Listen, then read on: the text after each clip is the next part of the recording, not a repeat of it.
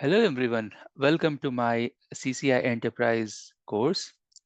In this course, you will learn all the technology related to your CCI Enterprise journey.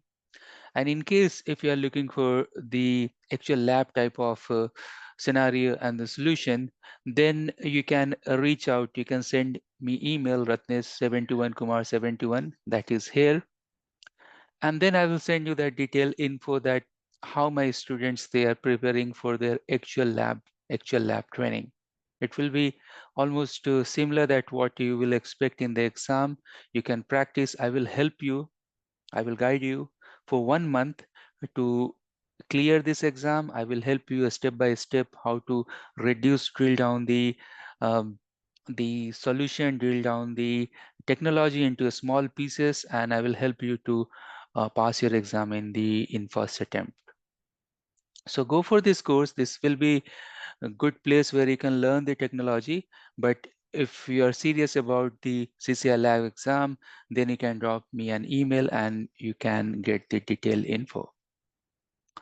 All right, so let me stop this video, and if you watch this video, you can simply contact me and you can get the information related to the new update that we have in the CCI Enterprise Lab. Thanks for joining. Today is day 1, and today we are going to study about basic components of SD-WAN, why we have SD-WAN, where we are moving, and all those things. Now, we are at the moment that the technology is shifting from, you can say that, from the traditional network to the software-defined networking, or more precisely, you can say that from traditional hardware networking to the software. That's the correct statement, because you will see that all these software companies, all these hardware companies, they are transforming themselves to the software companies. And there are good examples like HP, um, Dell. So they are trying to convert into fully software services. All their resources will be stored somewhere in the cloud, and with help of automation programming, clients end users can use it. Okay, so shift is not like we are moving from the hardware to the software defined networking. Actually, we are moving from hardware to software. And you will see that maybe after 10-15 years, when maybe we are not in the networking field, you will see that people are starting their career with programming, network programming and all. So very less hardware, maybe some unified routers or some unified server can do everything.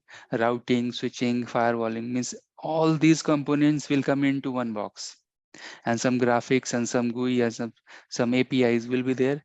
And from this box, everything will be happening.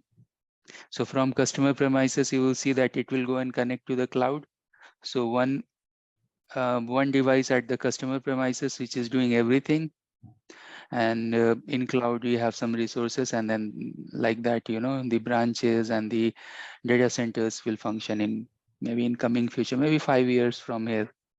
And after 10, 15, 20 years, people will say, oh my God, in Earth, you have seen people who are configuring router interfaces, go to interfaces, putting IP addresses and all. So these things will come, surely. Okay, so coming back to the basics, like why we need SD-WAN and why we are shifting from traditional WAN to SD-WAN and, all these points. What do you think?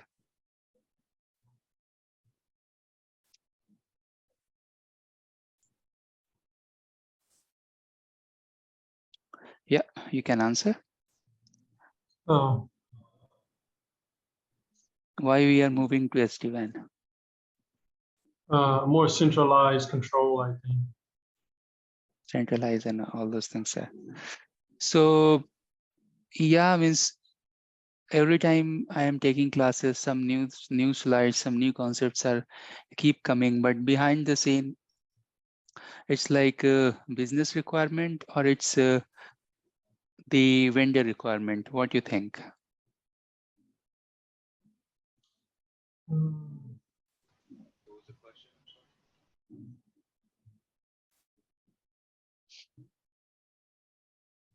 I think it's more like business requirement. Business requirement, right? So according to business, the vendors, they are coming with different solutions and all. Mhm. That's right. Now, business requirement, is it they want high resilient service, they want centralized service, they want programming APIs and all, or there is other meaning for that? Could it be all the above? All the above, right?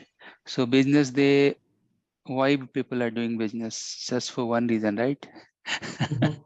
Money. Yeah, money, yeah. So business, they want to save money, and if they have some service that they can reduce the cost of MPLS, they can reduce the cost of dedicated link and all. They can reduce the cost of even the expensive hardware. They can merge the devices role in a way that they do not have to purchase external Mhm. extra devices such as firewall and all, right? So they can go for these services. And you can think like this. So few of the companies, they are telling, okay, I will use this Cisco SD-WAN for 2 years. If they are Mhm. not good, then we'll throw it and then we'll go and use some other SD-WAN. Like that, their mindset Mhm. is this. Like it's it's something like plugin type of service as well. So customers, if they do not like, they can go and use other SD-WAN as well. Now, for a small company, it's okay. They can remove all these services and they can, deploy new services, new SD-WAN. But big company, it's still be difficult to do new deployment. But the other point here is this, that now the hardware companies, they do not want to earn from the hardware. They want to earn from the software subscriptions. So if you go and see the SD-WAN software subscription as well, you'll find 3 level of subscription, maybe basic, advantage, ultimate, etc. Like they have their packages. So if you use package number 1, you'll get 3 services. If you go and use package number 2, you will get 5 services, and like that. So customer, they are choosing in between the basic and the advanced plus in between that, like the mid-range, software subscription and all. Mhm. Now, few of the slides here, you can see that if we use SD-WAN, then MPLS cost will decrease, security will increase, WAN integration will increase, path will be optimized, application awareness services, and all these things are just nothing but the marketing things, right? Because WAN was also working. Now, it's right also that it's easy to integrate. We have centralized services and all. Behind the scene, that one big advantage is this, that less number of WAN engineers can manage more services and all. So behind the scene, for all the thoughts that we have here is related to how much company they are spending to maintain their WAN services. Okay. And on top of that, they are getting some extra features like cloud integration is easy because you have centralized vManage dashboard. From there, you can plug into the cloud. You have vManage, you can plug into the APIs and all. But I just wanted to focus you on the main things, that if we have WAN and if we have SD-WAN, what do you think that the deciding factor in between? Okay, Software. SDN driven networking. So I tell you, I'll not take much time on that. So I tell you, see WAN, when we have traditional WAN, so your control plane, data plane, they are on the same box, management plane, they are on the same box, right? Somehow their control and management plane has been moved to somewhere, right?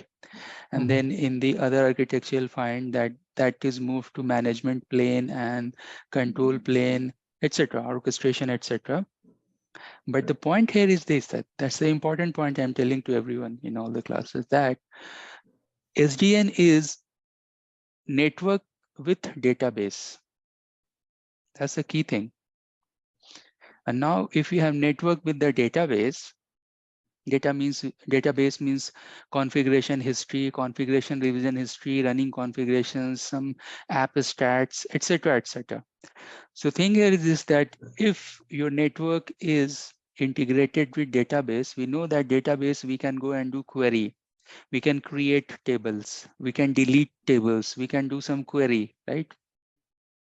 So then we have the plugin with API, application programming interfaces, and with these APIs, we can tell that database, okay, go and create some entry, go and present some entry, go and delete some entry.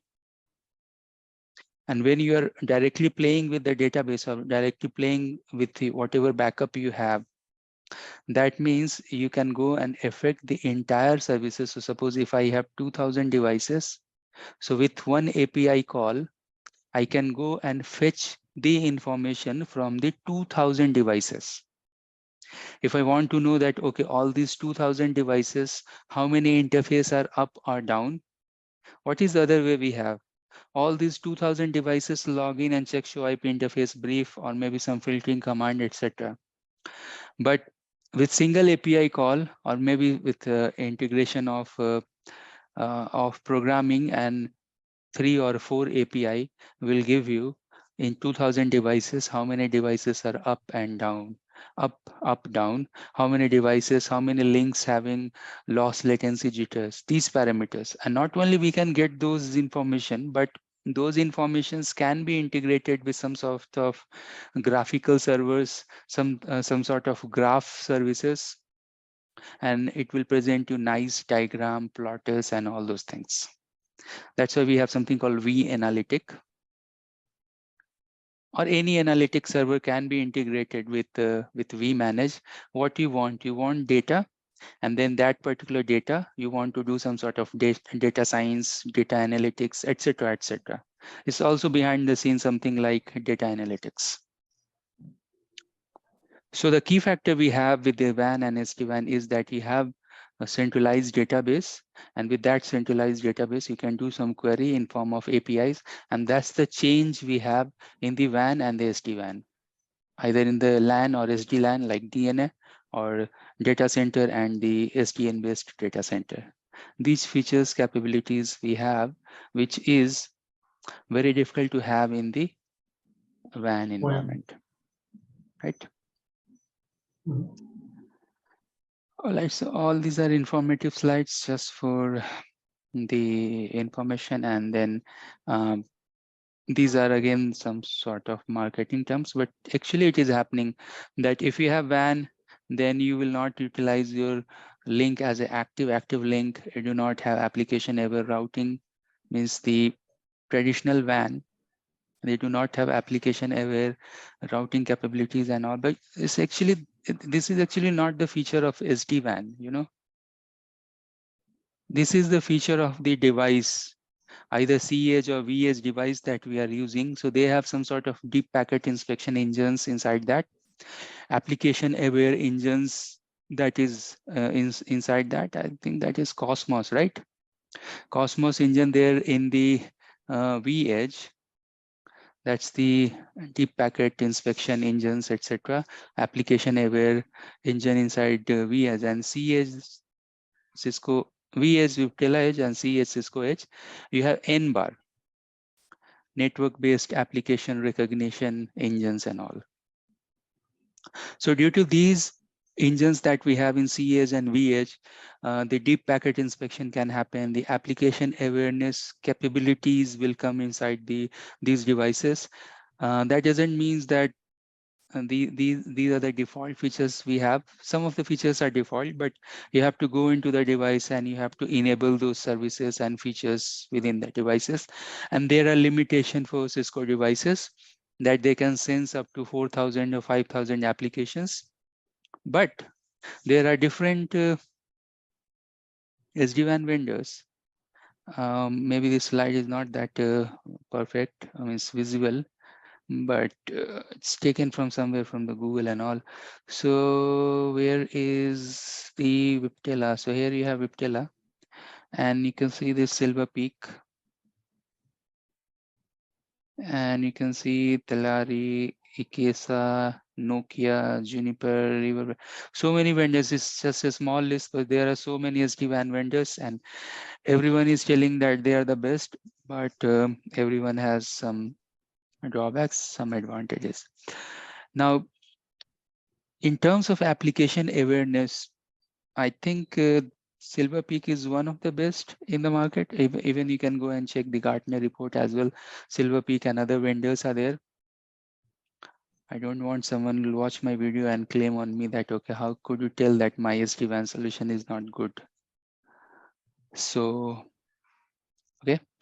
So I'm not telling any good or bad about any SD-WAN. Everyone has their capabilities, plus and minuses, pros and cons. But in large perspective, if you go and see, we have to go and check how much application aware these SD-WANs are, how much security capabilities they can provide, how much application optimization they can provide, So application optimization is one of the thing that is, for me, is the top criteria to choose an SD-WAN. Why we are choosing this SD-WAN solution? Because we want that the traffic that we have in between the cloud or in between the ISPs. So my vAnalytics, vAnalytics 1 and vAnalytics 2, I want this should be optimized. So whatever traffic flows are there, if one link is having issue, so it can go to other link, but my end user experience, they will go and connect with the LAN. So end user experience will be good. That will be my first priority as per my understanding. Second priority, obviously, if you're using some internet circuits to run the businesses, so you want security. So for me, application optimization, application awareness, now both are different thing. Application optimization is different thing, and application awareness is different thing. So this application optimization and this security feature is the top criteria as per my understanding. So someone will go and choose vendor A versus B versus C and D, but there are other things as well. If you go and do some deep study about different vendors, so you will find that they have different capabilities. They are telling that we are vendor neutral platform. We are supporting all the firewalls, everything. Cisco will tell, okay, if you are using Cisco product, then Cisco can be integrated only with their firewalls, their security appliances, and also. Okay, I'll ask this thing to you. So if you have to choose your SD-WAN vendor, what you will prefer?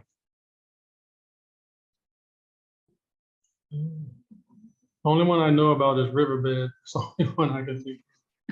Okay. Riverbed, you can see they have the less number of supported applications, but the Silver Peak is interesting. They have 10,000 plus application support. You said Viptela, that's Cisco? Cisco Viptela, yeah. Okay. Actually, Viptela was independent company. Later, Cisco has acquired that.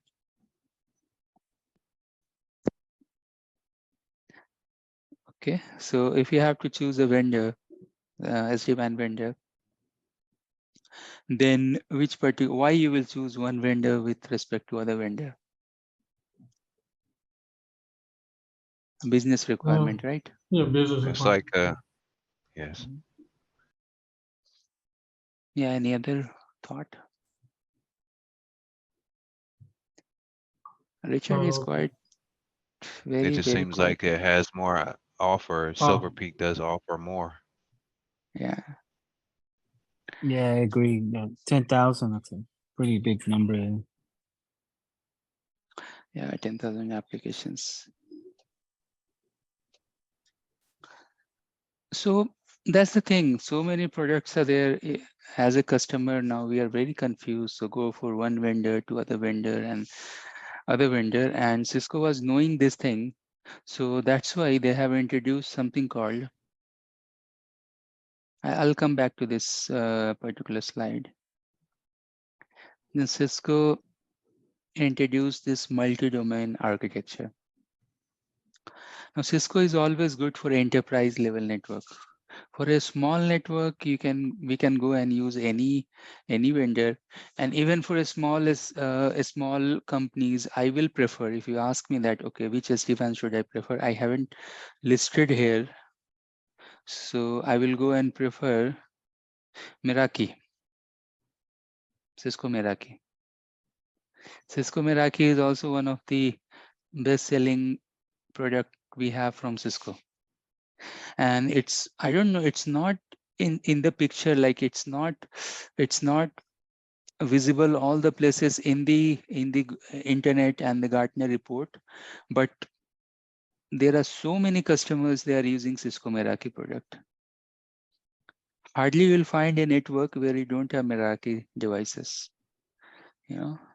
So why? Because it's wireless security, means it is providing wireless networking as well, and Meraki has its own routers, switches, gateways, and it's cheap and it's very easy to manage. All right, so coming back here, in your network, do you have Meraki devices? Not to my knowledge. No, No. not to my knowledge. All right, so, but yeah, I have seen so many network, they are using Meraki because it's very easy to use. Simply plug, suppose a company have one small shop somewhere remotely. So for that particular shop, they want security and they want network as well. So simply they can go and use Meraki as a internet modem router and it will work. It's like that. And it is secure as well. All right, so let's come back to Cisco. So Cisco knows this thing that they have very very good challenge, and market is too competitive. Everyone is coming with the ideas and everyone has their own advantages and disadvantages. So Cisco came with this multi-domain architecture. I'll come to that this particular point, because the moment we are talking, Cisco is thinking about open operating system as well. So nowadays the business requirement is this, that they don't want to depend upon a single vendor. So they want that whatever devices they use, whatever routers or switches company use, they should support everything. Suppose today I can go and use HP switch or HP operating system. Tomorrow I can go and use Juniper operating system, like that. So now businesses, they are thinking like this, that they may have one hardware, but they can go and use any type of software, either Cisco or Juniper or etc. So market is moving towards this open operating system, and you will see shortly, you will see maybe 2-3 years that this open operating system will come into the picture. And I will check with Cisco as well, and Cisco site as well, that have they launched any open operating system or not. Okay, so that is one thing that people want, openness. So for example, if I have my if I have Viptela SD-WAN, can I go and manage this Viptela SD-WAN with the VeloCloud controllers? So controller may be open. One controller can manage any number of SD-WAN services like Cisco or VMware or Reverb, etc. So business is looking for such type of controllers. Now coming back to this architecture, this is there that so many customers, they are using this type of multi-domain architecture. In this multi-domain architecture, you can see, and this is part of Cisco Enterprise CCIE lab as well. In Enterprise lab, you have 2 branches.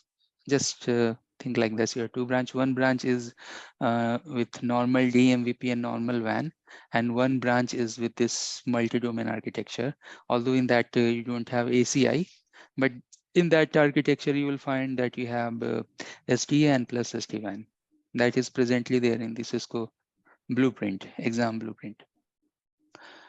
Okay, so this multi-domain architecture, what is happening, that we want to control everything from one place. Suppose I have DNAC software, And I can go and integrate vManage controller inside the DNAC, and DNAC is integrated with a policy server that is nothing but ICE with the pixie grid connection or interface. So that means the policy that we are creating, and think like you have your branch, and you may have services like IoT, services like employees, contractor, maybe you have services like guest, means guest users, right? So in a branch, you have different VN, virtual network, and these virtual network may have tag 10, 11, 12, 13, 12 and 13. Now, in this diagram, you have one branch and one DC, but you may have 200 branches, you may have 3-4 data centers. Let's check one branch and one data center, right? Now, what is happening in this architecture is this, that for all the locations you have IoT, all the locations you have employee, and all these locations employee and IoT and guest and the contractors, they are using same level, 10, 11, 12, 13, like that. So that means that once you are creating the virtual network inside the DNA, it is syncing with the ICE. And inside ICE, you have something called trustsec policies. According to that, you can go and control that IoT can communicate with employee, IoT will not communicate with the guest, and vice versa, right? So your policy server that you have ICE, you are configuring this just once, and it has global effect to the entire infrastructure. See how much burden it is reducing to provide security, individual security to all the level, all the branches. Like now, the LAN routing table and the WAN routing table, they are forming at these devices. They are something termed as a border router. So this border router, let me clean this. Oops, sorry. So this border router that you have, it can build the IPsec tunnel. I will study about this later on, that the SD-WAN devices, they are forming the IPsec tunnel in between them, the data plane devices, right? So this type you have, on this side you have data plane as a IPsec, and this side you have data plane as a VXLAN, right? And then your border router is something called as control plane or border plane or cEdge, etc. Let's leave that. Your border router understands the LAN, understand the WAN, and maybe they can go and do the handshake with the ACI as well. This is the present proposed integrated architecture that Cisco have. Companies, they are doing this. And this is something called multi-domain architecture. To understand this multi-domain architecture end to end, you have to go and understand that how SD-WAN is working, how DNA is working, inside DNA, particularly SDA, how ACI is working. Maybe you will find different engineers, data center engineers for ACI, but if someone wants to understand end to end, then he can understand ACI as well. And then how this ICE policy is working behind the scene. And then if company wants to reduce the number of engineers, then they can hire engineers who know automation, and with automation someone can go and manage all the 4 services with APIs and scripts, right? Any question on this? None. No questions. All No, right, no questions. so this is the, actually this is the present, this is not the future, because companies, they are using this strategy. And actually if you are managing the services from DNA, it's easy to build the number of segments here. And if you're managing the WAN from your vManage, SD-WAN from your vManage, then it's easy to build the services in this side. So overall, this is not very difficult to achieve. It is achievable. All right, let's move on. Now I'll come back to SD-WAN because we are focusing on our SD-WAN solution. So what is SD-WAN, by the way? This will be one question in the Sunday Software session. defined Software defined network. network. Yeah, and Defined network. defined network. And what's the definition of this? That You're part I don't know. basically decoupling the control plane and the management plane to a centralized device so that the other nodes are just following a policy. Decoupling of control plane and data plane, right? Right. And even management plane as well. Like, but generally, you'll find the definition. It will tell you that decoupling of control plane and data plane. Right. Great. So now let's go and check our SD-WAN architecture. So there are some terms that you need to memorize if you are new to this SD-WAN. You will see that you have something called vManage. And initially, I think when this solution was introduced by Viptela, so initially this this is not virtual. This stands for Viptela. So this is Viptela manage, and then you have vBond, Viptela orchestrator, vBond device, and then you will find vSmart, and then you will find vEdge. Nowadays, Cisco has renamed this because you may have vEdge, you may have cEdge. You may have vEdge and cEdge. So Cisco are telling this as a maybe branch router or border router, etc., or edge router. So edge router they are. Either it's a Viptela or Cisco. Now, what is difference between Cisco and Viptela? We'll see that actually Viptela devices, they have Viptela operating system, and CS devices that Cisco has, they have iOS XE based operating system. So iOS XE based operating system, as we know about this ISR routers and so many different switches, also they have iOS XE. And then we have then we have vEdge. vEdge is nothing but the Viptela OS. So that's why in terms of operating system, they are different, but we'll see that what is the technical difference between the vEdge and cEdge in upcoming slide. All right, so now you can see this diagram that you have full-fledged SD-WAN service. You have the data plane devices here. That means these devices, they are forming the IPsec tunnel in between. So if the actual data is moving, it is moving in between the data plane devices, right? And then you will see that you have something called brain.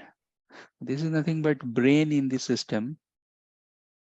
vSmart. vSmart is a control plane.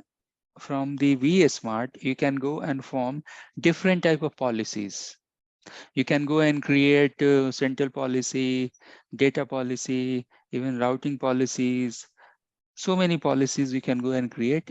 All those policies will be created from vSmart. Actually, you can create the policies from vManage with some GUI or some API, and then you can push the policy from vManage to the vSmart, and then vSmart will go and push the policy to the selected branches or to the selected devices. Actually, policy push is always with respect to branch, and in the branch you have the devices. Okay, so then you may think that what's the role of this vBond? You can see it's written as an orchestration plane, and actually this vBond we have is making this Viptela services little bit unique than the other brands of SD-WAN that we have. We can discuss more about this. All right. So when Viptela, they have introduced this SD-WAN solution, then they have segregated the components for the controllers. So you can think that these are the controllers, right? And if we go and segregate the controllers What benefit we have? Security. Security, right? Okay. It will become much more secure. Mhm. Okay, and any other? Okay, I'll come here and I'll ask you one thing and you can think about this. Okay, so I have one router, two router, three router. They are connected.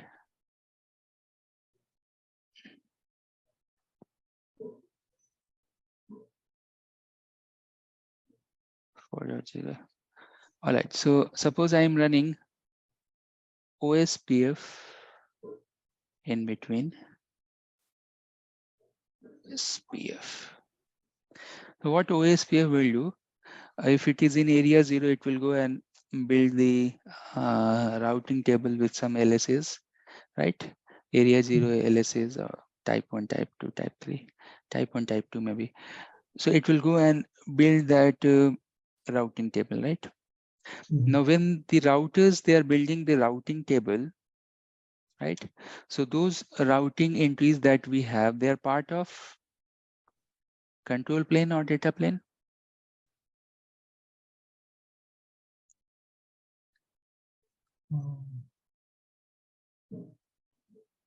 Data plane.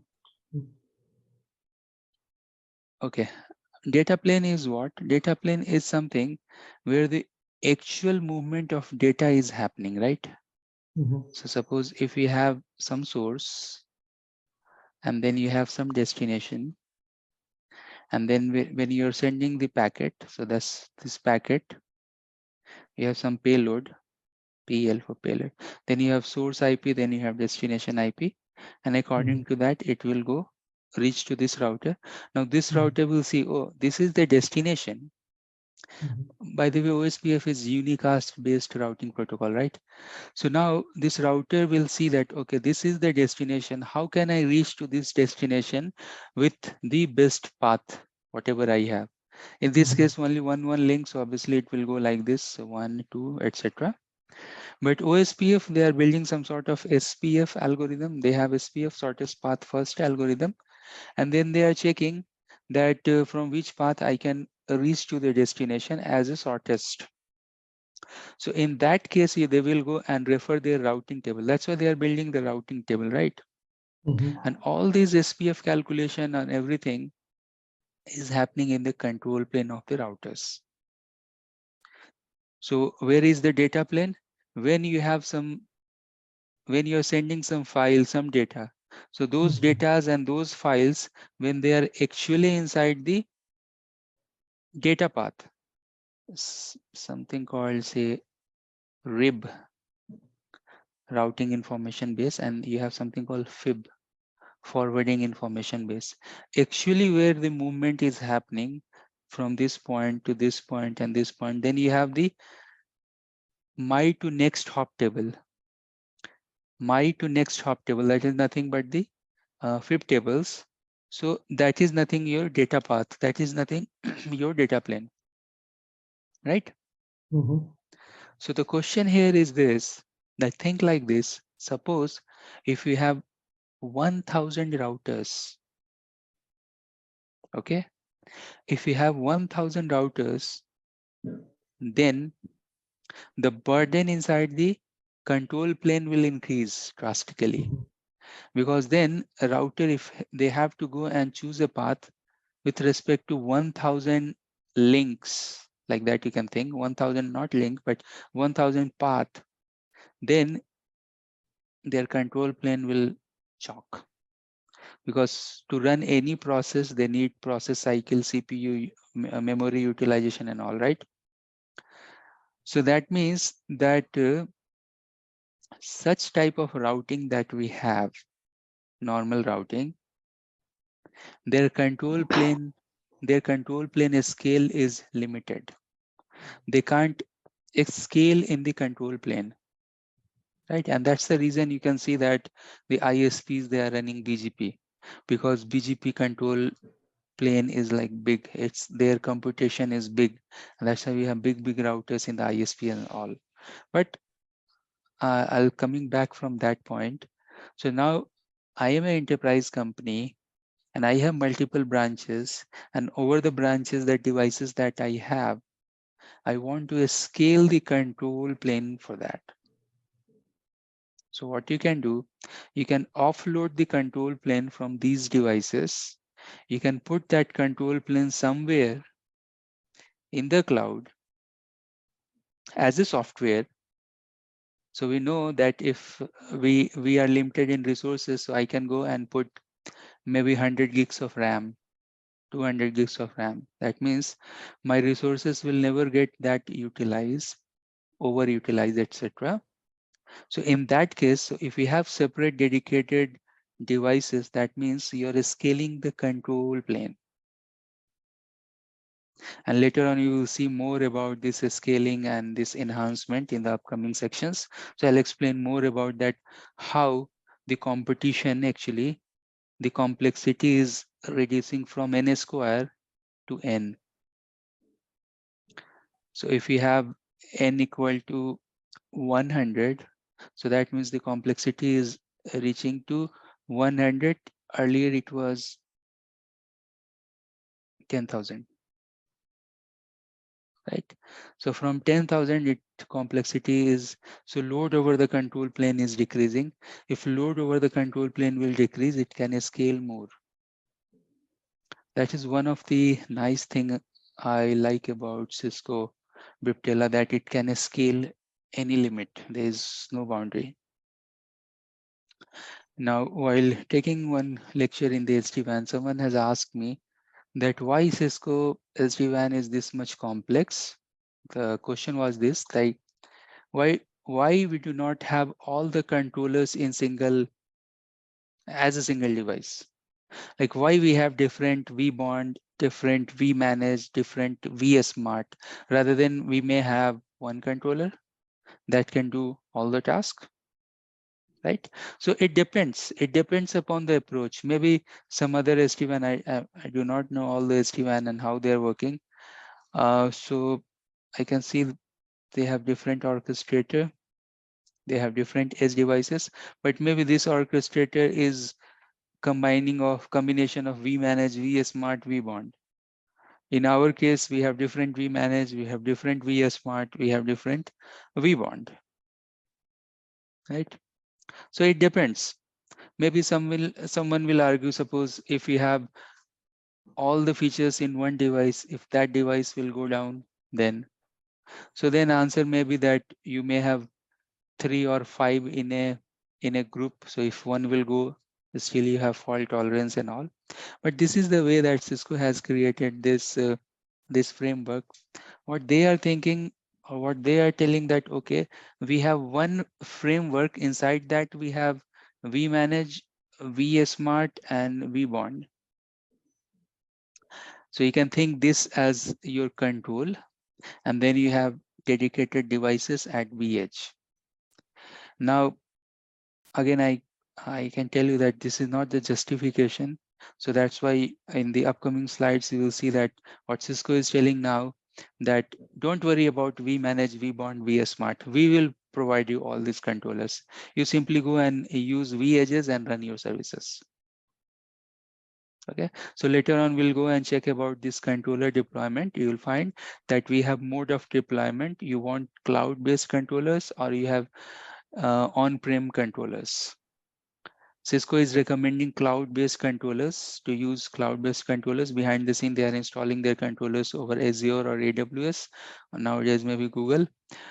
And customer, they are not worried about managing the controllers. Cisco is taking care of upgrading the images, enhancing everything and all, because over these controllers, you have very few line of configurations. The line of configuration that we have in our lab, the same line of configuration you have in your production as well. So very less configuration, very less things are there. In vManage and vBond, yeah. For vSmart, obviously you have more configurations because you are creating policies. Now those policies are also very different than the normal networking that we will check later on. Okay, any questions so far? No. Great. So what are the controllers we have?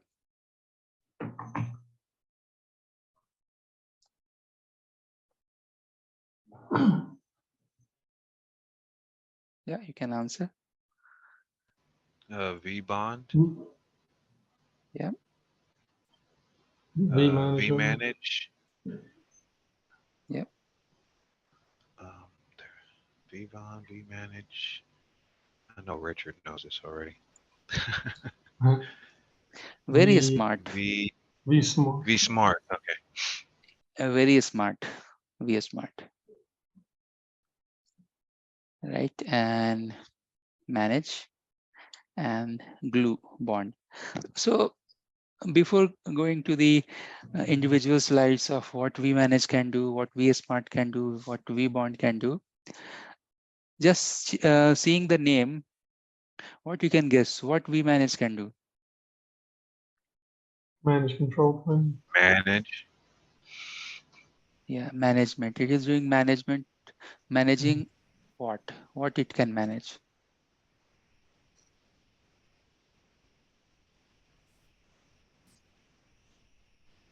Yeah. Do you know ICE, Cisco ICE? Mhm. Yes. Know of it. ICE having different components, right? What are those components? Authentication. PSN, Oh, PSN. PAN, MNT, pixie grid, right? Like this is service node, this is policy administration node, this is monitoring troubleshooting. Pixie grid is the open interface for different devices. Now you can think this vManage in the same line, that vManage is something that will present some sort of dashboard like PAN, policy administration node, where you can log in and you can check the status of all the devices, configuration of all the devices, and so on, right? So vManage is a single pane of glass from where we can go and manage the configuration, the stats, the policies for the entire Viptela fabric, right? Mhm. Like that we can think. Then what is vSmart? As name suggests, it's the brain behind the scene. So this brain, you can go and create the routing policies and other type of policies that will be pushed from vSmart to the edge devices, Mhm. right? And this vBond. This vBond is nothing but the orchestration plane, or you can think this as a authenticator. Mhm. It will go and do the authentication. So whatever devices or whatever component is joining the fabric or leaving the fabric, they have to go and they have to do get authenticated from the vBond. If a vBond will authenticate this, then that device will go and be part of fabric or will be rejected from the fabric, right? So vBond is Mhm. the only device that is having some public interfaces. That means that it is on the edge. It is on the edge for the public and the private network. Anything from outside is coming, will hit the vBond, and as per vBond policy, it will reject or allow, Mhm. right? Yes. Later on, we'll go and check more about these. But yeah, it's like So more vBond is like a gatekeeper, kind of like that. gatekeeper. Yeah, we can say yes. It's like a gatekeeper, He's the authenticator. bouncer. Yeah.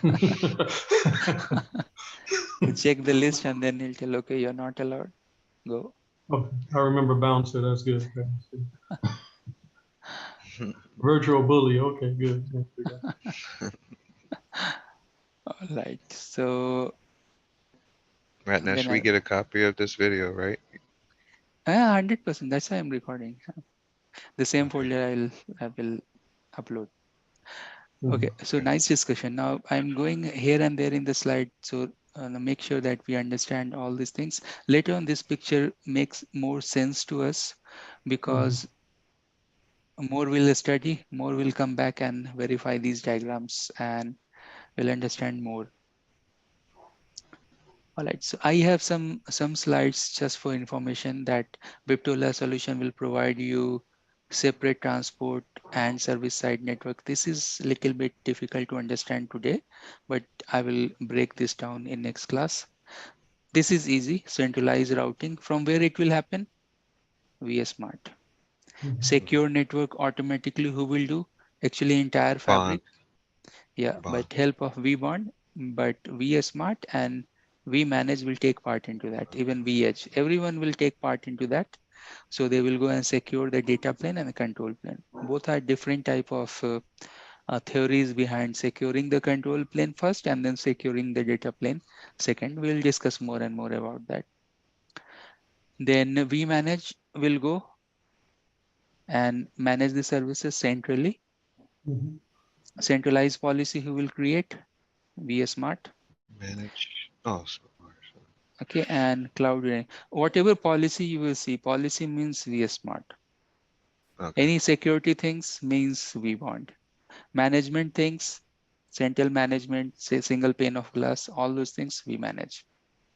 Cloud readiness, yes, we have cloud readiness because again, we'll discuss more and more about that.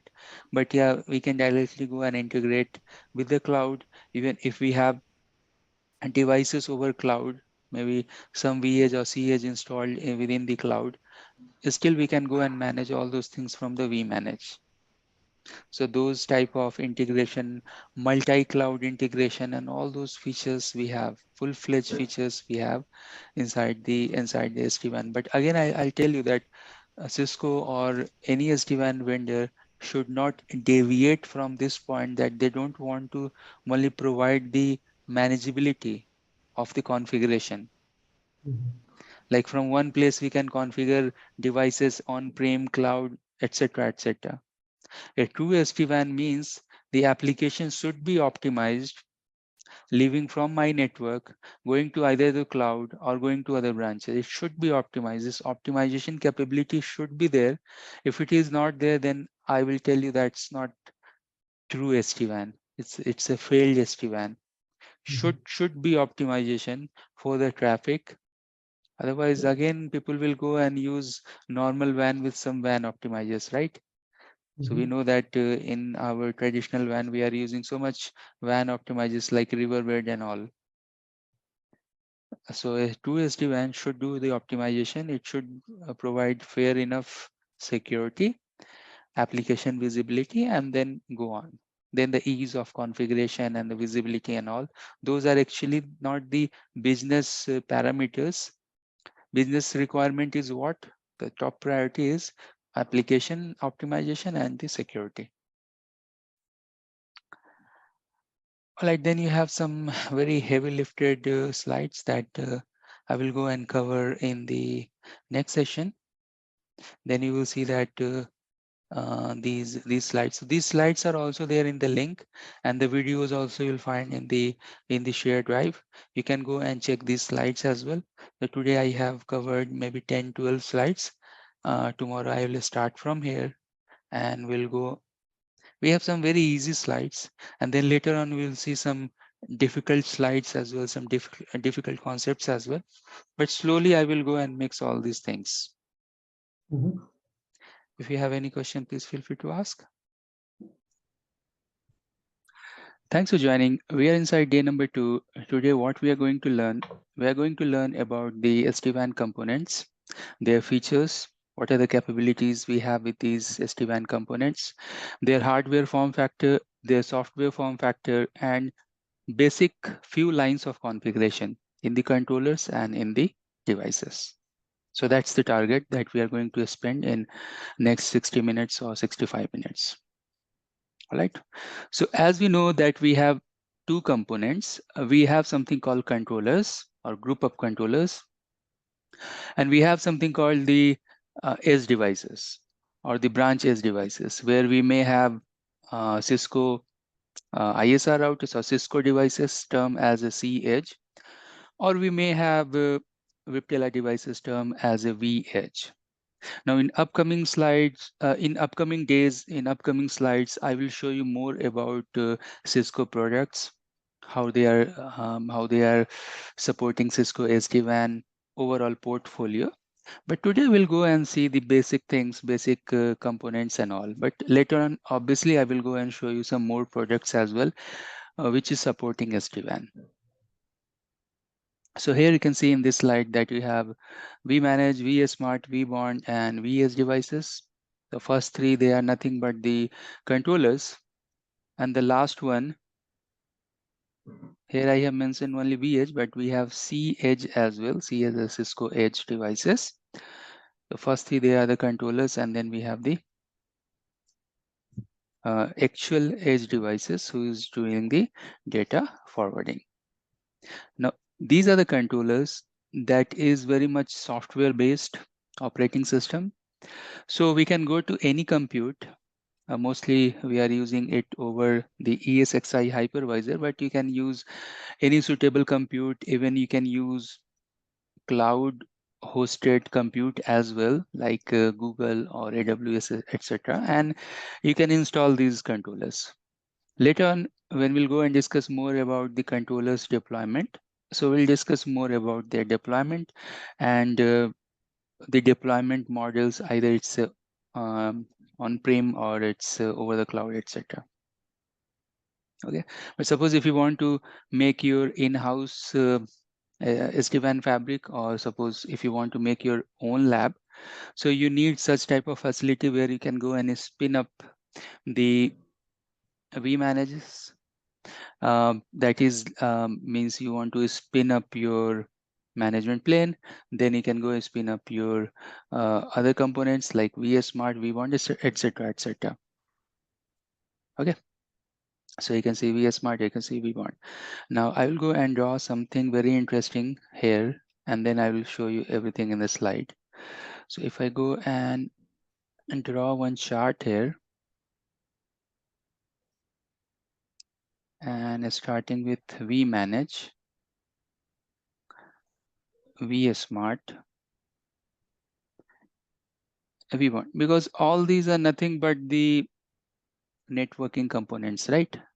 These are the networking components. That means that suppose if my controllers, they want to communicate with the edge devices, they should have the reachability to the edge devices. Or suppose if one controller wants to reach to other controller, obviously they have some reachability in between them, right? And obviously there is some limitations as well, that how far your controllers should be. Those limits and other things we can discuss later on in the maybe advanced topics, when we'll go and touch the controllers deployment and their best practices. Then we'll go and touch Cisco sites to see that what should be the minimum latency in between vManage in a fabric, vSmart in a cluster, etc., etc. Okay, we'll see that. Actually, they are in a group and they are in some sort of cluster, and they have some sort of DNS in between for high availability and redundancy. We'll see that later on. All right, so these you can go and install over any compute for your home lab. You can go and use VMware Workstation.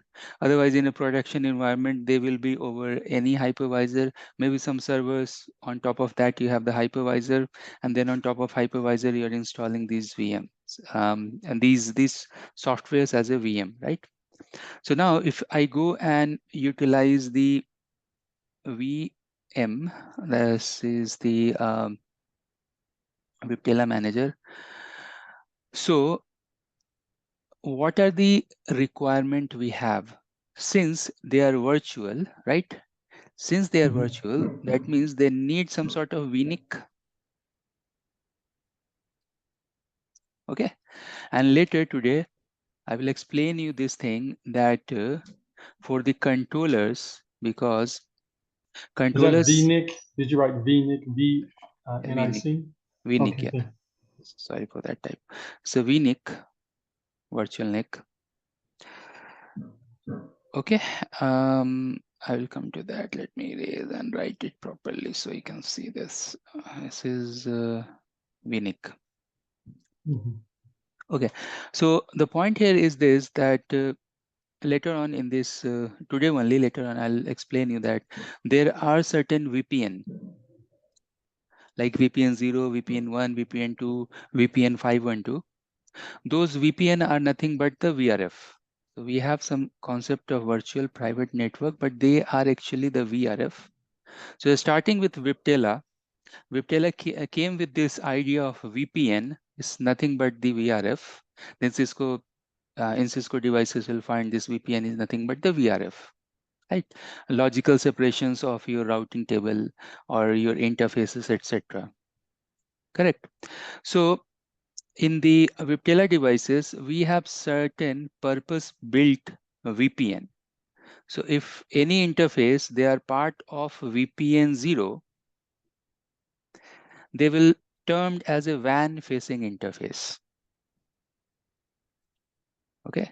So if you are connecting your interface to the WAN side, those interfaces should be inside VPN 0. Okay. And suppose if you're connecting your interfaces towards LAN side, and that VPN is starting from 1 to 511, for example, then these are nothing but the service VPN. Okay. These are service side VPNs. And if you have any management traffic, you can go and connect with VPN 512. That will be your management VPN. So this VPN 0 is nothing but the transport VPN. VPN 1 up to VPN 511, that is nothing but the service VPN.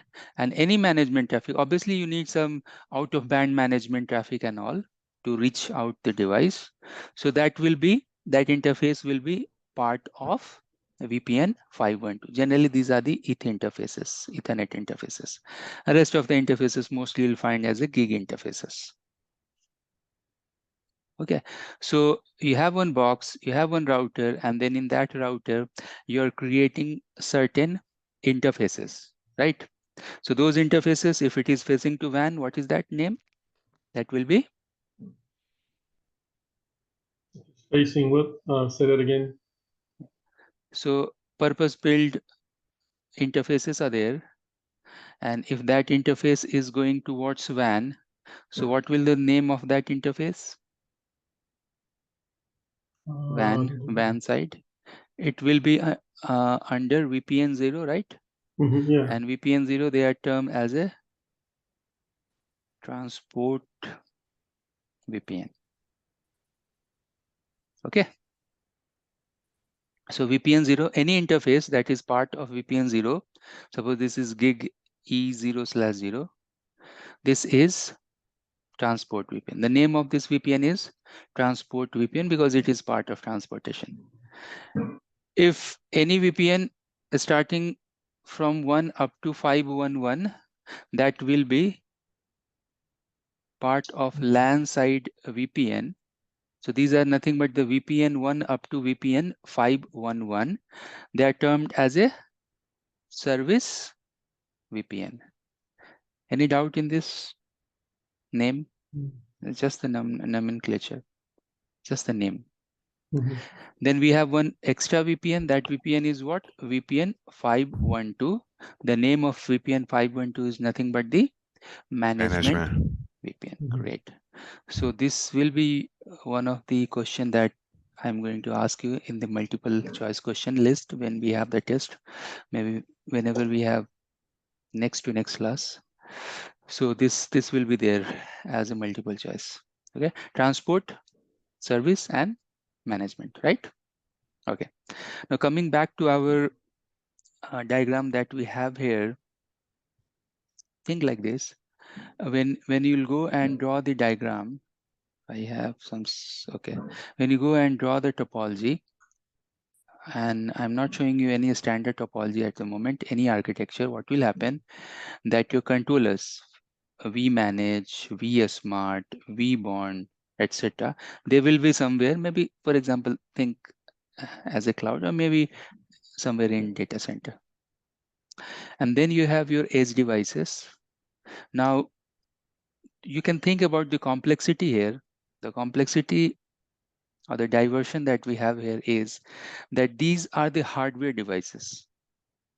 So these devices, they have some gig interface 0/0/0. They are connected with either MPLS or they may be connected with internet, right?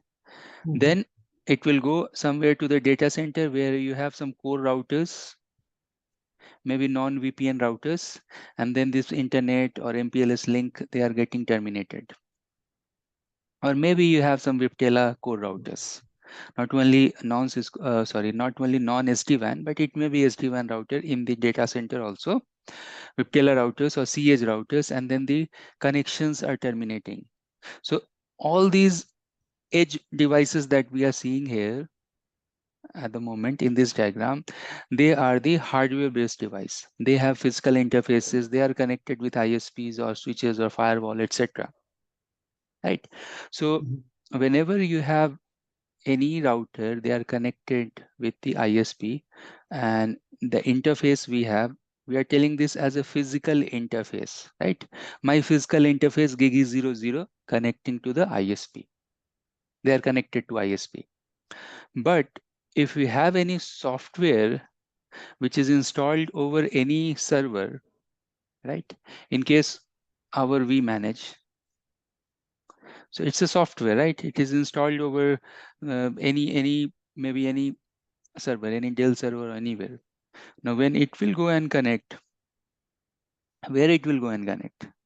So it should have some switching network or maybe router physical network where it will go and connect. Correct? So what will happen that behind the scene, your vManage actually will go and connect with the vNIC. Okay. It will be mapped with the uplink, physical uplink of that server, right? So in the example that I'm telling you here, if you go and see this example, this vNIC actually behind the scene, it should be mapped with some physical link because it has to go and connect with the ISP.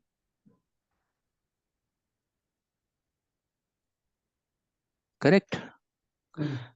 And in VMware world, I think we are telling this as a vMNIC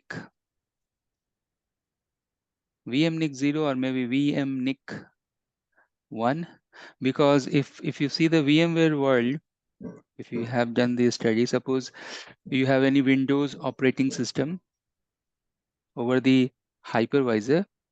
So obviously one of the port, I don't know how much you know about the VMware world, but in VMware world, there are something called vSwitch or DVS, distributed virtual switches, or VSS, virtual switches. And there are interfaces like management interface, like physical interface or vNIC interfaces, etc., etc. So any interface that is going towards the uplink, towards the physical infrastructure, that will be mapped with the physical interface. And at the moment you think this as a virtual NIC, simply virtual NIC, because we are not going in that much detail. So you have any doubt understanding this?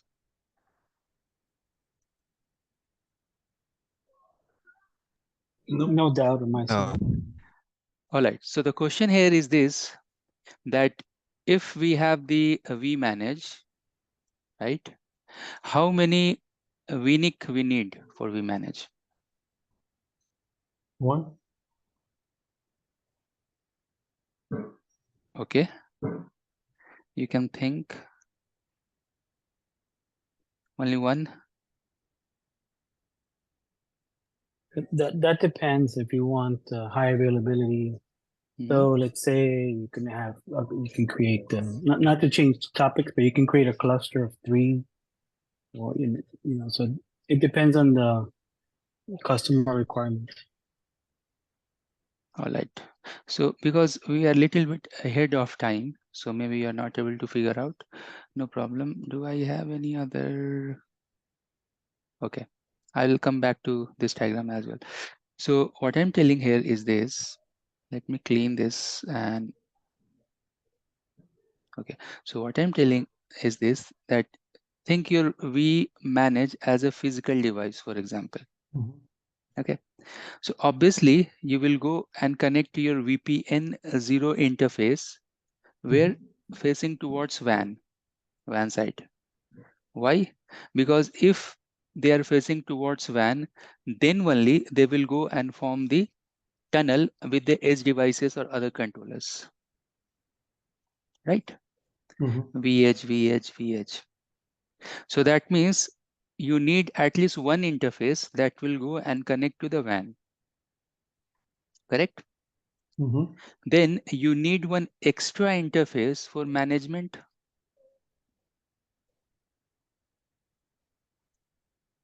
Right?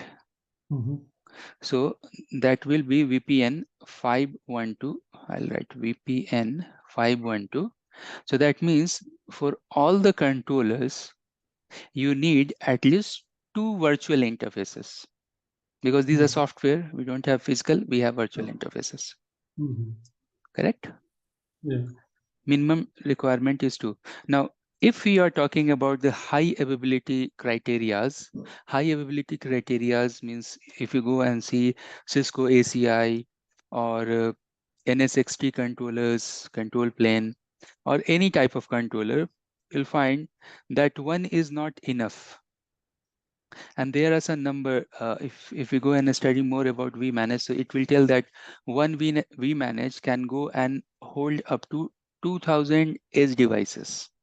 So suppose in some infra, if you have 4000 or 5000 VS devices to manage, that means obviously you need more than one vManage, right? So the point here is this, that if we go and club these vManage in a cluster, so how these vManages will communicate to each other? So that means they need one extra shared vNIC with some shared LAN in between them, right? Mhm.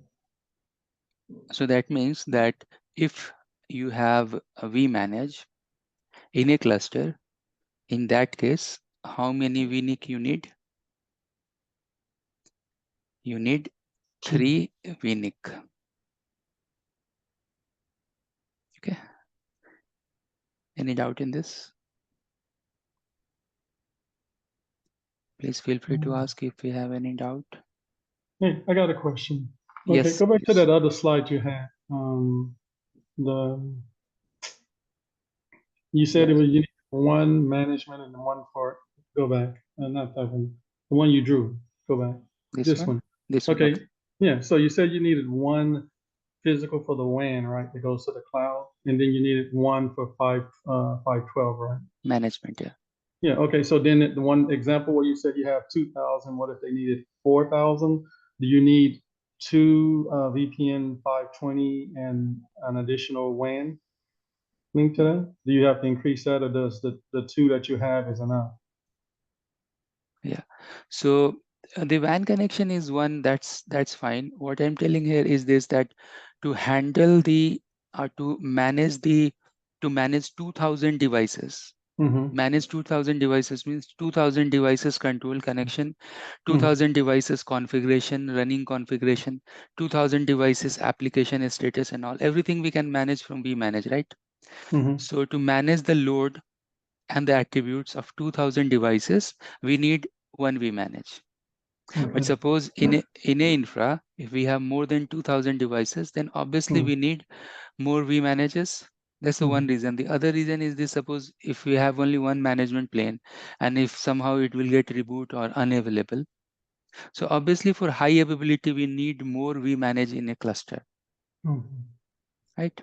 So that's why now if you form the cluster, you need extra interface.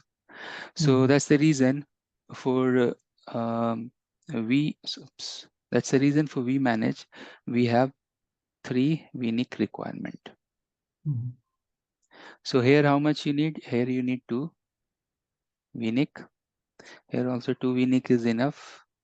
And vEdge. Now tell me about vEdge. It's a hardware here. And for vEdge, how many vNICs are required?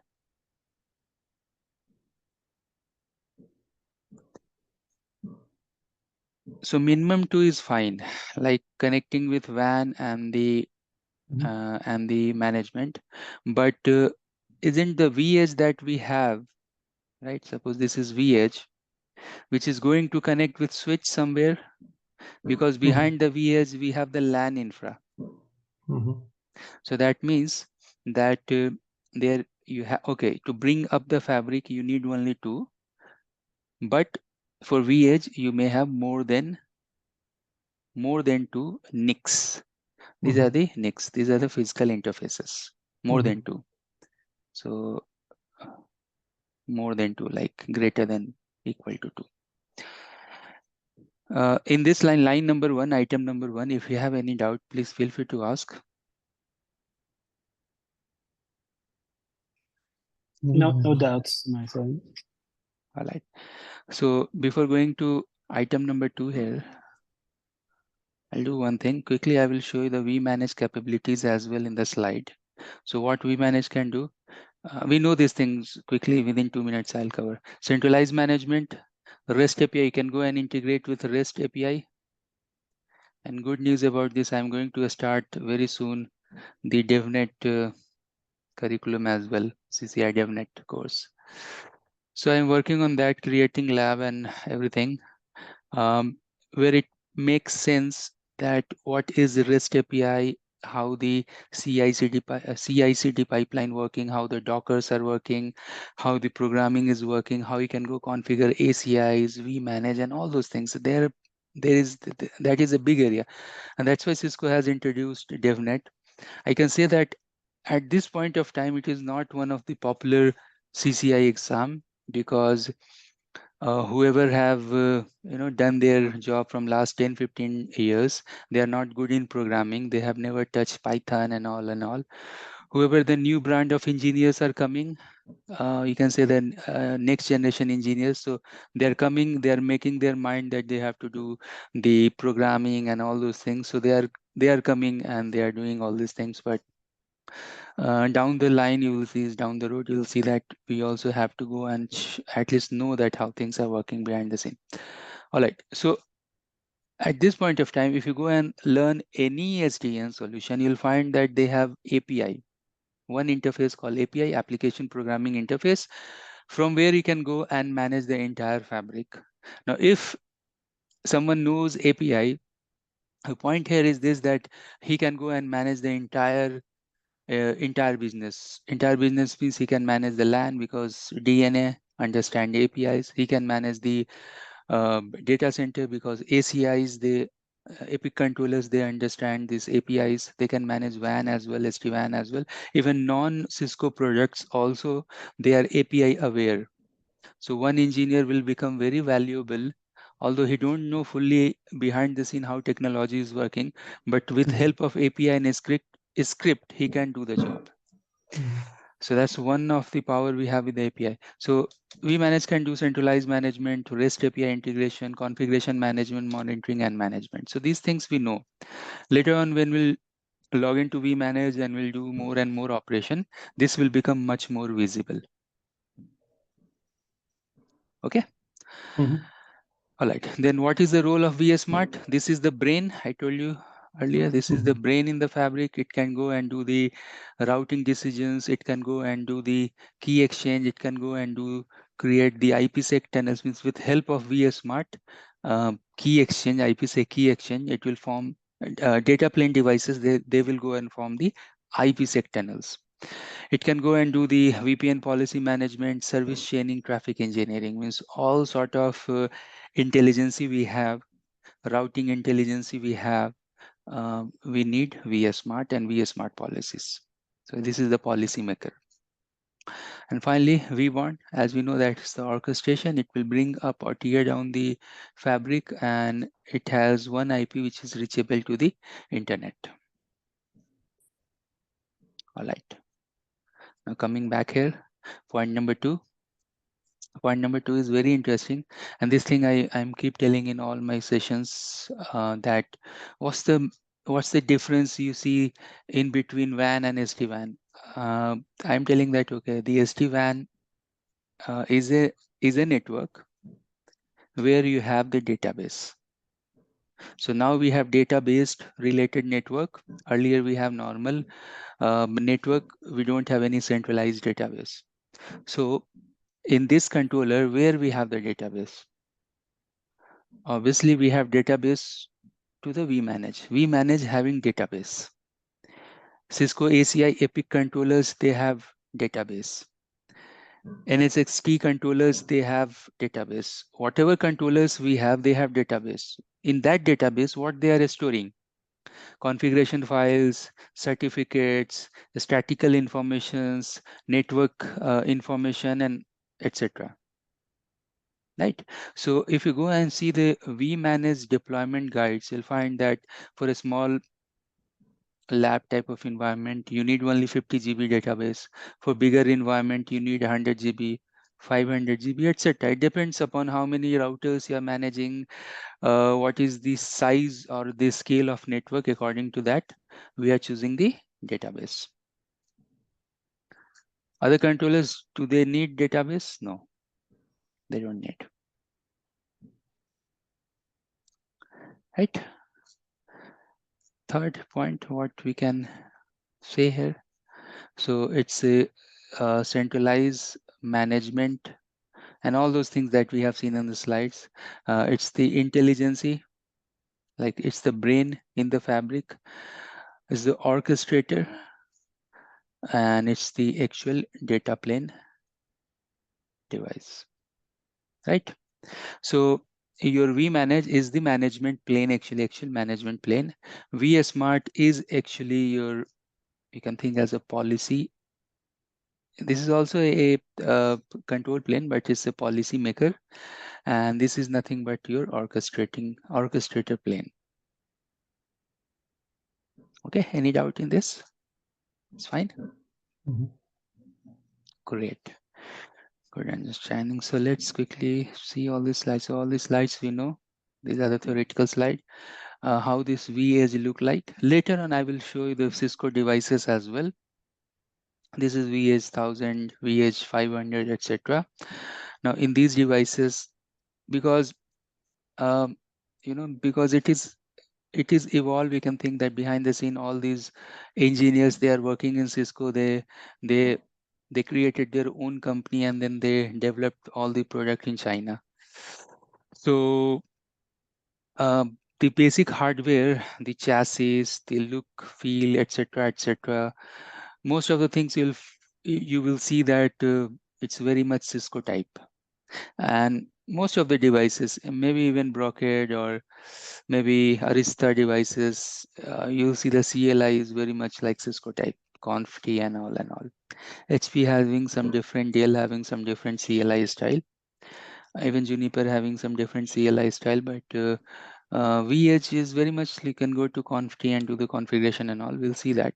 Behind the scene, you can see this interfaces and all, management interface and console port and USB ports and LED status, and then you have some Ethernet module, 8-port Ethernet module inside this vEdge 1000, etc.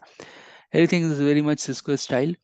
The only new thing you will find in vEdge and nowadays in cEdge also is something called TPM chip. Let me highlight here in the bottom. TPM chip. This is Trusted Platform Module, TPM chip.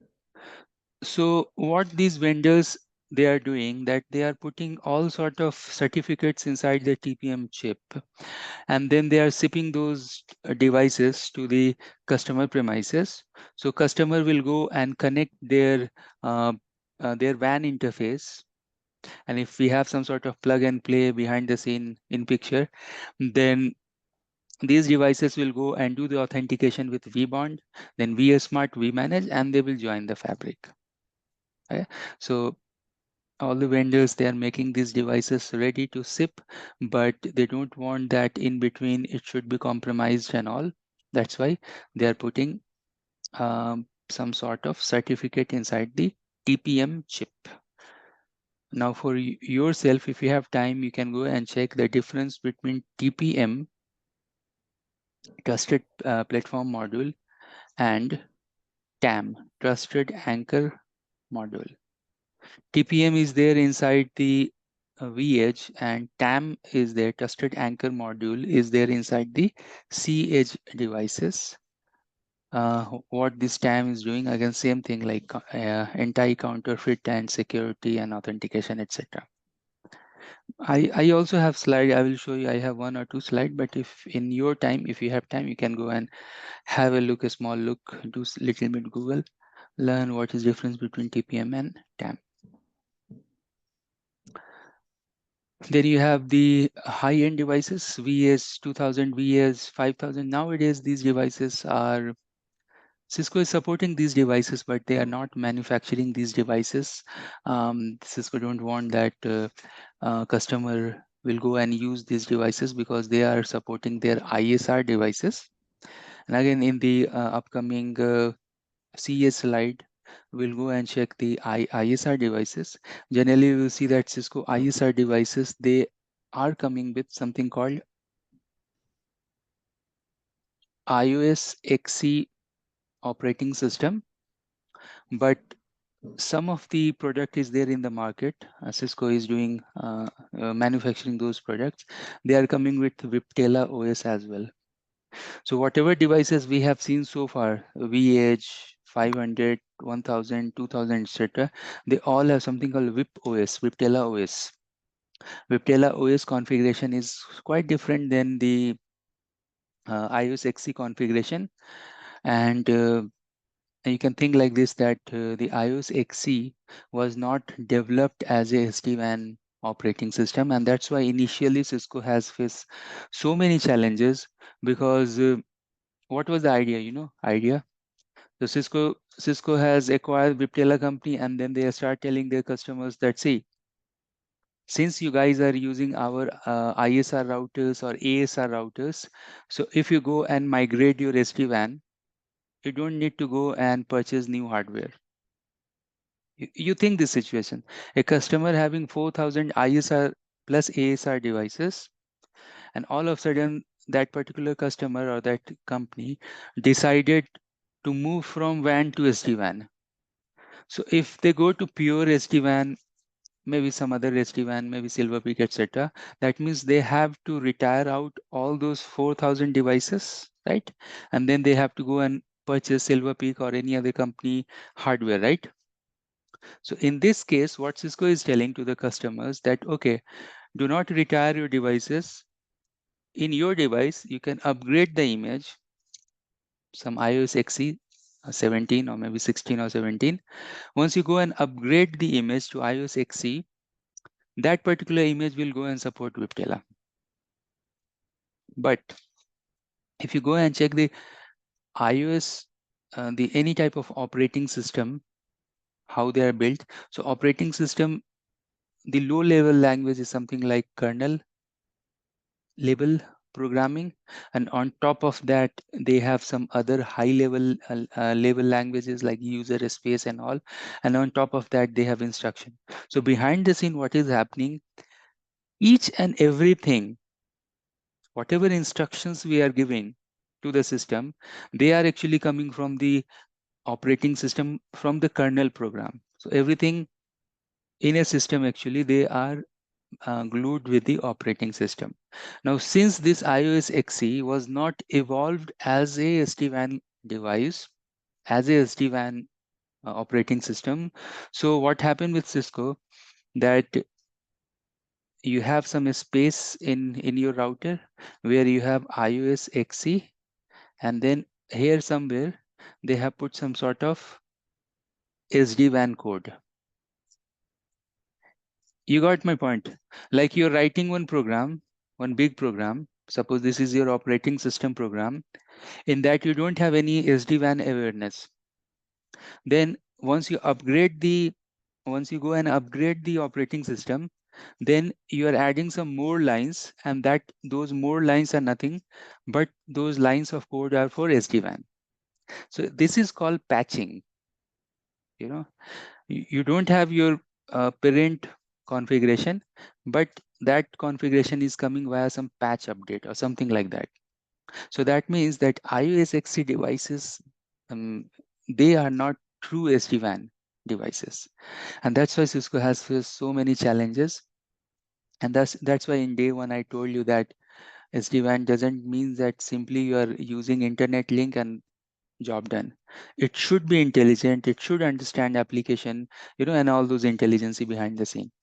This viptela, on other hand, it was SD-WAN device. It can do application optimization. It is very easy to use, lightweight and all. So that's why Cisco has started creating ISR with the viptela operating system.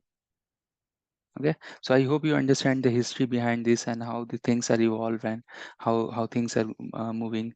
Few of the customers at that time, maybe 2-3 years back, what they have done, they simply purchase only viptela devices, this vEdge 500 or 1000 and 5000, because anyways after 5 years or 7 years, all the banks, all the corporate network and all, they are retiring, they are refreshing their hardware.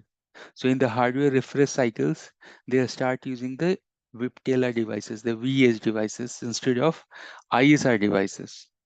And now again they are changing to the native ISR with the viptela devices.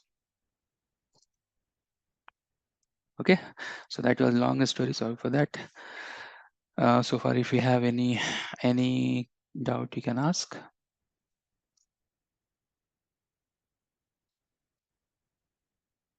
Got it, right? Great. So these are normal networking things that you can refer. And these are normal networking things that you can refer. Just the informative slides. Can you hear me? Yep. Will you be posting this video on YouTube as well? Answer is yes. Any problem in that? No, I just asked that you send us the link because that's actually something we can review at work 100%. if you put on YouTube. Yeah, this video also I'll post on YouTube because this is also informative video, so I'll put there.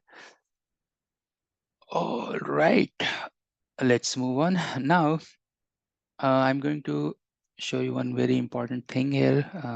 This thing, then we'll come to the topology.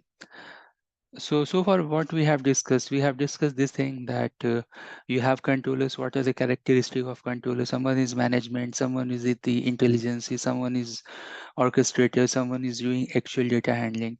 What is the physical interface requirement? 3, 2, 2, at least 2, etc. Whoever having the database, vManage. So you need some sort of data store while bringing up or while doing the deployment. And then the characteristic of those devices. So now we know the role and responsibility of the devices, and we know the minimum requirement to deploy that device. Later on when we'll do the deployment, it will be much more clear.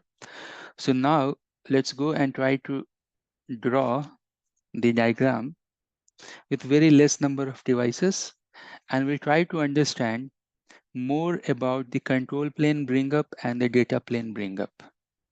So I'll go and draw the diagram here. Let me use the color. So I have my vManage somewhere. I have my vSmart and I have vBond. And I'll go and use only two vEdge. Suppose vEdge 1 and vEdge 2. And suppose we have two ISP, ISP 1 and ISP 2. Maybe internet, maybe MPLS. At the moment, we'll not think about that. All right. So as per our knowledge, whatever we have studied so far, that first of all, the phase 1, your control plane bring up will happen. So control plane That means your vManage, vSmart, vBond, you have to go and bring up your control plane. So if they are also connected via ISP like that, so then they will go and form some sort of tunnel in between them. I'll go and specify the tunnels in between them. But the tunnel, the control plane tunnels that they are forming, they may be DTLS tunnel or TLS. Maybe transport layer security or dynamic transport layer security. Means this is something called TCP based SSL, and this is UDP based SSL, right? And how SSL is working, the certificates behind the scene, you can check. It's not very difficult. Anyways, later on we are going to check about that. So you will see one thing here to note, that this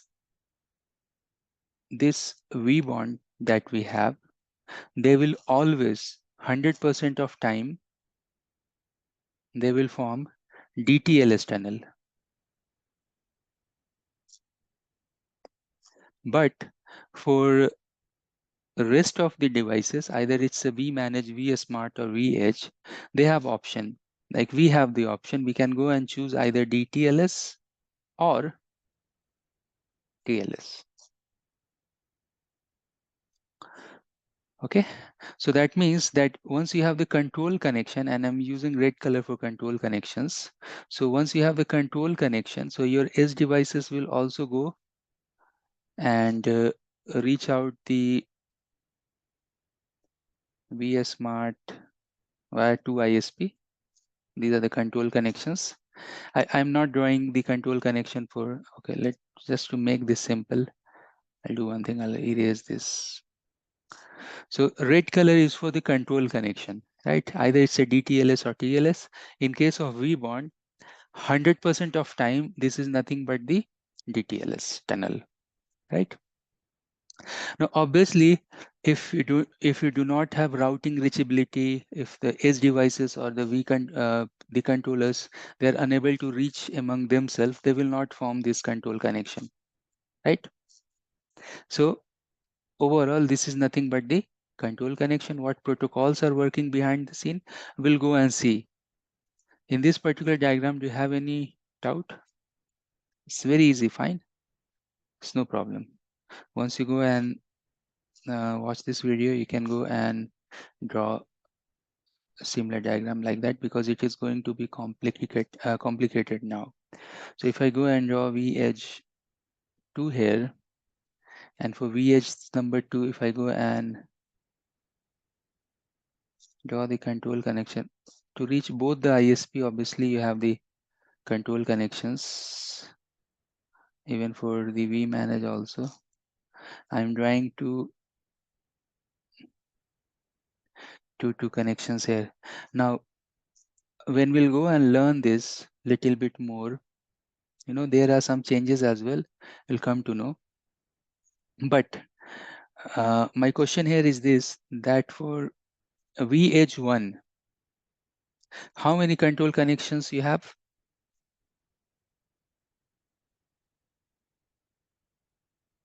How many red lines you have for vEdge 1?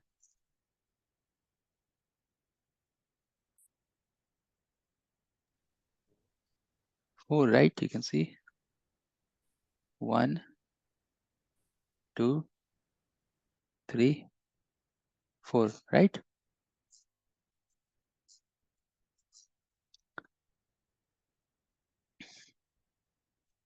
Any doubt in this, right?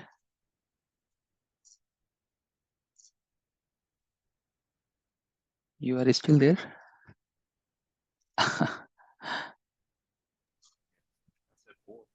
Yeah, 4. I think I had my mic on mute. Sorry about that. Yeah. Like 4, right? Okay.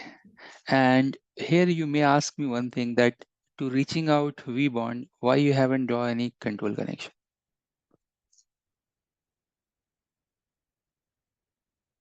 Okay, so later on in this course, you'll come to know that vBond is an orchestrator plane. While bringing up the fabric, they will go and create the control connection, and then they will tear down the connection. So what I'm telling that with vBond, we don't have permanent tunnel, although we have something called temporary tunnel. Permanent tunnel is not required. It will go and form while we do the authentication, while we go and deploy the controller. After that, this tunnel will be tear down. It will be removed, this blue tunnel. So that's why I haven't done that with the vBond. That's one very important thing. Okay. The second point here is this, that to reach to the vSmart, suppose if you have two ISP, to reach to the vSmart, you have to active tunnel. So there is no problem in that. But to reach to vManage, mark my words, to reach to vManage, one tunnel will work as an active, other tunnel will work as a standby. So that means if item 1 and items, let me see that which is going to the vManage. So this and 1. So okay, 1 and 3. Okay. So suppose if tunnel number 1 and tunnel number 3 is reaching out to vManage, either 1 or 3 will be down. You will see only one tunnel. So I'll remove down this one. You don't need two active tunnel to reach vManage. If somehow if 3 will go down, then 1 will come into the picture. So that means that with vManage, for optimization sake, by default, you have active standby tunnel. Okay. With whom? vManage. With vSmart, what you have active tunnel. This tunnel are nothing but DTLS or TLS connections, right? And with vBond, you don't have tunnel. You have temporary tunnel, and then you will not see that tunnel. Okay. So within one small diagram, you can see how many things we have learned. Okay. So many things we have learned, right? So this is all about control plane tunnel. Now, what about data plane? So data plane tunnel, how many ISP you can see here? You can see here 2 ISP. So that means 2 IPsec tunnel. So this yellow is nothing but your data plane tunnel. So here you can see that you have 2 ISP. That means you have two IPsec tunnel, right? And how it is forming and all this long theory behind the scene we'll understand. Now you can see full-fledged SD-WAN diagram. The architecture, you can see that architecture of SD-WAN, where the controllers, what control connections you have, the data plane, what data connections you have, how many active, standby, etc. Those type of scenarios, the UDP and TCP. So in this diagram, at least you can mark out point number 1, that vBond is always forming the DTLS channel 100% of time. Apart from vBond, all the SD-WAN components, they either can form DTLS or they can form TLS. Now, when it is coming to edge devices, when they are forming tunnel with vManage, so only one connection is active. Rest all the control plane connections are standby. If active will go down, then standby will become the active. In case of vSmart, they have active connections, because you all the time you want to reach to the vSmart. You can go and add more complexity. If we have suppose 10 vSmart, so then how the connections are working and all we'll see later on. And then we have vBond. With vBond, we have actually no tunnel. It will be there initially as a temporary tunnel. Once vBond will go and authenticate these devices with the serial number and the chassis ID, then those tunnels will get terminated, and then they have the permanent stable connection with the other controllers like vManage and vSmart. Okay, any doubt in this? Now, if I go and show you this diagram, you will understand this fully, this diagram. So you can see here in this diagram that these are your IPsec tunnel forming. And then you can see these are nothing but your control connections going from edge to controllers. These are either your DTLS or TLS. And then in between the controllers, you can see in between the controllers, you will see that you have something called either DTLS or TLS. And here you have DTLS. Okay. All right, so let's go and check this diagram. Suppose if this is our lab diagram, in our lab that I have shared with you, in that I think only one DC is there. So at the moment you think that we don't have this DC, but later on we have some other labs as well. You can focus on this area, that one DC and two branch. And if you go and draw out the tunnels, so you know, like this, you have the control connection for this. If two ISPs there, like here is some TLOC extension and other things are there. So I will not draw here. Later on, we'll discuss more in the overall the IP address schema and all, and the lab and all. Okay. So far, if you have any doubt, please feel free to ask. All right, if no doubt is there, then today we have a study a lot in last 45 to 50 minutes. We have a study a lot. And next thing that we want to do is that we want to bring up these devices in our home lab. Obviously, I will go and show you everything. Before that, we'll go and discuss about how to bring up these devices. I have the notes and the labs are there. We will check that. But if you want to bring up the devices, what are the steps required? These are the steps. I will go and explain all these steps. So there is no problem in the steps and then all the theory and the lab. Let me go and pause the recording. Thanks for joining. We are inside day number 3 and we are going to learn about Cisco SD-WAN bring up process. Bring up means that how the control plane bring up happens, how the data plane bring up happens, the key components that we have in the control plane and data plane, how they will go and join the fabric, what are the protocols which is going on or running in between these components, what are the security measures we have, everything we are going to discuss today. Now, before starting that, I just wanted to draw the diagram that we have done yesterday, that we are discussing about the control plane connections that we have in between within the controllers and in between the control plane and the data plane. So suppose if we have vManage, vSmart, vBond, and then if we have the edge devices, say vEdge devices, vEdge 1, vEdge or cEdge, vEdge 2. So these devices, how they are connecting and what are the protocols running. So yesterday I draw the diagram like the control connections that we have is either DTLS or TLS.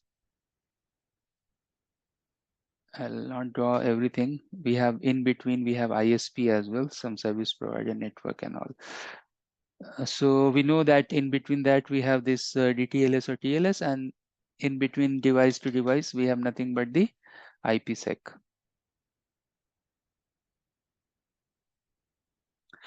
I want to add one more thing here, and in future we are going to learn about that. You know that we have vSmart, right? And vSmart is working as a control plane.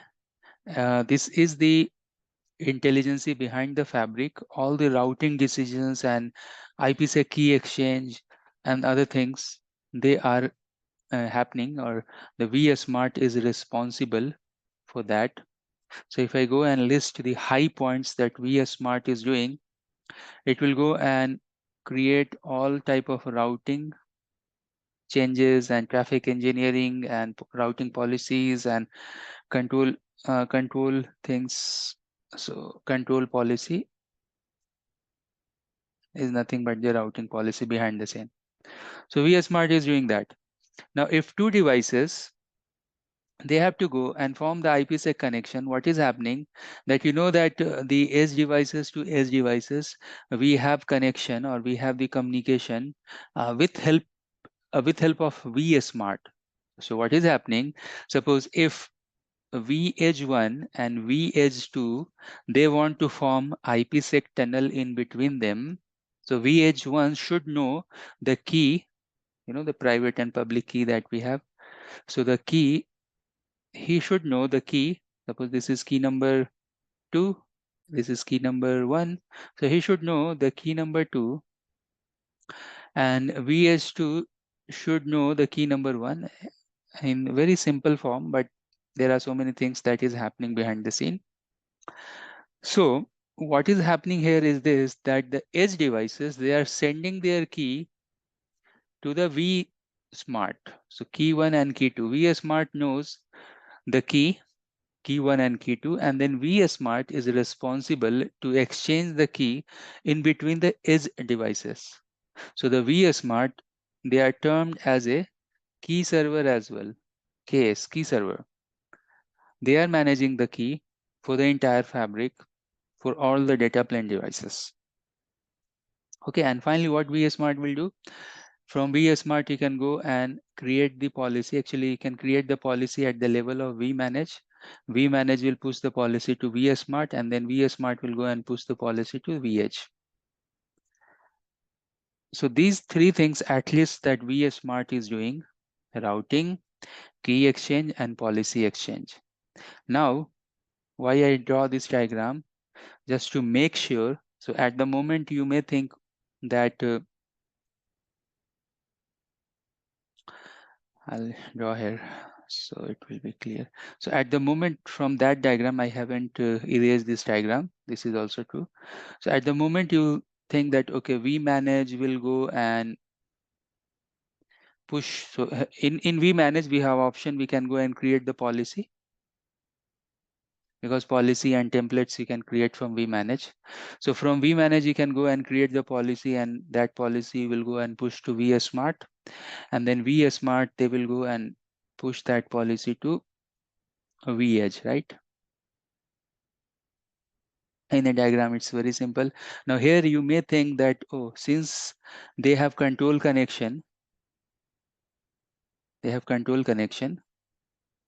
either DTLS or TLS. I'll write DTLS here. So at the moment you may think that, oh, the policy that vManage is pushing to vSmart it will go and use some sort of DTLS connection in between them via the DTLS tunnel. It will go and push the policy. Likewise, you may think that, okay, vSmart and vEdge devices, they have some sort of control connection DTLS, and with help of DTLS, they can go and push the policy, right? But it is not true. The policy that it will push from here to here, policy configuration, that will happen with the netconf protocol. Network configuration, netconf, right? And then the policy that vSmart will go and push, not only policy or key exchange or any type of routing. So they will go and use some sort of OMP, Overlay Management Protocol, OMP. We have complete 1 day or 2 day session just related to understand OMP. So don't worry about that. But the protocol that is running in between vSmart and vEdge is nothing but overlay management protocol. So if I go back to the diagram here, and suppose if we have two vEdge device, and I'll go and use some other color, maybe let me go and use some blue color. So from vSmart to vEdge, we have something called one protocol, that is OMP is running. Now it's a characteristic of OMP. Sometimes it is referred as a lightweight BGP. This is the overlay protocol we have, overlay management protocol we have, and the characteristic of OMP. Within the OMP, all these things are happening: control exchange, key exchange, and policy exchange. Now, the vEdge devices, they are OMP peer. So if I go and check show OMP peer within the vSmart, so it will show you that vEdge1 and vEdge2. vEdge1 and vEdge2 is my OMP peer. And now it's like EIGRP or OSPF or BGP. Like in EIGRP, you can run show IP, EIGRP neighbors. OSPF, you can run show IP, OSPF neighbors, etc.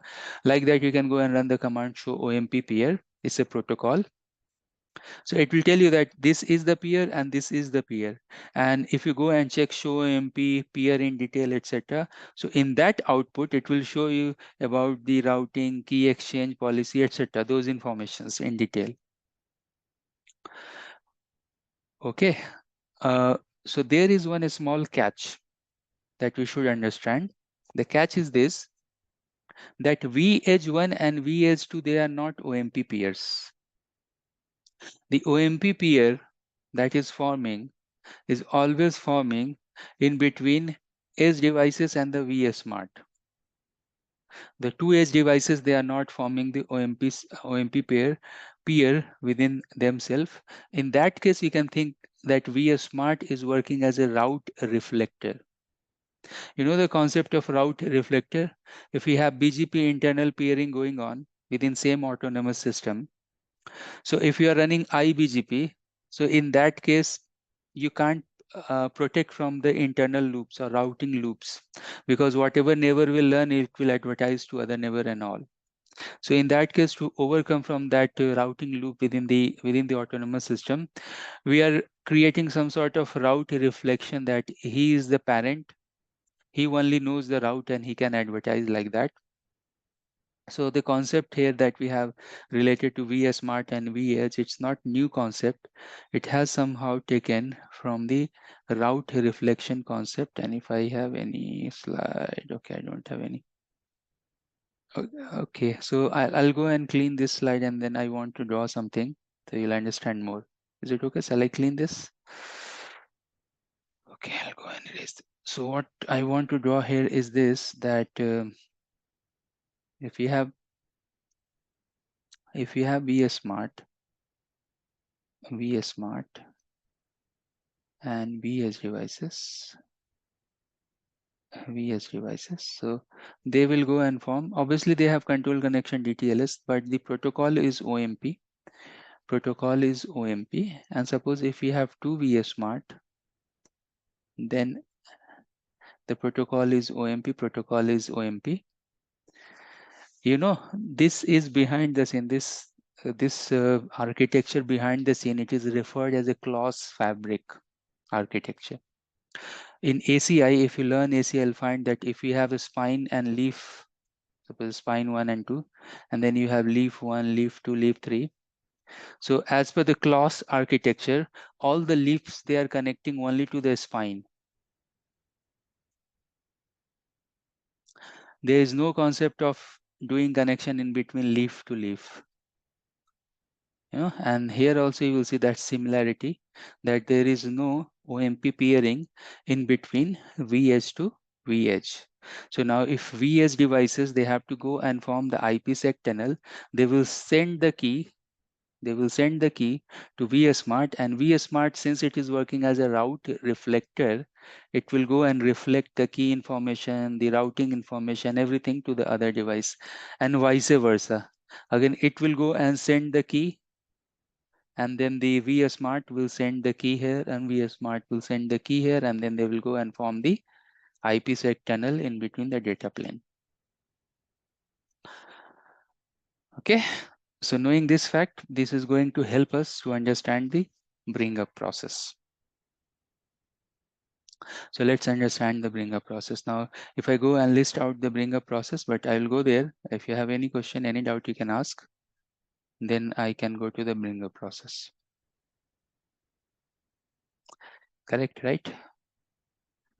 So let's think about the bring up process. Let's understand. Bring up process. Two phases are there.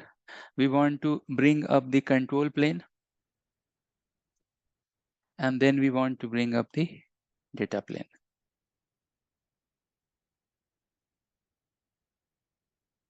Right? So let's zoom inside the control plane. Let's understand the control plane bring up. Now inside the control plane, what are the things we have? So we have vManage, we have vSmart, we have vBond, right? So we know this fact that the vManage, they need at least 2 NIC. If you have multiple vManage, you need at least 2 NIC. One is for VPN 0, one is for VPN 512, that's the management. So one transport VPN, one management VPN. Likewise, you need for vSmart, vBond. But for vManage, you need extra storage, at least 50 GB, if you want to deploy this in your lab or maybe in POC environment. And that's the one thing. So what is the prerequisite? If I write here, the prerequisite is this, that you should have some hypervisor. And on top of that hypervisor, you can go and install the image, right? And obviously these things we'll see in our lab in upcoming days. I will show you all these steps. So I need one hypervisor, and I want to install this operating system on that. Now once I install this operating system, then you will see by default it will show you 2 or 3 interfaces. That means we can go and map the internal VNIC to the external interfaces and all. So that means that you have to go and define the VPN 0, VPN 512 in a way that all controllers should reach each other, right? So if you have to go and put some sort of a static route pointing towards the next hop, or maybe if these devices, they have some sort of shared LAN in the lab environment, we have LAN device, means they have some common network behind the scene, so they can reach to each other. Okay, so the step 1 is that you need the hypervisors, you need to install the OS, you need to define VPN 0, VPN 512 IP addresses and all, and you have to go and do the basic IP routing configurations. Okay, and then finally, you have to go and install the certificate. So this is some install. Here you have to do the configuration, and then you have to install the certificate. All these things I will show you. Now in these 3 steps, if you have any doubt, please ask. Means just to know the steps, 3 or 4 steps. Clear, right? When we'll do the lab, we'll obviously understand the details of this. Okay. So we have vManage, we have vSmart, and we have vBond. Okay. So what we have done, we have defined the VPN 0. These are the WAN facing interfaces, and VPN 512 everywhere, 0 and 512, 0 and 512. 512 is nothing but out of band management IP, where you can go and out of band management. These are the VPN 0, 0, 0, etc. And this is nothing but your VPN 0, VPN 0, VPN 0. So VPN or VRF, both are the same thing, right? So now that means that you have to go inside the VPN 0 and you have to do the configuration. So if you go and break down the configuration, you will find that you have something called global configuration. And then you have some specific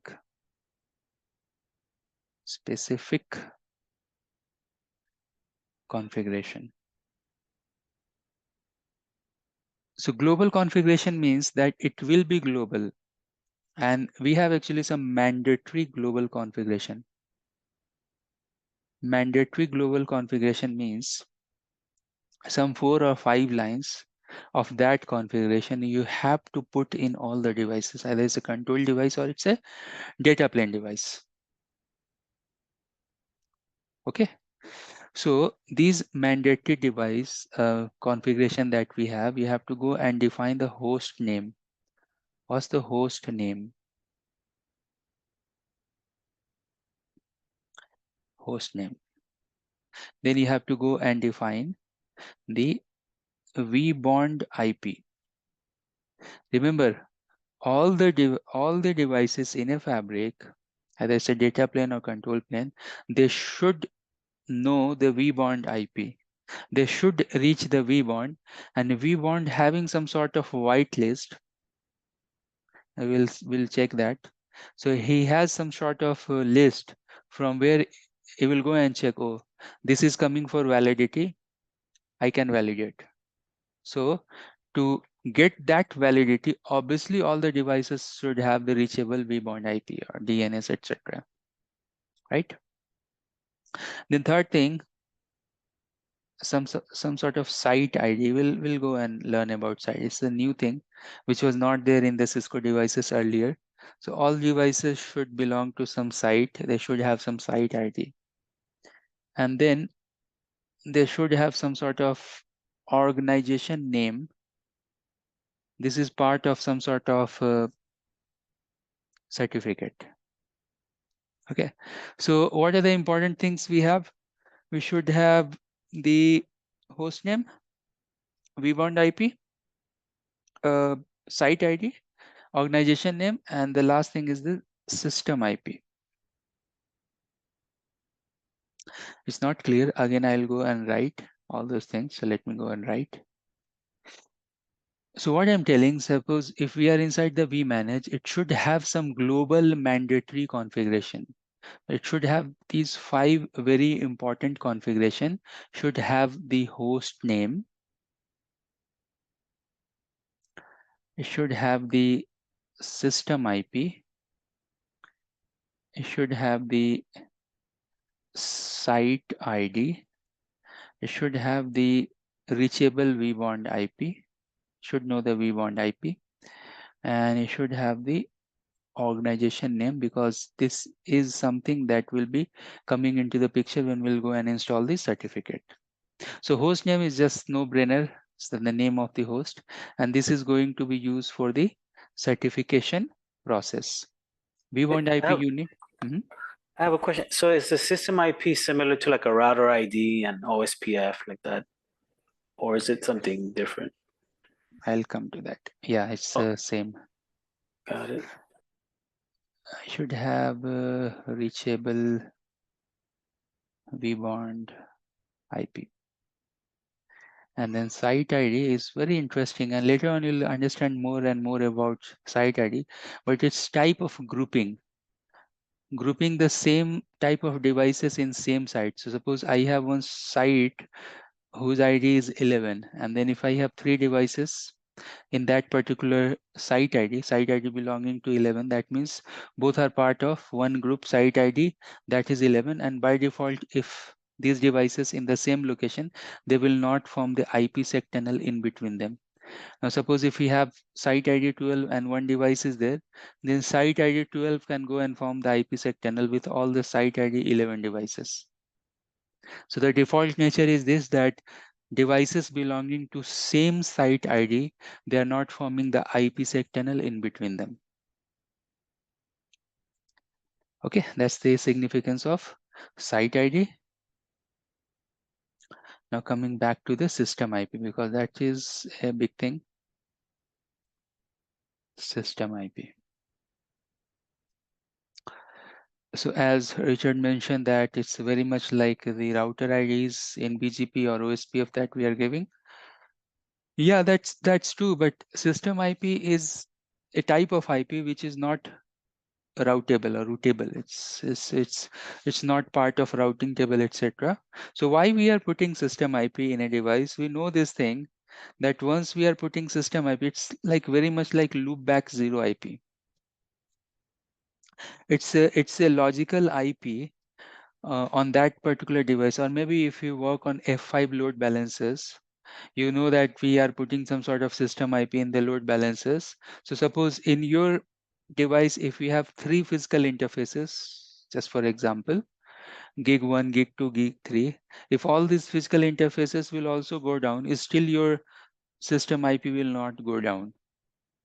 Still the other system will recognize that, okay, it has one logical system IP, and I know this device with the logical IP because it's not a physical IP. So as long as the system IP is there, that means that device will be recognizable to the vSmart and all.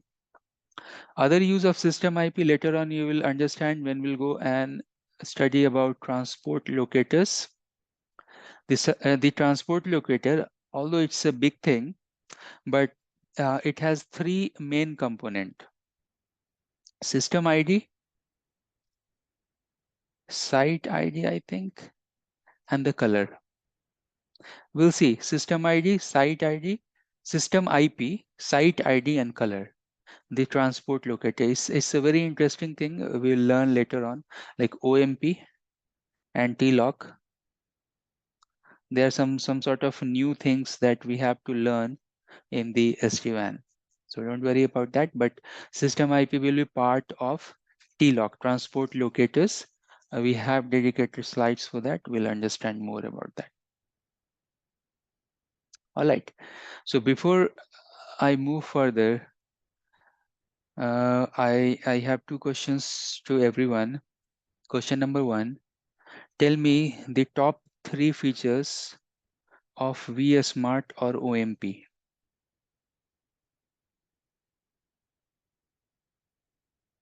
Top 3 use.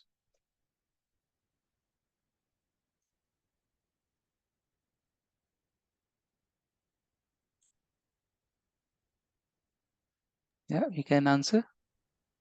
Let me say it again. Yeah, top 3 use of vSmart or OMP.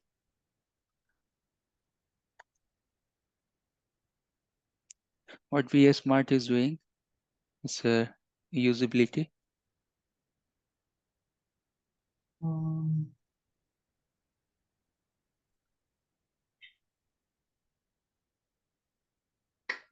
I mentioned earlier that it will do Policy, policy, right? Routing policy certificate. and it will work as a key server. Yeah, Yeah. Oh, reflecting. key server. Sorry. they're working as a route reflector. That's right, but it will do routing, central control policy we are creating from OMP or from vSmart, routing policy and key server. These 3 things, and then bring up process. So bring up process, can you tell me the bring up process? What are the steps?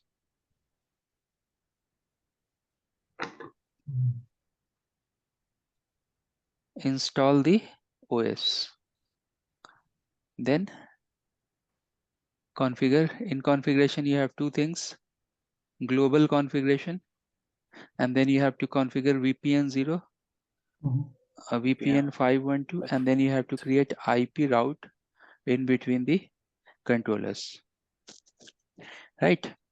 Inside global, what are the 5 main components you have to create? The configuration you have to do.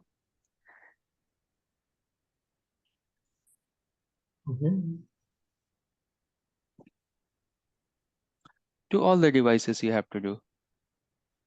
You have to give host name, system IP, right? Site ID, SIP and SID, system IP and SID, site ID. And then you have to give the reachable vBond IP. And then finally, you have to give the organization name, org name. These 5 things you have to give: host name, system IP, site ID, vBond, organization name. And final step is to do the certification. Once you do, then your control plane will come into the picture.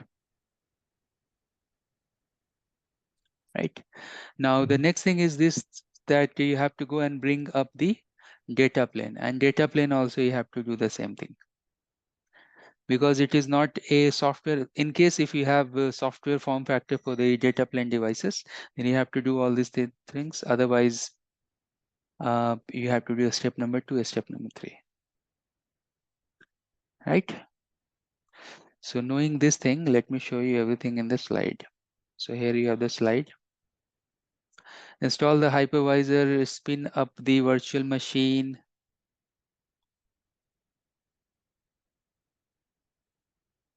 Let me clean this. All right.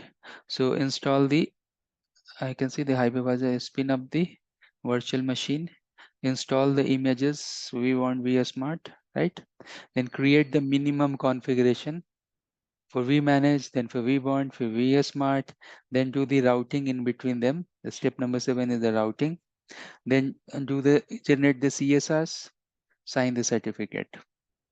Now you can see that the steps that we have discussed, that do the spin up of the devices.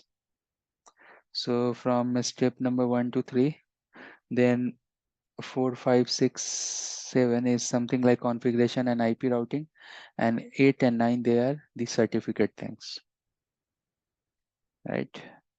Then the configuration and then the certificate. So install,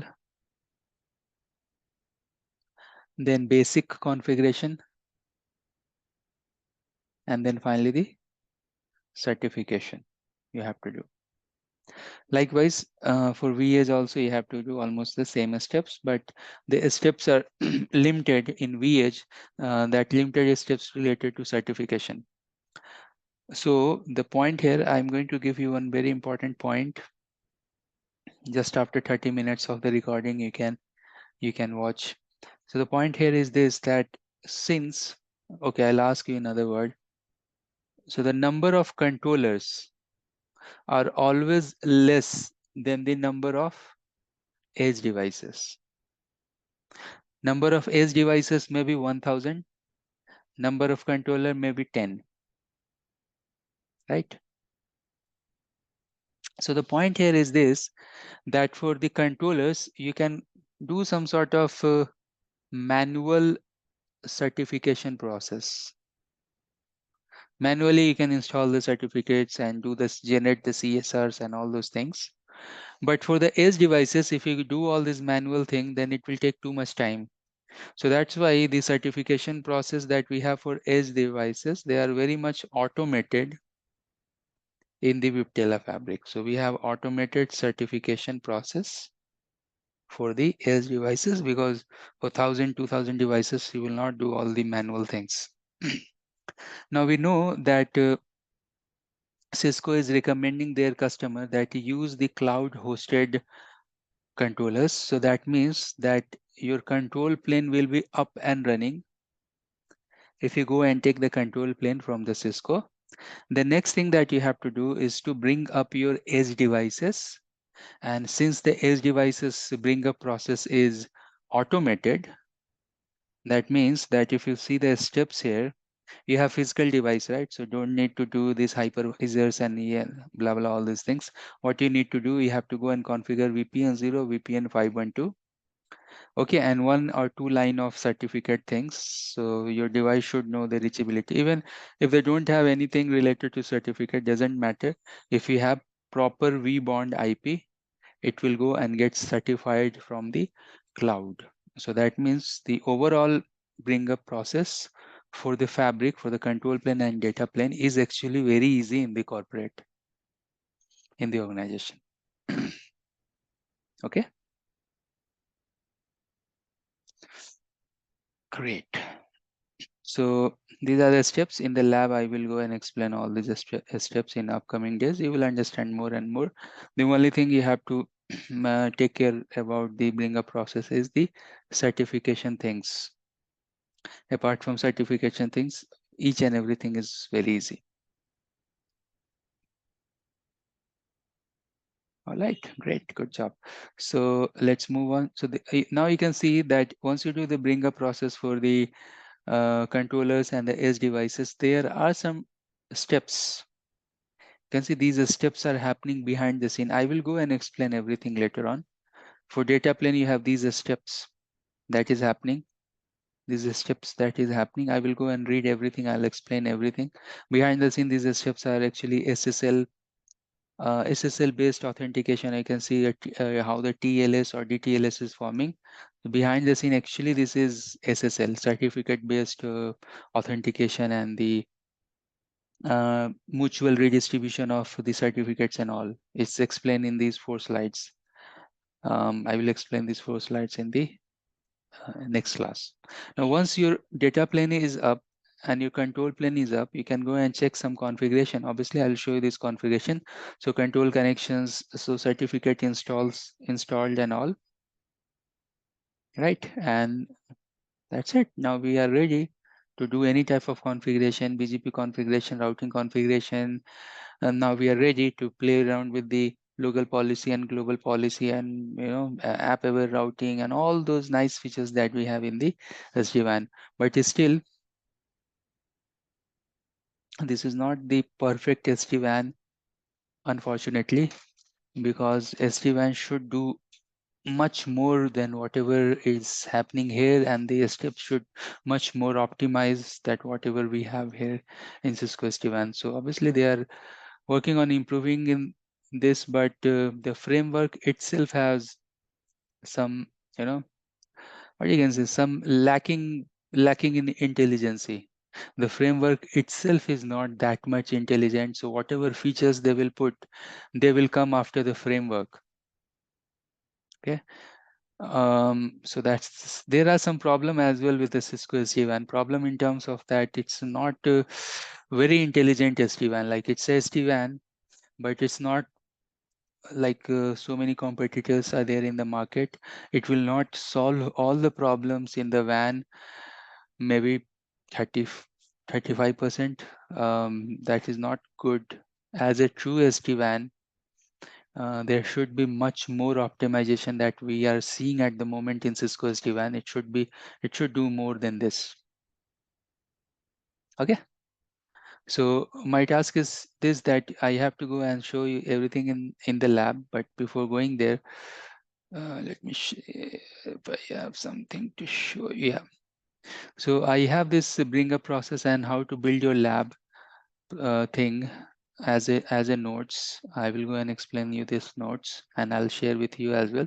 Although this has been taken from this site, Coding Packets. I will ping you the URL. Someone has written nice blog. I just copy this blog for the class purpose. Codingpackets.com blog. They have shown that how you can go and bring up in a legacy term, like images, older images like 16, before 16.x, you can say 16. Now we are in the 20. So the lab I have shared with you, those are 20 dot something. They have so many features. Actually, this was Viptela. Now we have Cisco SD-WAN.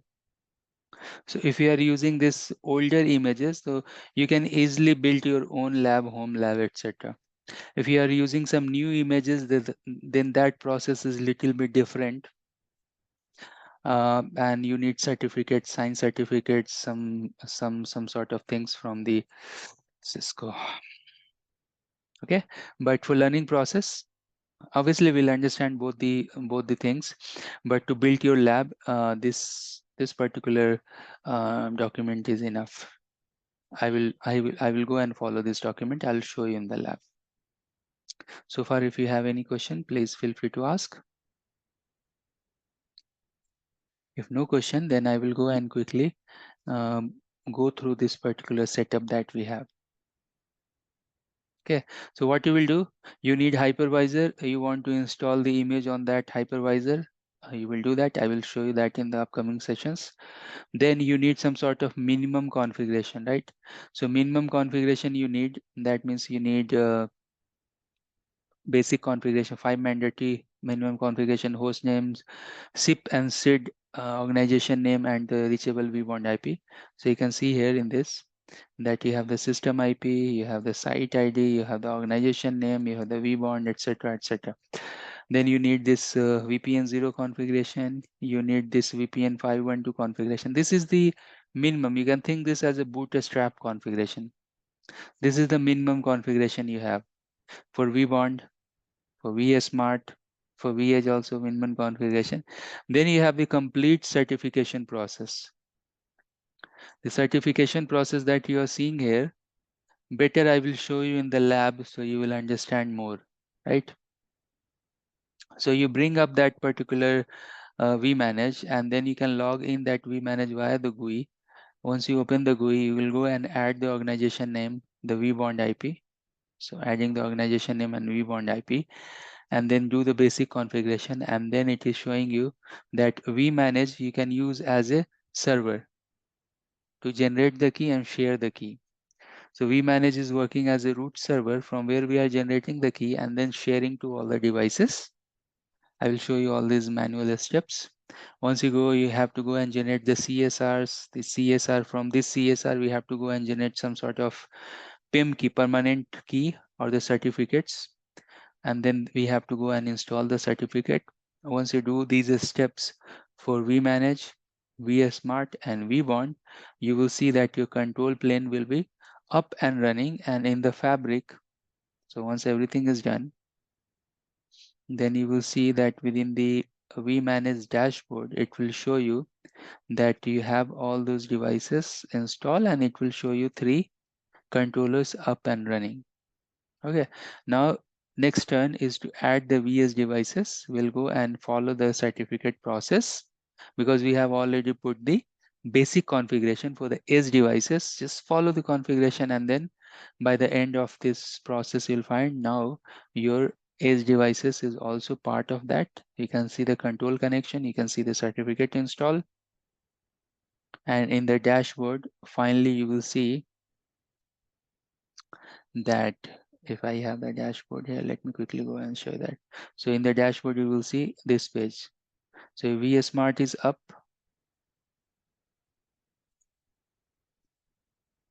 So you will see that you have vSmart up. You have vEdge, suppose one vEdge you are making up. So one vEdge up, vBond is up and running, and the vManage up and running. Somewhere in the configuration and certificates, you will see that all certificates are installed properly and working properly. So that's the end goal we have to reach. Once we have this control and data plane up and running, then we can go and use all the other services like VPN 1, VPN 2, VPN 3, etc., etc. Long list of services we can go and add. This thing I'm going to show you in the lab, so don't worry. This you will understand this.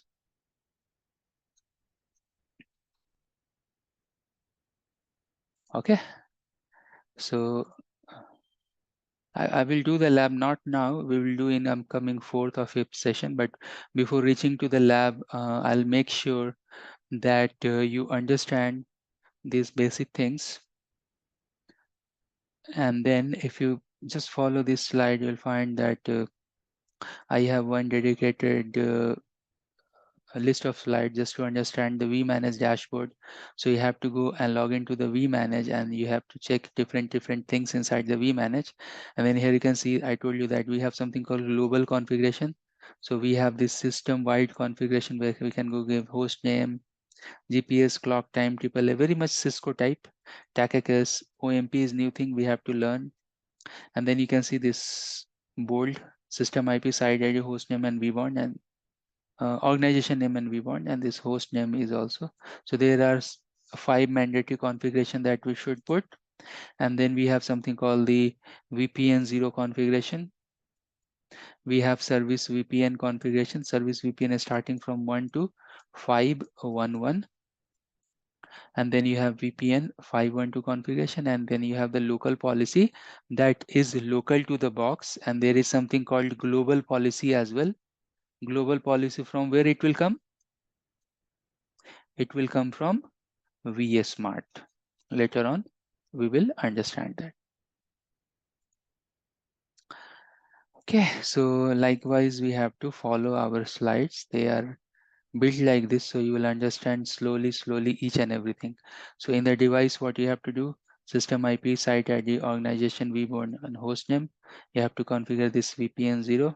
You have to configure some VPN 512 if you have some OOB IPs, etc. And then once you do this, then your bring up process will kick on. So everything is there in the slide. I have made this slide like this, how to configure in the devices. Anyways, I will show you that. I'll log in and I will commit, we will commit these configurations later on. We'll understand. Then what configuration is doing what. Just for your reference, these are the reference slides. Later on, when we'll go VPNs, when we'll configure VPN 0 and other VPNs, so you will understand more and more about this. This configuration hierarchy look like this. Inside VPN 0, you have these many things. Again, you'll understand in upcoming session. So what is my strategy? My strategy is this, that the bring up process we will do, but we will do not now. I will do this lab maybe after 4 days. But before this bring up lab, I want to make sure that you know how SD-WAN look like, how the basic things look like, how to do basic things, basic configuration, etc. Then I will go and bring up the lab. Even you can do that lab in your laptop as well. I'll share all these old images as well, so you can play around with those old images and all. Okay. All right. If you have any question, please feel free to ask. Thanks for joining. We are inside day number 4, and today's agenda is to understand the SD-WAN device basic configuration, and then I will walk you through the vManage new dashboard. Time to time, Cisco had changes the dashboard.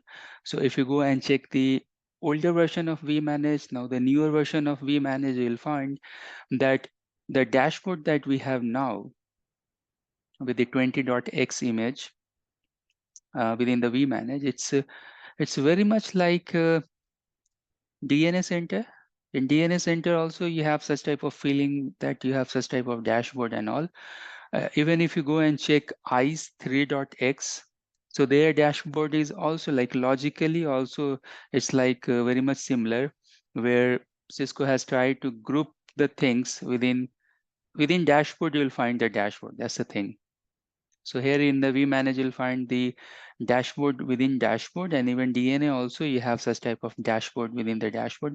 Although the DNA dashboard is matchless, means so far I haven't seen any vendor, any technology which has such type of dashboard that DNA has.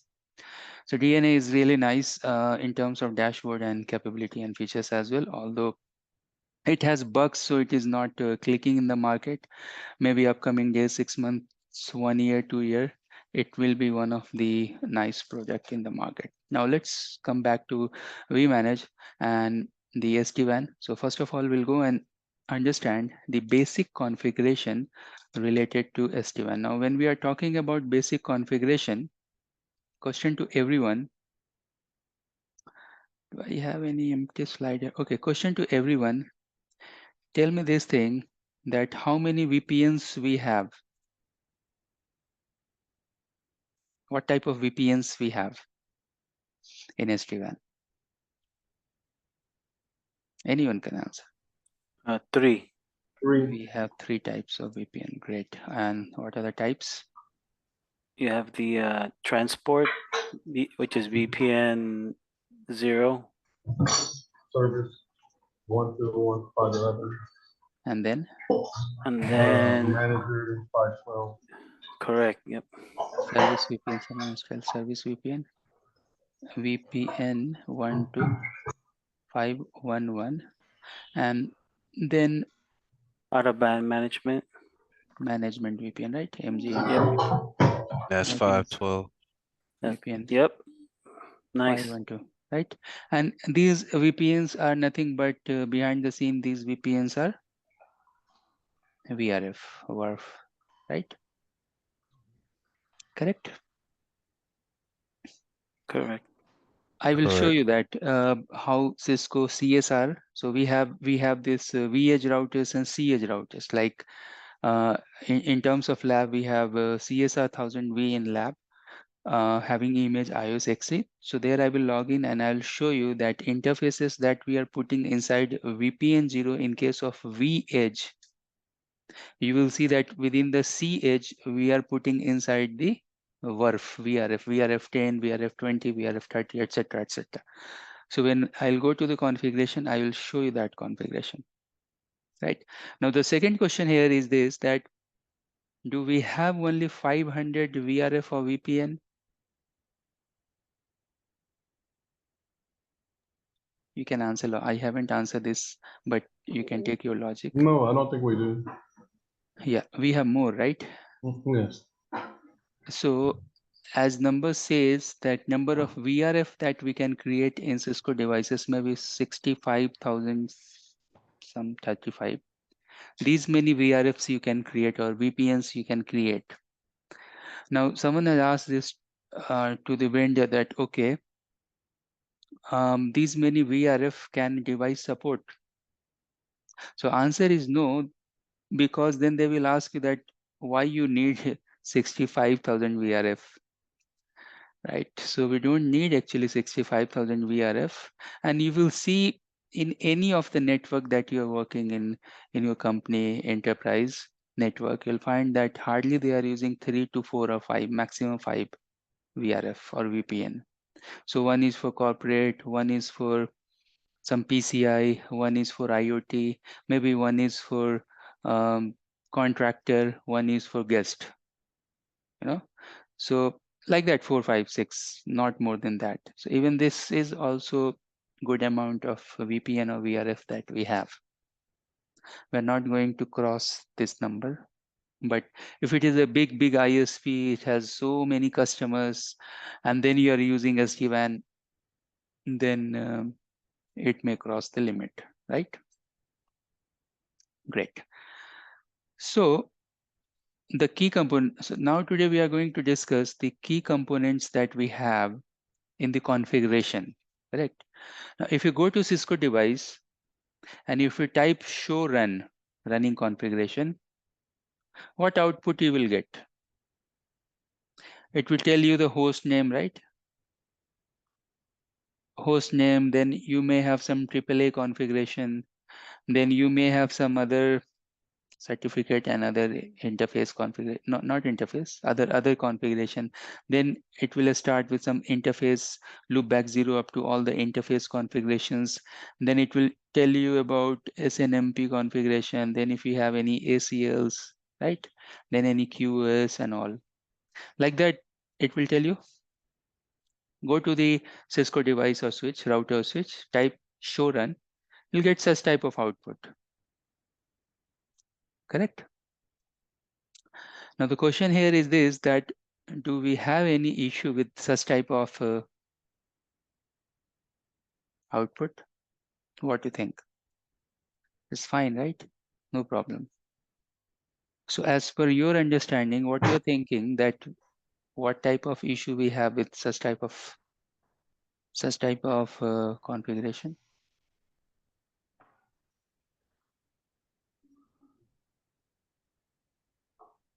Repeat the question. Yeah, the question is very simple, that when we are typing show run to the Cisco devices and then we are getting 500 lines of configurations, hostname, AAA, interface, SNMP, QoS, etc., etc. So do we have any problem with such type of configuration? What do you think? No. What is the drawback with this configuration? Any drawback? No. It's just showing you what's configured on the device. That's all. Normal router switches, yeah. Yeah. That's correct.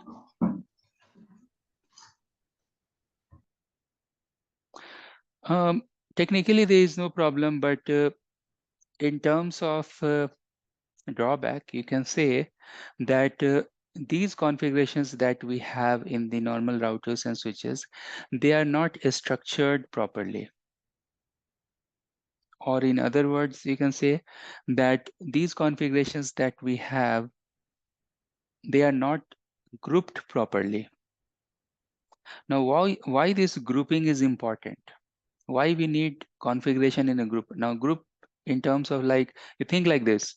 In Cisco also, we are going to config T mode, like global configuration mode, correct?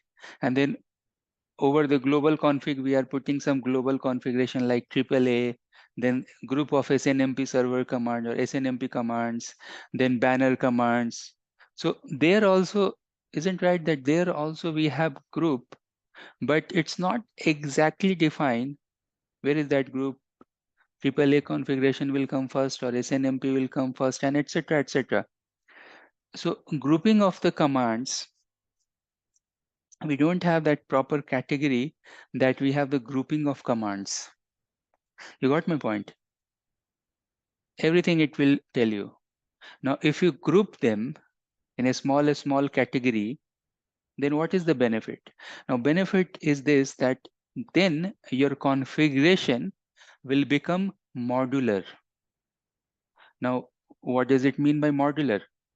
Why we need some modular configuration? Modular means if you see any programming language, C or C++, maybe C++ type of language, it's like modular means there you have to go and define the objects, right? And object 1, object 2, object 3, object 4, 5C, or we can, another term you can say that you can go and define functions, function 1, function 2, 3, 4, 5, 6, etc. And then everything will be called inside some main function. Correct. So think these functions as a grouping of instructions or grouping.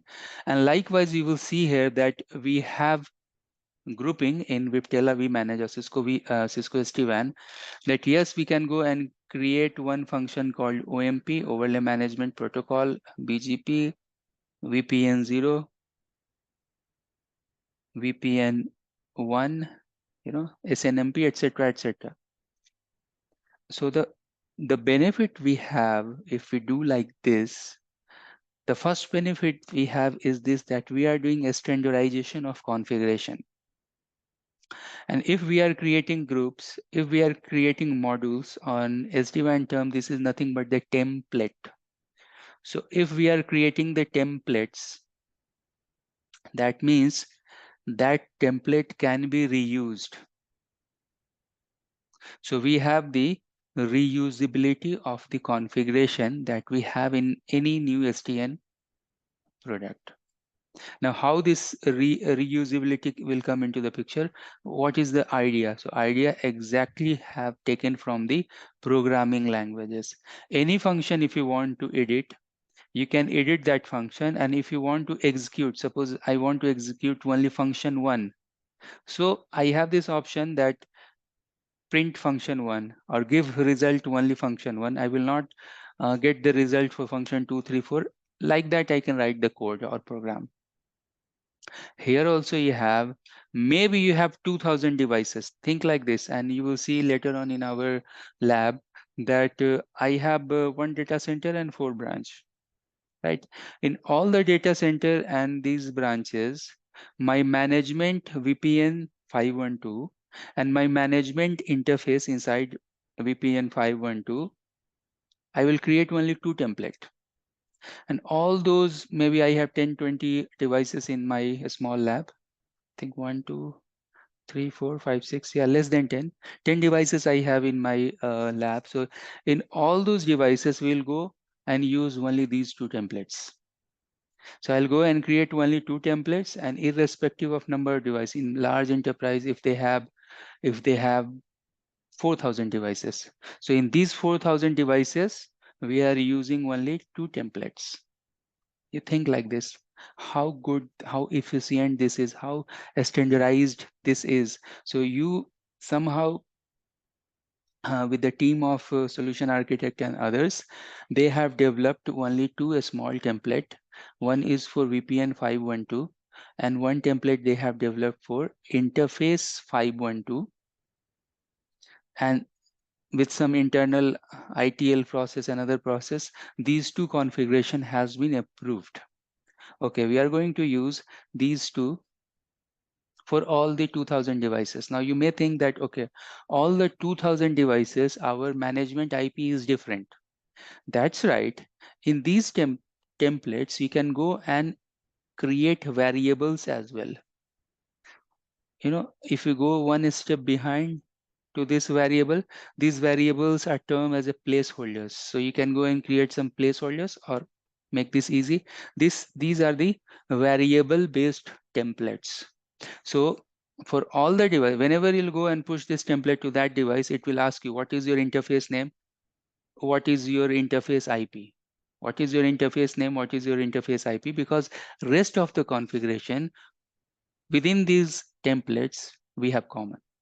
So if you have common configuration, correct, such as SNMP configuration, such as AAA configuration, such as logging configuration, such as line VTY configuration, etc., etc.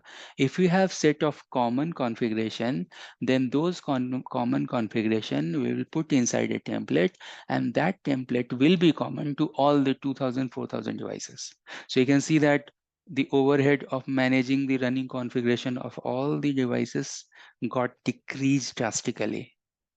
Like it complexity will decrease like this, exponential decrease in the complexity to manage the security policies, to manage the standardization for those configuration and all. Okay, you got this point?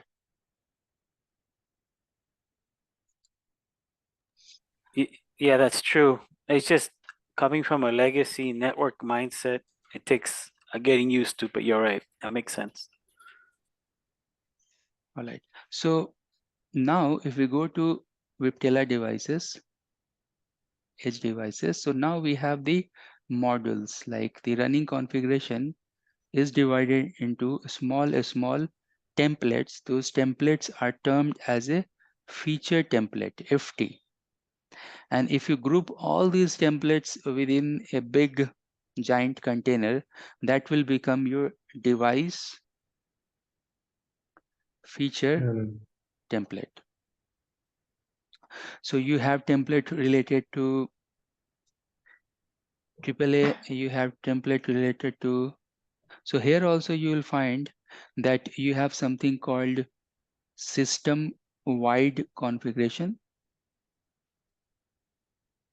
System wide means I told you earlier that host number, sorry, not host number, host name, SIP, system IP, site ID, then you have this organization name, and then you have vBond IP. So some configuration will be global to the box, and then you have VPN 0, and then you have VPN 0 interfaces. Likewise, you have VPN 512. And then when I log into the dashboard, I will show you that a list is long. They will give you, oh, you want to use BGP template? You want to use AAA template? You want to use this template? I have that pre-built configuration, some default configuration. If you want, you can use it. So if I go here and if you go to the dashboard, within the dashboard itself, you will find that this is the menu tab, and here in the configuration, you'll find somewhere templates. Once you go inside the templates, you can see again it is grouped, configuration group, feature profile, device template, feature template. For example, if I go to feature templates, and here if you click add template, it will ask you that which particular device model you want to write your configuration. So for example, vEdge cloud, then it will offer you. You have some basic information. You want to create AAA, archive configuration, BFT, NTP, OMP, security, system, VPN, some secure internet gateway, bridge, Ethernet interfaces, GRE, PPP, NAT, banner, BGP, bridge, IGMP, etc., etc. You can see it will offer you these feature templates. So for example, if you go and click AAA, so then it will offer you You should go and give the name and description. At the moment, I'll give anything. So then it will offer you that I have some pre-configs, some default configs. But if you are sure, if you want that your order is local radius tachicus, or you want some other order like tachicus will come first and the radius will come second, you can change the order. What is the authentication fallback? You want authentication fallback, by default is off, you can make on. Admin device netconf logs disable, means it will come with all the default setting. But if you know the information, you can go add the user information. If you know the radius server, you can go add new radius information with the port. For example, I give any random number IP here. Then if you know the tachicus information, you can go and add the tachicus information. Like that, it will offer you these templates.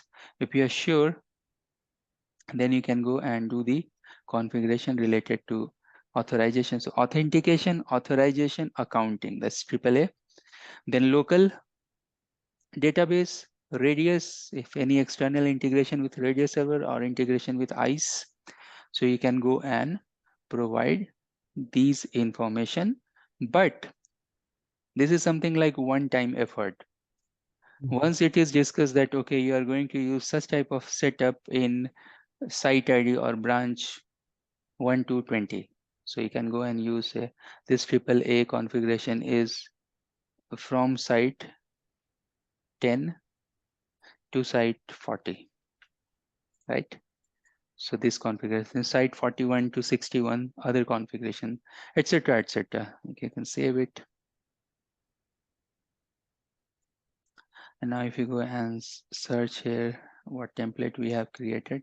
So today we have created this template, which is type AAA, vEdge, global, etc., etc. Okay, so likewise, we have the grouping of the configuration. So it will be grouped, and obviously slowly we'll understand more and more about this thing. So far, if you have any question, you can ask. All right. So you can see here, I'll come back to this VPN 0 and all. I should have some slides just to show you that grouping. Yeah, so these slides. I'll come back and I'll show you later on what does it mean by default, global, and device specific when we'll do the lab.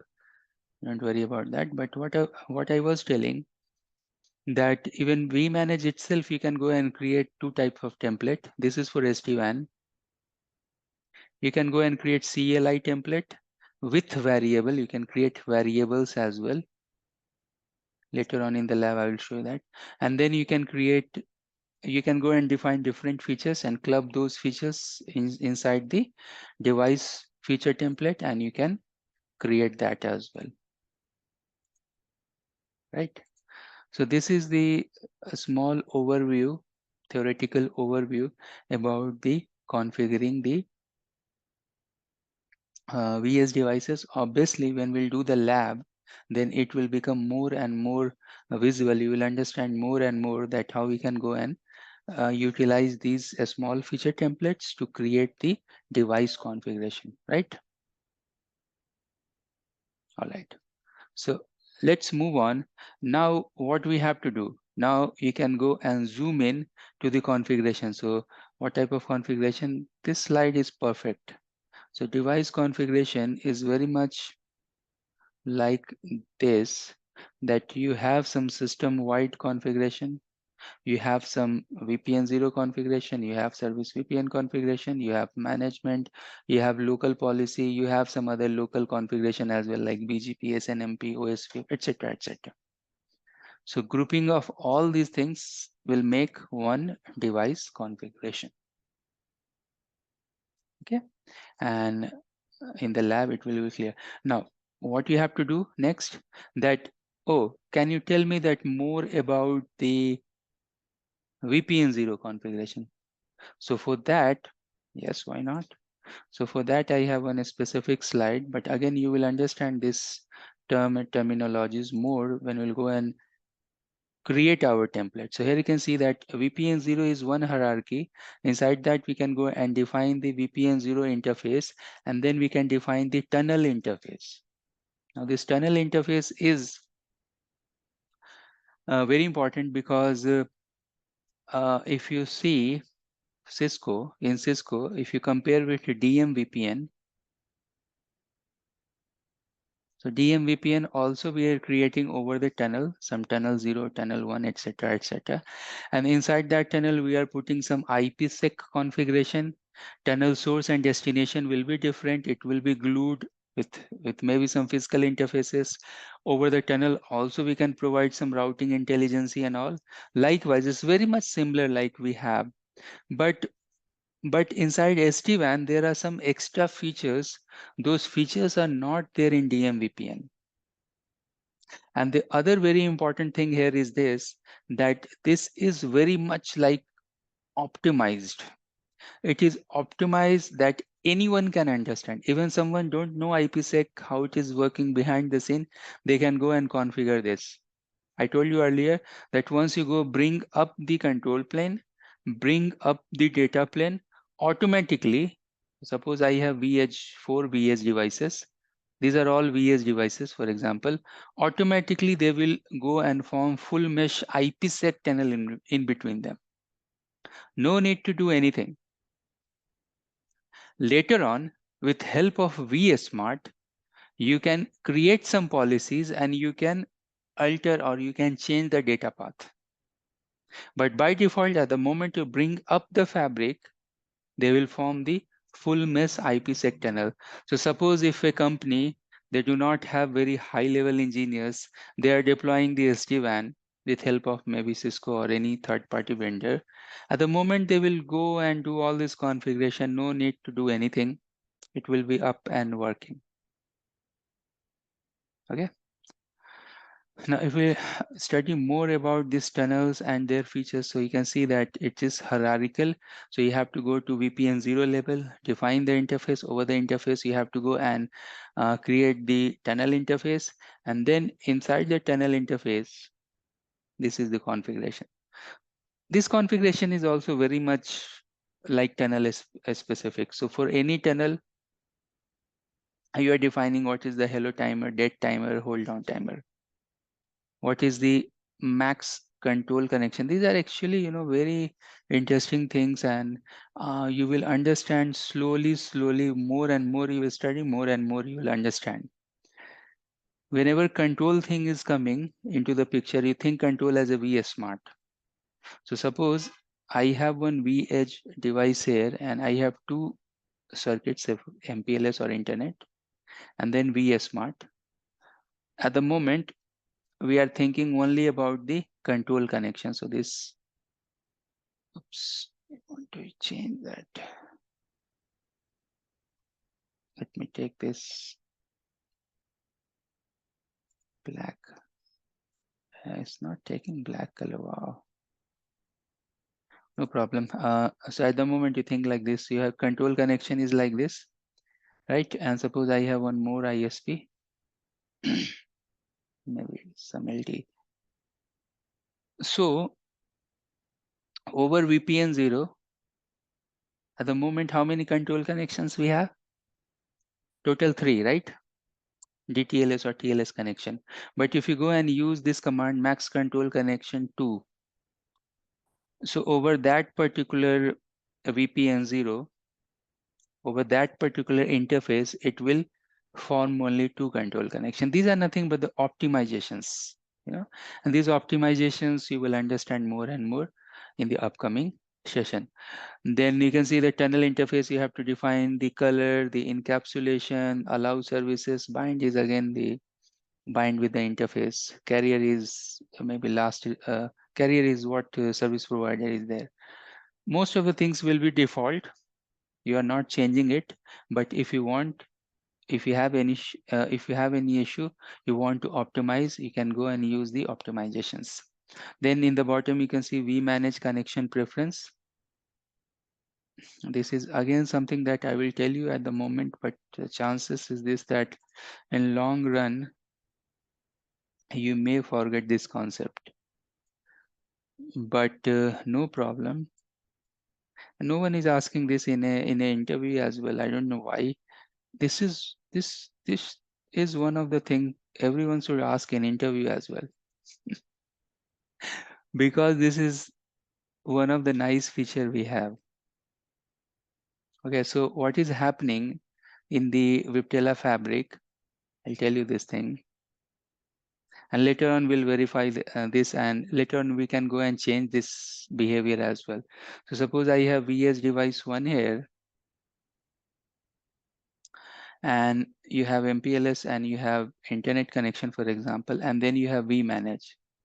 Now, if you go to that device, if you do show control connection, you will see that they are forming the control connection over MPLS or maybe internet. It will show you only one connection. Now, tomorrow, suppose if company, they want to take this decision that all vManage connection that we have, it should use internet connection. It should not use MPLS connection to reach out to vManage, or any other circuit that you have to reach out to vManage. How it will happen? So for that, this vManage connection preference will come into the picture. By default, the weight is 5. So these connection, if you go and make this greater than 5, for example, 6, 7, or 8, and then you will tell vManage connection preference number is 8. Suppose this particular color is, change the color itself. This particular thing is public internet. Color is public internet. And over public internet, your weight is 6. So you will see that this link will be preferred to build the vManage connection. Now you can ask follow-up question is this, that, oh, suppose if this link is down, then if this link is down, then automatically the connection vManage will form from the MPLS side. Okay, so at the moment this information is quite a big, but don't worry, we'll start our lab and you will start understanding all these things. All right, so many things we are studying, and chances are that you will start losing those concepts and all. So I'll request you to watch the video at least 2 times and make your own note in your notebook, because these are very important concepts that we are discussing here. So whenever you watch this video, you please make the notes, and next time you just watch the video and in front of your notes. So next time you don't have to make any notes. All right, let's move on and check the second part, that is vManage dashboard. So if you go and log into the vManage first time, how that dashboard will look like. Now we have different versions of dashboard, and maybe your dashboard will not look like this because this is running 20.8, one of the latest we have. Maybe you will get 20.3 or maybe 18.3, 19.3. Those dashboard are a little bit different, but the menu is almost same. So if you go and click here, this is the menu. In the menu for all the dashboard, you'll find monitor, configuration, tools, maintenance, administration, vAnalytics. Workflow is something new that Cisco has added. And I think they have added just for integration that we have with the not SD access, SD AVC is different thing. So Cisco is keep adding new features all the time.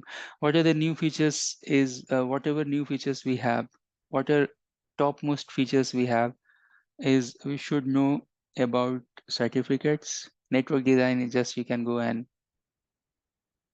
create the topology, create a network design. You can go and create that. It's actually add the circuits, like you can go and use it. So busy internet, if I have finished, so one circuit will come, then again I'll go and add one more circuit. Private, I should define private and public as well. Add new this time. It's private. Private is MPLS or something. So if you scroll a little bit down, you'll get somewhere MPLS or something, green, blue, whatever. Let me go and use the MPLS. Where are you?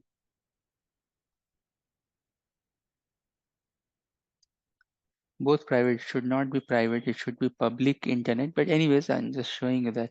So now you have defined the circuits, then you can go and add the devices, the data center name, profile, etc., etc. All sort of things you can go attach, and you can create nice topology here. So that is one of the things Cisco has added here, that we can go and create the network design. But operation wise, know about how certificates is working. Most of the time we are going to spend within this template policies.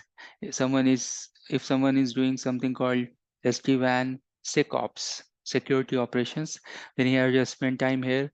If someone is doing unified, someone is voice engineer and he is doing integration IOSXE routers with some unified unified express or some sort of VoIP services, then you have to go and use this particular section. Then we have all sort of cloud integration, either it's software as a service. Initially, it was termed as a Cloud Express, or it's SaaS application like Office 365, so many Google services and Salesforce, etc., etc. So you have to go and use the service from here. If you are installing your edge devices over AWS or GCP or Azure, then you have to go and use infra as a service. If you are managing multiple clouds from your SD-WAN, you have to go and use this multi-cloud option. And if you have this on-ramp in co-location, then you can go and use this feature. These features you will see mostly this multi-cloud, I think maybe 6 months back, Cisco has added, and then they are adding more and more cloud providers. So initially they have added only, I think, AWS, then they added Azure, and now you can see this. I think they have added almost all the clouds nowadays. Let's see. All these three they have added. So if you are using infra as a service, these things are actually very easy. From my side, I should have template related to that, those devices which we are going to deploy over the cloud. So from here you can manage the configuration from the vManage, and you can create the policies as well for those devices hosted over the cloud infra. Right. Monitor is a nice place where you can go and check the overview, device, tunnel, security, VPN, multi-cloud, and some cloud connectors are there. I think this is something software defined application visibility control or something. We can check on this, but some new features are there. Then tools is there that you can SSH the device from here itself, from the vManage itself. You can rediscover the devices. Sometimes it is happening that device is not syncing and all. So you can use this feature rediscover, and then push the template. Some operational commands are there like reboot the device, shutdown, no shutdown, etc. Template migration is there. Maybe sometimes vEdge to cEdge you are migrating, then vEdge configuration style is different, cEdge is different. You can use this option. Some network path inside is there. On-demand troubleshooting is there. Is something like again, Cisco has added new thing in 20.8. Maybe you will not see all these things. DPI, deep packet inspection, last 1 hour. And if you are using these services for first time, then you please check the document, and if it is some intrusive services are there, then you can check the tag as well, Cisco tag. They will provide you some more guideline, because again, these are the new things, tag management and all that is there in 20. Maybe 6, 7 they have introduced. Then maintenance, again, this belongs to operation. If you want to upgrade or downgrade the software, reboot the device. So I told you that operation command is reboot. Actually, it's not for reboot. It is for shut, no shut. So if I go here to cEdge, click this 3 dots, generate the show tech or admin tech, view them, reset interface, request port hop, reset locked user, invalid device, etc., etc. So some operational command we can go and use. From there, then you have the maintenance for software upgrade, downgrade, and security devices, images as well if you have any. CSR devices where we can go and install security containers and images. You can see this virtual image. So those CSR devices can work as a firewall, as a IPS IDS, as a UR filters, and so long. It's all the features that we have in the advanced firewall, and you can see on the top as well. Application firewall, intrusion prevention, URL filtering, malware protection, and integration with DNS, Cisco Umbrella. All these capabilities you have in these ISR containers. You need to install one virtual image. And once you have the virtual image installed, then you can start the security services over the devices. Then you have this administration tab where you can go and check the, you can create the users here. You can do the cluster management. We know this thing that vManage, we can glue with a vManage cluster. So if you go to cluster management, it will ask you what is the other vManage IP you want to make a cluster with. Then integration management is still, this is in progress. I think this is that you can go and integrate with ACI or DNA, etc. So it will tell you that what controller name and the partner ID and all. And behind the scene, these needs to enable some sort of API. So for example, if you want to integrate ICE with DNA, so we are enabling features called Pixie Grid within the ICE, and then it can go and sync with DNA. Likewise, you have to enable some sort of APIs and features. So you can see other controllers here, but again, this is not full-fledged. Even in DNA, you can go and integrate with SD-WAN, but if you go and click that place, the SD-WAN vManage will open. So it's just the dashboard integration or it's the service integration that we have to check with Cisco as well. How much integration is there? How much we can do from vManage related to ACI or maybe SD-WAN or maybe some third-party vendors. vManage can work as a CA server as well. Disaster recovery against some cluster related information. You can go and create VPN groups, colo groups, VPN segment, license management, resource group. Now, all these things you can do from here administration. You can see this list is too big. At least if you go and read minimum 2000 book vManage guideline or vManage book, then we'll understand all these services. Minimum 2000, that's huge this is, and nowadays it is increasing day by day. Likewise, if you go and click setting, some other thing will happen. You will get one extra page and you'll see this is the setting page, and see within the setting page how many things we have. So you can go and define the organization name and vBond. If you want to change, you have this edit button, you can edit. Then alarm notification, if you want, you can enable this. You can go here and click enable. Email setting was also there. Hardware vAnalytics certificate authorization, controller authorization. These are the automation we have. WAN is automated. Certificate revoke list is disabled. Web server certificate to generate the CSR within the vManage. It's there. Enterprise level certificate. If you want to enable the ZTP services with some software version, so you have to go and define that I want to enable the ZTP services for vEdge cloud. Let me see, where is that cloud? So vEdge MIPS. And we have lab related to this, so don't worry. What it is telling that suppose if you are provisioning any new vEdge, and suppose your controller is 20, and your vEdge that you are provisioning is 18.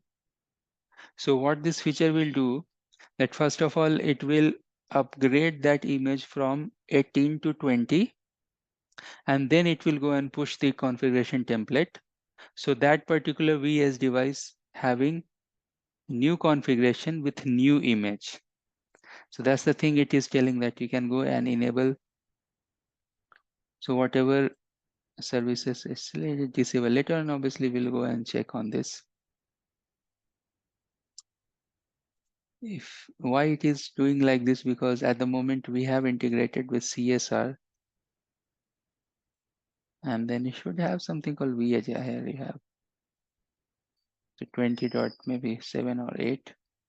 So if you bring up those services, then it will push the image, and then it will push the configuration template. Then the data collection, tenancy, statistical information, identity provider, hierarchical SD-WAN. In the bottom, you will see we have something called a smart account credential.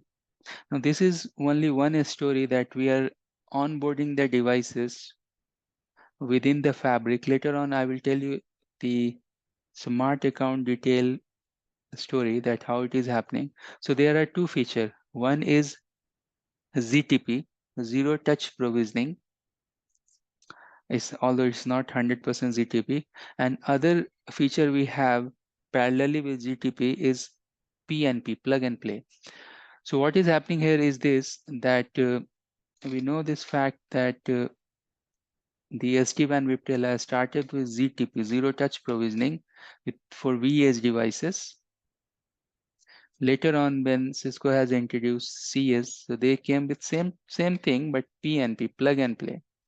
But in that case, what is happening, that pnp.cisco.com, some portal is there. If you are working as an enterprise customer, they will give you the access for those portals, where you can log in and you can see your devices. So in the same place, you can go and create some sort of vBond controller profile. That vBond will be the parent, and the vBond that you have on-prem or over the cloud. So when any device will try to onboard here, that list is already there in that portal. So this vBond, so it will go and contact your local vBond, and local vBond will go and contact to the global vBond, where you have your smart account connected with that device's license, serial number, etc. Actually, the serial number of that device. And then from here to here to here, it will get authenticated that the device that you are deploying within the premises having valid information is coming via such certificate, such serial number. Then this vBond will allow this particular device to join the fabric. So if we are doing via the PNP, plug and play option, we will see that later on. The theory part of this we will see. PNP and these things.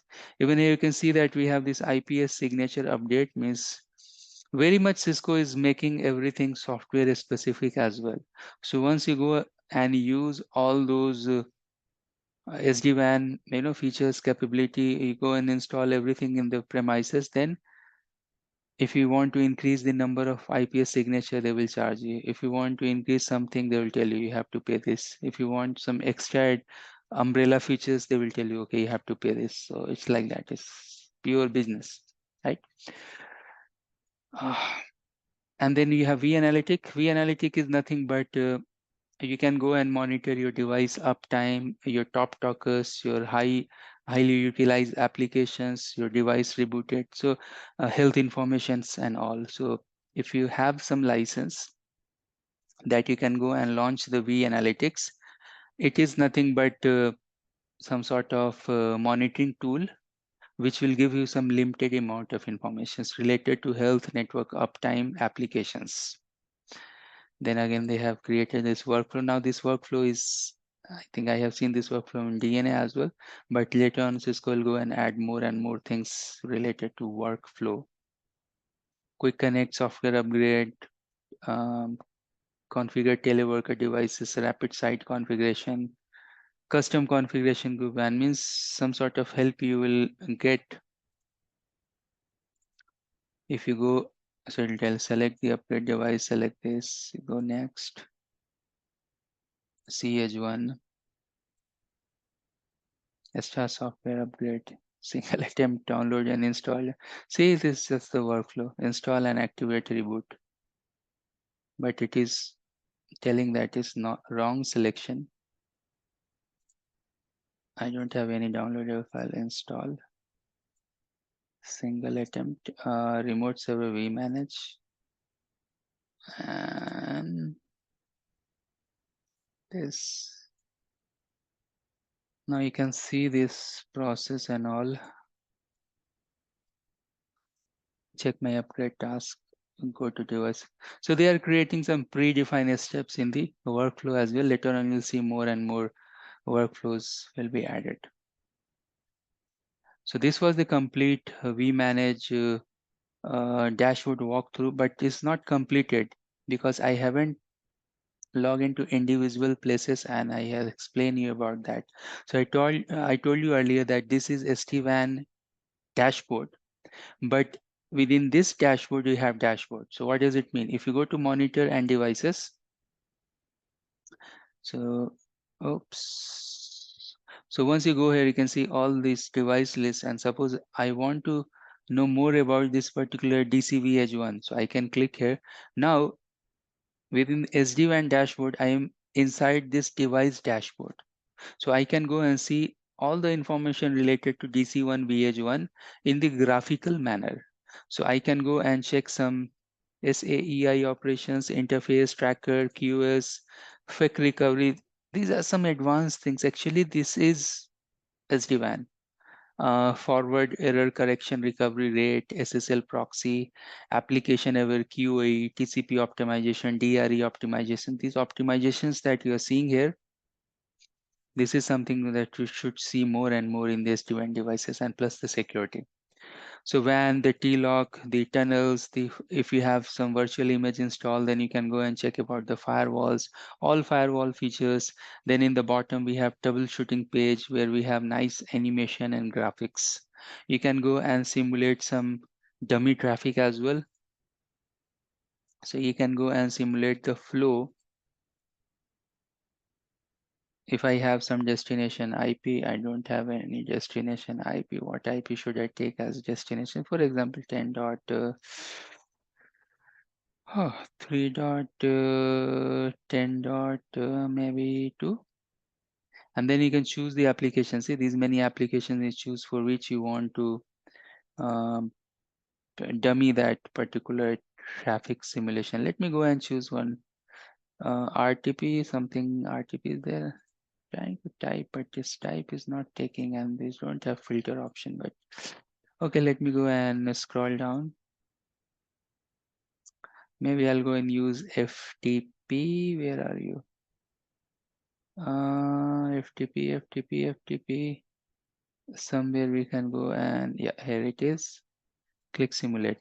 So it will tell you that this is data center VSDC1, and to reach to FTP service, maybe this is some branch IP. It is using MPLS in out, internet in out, MPLS in out. So to reach to that particular destination, it can go via 4 path to reach to the FTP application. And if you are not using any application, you just wanted to check the ping reachability. So ping reachability is also the same. This is the default behavior that you want to change later on, right? And you can see that you have app route visualization, you have tunnel health visualization, then you have connectivity troubleshooting, you can ping, you can trace route. So if I go here and if I give the destination over VPN 10, this interface, and if I want to trace route, so see it is, let me do one more trace. It's going like this. It will tell you the delays in between. What is the path? So from DC, it is going to some other DC gateway, then gateway, and then these are the traces. So nice visualization you have, but it's like so many things. You can go and check the tunnels. You can go and check the security if you have installed this firewall and URL filtering, which is there by default. Means in this lab it is there. You can check the VPN dashboard. You can go and check the multi-cloud dashboard. You can go and check the geographical location of the devices. Okay. Likewise, your task is that you can go and click these places and you understand more and more. Later on, obviously, we are going to work more on the template policies and even security as well. So you will understand. And I'll show you the SaaS and infra as a service as well in the upcoming days. So this was the session related to basics of basic configuration and the vManage dashboard tool. If you have any question, please feel free to ask. Thanks for joining. We are inside day number 5 and today we have lab related to templates. Now templates, actually this is big topic and it may take some days to complete each and everything related to template. So template is what? Template is something that you have configuration and instead of doing CLI way, you can do in template way. Means you can go and group those configuration in a small groups such as feature template and device template, and then you can go and push these templates to the devices. So templates are nothing but the configuration construct, and these templates they are actually very important to build the configurations. So when we are talking about template, and we have lab today, we'll see that lab later on, but first 10 minutes I just wanted to explain you the template and what type of templates we have. So you'll find that we have feature template, a small templates like OMP, BGP, VPN 0, VPN 0 interfaces, etc. And then when you go and club all these things, then you have something called device feature template.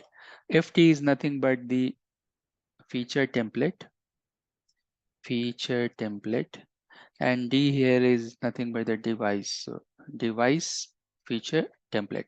That means that from a smaller construct, you are building big configuration. Now again, there is one variation when we are coming to device feature template. You'll find that you have two types of device feature template. You may go and create CLI, or maybe I should rewrite this in other format. So device configuration, in other words, you will understand that you can go and create such as device feature template or CLI template or CLI construct. Now one thing is common in both these, that in both the places you can go and define variables. That is the common piece in between CLI template and device feature template. You can go and define the variables, but the way we are defining the variable inside CLI template is different. The way we are defining the variable inside the device feature template. Today, we are going to create, or we are going to learn about CLI feature template. And that is one of the a small portion we have in the lab exam. That exam will expect that you go and create the template, CLI template for vSmart. And then, so obviously you have to go and create the template from vManage, and then you will push that template to vSmart, right? Now, one very important thing in SD-WAN is this, that one device, suppose I have one vEdge device. This vEdge device, you can connect with vManage, and then you can do the configuration to these vEdge devices. So in that case, it is termed as, this device is termed as that this device is in vManage mode. Now, if you go and break this relationship, means if you go and detach the template from the vManage, so you can attach and detach. If you attach, then it will be in the vManage mode. If you go and detach the template, that means it is in its own mode. Then you can go and do the configuration changes and all.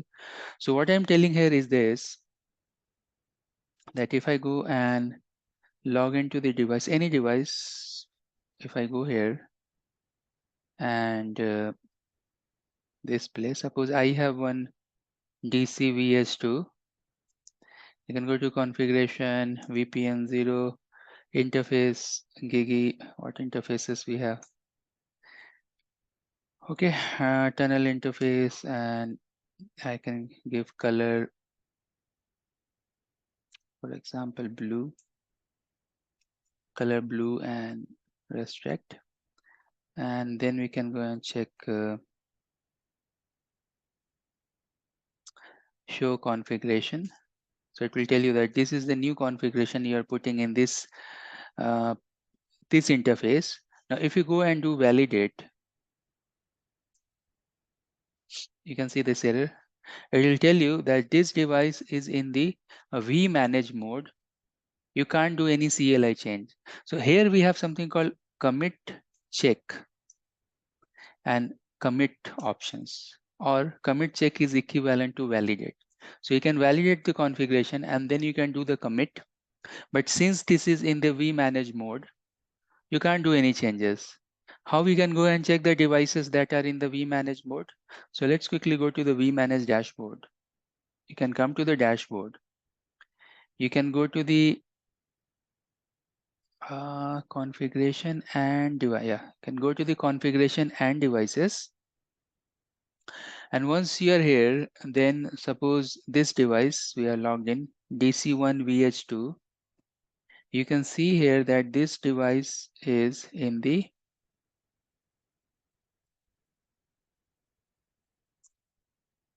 vManage mode. See, it is telling the mode is vManage. Now, here there is no device, although it is showing CLI. So if you go and detach the template, so if I go here to the configuration and templates, and if you go to the device templates, and suppose there is one device, click here to this more button, and you have this option called detach devices. You simply select one, click detach. Now it will be scheduled, and you can see on top that some task is there. Some task has been scheduled. This is in progress. Now you can go back here to the configuration and the devices page. And once that will be done, then you will see that the DC1 vEdge2 will show you CLI mode. Still it's not completed. Once it is completed, you can see that mode will get changed. Now, if the mode will get changed, then you can log into the device and you can do the changes. Now, you may think that, do we have any use of detaching the device from vManage and then attaching it? Maybe if you are doing some troubleshooting, you want to test something, you can detach that device from that mode. You can run all those tests, and again, you create some new template with all those new test result, and you can reattach those configuration to the device. This is one of the nice thing we have. Now you can see this become CLI mode. Now if I go and run that command, so let me quickly show you that. I will not execute it, but we can go there. And if I do commit check or validate, the commit check, now you can see validation completed. That means that now you can execute it. So I can go and type commit, and that particular configuration will be pushed to the device. Right. So that is one very important point. Now, next thing, that today we have a small lab related to creating the CLI template. And what I will do, I will create that template for the controllers vSmart1 and vSmart2. Now, if you go and check vSmart configuration, if I go and type show run, so you can see that over system-wide configuration, you have host name, system IP, site ID, organization name, vBond IP, right? These are the mandatory things that you have to give, at least 5. And then these are the default thing. You can leave it as it, no problem. AAA configuration, login NTP, then you have the OMP configuration, and you can see that you have VPN 0 configuration. Then you can see that you have this a VPN 512 configuration. It's nothing is there. The VPN 0 configuration. You can see how less this configuration is. It's very less, very minimum, right? But the thing here is this, that if you go and log into the production device, you will find same number of lines, because even in the production also the controllers, we have very less configuration items. Only thing will come here in future if you go and create the policy. So those policy line will make this vSmart configuration big and big and big. At the moment, this is the default configuration, and this will be there in all the everywhere, not more than this. So what is our task? So there is one problem that we have to go and create one small policy, right? And that policy, so what's the order of policy? How it is happening? Let me quickly draw here so you'll understand that from vManage, you have to create the policy. Suppose this P stands for policy. Then vManage will go and push that policy to vSmart. And then vSmart has to go and push this policy to whatever branch devices, whatever devices you want to push it. Suppose vEdge1 and vEdge2. So this policy will get pushed. If it is data policy, then these devices will download this policy. If it is not a data policy, so two policies are there, data policy, control policy. If it is a control policy, then that policy will reside at the level of vSmart. It will not get downloaded to the edge devices. Edge devices, they are downloading only the data policy from vSmart. That is again one nice thing we have in the SD-WAN fabric, and some difference. So if someone will ask, oh, tell me one difference, one major difference between control policy and data policy. Control policy will reside at the level of vSmart. Later on, we have slides, we will understand more about that. And data policy, the vEdge will go and download that, right? So the point here is this, that you have to go and push the policy to edge devices, but when you are logging to vSmart, you are finding that the vSmart is in CLI mode. So let me quickly go here and go to the configuration and the where we are, the configuration and template. And the device template. In this case, I think vSmart is in the vManage mode. Yes, so let's detach it. Make this, I will go and detach it. Before detaching that, I just wanted to show you that this time you can see that vSmart, what type of template we have? Feature template. vSmart, they are running a feature template. That means if you go click here and if you go and click edit, then you will find all those feature template information such as basic information, transport and management VPN, and some additional configurations and all. So what we want, our lab task is this, that the first of all, your vSmart, they are detached, they are in the CLI mode. Since they are in the CLI mode, so what we have to do, we have to log into the vSmart, and then we have to create the CLI. For example, we want to create CLI template. So our task is this, that we have to create the CLI template. So what we can do here, and we can go and check the show running configuration first. Now you can see that if you do show run here, so line by line it is coming, right? Go here. If I go here, you want to push? No, I don't want to commit. If you do show run, so line by line the output is coming. In any case, if you don't want this thing, in Cisco devices we have something called terminal length 0, but here you have to type I think paginate off or something, false. If you type paginate false, this command, then if you go and type show run, So single shot, you will get all the output. Sometimes when we are taking the device backup manually, so this command is little bit useful. Paginate false. Okay. So what we want here, let's go back, and what I want that I'll do paginate false because I want this whole output, and I want to copy this whole output from where it is starting from here. I think I have run that command twice. Yeah, up to here. Okay. And then I will open Notepad.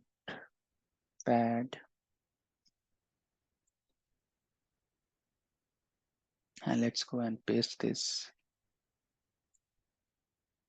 output here.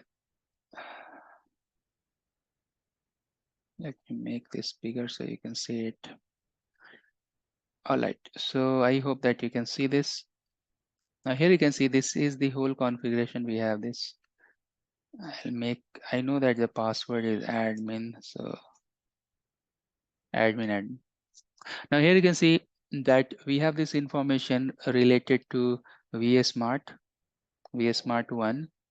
Likewise, I can go and create one more template. Let me go here. Maybe in the exam you have only one vSmart, so you have to do just for one vSmart. But in our case here we have two. So you have to do it twice here for this lab setup. Let's go and copy this as well. Okay, it's copied. Let's go and open our Notepad. Paste here. All right, so you can see that we have full configuration, two configuration.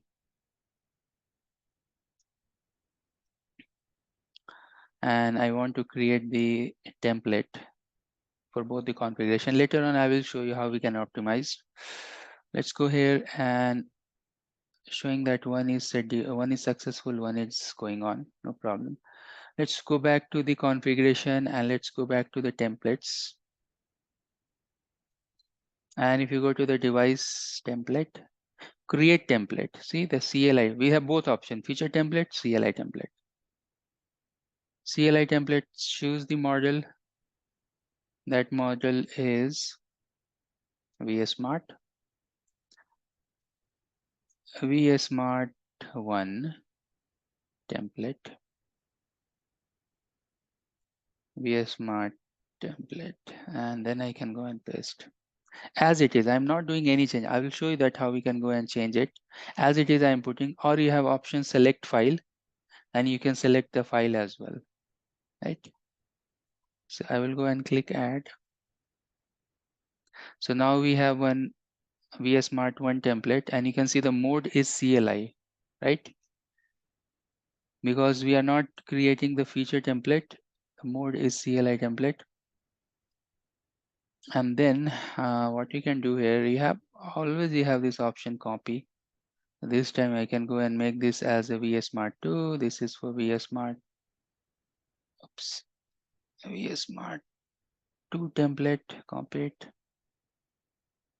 And now we'll go and edit this. So I can go and click edit vSmart 2 template. And then we have our other device. Simply we are doing copy paste. I can come here, I can delete the older configuration, put the new configuration, update. So now we have two CLI templates, and I can go here and then I can go attach vSmart 1 to this template.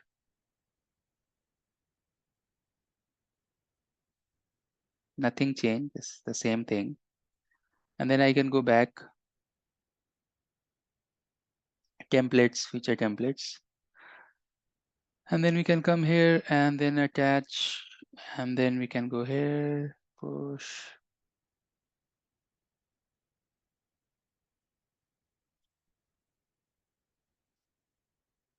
Failure.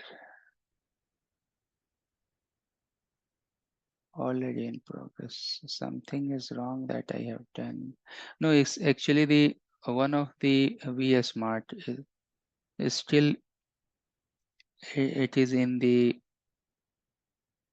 vManage mode. Actually, if you go here and check the initial template, see still it is not detached VS Mart 2. That's why it is showing throwing error that you can't attach. First it should detach and then only we can go and attach. But anyways, so now you can see that VS Mart 1 is attached with this CLI template, right? And it's working in the, obviously it is in the vManage mode, but the template itself is CLI. Okay, that's done. Your exam scenario is done. This much you have to do. Now let's take our scenario.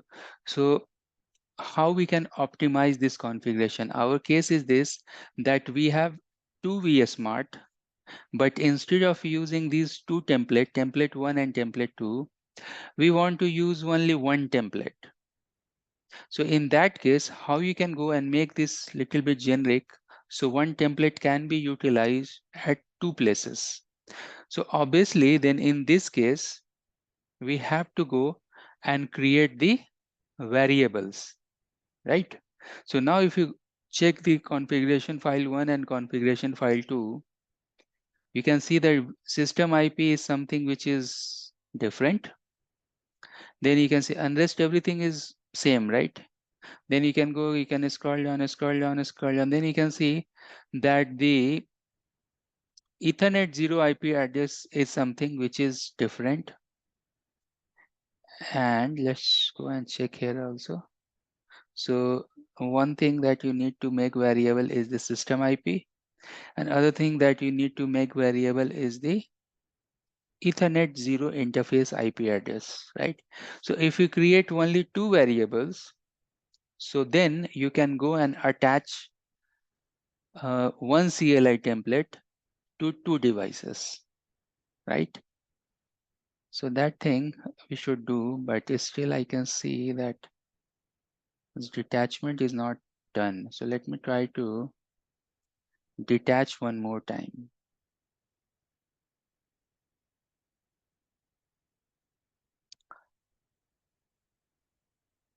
It has some validation issue, some issue.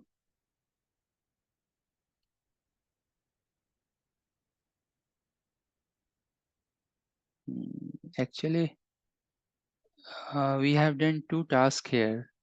One is the detachment and one is the attachment. And it is in progress. It is not detached fully. And so that's the problem. But anyways, at least we have one device where I can go and show you the creation of variables and all, right?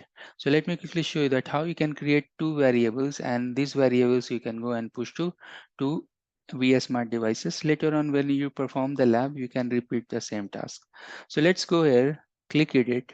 So now we landed to the page where we have the configuration, and now you want to create variable, right? So what you do, simply select this, and then here you can see that you have this option called create variable, right? Just click there. What is the variable? What name you want to give? Variable system IP. Always remember, do not give the same key name. You use some prefix or suffix, etc. So system IP, before that I am using variable dash system IP. So now you will see that it became variable. Now it is in the double parenthesis in between. That means when I'll go and push this template, it will ask, oh, what is the value you are looking for? And then we can go here, we can scroll down. And then here you can see this IP. And this also we can go and create the variable. So this is VS Smart 1 VPN 0 ETH 0 IP, just like that, but you can create a small variable name.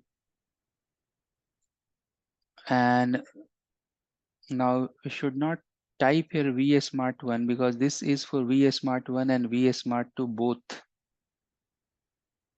So I'll do one thing. Instead of vSmart1, vS underscore vSmart2. And even in the top as well, variable system IP. Actually, this is system IP for both. So you can give some name like system IP vSmart1 to like that, just any logical name. Smart spelling is some typo. Okay, no problem. So now we have this, and now you can see because this is one attached template, so that's why it is asking that I don't have variable, I can't go next. If I click next, it will ask you the variable. Multiple things here. You can just click here in the column, although it is showing white, but you can hit here and you can put this variable, or you can click this three dots, click edit device, you can put like this, or you can download this.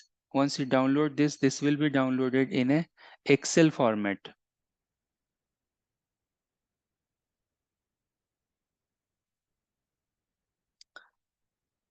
Okay, it is downloaded in Excel format. What you can do, that you can go here and then you can put the system IP, say 12, 12, 12, 12. I know that system IP, that's why I'm putting. Then you can go and put the IP address for the vSmart1. So vSmart1, what's the IP we have over the interface? Let's see. Can go VPN 0 IP address. So this is 19. This is the IP. You can put this, right? And now you can save this file. So I can go and save this file.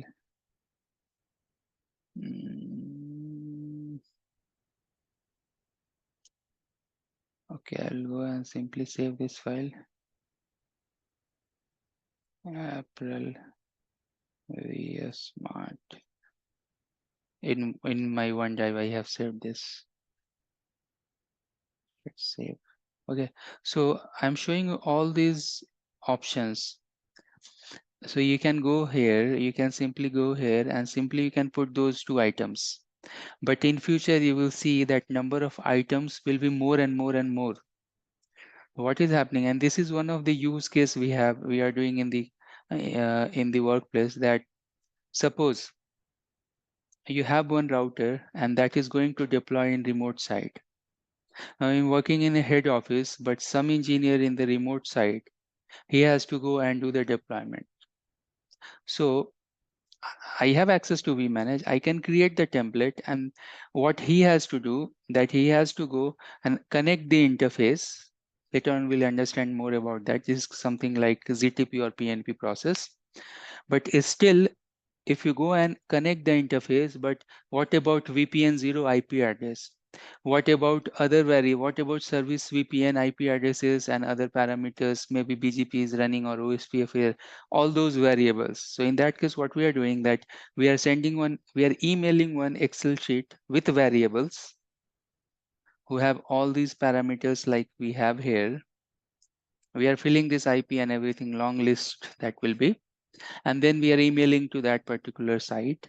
We're telling, okay, engineer, you have to go and attach the device, and then you have to push the template. While you push the template, simply upload this file. So what I'm telling, instead of putting the variables like this, because again, error can happen, because here again, we have to go and type manually things. So once you downloaded that, you can go and upload. And then I can go to Drive. And I can go and search some Excel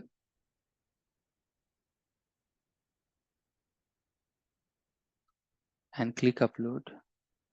And now you can see variables got uploaded. right? So three things are there. You can simply double click here, put the variables, or you can click here, click edit. You can put the variables, or you can download from this download button, put those variables, send someone on site. He has to do only upload. He will upload, or someone will do all these exercise, send to me, and then I will upload like that. Click next. Configure the devices. It is in progress.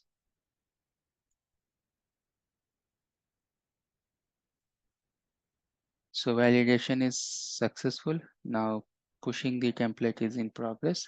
If you can see here green, that means it is fine and job done. It is taking some time. Yeah, it's successful. So now if you go back here and put to the devices, oops. Now you will see that if you can go to the controllers page on top, controllers, click there. vSmart1. This is our template. Just now we have created, right? And it is working fine. And this is the CLI template.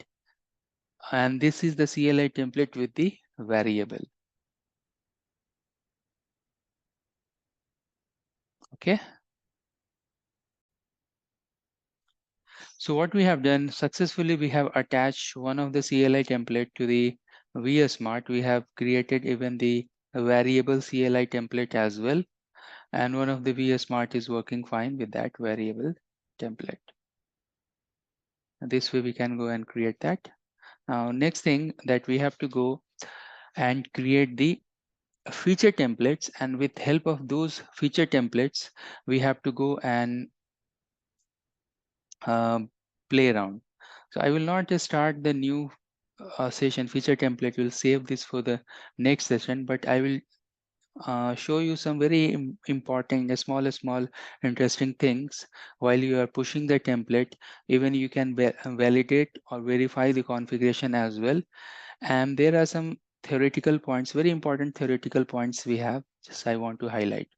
So first of all, this particular diagram, you can see that vManage is using netconf protocol to manage the configuration to the devices. And itself also it is running netconf to manage its own configuration. The other thing is this, that what is CLI mode, what is vManage mode. So you can see if device template you push to the device, you can see it is in the vManage mode, right? Here you can see that little change here, but same thing is here, not much change. What it is telling that if device is in the vManage mode, you can't do any local changes. If it is not in the vManage mode, you can do local changes. If you do local changes, you have to do the commit. And again, if you go and you do local changes, and then again, if you go and connect that device to the vManage, so whatever changes that you have done, it will go wash out, and whatever template that is coming from vManage, it will get pushed to the device. That is also one very important thing.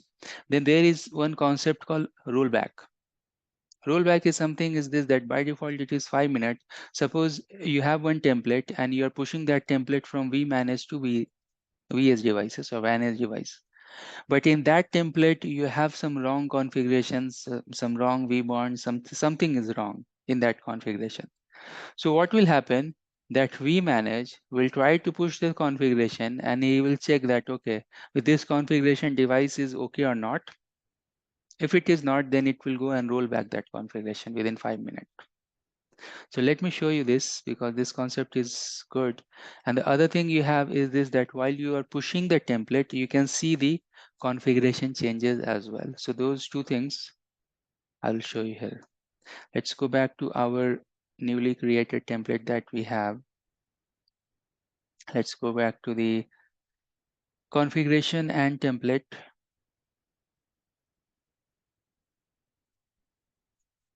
And we are here. This template is working fine for us. Here I can go edit. Before going there, let me quickly show you here.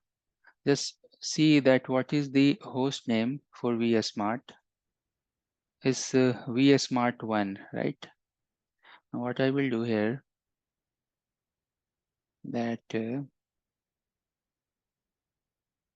just editing the variable. So again, it will ask us. Okay, it is asking the variable name. System IP is asking the system IP. Okay. Do we have host name as a, so host name is not a variable. So let me cancel. Let me quickly do this thing. I will make this host name as a variable and push the template one more time, just to show you some nice things that we have in SD-WAN. So go to host name, select it, make its variable generic host name, click update. Now it's asking host name. So vSmart1 testing, that's the new name putting. Now here at this page, you can go and click this place here. Once you click, it will tell you config preview, and it is telling that this is the configuration. But suppose if you want to check the difference between the last configuration and this configuration, you have to go and click to the config diff. And if this difference you want to see side by side, so now you can see that change the old configuration and new configuration, what changes are there. And if you have different changes, somewhere it will show you green, somewhere it will show you red, etc., etc. In this case, we have only one change. So that's why it is showing in this line that you have this change. Right. So this is one of the feature we have, that you can, while pushing the template, you can see the change. Then other thing about this rollback. So here in the bottom, you can see that we have the rollback timer. By default, it is set to 5 minutes, but you have option that you can increase or decrease the rollback. Default timer is 5 minutes. Generally, we are not playing around with this option, but if any corner case or use case is there, if you want to roll back in 1 minute or 2 minutes, it's up to us. But by default, Cisco has set this to 5 minutes. Now you can go and push this configuration, and once I come back here, if it is 100% push, now you can see the name became testing, because this is coming with the new template, updated template. Right.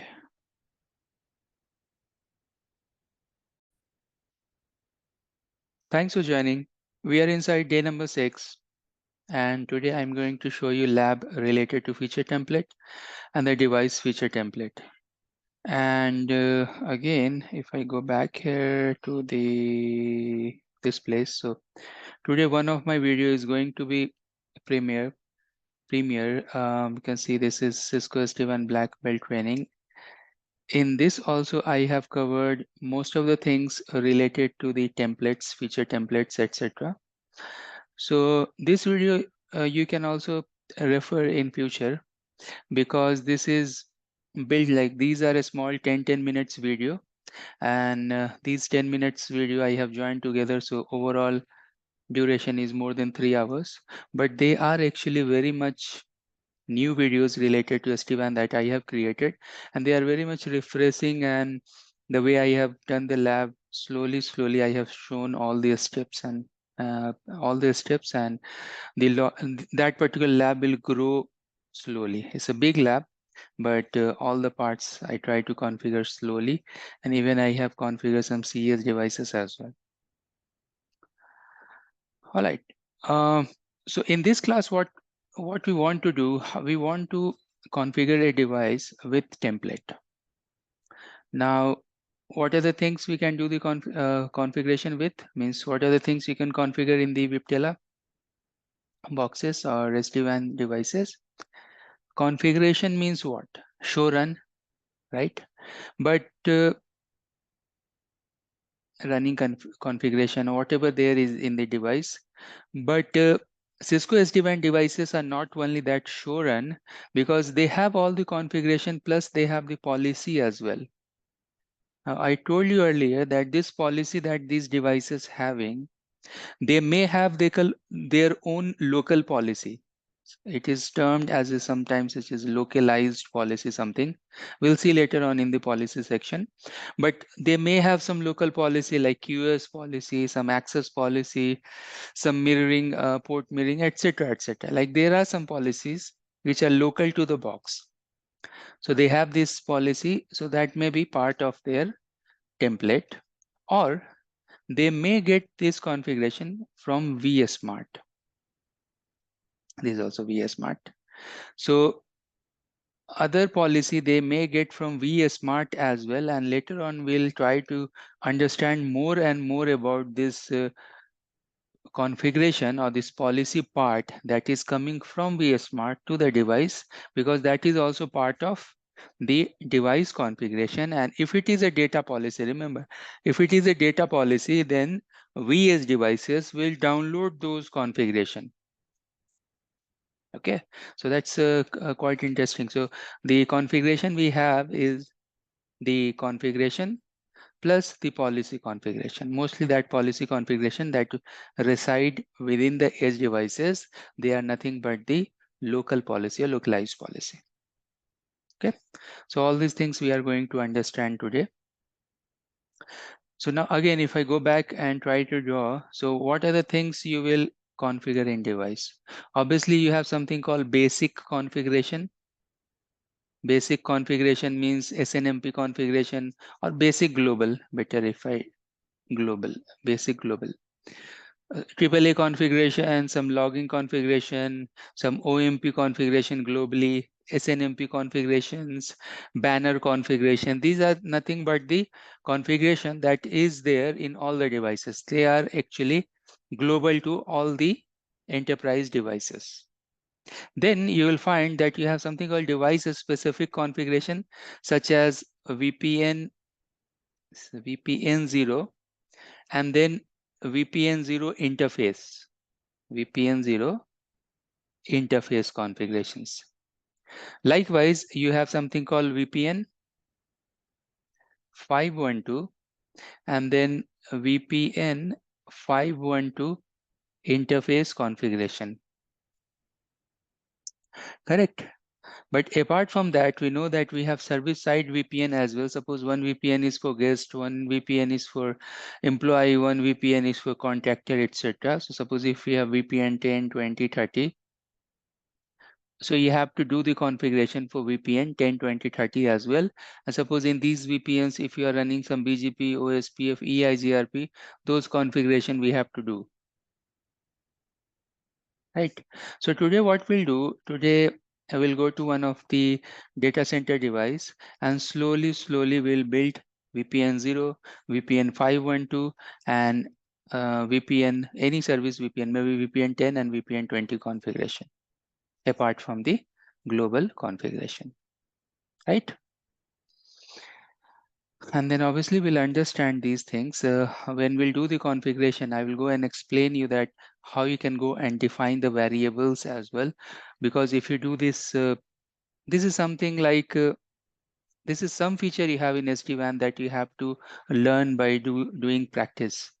Means if you do practice 1, 2, 3, 4, 5, 6 times, then it will become very, very clear to you. If you are very new to this feature template and device feature template, to create the template first time, it may take you 3 to 4 hours. If you are creating all the features and all. Second time, maybe 2 hours. Third time, maybe 1 hour. Next time, maybe 30 minutes or 15 minutes. It's like that. Okay, so let's try to build our configuration. Let me go to the vManage dashboard. Here we are. Let's go here and check the, so first of all, I will go and go to the devices. Let's pick one device which is in vManage mode. For example, DC vEdge1. You can go to AC vEdge1. And I want to take the running configuration of DC vEdge1. So for that, you can go to the configuration and devices. Once you are here, you see where is the DCVEdge1. Here you can see this is the DCVEdge1. And here you can click the 3 dots. You can see the running configuration. It is generating that. I am taking this running configuration just for the reference. So when we'll go and create our configuration, we'll come here and refer that configuration. Now, if you see the CLI configuration, you'll find that the system, you have system as a specific configuration or system-wide configuration. That is nothing but global. So up to here, you have something called system-wide configuration. Then you have AAA configuration. So up to here, you have AAA configuration. Then you have this logging configuration. Then you have this AAA configuration, sorry, NTP configuration. Then you have some zone-based firewall that we can check later on. It's related to security. Then you have BFT, bidirectional forward detection. Then you have OMP specific configuration. Then you have the security template. Then you can see the SNMP wide configuration. Then you can see the banner. Then you can see this VPN 0. And within VPN 0, you have to go and create the interface. So VPN 0 is different template and interface is different template. But within the VPN 0, you have to go and create the static route. So if you have 2 interfaces here, you have to create 2 templates. Then QoS is there. QoS will come with the local policy. We can check QoS later on. This IP route should come inside VPN 0. So this is part of VPN 0 configuration. This is part of VPN 0 configuration. Then you can see that we have the service side VPN 10. So this will be one configuration, and inside VPN 10 you can go and enable OSPF and all those things. And you can do redistribution, etc. We'll check that. Inside this VPN 10 you can see that we have interface. So interface is one configuration, and then you can see IP route. Actually this IP route is VPN 10. Then you have over VPN 10 itself, we have OMP. So within VPN 10, we have this OMP configuration. Then again, you can see that you have VPN 20 is one template. And within VPN 20 is OSPF. Within VPN 20, you have interface for VPN 20. IP route within, obviously, I think it's VPN 20 configuration. OMP is again within the VPN 20, and then you have VPN 512 and interface VPN 512, and this is IP route. Whatever place you are seeing IP route, this is for VPN 512, and then policy. Leave this policy at the moment. I don't know why this policy is there. Actually, this is maybe some localized policy there. Later on, we'll go and see. So policy part we can discuss later on. We'll go and study about the policy. I'll go and delete the rest of the configuration. This is mostly policy and QoS local policy. All right, so now we can see, now you can see that we have this configuration. This is some sort of CLI, but today we don't want to create the CLI template and all. All these things we want to create with some sort of template. Okay, so what we'll do, we'll create templates. So you can see this is one template, this is template number 2, then template number 3. Maybe you have 14, 15 templates. Within these templates are default. So we'll go and use some default template. Means at the moment, I don't know what is the NTP server and all, the logging information and all. So we can use some default template that is there in the dashboard itself. We can utilize that. So what I'm telling that if you go to the configuration and templates, Go to device template. Device template is combination of feature templates. So we'll go to the feature template, and I want to add one vEdge cloud. That is our device type. Now you can see this basic information. So first of all, I want to create system-wide template. So you can say, let's follow this order. So I can go on top, you can see that we have this system template. So we'll go and create this system template first. Click here. Once you click, then you can go and give the name. I'll start anything with A. You can give any. Just to filter out, I want to start with this. Anything we can start. So A underscore system DC. It's just the name, system-wide configuration. Now within system-wide configuration, you can see here that we have multiple options, right? And if you come here and if you click here, you will see that you have this global.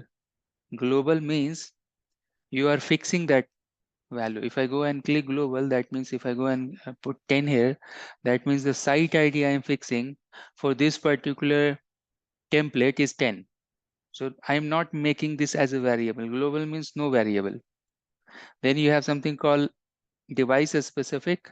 The device specific means variable. A system IP, even we can go and give our name as well. So DC. So now we have created the variable system site ID for DC like that. And system IP, the moment it is variable system IP, we can leave it because we want to make this as a variable. Overlay ID by default it is 1. If you see this sign means default. No need to change anything, not required. Now if you are specific to time zone, you can go and give the time zone.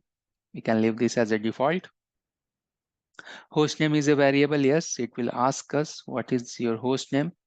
Then location. What's the location? Do you know what's the location? Do we have location thing here?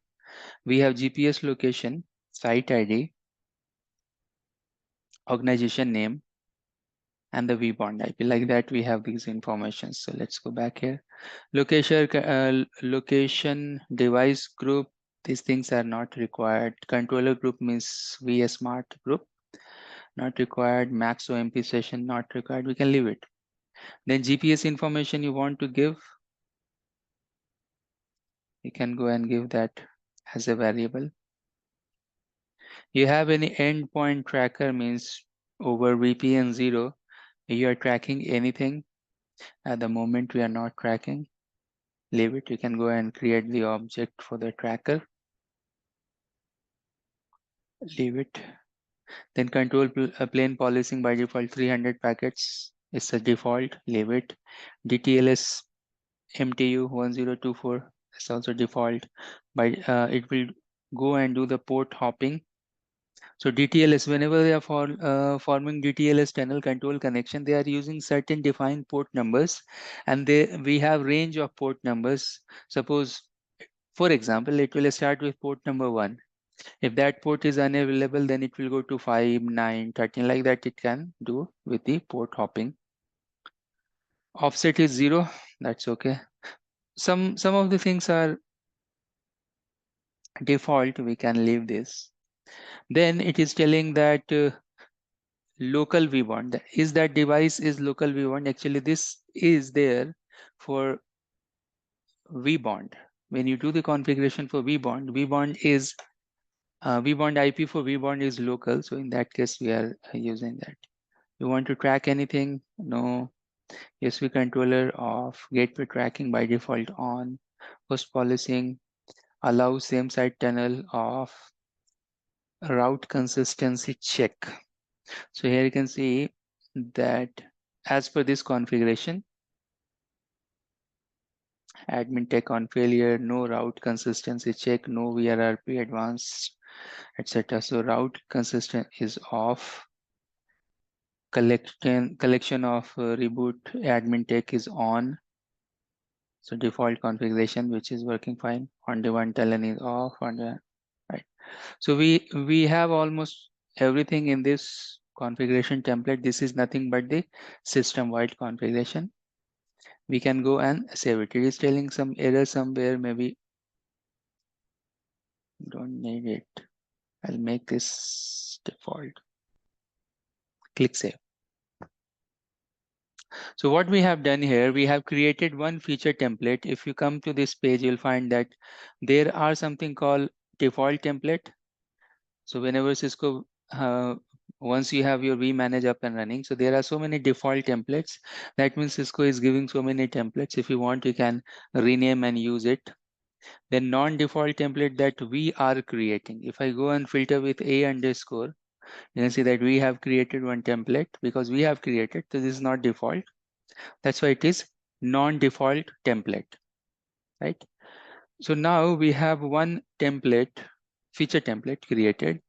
Next, we can go and create the AAA. Although AAA, I don't have much information related to AAA. So what we can do here, we can go and search, do we have any AAA template? No. Then what we'll do, go and search all. So there are some factory default templates related to AAA, but are those templates for vEdge cloud? Let's see. DC vEdge is using, yeah. So what we can do, we can go here, click to these three dots, click copy, and I'll make this A underscore DC. I want to use this default. So now if I go and search with A underscore, you can see that we have created A underscore 2 templates are there. Let me do one thing. Let's go to the non-default. So we have created 2 templates so far. One we have created, one we have copied from the default template. It has some default values and all. Next, what we want, so 2 templates we have created. Logging and NTP. So these are also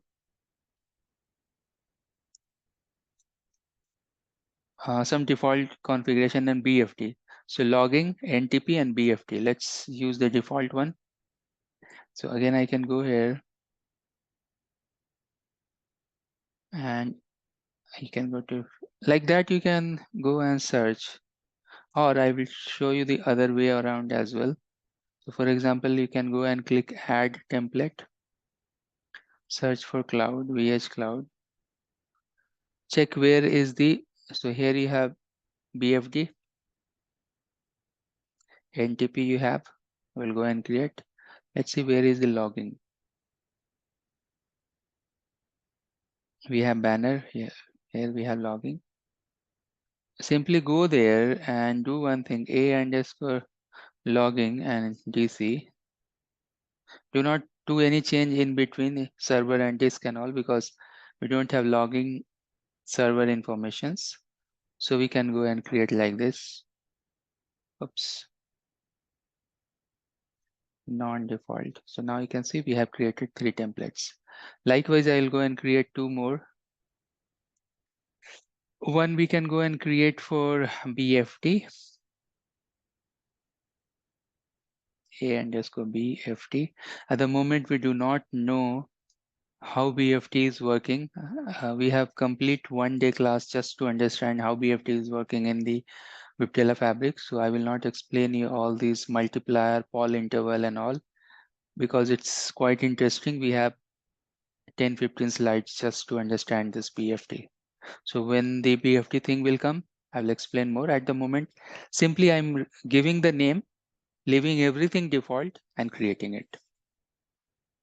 Then we can go and create one more just for NTP.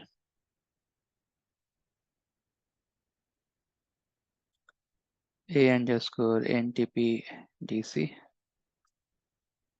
And now if you know the NTP server information, the authentication key, all these parameters you can go and put. Moment we don't have, so we can leave this also. So what we have done so far is this, that we have created one template for system-wide configuration, then one for AAA, then one we have created for logging, then NTP, then BFD. Right. Security also I can go and use some default configuration. So I will show you, even if you do not use this default, while creating the device feature template, they will propose you that you want to use default, you can use default at that time as well. Okay, so security I will not create, I will show you while pushing the template, while creating the device feature template from these feature templates, how it can be fulfilled. Then OMP, this OMP configuration that you are seeing here, this is also some very much default.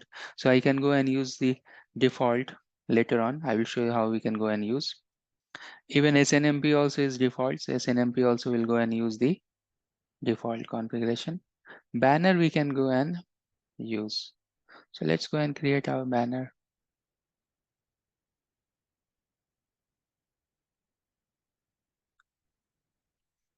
Somewhere you'll find this banner, and then we can go and create banner A,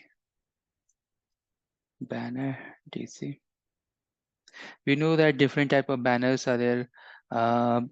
Message of the day, MOTD, login banner. I'll put global thing there. Or maybe if you want, you can make this is variable as well, right?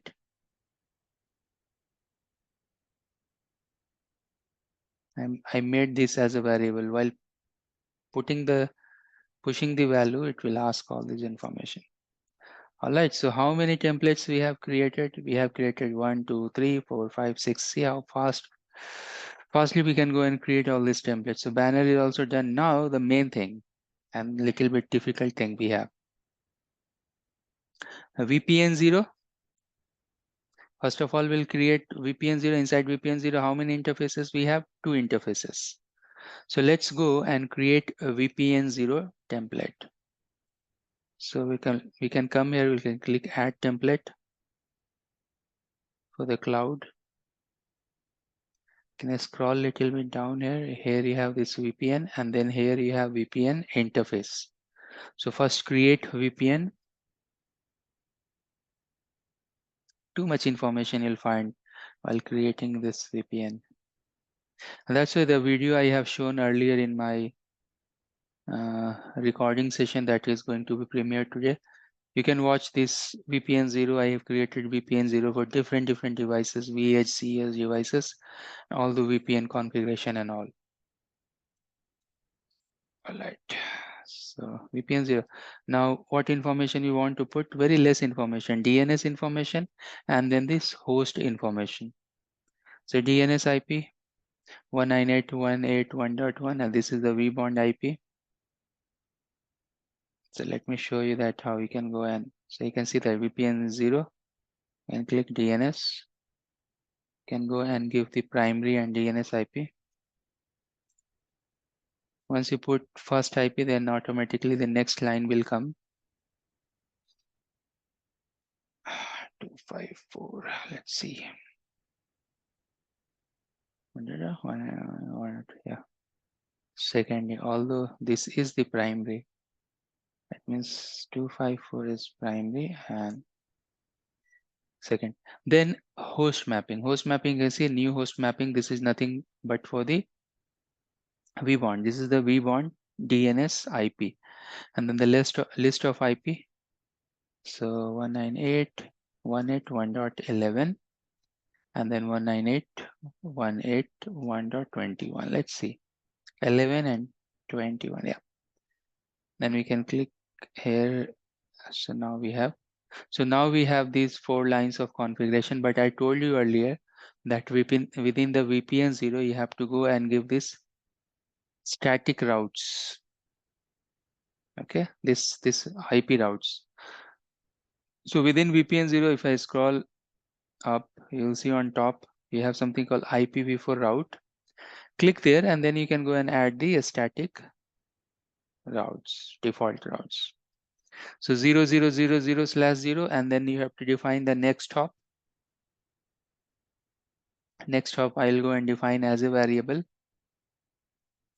because we have two interface. One is going towards internet and one is going towards the MPLS. Click add. Now you can see two hops for this default, and click save. So we have created one template for VPN 0. This. Now for this VPN 0, we have to go and create two VPN 0 interfaces. One interface is for color MPLS and one interface is for color internet. And both places you can see the color is restrict. Restrict means that if both sides you have restrict, so MPLS one side restrict, MPLS other side restrict, then only MPLS will form the tunnel. Let me try to explain this restrict. So suppose you have MPLS, if they are restrict, then they will form the IPsec tunnel. If you have internet, suppose if they are not restrict, suppose this is not restrict, then they will form the tunnel here, and since it is not restrict, so you will try to form the tunnel here as well. So if we are not putting restrict, then it will cross the color boundary and try to form the, or try to negotiate the IPsec with the other side. If you define restrict, then it will form the IPsec tunnel within that color range only, within that color only. That's the meaning of restrict. So now we will go and create the template for this, and so many things are there. Let's see. Let me go to the dashboard. Let's search cloud, and let's go to VPN interface. A_VPN 0_. For example, this is for internet.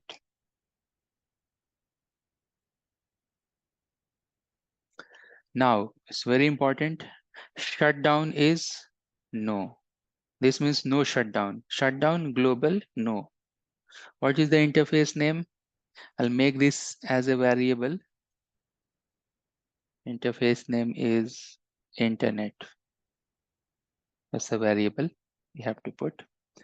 Then the IP address for this particular interface, this also I'll go and make as a variable. So you can go here, inet IP addr, like that. Great. Then if you scroll down, then it will tell you tunnel is on this interface. Yes, make this on, turn it on. At the moment you will turn it on, then so many new options will come. So what's the color? We know here the color is, because this is internet interface, so the color is this. We know the color, so we can fix it. Is restrict is on? Yes, restrict is on. So global, so restrict is on. So let's see. So we are enabling the tunnel. Then encapsulation should be IPsec. Restrict, yes. And then you have to allow the services. Few services are no, few services are yes. So here you can see the encapsulation. You should see encapsulation somewhere. That should be IPsec. Let me scroll up.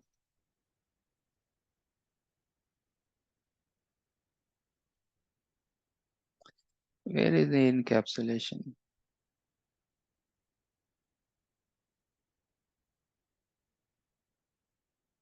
Okay, it may be somewhere. We'll see. Encapsulation should be IPsec. Okay, then allow services. Now you can see few services are off, few are on. Those are default only. So we'll leave this as a default. If we go to advanced option, in the advanced option, you will see IPsec is on. That is the encapsulation is IPsec, and rest of the information related to IPsec. Then NAT, no, we are not using NAT. and then QoS information, then ARP, then 8021X, some advanced options. So this is very much fulfilled. So now we have created one of the template, one of the interface template, right? So we have created this template. Now next I want to create the template related to MPLS. So what I will do, simply I'll go here and make this MPLS interface, right? We should give the proper naming as well. Otherwise, while pushing the template, it will go and create confusion. So now we have copied, but we have to go and change the variable within the MPLS. So let's go and do that. Shutdown is no. This variable name should be changed. It should be MPLS. And then if I scroll a little down here, you can see the static. This is MPLS IP header. And then can go tunnel is on, and this is nothing but MPLS. Restrict is on. Yes, and rest of the configuration is almost the same. So now we have VPN 0 template. Now I will quickly go and create one template for VPN 512. And then we'll push it. Later on, I'll go and add more templates. So first of all, let's go to this global VPN. We'll give the name as A_VPN 512 template. VPN 512, VPN should be 512. And let's see what other things we have inside VPN 512. At the bottom, we have VPN 512. It has only one static route. That's good. So you have to go and give only one thing here, default route. And you have to go and define the next hop.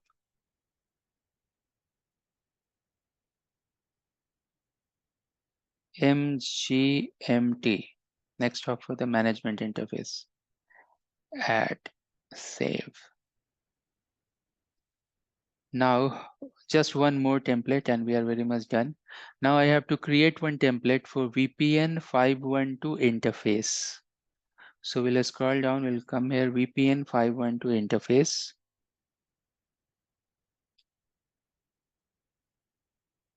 VPN 512 interface template. Shutdown will be no. Interface name MGMT interface. This is management interface. And then the IP, this should be MGMT interface IP. So here you can see only you have IP, the name is ETH0. That's it. Click save. So now you can see that how many templates we have created. We have created total 11 templates, right? Still we haven't created the service side VPN template on all. We can create later on as well, and we can update our configuration. So no worry. First of all, let's go and create the device specific template. So now we'll go and create the device feature template from the feature templates. What's the model? You can go and model, select the model. What's the device role? That's vManage template. That's the name, A__ something, DC template. Now you see whatever feature templates we have created, we can go and put here. So system wide, we have created a system DC logging, a logging. You want to add NTP, click here, it will come here. Go and add like this. Then AAA, if we have created AAA, we can use this. OMP, we haven't created, so we'll go and use factory default OMP. BFT, we have created this. Security, we haven't created, so we can go and use factory default security template. As I told you earlier, that if you do not create, Cisco will provide you some default. You can use that default, or you can just rename this default and use it. Then major part, VPN 0. Yes, we have created VPN 0. Then in our case, we have two interfaces. So this is one interface, and then you can go and add one more. If you click here, it will come this side. So first of all, go and add the first one that we have created with some A underscore. A VPN 0 internet, A VPN 0 MPLS. So this is one of the interface, and then this is one of the interface, right? So we are done with VPN 0. Then VPN 512, we have created VPN 512, a VPN 512, and then you can go and add the interface. So that will be starting with some A underscore VPN 512. Now you can see that we have populated this area, but still you can see if I scroll a little down, you can see the service side VPN information. Then you can see some additional template where we can go and add the banner. We have created the banner.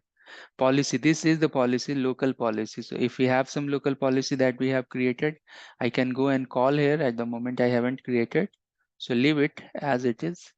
Then SNMP, I'll make none, or maybe you can go and use some pre-built template, but leave it, no problem. The security policy, if this device is working as a security firewall, then we can go and add the security policy.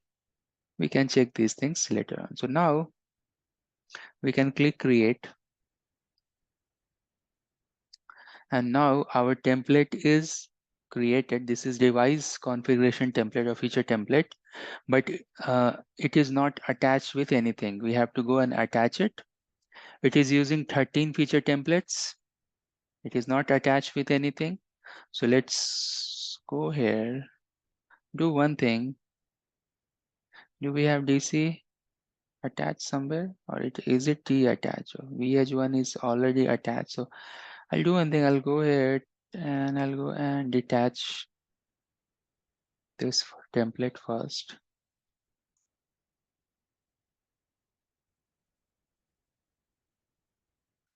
Why all the time these validations are failing? I don't know.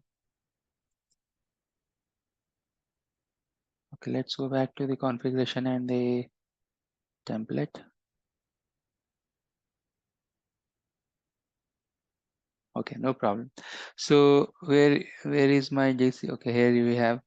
What we'll do, let's go and attach this. Let's attach the device. Now you can see this GCVH one is there. Even I can go and use 2 as well. There's no problem, because our template is very much generic. So now we can see it is asking about all the variables. You have option. You can go and download in the Excel and then upload that Excel, or you can go and fill like this. So banner name. What's the banner? Today's SD-WAN class.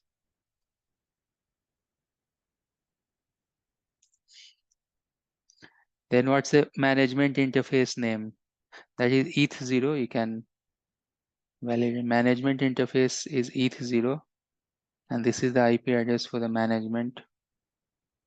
And 3.1 is the gateway. IPv4 address is this. Because we have created the variable name like this, so it is telling us that this is the management interface. This is the management IPv4 address. Now you can see the MPLS gateway. It is coming automatically. Otherwise you have to go and put, but we can go and verify the gateways related to internet and MPLS inside VPN 0. 164.01, 164.2.25.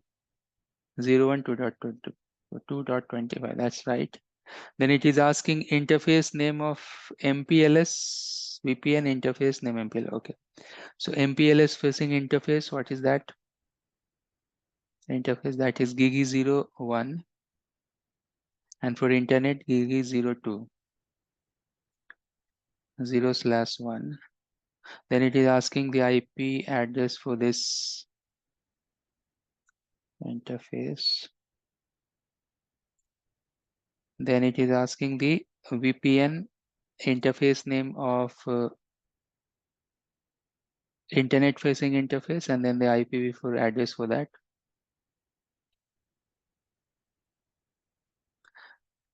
And then a few of the information you can see that it is pre-populated because already it was using some template. Otherwise, you can go and change these values, right? I'll go and change this value a underscore, that's the host name. Click update, go next, click here. Now we just wanted to see that do we have change in the configuration? So let's click this config diff side by side, and then it will tell you that host name we are changing. These informations we are not putting. These informations are not, because we are not using SNMP template. We are using some default BFD. These are our new login banner. These are the banner configuration. QoS is missing. NTP is having some different configuration. All the service side VPN security configuration policies are missing. So like that, we have this configuration in this device. Now it is scheduled, so we can wait. Configuration is in progress. We'll wait. How did you get it to do the side-by-side thing again? So when you push that, at that time it will, there is option. I'll show you. Okay. You can go and check that. Let's wait. This will, oh, now it's successful. Let me quickly show you this, how you can go and check this side by side. So when you have this template, and this is our template, now it is attached with one of the devices. I'll do one thing. I need the configuration for one of the other device that we have. So let's quickly go and get the running configuration for DC. Now you can see the host name got changed. So DC1 vEdge2. Let's go here. Take the running configuration. And we can go here. Put here this configuration. So same template we are going to reuse.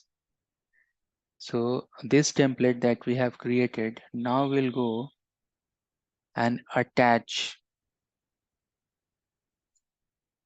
this template with the DC1 vEdge2. Again, it will ask all the variables and everything. So we'll go and put that.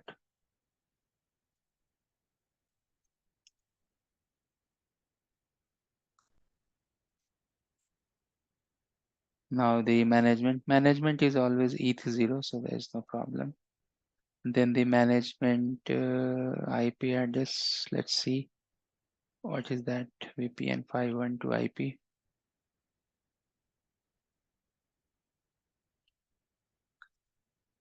That's the IP.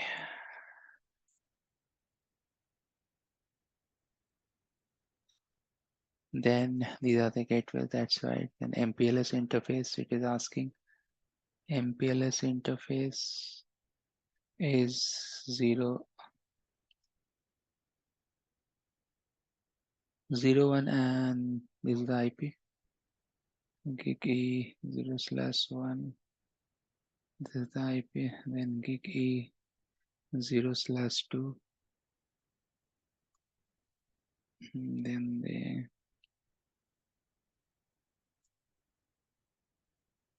IP. These things are okay. I can go here and make this. So now we have filled this configuration. Now if you go next, once you go next here, this page, you can see this device name is here. If you click here, then it will go and show you the config preview and config diff. You have to click this config diff, and then here you have side by side diff. So you click side by side diff, and then it will show you the old configuration and the new configuration. The configuration matches or mismatches, everything it will show you. Then you can click configure devices, and now it is in progress.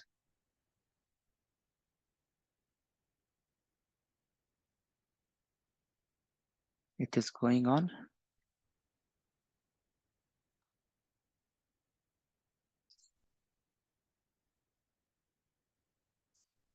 It's in progress, it is going on. And once you see green here, that means it is successful. So once it is successful, now we can go to the place here. We have tools and we have the SSH terminal. And if you go to any of the device, TC, vEdge1 or vEdge2, click there just to see that the changes. So at the moment, the configuration that we have pushed, in that configuration, we haven't put the service side VPN.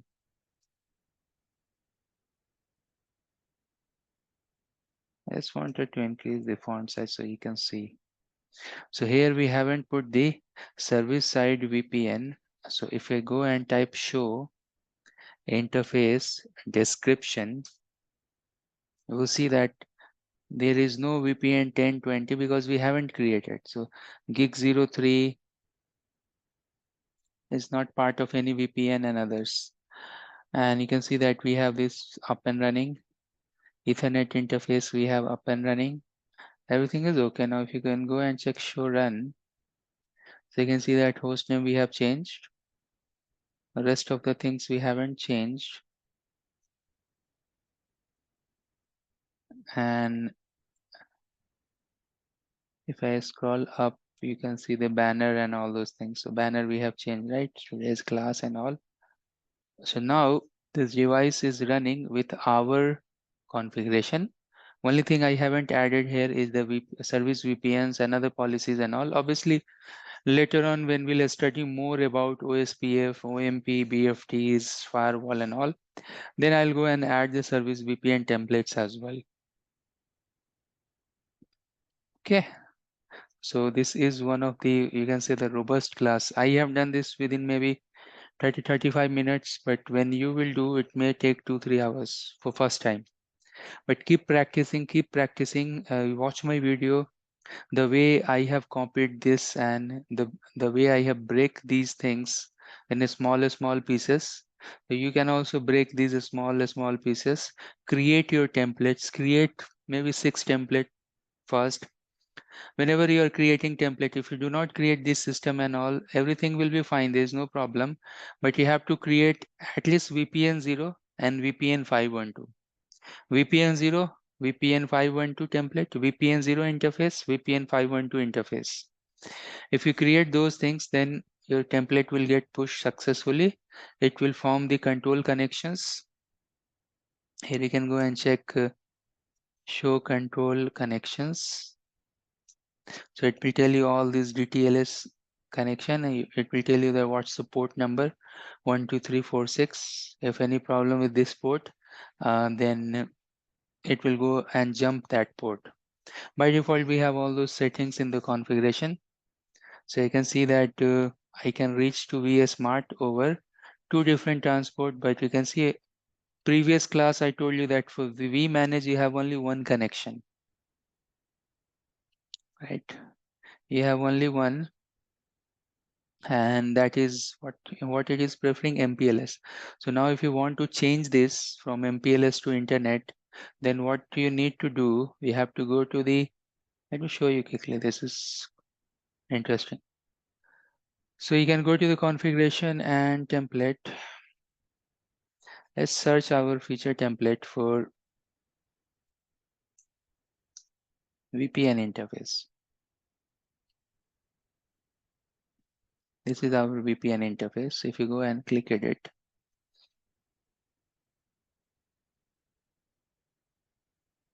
and if I scroll this little slowly, maybe advanced. If we go to advanced, let's see what is there in advanced. MAC address, MTU, do not frame TLOC. Okay, in advanced we have TLOC exchange. We do not have anything related to vManage. Yeah, here you can see vManage connection preference. So by default it is 5. By default it will be 5. Its value is from 1 to 8. Maximum is 8. So if I go and make this one, that means that internet connection is also 5. Internet link vManage connection preference is 5. So that means that instead of MPLS, it will go and form the tunnel over internet, because now the weight we are giving, let me show you this thing. The weight we are giving for connection for this vManage over the MPLS interface is 1. By default, it is 5. So let's see. You can see we are making this 1. And if you go and check internet, so it is not showing because default it is not showing, but by default it is 5. So that means the internet connection preference to the vManage is over the internet. The vManage connection preference is 5. Over the MPLS it is 1. So that means now the vManage connection, it will go and prefer over the internet instead of MPLS. So if I scroll down here, if I go to DC,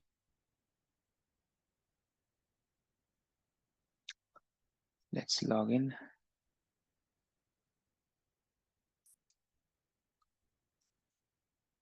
If you do show control connections, see the vManage connection is over internet. Initially it was over MPLS. Because of that, and you can see the uptime is 7 seconds or something. Right, so a small change we have done in the template, and whatever templates are attached, whatever devices are attached with that particular template, actually in all the devices, now this configuration change has happened. So that's the power we have.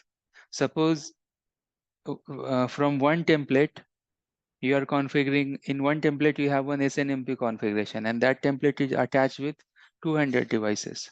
If you do that a small change in the SNMP, it will automatically push to all these 200 devices. So we do not need to worry and log into all the 200 devices and do it, because now everything is managed from vManage template. Once you do the change in this one place, in one template, all the connected device to that particular template will get that configuration. All right, so this was the class related to template. If you have any question, please feel free to ask. Thanks everyone for enrolling this course. In this course, you will learn all the technologies related to CCIE Enterprise. But in case you are looking and you are preparing for your lab exam, please feel free to contact. We are running some sort of 100% guarantee program to make you pass. I will provide you the lab, resources, everything. If you want to know more about this offer, you can go and email to this particular address. Anyways, in this course, you are going to learn all the technologies. This will be very useful course to you. But in case you are planning to write your lab exam, just feel free to contact us. We'll provide you all the guidance, all lab related tips, techniques, all the passing techniques, etc. So please do not hesitate. Feel free to contact us and we will provide you and we will assure you that you pass your lab exam in first attempt. Thank you. Thanks for joining. We are inside day number 7 and today we are going to learn one very important topic we have in SD-WAN, Cisco SD-WAN, is TLOC, Transport Locator. We have labs related to TLOC in the upcoming section, in the policy section. So we will understand more and more about the feature related to TLOC. Now, in very loose term, if you want to understand TLOC, is nothing but you can think this as a BGP next hop type of maybe address or type of attribute. Okay, so it is something like next hop attribute, and how it is applicable and what are the capabilities we have and what are the building blocks we have related to TLOC, we will go and check. All right, so let's start. First of all, we'll study about TLOC today, and in upcoming day, we'll go and learn about the OMP. Now, before going to the terminologies and the attributes we have inside the TLOC, I just wanted to see one diagram here. And from this diagram, we'll try to understand first of all about the TLOC. And then we'll go back and check the attributes of TLOC and what are the other things we have in the TLOCs. Okay, so let's try to understand this particular diagram here. Let's try to think that how this SD-WAN is working. And not only SD-WAN, whatever fabric we have, their tendency, their nature is almost the same. Like if you go and check the fabric is nothing but the virtual network. So if you go and check the fabric, that means that you have one fixed hardware. On fixed hardware, on top of that, you can go and run services. So for example, cloud services. Different cloud providers are there. As a user, whatever service we want, we are subscribing only those services. But again, it's a loose analogy. In SD-WAN, you may have your router, switches, everything connected. If I have any lab topology. So again, the same diagram. Oh yeah, so here you can see that suppose if we have this type of topology or any type of complex topology, where you can see some routers, some switches. So you may think that what's the new? Same we have in the WAN and same we have here as well, right? But the answer is no. When you go and learn the services within this SD-WAN, you'll find that it's not exactly same, although the underlay, although the connectivity within the hardware, that is the same. So whatever connectivities we have in the hardware, and let me try to draw with some other tool. So okay, so whatever connectivity we have here from the edge device to the other device, device to device, device to device, isn't the same we have in the existing WAN as well? The answer is yes, it is there, but this is just one snapshot of the services. It's just one instance of the service. It's not full service. That means over this instance, I can go and create VPN 10. Over this service, suppose we have something called VPN 10. So the behavior of VPN 10 is different. Again, I can go and create one other instance of service that will be VPN 20. So I can go and create a VPN 20 as well. So I can go and create VPN 20. If I can change the color, so VPN 20 with green. I can go and create VPN 20. Then I can go and create 30, 40, whatever, n number of VPNs. Now the nature of those VPN, that may be this particular VPN that we have, that is nothing but VPN 10. They have this type of IPsec tunnel, point-to-point IPsec tunnel. This VPN 10 maybe they are full mesh, but VPN 20 maybe partial mesh, maybe hub and spoke, maybe only one branch to other branch. So we have the control mechanism that we can go and control not only the control plane, but we can go and control limit the data plane tunnels as well. That control is something you can think as a fabric services. You know, you have full-fledged underlay hardware, data cables are connected, everything is connected. But the way we are flowing the traffic from one location to other location, it's 100% different. So who is going to provide you those capabilities that we are going to discuss today? So there are two major players here.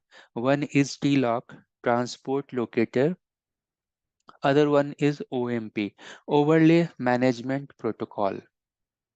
Okay, although OMP we will learn in the next class, next hour. But today we'll try to understand this TLOC. What is TLOC, how it is working, etc. Okay, so as I told you that TLOC is nothing but the next hop type of BGP attribute, or you can think that BGP next hop is there. So TLOC is the next hop type of attribute. How it is? So try to understand this diagram. Now let's focus on this particular diagram. You can see that we have diagram here. You think that this is one of the vEdge device. So this is one vEdge device. And in this vEdge, we know that we may have VPN 0 interface, we may have service interfaces. So suppose it has one service interface, you can see VPN 1, and then it has transport VPN, that is VPN 0. So you can see the color here, blue and red. For example, this VPN 0 is nothing but the WAN facing interface, and VPN 1 is nothing but where you have your catalyst switch connected, where you have your LAN, or maybe you are running other OSPF underlay, BGP underlay, etc., etc. Okay, so you have VPN 1, and then you have VPN 0, right? And this box that you are seeing, within the box, it's one unit. Within the box, you can see VPN 0. Within the box, you can see VPN 1. Now think that how this box will get connected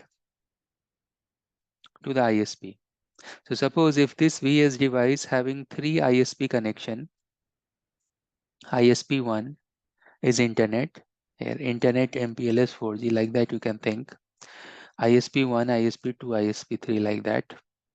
So all these interfaces will be part of what? All these interfaces will be part of VPN 0, right? And then you have something in your LAN interface, maybe you have one prefix called A that you want to send to other side over the WAN to reach prefix B.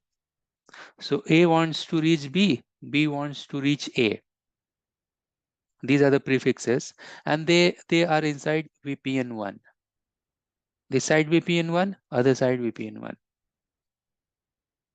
So far, any doubt?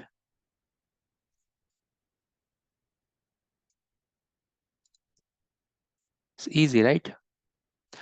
So how this prefix A, which is part of VPN 1, will go first of all to VPN 0, and then from VPN 0, how it will go and reach out to other side VPN 0, and from that VPN 0 it will reach to VPN 1, and from that VPN 1 it will go to VPN B. How this reachability will happen? Because as we know that from VPN 0, so VPN 0, you should have some interfaces. You can see that suppose if you have 3 interfaces, say gig 1, gig 2, gig 3. Suppose this is gig 1, this is gig 2, gig 3. This belongs to the 3 different ISP, but we know that over VPN 0, we have data plane tunnel. We have data plane IPsec tunnel. So that means that in between here to here, we have IPsec tunnel over internet, over MPLS, over 4G, right? So that means that prefix A will reach to VPN 0. Maybe we have some static route underpinning, like suppose this is, say, ETH1, for example.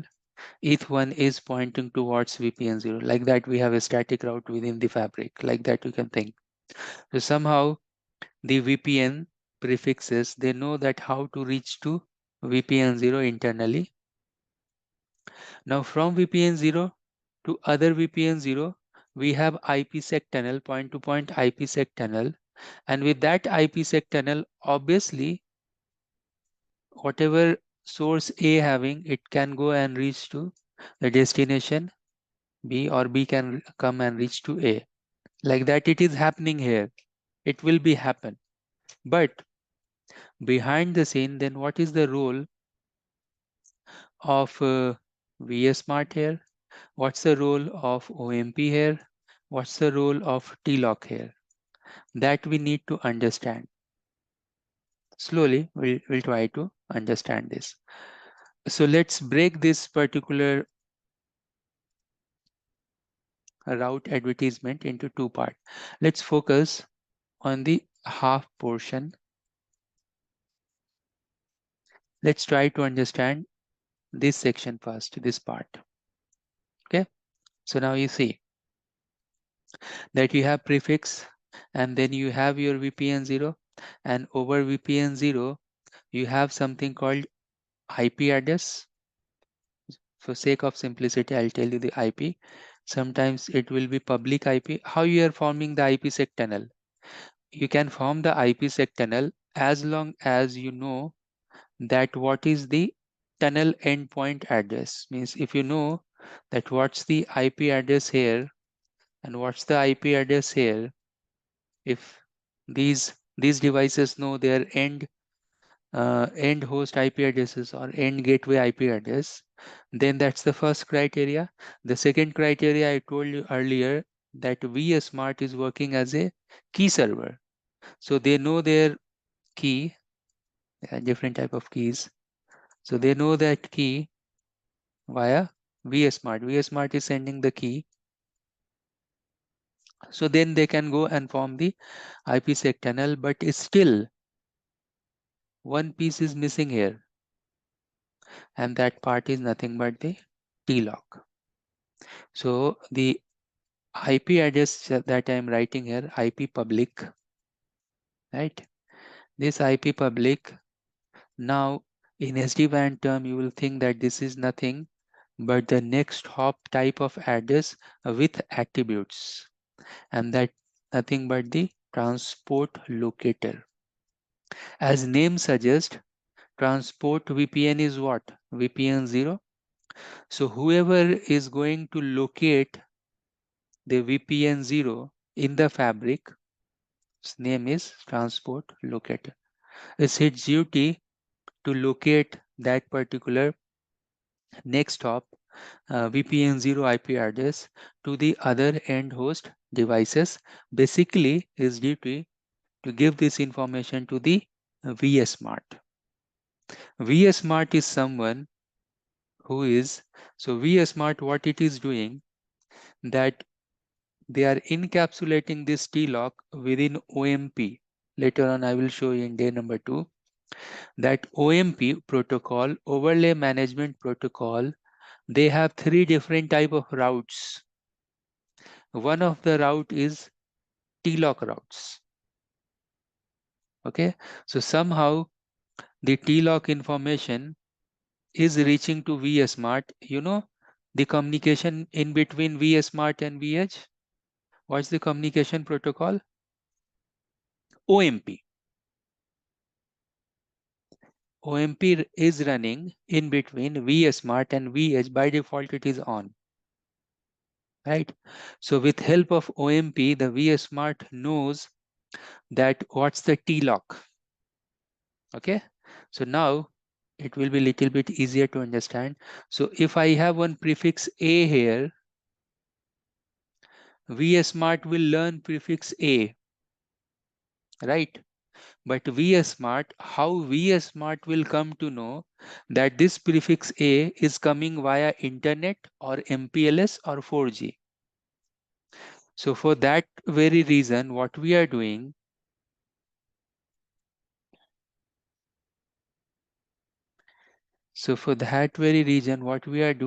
that if you go and check, we are going to VPN 0 interface. Over VPN 0, we are going to some interface, like for example, interface Gigi 0. Then we are going to tunnel interface. And then we are defining the color. Say color may be blue, red, green, or maybe sometimes color may be MPLS, or maybe sometimes color is internet or business internet, etc. Right? Sorry, internet. So here you can see in the diagram as well, if you see little close, orange and greenish and blue type of three color is there. These colors are not exactly MPLS. We are telling that, okay, in my fabric, I am telling that internet color is blue or green. In my fabric, I am telling that MPLS is color is name is MPLS. We are marking it. So if prefix A is there, this A may have 3 next hop. So the next hop may be orange, and they are represented by some color, orange, MPLS, and maybe blue. Like that you can think. So when the prefix information of vEdge, for example, this is vEdge 1, it will reach to vSmart. How vSmart will come to know, oh, orange, that means it is coming via internet. Oh, MPLS, that is coming via MPLS color or MPLS circuit. Blue, that means it is a 4G circuit, right? But these are nothing but the next hop. These are nothing but the transport locator. So in other words, the transport locator, TLOC, they have attributes. Actually, they have so many attributes, but they have 3 major attributes. Let me write like this: system IP, color, and encapsulation. Now here, if you see for prefix A, that I'm telling that we have, I hope you are able to see the font is small. It's okay, right? The font is fine. I can see it. Okay. Font is fine.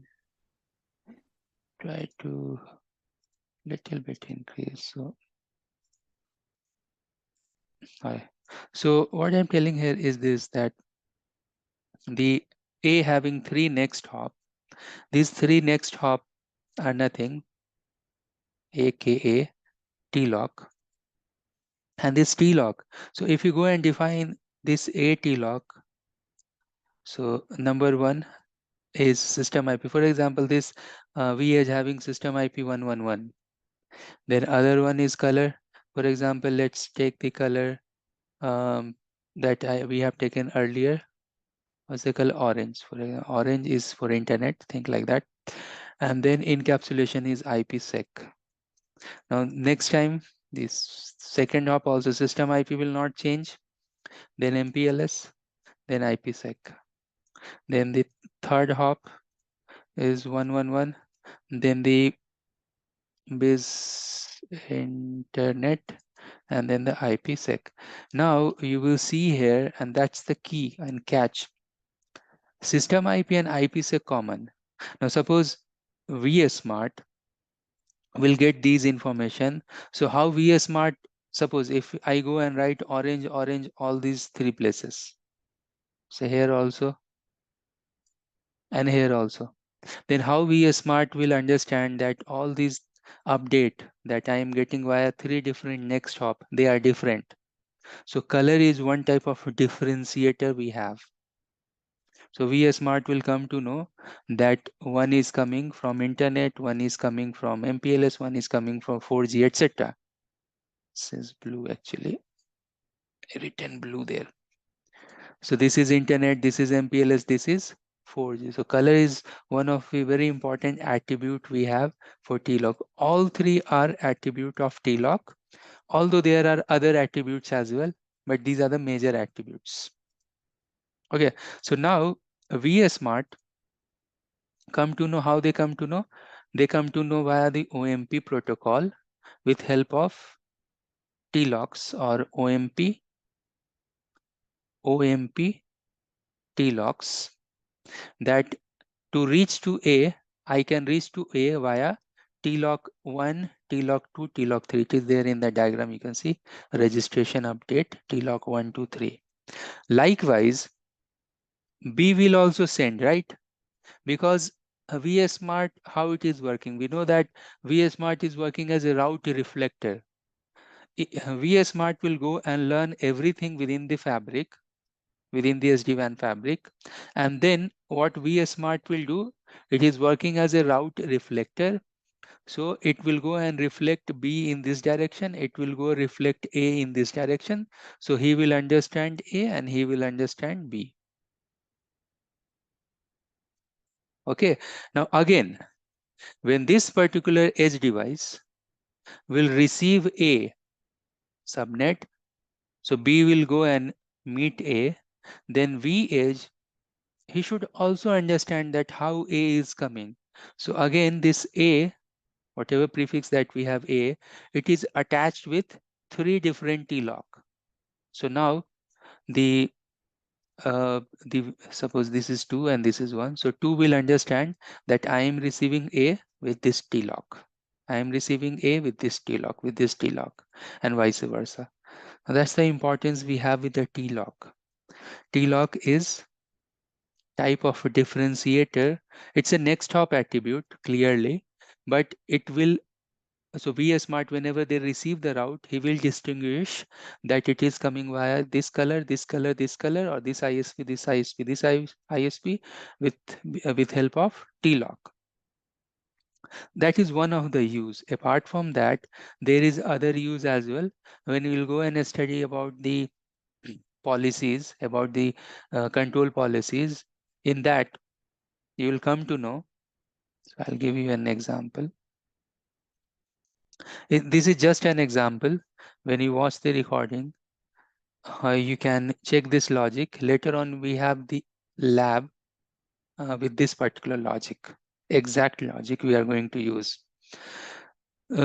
Just for the sake of simplicity, suppose I have one DC, suppose DC you have, and you have branch 1 and you have branch 2. Obviously, your vSmart is there somewhere, and all the devices, they have some sort of control connection with vSmart, and all the devices, they have IPsec tunnel. So this blue color is IPsec tunnel. Okay. Now, tomorrow what will happen, that organization, it will tell that, okay, from branch to branch, we don't want any tunnel. We want that all the tunnels, all the communication should reach to data center first, because in data center I have firewall. So all the traffic will come to the firewall, will come to the sensor, and then it will go to anywhere. That means you don't need this tunnel anymore. And then you have to make the IPsec tunnel only with the DC. This is something called hub and spoke type of a structure, HNS, right? So in that, what you will do, suppose you have 200 branches. What you will do, you will go to all the 200 branches and do the IPsec changes and do some next hop changes and all, right?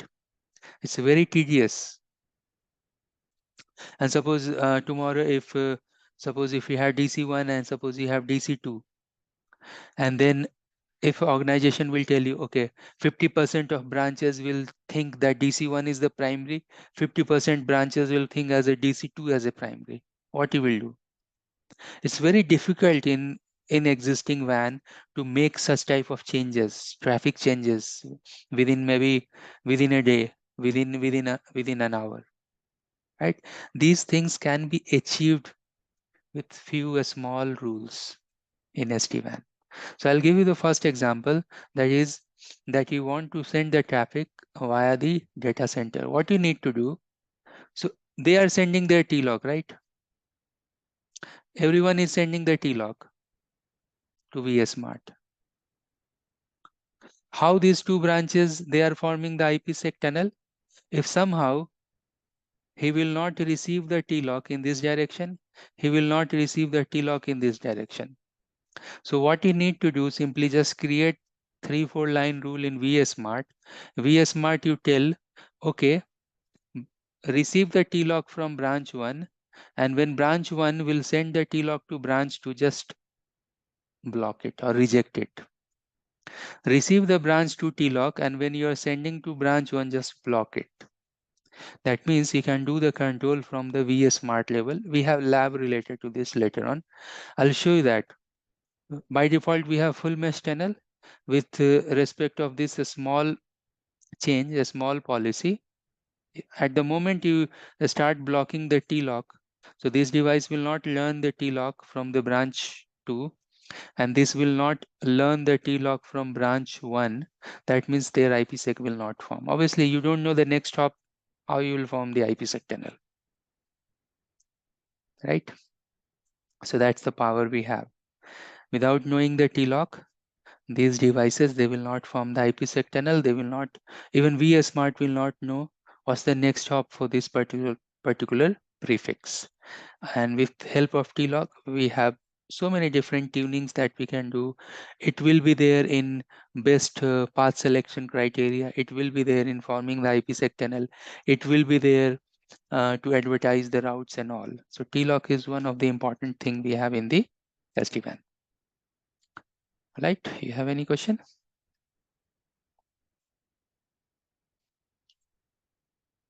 No questions.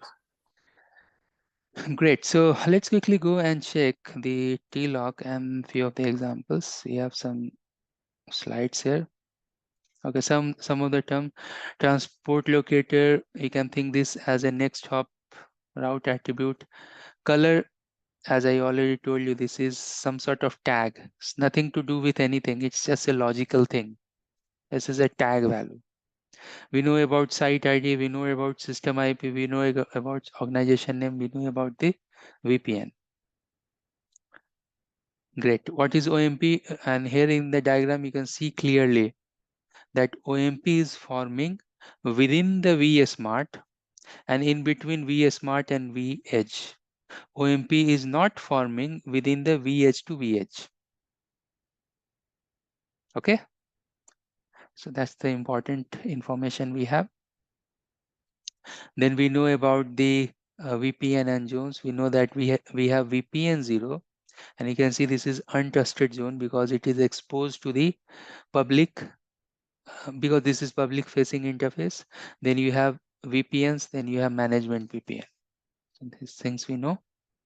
Then we have discussed about this. Later on in the OMP, I'll come back one more time and we'll discuss about OMP as well in this. You can see the underlay where you have the TLOC and the overlay where you have the OMP.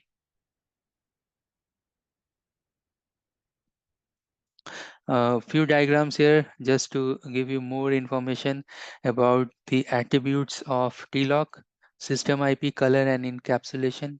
They are the attributes of TLOC, although there are more.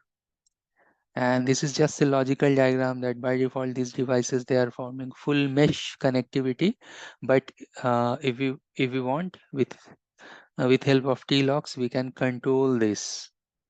We can make this hub and spoke or a spoke and a spoke, etc. One more important thing here, that in some session earlier,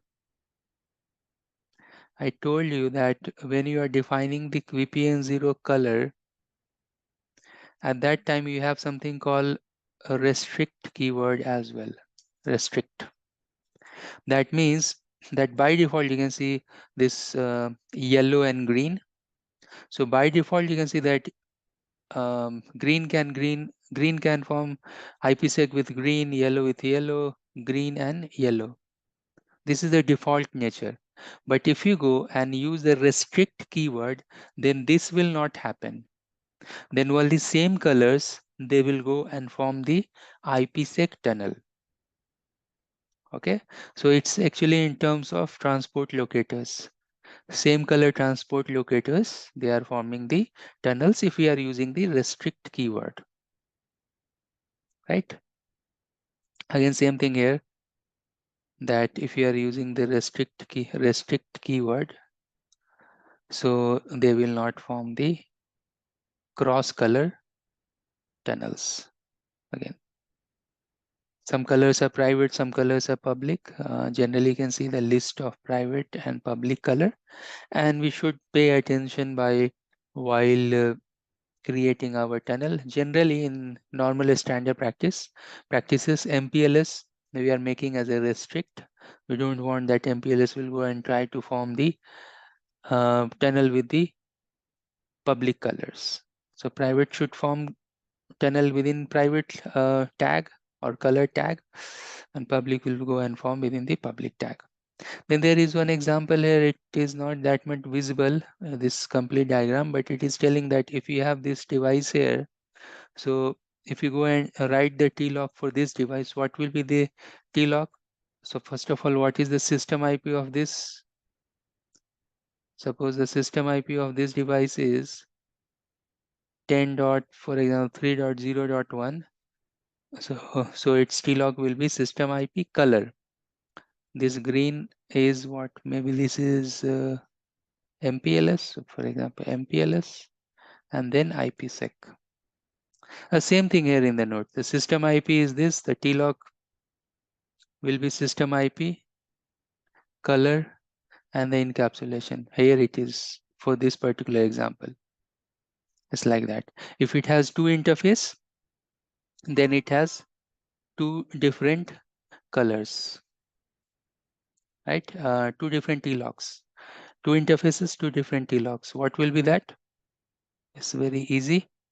Suppose if this is MPLS, this is internet, right? So it will be 10.4.0.1 MPLS and then IPsec, and then 10.4.0.1 internet plus IPsec, right? Any doubts so far? So if I ask you that what is TLOC and what's the significance of TLOC, you can answer me. Yeah, question to you. What is TLOC, transport locator?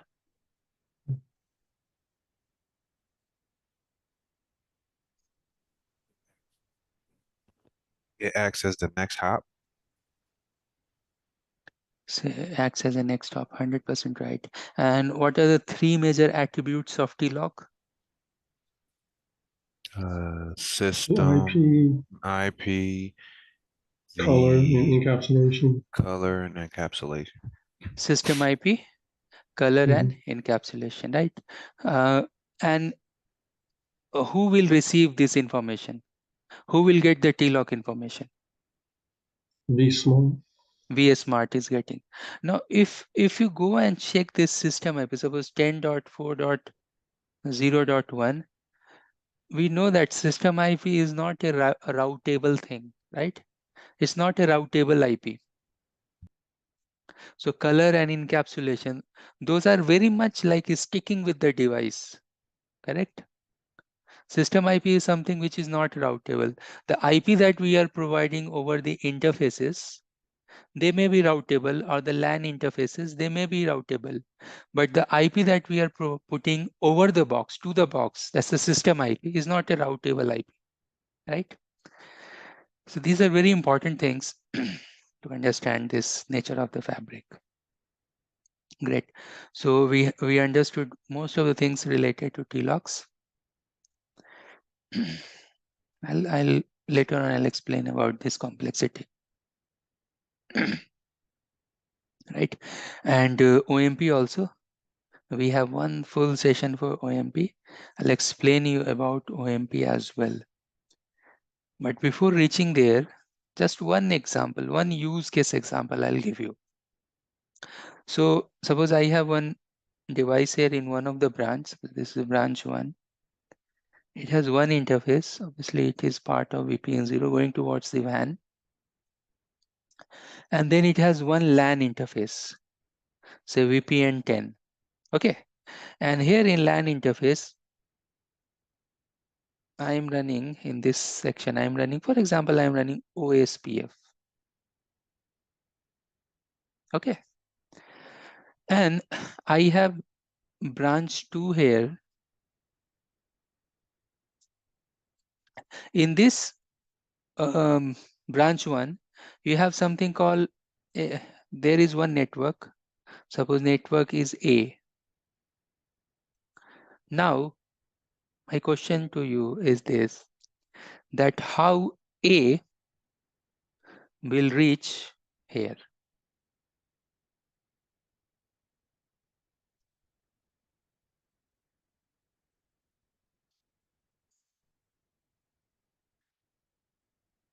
You got the entire question?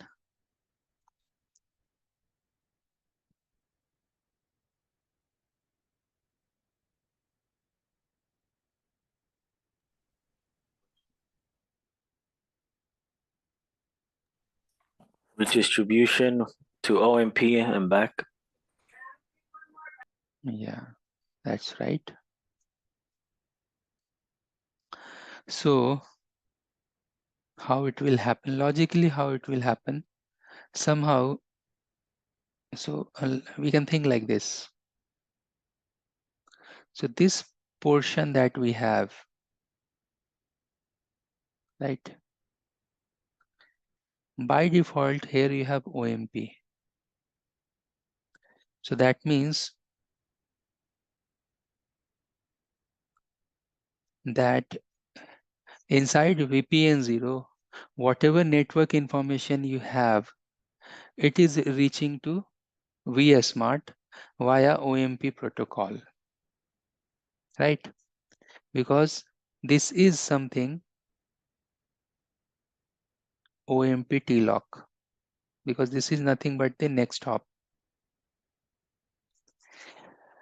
right? Now the question here is this, that you told you told right that somehow this OSPF has to go inside OMP. So now you can think that how simplified this SD-WAN fabric is. Now, if you want to send anything here, you don't think that you have to send anything to branch 2. You just think that you have to send to vSmart. If you are successful to send any prefix information to vSmart, vSmart will automatically send to anywhere by default, right? So if OSPF somehow will reach, or the OSPF network that we have, it somehow will get injected inside OMP, because they are knowing, because they are OMP peers, the vSmart and vEdge, right? So if OMP will know, that means vSmart will know. If vSmart will know, that means other branches will come to know, right? So that means OMP, if he knows, he will tell okay, then it will reach to vSmart. If vSmart tell okay, because it is the route reflector, so he will immediately go and reflect to other places. That means here that OSPF need to be advertised inside the OMP. Your answer is right. Like we, as a Cisco engineer, we know that redistribute command is there. It's there. But if you go and check OMP, within OMP we have something called advertise. Redistribute, advertise in SD-WAN both will work together, but in normal Cisco world we have only redistribute. So you can go to BGP, redistribute OSPF. You can go to OSPF, redistribute BGP, right? But here, anything that you want to send from OMP, you have to go OMP and then advertise. Still, you can go to OSPF. Okay, I will not make this complicated. Till this point, you have any doubt, you please ask.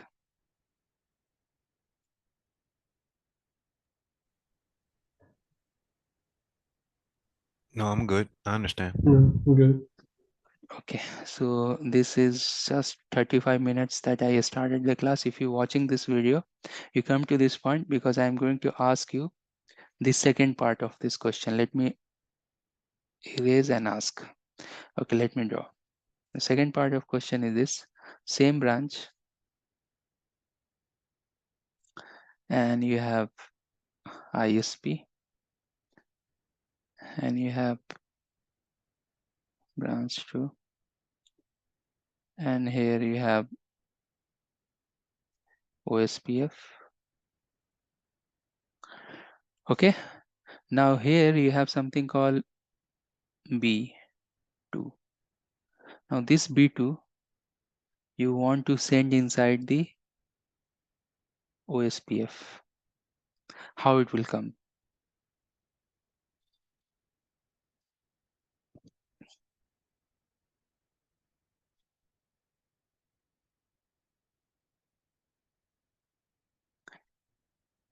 Very easy, right? It should reach to vSmart via OMP somehow. Now I change the color, right? No problem.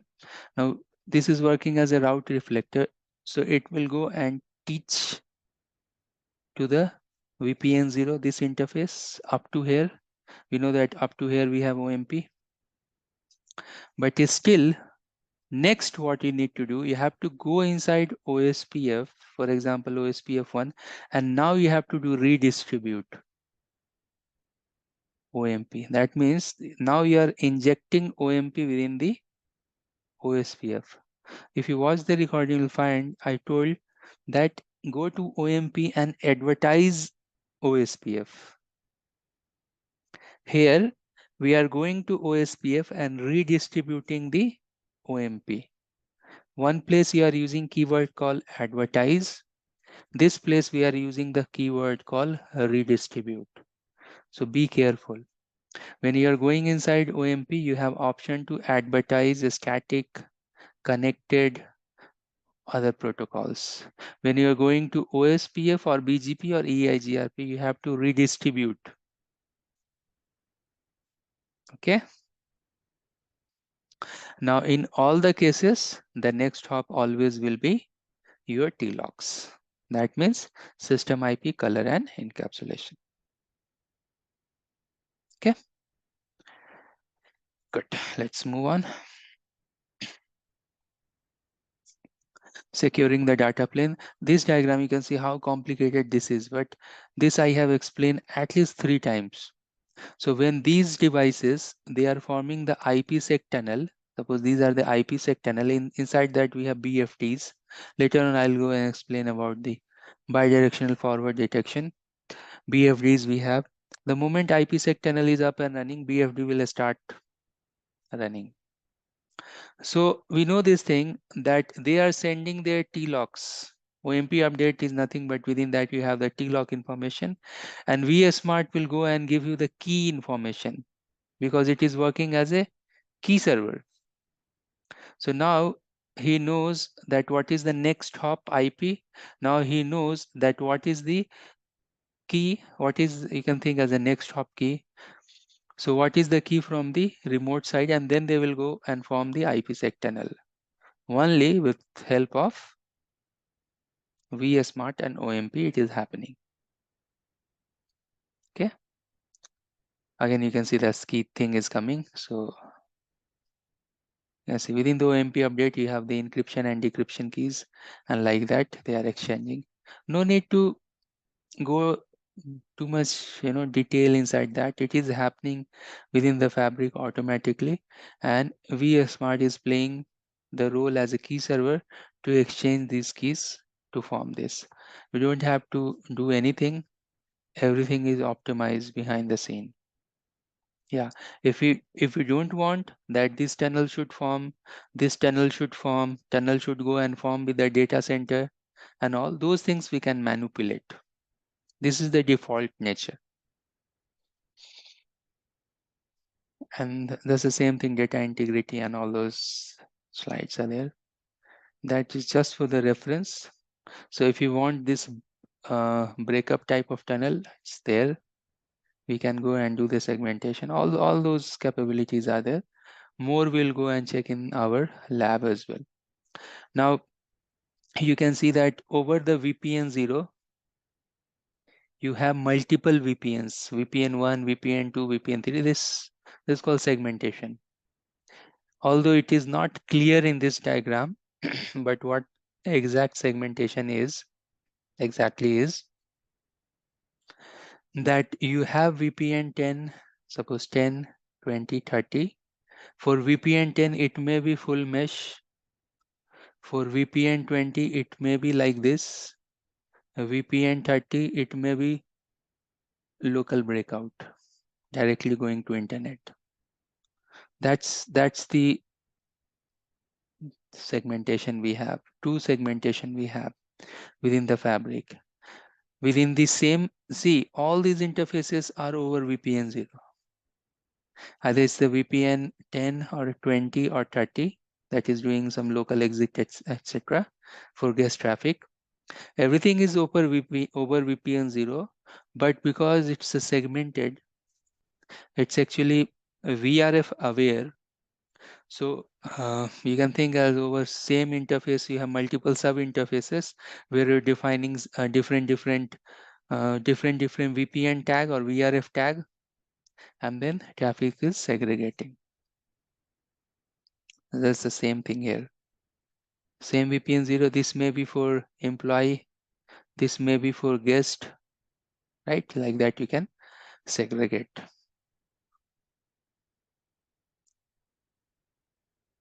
Great. So we have covered this TLOC, and obviously we have lab related to TLOC in the upcoming session. The next very important topic we have is related to overlay management protocol. So what I will do here, I will show you this overlay management protocol. There are three types. You can see here three types: OMP route, service route, transport locators route. I'll explain you that, but again in the next class we will understand more and more about that, and I'll log into the device as well, and I will show you that how you can go and check OMP peer, how you can shoot, how you can go and see TLOC routes, how you can go and check the control plane, data plane, tunnels, everything I will show you from the CLI as well, that you can verify. But before ending the class today, what we will do in this diagram, I'll explain you all different type of routes we have in the fabric, and it is actually very easy. You will understand. Yeah, any question? Yes, I have a question. I've seen in certain deployments that they'll apply a TLOC to a loopback. Why is that? Okay, that's good question. So sometimes it is happening. Here you can see in this diagram that you have this MPLS. So to reach out to the controllers, generally you will find that controllers, they are hosting over the public cloud, right? And suppose if this device having only one connection going towards the private network, so in that case, how you can go and extend the control from the private to the public network? For that we are using this loopback 0 to create the TLOC to extend or to do some sort of communication between the private and public. Now what you can, I have certain examples related to that.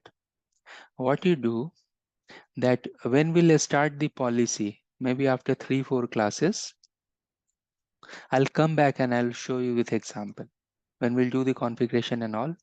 So I will show this where we are creating the loopback, how we are extending the control connection, okay, within the private, and what's the use case.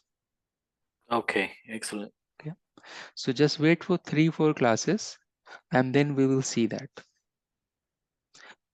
Sounds good. Thank you. Yeah, and let's see this diagram.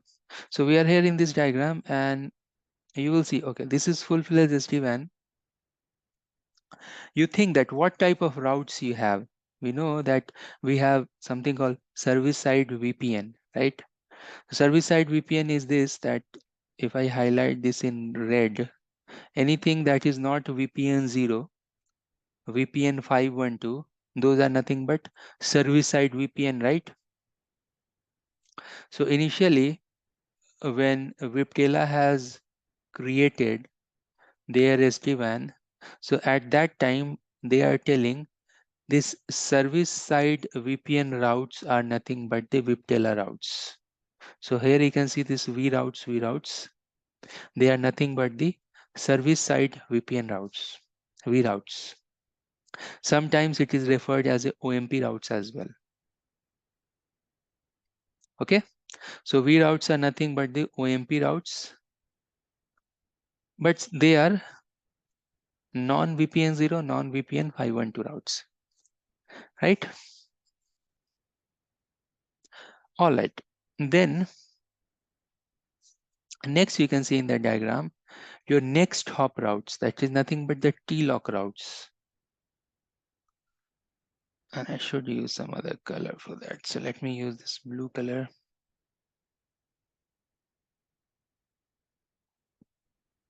So here you can see this TLOCs. Okay, so that means OMP has two different type of routes. One is either Viptela routes or service-side VPN routes or OMP routes. Other one is nothing but the TLOC routes, right? TLOC routes, correct? Any doubt in this? Nothing, right? So if I color all these things,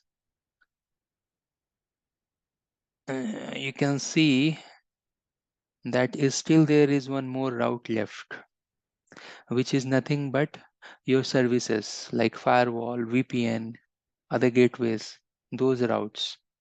Yes, so we have third category as well.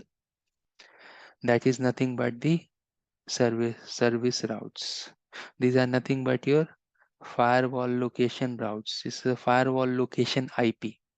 So vSmart knows that what's the location of firewall within the fabric. These are the location routes, locator routes for firewall. So vSmart knows in a fabric where is the firewall, because tomorrow if we have to go and create policy something called service side redirection or redirecting the traffic towards the services, or you have to do some traffic engineering that the branch traffic will go to the firewall and then go through the internet, right? Or it will go to the firewall and then it will go to any other branch. And these policies, from where you will create, you have to go and create from the vSmart, right? So that means that vSmart should know the location of firewall as well. Otherwise, you can't create such type of policies, correct? So that's why we have these three different type of routes. There are more and more to OMP. That what is OMP, best path selection and all. OMP is lightweight BGP. It has so many attributes that we have in BGP. So we'll learn more and more about OMP in the upcoming class. Meanwhile, if you have any other question, you can ask.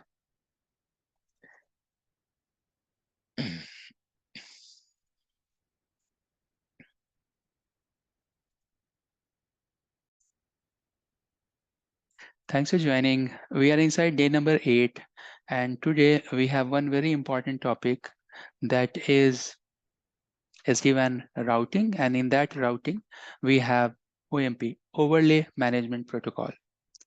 We'll try to understand that how OMP is working, and then I will show you within a lab that once you go and create some interfaces, some VPN interfaces, then how the VS devices, they are advertising that to the VS Smart, and from VS Smart, how it is going to the other side. So all those advertisement and little bit of redistribution we will see. Now in this class, we are not going to complete OMP, because OMP, you can think that OMP is a part of communication in between VS Smart and edge devices. That means that whatever policy, whatever central policy or control policy, to be more specific, control policies are nothing but routing policy.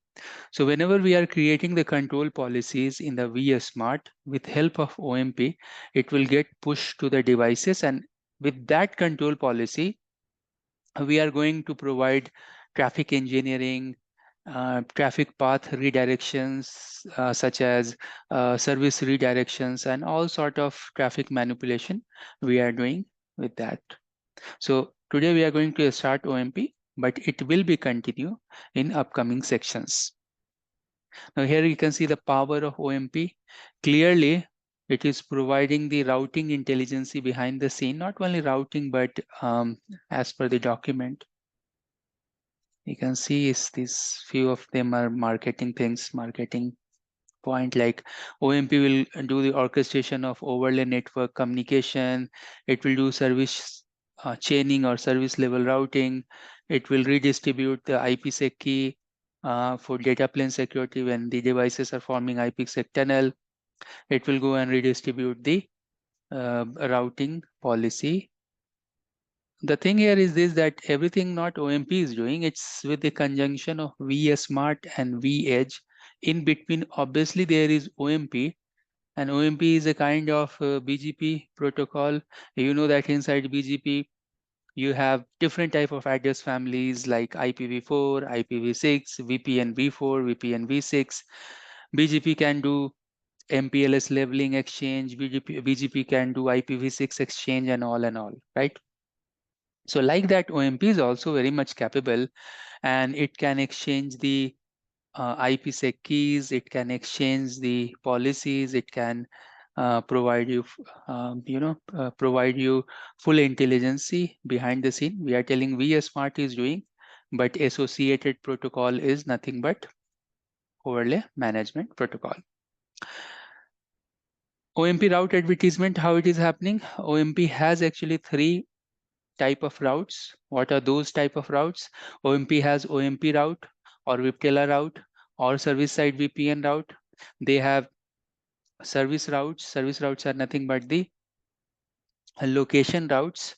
They are nothing but the exact location of the firewall or any security devices.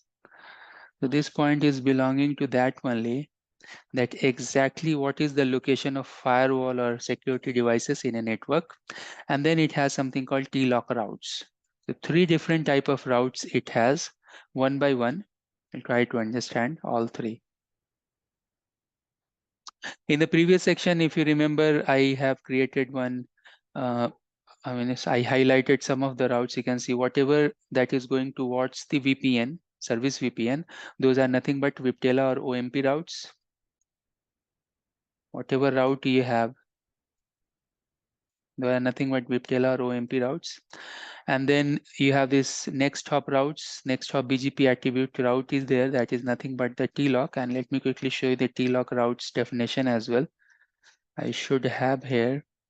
So here you can see the definition of TLOC route. It is telling, in comparison with BGP, the TLOC acts as a next hop for the OMP route. Okay, so TLOC is exactly working as a next hop route for the OMP route. So what does it mean? It means that if you go and check the diagram here, you will find that within this device and vSmart, all these red colors are nothing but the OMP peer. These are nothing but the OMP peer, and obviously they are over the transport, right? Now for these OMP, and what you are doing, you are advertising your network prefix. So your network prefix with help of OMP will reach to the vSmart, but vSmart will read that in terms of next hop or TLOC. So what's the next hop for this particular prefix that is getting reached to the vSmart? All right, so let's do one thing. Let's quickly do one lab here. So what I will do, let's go to the data center. In our diagram, we don't have this part. We have, at the moment, the lab we have one DC and 2 branch. So we have this, and this part. Now what we will do here is this, that we will go to this device, vEdge 1 or vEdge 2, anyone. Suppose we'll go to vEdge 1. And in this, I will go inside some VPN. So for example, I will go inside VPN 10. And inside VPN 10, I'll go and create one loopback 99. I'll go and give the IP for loopback 99 as a 99.99.99.99. And then what I will do, because loopback will be your connected interface. So over this VPN 10, I will go and advertise the connected interfaces. Then what will happen? That loopback route will get advertised inside OMP. And once it will get advertised to OMP, it will go and reach to vSmart. Once it will reach to vSmart, then it will go and reach to other side VPN 10. So VPN 10 routes will get reached to VPN 10. Suppose if we have VPN 10 and 20, you will not see that VPN 10 route in VPN 20 because both are different VRF, right? So in future, if you want that 10 can see 20 routes, 20 can see 10 route, you have to do some sort of route leaking. Okay, you have to leak the route in between the VRFs. Those things we can do with the policy. We have lab related to that. So what I'm going to do now, let's go and create one template for loopback and then advertise and then see how things are happening. Let's quickly go to the vManage dashboard. We are inside the vManage dashboard. And once we are here, let's go to the configuration template. I want to create one FT feature template. We can go and search cloud and VPN interface Ethernet.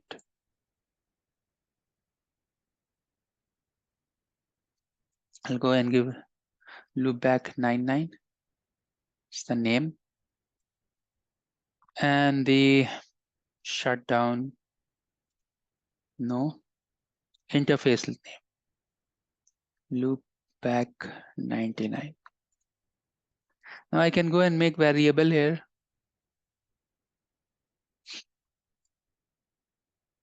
Rest everything is okay. We can save it.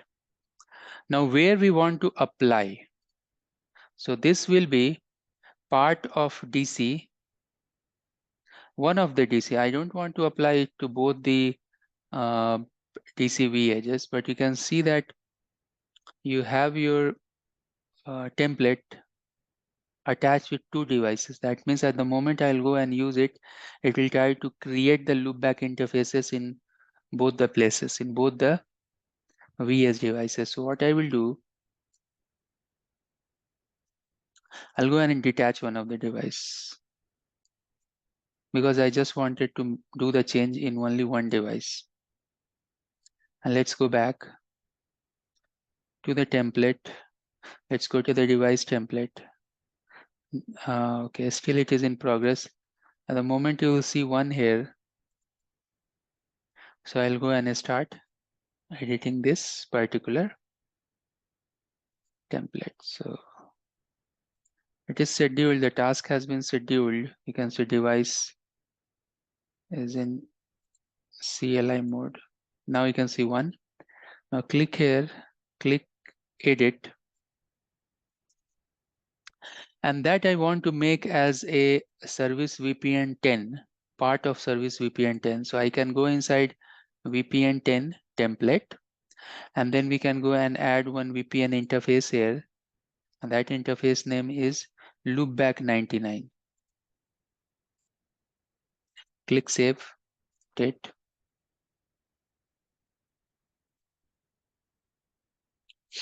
And now it will ask you the IP address for that particular loopback. Here it is. So 99.99.99.99, like that I'll give. And this will be 32.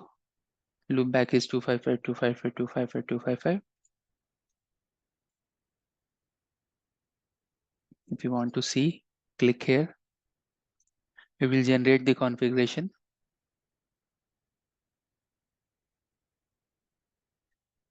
Generating.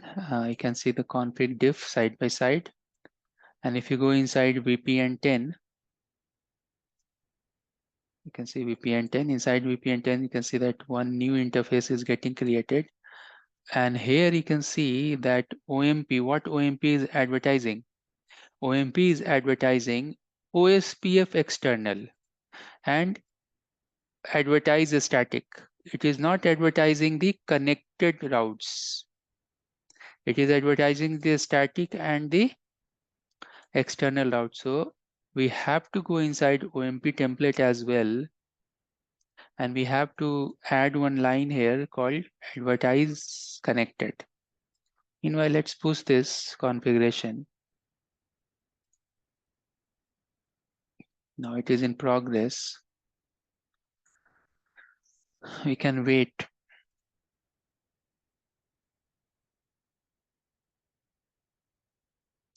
We can wait here. Failed. Why? Loopback interface name. It is telling that name is incorrect. So you know these Viptela machines, they are very much case sensitive. That means if it is a small L, so loop back, I can say spelling is correct. 99 will be one loop back. It is case sensitive. It will not work if we do not provide correct correct characters. Let me quickly go and check here. Let's go to the SSH and let's go here quickly. Let's see that is it not taking loopback in capital L. VPN 10, enter. Now you can go to the interface. If I go and use loop back 99, and then I can do commit validate or commit check, is telling that invalid name. And if we exit from here, let's exit from here. Do not do the commit. No. And then go VPN 10 and then interface loop back 99 like this, and then do the commit check.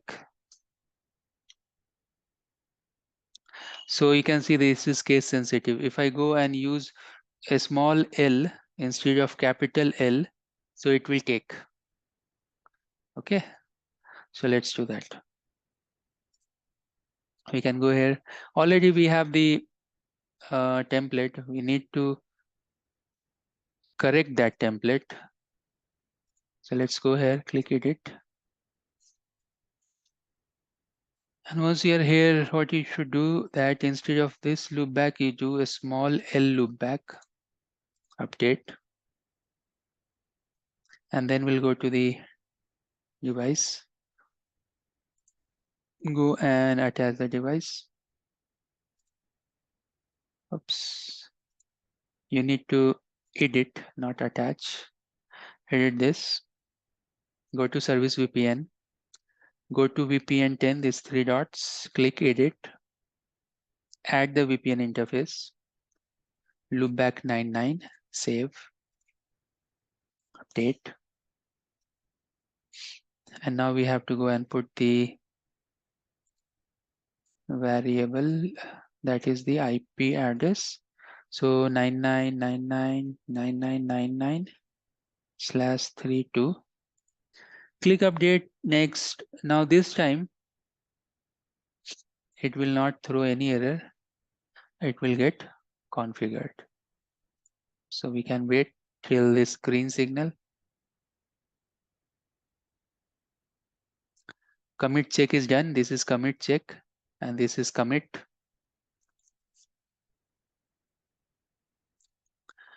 So once this will get committed, then what we can do, that we can go back to the tool section and the SSH terminal. We can go here to this edge device.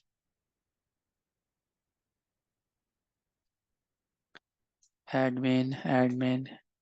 You can check show interface description. And you can see that within the VPN 10, we have loopback interface, which is up. But if you go and check VPN 10 configuration, you'll find that OMP is not advertising this. What exactly you need this thing. So VPN 10 OMP advertise. If you do advertise and question mark, then advertise connected, because loopback is your connected interface.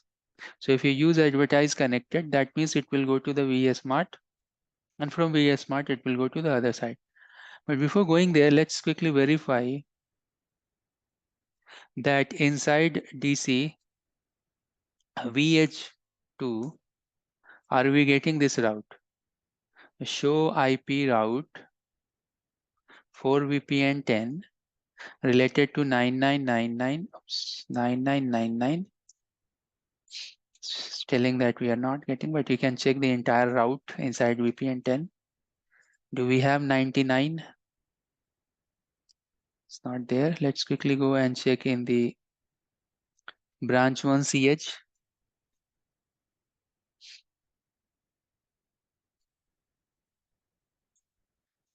And check here. Admin, 3 times you have to do.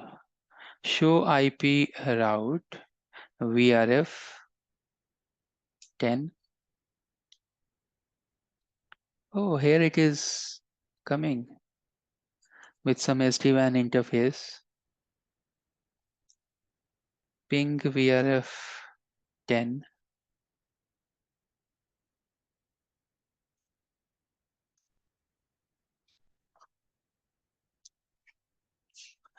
So you can see that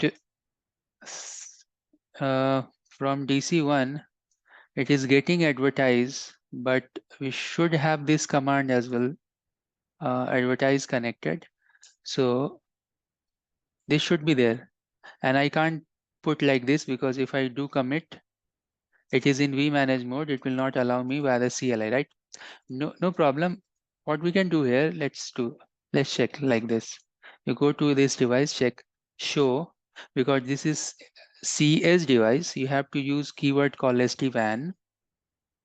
Show SD-WAN OMP routes for VPN 10, and see that what we are getting from the vSmart. OMP routes, from where it will come? From the vSmart.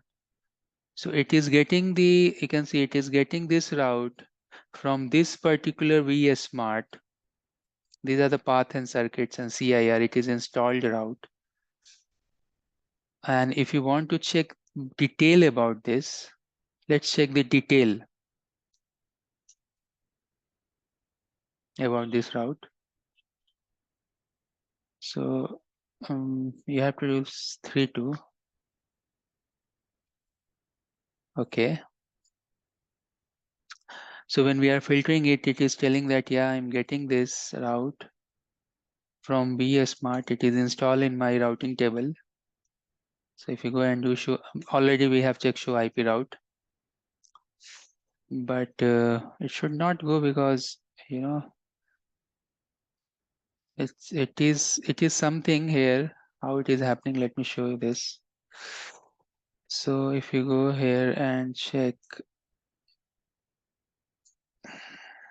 show run VPN 0, like this, show run OMP global configuration. So you can see that inside OMP global configuration, it is advertising the connected interfaces as well, you know, and that's the reason it is reaching here in this side.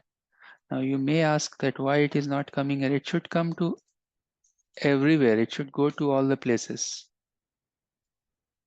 It should come here as well, and it's strange that it is not installing this route on the other vEdge.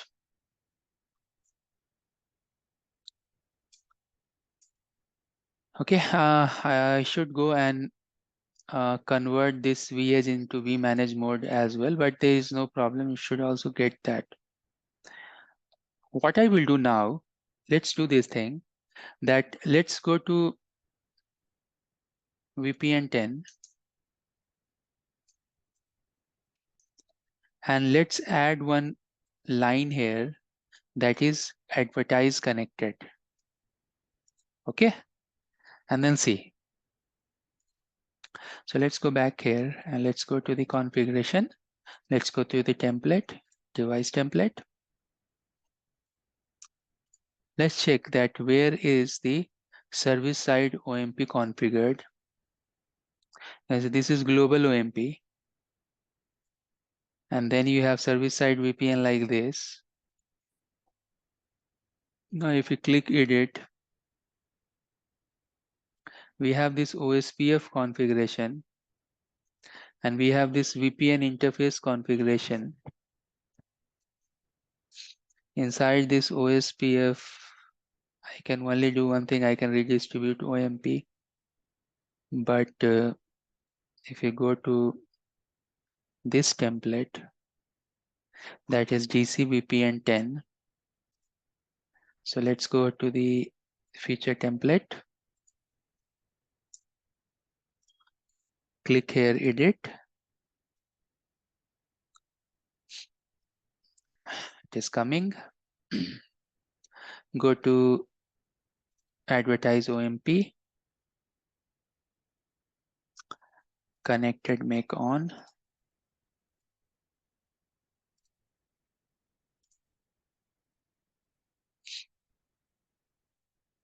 Now it will obviously get pushed.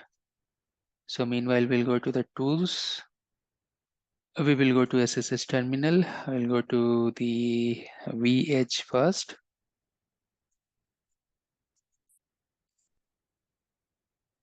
Once we are in the vEdge, show run VPN 10. Now you can see this command has been added, right?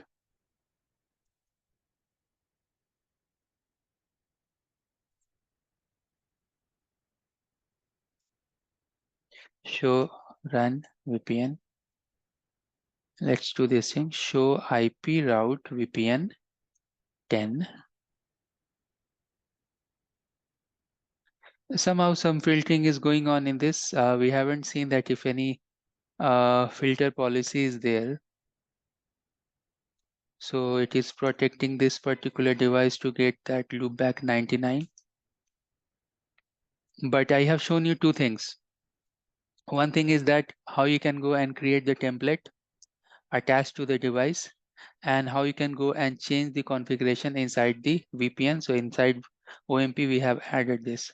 Now, we haven't added this earlier, but still when we log into the branch devices, we can see that they are receiving this 99.99. How? Because now if you go to the vSmart,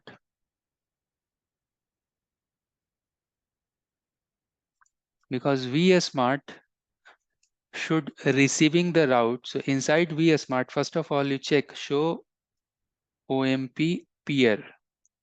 So you should have all your vEdges as your peer and other vSmart is your peer, right? Now, it's very interesting here. Let me open both the vSmart.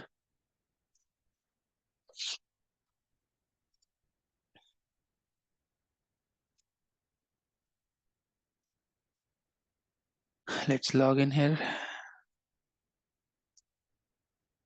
Show OMP PS. Now you can see that both the vSmart, this is the peer, this is DC1 vEdge1. From DC1 vEdge1, it is receiving 22 routes, sending 44 routes. Receiving this, sending this, receiving this, sending this. Now if you go to the vEdge itself and if you do show OMP peers, you can see it's very, very important. This point is. So let me try to highlight as well. Important means you can see that same OMP update. So it has two peer. So vEdge1, so DC1, so DC1, vEdge1 having two OMP peer. One is vSmart1, one is vSmart2. Now from both the vSmart, it is getting 44 routes. You can receive R, I, S, receive, install, send. From both the vSmart, it is receiving 44 routes, but you can see here only the vSmart number 1 where it is installing the routes. Right? That means one of the vSmart is working as a primary, other is working as a secondary. If anything will happen with this, this will become the primary and he will start installing the routes from other vSmart. Right? So that's very important thing. So you can see that it is receiving, installing and sending this much. This OMP peer will give you this detail.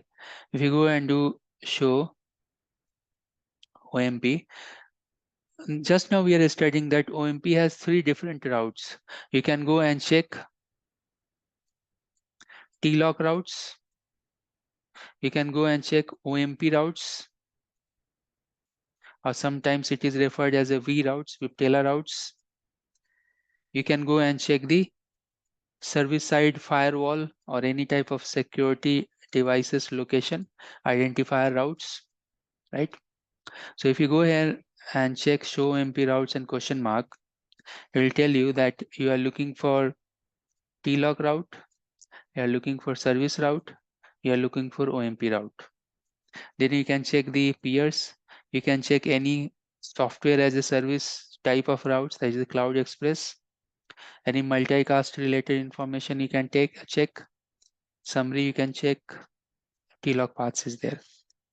So if you go and do show OMP routes, it will tell you the OMP routes that it has.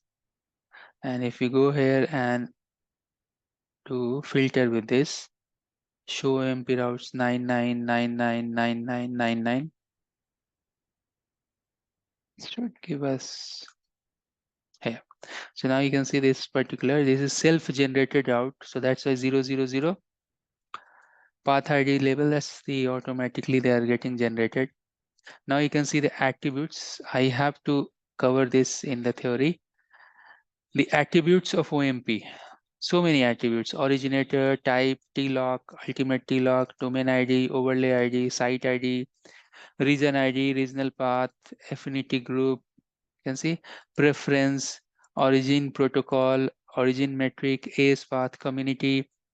Now Below you can see all these are BGP type of things like community, origination, origin protocol, event tag, preference, right?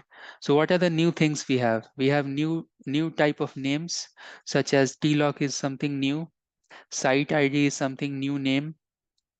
Then you will see color, somewhere you will see color as well as a new name, although it's not its attributes. Color is the attribute for TLOC. So you have some new names here. Then if you go and check show OMP TLOCs.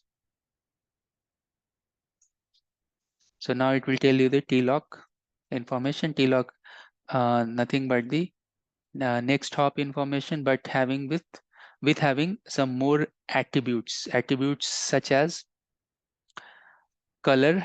So you can see even all this natting information is there, but apart from that you can see color, encapsulation, and the system IP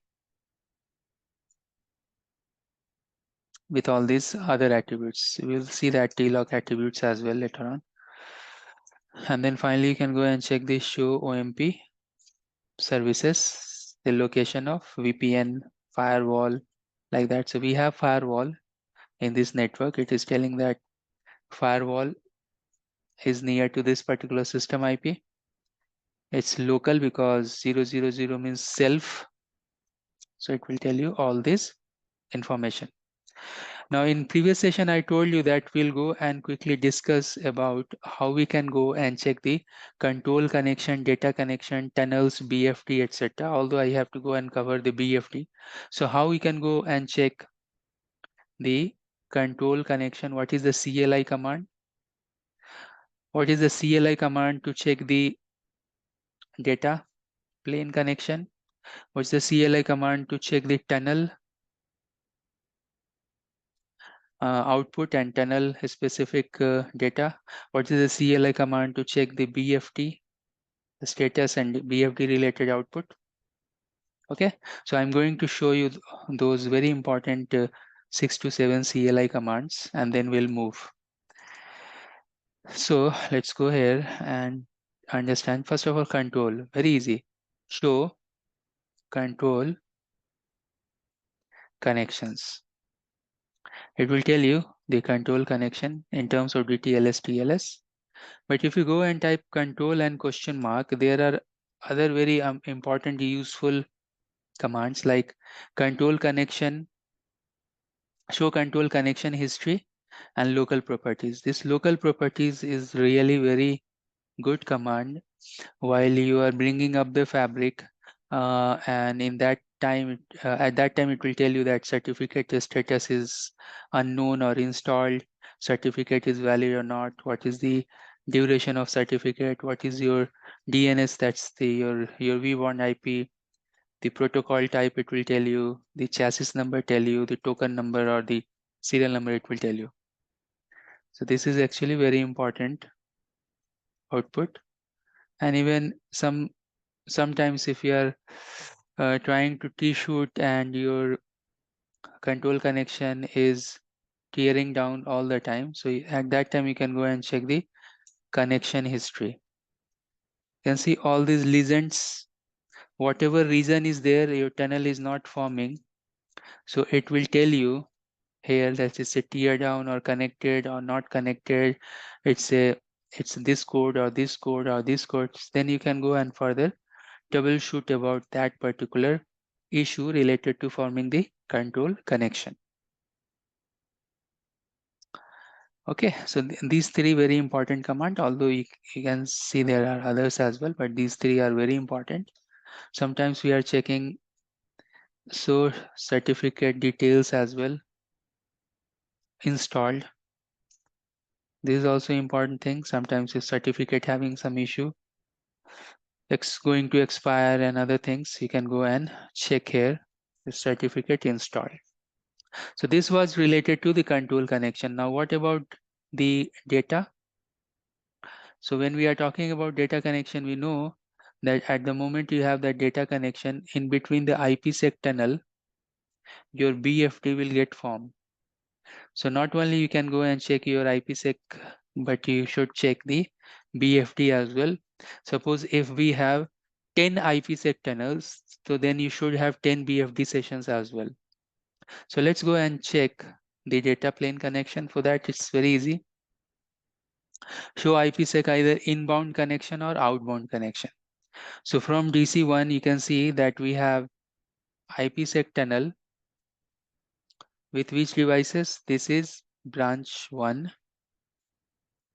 CH1, branch 1 CH2, branch 1. So from DC, we have 4 IPsec tunnel with all the branches, 2 over MPLS, 2 over internet.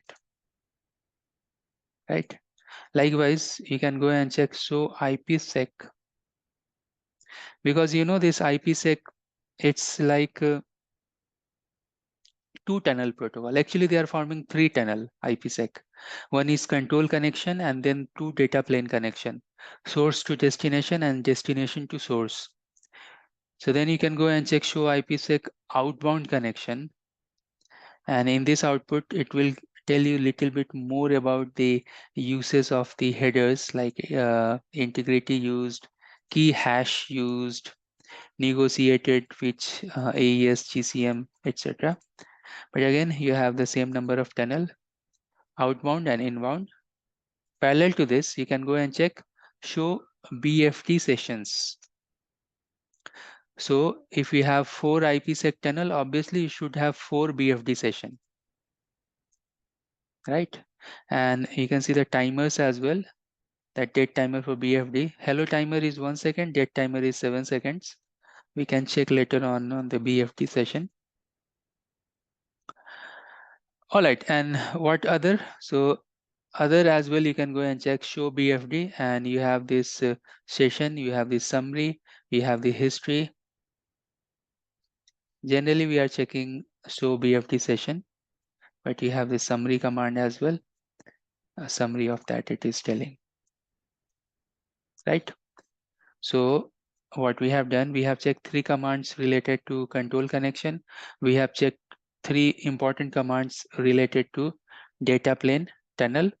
Now let's quickly go and check the commands related to vSmart and vEdge. That is nothing but OMP. So let's quickly check 3 commands related to OMP. The one command you can always check is show OMP PS. It is telling that I have 2 master, 2 vSmart. Then you can go and check show OMP peer in detail. This is very interesting output, peers in detail, because all the time I used to tell you that, oh, with help of OMP, vSmart is sending the different type of updates, such as what type of updates it is sending? It is sending updates such as IPsec key, such as policy update, such as routing update, etc. Question here is this, that can we see those details? Answer is yes, you can see that with this output, show MP peer details. And now you can see that, let me complete that and then I'll show you that. So now you will see from this peer, domain ID, site ID, that's okay. Version, that's okay, no problem. Graceful restart, what is that? We'll check later on. The OMP hello and date timers, handshake, these are just the OMP and how we are setting the relationship with OMP. You can see policy sent, policy receive.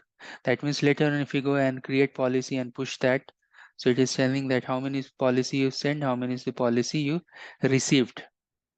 Then scroll a little bit down, route C, this is routing update. How many routes you are sending, how many you are receiving, installed, receive, send, installed. Then related to IPv6, then TLOC. See, this is the TLOC information. Then service received, service install, service send. This is related to OMP services. And here it is not telling you. So what are the important things you are getting? The policy related information, routing related information. It is not showing you the key information. Key information also you will get. Let me show you that. If you go and check the detail about the TLOC. So let's see. Show OMP TLOCs.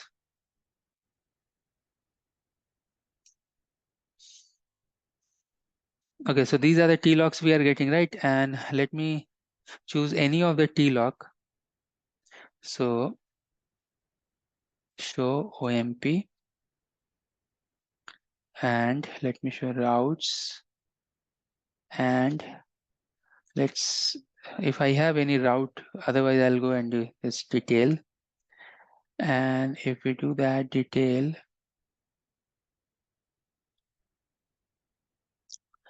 you should see somewhere related to IPsec keys as well.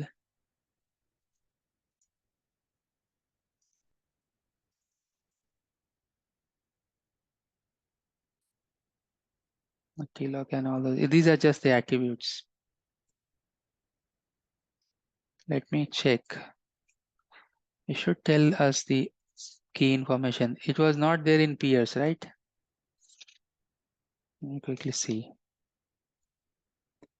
It's not there, it's not there, it's not there. Key information is not there. Handshake is there, handshake, that's okay. Alert, alert, alert. Route, TLOC services, MCAS, peer. It's not there. Someone it is telling, I need to check once exactly which is the output. And let's see the options that we have. TLOC paths, let me check TLOC paths in detail. This is just the TLOC information. This is not exactly that I'm looking for, that which has and all those keys are there. I will check once that which is the output, which is exactly telling this key information, key exchange information. And let's quickly check this in the vSmart as well, because they are sending all this information to the vSmart, right? So let's go and verify. Show OMP peers in detail. So here also you'll see all this information that we have discussed, even a staging information, how many time it is up and down. So those informations are also there. Means up down means the OMP up down count. The hold down is refresh, hello, handshake, information sends, routes, install, TLOCs, same information you have in the master as well, in the controller as well, right? So these are very important command related to. So we have three very important command related to data plane. What are those command? Show, control, connection, show, control, connection, local properties, and then you have check show, control, connection history. Then for data plane, show IPsec inbound and outbound connections. Okay, and then you have seen show BFD sessions and BFD summary, right? Then we have seen few commands related to OMP, such as show OMP peer is really nice command, and again you have this OMP peer and then detail. Then you can go and check three different type of routes: show OMP routes, show OMP TLOC, show OMP services. Right. So these are very basic and very important command we have just to start with our SD-WAN journey. This will be a very useful command. You can, once you watch this recording, you can go and have a list. You can also go and run these commands. I am running everything here in the vManage tools, but you have the CLI access. You can log into the device and there you can go and check everything. in case, for example, in case if you want, just for the lab purpose, you want to create something within any of the device locally with the CLI. So this device is detached. You need to detach the device. Suppose I can go here and I can go to VPN 10. I'll go to interface loopback 88. I'll give IP address 88888888/32. No shutdown like Cisco we are doing. Commit, check, commit. Now you can see this loopback 88 has been created. From CLI also you can do a little bit of hands-on if you want, but it's recommended that you should do everything from the vManage. Admin. Now if you go and check show IP route VRF 10. Now maybe you are thinking here that is it that in cEdge devices these commands that we have listed is not working? They are also working in cEdge as well, but what you have to do, instead of show control connection, you have to use show SD-WAN and then control connection.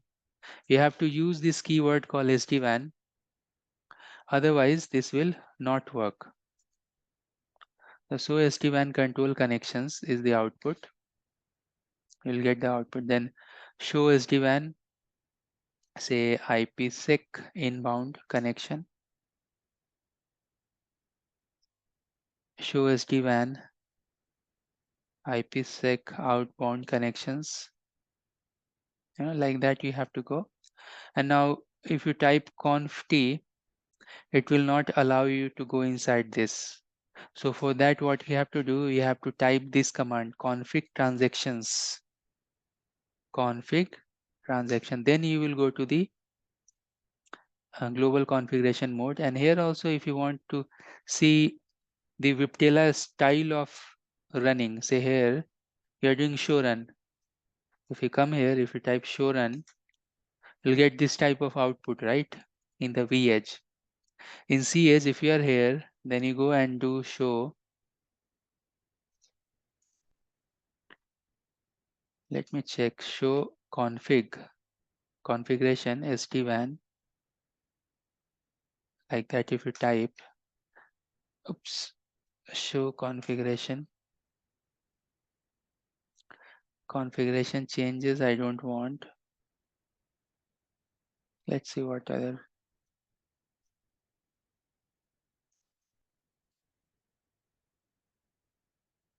Full of surprises. Show config, let's see what why it is not generating the configuration, don't know. SD-WAN. You can see it is taking this output, means I can go and press enter here, it will take, but in this it is not taking this, but generally it will give you this type of output that you have here if you do like this. Let's do show configuration system. Okay. System, okay, it's taking system, yeah, enter, yeah, okay, and show configuration SD-WAN. It's not recognized. You can see it, so many differences are there, right? You have to do show run and you have to check everything in VRF. But anyways, that's not our goal to understand all these things. The thing here is this, that you should do the configuration from the template, but vEdge will understand in this format. But the cEdge, on other hand, it will understand in normal routers like VRF and all. Here what we are doing, here we are going and creating VPN. We are going inside VPN and then we are creating interface and IP. But you know that Cisco devices, what you have to do, you have to go to the interface, create the VRF and then assign the IP, right? You can see this configuration, any of the interface configuration. if I get any interface configuration, how it is generally in Cisco, go to the interface, do something like VRF forwarding, whatever VRF name, then assign the IP address like that. Both are very different. The idea here is this: when you're pushing the template, automatically it will get converted in Viptela operating system and Cisco iOS XE operating system. Behind the scene, both the CLI is very different here and here. All right. If you have any question, you please feel free to ask. We just started OMP, and next class we'll go and complete that OMP. Thanks for joining. We are inside day number 9, and we are going to continue our knowledge study about OMP and TLOC. Now, before starting today's class, yesterday by the end of the class, I have given you few CLI commands to verify the control connection, to verify the data plane connection, to verify the BFTs, to verify the other tunnel stats, right? So let's quickly do the quick revision, because everything in previous class I ran all the commands from the vManage tools, from vManage we have user tools section, and from there we SSH to the devices, and we check those commands. So let's do that same thing for 5-10 minutes today, and then we'll continue. So what are the things you can go and verify? You can go and check the control connection. You can go and check the data plane connection, right? You can go and check the BFT. You can go and check the tunnel status. At least these many things via CLI. Although these things we can go and check from the vManage as well, but from the CLI we should know these commands, these very basic commands. So what was the command for the control plane tunnel? To check the control plane tunnel, your show control connections, right? You can see this output. Now this particular output is important because this output will tell you that the system IP of the controller, the site ID they belongs to, domain by default it will be 0 or 1, that's okay. The private IP, the public IP. So whenever these private public IPs and colors they are coming into picture, they are actually part of TLOC. Okay, so what are the 3 key component of TLOC we have? Transport locator,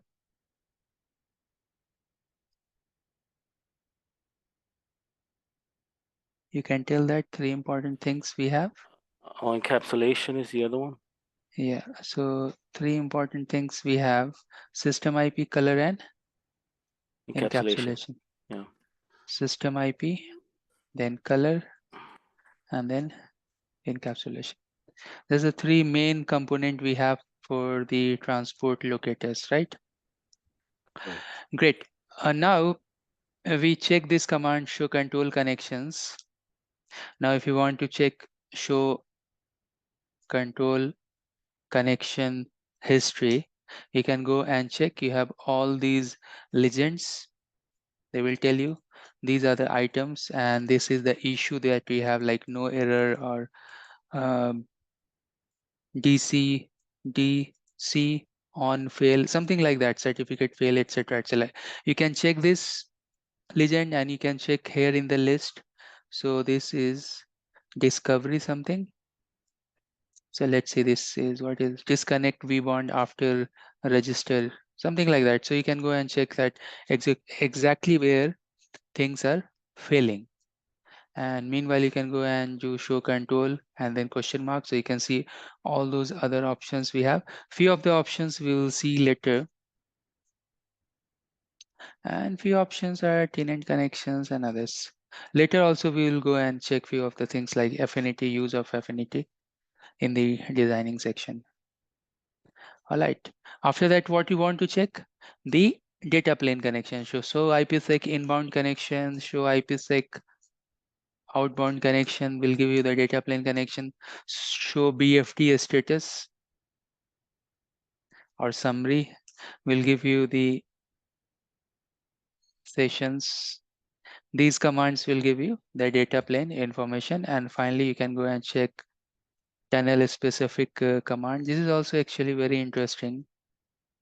This tunnel command, it will tell you the public IP of the source and destination tunnel, and then you can see that over that tunnel how many packets are exchanging and what's the tunnel MTU and what is the MSS, maximum segment size, right? So these are very basic and key commands we have. You can go and verify from the CLI. In case if you are using cEdge device, so instead of show tunnel, show control connection, you have to use a keyword called SD-WAN, or show SD-WAN control connection. Let me quickly show you this. Just one command and then we'll start our class. Use the keyword called SD-WAN and then use control connections, whatever we are doing in the vEdge. After that, you can go and use here in the cEdge. All right, so let's continue our study related to the OMP. We have a study in OMP that OMP having 3 different type of routes, right? What are those routes? Tell me that. You have OMP routes, that is nothing but service side VPN routes. You have OMP TLOC routes, and you have something called services route. Services is the location or the identifier for that security device, like firewall, VPN, etc. So you can go and use this command called show OMP routes. You can go use the command called TLOCs. You can go and use the commands called services, and then you can get all these information. Now, when we are talking about OMP, what's the relation in between vEdge and OMP? The relation between vEdge and OMP, this is its overlay management protocol. With help of OMP, vEdge will go and connect to the vSmart, and if everything is default, so whatever routes that vSmart having, with help of OMP, the vEdge device will get that route, correct? So if I have one vEdge device here, and then it is connected with Cisco router, say ISR 4431 maybe, and then here you have some switch, and then here you have some PC. So point here is this, that if we are running some sort of OSPF area 1 here, and then we have vSmart, obviously we have OMP, make this some other color, this is OMP, and then somewhere down the road you have other device, suppose this is branch 2, right? This is branch 1. The question here is this, that we want to know, and this is actually the whole idea. So suppose here you have something EIGRP running. So CS, think this as a CS. CS can run EIGRP as well. So the point here is this, that suppose in OSPF1, you have one network 1.1.1.0 wants to reach to this location within the EIGRP network, how it will go. So you have to go to OSPF, within OSPF, and you have to redistribute OMP. Is it right or wrong? I think this is not correct, right? So what we need to do, we want to send this particular network, it will come here, then it will go here, and then it will get advertised here, and then it will come reach here. If we understand this particular flow, OMP will be 100% clear to us. Okay, so up to this point, the device knows that he has OSPF, he has one network in OSPF 1110. That means that you have to go to OMP, right? And then you have to do use keyword advertise OSPF, right? So once you advertise OSPF within the OMP, so this device will come to know that I have now. Think like this. It's very important to understand whenever you are doing the redistribution, right? The network, whatever they have, the technical term is seed protocol. So whatever actual metric they have, they will lose that metric value, and then they will go to other domain. Suppose this is in OSPF having administrative distance, that AD value 110, having some metric, OSPF attributes and metric, right? When if you go and redistribute within OMP, then it will be referred as a OMP. This system will think that this is not OSPF, this is something like OMP route. And when he will send this route to this device will also think that, hey, the route I am getting is actually OMP. So when he receive the route, when branch 2 receive 11110, he think that 1.1.1.0 is OMP route. Correct? So we'll go and check within the OMP that in the OMP, do we have any mechanism that OMP can preserve the original routing protocol? You know, these terms are very important. When we'll go and check the theory, you'll come to know that origin type. So whenever OMP will do some sort of best path selection, there are best path selection criteria for BGP. Like that, we have best path selection criteria for OMP. So in that, they are checking it is coming from the who is the actual originator, what is the origin protocol, etc., etc. Actually, vSmart knows that this particular network belongs to OSPF protocol or EIGRP protocol or any other protocol. First time, they'll come to know who is the origin. But when vSmart will send, it's very difficult when this route will go injected inside EIGRP. So EIGRP will come to know that exactly this is OSPF or not. So what I'm telling, let me redraw this whole diagram. vEdge to vEdge. Actually, vEdge, they are not running EIGRP. They should be cEdge. Suppose this is cEdge. And then what I'm telling, that suppose here you have OSPF, and then you have OMP.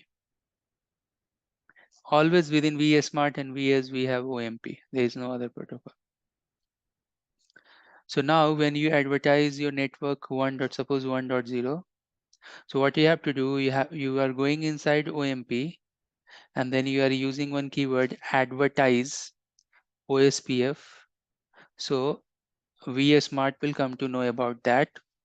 But if you go and check show OMP routes within the vSmart, he knows the actual originating protocol is OSPF. So he know everything, 1.0, what TLOC it has, and then what origin it has, like what is the origin protocol, something like that. Now then what vSmart will do, because he is the route reflector, so that OMP route, it will come here to this side. Now this side, where suppose you have EIGRP, now this side you have to go within the router EIGRP, normal Cisco thing, router EIGRP, suppose CCIE or something, name-based EIGRP, and then address family, whatever XYZ, and then you have to go to the topology base, and then you can do the redistribution of OMP, redistribute OMP, etc. That means here you are doing the advertisement, here it is doing the route reflection, here when it is reaching here, you are going to EIGRP calling OMP. Correct. Now in the reverse direction, I will use this yellow color. So in the reverse direction, again, you have to go to OMP, and then you have to again advertise EIGRP this time. So he will know, suppose here you have 2.0. So 2.0 will reach here, but it knows that 2.0 having origin protocol EIGRP. And then it's doing as a route reflection. Again, you have to go to OSPF. Now here you have to go within OSPF, and this time you have to use the keyword called redistribute OMP. Now, if you want to filter something, we have all the options to do route filtering. We can create prefix list or some sort of access list, generally prefix list. We can create prefix list, and we can apply as a route policy that we want to get only these routes, or we don't want to send these routes, etc. All these distribution, whatever we are doing in Cisco, those things are possible here. But you can see the difference.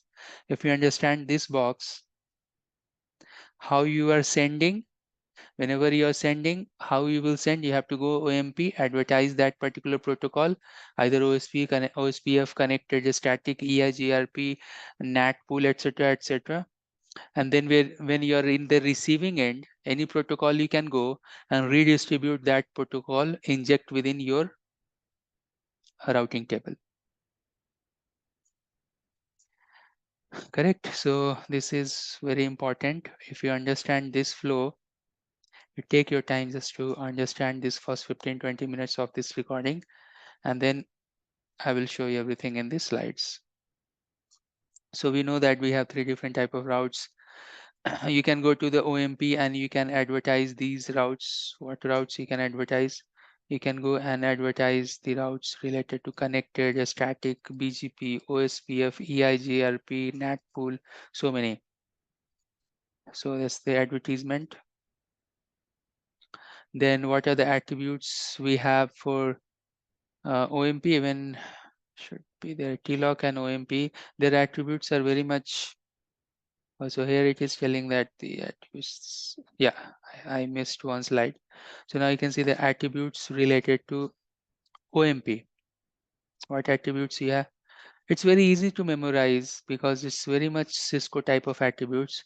One attribute is TLOC is nothing but the next hop type of attribute. So we know the TLOC having 3 major attributes: system IP, color, encapsulation. Then origin, who is the origin of that particular prefix, like originated from OSPF, EIGRP. Then you can see the originator, which is the IP address from which this route has learned. So who is the originator for this particular prefix? So origin and originator, these are the attributes. TLOC is the attribute. Then preference, here you can see higher is better. We'll see these preference things in upcoming session. Then services, site ID, tag, tag related lab we have. So don't worry about that. This is one of the very important thing we have, OMP tag. And generally in all production, whenever we are creating the policies, we are using this OMP tag option or feature. Then VPN, we know about the VPN. So how we can memorize these attributes? So you can see here, the origin and originator is there in BGP also. Preference is there in BGP also. Tag very much we are using in Cisco as well. What are the new things we are learning here in SD-WAN? TLOC, site ID, VPN. So these are the new attributes we have. Correct? Then here what I have done in this slide, that with OMP route, I have given you the detail about the TLOC routes as well and the attributes. So TLOC, you can see that they have the attributes. They have the attributes like TLOC private address, TLOC public address, the carrier, color. Although we know 3, but there are more. Then they have something called encapsulation, preference, site ID, tag, and wait. Few of them are common, like tag is common in TLOC and the OMP. Site ID is common in TLOC and OMP. Preference is common in TLOC and OMP, but both the places, the usability is different. TLOC is very much near to the device. TLOC is attached to the device. You can think like this. And OMP is a protocol which is running in between your vSmart and vEdge. So you can see here in the diagram that this is the TLOC here, but OMP is actual protocol which is running in between these devices, and TLOC is working as a next hop for the OMP, but still this next hop having so many different attributes. He also has wait, wait and local preference. In BGP, they are very much local. So when you want to do any path manipulation, you can use this wait and local preference attributes. They have the higher preference in terms of OMP preference. So what I'm telling that you have seen that we have one attribute called local preference or preference, but this preference is common, means OMP also having preference and TLOC also having preference. So later on you will see that TLOC preference, if it is there, it has more weightage than OMP preference. We'll see that in this slide when we'll go and study about the best path selection criteria. So here we have, let's try to understand this best path selection criteria. Best path means that if you are getting same routes from different paths, which particular path you will install in the routing table, because whatever routes you are installing in the routing table, indirectly those are the best path routing table. Just memorize OSPF, how OSPF is doing best path selection. So they are forming some sort of shortest path tree, some weighted tree, and according to the weighted, so for example, cost is one of the mechanism. So they are putting the cost value over the link, and to reach from one location to other location, if that path, that cumulative cost is less, they are preferring that path. Some shortest path algorithm is there. Here you can see the notes as well in the diagram, but just the behind the scene thing. You think as a shortest path link, they are referred as a best path. If OSPF will recognize that this path is the best path, so they will go and install the routes within the routing table related to that particular path, right? So here also, if you are learning the same prefix from multiple different paths, so which particular path prefix you will go and install in the routing table, and also you want to do some sort of loop avoidance, layer 3 loop avoidance as well, right? So let's try to understand. These steps are almost same that we have in Cisco as well, so it will be the good revision. So let's try to understand this. The vEdge routes advertise their local route to the vSmart using OMP depending on the network topology. We know that vEdge, so we have the vEdge. Let me try to write. So vEdge will go and advertise their route to vSmart. We know that. And then vSmart is working as a route reflector. So we know this thing. This thing we know. Then check whether the OMP route is valid. You should have valid OMP route. Later on in the slide, you'll find that OMP having AD value 151, I think, or 150. We'll see that. I think 151. So if any route which is coming with AD value more than 150 or 151, that is not a valid. Or any route which is coming with invalid next hop, that is not a valid OMP route. So ignore that. They will validate that OMP route that I am receiving, they have valid next hop or not. If it is not, anyways, it's a bogus route. Let's check 1 and check 2. That they will go and select the OMP route with the lower AD distance. Isn't correct? In case of suppose if some route you are learning with AD value 90 and AD value 110, in Cisco also you know that 90 will win the race because lower is better, right?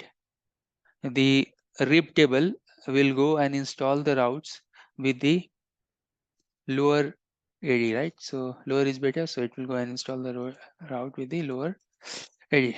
So that's okay, very much like Cisco type. Then AD distance are equal. Suppose if both are coming with the AD value 90 and 90, so if ADs are equal, then you can see that then select the OMP route with higher route preference. OMP route preference. So here you can see that OMP preference is coming first into the picture, then the TLOC preference will come into the picture. Okay. So what is point number 1, 2, 3? One is just check the OMP valid route or not. Then point number 2 was there. So OMP having valid, VS stand for valid, next hop. Otherwise discard this. That was point number 1. Then any route which is coming with lower AD, LAD, administrative distance. Then any route which is coming with higher OMP route preference, that will win the race. These are the 3 criteria. Criteria number 4, higher TLOC preference. Then after that you have the TLOC preference. So initially I have explained earlier in this video that you can check the OMP and TLOC preference. Actually OMP has higher weightage than the TLOC. Then you can see point number 5 is Cisco type. So now if point number 1, point number 2, point number 3, point number 4 are same, for example, then the system will go and check that these routes that are coming, they are connected routes or static routes. You know, all these routes. Connected route has, I think, AD value 0, static has AD value 1, EBGP has AD 20, OSPF inter route 110, 110, but intra area OA and O inter area, yeah, OE1, OE2, etc. O routes, A routes, E1, E2, etc. They have the then IBGP having AD 200. So according to the origin AD value, they will go and check that. Then point number 6, if all the point number 1 to 5, so point number 1 to 5, if they are same, then they will go and check the origin OMP route with a higher router ID. Now suppose if point number 1 to 7, 1 to 6 up to 6, they are same, then they will go, so suppose point number 1 to 6, they are same, then they will go and check point number 7, and in that case they will tell that install both of the routes. Means up to 1 to 6 is equal, and suppose you have 2 paths, this and this, so go and install both the paths. So then you have 2 active destinations, or 2 active primary path and secondary path, both are having same weight, like that. So that's the point number 7 it is telling. Now this is very interesting notes here I put from somewhere from the Cisco site, that it is telling that at the moment you go and form the IPsec tunnel. Do I have any blank slide? I'm just checking if I have any blanks. No problem. So at the moment you'll go and form the IPsec tunnel.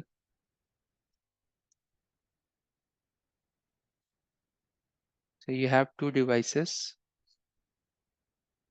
and moment you'll go and form the IPsec tunnel in between them. At the same very moment, the BFT will start flowing in between the tunnel, and it will check the stats. So BFT timer is 1 second and date timer is 7 seconds. Again, we'll reconfirm this. And even if, so this is in between vEdge to vEdge, right? They will form the data plane tunnel like this.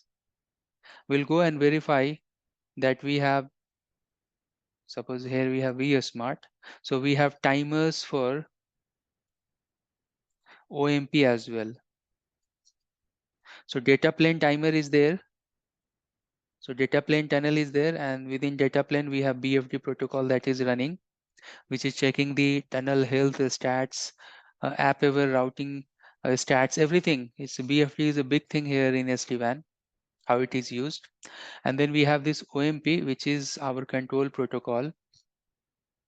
So there also you have timers and other things. So we are going to focus more on the OMP timers and their attributes. Okay, and in case if you go and lose the remote end, means lose the tunnel, that means that that particular route will get flushed from the routing table as well. So everything has been checked, everything, building of routing table and flushing of routing table as well. We'll discuss more about building and flushing of routing table in upcoming slides in 2 to 3 minutes. Now there is one feature called Graceful Restart in SD-WAN, and what's that feature? So this feature is telling, see, you have your VS device, right? And then it is connected with vSmart. And in between you have OMP. Suppose if your vSmart will get reboot, or suppose if your vSmart is unavailable due to any reason, software failure or any cloud failure, something happen, then what will happen? That's the question, right? You know that. I'll ask this to Richard. You know that what is happening? In case your vSmart will go, what will happen? The traffic can continue forwarding, but you can't make any changes to the fabric. 100% right. All right, so let's go one step back here. Let's try to understand more.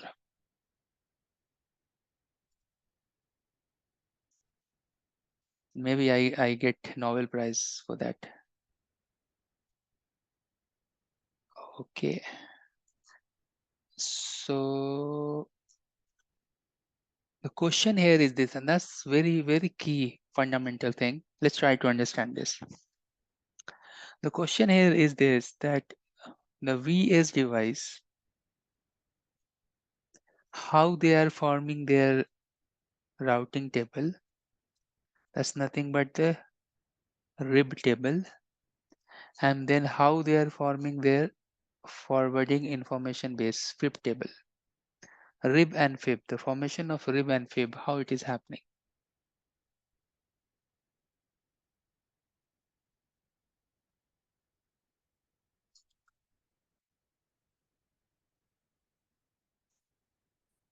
We know that it is connected with vSmart, right?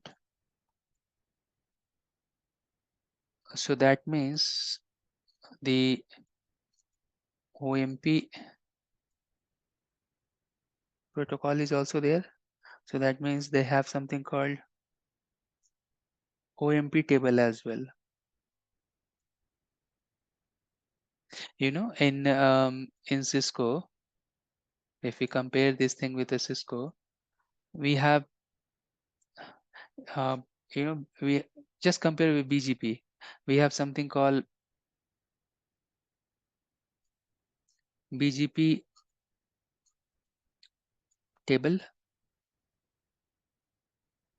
Then we have something called BGP neighbor table, right? And then we have something called routing table as well. You can go and check show IP BGP, you will get the BGP table. You can go and check show IP BGP neighbors, you can get the BGP neighbors. And if everything is getting installed in the RIB database, this is nothing but the routing table, right?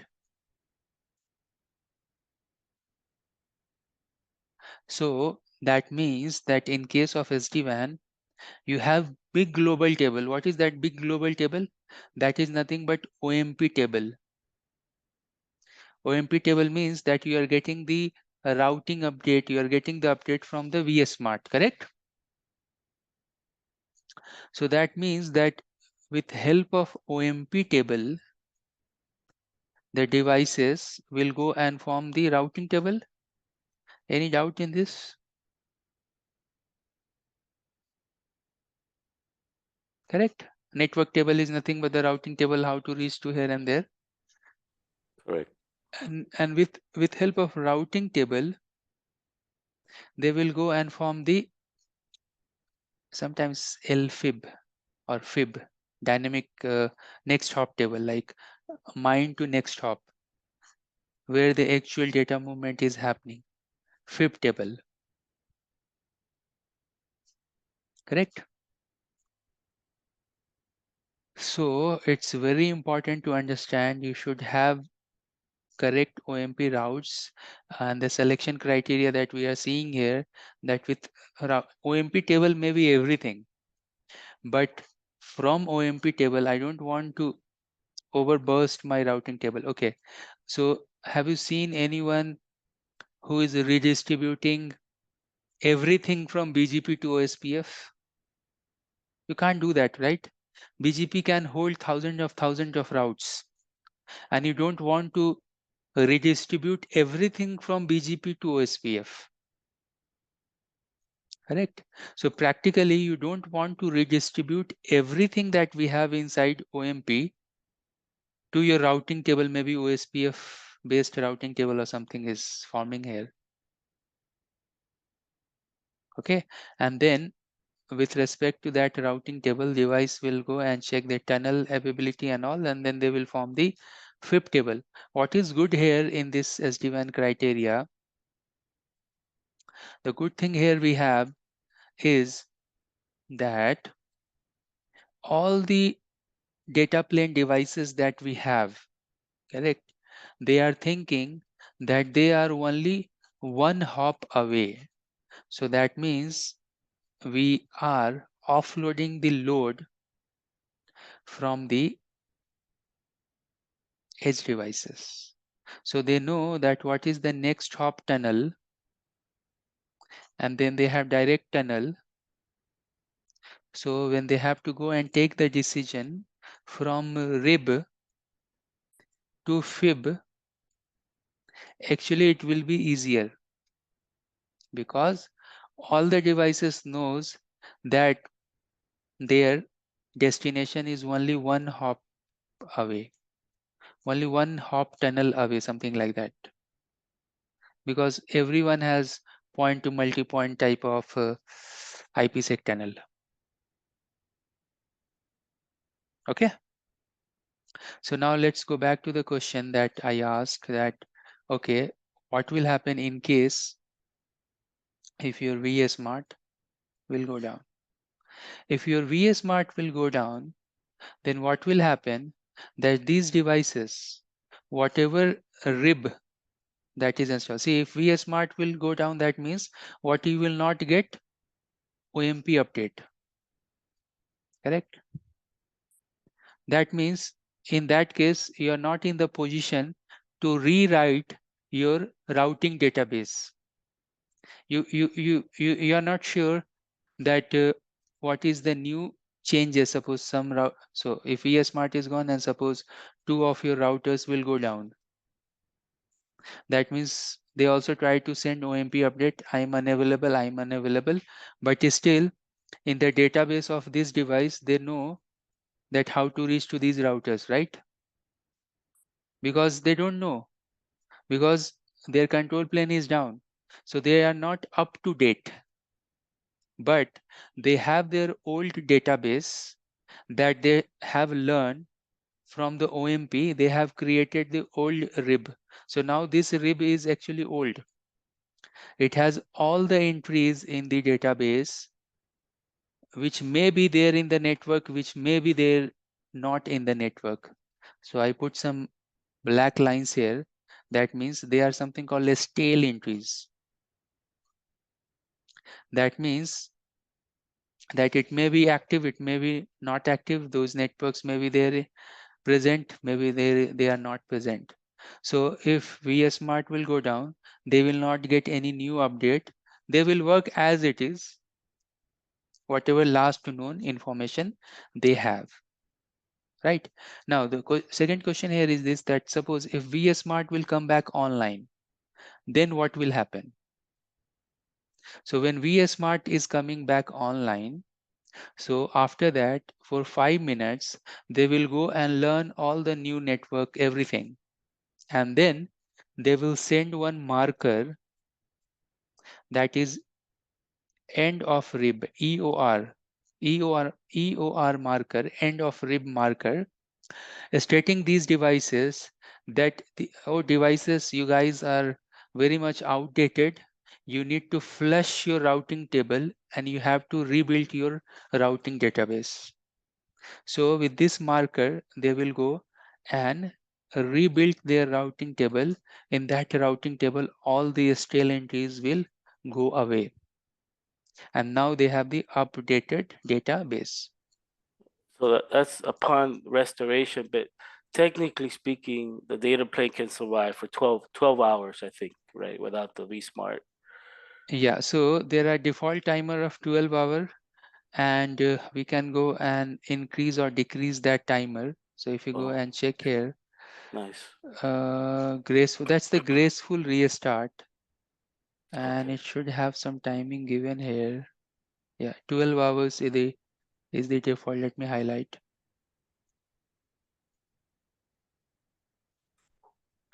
And but this time is from 1 second up to 7 days. Wow. So if your vSmart is down, and it's up to us that what we want to configure, 12 hour, we can go and use this command timers graceful restart timer. We can increase this up to maybe 2 or 3 days, maybe 48 hours or some more hours. So in that duration, if my vSmart is down, or maybe if we are doing some upgrade, maintenance upgrade and all, so forcefully we'll make that control plane, um, control plane down. Meanwhile, all the data place will work as it is. Okay, great. And then there are some other, okay, so we have discussed about these things here that you can see. Advertise. Here we don't have keyword called redistribute. In normal Cisco, we are going to OSPF calling EIGRP. So go to OSPF, redistribute EIGRP. Go to EIGRP, call OSPF, means go to EIGRP, redistribute OSPF, like that. But here the keyword is advertise. Advertise. Okay, and I have given you the explanation earlier. Oops. Earlier I have given you the explanation. I think you got the screen. So the keyword here is in terms of OMP is advertise. We have some labs, so don't worry, I will show you later on. Then we have the timers. Timers, you can see like all the protocols have the timer, hello timer, dead timer, some tolerance timer also you have, means it will wait for some time if it will not get the hellos back. So it has some tolerance time as well. Till that time it will wait until it will mark that control plane is down. Okay, so that time. But important thing I have covered in my explanation is this EOR, end of rib. EOR, what does it mean? So again, I explained that. Let me quickly give you 1 more minute for this EOR. So suppose if your vSmart is down, and then suppose this is down, and if it will come back, it will go and try to get all the network information, and then just after 5 minutes it will go and send the EOR. So all the devices will go and restructure their database or the routing database. That's the EOR marker. Okay, then what are the things we can go and advertise within OMP? OSPF, BGP, static, almost everything we can go and advertise. And then this is the final slide. that will tell you that the AD value of different protocols that we have. OMP is 250, not 251. So earlier, if I told you 251, it's actually 250, 250. All right, so this was the explanation related to OMP. Obviously, later on, we have lab related to OMP. Let me quickly go to the device and let me show you some of the commands.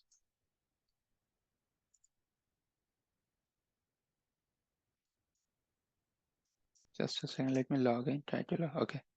So if you go to VPN and if you go to OMP, type question mark, you can see, you can go and use OMP advertise. And now you can see the aggregated routes, PGP, connected, EIGRP, ISIS list.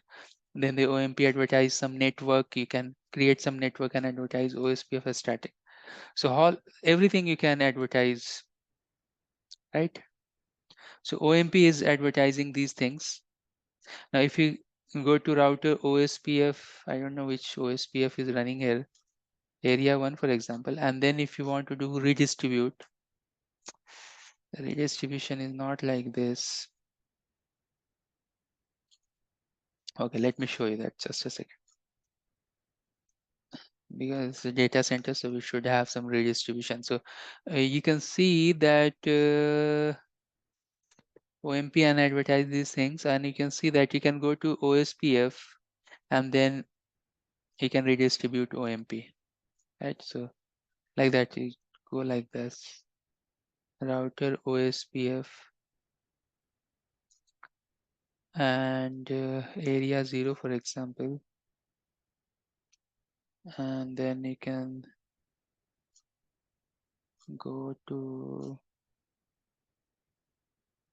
interface.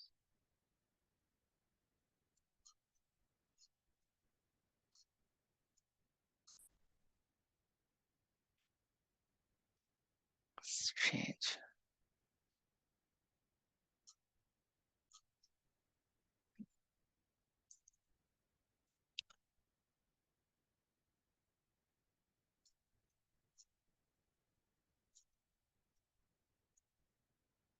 Okay, once you are here in the OSPF, you can see that in the OSPF level, you can do the redistribute OMP, and you can see that you can use this route policy. So I told you earlier in this explanation that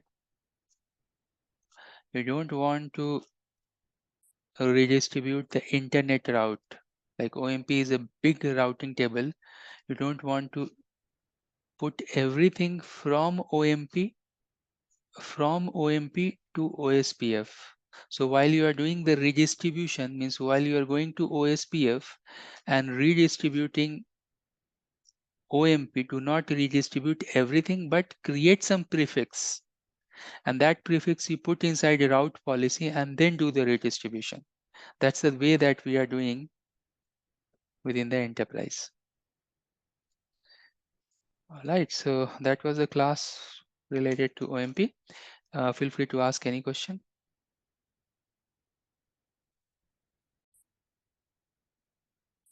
Thanks for joining.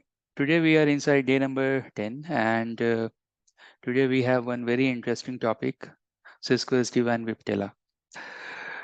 Inside that VIPTELA policy, and inside this policy, we know that vSmart is working as a brain, is working as a policy engine within the fabric.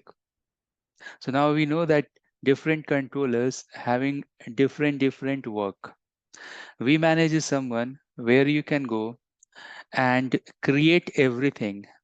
Means you can create the policy from vManage. From vManage, you can push to vSmart, and then vSmart, it will get pushed to the edge devices or other devices, branches devices, right? So now, what is unique there in Cisco SD-WAN VIPTELA policies? Now, the parent means the thought process. Always, whenever you are studying any technology, you just go and try to check the thought process of that particular technology. If you catch the thought process, then you will catch the technology. So what was the thought process? We know that Cisco they started creating routers. They have created gateway devices. So their initial business, Cisco initial business was on routing. They have created this routing, routers and then other protocols they merged within their operating system and all. Later on, they acquire a company called Catalyst. So that's why initial version of switches, you can see they are running with CAT operating system, Catalyst operating system. So Catalyst 6500, actually all those switching thing, even data center things, Cisco has acquired some company. So Nexus was some other company Cisco acquired and rebranded. Switch, they have acquired that company, rebranded, and likewise they have done, I think, more than 200 acquisition. We can check how many company they have acquired and rebranded, etc. So nowadays, some people are telling, isn't Cisco doing any new innovation and all? So answer is that they are taking some some product from the market, they acquire that product, and then they are adding features into it. Sometimes they are successful in that, sometimes they are not successful in this. But either way, they are successful or they are not successful. Their sales, marketing, and other groups are too good. So whatever they are acquiring, they have the customer. So you may heard about IWAN, intelligent WAN. So all the company, all the vendors, all the new companies, for example, Silver Peak, VMware, N number of SD-WAN, Citrix SD-WAN, FortiGate SD-WAN, maybe Palo Alto SD-WAN and all started doing innovation in software-defined networking, and Cisco has started doing innovation in intelligent WAN. So Cisco was telling that, oh, we have N-bar, network-based application recognition engine. We have VPN technology. So what are the features you have in SD-WAN? In SD-WAN, what top features you have? You have independent transport, right? Means irrespective of broadband, 4G, MPLS, etc. These devices, they are forming the IPsec tunnel. Then what other features you have? You have application awareness, right?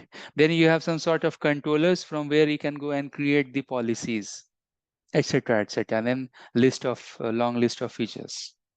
So when Cisco, they modified their WAN, so they started with intelligent WAN, and they have introduced one software that was Epic EM. Epic EM was a software that Cisco has developed for intelligent WAN. Now you can see how the things moving, how the technology moving within the Cisco.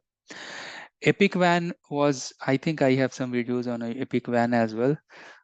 At this present time, maybe few of the customer, they are still using IWAN. Yeah, still not maybe 100%. Customers are there still using IWAN. They are still using Epic EM software.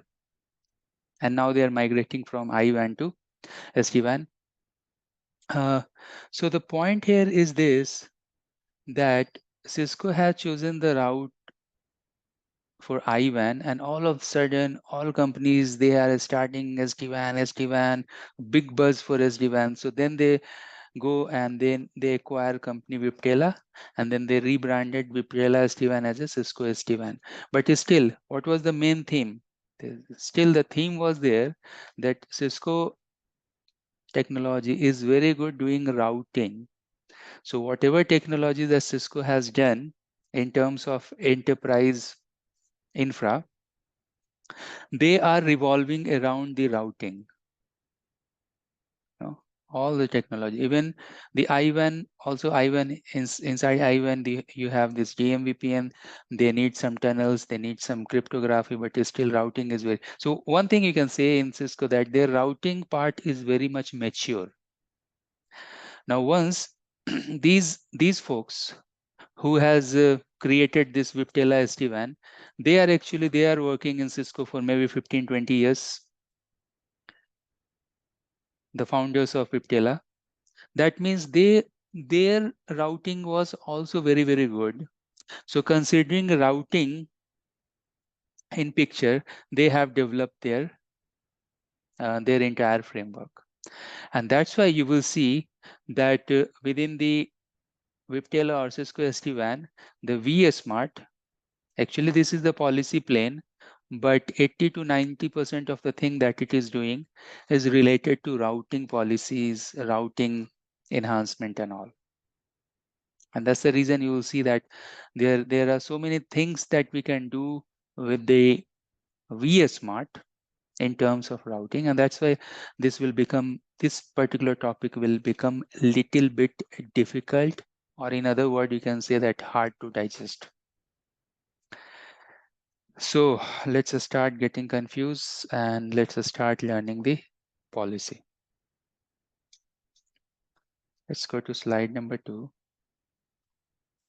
and let's see what we have. So now here you can see the top slide, that policy we can go and create, and within that policy you can see that we have two part: control policy and data policy. Now within control policy itself, you can see centralized policy and localized policy. In data policy, you can see centralized policy and localized policy. Now, just to make this easy, control means routing, and data means that at the moment close to device. Data policy is actually very easy, and there are overlapping in between the control policy and data policy in terms of that few services are there, they are very close. For those services, you can go and create either data policy or you can create control policy. Now both these policy, who is the orchestrator for this policy? Obviously this policy you have to go and create at the level of vSmart. Again, behind the scene, you are logging to vManage and creating, pushing to vSmart, and then vSmart using OMP, right? All the edge devices are OMP peer to vSmart. So vSmart will go and use OMP protocol to push these policies to the vEdge, right? So up to this point, you have any doubt? No doubts. No doubts, right? Great. So we have vSmart, and from vSmart, now let's only focus on vSmart. So vSmart, we can go and create control policy and data policy. Now where we have slight confusion, that you can see either it's a data policy or control policy, it has two parts, centralized and localized. So when you read that policy, it will be centralized control policy, localized control policy, likewise centralized data policy, and then localized data policy. So it's like whenever that policy you will create, you have to think that is it centralized control policy or it is localized control policy. And later on, when we'll go and create this policy, you will understand more about that. So is there a very easy way that we can distinguish that the difference between the centralized policy and the localized policy? Because as name suggests, the centralized policy, we are thinking, oh, centralized policy, that means that we can go and create from vSmart and it may have global effect, means fabric changes we can do and all. Localized policy, it may sound that we can still create, actually everything we are creating from vManage again, pushing to vSmart, and then vSmart is pushing to the edge devices, right? vEdge or cEdge. So localized policy, it sounds like this, that you can go and create from vManage, then push to vSmart, and then it will go to vEdge. But this is not a correct statement. Later on, you will, when we'll go and log into the dashboard, you'll find that we have different tab to create the centralized policy, and we have different tab to create the localized policy. Now this localized policy, and again within the vManage. Now this localized policy, you have to go and add a template.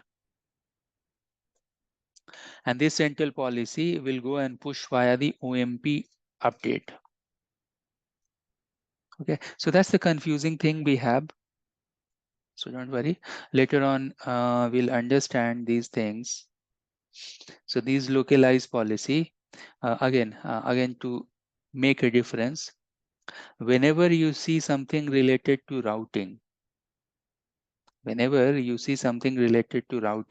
that is part of control, because control means routing. Let me write here, control means routing. This route policy you can see. So localized route policy. Later on we have lab related to that. So you may have two type of routing policy, two types of control policy. One of the control policy, you can create vSmart, and with help of OMP, it will be pushed to edge device. Again, you are creating to vManage, activating to vSmart, and then it is pushing to the edge device. Other thing also, you are creating to vSmart, but vManage, but vManage within the template, we are putting this as a additional feature.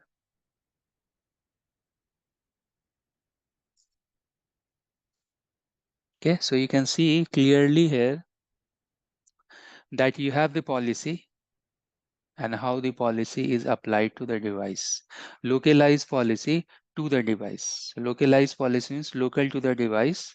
So it will be creating as a template, and then it is pushed to the push as a additional feature template. Now, you may ask one question. So isn't that we can go to the vSmart and create the data policy? The answer is yes.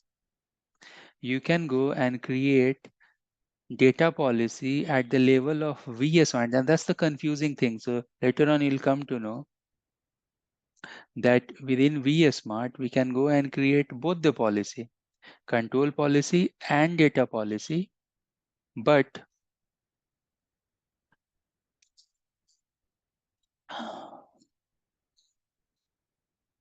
sorry, I'm getting some pop-up. But you will see that the data policy, again, you have some local policy, and in that local policy, you can update in template. And then from that template, it will be pushed to the device. So thin line is there, right? Once you will start working on this policy, then you will understand 100%. Okay, but what we will do, we'll do this approach. This approach is something like repetition. We will try to repeat this again and again, that how control policy is creating, pushing, how data policy we can go create and push, etc. And we'll understand slowly when we'll do the lab. Okay, so I'm going to tell you the difference in between the control and data policy. So we can memorize that. I need one, yes, slide here.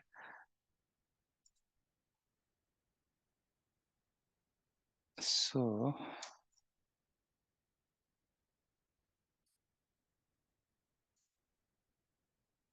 you have vSmart, and let me do one thing. You have control policy and you have data policy. At the moment, we'll leave that localized part out of picture. Okay. So both control policy and data policy, you can go and you can use vSmart, you can create both. No problem. Okay. If they are the Central policy. Behind the scene, in the back of our brain, these are the central policies. These are the central policy. Now, three differences I'm going to tell you. Very important differences. First of all, the control policy is unidirectional. They are bidirectional. What does it mean? Once you apply, it is in to out, out to in. It is either in or out. Like that. We'll see that direction means. What does it mean by direction? Second thing, control policy, I told you earlier, is a type of routing policy. Here it may be routing policy, it may not be routing policy, but in general, control policy is a routing policy. Third, very important, I'll make us 2 stars here. Very important point, that the control policy that we have will reside at the level of VS Smart. So the policy you are creating, if you go and check show control policy in VS Smart, it will tell you that what policy is this. But data policy will be downloaded. If it's a data policy, so vEdge or cEdge device will go and download that policy within the edge devices. Okay, so from here we have rise of one of the important topic about CAE. C stands for configure, A stands for apply, E stands for execute. So if you are doing CAE, and now you understand the scenario. So if you do configure and apply, okay, and that policy will get executed with level of vEdge. So that means that is a data policy. But if you configure, so if CAE will happen at the level of vSmart only, that means that is control policy. Okay, so this CAE, if you configure and apply, but if it will get executed to the edge device, that will be data policy. If everything will happen at the level of vSmart, that will be control policy. And I have one slide, dedicated slide for this. So let me quickly show you that slide. Let's go. Yeah, here you can see configure, apply, and execute. You can see configure. Oops. I lost that. Yeah. So you can see here that we have terms configure, apply, execute. So suppose app route policy. So if for app route policy, configure and apply is happening at the level of vSmart, but the policy execution is happening at the level of vEdge. So that means app route policy is a data policy. Likewise, net flow or C flow template policy. So if C and A will happen at the level of vSmart, and the execution means that these policy will get downloaded by the vEdge. You can go to vEdge and you can see policy, and you can see that is there downloaded. Okay, so if this thing will happen, here you can see this data policy. Obviously data policy itself is a data policy, so the execution will happen at the level of edge device. Apart from that, you can see this control policy itself is a control policy. Why? Because CAE is happening at the level of vSmart. VPN membership policy, you can see CAE. That means this policy is residing within the vSmart device. They are the owner. They are the whole and soul of that particular policy. So let's go back to the primary slide that we have here. And I will ask you a question that please tell me that the difference between the control and data policy.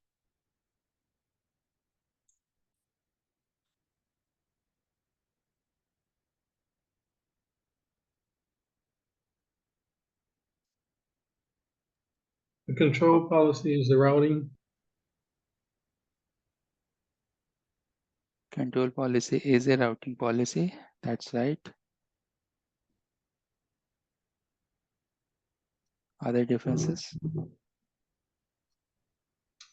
Also, that the control policy is well, it depends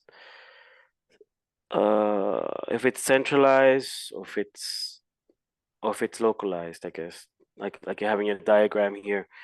If it's centralized, it's gonna go through the vSmart, the OMP, and then to the vEdge, right? And if it's localized, it's gonna be a template, additional features, and it affects a single interface or a single router. Okay. So three major difference between the control and data policy. One very important thing here is the direction. So once you apply the control policy, that will be Unidirectional. unidirectional. Then bidirectional is for the data policy. And again, there is so much confusion related to direction. So vSmart and vEdge, there is only two direction, in or out. So when the direction is out, that means policy direct flow is from vSmart to vEdge. When the direction is in, then the policy flow is from vEdge to vSmart. Like inward to vSmart and outward to vSmart. It's like that. In and out. Out means the policy flow is outward to vSmart. From vSmart, it is going to the edge devices. And in means that it is coming towards the vSmart.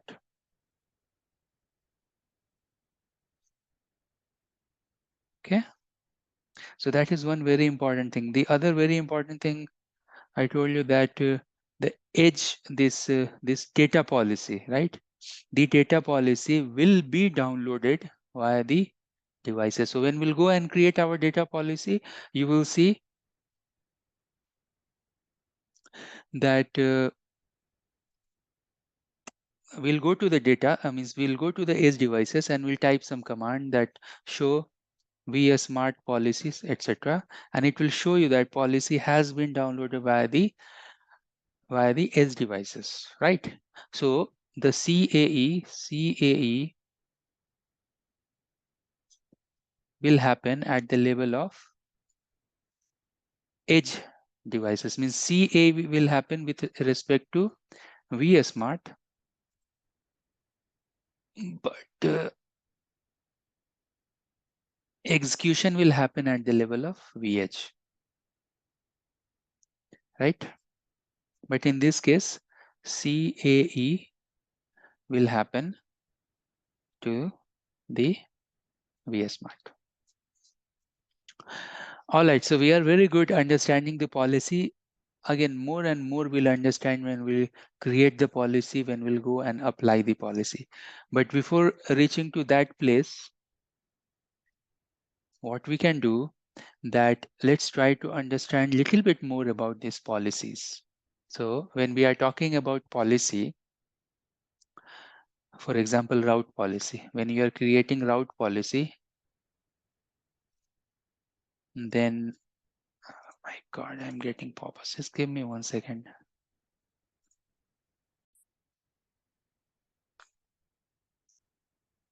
A route policy, right? So the route policy that we are creating, what are the construct? how we are creating. So maybe we have some IP prefix list or IP address, IP access list, etc. So we are doing like this: route policy permit 10 match IP address ABC. Maybe set the IP next hop ABC, right?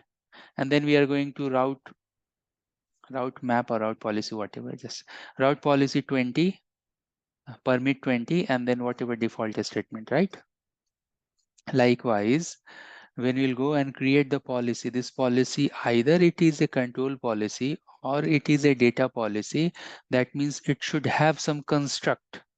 So what are the building blocks of the policy? How the policy is building? In that policy, do we have to define some sort of IP prefix list, or do we have to define some sort of list related to site ID, list related to VPN, list related to color, list related to TLOC, list related to application and all? So actually this policy having three main construct 1, 2 and 3, three main part you can say that we have for this policy. The first part is, it is referred as a interesting traffic. So you want to create policy, right? But to whom you want to create the policy? What is the interest area? Is it the site interested? It's the prefix list interested? Is the VPN interested? Is the color interested? Etc. etc. What is the area of interest? That is nothing but the traffic class or traffic. For what is the traffic you want to write the policy for, right? The second part is that, is your policy control policy or is your policy is data policy? Either you will create control policy or you will create data policy. And the third part of this thing is apply. Now, the good thing about this apply is that 100% of time we are applying the policy to the site. Okay, 100% of the time we are applying the policy to the site, because apply policy is site specific. Always we are applying the policy to the site. Okay, so now we understand so many things, and I don't want to go too deep inside all these things in day number 1 because this is a little bit tricky. So if we have this slide here, let's quickly try to summarize that what we have studied. So if I go here and make a short note, so we know that we have policy. I'll just write P for policy, and then we have two policy, right? What are those? You tell, I will write.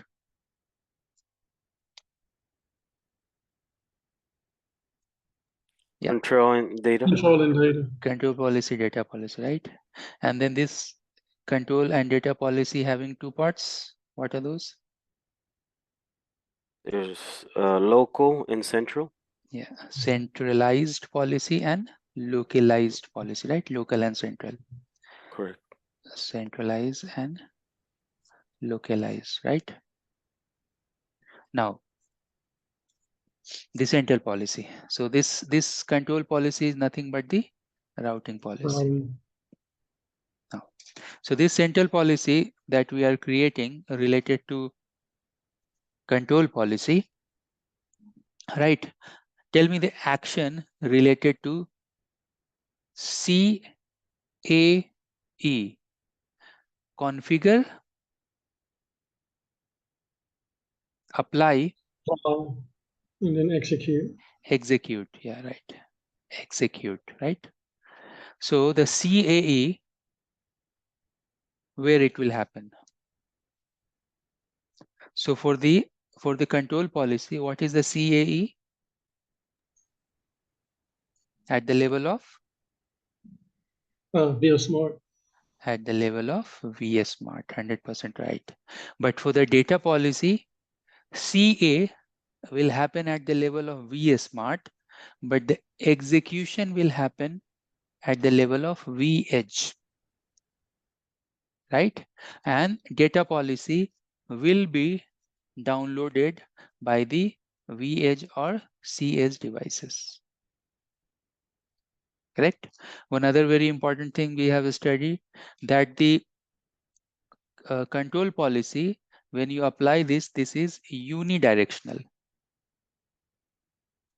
And the data policy, when we are applying this, is bidirectional. So sometimes if you want less number of policy applied, so we are creating data policy instead of control policy, because once you apply, it will be from vSmart to vEdge. That's nothing but the out direction. And then from vEdge to vSmart is nothing but the in direction. So out and in direction. Okay, only one thing we haven't covered here in this particular slide is this: what is the type of central policy? So the routing central policy or the control central policy type is control policy itself is a control policy. Then you have VPN membership policy. Those are part of control policy, but there are good amount of example, like we can go and create service chaining, we can go and create route leaking policies, anything specific to routing that is stick with control policy. Okay, then we have data policies. So what will be the example for data policy? The one of the best example for data policy is app route policy. Then we have good example for data policy is cFlow or NetFlow templates or policy. Then data policy itself is a data policy. Apart from that, device specific policies such as QoS, such as access list, those type of things are belonging to data policy. Okay, and then today we have discussed about policy construct. So this policy having 3 construct. What is the interesting traffic? What is the traffic you want to write the policy? These will be the list. So list of site ID, list of prefix list, data prefix list, color list, app list, TLOC list, etc., etc. This will be the list. We have long list. We may have VPN list. We may have color list. We may have site list. We may have app list. We may have TLOC list, and so on. Then policy construct, either you are creating the data policy or control policy, DNC, data policy, control policy, and then you are applying the policy. When you apply the policy, 100% of time, it is with respect to site ID. We are always applying the policy specific to site. Okay, and now this either data or control policy, the construct is very much like a route map, a policy map, route map that we are creating in Cisco devices. These policy have to go and create in a sequence, like permit 10, permit 20, permit 30, like that. We're not using permit like route map, but they are logically, they are like this. You go and create policy for 10, then 20, then 30, then 40, then 50 and 60s. And by the end of the policy, you have something called default statement. So in policy 10, you can match something, take action. 20, match something, take action.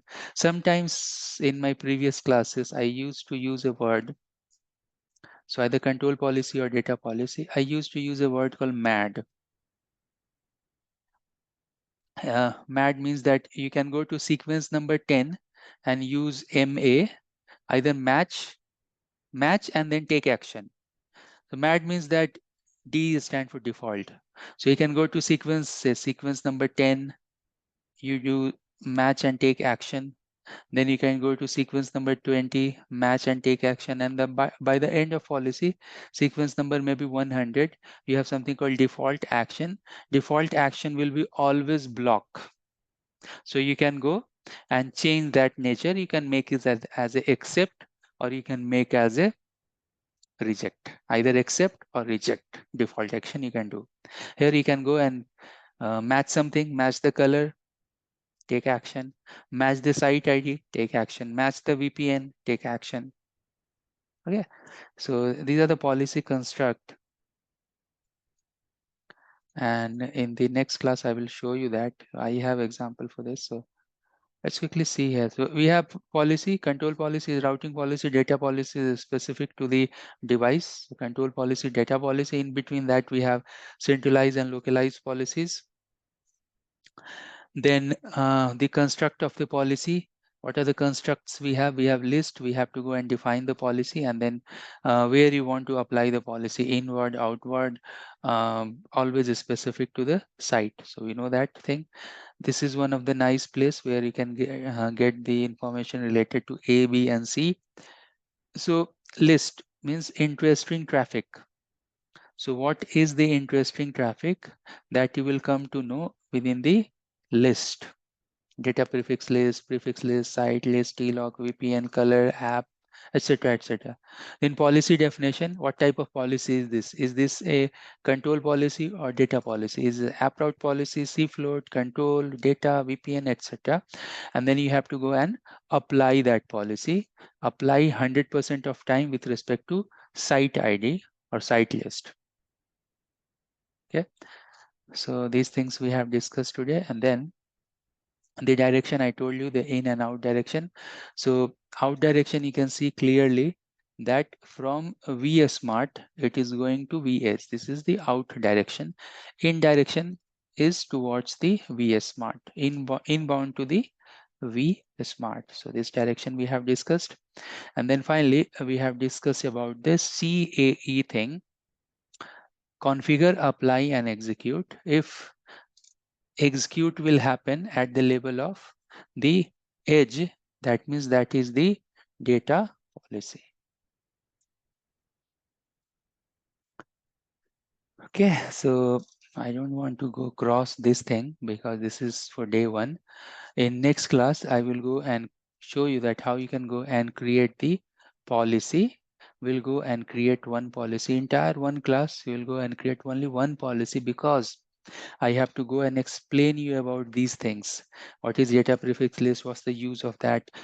We know prefix list, like we are creating in Cisco, IP prefix list or access list. These are also the same thing, but here you have some new terms like site list, TLOC list, VPN list. And what's the use? Why we are creating such type of list? Even you can see the policy that we are creating. It's not like a route map and other policy in Cisco. It has its own structure. Okay, so actually in this policy, you'll find that it has three things. In policy construct, we have three portions. So in this slide, you can see that three portion. One portion that you have to go and define the interesting traffic, that is the list. So this is portion number 1 or A. Then you have to go and define either it's a control policy or data policy. So here you are defining the control or data policy. This is part B. Here you can see sequence and match and the action, right? Match action, and then by default there is one default statement that will be reject. So that will be the part 2, and then part 3 is that you have to go and apply. So when you're applying, you can see 100% of time with respect to site ID or site list. It's basically site list. And then you can go and give the direction either in or out. Okay. So the policy, how we can go and create the list. We'll go and create one policy called hub and spoke tomorrow. And we will discuss the logic, the construct, everything, but it's little bit time consuming and little bit difficult thing in Cisco SD-WAN, this policy. But if we master in the policy, then SD-WAN is finished. Then you can move to other technology like DNAC or ACI, or maybe other thing like automation and all. If you know policy, because already you know template. Template is what? Simply configuring the interfaces, configuring the NTP, whatever we used to do via the CLI, right? Configuring BGP, configuring SNMP, configuring the AAA configuration, doing some NTP config, etc., etc. So the difficulty level to create the template is maybe 2 to 3%. It's not more than that, because if you create the template 5, 6, 7, 8 times, you will be master in creating the templates, and it's one-time job. Create the templates with variable, save it. The main thing and main capability and power we have is actually the policy. How you will go create the policy, because we have certain restrictions as well in the policy. So policy will give you features like application aware routing policy. Policy will give you features such as application aware firewalling features. Policy, you can do service redirection. Policy, you can do service chaining. Policy, you can do traffic engineering. Policy, you can go and do route leaking. Policy, you can go and do some sort of filtering. Suppose OSPF and OMP, we are doing redistribution. So we don't want that all the prefixes in OMP will go and inject in OSPF. So we can go and create some sort of route policy in that. We can block certain prefixes. We can do some use of tagging. We can use use of preferences, and also everything, all the tuning you can do with respect to policy. All right. If you have any question, please feel free to ask. Thanks for joining. We are inside day number 11, and today we are going to learn policy. This is policy part 2. Yesterday, I mean, in previous class, we have discussed about the policy, what types of policy, and then again subtypes of policies. Then the construct of policy. So we know that we have 3 different construct or 3 phases of policy. You have to go and define the end-to-rest traffic. Then you have to go and define either it's a control policy or data policy. And then finally, you are applying that policy. So we have one very nice slide that you can refer for this particular item. Let me quickly go and show you this here in the slide. So this particular slide is actually very interesting. It will tell you that you can go and define these different type of list, and then you have to go and define the policy, so data policy or control policy, and then you can go and apply it. Now when we are talking about list, there are different type of list, and what we will do, slowly we'll try to understand. So we have data prefix list and we have prefix list. Now the data prefix list is a prefix list only, like in Cisco we have prefix list, but this should be used inside the data policy. That's why we have this data here. If you have control policy and you want to define some sort of prefix, then you have to use flat prefix. This is going to use with control policy.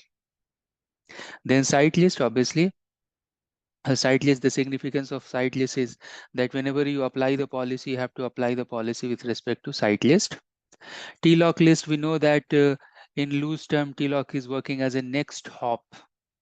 So if you want to do some next hop type of changes, some manipulation in the traffic pattern, you can go and set the next hop, like we are setting the next hop.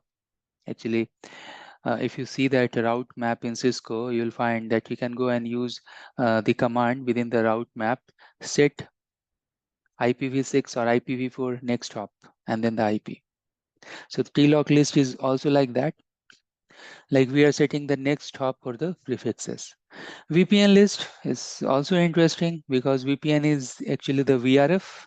So if you want to do some route leaking, etc., you can go and utilize this list to create the policy. Okay, so what we are going to do today, will not go in all these details, because at the moment you'll go and start working, creating the policies, and slowly you build your memory map and all, you will understand all these terms. The moment you'll work on this, you'll understand. Now, what you should consider here is this, that phase number A, B, C.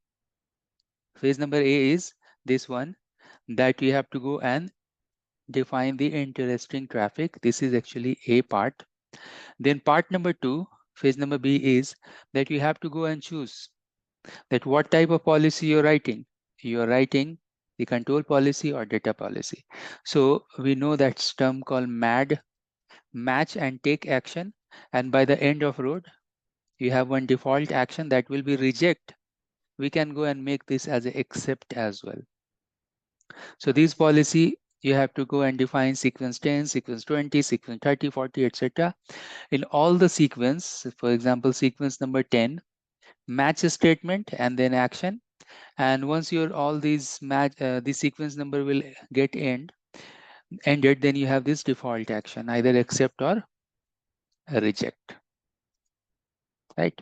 So what we'll do, knowing these things that we have studied in previous class and today, we are going to create one control policy today, a very simple one, and we'll see the power of the policies that we have in the fabric.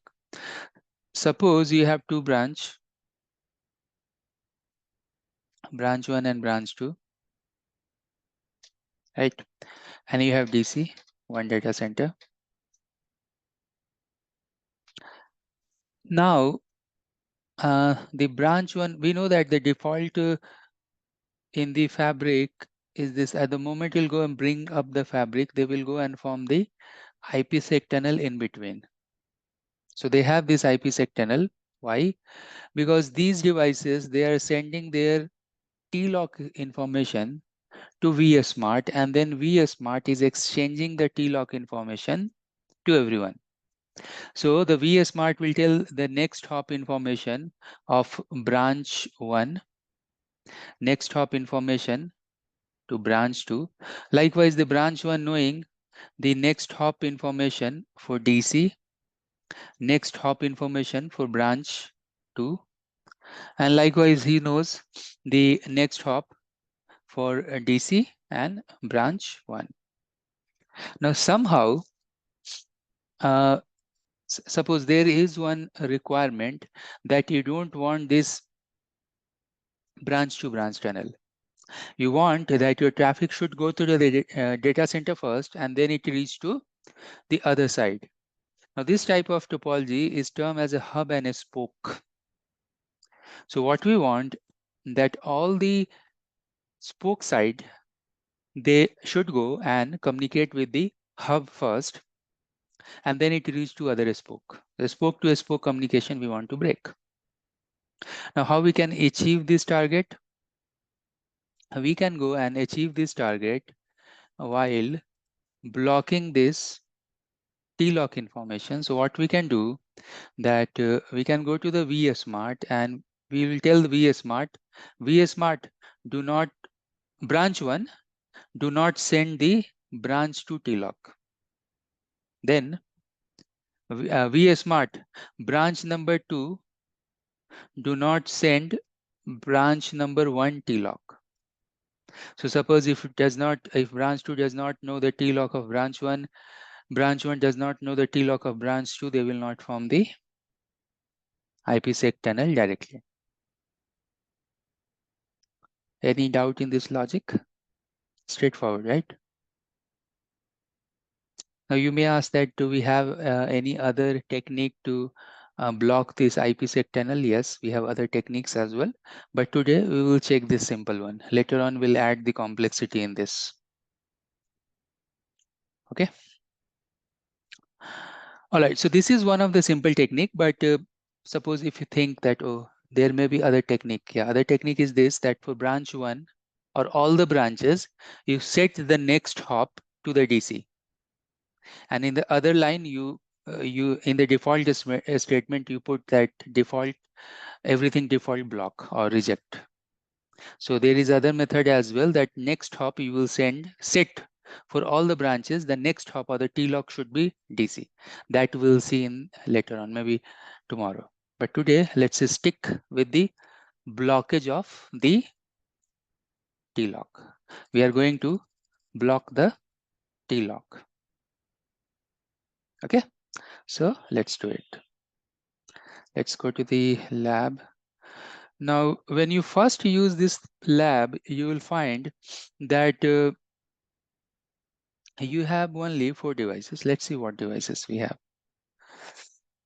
So I can see, okay, so DC devices and CS. So there is no branch 2 here. So if you are doing this lab first time, what you need to do, this is the lab setup here. You simply double click this. This will bring up the tunnel interface for branch number 2. Just double click and leave it. Then you should go to the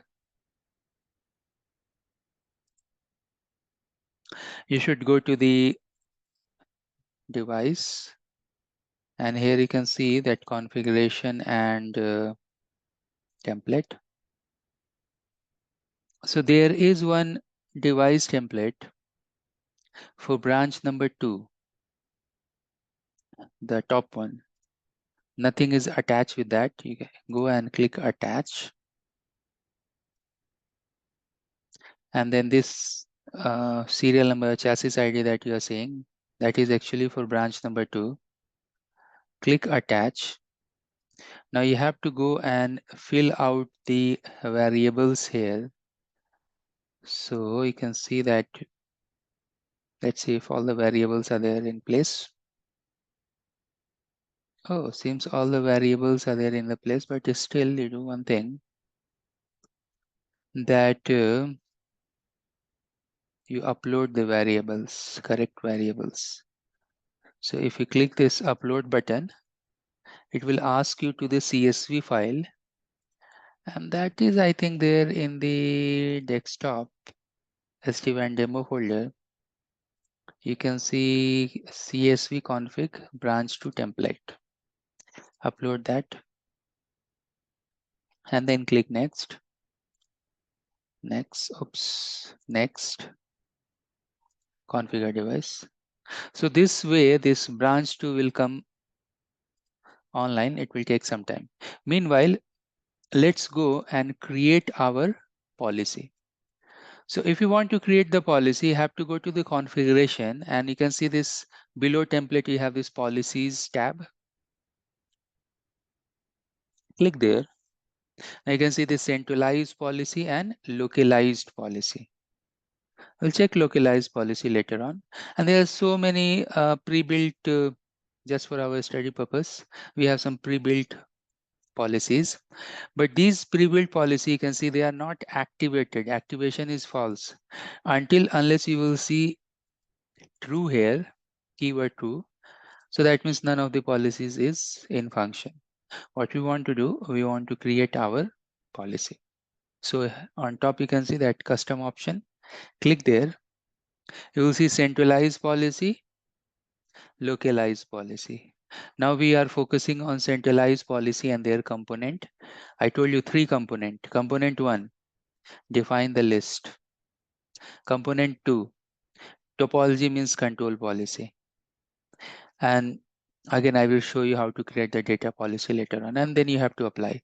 So first of all, let's go and define the list. What is the interesting traffic? We want to write the policies. Now here you can see that there are so many different application list, app list. Later on, we will see that. And Cisco has added some custom application and cloud discovered applications, etc. Then you can see that we can go and create the color list. We can go and define some sort of community. We can go and define the data prefix list. This will be used for data policy. We'll see later on. We can go and define some QoS parameters as policies. Then we have prefix that will be used for the control policy. We can go and create the site list. We have this app probe classes as well, basically used inside the application probing, basically for this application aware routing when we want to create. We have this SLA class. Again, this is going to use in the application aware routing policy. Later on, we'll see that. We have this next hop feature, TLOC feature. This also we are going to use in upcoming classes. We have this option called VPN, and then they have added newly this region as well. So now what we want to do, let's go to the site. And I'll go and create the list related to site. So let's go here, click, say I'll go and create branch 1, because maybe branch 1 and 2, that same name will be there. But in our lab, we have DC, whose site ID is 100, branch 1 site ID 300, branch 2 site ID is 400, like that. So let's go and create branch 1. Now you can see branch 1 is created. Then we'll go and create one more, because these things we want to use in our policy. Branch 2 is 400. Then I'll go and create one more,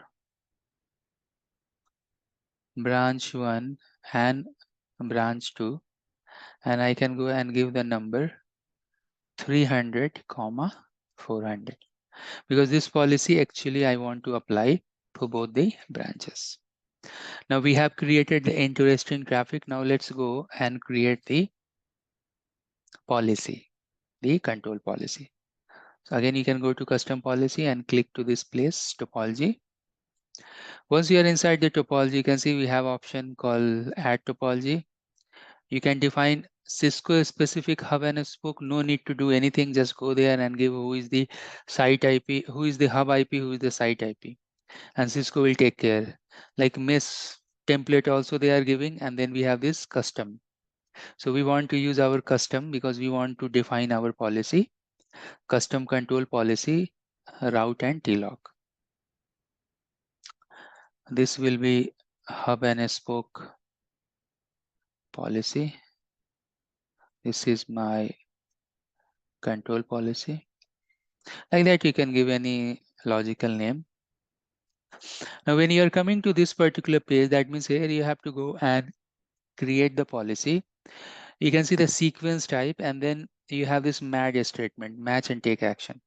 But before doing that, what we are doing generally, we are going to this default action first, and default action is accept. So I will save that first, and then we can go to this sequence type. Click here. We have two options. We want to match the route or TLOC. At the moment, I want to match the TLOC because I want to block the TLOC. So let's click the sequence rule, match. Already we are inside the TLOC. So again, no need to match the TLOC. Now you go and match the site. Although we can call the site that we have created, branch 1 and branch 2. Or suppose if you don't want to do, you can give the number here as well, like 300. That's almost same. Or suppose you want to create that site list from here, so you can click here. You can see this drop down menu, and there in bottom you have create the new site list. From here itself you can go and create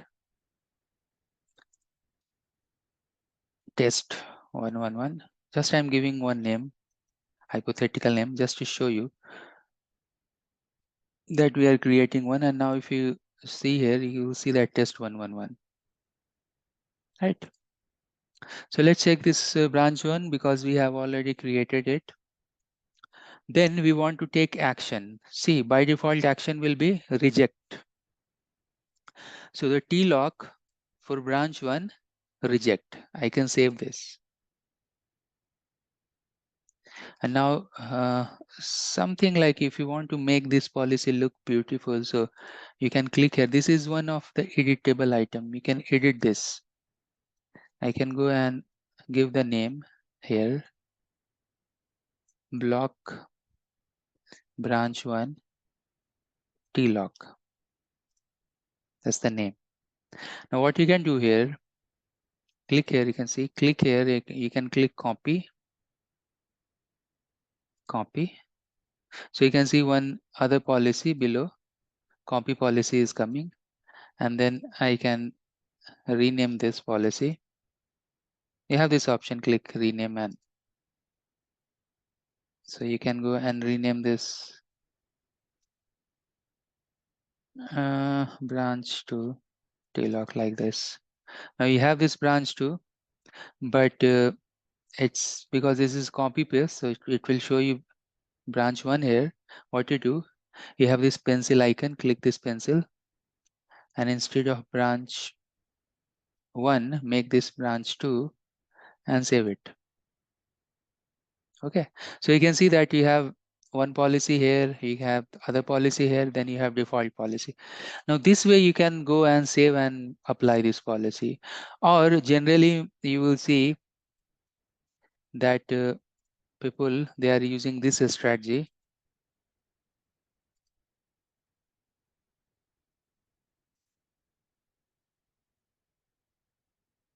I'll rename this TLOC. So people, what they are doing, that here itself they are creating one policy to block the branch 1, and then again they are clicking this sequence rule. Or you have this option called copy. You can click copy and then you can click edit. So now this time you can go and put here branch 2, save it. So now you can see that you have branch 1, branch 2 policy in the same name and the sequence. Now the earlier approach that I have shown you, that is almost 100% same, but here you are defining in this list 1, 2, 3, 4, 5, 6, 7, 8, 9, 10. Here in the same container format you are defining, although the result will be the same. Okay, so now we have these two policies within one policy, two statements, sorry, sequence 1 and sequence 2. We can click save. So now what we have done, that we have created the list, we have created the control policy. Now everything we have to go and assemble within the centralized policy. So let's go here to the centralized policy. Once you are here, then click add policy, and the same thing it is asking. Click next. Now this is the group of interest. Then you have to go and define the control policy. The second option is actually the control policy, and then the third option is data policy, and then finally you have to apply it. So because we have created our policy, we can go and click import the existing topology, that is control policy, and that policy name is hub and spoke. This is our policy, hub and spoke policy control. So we can click import here. Now you can see our policy is here imported. Now we can go next. This page belongs to data policy. You can see application aware, traffic data, cFloat, all these are data policy. Then finally, we can go and apply this policy. So this is hub and spoke global policy, and then topology.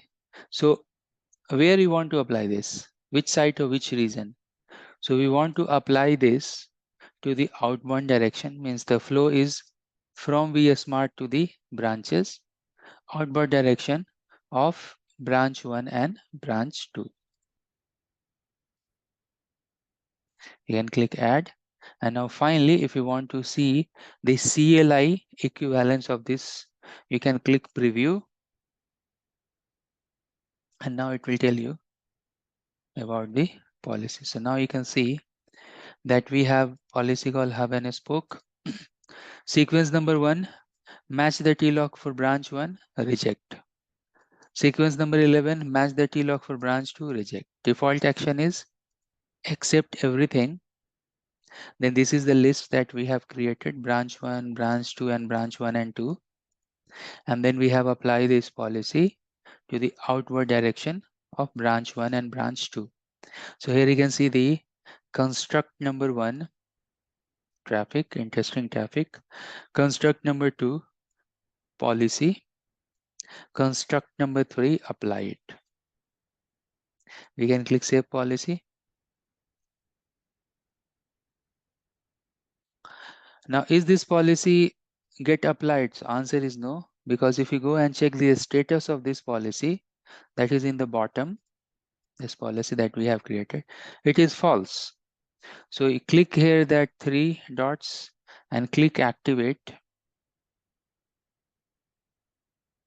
So it will go and push to the, so you can see we have created the policy in the vManage. Now we are pushing to the vSmart, and then vSmart will go and push to the, actually it will go and push to the branches where you have applied. So we have applied to branch 1 and branch 2 because this is a control policy. So branches will not download this policy, but it will be there. It will be flowing as a OMP update from the vSmart to the edge devices. It's like that. So great. Why not we should log in to the vSmart and verify it. So let me quickly go and log in to the vSmart.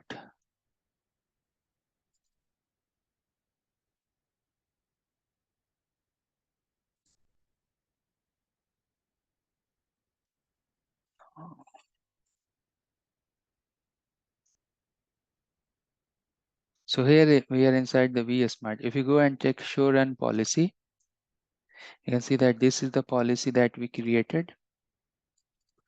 And if you go and do show run apply policy, so here we are applying this policy. Okay. Now what we can do, since we have activated this policy, so let's go to where is branch to vEdge. Okay.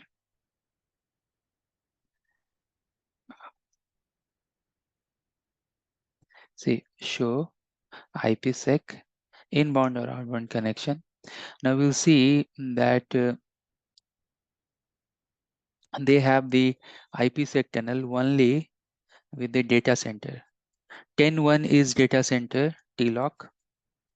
10.2 is also data center. 10.3 is branch number 1 and 10.4 is branch number 2. So if I go and check my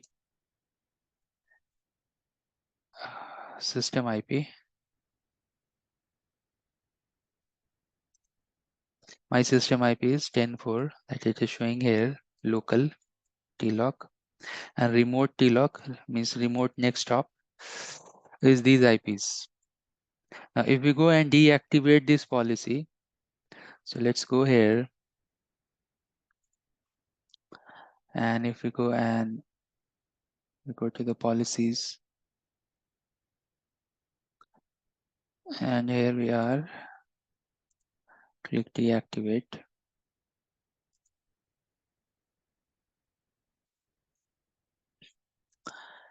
That means we are removing the policy.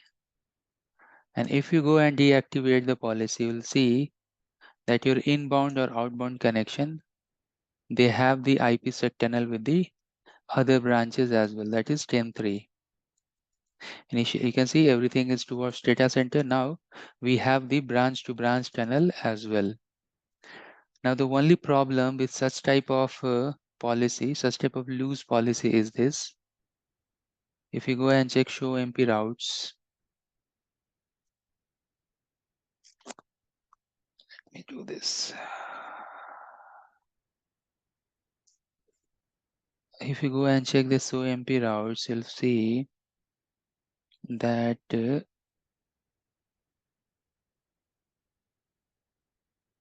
so at the moment we are getting all the routes, so that's fine. I need to go there one more time just to activate this policy, and then we'll see the drawback with this strategy.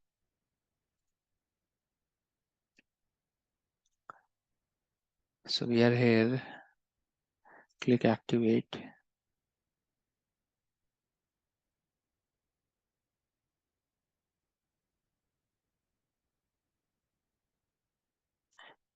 You will see so many routes that will show you invalid. At the moment we should know these indicators as well. What is C, what is I, what is R. So if you see the legends, it will tell you that C is chosen, I is installed. So we are checking the OMP routes.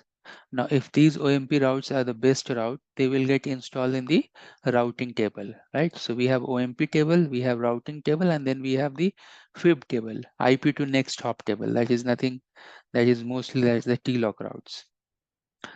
And then you can see if you see rejected, that means I'm getting those things from vSmart. All these OMP routes from where we are getting. So this device is getting from the vSmart to vEdge, right? Now if you go here and if you see, you will see that invalid, unresolved. So it is telling that the routes that I am getting from the branch number 3, why they are invalid, unresolved, because I don't know. So vSmart is not telling me that what is the next hop for these prefixes. Since I do not know the next hop, so I can see so many invalid, unresolved routes within the OMP table. And that's the reason if you go and do show IP route, obviously this will not get installed in the routing table. So whatever routing update you have, you are getting from the next hop as a data center, because the traffic is diverted towards the DC and vice versa. Right? Any doubt in this?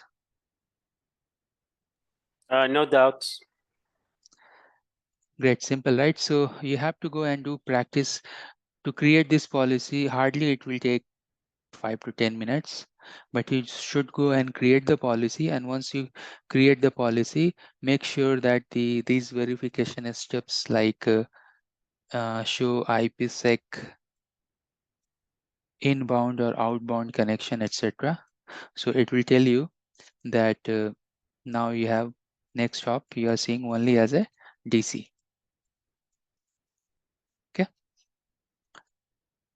All right, great. So now it will be a little bit more visible that what we are talking, that when we are creating the policy, so we should define the list, create the policy, and then apply it to the site. So these 3 stages we are using. And then we obviously we have the direction in, out, out, in. We know the meaning of out and in. Okay. And then what we have done that with respect to these examples that we have here, we have created the policy and then we have applied it and we have seen the result as well. Control policy is unidirectional that we have discussed 4 or 5 times. All right. So now what we have to do, likewise, we'll go and do the lab in the upcoming sessions. We'll go and do two labs. So 2 labs related to control policy. Again, 2 labs related to data policy, or 3-4 labs related. Means in a single session, we'll do the 2 labs and we'll try to understand what we are achieving with those labs. So today we have done hub and spoke, but next day we'll go and do one very interesting lab, that is hub and spoke with segmentation. So now think like this. It's a very interesting use case. I will explain the use case now, but we will do the lab in the next session. So what we want to achieve in our next lab, that suppose you have DC and branch devices. Now what I want here is this, that for, so here we have defined VPN 100 or VRF 100, and then we have a VPN 200. So what we want, that for a VPN 100, and here you have firewall as well. So VPN 100 traffic should go to the firewall and then it reach to the destination. Okay, but for VPN 200, you should have this type of topology. So now you can see here clearly that we are supporting segmented VPN. That means one of the VPN, that is VPN 100, is using hub and spoke plus firewall redirection type of thing, and VPN 200 is using full mesh, right? It is full mesh. That means that if I have some other device as well in a network, suppose I have branch 3 as well, and if we are enabling the full mesh, that means this type of thing will happen, right? But for branch 3 also, the traffic will go to the DC for the VPN 100. Now only we are taking example for only 2 or 3 branches, but think if you have 200 branches, and if you have 5 or 6 different type of VPN, so few of the VPN, they are following hub and spoke, few of the VPNs, they are doing local exit, few of the VPNs, they are using partial mesh, few of the VPN, they are doing full mesh. So now you can see the advantage of this segmentation that you can do with help of very less configuration items. That is actually very difficult to achieve with respect to IWAN, with respect to DMVPN. Although you can do it, but you have to create so many VRFs, too much configuration, mapping the configuration and all. Here it's like within 10 minutes you can do it. Okay, so in the next class, we'll do the lab related to segmented VPN. And then we will do one more lab tomorrow, that is route leaking. So what is the use case for route leaking? Again, oops. So these 2 labs we are going to perform in tomorrow's session. Let me quickly draw here the lab number 2 that will perform tomorrow. Is this, suppose again same type of topology, simple one, DC and branch 1 and branch 2. Suppose in branch 1 I have 2 VPN, VPN 100 and VPN 200. Here also we have 2 VPN, VPN 100 and 200. But within the branch or outside the branch, these VPNs, 100 can't talk to 200 like that. But 100 can communicate to 100 this side, and 200 can communicate to 200 this side. That's the nature we have, right?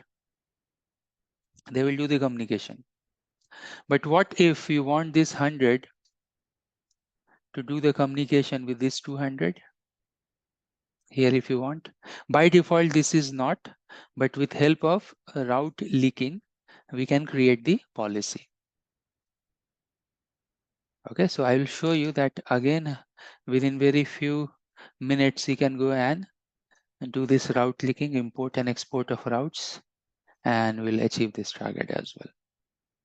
So these 2 labs, these control labs, we will do in tomorrow session.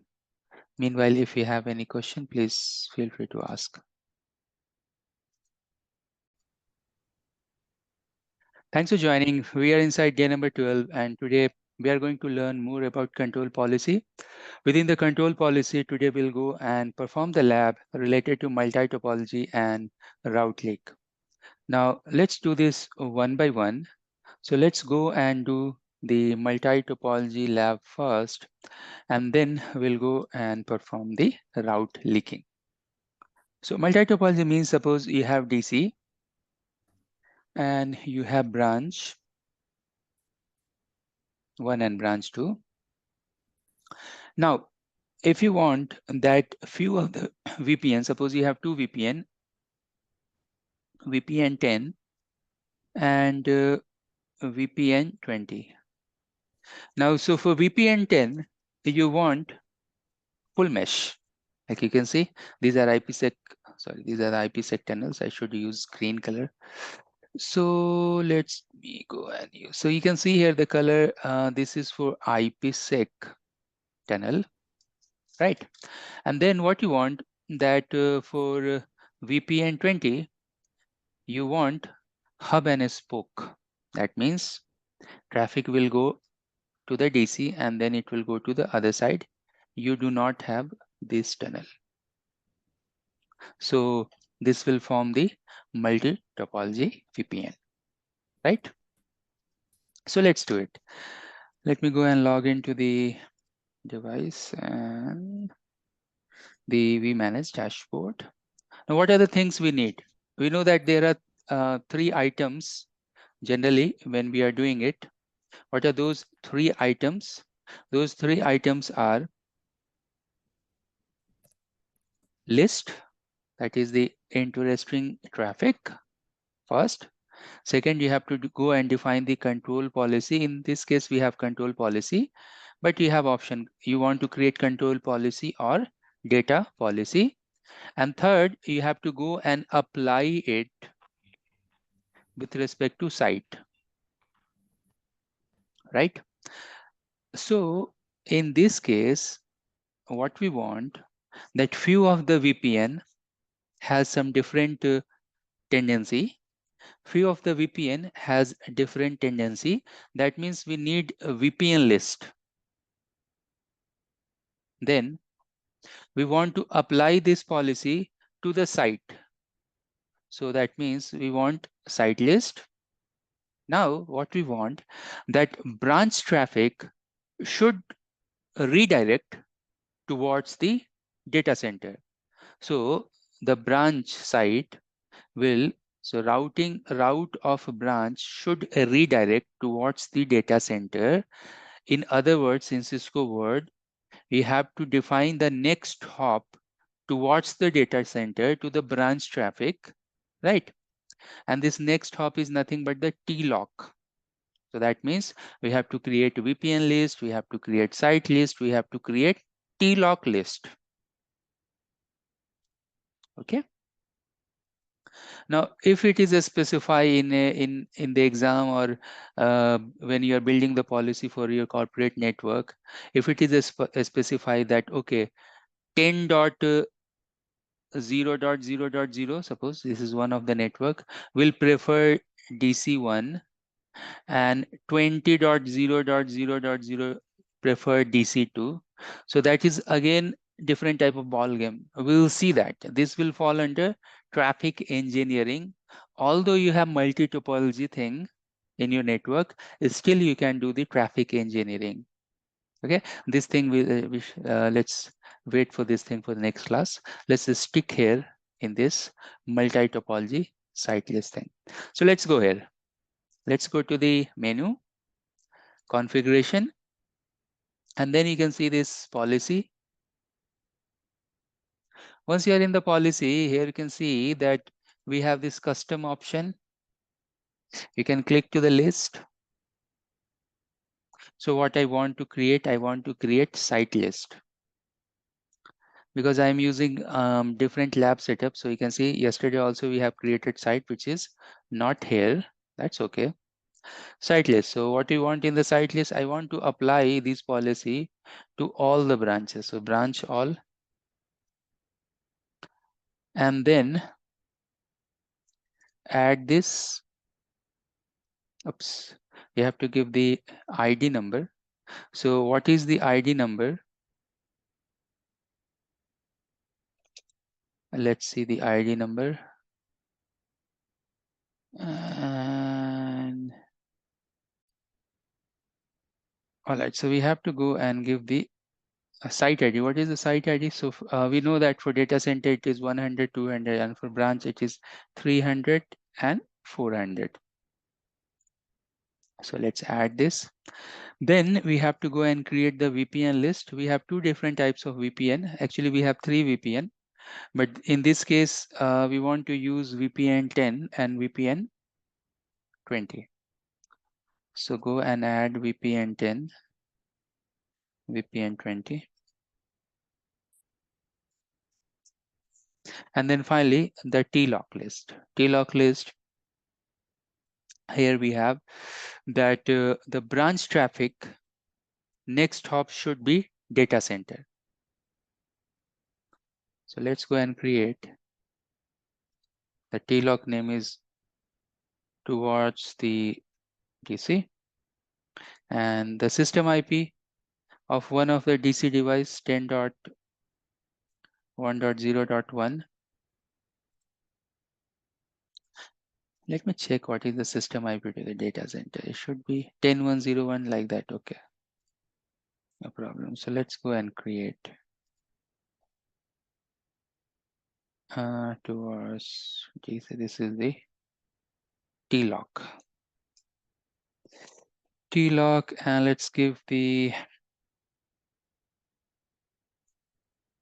color is, you know that there are two colors. One is internet and one is MPLS. Let's add the other line 0.1 only, but this time the color is MPLS and encapsulation is IPsec. Then we have other IP that is 10.2.0.1. Here you can go and give the internet and IPsec, and then finally one more. So 10 to, and I think we have only one DC, right? So the system IP should be, anyways, we'll verify. It should be like this 10.1 and MPLS and IPsec. It should be MPLS, not Metro Ethernet here. So now if we go and click save here, this is our, yeah, that's right. So you can see system IP, color encapsulation, system IP, color encapsulation. Like that, we have created the next hop value, the TLOC value. So now we have the TLOC, we have the VPN, we have the site. That is part one of the story. We can go to the centralized policy. We can add the policy. Now you can go next, next, next. Add topology. We'll go and click here, custom control route, etc. Now this is the policy name is say A underscore. You can give any name.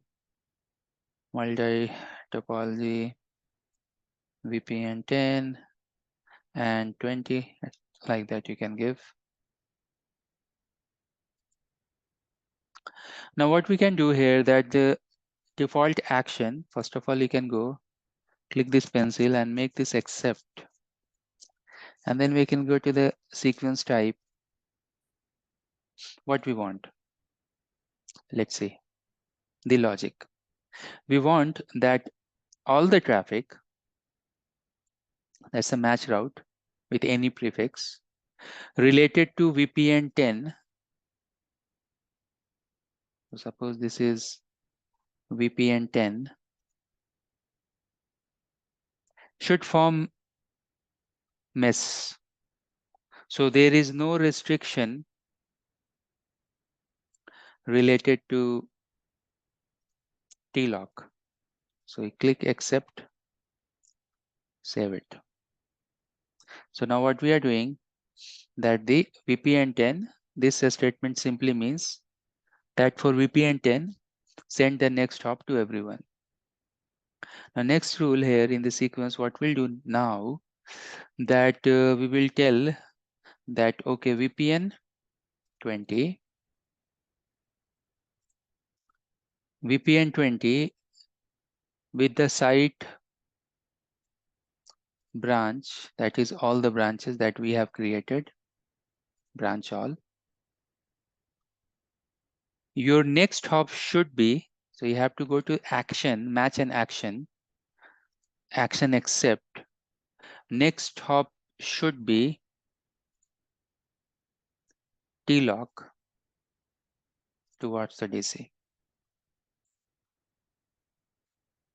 Okay, so this is the logic here. It's very straightforward logic that you can see that for VPN 10, all the routes, if you're not specifying any route, it will show you in the policy, in the CLI review, that it is matching 0000/0 means everything. So all the routes belonging to VPN 10 match everything. That means obviously the TLOC as well. Then branch for all the branches belonging to VPN 20, next hop is DC. And then we have the default statement. That means suppose if you have VPN 30, 40, 50, 60, this default means by default everything is mess. Click here, save. Now we can go next page is the data policy page. We can go next. And then you have to give the policy, final policy name. This is our multi-topology policy. And this policy direction, I want to apply to the outbound to all the branches. You will see in the Viptela policy that 99% policies will be outbound. Only few policies are there. We are applying inbound. So now you can see these many CLI steps we have completed. So you can see that for VPN 10, you can see prefix list any IPv4, and that any IPv4 is 000 less than 30, means everything matching route number VPN 10, all the routes within the VPN 10 except it. VPN 20 with the site branch 1 and 2 for all the routes, because we are not specifying any route. Send the TLOC towards the DC. Default action accept, and this is the list we have created. Finally, we are applying this to the all the branches in the outward direction. Save this policy and we can go and activate. Since this is the new lab, and you know that if you are working in a new lab, day 0 lab, you should double click here, enable this tunnel. And there is one template here for branch number 2. So let's quickly go here, configuration and template. Push that to branch number 2.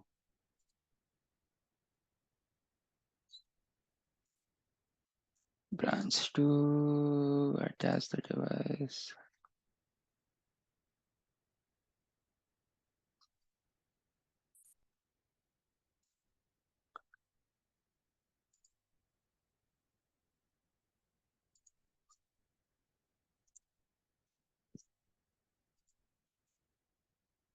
Okay, oops, I should attach the variables.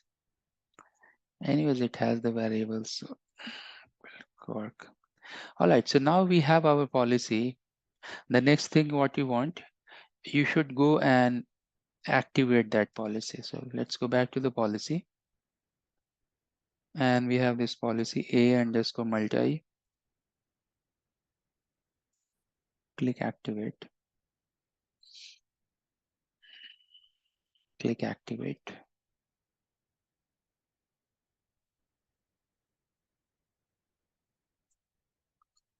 Going on. We can wait for a few seconds.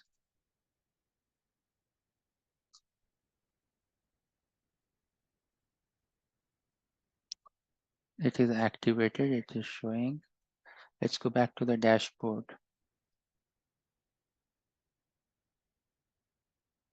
You can see here only 5 devices. One is unreachable because it's still the template push is in progress.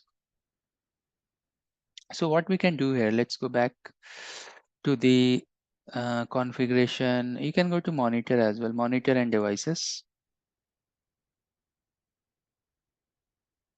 And you can go to branch 1 cEdge1. Once you are here, you can go and check the tunnels. So let's see, where is the tunnel? Not interface, I just wanted to see the tunnels. It's coming, this interfaces. Okay, so let's go to the, yeah, you can see this WAN and tunnel. It will tell you that from where to where we have the IPsec tunnels. I will wait, it is populating. So here you can see, even if I scroll down, you can see that we have IPsec tunnel Let me decrease the font size so you can see it, everything.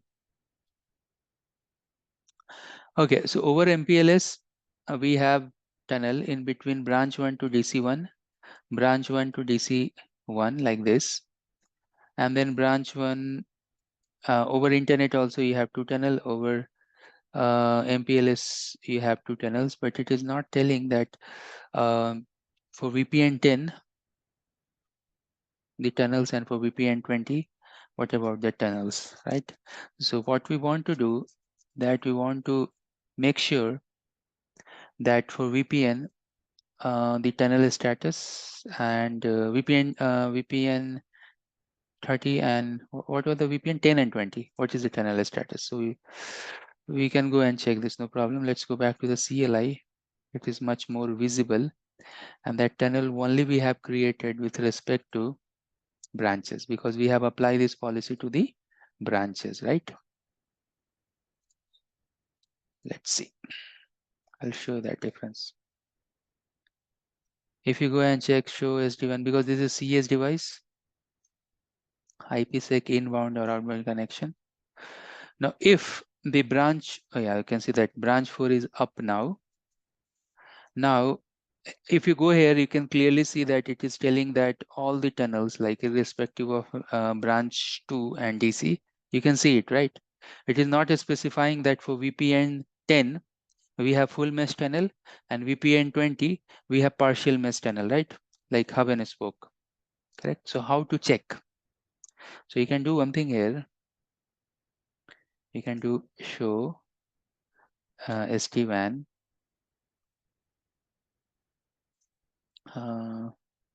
VRF or route, or you can do this thing, show IP route for VRF 10 and 20. I'll show you the clear difference between that. So from OMP, you'll see here that we are checking a VRF 10. VRF 10 means that you should get the routes. VRF 10 is what? VRF 10 is full mesh. As if you watch the earlier discussion, I told you that if you have branch 1, 2, 3, that for VRF 10, you have this type of tunnel. But for VRF 20, the traffic is going towards DC, like you have hub and spoke. So this is VPN 20 and this is VPN 10.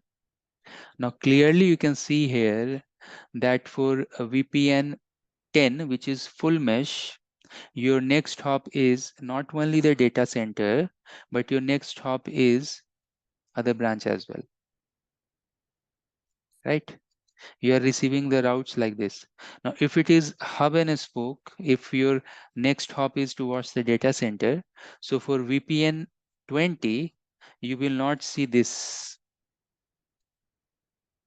right? So let's see this. So for VPN 20, what is the next hop? So here you can see the next hop is all DC. The next hop is all DC, right? Because this is following hub and spoke, and this is following full mesh. Now, if you have any doubt, please feel free to ask.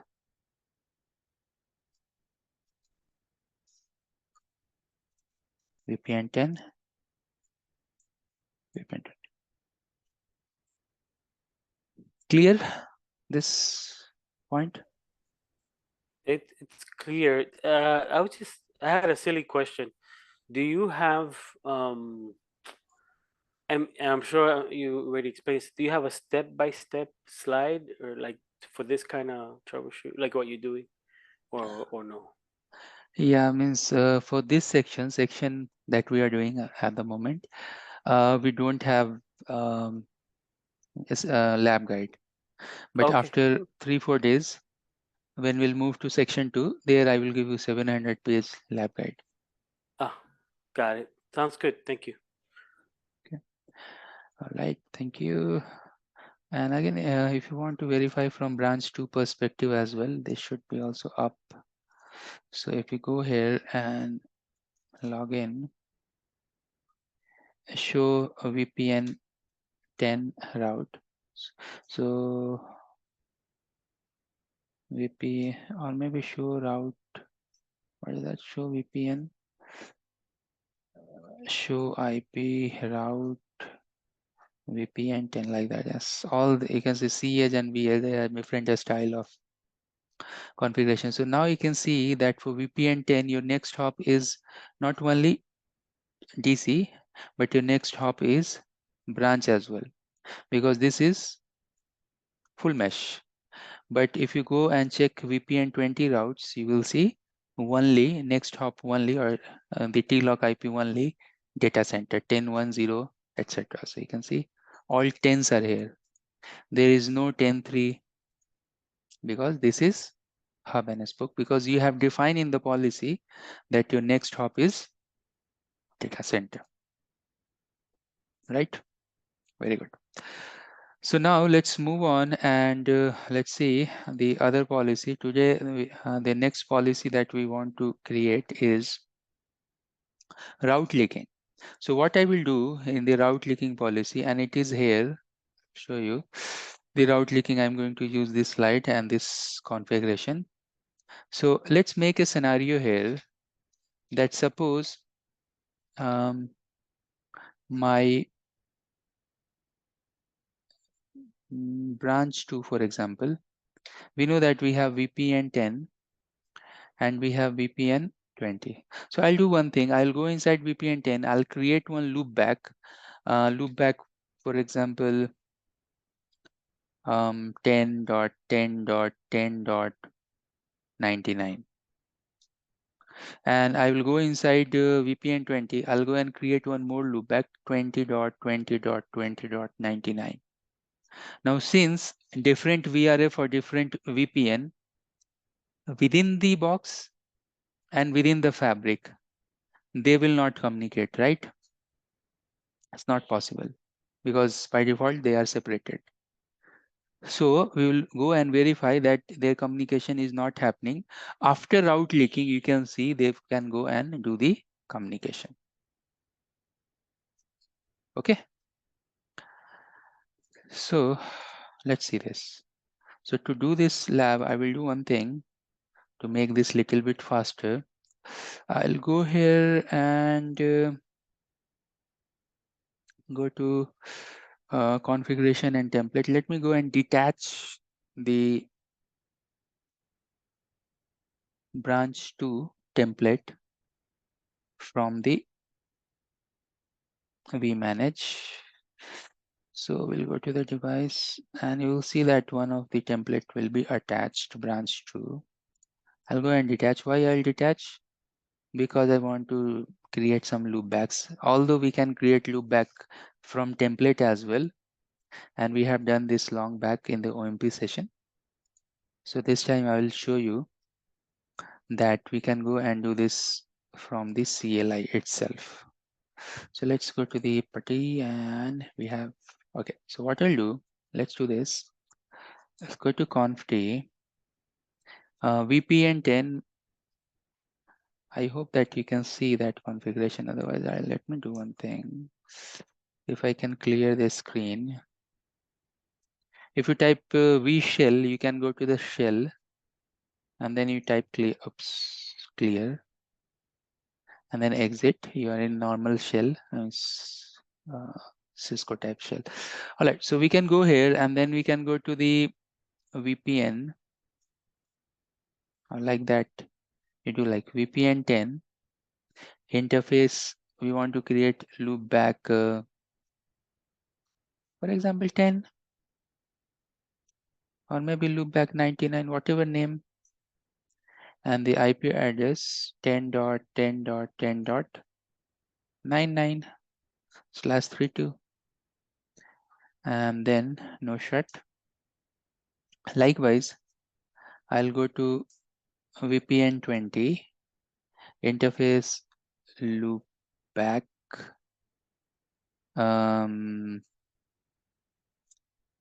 98. Even I can give 99 also. There is no problem because all these loopbacks are part of different VRF. I can give 99 also, but okay, let's give 98. And then we can go and define IP address 20.20.20.99/32. No shut. No shutdown. We can validate this configuration. It's validate. That means we can commit and quit. Now, if you do show interface description, you can see that within VPN 10 we have this loopback, and within VPN 20 we have this loopback.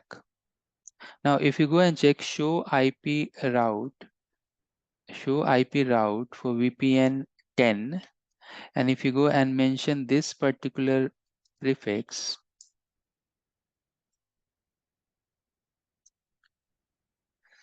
you can see error because it is not there. This route is not there, so it is throwing error. If you go and check show IP route for VPN 10, so within VPN 10 you can see your connected route, but you're not seeing 20. Likewise, if you go and check 20, you will not see loopback which having IP 10.10.10.99 because we have to go and create the route leak policy. So how we can go and create the route leak policy? What you can do, that you can match the route for VPN 10 and export it, match 10, and then use a keyword action export to 20. Likewise, go to 20 and export to 10. Very much like we are doing in BGP. Here, creating the VRF within the address families means you are defining the RDs, and then you can go there to the RDs and you can do route import export like that. And then you can see I told you earlier that there are 99% policies that direction is out. This is one type of policy, the direction is in. Route leaking policy direction is towards the edge devices. Okay, so let's go and utilize the VPNs that we have created and create that policy. Directly, I can go to the centralized policy and directly we can go and create the policy. We don't need this because already we have created in the previous example this list. Now we want to add the policy. This is the route leak policy. And default you can make accept, no problem. Let's go to sequence number 10, route. Now what we want to do here, that for match condition, match the VPN. Even we can go and specify the branches as well. So there is no problem. You can go to the branch, maybe all branch, because we are going to apply this to all the branches. So here it is not given that matching the branch, but we can mention the branch as well. There is no problem. Even we can go and specify the prefixes as well, like this only prefix you want to export to this only prefix. All options we have here, you can see prefix list, we can define VPN, we can define site, good amount of options we have here on the top. So match the route. If you're not taking any route, that means everything with the VPN 10, right? And then take the action, accept, export to, that's the keyword, VPN 20, right? And then I will do one thing, I will create one copy and then I will edit this copy. So what I will do, that instead of 10, this time 20 will get exported towards the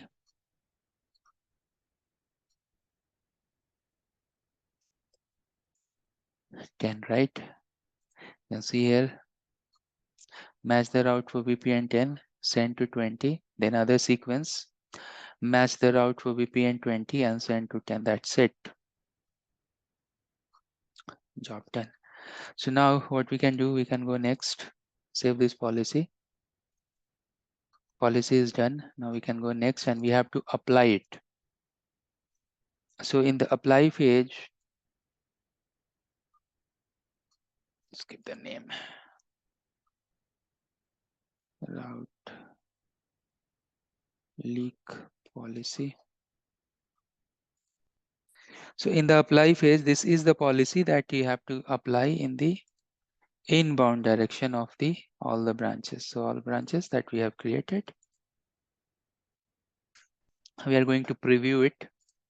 So let's click preview. So you can see match the route for VPN 10. So VPN 10, all the routes send to 20. VPN 20, all the routes send to 10. And then apply it to all the branches in the inward direction. Now this is not applicable for the data center, right? If within the data center you have VRF 10 and 20, still they will not communicate. Why? Because the policy we are applying to the certain sites only, certain branches only. It's not included in the data center. So now we can go click save this. And now since you can see that the old policy is activated at the moment, you have only one policy activated. So you deactivate the older policy that we have, multi-topology. Later on, when we'll learn more policies, then I will show you that how you can go and club different type of policies in one big policy. Okay. Now let's go back to the policies because we need to activate the policy that we have created just now, route leak. So we'll go here, scroll down. Let's go here and click the activate button. So from vManage, it will go push to vSmart, and from vSmart, with help of OMP updates, it will send all the update to the devices.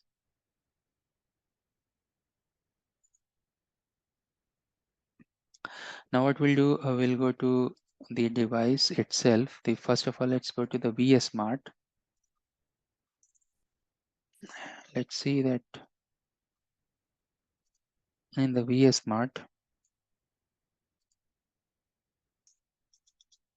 this policy is visible or not. Show run policy.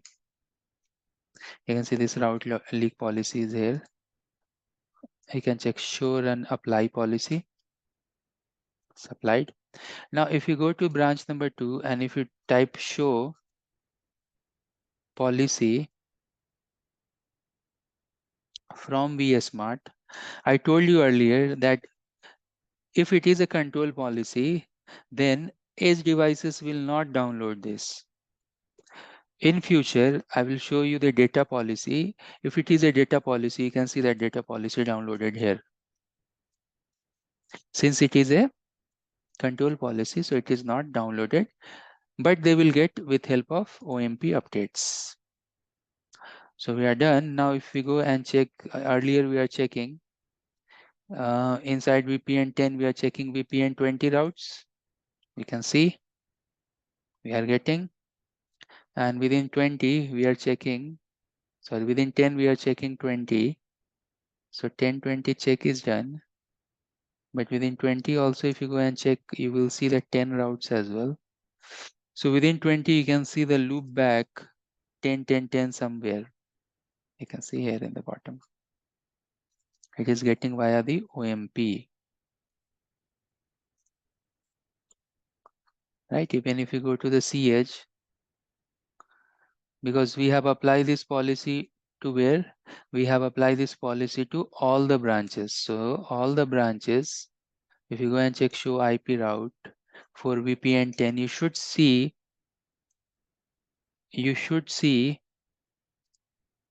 20.20.20.99 here. and it is coming via OMP from this branch, right? And if you want to see 20, within 20, you can go and see the 10, 10, 10, 99. That means the route leak is successful, right? So see, only 2 policies we have discussed today, and you can see the power of those policies. Within vSmart, only few lines of configuration, and it is applicable to the entire fabric. Maybe 100, 200 devices or locations. Everywhere now 10 can go and communicate to 20. Now, if you are very specific that you don't want to advertise or leak all the routes in 10 to all the routes in 20, so you can go and define the prefix list.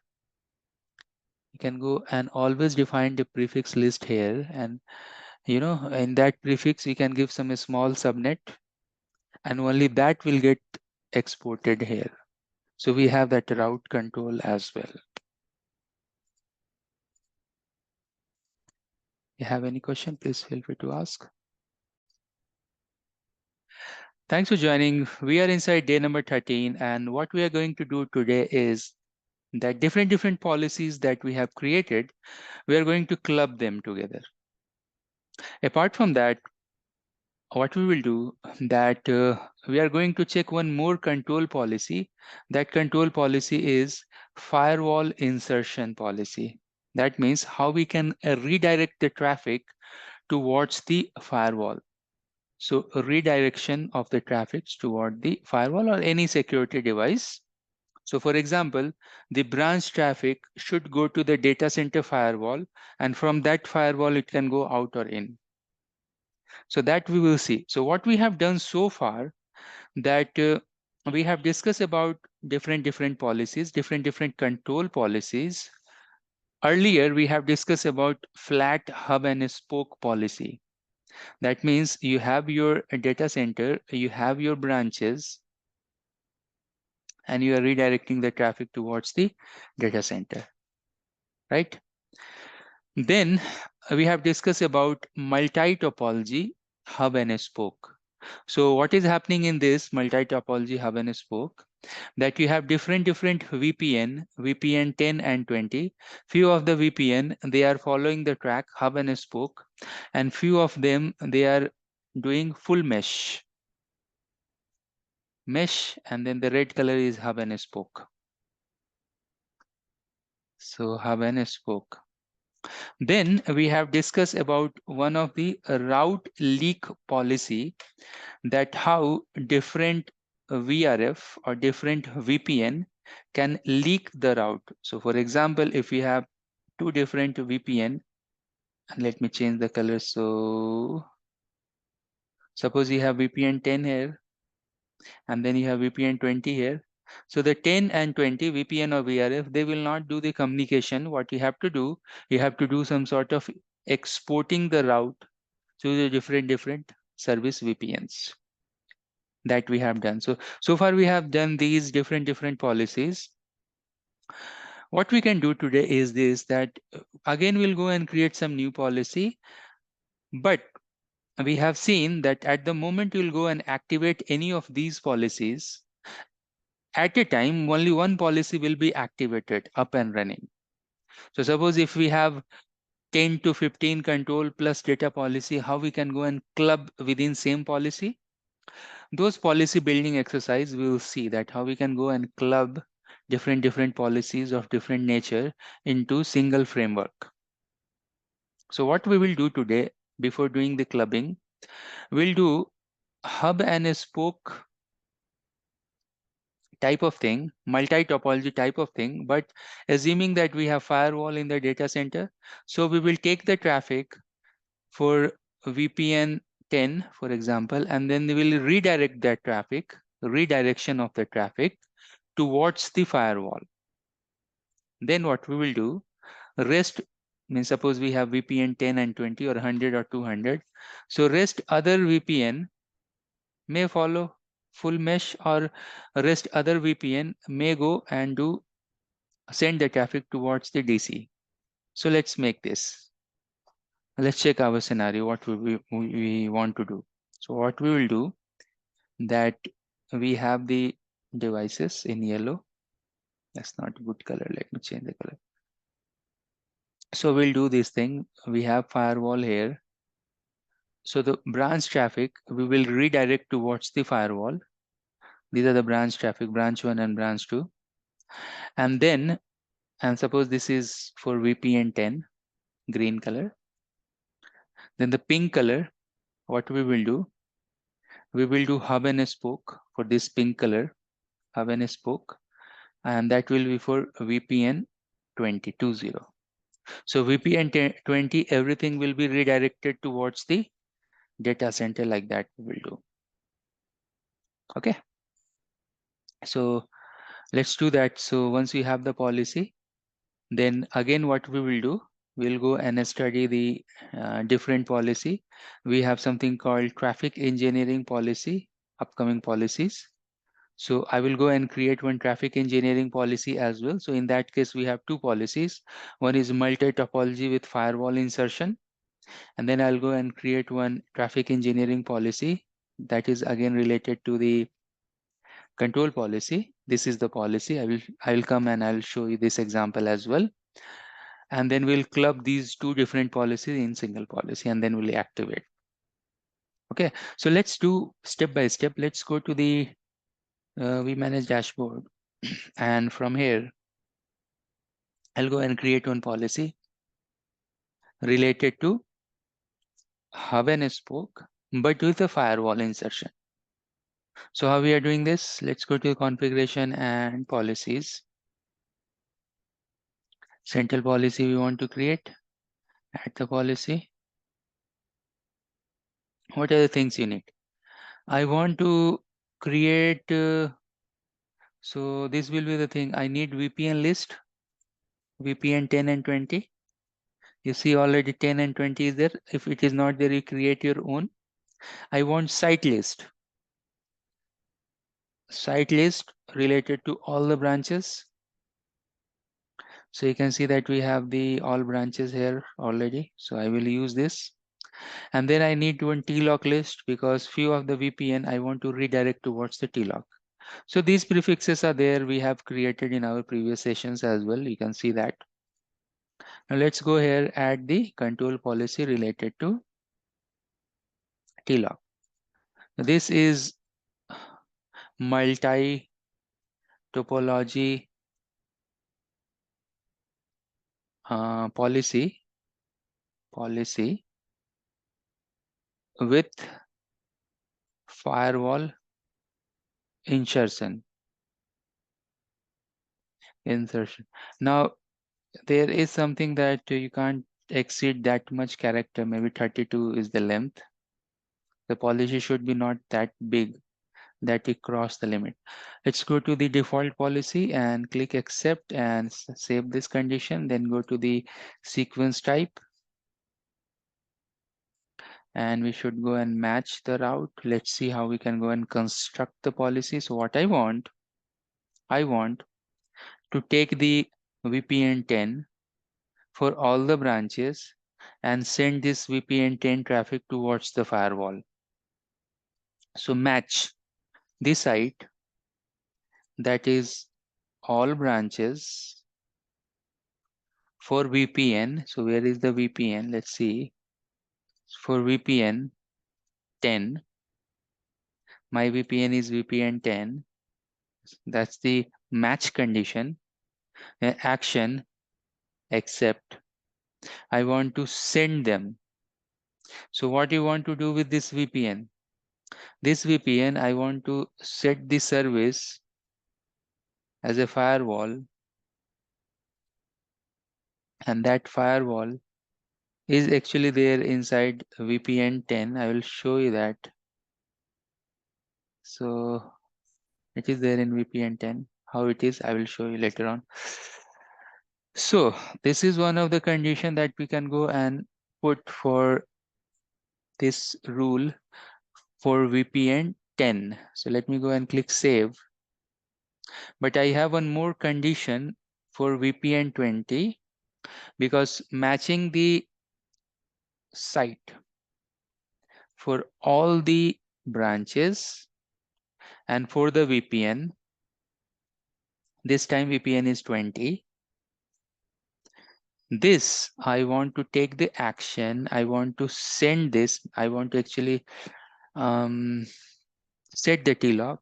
The TLOC should be DC TLOC, save. So now we have the policy. Let's go and save this policy. Let's go next. Go next. Go next. The final page. Yeah, maximum is 127 character. This is the central policy. And you will see that we have the firewall policy that we want to apply to the outward direction of all the branches. Add this and click preview. Now you will see here that match the route for all the VPN, for all the traffic, and send this towards VPN. I don't want to send towards VPN 3. I want to send towards VPN 10. I don't know how this 3 is coming. Maybe some typo, but we'll go and correct. Then all the branches for corporate traffic, that is the, so this is VPN 10 and this is VPN 20. We're sending to, so condition is correct. Only thing here is this, that the, okay, that policy is not correct. So we'll go and edit that policy. Let's save this first. We can go here and we can go to the centralized and the topology, where we have our policy here in the bottom. You can go and click edit. And now you can see the first line. I think by mistake, I put 3 here. Yeah, should be 10, VPN 10. And then save the policy. And it should update the main policy. So let's go to the central policy. We have created this policy today. We can click here and click preview. You must see the number 10 here. Why? Because inside VPN 10 we have firewall. I will log into the device and I'll show you that. So now we have the policy, and before doing anything, let's go to the device itself. And let's check the traffic before applying the policy, and we'll see the traffic after applying the policy. So we can go to any of the branch, say branch 2. Let's go there. And once we are there, so you can see, so interface description. Now I want something where I can reach from this particular branch. Let's see, show IP route for VPN 10. And let's see that what VPN we have towards the firewall. Towards the firewall, do we have any IP where we can go and ping? 10.1.13, I don't know what IP is this, 10.1.15 and all. So let's go and ping any IP that is there in the data center. Let's log into the data center.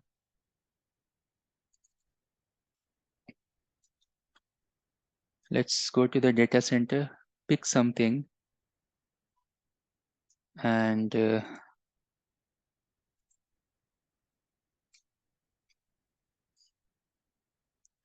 check the any IP if we have,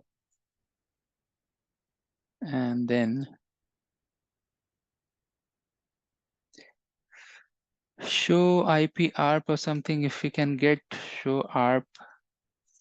Okay, let's see that if we have any IP that we can, that is, behind the firewall, and then we can ping. So we have these IPs. What about this IP 10.1.10.65? So let's go here and try to ping. What is that? VPN 10 and that IP 65 something. So it's not pinging, no problem. let's do one thing. Let's understand the scenario, what we are doing. So we haven't applied the policy at the moment, but what it is telling for all the VPN traffic, VPN 10 traffic, it will go to the firewall and then it will go to the destination. So suppose if I am in branch 2 and if I try to reach to branch 1 as well with this VPN, it should go to the firewall and then it will go there, right? So why not go and reach out from branch 2 to branch 1? That we can do easily. So if you go and check the IP for the branch number 1, that will be something in the range of 10.3.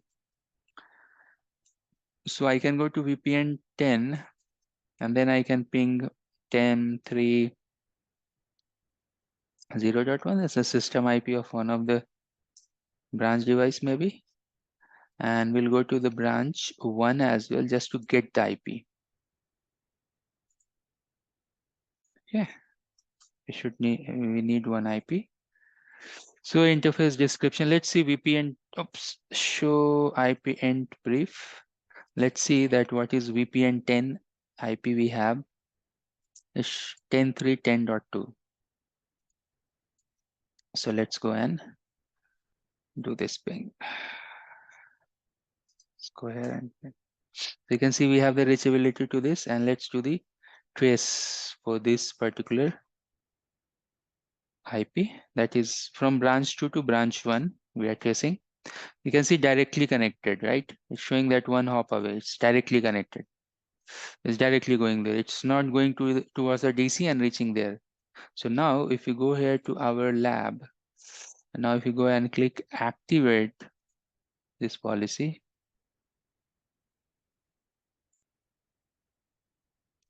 this is very complicated type of policy because this is multi-topology with the firewall insertion. Now once this policy will get activated, we can go to the vSmart, and within the vSmart itself we can go and check that policy is pushed or not. Show run policy, and you can see this policy got pushed here. Now if we go here and do the trace route, see how the path, it is going towards the data center and then reaching to the destination. Why? Because if you go to this device, if you go to share and VPN 10, this is the data center vEdge 1. You'll see that within the VPN 10 we have the firewall, which IP is this. So how easily we have redirected the traffic towards the firewall. You can see it's not a big thing that we have done, or not a big policy we have created, but it got redirected. Right now, this is about the redirecting the traffic towards the firewall. Now, what about the other part of this policy? The other part of this policy is this, that for VPN 20, the traffic is again going towards the data center. So let's do this. Show IP or show OMP routes. Try to understand. Oops. Show IP route, if I can show you. Yeah. Try to understand the nature of next hop that we have for VPN 10 and VPN 20. So you can see for VPN 10, actually everything is towards the firewall. So it is showing all the TLOC IPs, either DC1, vEdge1 or DC2 vEdge. But you can see the nature for VPN 20. VPN 20 traffic, few of the traffic I can see that it is going towards the other branch directly. So as per our policy that we have created, you can see here, come to the vSmart, and you will see that for all the branches, the VPN2 should go towards the DC, and then the default XN is accept. Since the default XN is accept, so you may see that if something is not falling, the branch traffic, then it may go to the default statement and it may go to the other TLOC hops as well. So what I'm telling that now if you go and do the trace for VPN 20 for 10, let's see the IP for VPN 20 here, that 10.320.2. Oops, 10.320.2. It should also go to the data center and reach to your destination. So you can see that it is going to 10.60.0.30 and then it's going towards the DC. Now if you've seen the trace for the VPN 10, that is redirected towards the firewall. So you can see clearly it is going to the firewall and then reaching to the destination. And this trace is also different, right? So if you go to the DC and if you do show interface description, what's the public IP it has? 164, and what public IP it is getting? 164.0.30. 164.0.30 where it is. Let's go to the DC, this side. But you understood the traffic pattern and all, how they are working with the very simple policy. 0.60, 0.30, something like that. So VPN 20, I should check the correct interface. For VPN number 20, it is here. It should go like this.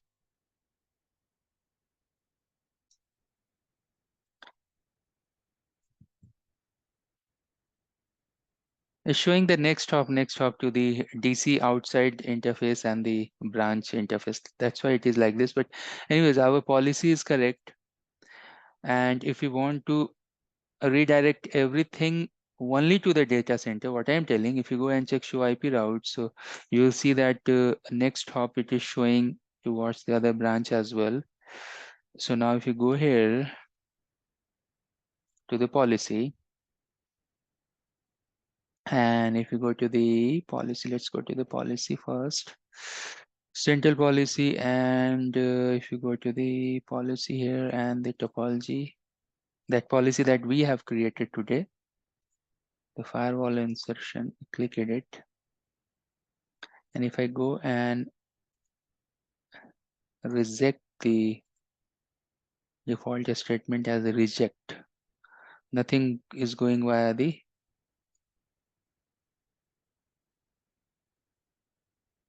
default like that.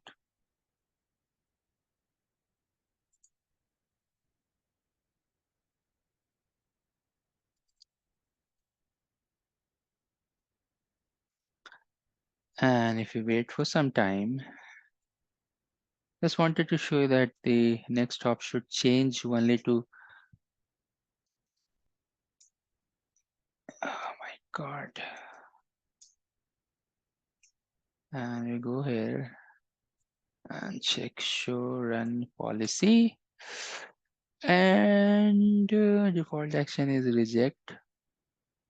So what we are telling that for all the traffic for the branches VPN 10 go towards the firewall, all the traffic for branch 20 corporate VPN, corp VPN, and show run policy list. Corporate VPN is part. Oh my God, that's why both are VPN 10. You know, that's why we are not getting the exact result.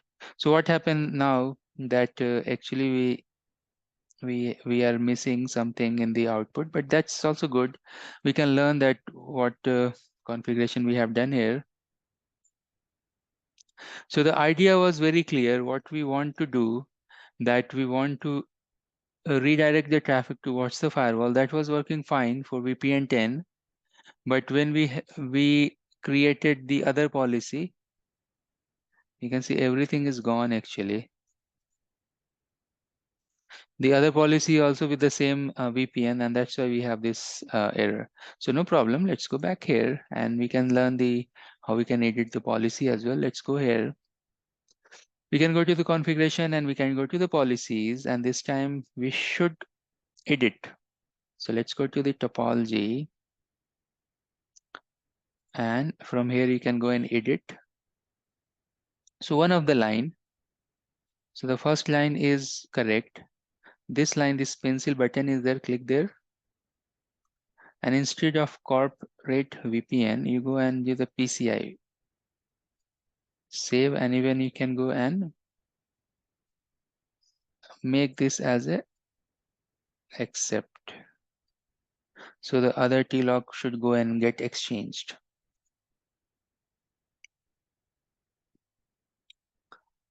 Let's click next. Now, this is a very interesting policy, and when you watch the recording, you'll find that what are the use case we have seen here. It's very interesting that we are checking all those things. Now, if you are here, if you go and check the policy, you will see that it is done.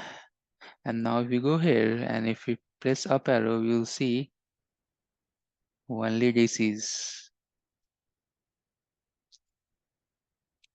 Some of the local routes may be there. And if you go and trace route for VPN 10, obviously it will go towards the DC. And if you go and trace route to VPN 20, so now it is going towards the DC, because next stop is the data center, and then it is going to the branch. Earlier, actually, by mistake, both are VPN 10, so we are not getting the correct result, but you can understand that why it was not so. All right, great. So we have created one very complex policy. And when we watch the recording, you can break down the recording and you can see the wrong policy and some edit, and then finally the correct policy. Now what we'll do, quickly we'll go and check the traffic engineering portion. So here you can see what's the use case for this. Let me quickly draw here. And it's a very natural use case. Suppose you have DC1 and suppose you have DC2 and suppose you have pool of branches here, and then you have other pool of branches here, like 200 branches here and 300 branches here. What you want, that for pool of branch 1, you want to prefer the DC1. This is my primary and this is my secondary. And same thing you want to do with the other branch. Other branch you want to prefer this as a primary and this as a secondary. Right? You want to give preference as a primary data center, or your DR data center, primary data center, backup data center, third data center, etc. Right? And this is very natural use case we have. We don't want to make one data center as a primary for all the branches. Or maybe you have few data center, maybe you have few hub sites where you want to prioritize the traffic and all. Right? So how we can achieve that target? It's actually very easy with the SD-WAN policy. You can see here that we can go and create two control policy. One control policy, we are marking this as prefer the DC. So you can say prefer DC1, prefer the DC1, match the route of DC1 and set the preference. Okay, so this DC1 policy we will apply to type branch 1, where you have 100 branches. And then for this DC, we are giving the preference as 100 for, and when we apply to type branch 2. Right. So what I'm telling, when you apply the, you can see type of branch 1, DC1, type of branch 2, DC2. So that means that you have one default statement, higher is better, the preference higher is better. So that means anything for branch 1, they will get preference 100 to reach to DC1. And then DC2 will be by default backup, because the other preference is anyways less than 100.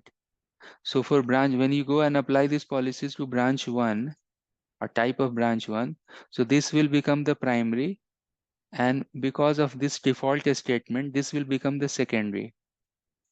And when you go and apply the policy branch 2 here, obviously with this preference, this TC will become primary. And with this default statement, this will become the secondary. Right? So let's go and try to build this. Build this policy, prefer the DC. Let's go to this. We'll go to the it's gone, session gone. We'll have to refresh the page. Let's go to the vManage, click there. Now Cisco is using, I think, Microsoft. If you see Microsoft Bing page, they have this nice pictures.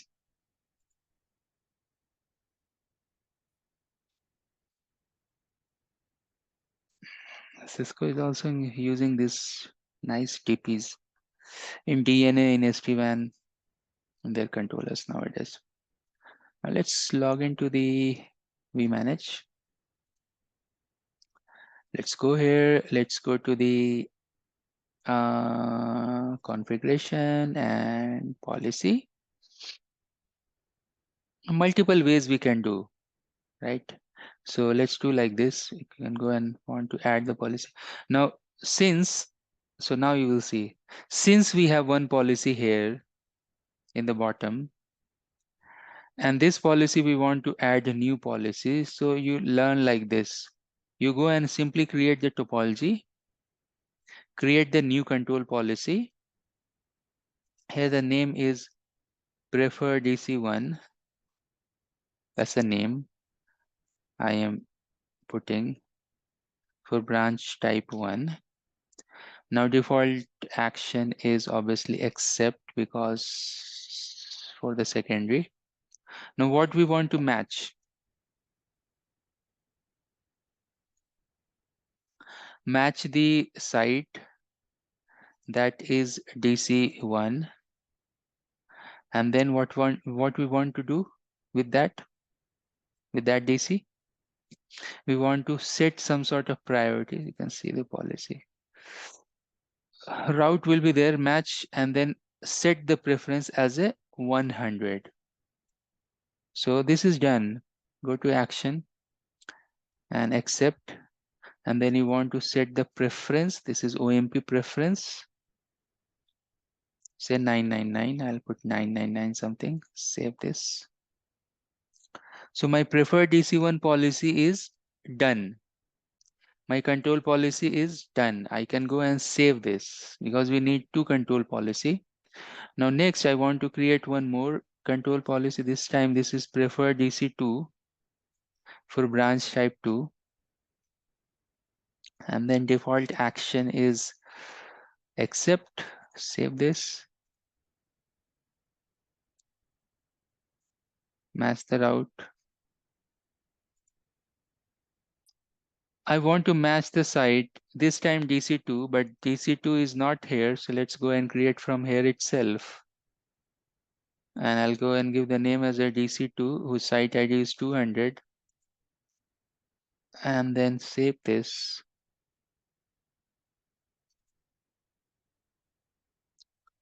DC2, site is 200, and then action, accept, and then the preference is, again, you can give any, suppose 999, same I'm giving. Default action should be accept, yeah. So now we have created two control policy, and this control policy we want to call within the parent policy. This is my parent policy, suppose. So this is the parent policy, which is doing this and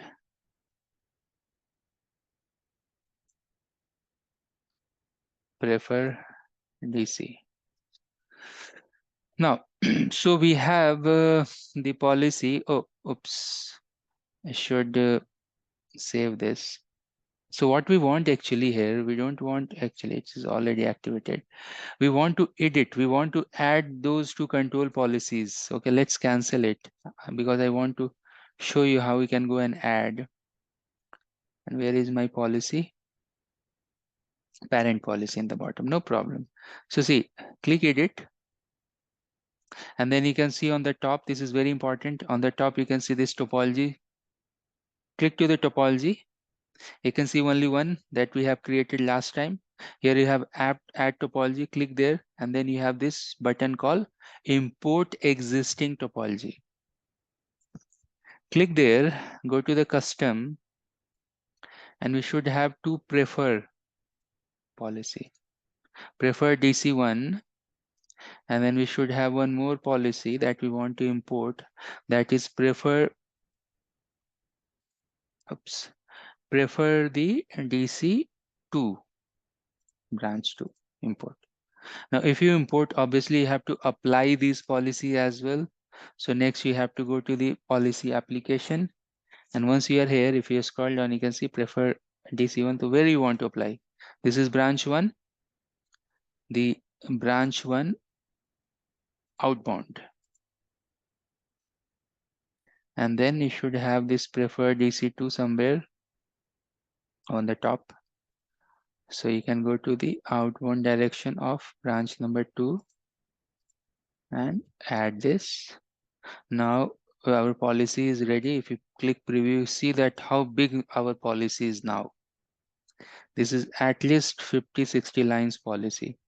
Prefer the DC, match the DC for all the routes with a high preference, DC1 with high preference, and then we have this multi-topology insertion policy, and then one of the policy we are applying in the outward direction for all the branches. For branch 1, this is out. For branch 2, this is out. Save. So this is the policy building we have, and then we are clicking activate. So you can see that how we are clubbing different policies together in the same policy. Although we have done little bit fastly, but once you go and watch the recording, you can pause the recording, you will see that there is one existing policy. We are not disturbing it. We are creating our own topology. That means our own control policy. Once we are creating that policy, then that policy we are calling inside the main big policy that we have. Right? And then we are using the topology tab to import it. And then we are using the policy tab to apply that policy to the sites. And this way we can conclude or complete. If you have any question, please feel free to ask. Thanks for joining. We are inside day number 14. Today we are going to learn one very interesting policy. That is data policy. We know that we have two types of policy, control policy and data policy, and we have built that control policy. We have executed that control policy. We have activated those control policy, and we have seen the changes as well in our previous 4 to 5 sessions that we have done. Right now, we are going to learn data policy. So the question here is this, that to learn the data policy, do we need extra things to learn, or the control policy we have learned that is enough to understand the data policy? So answer here is this, that the policy that we have studied so far, that is the control policy, that's the same way you can go and build and apply the data policy. But there are minor changes, and those changes you need to understand. So the building block of the data policy is almost same. You know that we have 3 type of building block. First of all, we are going and defining the list, like what is the branch site list, what is the TLOC list, what is the color list, what is the prefix list, data prefix list, etc., etc.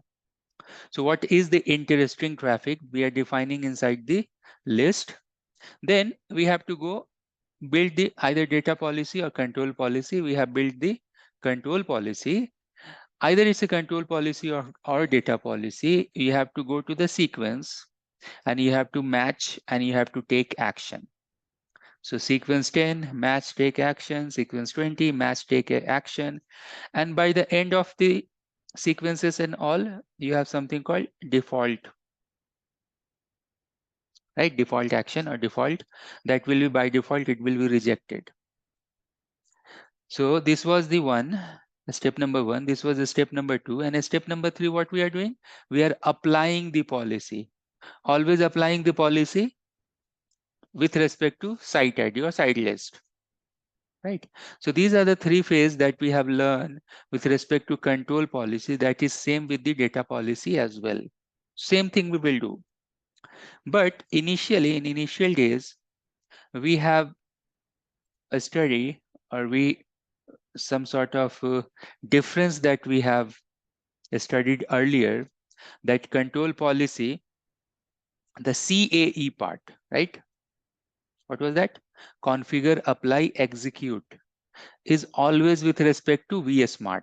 VS, this is vSmart. Let me write it properly so you can see. vSmart. But in case of data policy, the C, A and E. So CA will happen with respect to vSmart, but E will happen with respect to vEdge. Right? And the other thing I told you, that the data policy is bidirectional. That's very important actually in real-time scenarios to know that the nature of data policy is bidirectional. And what is the third thing I told you earlier? So one difference number 2, difference number 3 was that if it is a data policy, then edge devices will download this policy. So if you go to edge device, you can see that policy if it is a data policy, right? So these are the very interesting thing about the data policy. Now I will tell you one very important thing. If you have time to watch the previous day recording, so yesterday we have created one policy called service chaining. Now let me go to the diagram where I have the service chaining policy built. So here you have the service chaining policy. So what is happening in service chaining, that the branch traffic, you can see here VPN is protected or open. Open means it is going to the internet, protected means is going to the firewall, and then it is going to the internet and all like that. So the point here is this, that service chaining policy is one of the policy, or service redirection policy towards firewall is one of the policy that you can go and create with respect to control or data. Means you can redirect the traffic with help of control policy, or we can redirect the policy with help of data policy as well. So what should I choose? The answer is that we should choose data policy, because if you are using control policy, then you are applying the control policy in one direction. So if you are using service chaining with respect to control policy, in that case you have to create 2 policies. But if you are using service chaining with respect to data policy, you have to create only one policy. Why? Because data policy are bidirectional, right? If you apply in to out, it will applying out to in as well. So it's up to us that how we are choosing the policy. Few of the policies, they have some overlapping criteria.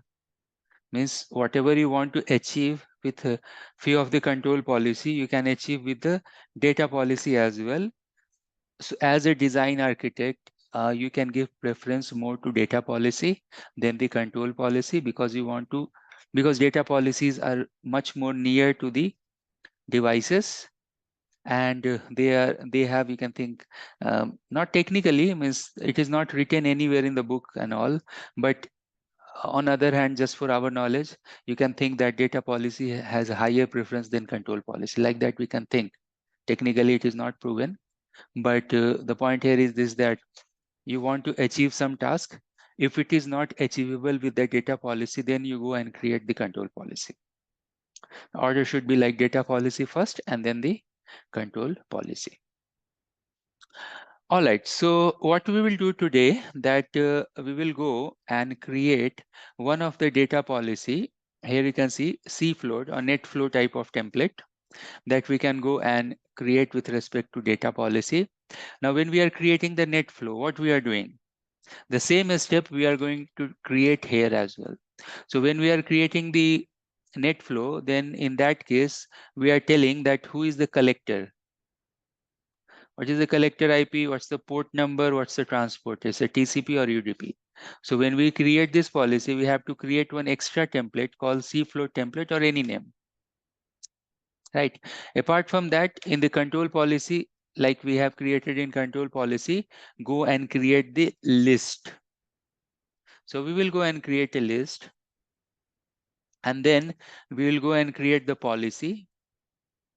So step number 1, actually this is apply. This is 3 applying that. Where is the list? It is not mentioned here in this example. So step number 1 is not mentioned here. So for example, VPN list you have, it's not full configuration here, but we'll go and create. So let me write here that you have one extra box here. We'll go and create the list. So this will be a step number 1. Then go and create the policy, that will be 2, and then apply it 3. Extra thing you can see only in cFloat that you have one 4th column as well, just to create one cFloat template, and that cFloat template option we have in the policy builder in the vManage. I will show you. So now what this policy will do, what we will achieve. So we can go and achieve the flow of UDP traffic. You can see protocol 17 is for UDP. So flow of UDP, like net flow collection, we will go and collect to this particular collector, maybe some SolarWind or maybe some type of a Splunk server or any type of server where we want to send the flows. So we can go and collect here. So let's continue and let's try to build this data policy. And once we build and push this data policy, then we'll log into the devices, and devices should download this policy within the edge. Like we'll go and log into edge devices. Whatever site you will go and apply, you will see that it is downloaded by that particular site and all the devices. Now you can see the direction here. When we are applying the data policy, the direction is all. It's not in or out. We are applying to in and out both. So let's see. Let's go and log into the, oh my God, vManage dashboard. We have to log in, and let me quickly log into the server, and then I will do. All right, so we are inside the vManage dashboard and we want to create the policy, cFloat policy. I want to apply this cFloat template to VPN 10.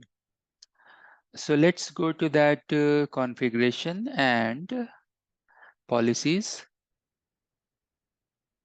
Now within centralized policy itself, you will find the option for that policy. Or if you want, you can click here to this custom option, and you can see central policy, and you can see somewhere traffic policy. So the data policy is part of this traffic policy. You can create, and again you have to come here and you can assemble that. So let's do from here. You can go here, scroll down. Somewhere you will see this add policy here, you can see. So click here.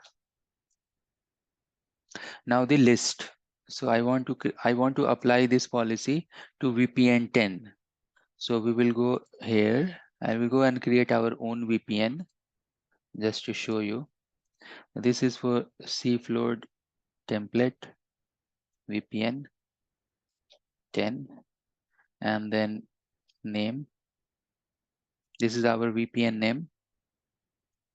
Then where I want to apply this to branch 1 and branch 2. So this is for branch 1 and branch 2, and the branch 1 is 300. Site ID for branch 1 is 300 and branch 2 is 400. So add. Now we'll go next. Now this page is for control policy. So you can go next. Now we are inside the data policy page. We have this application aware routing, traffic policy, cFloat. See, we have this option is for data policy. Actually, all these three are data policy only, but they are mentioning cFloat separate tab for cFloat, right? So let's go and create the cFloat template. Create new cFloat template. I'll make something A or B, so this name should be unique. Now activity time, in activity time, for example, I'll go and give the 600, refresh, flow refresh, maybe 100.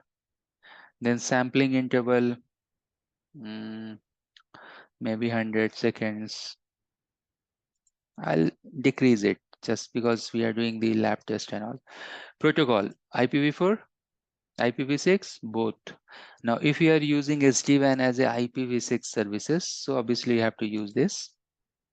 The moment choose this IPv4, you want to use the TOS, and these are fields for the XE based SD-WAN, iOS XE based images. So we'll leave it. Now let's go and add the collector information. At the moment, we don't have any solar wind, so I will not go and give that IP. So I'll go and use any pseudo random IP like 111111 and port number. So what was the port number? 4739. So the port number is 4739. Transport, I will go and use UDP, same that we have in our PPT. And Gigi 0/1, the interface I'm using 01, but you should know that what is the VPN 10 interface. So that will be fine. All right, so now we can go and save the cFloat. So now we have the cFloat template. Now we should go and create the policy, data policy for this cFloat. So click here to the data policy, create new. So data policy for cFloat. And then we can go here, and then the default action is accept most of the time. We'll go to the sequence type and what we want. So now what we have done so far, we have created this, and then we have created the list as well. We have created the list for VPN 10 and branch. So this also we have done. Now we are here to create the policy.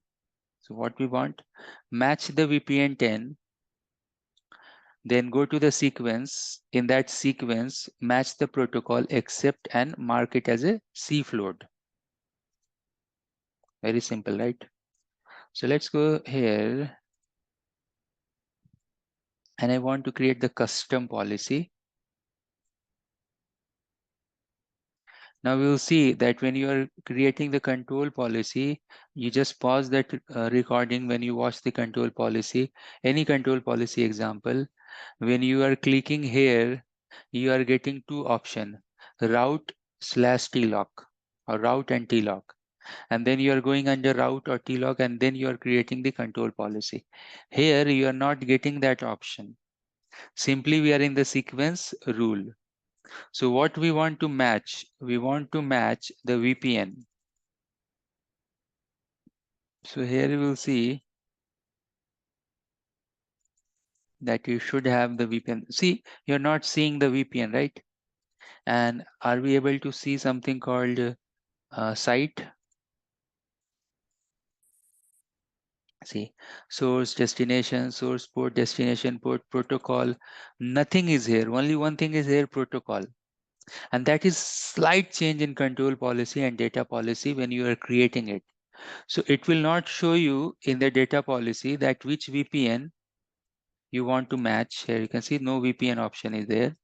And it will not show you that which site ID you have, because the VPN option and the site option you will get when you apply the policy. Okay, I will show you that. At the moment, let's go and match the protocol. This is 17 because we want to check the UDP flows. 17. What you want to do with this? Take the action, accept, and then cFloat. Multiple options are there: counter, forwarding class, TLOC, NAT pool, VPN NAT, next stop, DNS, loss correction. These are actual SD-WAN thing: loss correction, app QoE optimization, secure gateway option. You know that if you have Umbrella or any other gateway integration. Now, so what we have done, nothing. Match the protocol and then match it with the cFloat. Save the data policy. Go next.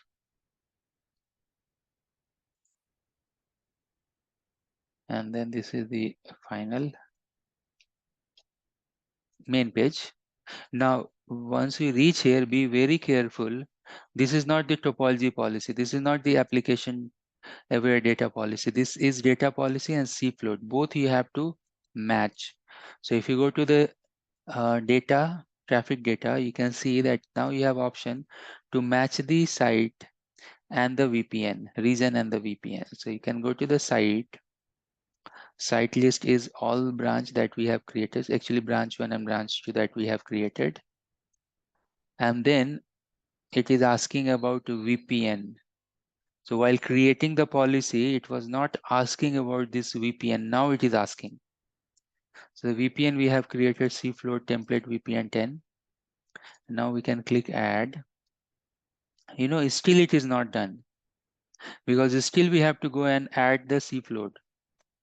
So click to the cFloat here and then go and add the site list for the cFloat. And then add, and now it is completed.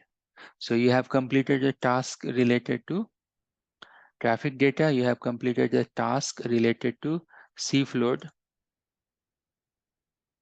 You can see the direction. So let me show you the direction as well. So it will be 100% clear.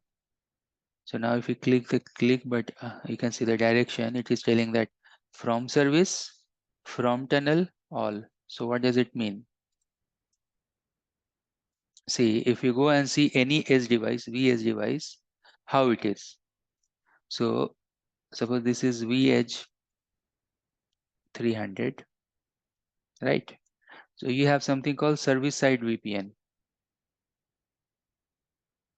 Service side VPN. And then you know that you have something called VPN 0. That is the transport VPN, right? Now the service side VPN may be part of VPN 10 and this is part of VPN 0. So the option you are seeing, it is telling that you are applying this policy for this interface or you are applying this policy from tunnel. Where you have tunnel? Over VPN 0, right? Or you are using both. Got it? Very interesting option. Mostly you'll find that we are using from service, that is the default from this interface. But you can use all as well. It's up to us that how we want. Click update. And now since we have policy, we can go click preview to see that policy. Now if you go and see that policy, you will clearly see here that the option that we have, see what we have done. We have created a small policy, but now we can see the CLI equivalence. How big is this? So we have the cFloat template here. And with that cFloat template, we have the flow activity or inactivity, the sampling interval, the template refresh, and then this is for protocol IPv4. And what is the record? So we are not collecting the TOS and the DSCP because those options we haven't checked. And then this pseudo random address, and this is the interface. That is the collector information. Then we have our data policy here. We are creating this policy for VPN 10. matching the protocol for all the IPs. Action is accept the C float. Default action is, apart from that, also collect all the flows, right? We're not denying any traffic. And then finally, we have this. And in the below, you can see we are applying this to all the branches from the service side VPN. Click save this policy. Once we have the policy saved, then we can go and activate. So we'll go here and click activate. Now we can activate like this, or you can see that there is one policy already there, which is true. We can go and add here as well. It's up to us. So we can click edit. And we should go to the data traffic or traffic data. You should go to the traffic, sorry, you should go to the traffic rules and data traffic data, and you can import. We have created one C float policy that we can go and import that data PO C float. And then likewise, you should go and import the C float policy as well, or template as well. We can go here and import this template as well. Now, if I go and save this, it will throw error, because once you import the policies, you have to go and apply this to the correct site and VPN. So let's go and do that same. From service to the site list, branch 1, branch 2. Oops, I should go and give the VPN. VPN is cfloat, and then add. You can see branch 1, branch 2. This is the VPN, and then cfloat also. You have to go and add for branch 1 and branch. Oops, branch.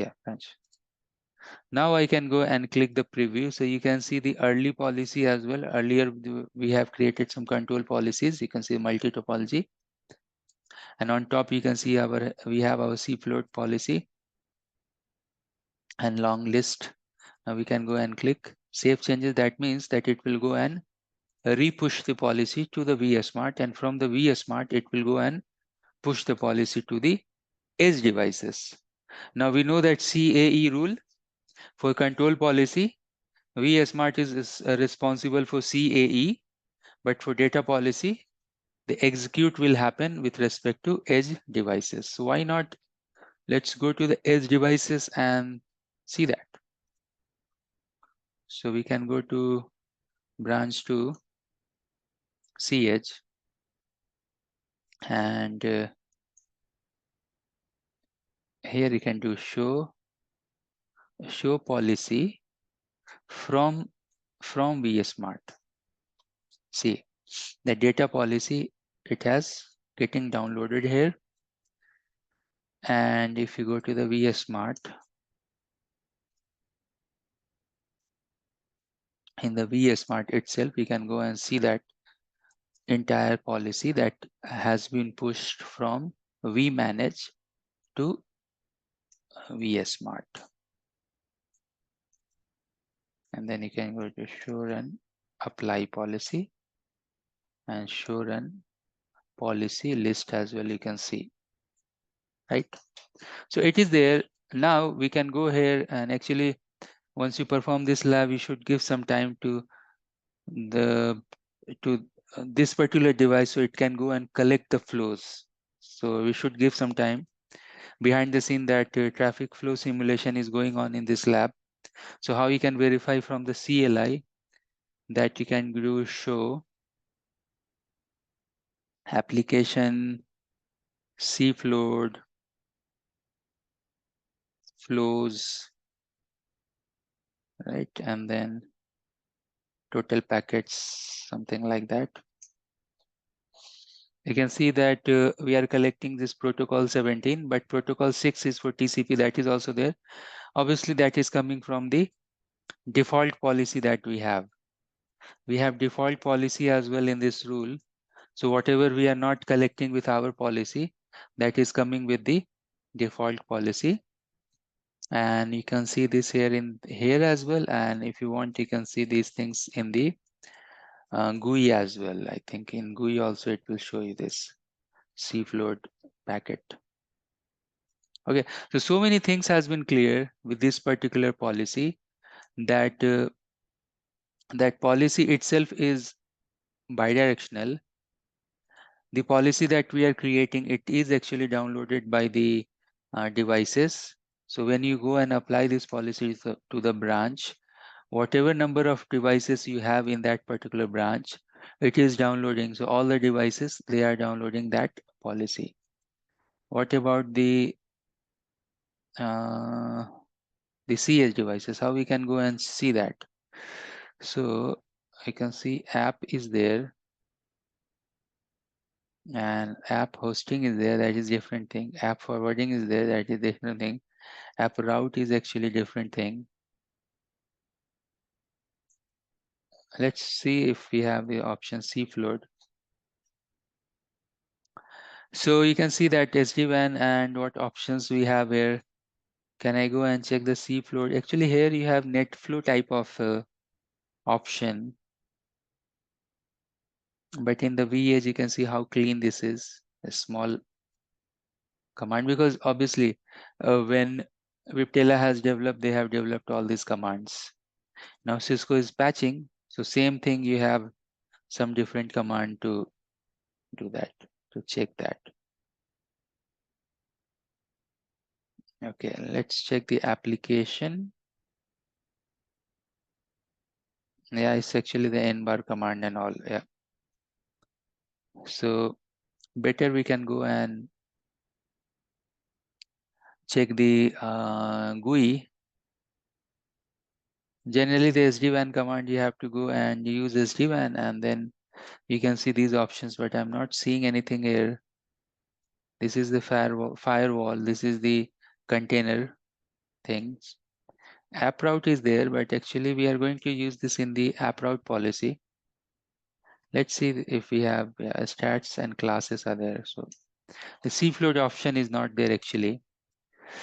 App route is different thing that we will see in the app route section in the iOS XE, or maybe some command that Cisco is giving as a hidden command or something that we can go and check the information that we are checking. I'm not seeing anything here with respect to this. It's very clean. App cFloat flows, right? So this is one of the data policy that we have created. And let's continue our theoretical session. So what are the other things we'll go and cover in the data policy? Now here you can see that service chaining you can do, traffic engineering you can do, and this with respect to all the policies, extranet. So what are the things we have done earlier? We have done this thing. We have checked this also. We have done extranet is nothing but the route leak. So we have done lab with this. Service and path affinity we haven't done, but we'll do later on. Path affinity related to VS Smart. VPN topology we have done this lab. So we have done 1, 2, 3, 4 lab related to control policies. Then what about the data policy rules? So let's go to the data policy list.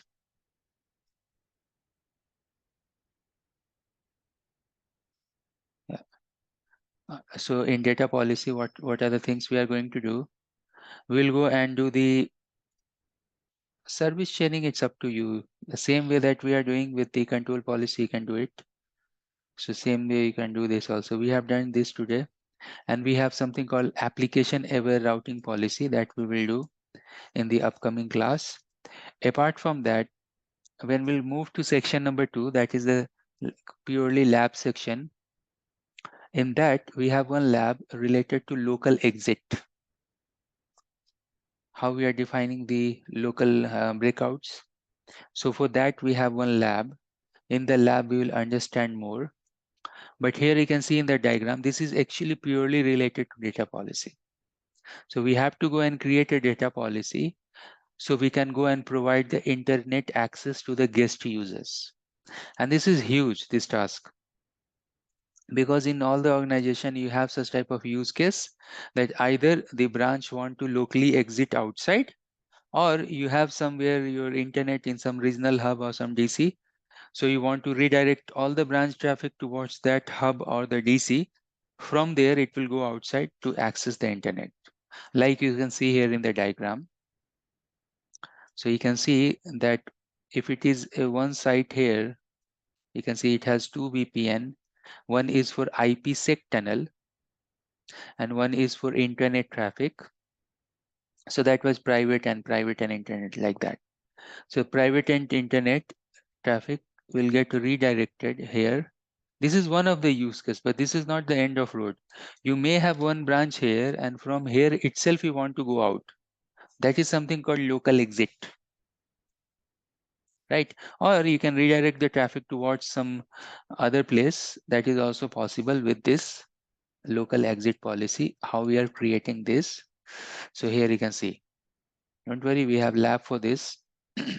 So what we are doing, what prefix you want, oops, what prefix you want to allow for internet. So you can see that instead of prefix list, we are using data prefix list, because data policy you have to use data prefix list, right? So I want to give internet access to these two prefixes. This is just a lab example. Now these prefixes, which VPN they belong to? VPN2. And what are the branches you want to give internet access? Site 1, site 2, site 2, right? The site ID 100, 200, 300, like that you can think. So this is what we are defining the interesting traffic, or who is the user or who is the consumer, right? So we are defining that in one container or one list or one template like this. Then the policy itself, right? The data policy. So data policy name, then what's the VPN name, matching them with this particular list. Then we are giving the list name, that's the internet bound, and then we are doing NAT, right? NAT use VPN 0. So that's it. This is one of the examples. This is again not the complete picture. We have other examples as well. So you'll not understand like this. Let me go and draw it so you will understand. It's very interesting, important thing that I'm going to tell you here.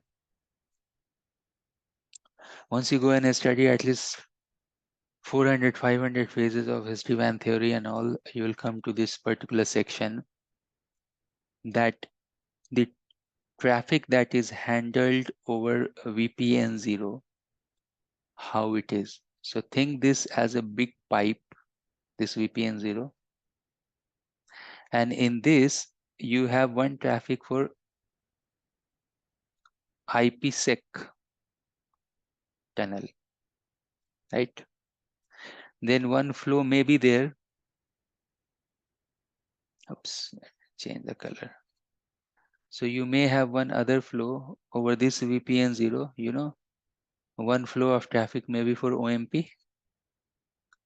Generally, we are telling that they are part of some control traffic, DTLS tunnel and whatever tunnel, right? But think, see this, that you have one interface gig E00 that is connected with MPLS. Obviously, over this interface only you have all the flows, right? Either it's a VPN 0 or OMP or any other. Now in this, you have one other flow as well, that is for NAT. So that means you have one big pipe, right? In that pipe itself, you have three different type of flows for IPsec, for DTLS, and for NAT. This is for your data plane traffic.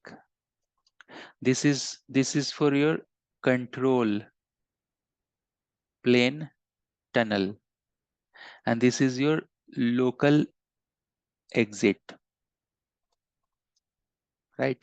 So the policy that we are creating, the data policy, is for local exit. and that's why you can see this, but still there are more related to this NAT policy, and obviously we will see later on when we'll go and create this policy. This is the introductory session related to data policy, because it is very much the creation of data policy and applying the data policy is 90% matching with the control policy. So it will not take much time to understand. Once you understand the control policy well, then you will understand the data policy as well. They have some differences, the way they are handling the traffic, the way they are getting executed to the edge level, those differences are there. But apart from that, both are almost same, the creation and apply.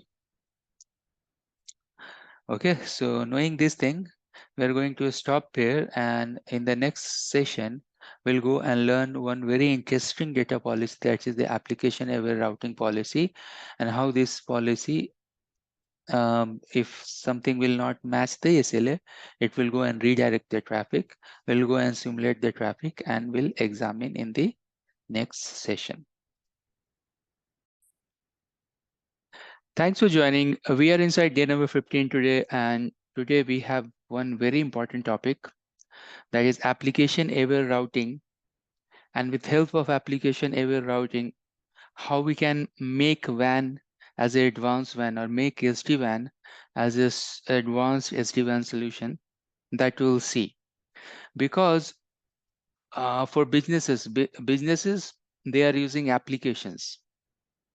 And now if by any means we can optimize the application flow, we can, that means indirectly we can go and optimize the business as well. That means that users, they are using certain applications, and while they are using those applications, if their user experience is better, that's the whole goal of the next generation SD-WAN. With less expense, means instead of using a costly MPLS link, with help of high-speed internet link, and in case of congestion in one link, the application can go and shift to other link. That's the whole idea and purpose of application aware routing. So application aware routing simply means that you can go and define certain applications, and those application you can go and set the SLA parameters. Now the list of applications that we are defining, if they are not matching those SLA criteria, then they can go and use any path where they have meeting the SLA criteria. So for example, let me do one thing. Let me draw something. So suppose I have application A1, and then A2. For application A1, I'll go and set SLA S1.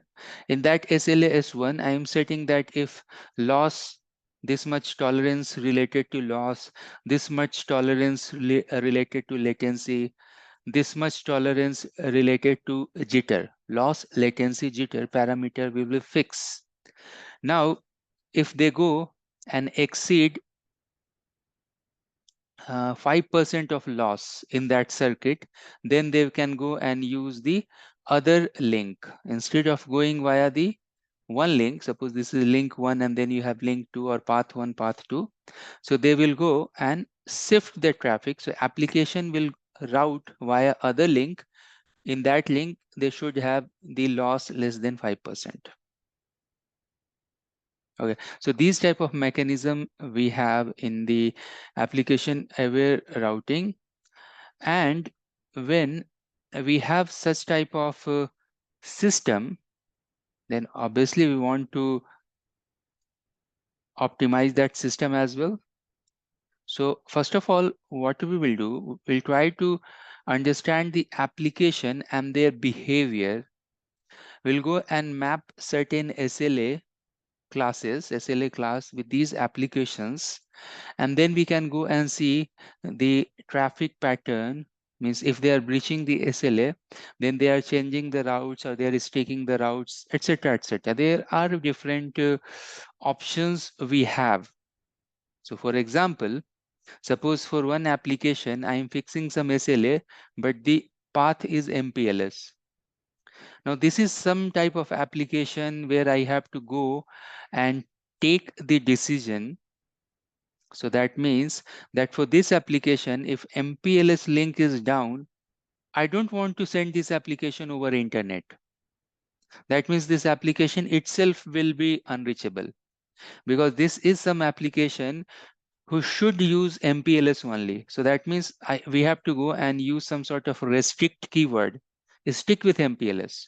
Do not fall back. Right?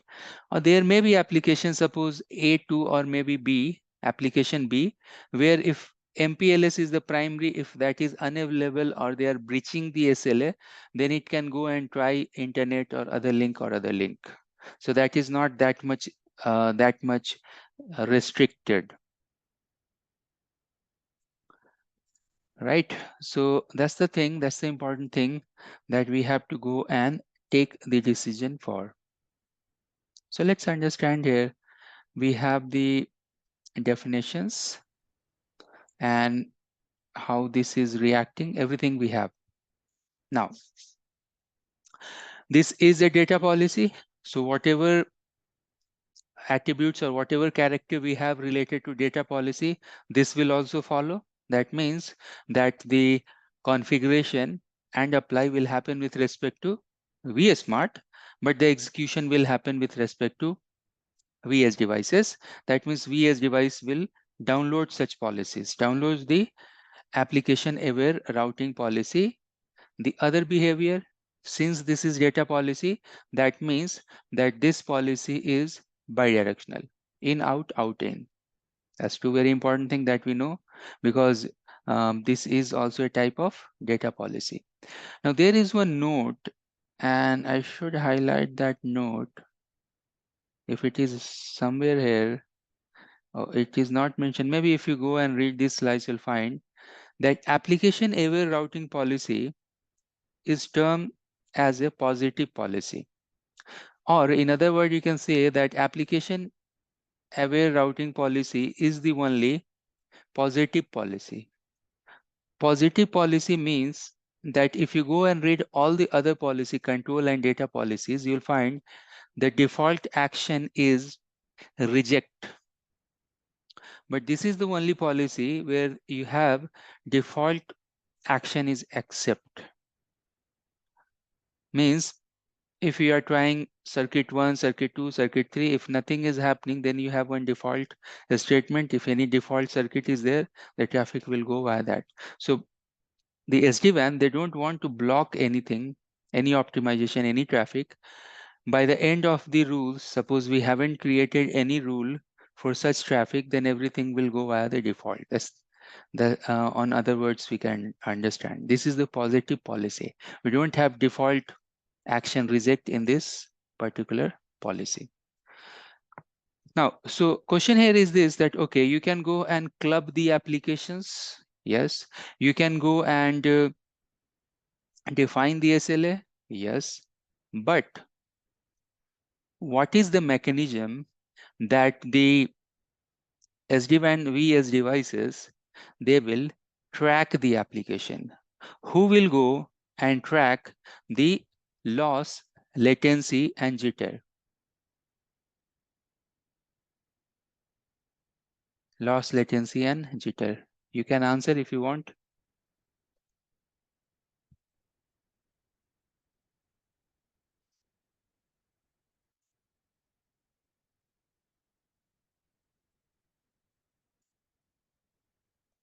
Yeah, if you want, you can answer.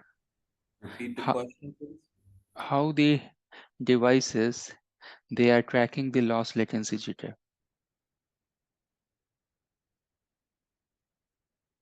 Yep, your answer.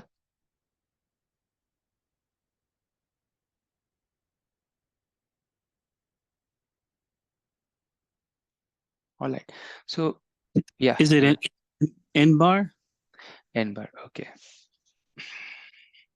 So N bar and Cosmos, right? Cosmos. is the application recognition engine. This is for vEdge. I have a And question. Yeah, I was gonna say, yeah, Cosmos for vEdge and then Bar for the cEdge. cEdge. Yeah, yeah, Yeah. that makes sense. Yeah. So these are the application recognition engine. These are the algorithms or some sort of packages or the software which can go and recognize the application signature. According to that, they will understand this application is flowing, this application is flowing. What I'm asking here is this, that you have your vEdge and suppose you have two applications, suppose A1 and A2. Then you can go and define the SLA. Suppose for A1, I have SLA S1, and for A2, we'll go and define the SLA S2, like loss, latency, jitter parameters. And now suppose you have to transport MPLS and internet. Now for A1, if the priority is MPLS, this is the primary, suppose link, and the fallback is internet. So the question here is this, that who is tracking, who is monitoring, what is the mechanism to track, monitor the SLA parameters? Inside SLA parameters, what we have? Loss, latency, jitter. We have mean loss, mean latency, mean jitter.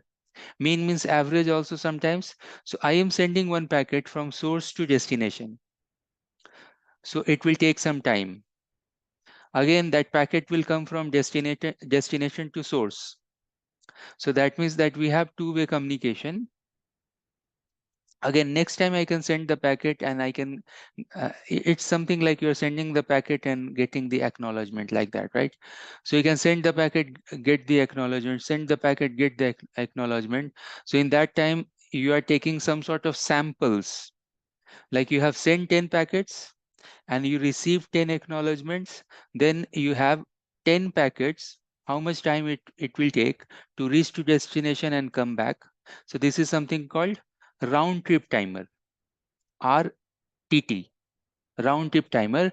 And if you do sampling, like suppose if you have collection of 100 send packet and the acknowledgement, send and the acknowledgement, that means you have the sample for 100 packet, and if those 100 packets, you take the average time, that will be your mean round trip timer, right?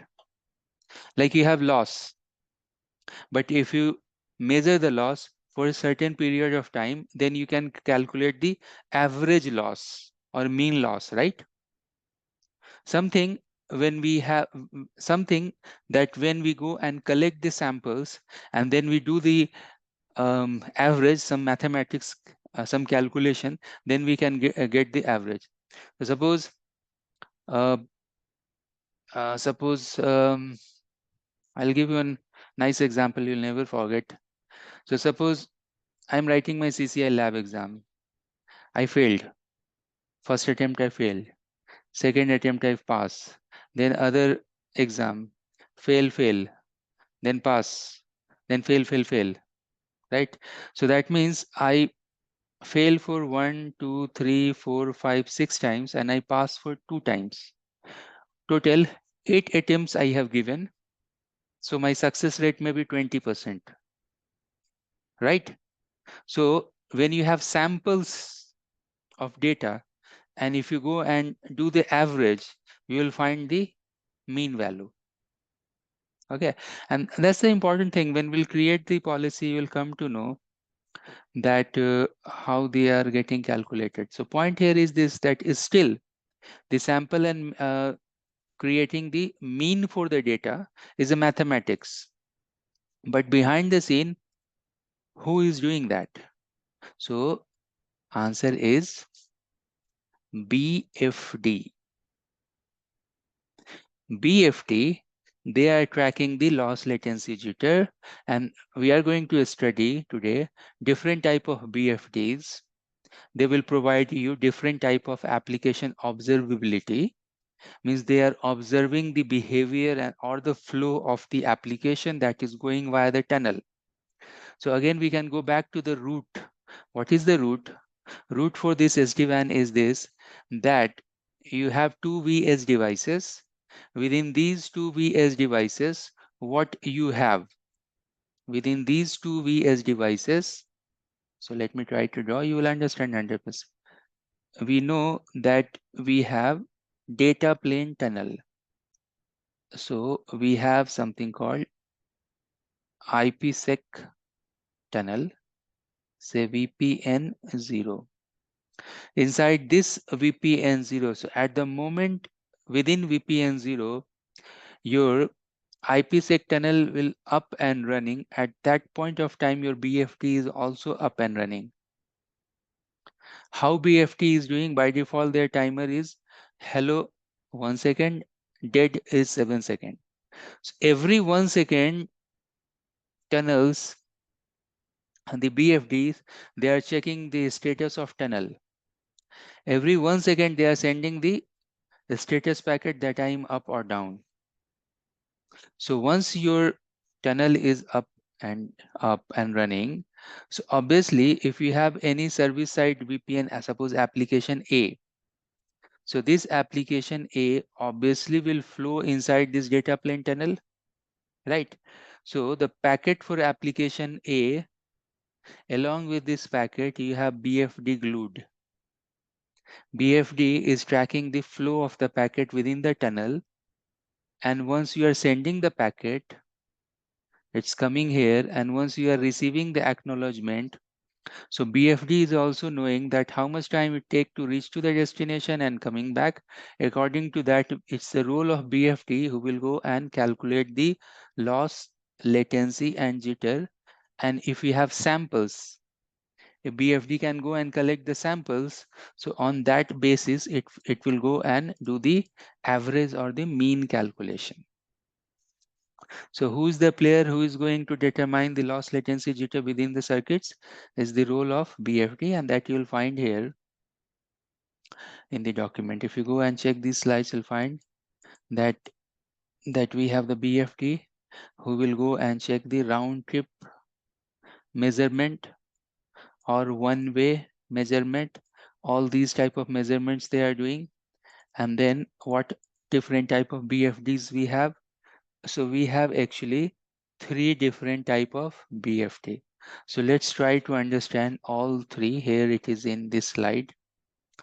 So you can see here that first of all we have BFD hello packet. 1 second, we can go and tune this with the CLI command BFD color, or if you go and check the BFD template, you'll find it.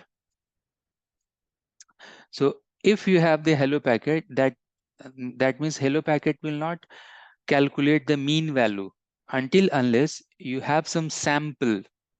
You can't do the mean.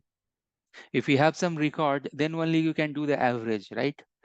So with this, average is not possible. Then what is happening, what SD-WAN is doing, that they are doing some sort of sampling. So you can see that for 10 minutes, you can see here for 10 minutes, they are sampling.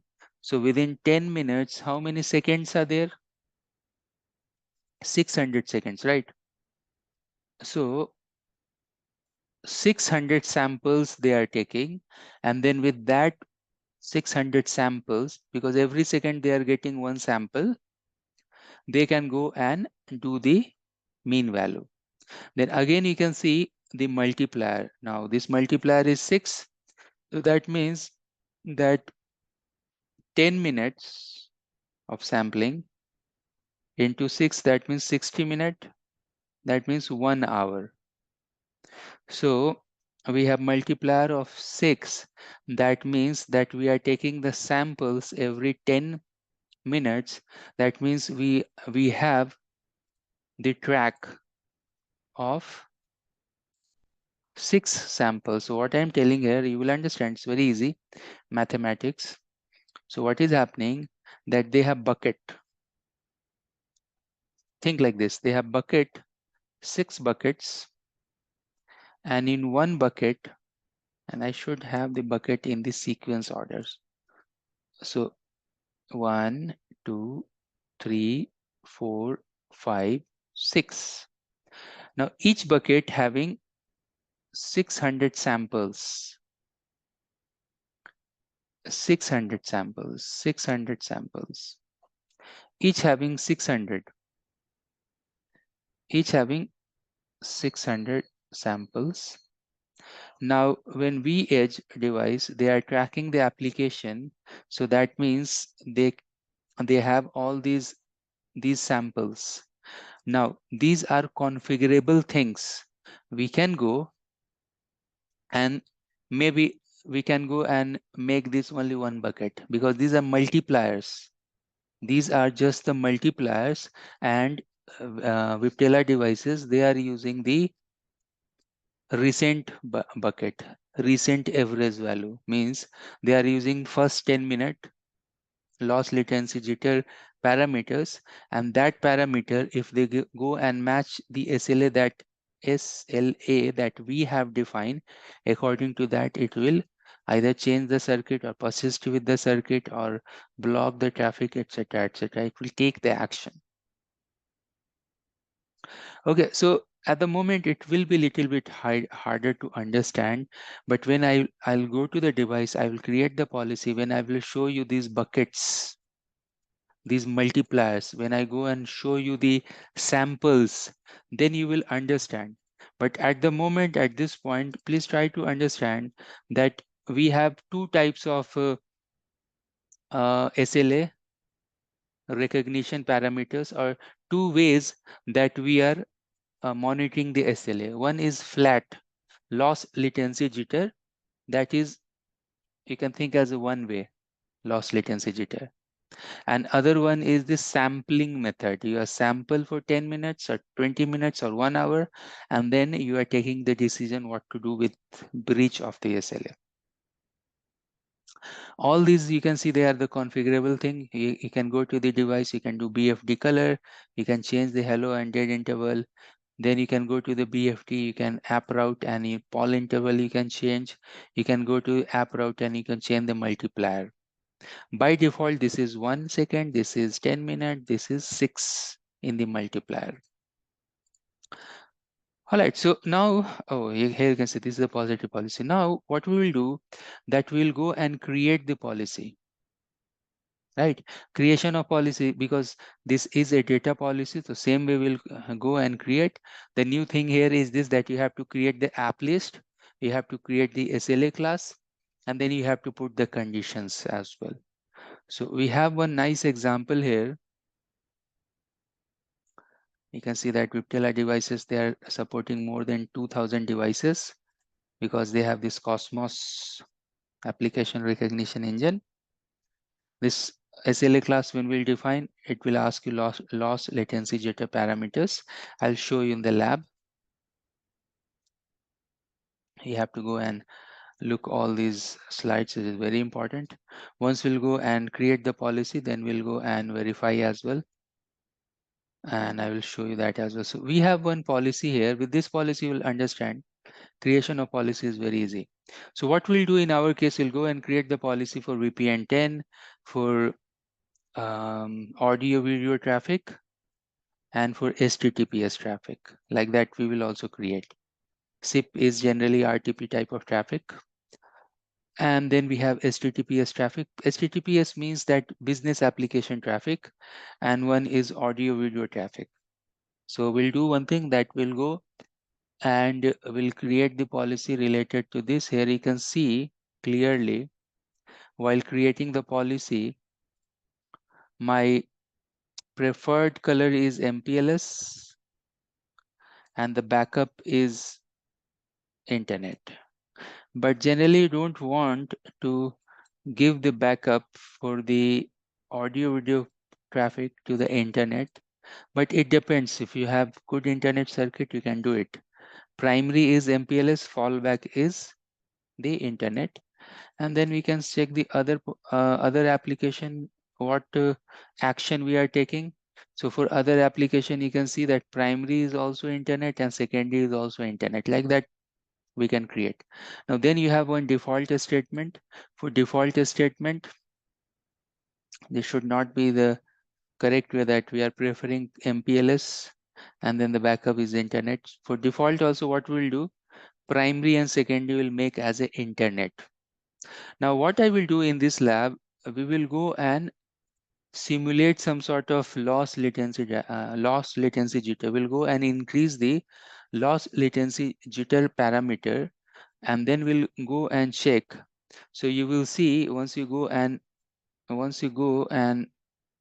do that, you will find that your SIP traffic. So initially the SIP traffic, they are following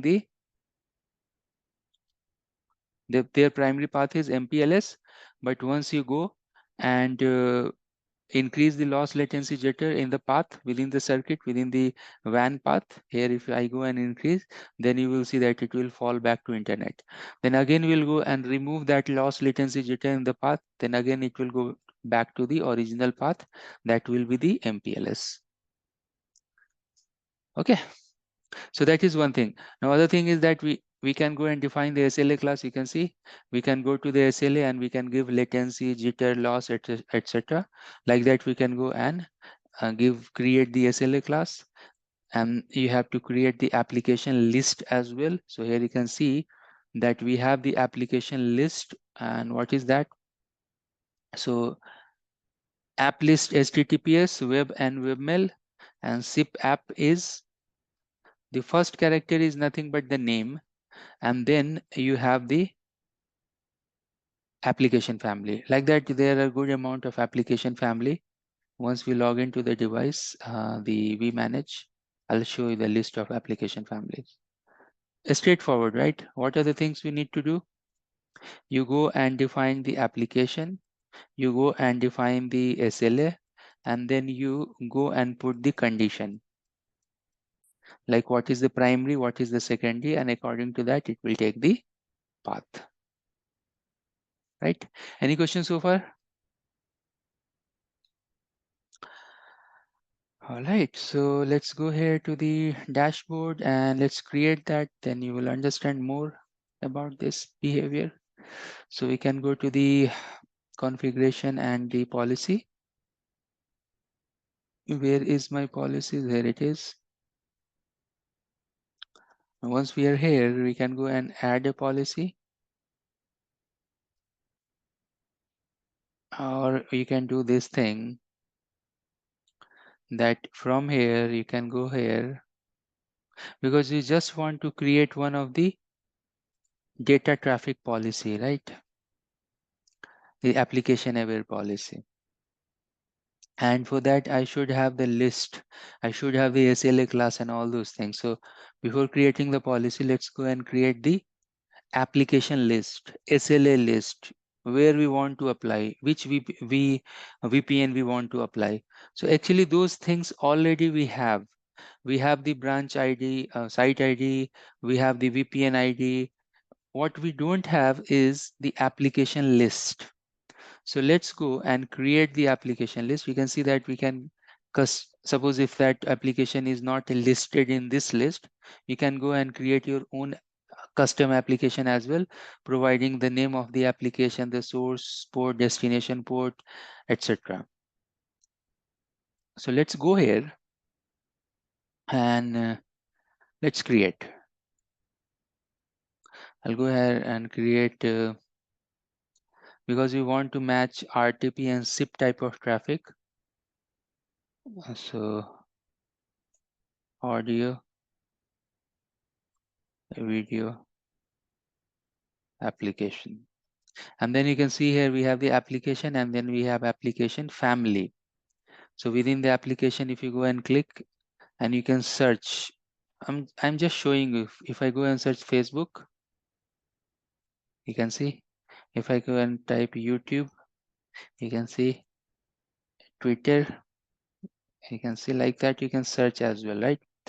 And like we are doing in firewalls, application aware firewalls. All right, so what we want here, we want to match the application family, because in this application family, I want to match the audio and video, because within audio video we have this SIP and RTP and all those things. And click add. Then I'll go and create one more for the web application, web app. And now here we can go and check the web type. Web, you can see web and web email, it will come. And any other application do we have related to web and webmail? At the moment, no, because these are the web-based applications and all. But we are not restricted here only with this. You can create the policy for YouTube, you can create the policy for Facebook, Twitter, social media, and there are a long list of applications and application family. Click add. So now we have created 2 applications, audio, video, and a web app like this. Now we should go and define the SLA. So I can go and create the SLA class. My SLA class is a underscore, for example, for audio and video. And for that, I want to define the SLA.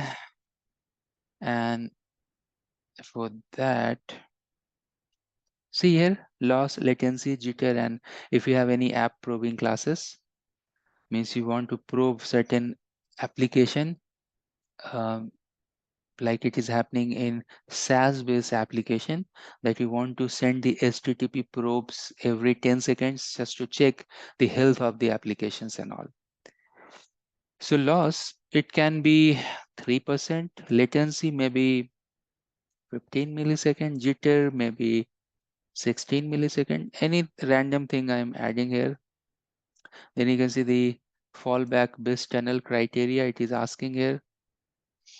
Basis of loss, latency, jitter, a combination of all. It's good features that Cisco is providing nowadays. These things you will not see in the older release. In the newer release, Cisco is adding more and more optimization features. And you know one thing, that if someone doesn't know the WAN optimization, for them it is actually impossible to understand, because WAN optimization is one other area that how with the WAN devices optimization is happening. And maybe you know that Cisco, they also have the WAN optimizers product. One of the highly used WAN optimizer is Riverbed, but because nowadays because of evolution of SD-WAN, people are not using WAN optimizers because they want to use the features here. Some of the nice SD-WAN which is providing the WAN optimization, one example is Silver Peak. Silver Peak is actually the parent company which is creating the algorithms for WAN optimization, and then they are selling their product to VMware, Cisco, VMware, Cisco, Dell, etc. Means they are the expert in WAN optimization, but they have some agreement with other vendors as well, that how much WAN optimization algorithm they will share with some other companies. So behind the scene, these things are happening. All right, so we have created one SLA for audio video. Let's go and create one SLA for our web traffic SLA. And for web, I can give loss as maybe 12%, latency maybe more, jitter maybe more, add. So now we have the application, now we have the SLA. Why not let's go and create the application able routing policy. So let's create. Name I'll get a audio and web app policy like that. And then default action you can see is none. See why? Because this is the positive policy. You don't have a reject here, but we can go and give the SLA class default SLA is, if nothing will match, it will go and match. We haven't created something called best effort, but we can go and create best effort class, giving big number of high number of loss. Means if this will breach, then means this much of tolerance we have, like that. It's just the logic. I'll save it, but I'll show you that what is there in the best effort later on. Let's go and create the rule. The app route rule, sequence number 1, what I want to do. So I want to match some application with some SLA, and then I want to take primary and secondary action. So the logic is here. This is the logic that from here you can go while applying the policy. It will ask you about the VPN. So no issues related to this VPN and all. You can leave it this line. But yeah, match the application, right? And then match the SLA. Means same time when you're using the action keyword, at the same time you can give the SLA and the link. In the CLI, it is like little bit difficult to understand, but if you see here in the GUI, it's very clear. So let's go. Click this application. Let's first create this for audio video. So we have created audio video. So we have matched the application. What are the other things we can match? The SAS, then DNS, the DSCP, traffic, etc. Big number. Then go take action. In the action, what you want to do, I want to give the SLA class and then the backup SLA. So SLA class list, click there. Primary SLA for this is that we have created audio video SLA. Once you create this, then you can see the preferred color. Preferred color for this, I want this preferred MPLS. So I can go and search MPLS, right? And then you can see in the bottom, when SLA not met, what you want to drop, you want to fall back to the best path, that is the default tunnel or default. This is a statement. You want to load balance, right? So in this case, I don't want to drop, but there may be application that you don't want to send to the internet.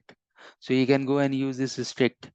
That means that this application is stick with MPLS. If MPLS is down, application is down. Let's click to the load balance. So this is the first application statement we have. Now you can see that, okay, I'm giving load balance, right? If load balance, when it is happening, if you have 2-3 MPLS link, still I haven't given the backup color. So now I can go here and give the backup that if MPLS is down, you can go to the internet. And then we can go and save this. Now I want to create one more. I can copy and then edit. So this time what I want, this time I want to match the application that is a web-based application. So a web app. This time the SLA that we have is the SLA that we have created, something a web traffic SLA. This time the preferred color I have is the primary is also internet and the backup is also internet. Now let's try to see this policy. If you go and click save this, let's save this. And I want to preview this policy, but I want to preview this policy in form of CLI. So what we will do once we create this policy, remember we have our own one big policy that we have created yesterday. So we will go there, see where it is true, parent policy, this line. We will go here to the parent policy, and then we'll go and import this policy within the parent policy, because the app route policy we want to apply to VPN 10 only. So now we will go and click here. Once you go and click here, let's go to the traffic rules. It's actually a little bit slow. So we'll go to traffic rule, and first of all, we'll go and import the policy that we have created now. So the policy we have created is this one, import. Now once you import this, then you can go to the policy, and now you can see your policy, right? Now this, oops, sorry, this application aware policy. Now you can see your application aware policy here within this, and it is not applied anywhere. So we can go and define the site list. This I want to apply to all the branches. So let's go and select all the branches. And then for VPN 10. So my VPN is VPN 10. Add this.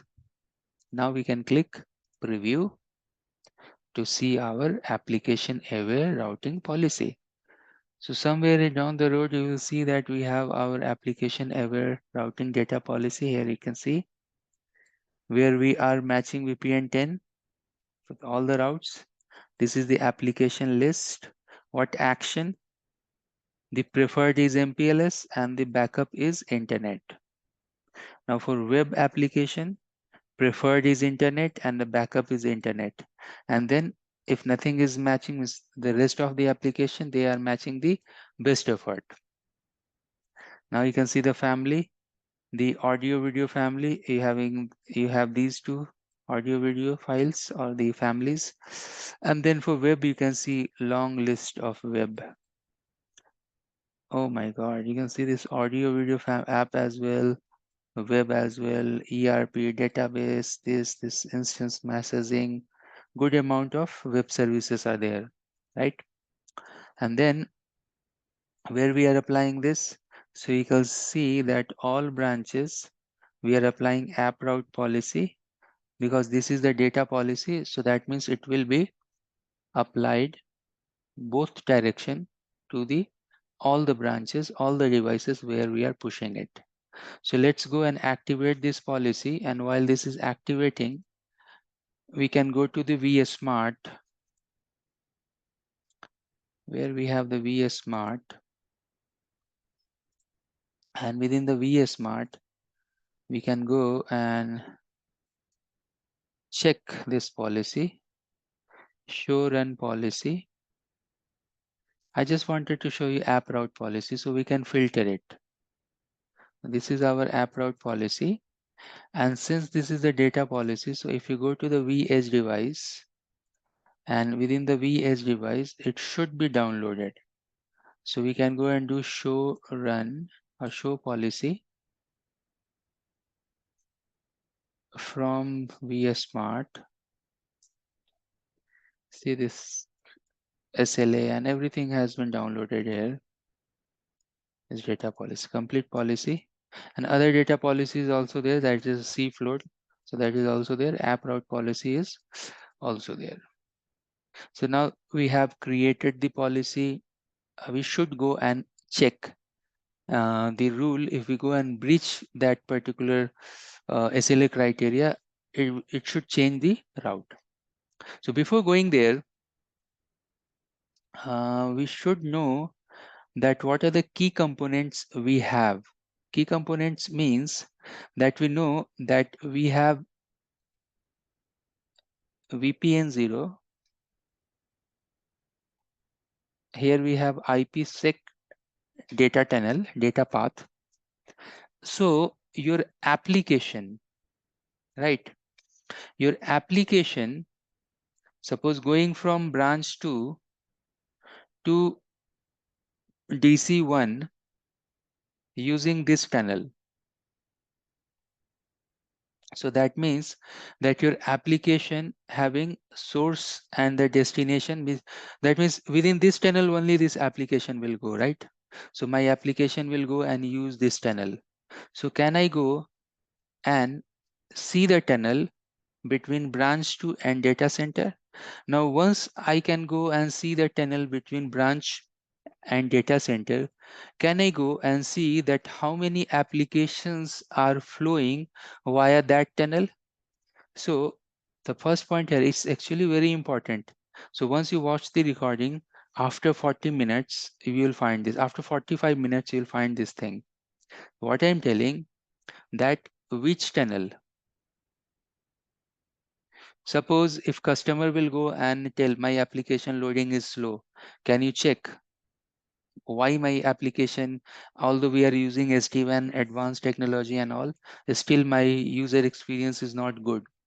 So how you will determine, because one device may have 200 tunnels. So how you will go and determine that this application is going via this tunnel and this tunnel having issue, but the application ever routing is not working. So we should know that which tunnel, and in tunnel, which application, what type of application within that tunnel. And then in that application, what type of BFD associated, because we have 3 type of BFD, right? We have normal hello, we have 10-minute sampling, and then we have 6 multiplier by default. So if you know tunnel, if you know application, and if you know that the BFD associated with that application, then you can troubleshoot, right? So let's try to figure out these answers. All right, so tunnel.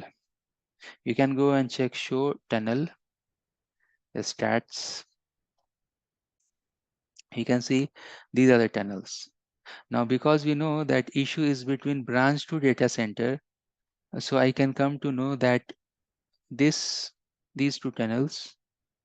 So application should be flowing in between these 2 tunnels.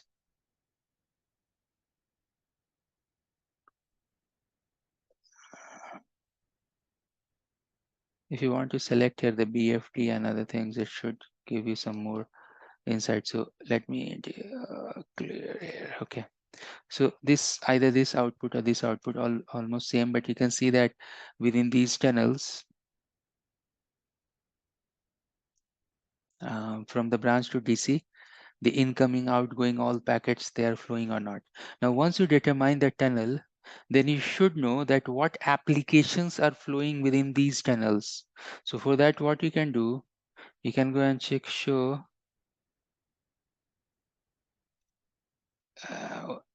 app DPI, deep packet inspection applications for VPN, because we know that we are talking about VPN 10 only. So within VPN 10, you have these applications. So now we know that branch 2 and data center, we have tunnel. We know that source and destination IPs of those tunnel. So the first one and the first and second. So this is the source and the destination IP of the tunnel. Now within these tunnel, we are specific with VPN 10. So now we know that within VPN 10, we have these applications, and the rule that we have created the rule for web and audio videos. Good thing. So, and you can see the increment. So simulation is working behind the scene. We have traffic for both the application classes. So that's good thing that is going. Now, the main important question here is this, that can you show me that this traffic that we have is going via internet or MPLS? Now, I can see here only MPLS is up. Is it like one circuit is down in this branch too? Let's see. Or maybe some control policy is there which is blocking this to do some hub and spoke. So I don't know that. Let's quickly verify. Show. Let's see the control policy. Control policy. Oh yeah, you can see we have some strict policy, and that's why you can see that we are seeing only MPLS. I should see MPLS and internet both, otherwise how we can check the fallback and all. So let's go back here, and I'll do one thing, that the policy that we have created, app route policy, I will filter it within other policy. So let's go here, add the policy. Everything we have, we'll just need to do next. Let's create new policy with app route. So we have that policy, we can go and import.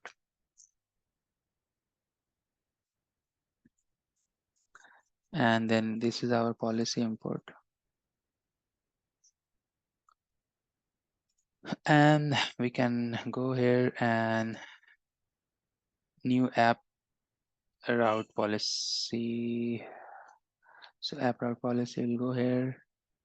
And this policy we can go and apply to the all the branches and VPN 10. And we can add, I don't want to preview, let's save it. And then I will go and activate only this policy because we want to see all the tunnels active. All the tunnel means that branch should know the MPLS, branch should know the internet tunnel. So it will get activated, and once it will get activated, you will see that instead of these 4 tunnels, you should see more tunnels, more IPsec tunnels to reach out to the data center.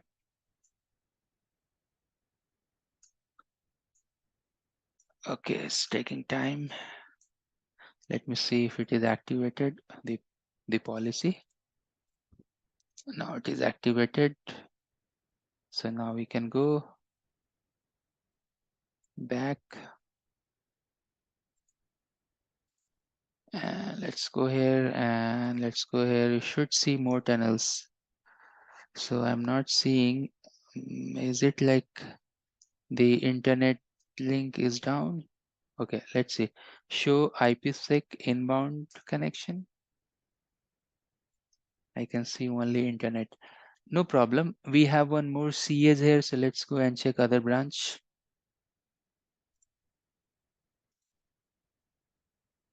And oops. Admin. Okay, and admin. Show SD-WAN, IPsec, inbound or outbound connection, MPLS, and that's good. So here I can see both the tunnels, but here we don't have the traffic actually. App. Yeah, that's a problem. DPI summary. Here you have N-bar engine, DPI flows. Oh, it's waiting. Let's see if we have applications here as well. Let's see. There's also good output, but very less application here. So what I'm seeing here that in branch 2, I'm not seeing the tunnel internet. So it's very difficult to show you the fallback. So let's go and check quickly that what is happening in branch 2. Let's go to the dashboard. Why this tunnel is down in branch 2? Let's see. And you can see everything is up. Why the tunnel is down? So for branch 2 vEdge, BFD4 is 4. Let's click here.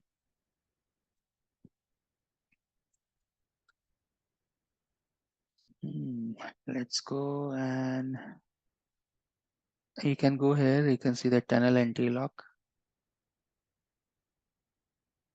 It's loading. It's a little bit slow. MPLS, MPLS, MPLS, MPLS. Only MPLS. That's not good. Branch 2 vEdge1. Show interface description. So, oh, no IP is here. Gigi00, no IP is there. So that means the template is not pushed properly to this particular branch. So let's go here, configure. Somewhere we'll find template, device template, and branch 2. And we can click edit and we can do that. No problem. So attach the device. Device is already attached actually. I not see that. Let's do edit. So we can go here and detach. Okay. Or you can see in the bottom there is one option that is change the value, right? So if you are here, you can see change device values. Go there.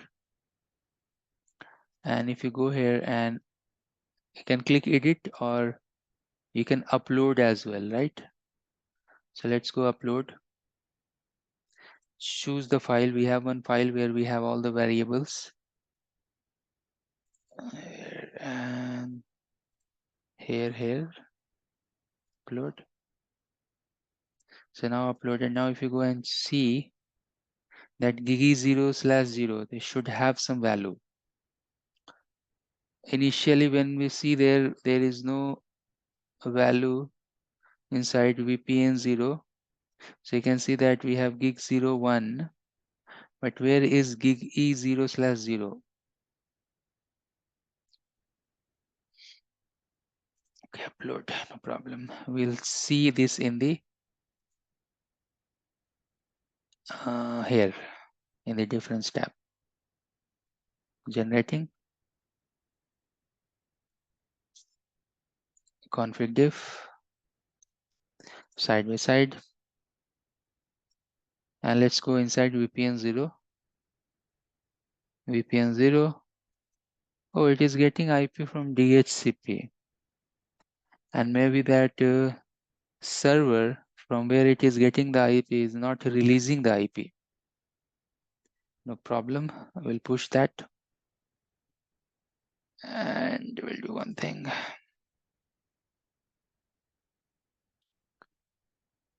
Let's see that what about this circuit? So net, you have to double click here so that interface will go up, and we'll wait also.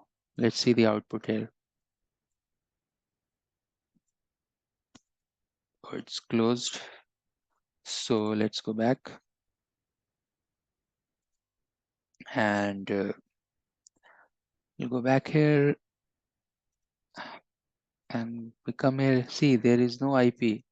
That's why the internet was down. So now after pushing the template, we'll see. Still there is no IP. Oh, great. Now you can see we have IP. So now if you go and see the tunnels, you should see more tunnels. It is forming. It will form. You should see internet as well. Now you can see the tunnels are more, right? So now we are very good. So now once you reach here, you can go and check show app route stats. And now you will see full picture of the application aware routing protocol. So here you can see that it is telling that app router stat in between this tunnel to this tunnel. Now this tunnel to this tunnel is tunnel in between branch to data center, because this is the data center IP. Local is MPLS, remote is MPLS, and we have the SLA class index. We have created SLA class. I will show you that, but you can see here the bucket, meaning of bucket. So 1 bucket, 2 bucket, 3, 4, 5, 6.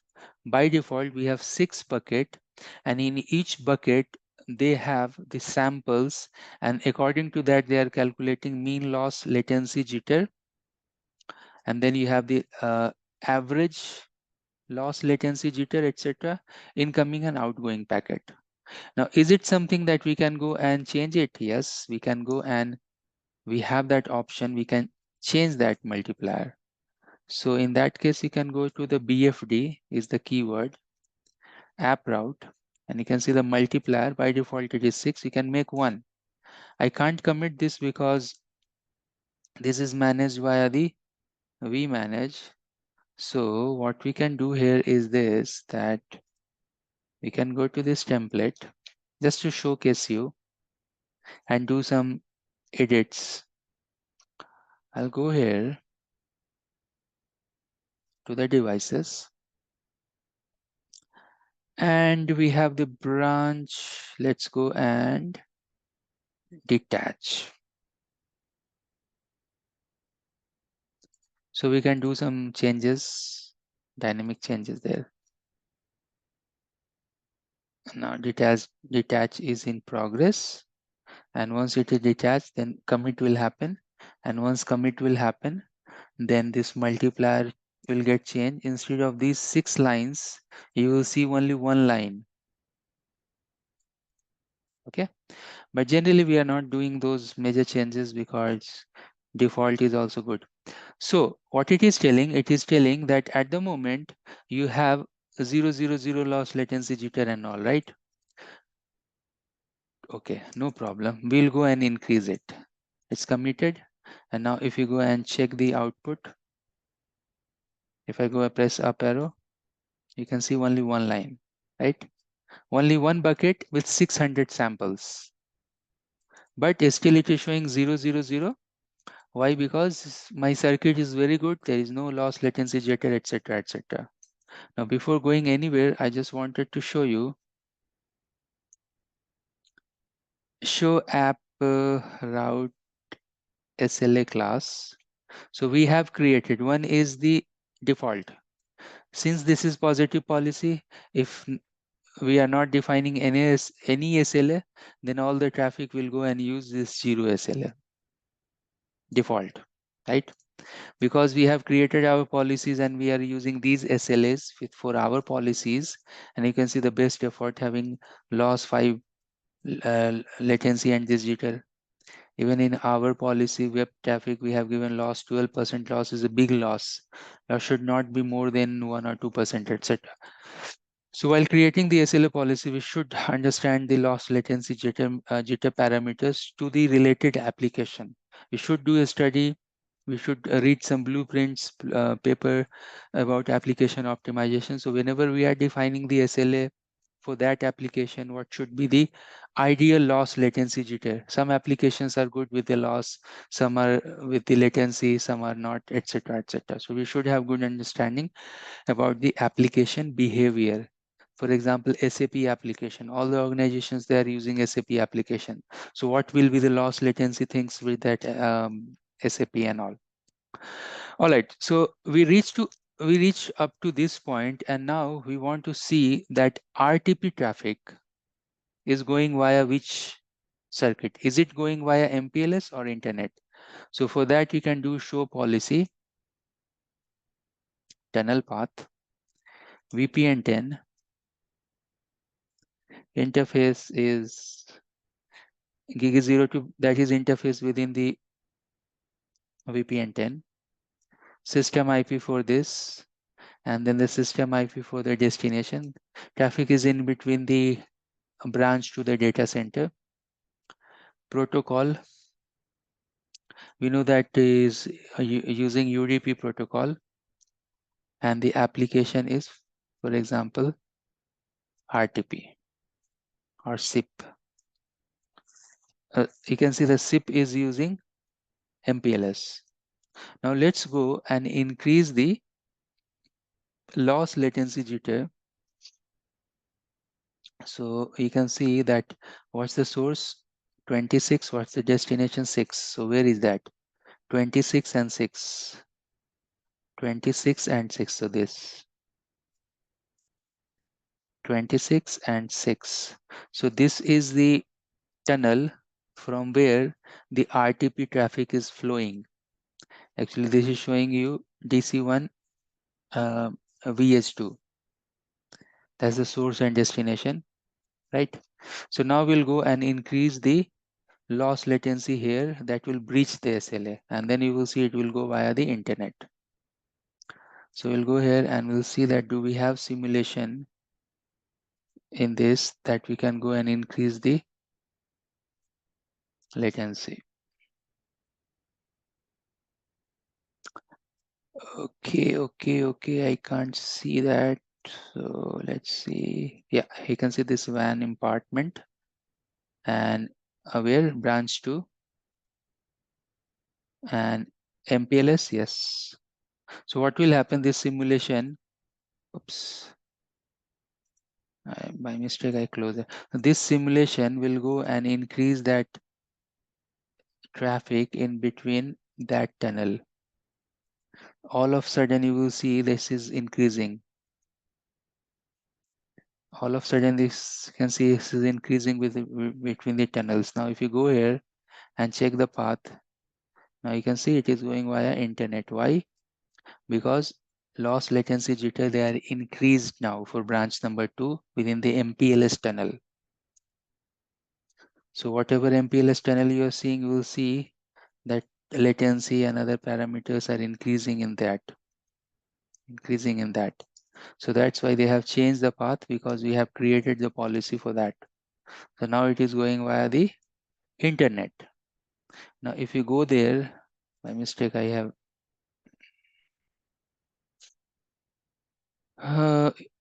have closed that session. Let me quickly go and open that one more time. All right. So now if you go and remove the latency, means that the thing that we have added.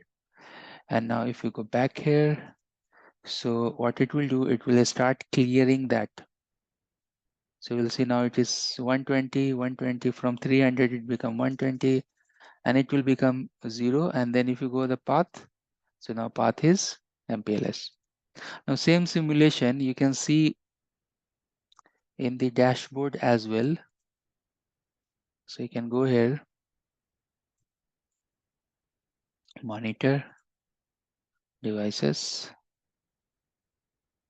branch 2, and I think troubleshoot, or okay, troubleshoot, and then the app route visualization. What device is this one? Have any traffic filter? No filter. Okay, let's see. So here you can see that 1 hour counter, loss latency parameters it is showing.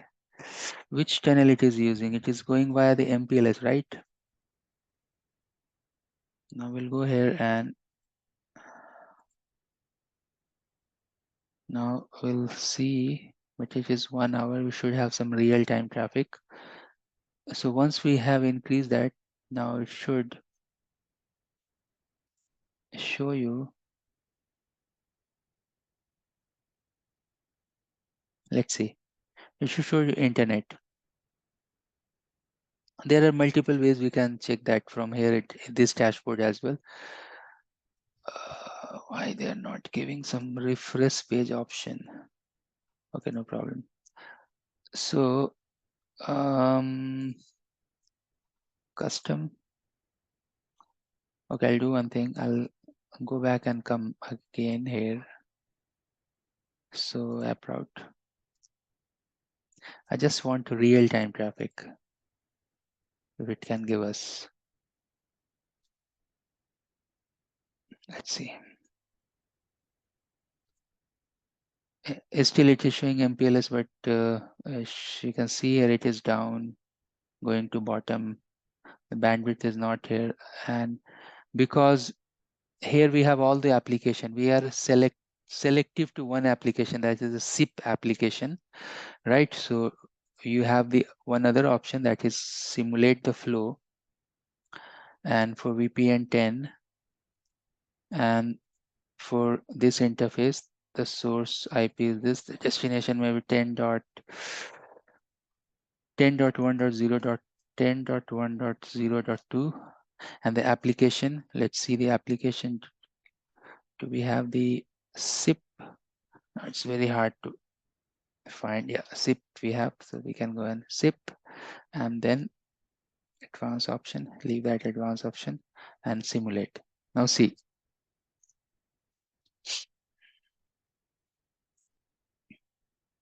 internet, right? Now we'll go here and remove the latency and we'll come back here again and again we'll simulate.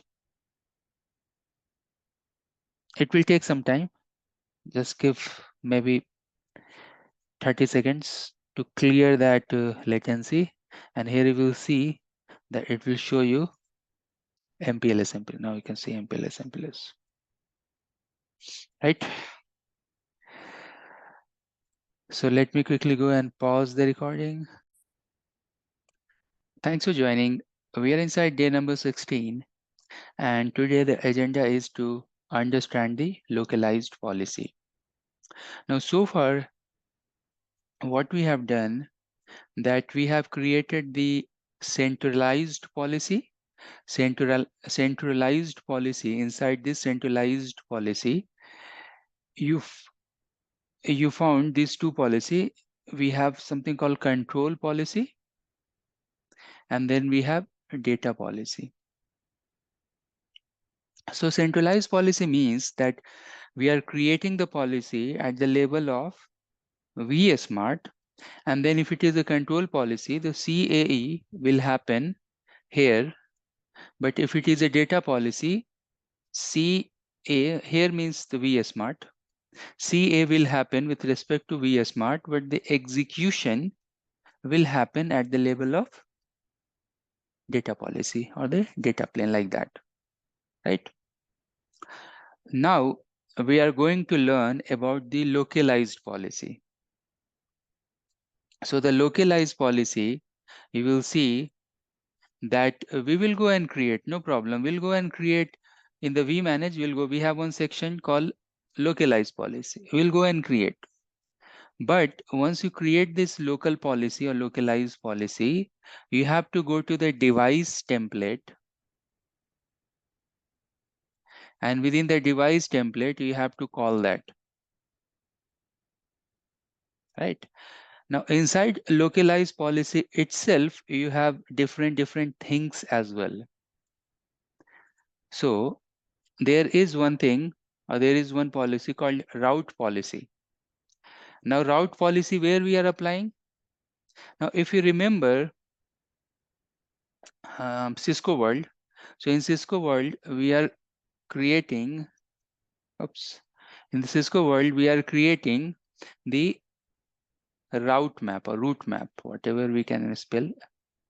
Say route map, then you can give any name, say policy _10, like that. So we are creating route map policy 10, and then we are giving deny statement 10, and then the match IP address ABC, etc.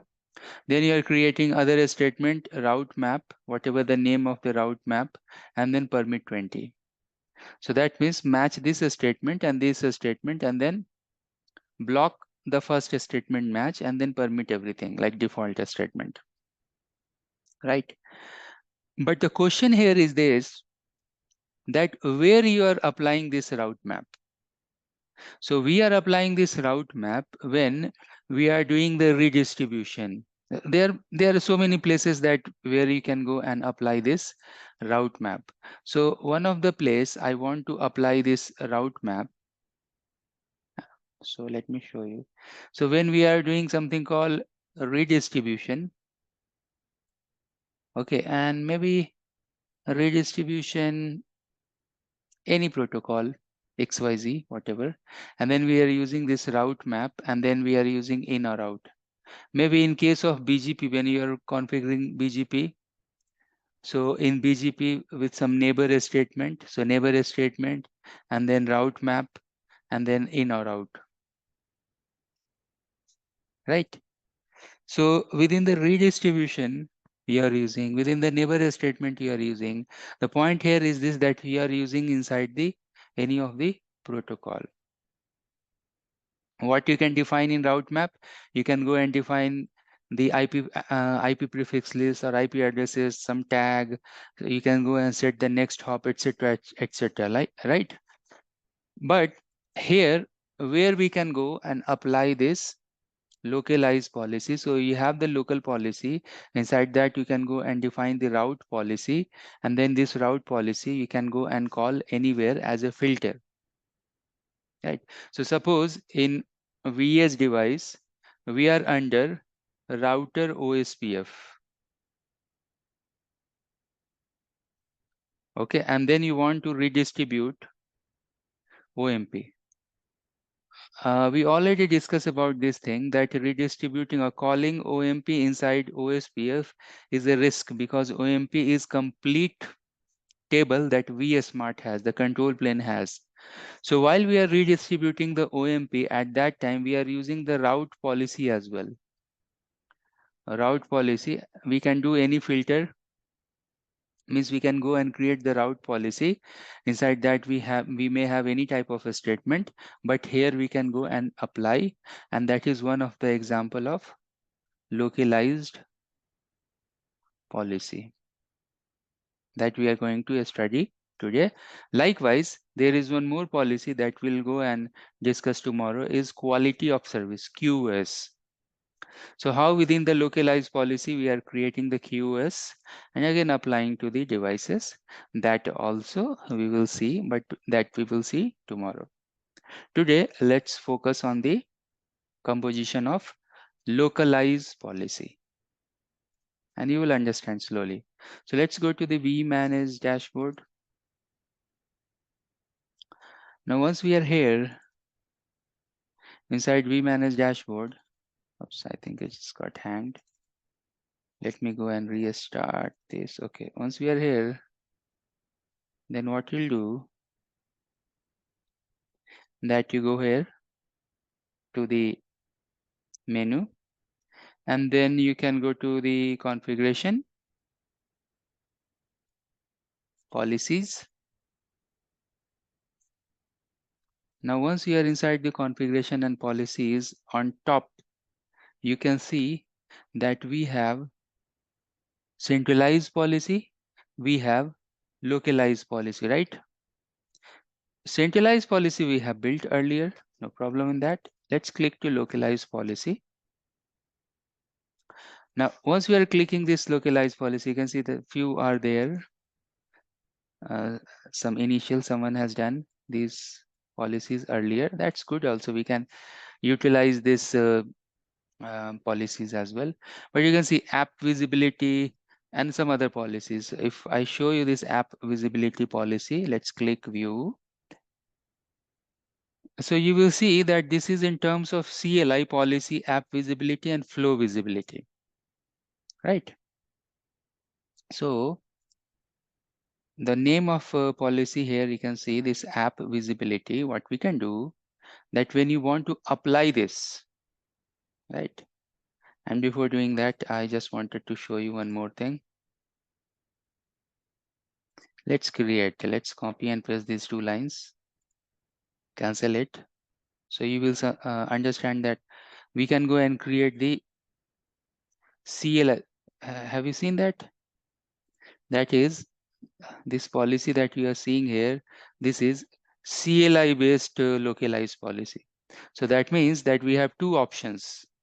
We can go and create template based local policy, and then we can go and create the CLI based local policy. Nowadays, no one is using CLI. Everyone is using template only, but in case we can go and do that. Now here you are not seeing option. If I go and click this add policy, so you are not seeing that option, that how we can create it. But for that, you have to go here to the custom option, and then you can see localized policy, CLI policy. So you can click there and then add policy, and we'll give the name, say my local. I is telling that you should not give the space, my local CLI policy, right? And my local CLI policy. Then you can go and paste here those two lines. Add. So now adding this, so here we don't have anything that we can go and activate or deactivate, right? So what we have to do, you can see here in the bottom, before I go there, oops, 1 second. Before I go there, I just wanted to show you that we have created the policy, and that policy is in the bottom. This is our policy, right? So now what we will do, let's go to the menu, configuration, and somewhere you will find template, and then device template. Now, suppose I want to apply this policy to the DC devices, right? So in that case, you have to go and click here to these three dots, click edit. Once you click edit, then you can see this thing called additional template, right? If you click additional template, then here you can see the policy, and let's give our policy that we have created, my local CLI policy, right? Click update. So that means that two lines that we have created, it will go and push to the all the devices associated with this particular template, right? So you have any problem understanding this so far?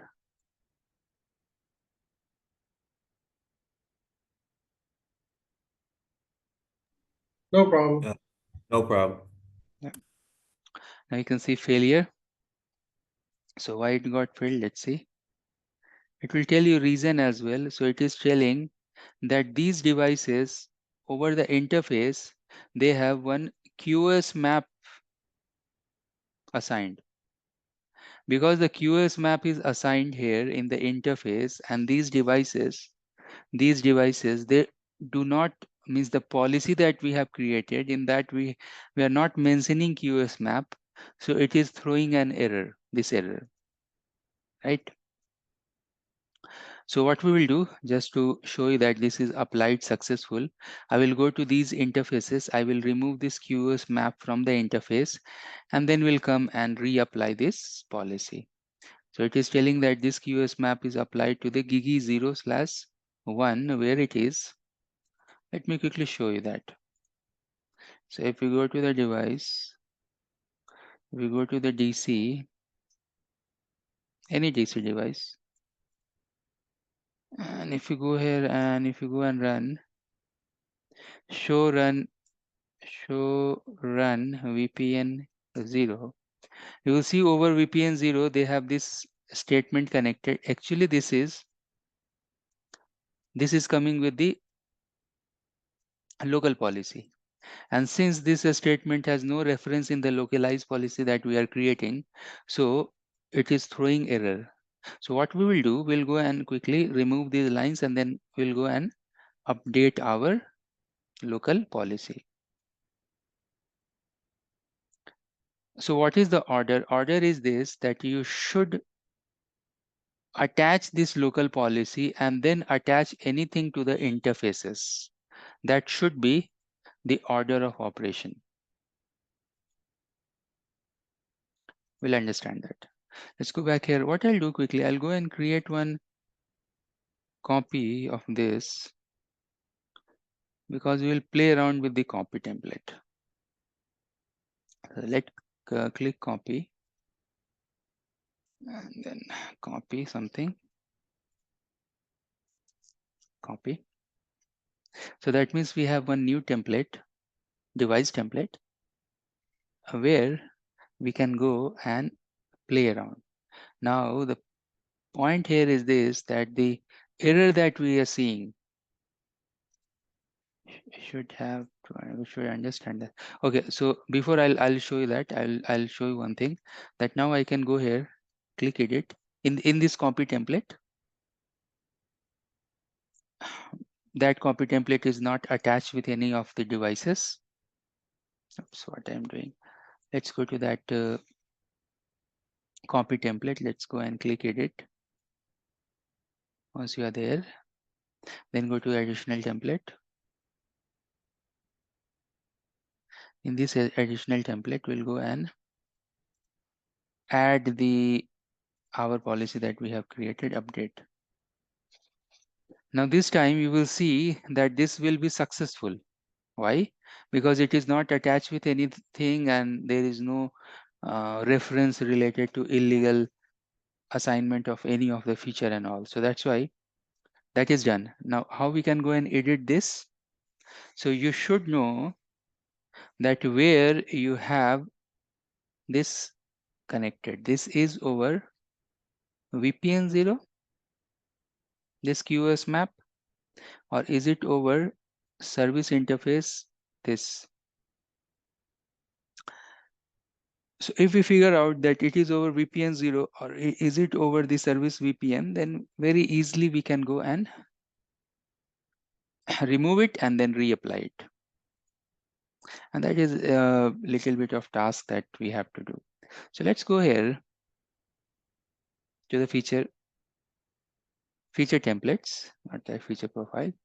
Let's go to the feature template. Once we are here, I just wanted to know that with the DC VPN 0 or DC VPN 0 interfaces,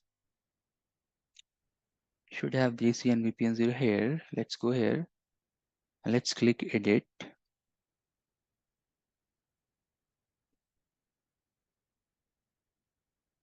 Once you are inside the VPN 0, it's still loading.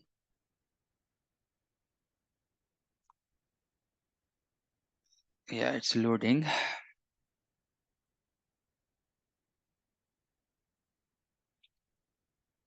Okay, you can see on top that IPv4 route and all, everything is there, but I can't see anything related to QoS, right? There is no QoS map and all.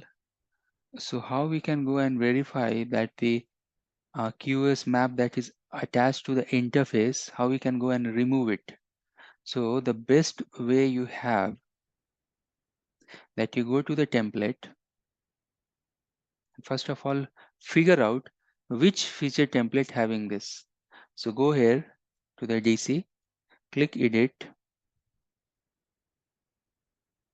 and then it is connected with VPN 0 obviously.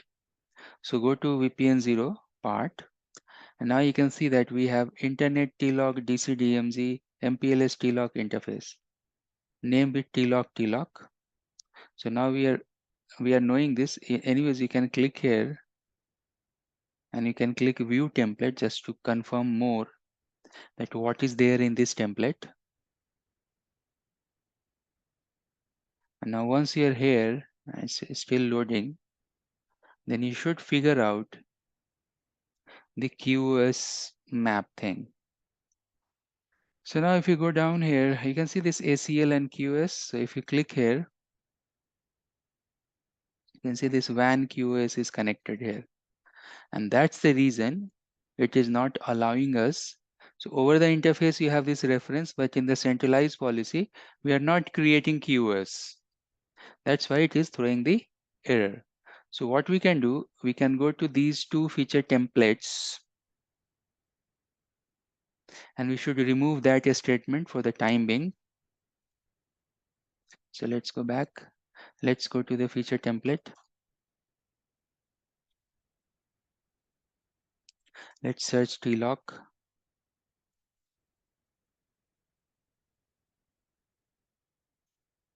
Searching. And there are so many TLOCs, but from this we should be filtering the DC one. So many TLOCs are there, but you can see here in the bottom, if I scroll down in the bottom, MPLS TLOC, if you click here, it will tell you that which devices are connected. So, just go here and click to the number. And it is telling that DC, vEdge and copy, right? So that means, let's close this and let's quickly edit this.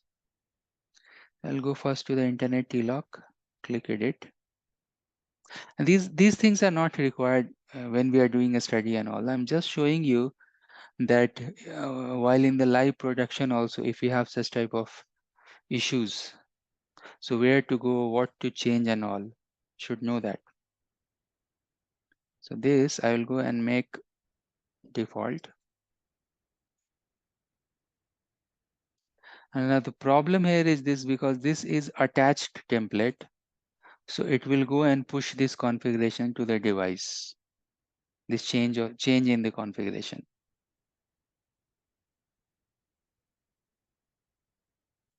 Sometimes when you will start working on SD-WAN, you will feel that creating the configuration is not a pain, but when you are editing the configuration is a skill. That means that maybe one configuration you have attached with 200 devices. Now, if you do any change in that particular section, all those 200 connected devices, they will also do the change, right? So while working in real SD-WAN projection network, make sure that that particular template, how many devices are connected and all. Otherwise, one change can, bring most of the sites down as well. It's like two-sword, two-edged sword. Like it is good and it is bad also. The automation is good also and it's bad also, right? Okay, then TLOC. Let's search one more time. Today it is a little bit slow, but no problem. Even in the production also, your vManages will be slow only.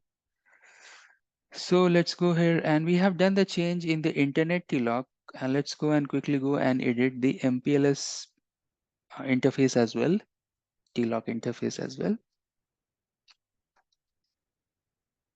We are doing that. It's popping up, loading. And then we can go and click here to the ACL and QS. Once we reach to ACL and QS, we can go here and make this default. Once this is default, then we can go and do next and next. Oops. And next and configure and click here. So repetition of the task we have. Okay. And it's going on.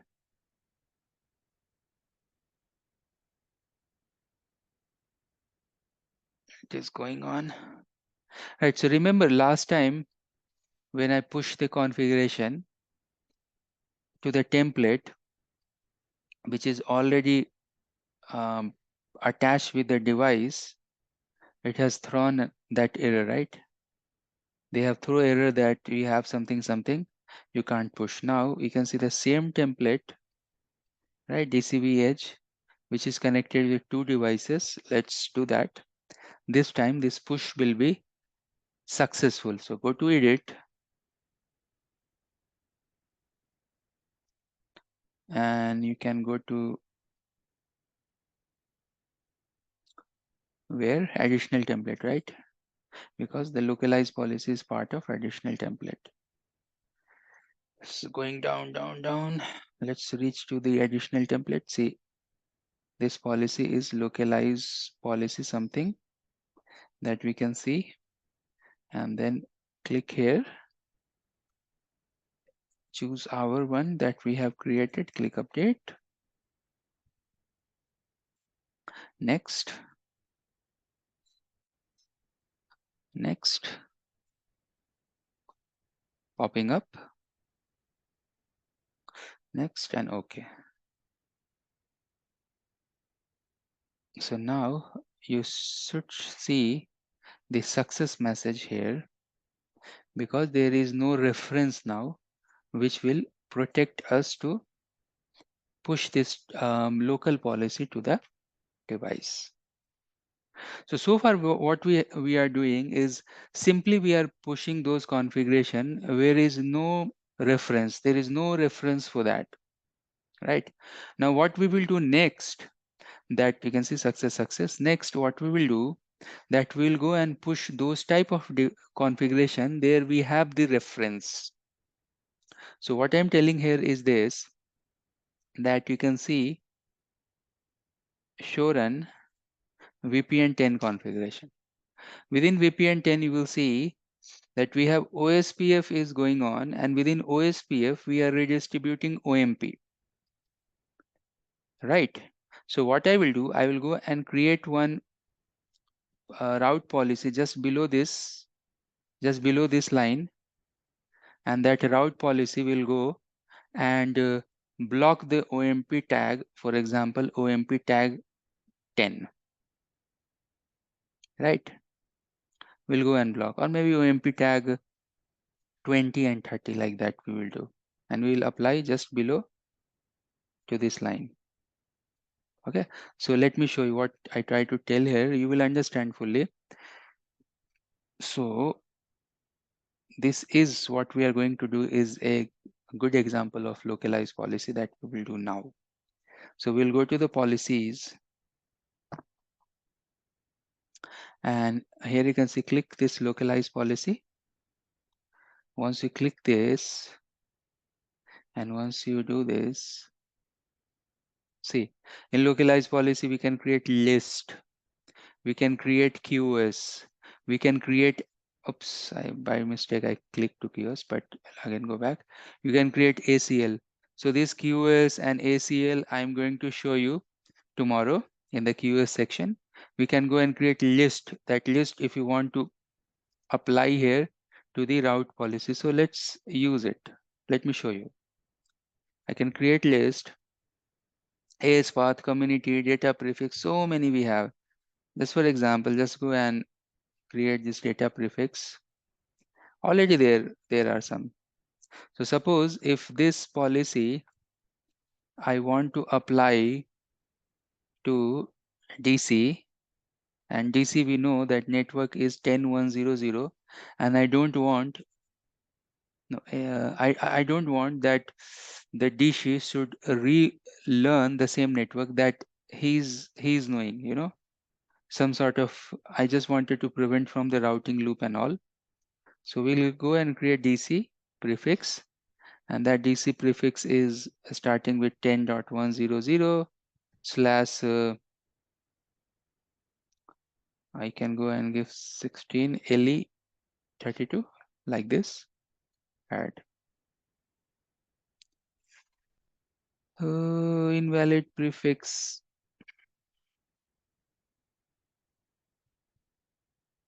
Oh, this is data prefix.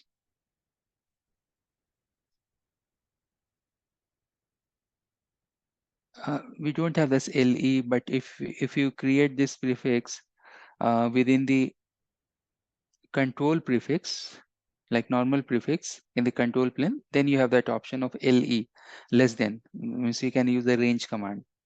So we have this prefix that we have created, right? Now let's go back here, and I want to create a route policy, and let's go and click the route policy.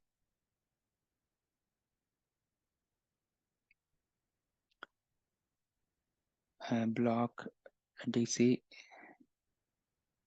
routes. Now if you give this big name, you have to use this big name. I will show you that where you have to go and use this name. So block DC routes will go and make the default statement, accept,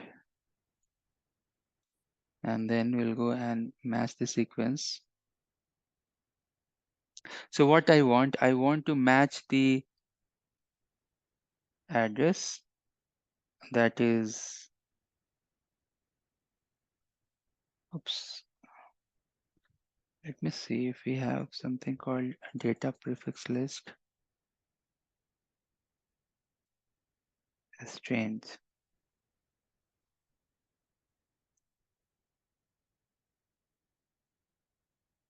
You can see we have this option LE like this. So it is taking this as well, right? Anyway, we'll create our prefix as well. You can see community list, extended list, BGP, metric, next hop, all BGP and OMP related things are there. So we'll do one thing. We'll quickly go here and let's go and create new prefix. This is actually the control prefix. So that's why you can go and use like this. And that we have created that data you can use inside the localized data policy that we will see later on. So this is say DC prefix, and then this I want to give 10.100/16 LE32.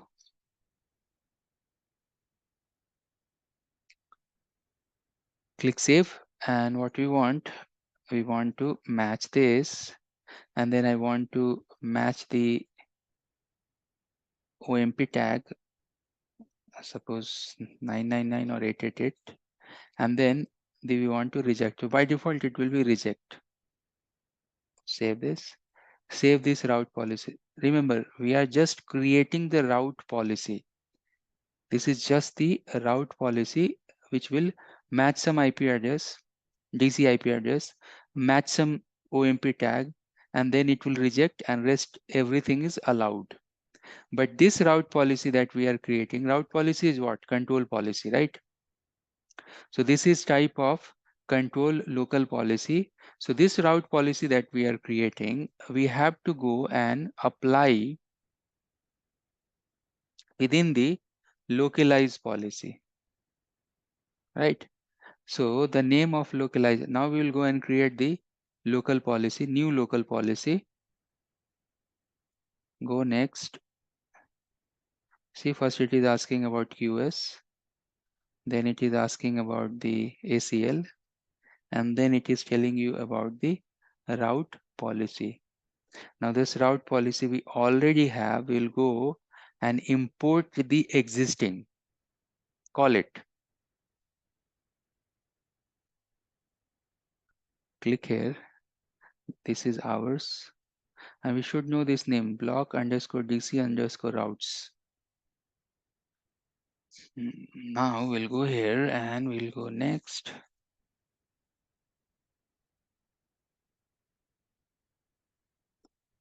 Block DC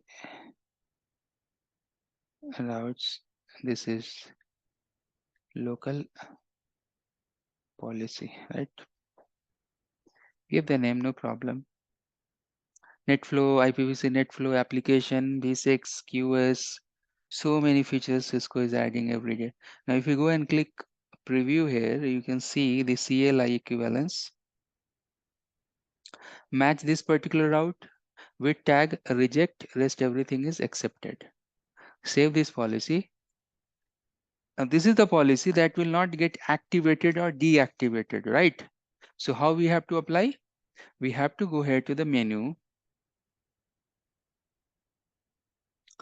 and then we have to go to the templates, device template. I want to apply to the DC, this guy here. Oops, not the copy one. This here, let me click and edit.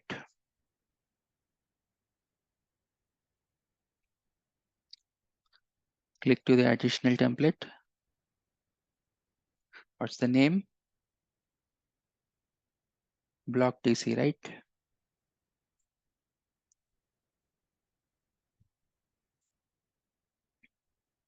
Now what we have inside this policy, we have something called route policy as well, right? But I'll show you something. It's very important. So now what we have done, we have created one local policy. Inside that local policy, we have called one route policy, and then this local policy we are applying in the device template, right? Now when it will get applied, still it will be not operational. So let me show you the green signal. Not operational means, we quickly go to the device where I have the device. Let me minimize this, and if you come here and if we press up arrow, we'll see that over the below the redistribute OMP, there is no route policy statement, right? So what we have to do, where is this template? This VPN 10, right? So let's go to DC VPN 10 template. First of all, see that what's the name of the template. So we can go to the template, device template, actually feature template, but yeah, we can figure out from the device template itself. So go to device template, go here and see that what is the service VPN 10 name. Service VPN, that name is this, right? So this is the template. You have to go click edit.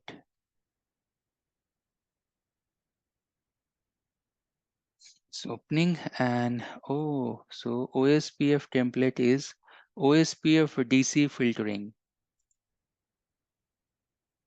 So that means that feature template you have to go and check. You should go here and filter OSPF DC. Once you search for VPN 10, this below one, this one, right? So click here to the three dots, click edit.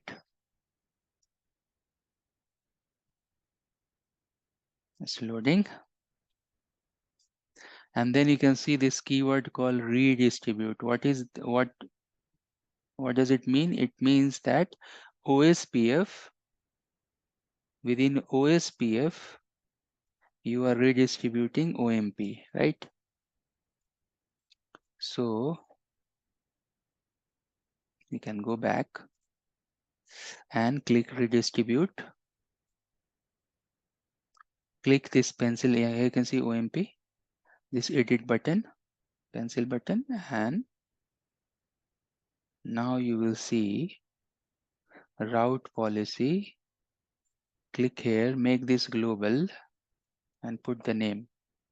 Oops, what was the name? I don't know the name.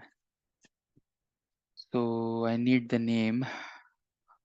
Let's do this thing. Let's, oops, cancel this.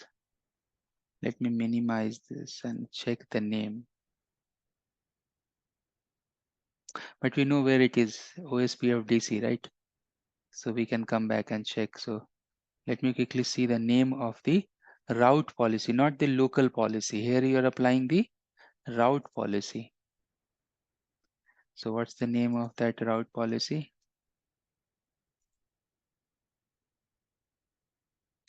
Block TC routes, right? This is the name. If you go here and if you click route policy, you see route policy name, block TC routes. That's the name. Let me quickly copy this. Block underscore TC underscore routes. And now let's go back. We know that, right? We have to go to the feature template and there we have to apply. So let's go here, templates, feature.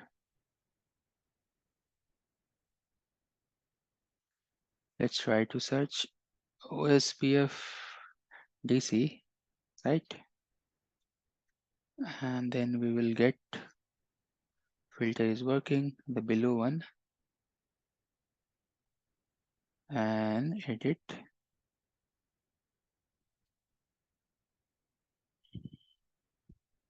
Redistribute, pencil,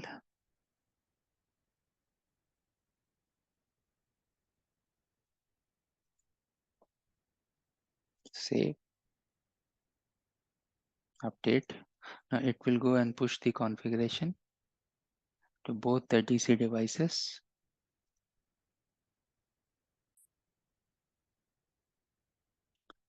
You can see also.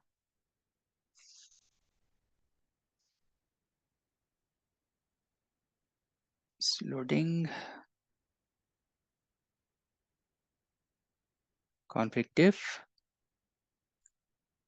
and then side by side diff. Now, if you go and scroll, if you go and reach to VPN 10 section, so it is loading still. VPN 10 section is still, it is loading. Let me scroll down. You can see that within VPN 10, here, this statement has been added, right? Earlier it is redistribute OMP. Actually, in the same line, you have that redistribute OMP and then a route policy.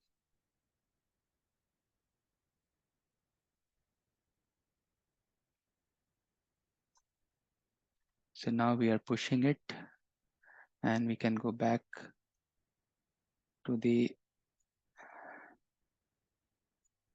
device. Once you are here, if everything is successful, if you go and check this section, you will see that route policy has been added here, right? So today what we have learned, I have shown you two tasks. One task is this, that something is attached over the interface. We went there, we have removed the QoS map, and then we have applied the template, the CLI localized policy. We can create CLI localized policy. We can go and create template based localized policy. So first of all, we study that. Then we try to attach template, but it was failing because some reference was already there. Then we check that where is that reference related to QoS map. We have removed that reference and then reapply our CLI based localized policy. Once this is done, then what we have done, we have created the control based localized policy. That is nothing but the route policy with the local policy. So first of all, we have created the route policy. That route policy is stating that what we want to do. So inside this route policy, we are matching this prefix and rejecting. This is the prefix, right? So we have created this route policy. Actually, this is the route policy we have created. From here you can see.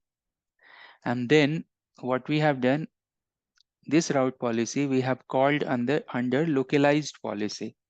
And then first of all, we have applied that localized policy to the template.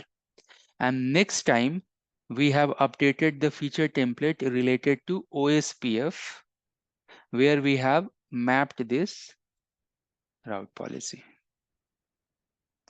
Right? It's like confusing, but if you watch the recording 2 times, 100% you will understand.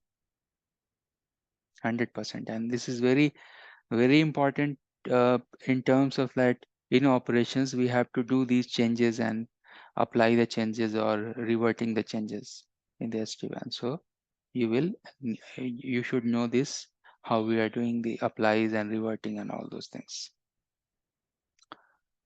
All right, if you have any question, please feel free to ask, and we are very good that we can move and we can learn a QoS localized policy in the next section. Hi there, thanks for your enrollment. We are in 1 minute ad break. In this break, I'm going to show you that I have so many courses uploaded over Udemy.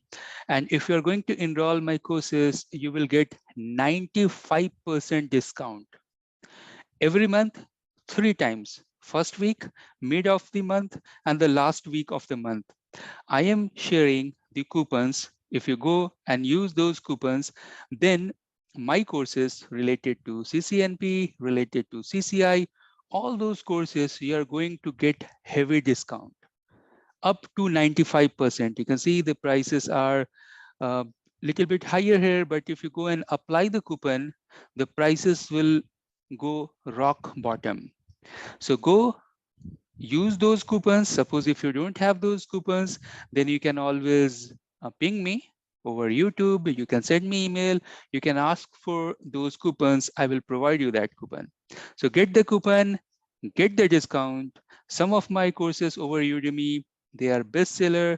Some of the courses are quite new, like SD-WAN automation, DNA automation, CCI data center 3.0. Those are the new uploads as well. So please go continue your learning, take the coupon, enroll my courses, and study well. All the best. Hello, everyone. I'm going to give you offer related to CCI lab. In this lab, what you will find, so let me quickly show you that. In this lab, you have multiples switches. You can see you have more than 16 switches, 20 routers. You have SD-WAN full-fledged lab. Actually, this is complete CCI Enterprise 1.0 lab, where you can do section 1, section 2, section 3. Maybe you know that in CCI exam, you have 3 different sections. Means already sections are defined, but generally these 3 sections that students are practicing. And in this 3 sections, you can perform everything, all the tasks you can perform in this particular vEdge lab. You can see the version and the supported images. This is exact match that we have in the exam as well. So for example, for SD-WAN, you need to work on vEdges and the vManage.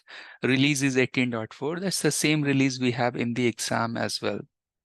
So this will be your very much similar lab setup that you have in your CCI exam for your practice purpose. Now, what you can't do in this lab, you can't do lab related to DNA, because in this vEdge lab, we don't have Cisco DNAC integration, and you can't do ICE lab as well, because in this we don't have ICE integration as well. For that practice, you need full-fledged online rake from any good place. You can go and have it. But apart from that, apart from 2.1, 2.2, actually, you can go and perform all the tasks. Even if you are not practicing for your CCI exam, for example, you are practicing for your CCNP and you want to check your OSPF knowledge, BGP knowledge, MPLS knowledge, SD-WAN knowledge, all those tasks you can go and perform in this lab.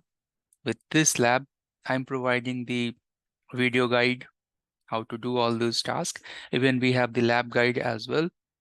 So you can simply follow those guide. You can simply go and complete all those tasks. Suppose if you are new to the technology, so I have multiple free videos in YouTube and Udemy that you can go and refer to upskill your knowledge, to learn the technology, and then simply you can go and use this particular lab and you can break any CCNP, CCI exam. Means you will pass it easily.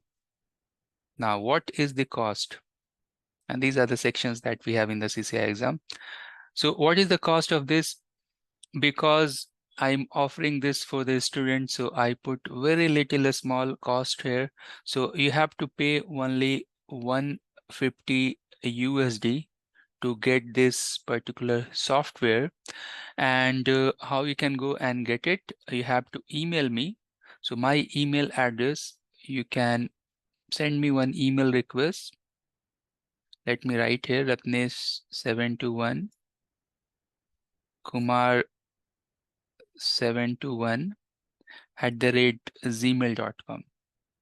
Just email me and send me the request, and I will give you this particular nice software, full-fledged software, vEng software, or the file where you can go and practice your CCNA, CCNP, CCIE, SD-WAN, full-fledged SD-WAN is there.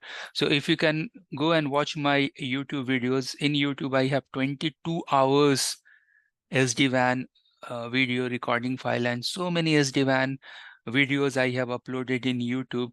Those YouTube videos also, you need some lab setup, right, to practice. So even if you're not preparing for your CCNP or CCIE, simply you want to learn Cisco SD-WAN, you can go watch my free videos in YouTube, use this particular lab setup, and you can perform your SD-WAN. You can become master in the SD-WAN. Likewise, if you're preparing for CCNP, in CCNP, again, we know that we have N core and one elective. For that also, you can go and perform all the tasks related to routing and switching, OSPF, BGP, everything in this lab. It's a full-fledged lab. So I will recommend you to send this email right away. Take this particular lab, practice, enhance your skill, and become very good in the market, so you will get high paid salaries. All right. After that, you go and watch the technology video. Thanks for watching. Thanks for joining. We are in day number 17, and today we have topic related to quality of service. Today we are going to study QoS. Now QoS is also type of localized policy that is residing within the vEdge devices.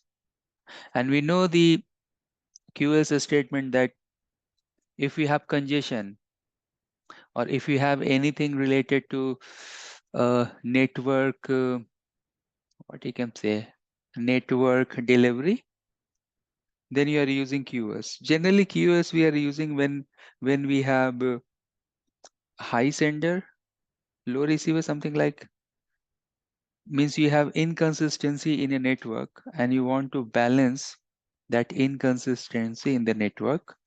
So you have someone who's sending fast, someone who's receiving slow. So there you need to go and apply QoS principle, quality of service principles, to manage that inconsistency. Now, when we are talking about QoS, we know that in our network we have two parts. Two parts means one part is WAN section and one part is LAN section. So what I'm telling, suppose there is one switch or one router who is connected with WAN, and the other side interface, assume that this is in the LAN side, right? Now we know that LAN side interfaces may have gigs or 10 gigs of interfaces, but the WAN side, as per our subscription, how much bandwidth we are agreeing with the service provider, maybe 10 Mbps or maybe 50 Mbps, 100 Mbps, etc. So this side, you have some limitation related to bandwidth, right? Now suppose if you have so many LAN interfaces, suppose in this case I have 3 LAN interfaces of 1 gig, 1 gig, 1 gig, and all these 1 gig, that means 3 gig of aggregate, it is sending the traffic to 100 Mbps link. Obviously we have congestion, obviously we have issues in network, right? So how we can go and address the QoS related to WAN and QoS related to LAN. So LAN side also you will apply QoS. Why? Because you want to classify the traffic. Even it is a LAN side, but still maybe someone is using Facebook, YouTube, watching YouTube videos and all, and then you have something corporate traffic. So still you want to classify the corporate traffic, the high priority traffic, the voice traffic with the junk traffic or bulk traffic, right? So this is not the QoS we are using only for providing the bandwidth and avoiding the congestion and all.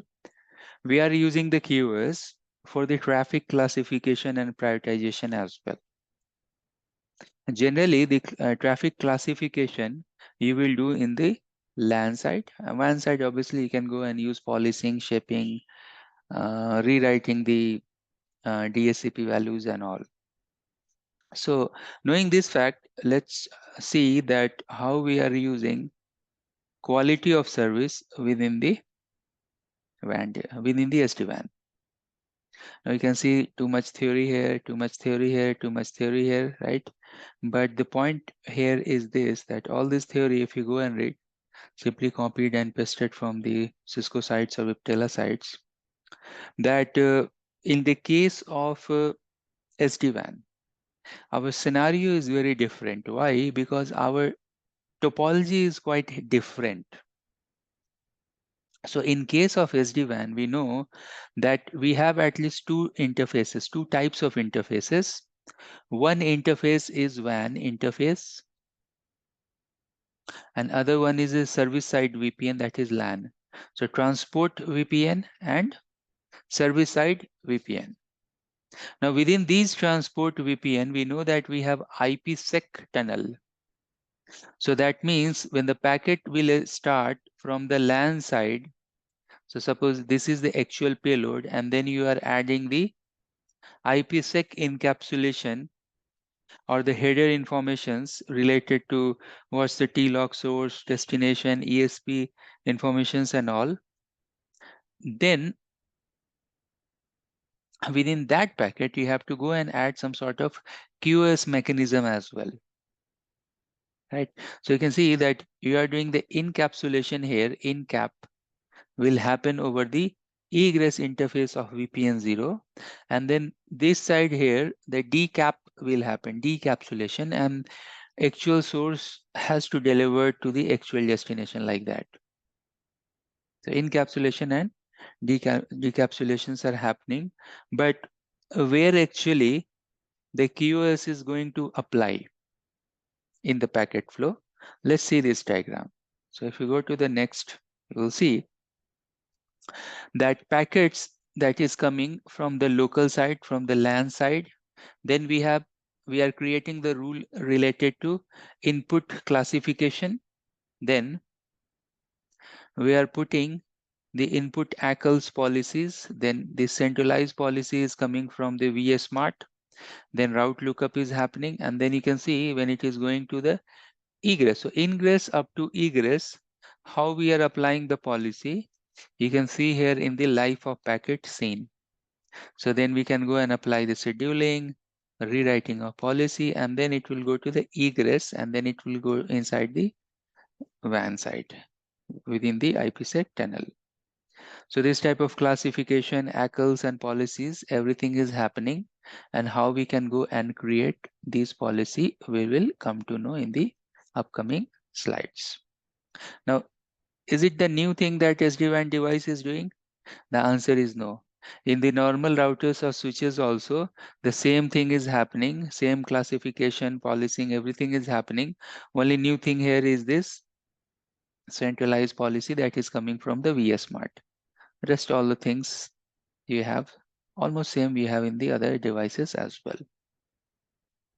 Now I will go and continue, and I'll show that how you can go and apply, create, do all those things. But before reaching there, let's understand some more theory about QoS.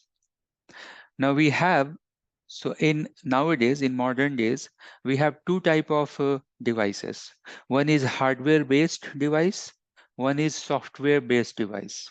That means that you have hardware vEdge, and then you have software vEdge. Software vEdge you can install over hypervisors or AWS cloud or any cloud. Now, likewise, for the QoS also you will find that in that case, we have two different types of QoS. One, we have hardware QoS, where we have Q depth starting from Q0. So the Q depth is, because it's a hardware device, so in case of hardware, you'll find that Q will start from Q0, Q1 up to Q7. That means you have 8Q in hardware-based architecture, and in the software-based architecture or the vEdge, you have only 4Q, Q0 to Q3. What is the importance of Q? Is this Q thing is new? No, the Q is there in all the switches, all the router, etc. It depends upon the hardware architecture, the ASICs architecture of that particular device. Now, Again, if you go and study a little bit more, so you'll find that there are some queue that is reserved for high priority traffic or controlled traffic. So what does it mean? It means that think about that you have two routers, router A and router B, and these routers, they are forming OSPF. Suppose I am running OSPF in between router 1 or router 2. So router 1 and router 2, they are connected with some physical interfaces. And router 1 and 2, they are going to run OSPF. Now OSPF is a control protocol, right? OSPF is a protocol that will form the neighbor table in between two peers, and then they will go and exchange the route. So the OSPF, when they are building, actually that is a control mechanism. But when you are sending some data, and then that data, when it reaches to that device, it will check the OSPF shortest path. So the movement of that particular data within the device, it is using the data channel. But OSPF protocol or any type of protocol like OSPF, STP, MSTP, BGP, whatever type of protocols we have, they are using the control mechanism or control channel. Control is directly related to CPU. So they are CPU intense process because they are doing some computation, they are doing some manipulation to find out the best path and all. Now, that's the very important statement that I'm going to make is this, that all this control mechanism, all this control traffic, they are putting inside Q0. Q0 is nothing but reserved for high priority traffic. And it's true. All the network control traffic or the very sensitive traffic, we are putting inside the high priority queue.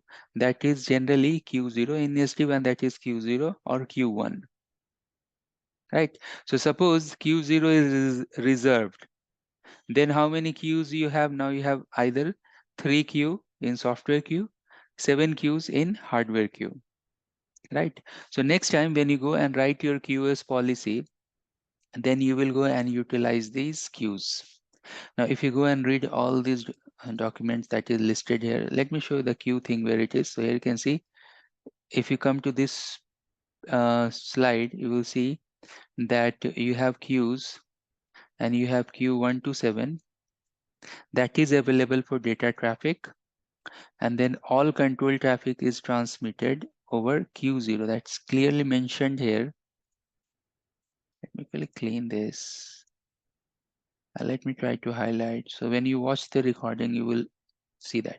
So Q0 is reserved and used for both control and low latency traffic. Oops, what I am doing.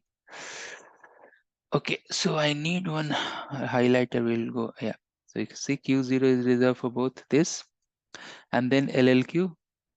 So Q0 is there for control traffic, but queue number 1 to 7 is available for data traffic, right? And if you have software queue, then in software queue, you have only 4 queue. So Q0 is for control, and then Q1 up to 3, they are for data, right? So that is the one statement I just wanted to make. Now, what about creating the QoS and applying in the SD-WAN devices? Is it difficult? Is it hard? The answer is no, it's actually very easy and it is very, very simplified. So in QoS, the SD-WAN QoS, we have something called wide area or WAN related QoS, and then we have something called LAN related QoS, right? So you will see here that you have that QoS. And what about the rules? So this LAN related QoS and WAN related QoS, I'm going to show you in the example when we'll go and form the local policy, and the local policy will create the QoS. You will understand 100%. Then what are the steps involved in QoS, how we can go and build the QoS and apply it? Actually, there are 6 steps, and those steps are very easy. Here you can see all those 6 steps. So first of all, you should go and do class to queue mapping. can see step number 1, class to queue mapping. Then you have to go and call a step number 1 inside a step number 2, where you have to go and create the QoS schedulers. Okay. Now, step number 2, you have to go and call inside a step number 3, where you have to call all the schedulers inside QoS map.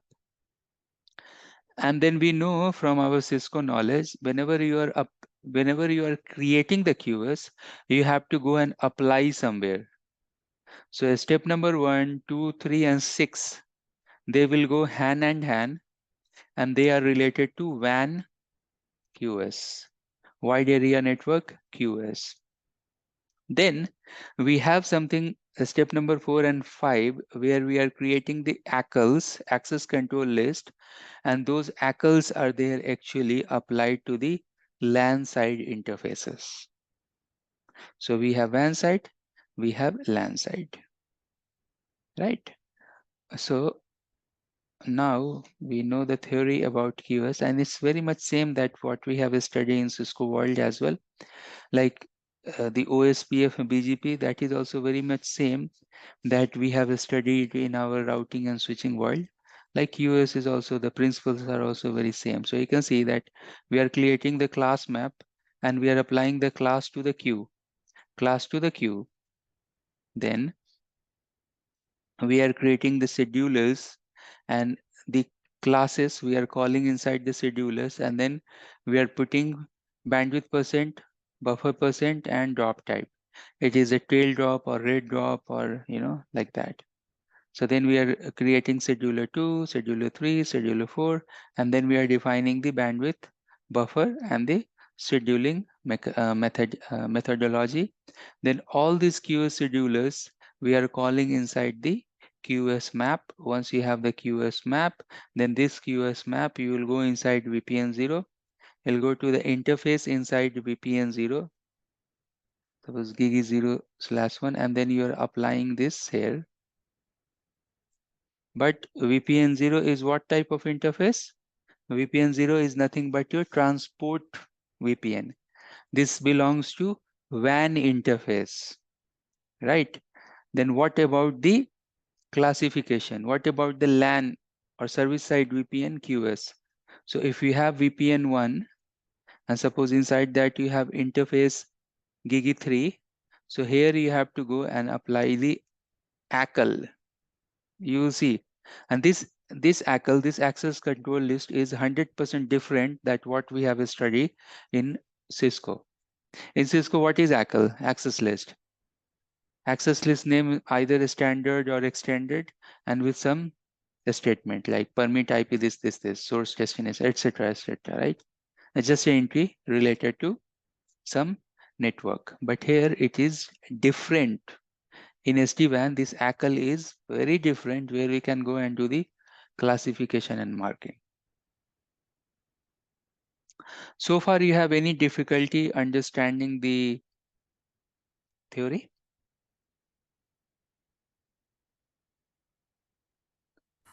No, I don't. All right, then let's go and understand the lab, because lab is also very easy if you understand the theory. So 6 points. What are those 6 points we have? Those 6 points we need to understand here is that create class to queue mapping, then QoS schedulers. Inside this, you are calling this, where you are defining what is the bandwidth percent, what is the buffer percent, what is the tail drop, or what is the dropping mechanism. Then step number 3 is you are creating the QoS map, and then inside QoS map, you are calling the QoS schedulers. Then step number 6 was that you have to go and apply this QoS map over the VPN 0 interface. In between, we have a step 4 and 5 to create the ACLs for the LAN interfaces. Okay, so that was the whole thing, and we'll first of all we'll understand the QoS configuration, and then I will go create and I'll show you. So let's go and Okay, go to any of the data center device and let's see that do we have QoS, because actually it was there. Show run VPN 0. You will see that over VPN 0 we are applying it. This is the last thing. Then if you go and check the second last thing, show run policy QoS schedulers. So you can see that we have the QoS scheduler name, best effort, where bandwidth percent, buffer percent drops. Then we have business data. Then we have video. Then we have voice, LLQ, low latency queue. LLQ is using high priority queue, either Q0 or Q1. Then we should go and check show run policy and then class map, right? So you can see that voice is mapped with Q0, video is mapped with Q1, biz data mapped with Q2, best effort mapped with Q3.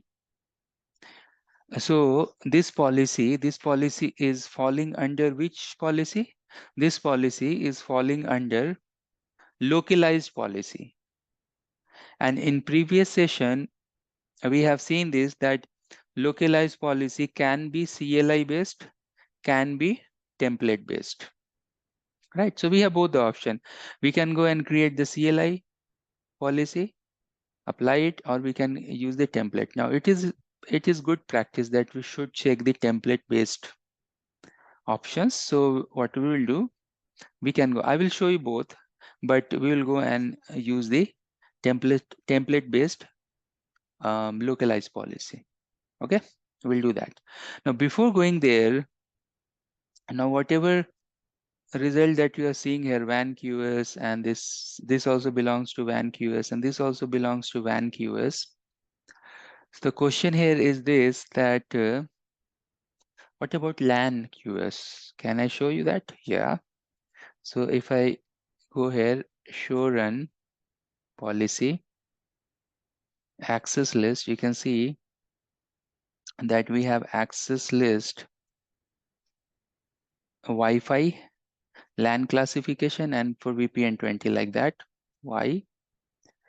Because Wi-Fi, see, this is access list name Wi-Fi. We are putting this class as a best effort, because best effort is mapped with Q3, list prior to Q. Then we have LAN classification, we are matching the DSCP. There we have the 46 DSCP with class voice, 34 with video. This is just the classification and marking. Then best effort there, the default is going by the best effort. Then you can see that we have one more ACL access list, that is VPN. Name is VPN 20, where we are putting with biz data. Now we know that we have VPN 0. So where you will apply the QoS, WAN QoS over VPN 0. And then where you will go and apply the LAN QoS, you'll go and apply the LAN QoS over the VPN 10, 20 and VPN 40. It is not listed here, but VPN 40 is for guest.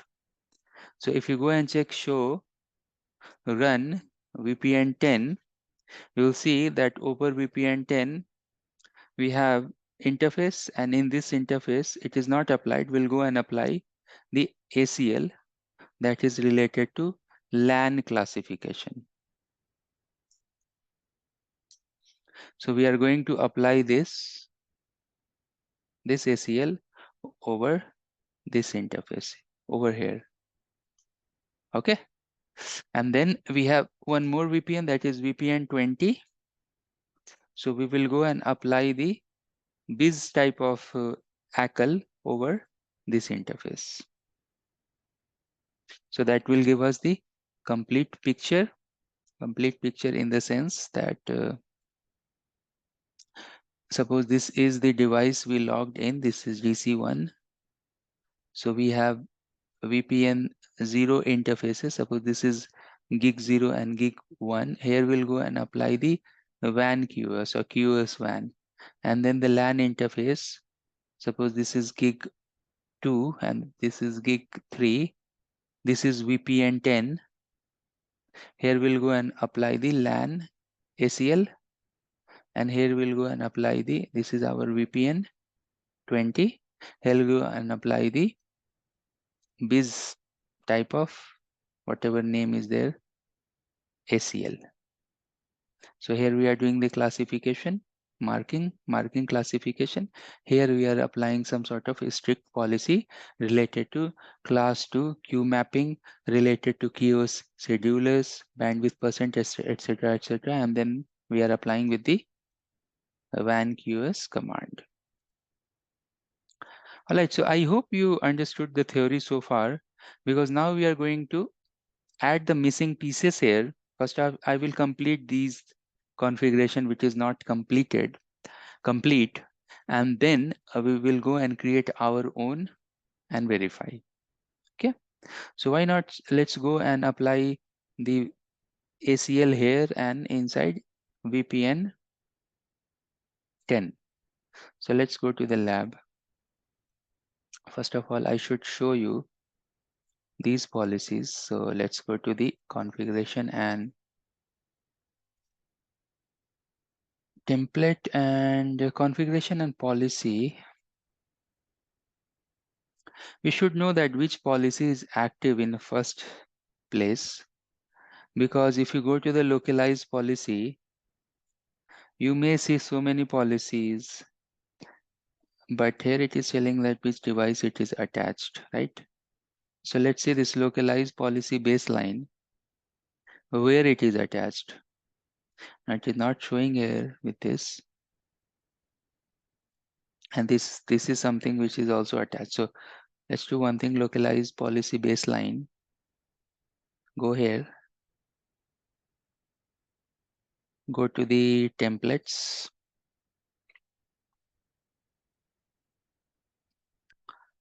And device template. And DC. Click edit.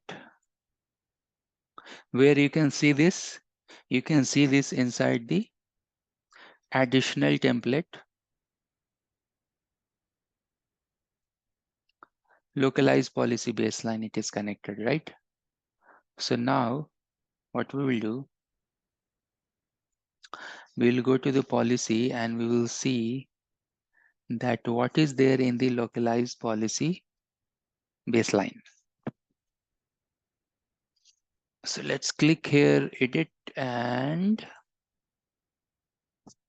see. Oh, is this CLI? Oh, so you can see this is CLI based policy. And in this we can see infra route, DC VPN 10 network, VPN 20, all branches. So there are so many ACLs are also created. And you can see the route policy. There is that GNI infra routes are 100 and 172. Then you can see that there is other route policy, deny VPN 10, deny, like that it is there, but no problem. These are the route policies. Then we can see this LAN classification is there, right? So LAN classification, it should be applied to VPN 10. And there should be some other as well, like biz traffic. So it is there.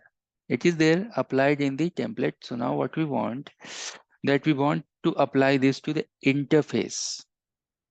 So we can go here and click edit. We should go to the service. Oops, not here. Let's go back to the template, configuration and template. Once we are here, go to device template. I should know that what is the template name for VPN 10 and VPN 20. So for that, you have to go to edit, service VPN. Once you reach here, then you see that VPN 10 is DCN, DC VPN 10 and DC VPN 20. Like that, we have the name. This is the VPN 10 and 20, and what's the interface name? Because we have to go and apply this LAN QoS over the LAN interface. So DC VPN 10 interface, and what's the name here? This name is DC VPN 20,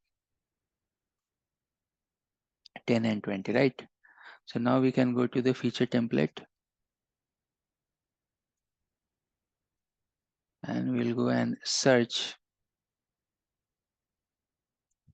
DC VPN 10 and 20. So DC VPN 10, it will come. This you can see it is attached with, two devices. It will come, this and this. So what we will do here, let's close and let's go and edit this,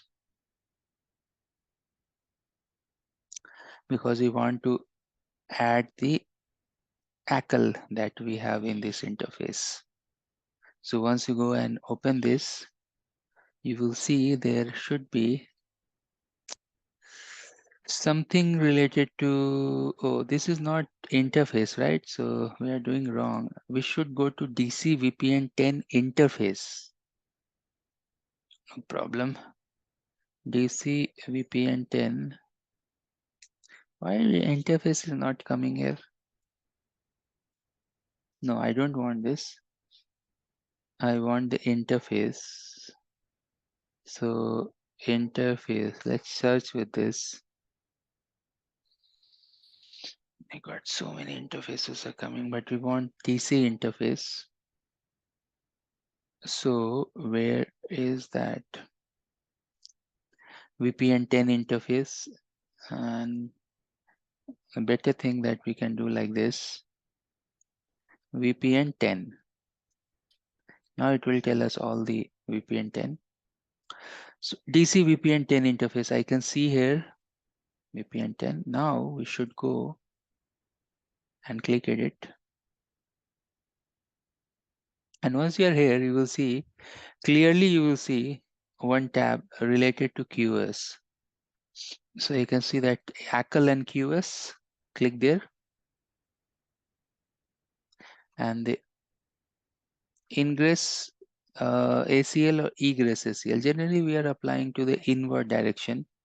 So you can go here, turn this on global, make this on. And the moment you make this on, you can see one box is coming. Put that LAN classification update.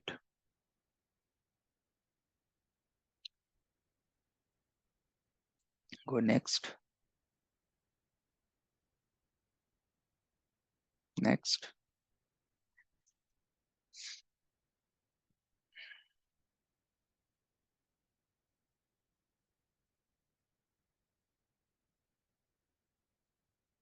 Remember, in the last class, I have shown you one thing, that over the VPN 0, we have removed this WAN QoS. So once you have to go apply this WAN QoS map WAN QoS, you have to go to the interface over VPN 0 and you have to apply it, right? At the moment, we have applied the ACL over this interface. You can see it is coming here now. Now it is active. ACL LAN classification. Likewise, we can go to VPN 20 and we can apply that as well. So this is like how we can apply it. Now question here is this, that how we can go and create this. So creation also we have two options. Assurance policy. You have option here that if you have this CLI thing, you can simply copy, like you can do like this, say conf policy class map, right? And then you can do the class. So for example, was Q0, like that you can do the mapping, class then class map video, and then capital V and then I. You can see if you type question mark, it should come inside. You have to go out and type like this. The point here I'm telling is this, that like that you can go and create, right? You can go and create the class and you can map with the queue. This is the CLI way. Or you have some policy somewhere, you are editing the policy and applying it. Just the CLI way. Assurance policy, class map. Assurance policy, oops, class map, and then the QS schedulings, and then the QS map, because QS map like that. So what I'm telling, that if we have to create the policy, I can copy, go here,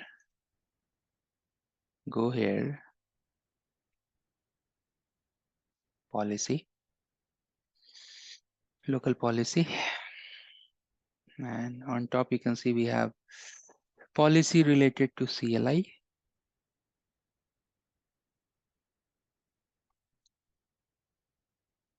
add policy, QS CLI policy, QS CLI, whatever name we can give, no problem. And then I can paste here the configuration I copied. I can go and paste. Oops, I think I pasted twice or single. So we can paste that, and we can go and remove the extras that we have.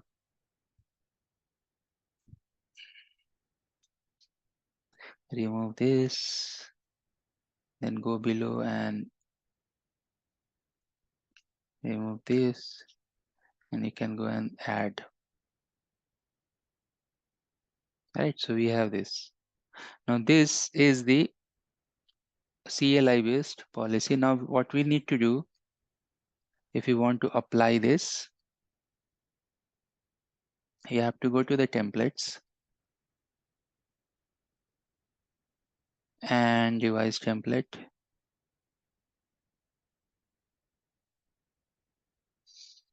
and here edit,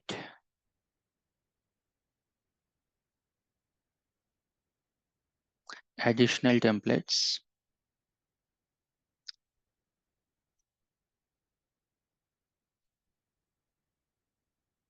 update.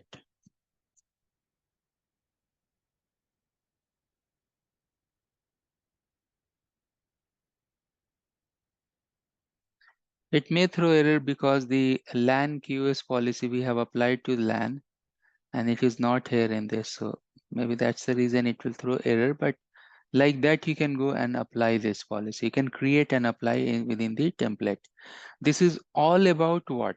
This is all about CLI policy. Yeah, it will throw error. It will tell that the LAN policy that we have created, actually we have applied this access list, don't have the reference. That's why it is throwing error, but it's okay. We understood this. So what it is telling, that when you are creating the policy, you please add this policy as well. Right. So I can go here. Let me complete so you should understand this. So let's go here, go back, and let's go back to the policy one more time. And central localized policy. And we can go and click edit. Once we are here, then we can go and click enter. And now we can go and update. And now you can go to the template. Templates. Device template. DC, edit,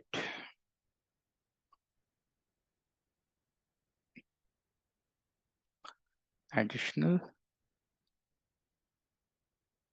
Now this time we have all the references, so this time it will work. So this is the way that we can go and create the CLI and apply it, right? Now the question here, next question here we have is this, that it seems very complicated. I don't know all the CLI configuration commands and I want to create this policy. Do we have some easy way to create the policy? The answer is yes. We have easy way as well to create all these policies as well. What is the easier way? We have the easy way to use the GUI template. Okay. So once it is successful, then I will go and show you that how we can do this with the GUI template. See, it is successful. Great. Let me quickly go here and show you this. So if you go here, sorry, not here, is policy. If you go to the policy, it's coming up. And then if you go to the local policy, and if you add policy, and if you go next,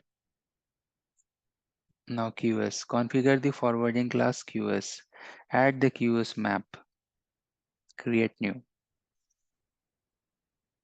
Click create new. My new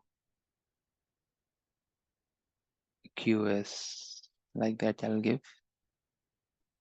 Now you can see there is one pie chart type of thing, means the circle. So what you need to do, simply click this edit button. Add queue option is there on top. That also we'll see. Everything is here, you know, everything can go and use. So this is for Q0. By default, Q0 is using everything 100. You go and click here, add queue. Q1. Bandwidth I want to give this much, buffer this much, scheduling I want to do random early, save. Now we'll go and add queue.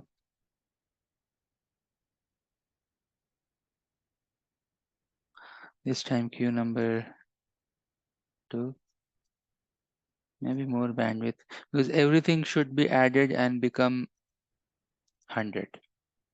So now this time you see that 56, 12 is still 32 is 0. In 0 is still we have 56 and 29. See, all these things are coming. Then we'll go and add one more queue, because in our lab we have software queue. That means we have only 4 queue. This time we'll go to queue number 3. Queue number 3. And then the remaining, we should have something that is not crossing 100%. Otherwise it will throw error. See? So that means how much we are left with. So we need to do that calculation. So how much we are left? We should not go more than 56 and 29%. So let's go here now again one more time. Should not. Okay, let's go to queue number 3. Make little bit less than, bandwidth less than 56. This should be less than 29, like that. 12. I can give, tell you not, will adjust. So now you will see that 32 is there in Q0. Like that, means just showing an example. So now you have created this queue policy where we have class. This is class to queue mapping. Then we have the scheduling, is the scheduling, buffer, bandwidth and all. This is scheduling. And then we have the QoS map that we are creating. Within QoS map, we have this. So now we have this QoS map created. Now we can go next. Now next, it will ask you about the access list. So if you want to create your own IPv4 access list, you can go and create. If you want to import something, you can import. Say LAN VPN 10. And then if you click here, it will give you all sort of options related to match the DSCP and all and all and all. So DSCP packet length priority protocol source and all those things which is generally not there in the normal traditional WAN. So if you have the policy already known, for example, for this, I want to match the DSCP 46 for voice.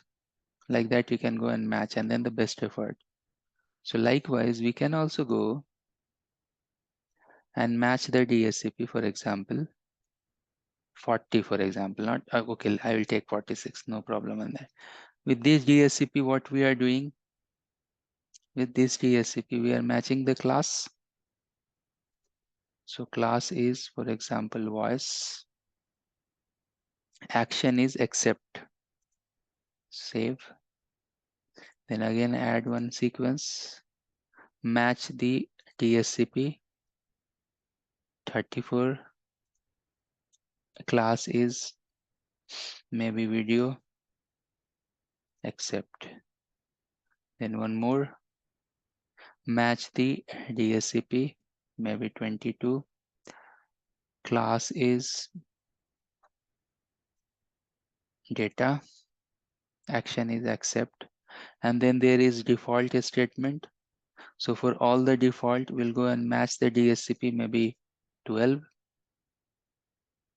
Or you can leave this DSCP as well. Do not match anything. Just give the class as a best effort.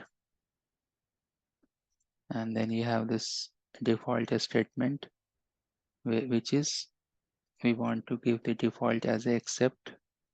Save it. So I created only one LAN VPN, or even I can go and give the name as a LAN classification also. There's no problem. We know that where it is applied and all. So LAN classification, save. So now we have created the WAN QoS. Go back. So we have this WAN QoS. What is the name of this WAN QoS? Oh, it is applied over VPN 0, right? So the name is WAN QoS. So we have created this. It's using the name, but our rule is very different.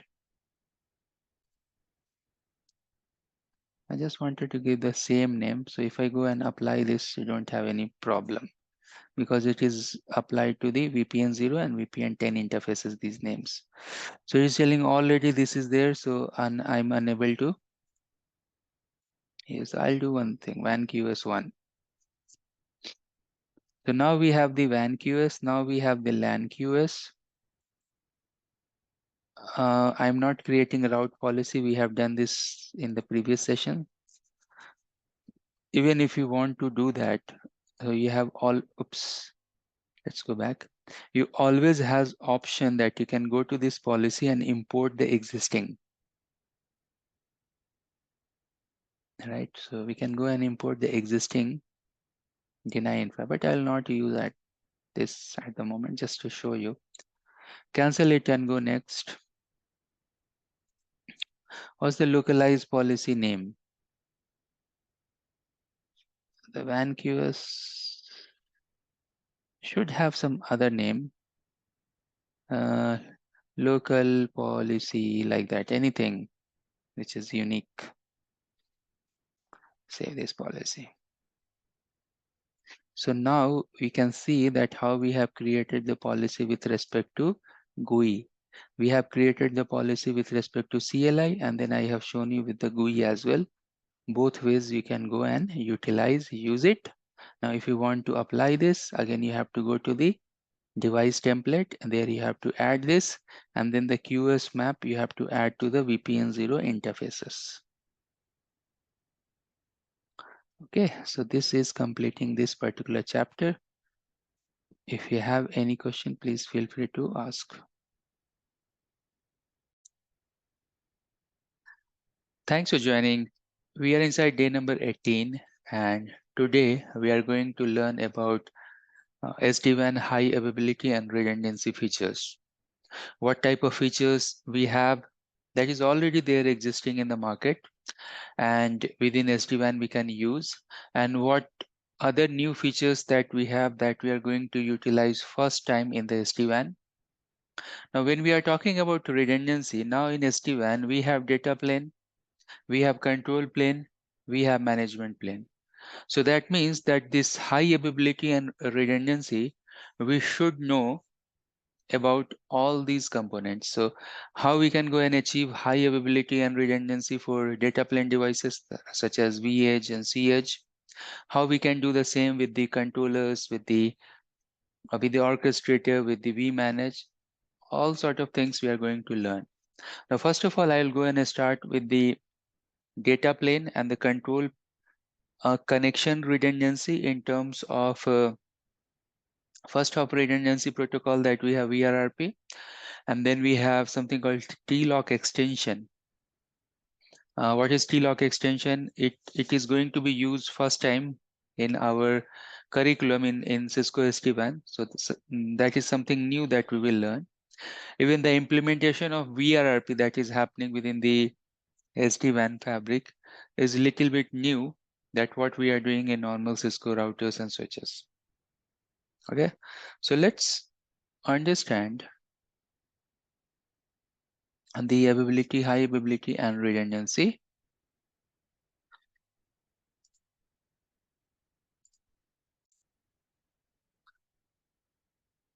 All right, so now let's discuss about VRRP. We know that how VRRP is working. The VRRP is working, it is providing us the first hop redundancy protocol. What we can do that in the service side VPN, for different VPNs, we can go and create the VRRP. And when we are doing this VRRP configuration, we know that there are some terms. We are going and defining the VRRP group. We are giving something called virtual IP or VIP IP. So if we have two different devices, so let me show you here little quickly here. So suppose this is the device here in the bottom. Now this particular device, if we go and physically assign the gateway, so either this will be the gateway or this will be the gateway. But if you go and use VRRP type of feature, then you have some sort of virtual IP, and that virtual IP is glued with all these gateways. So that means if some point of time, if this is the active gateway and it is down, so your standby gateway will become active and your traffic can go to the other direction. This is a type of gateway redundancy. If one of the gateway is unreachable or down, then we can go and utilize the other gateway. Now, in case of SD-WAN, this VRRP has some new feature. So what new features we have with this VRRP? That not only that we can go and track the OMP, you can see. So if you go and check the classical use case with VRRP, so what we are doing some sort of IP SLA monitoring or tracking. So suppose if this particular side having priority 105, and suppose if this link we are tracking, actually not this, actually you can go and track the WAN interface.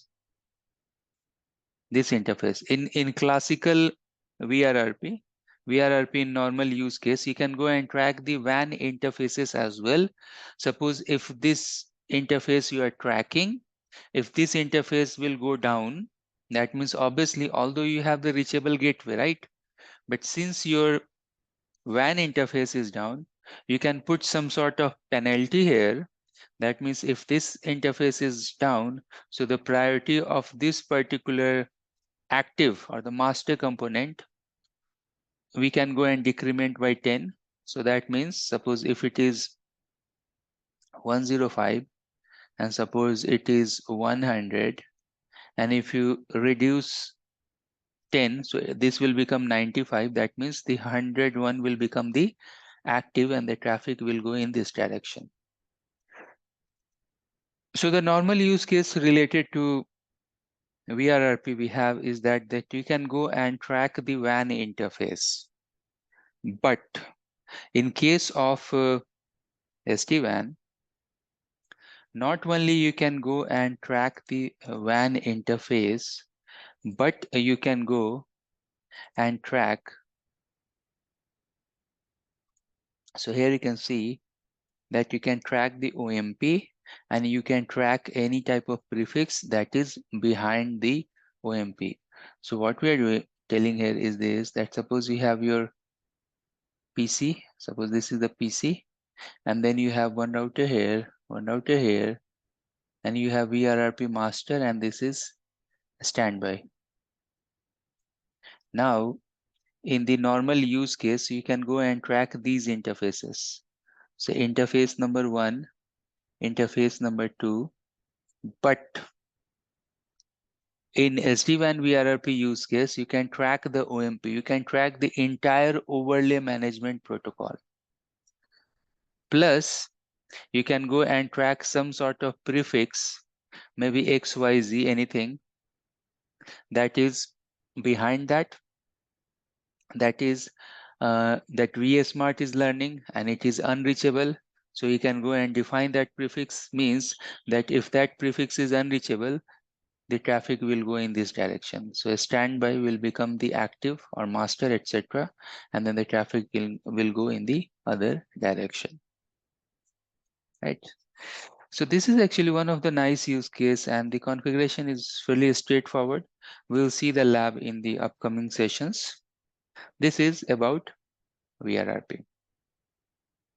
Okay, now the second feature that we are going to learn today, and anyways, I have shared these slides. If you want, you can go and read the theory and all.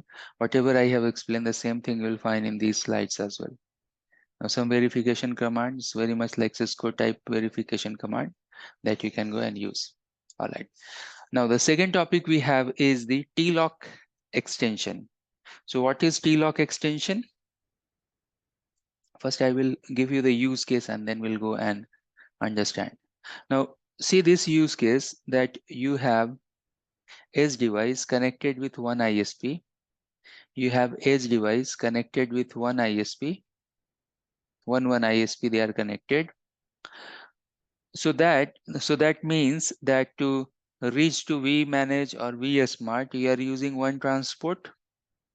And suppose both these devices are in the same site. Right?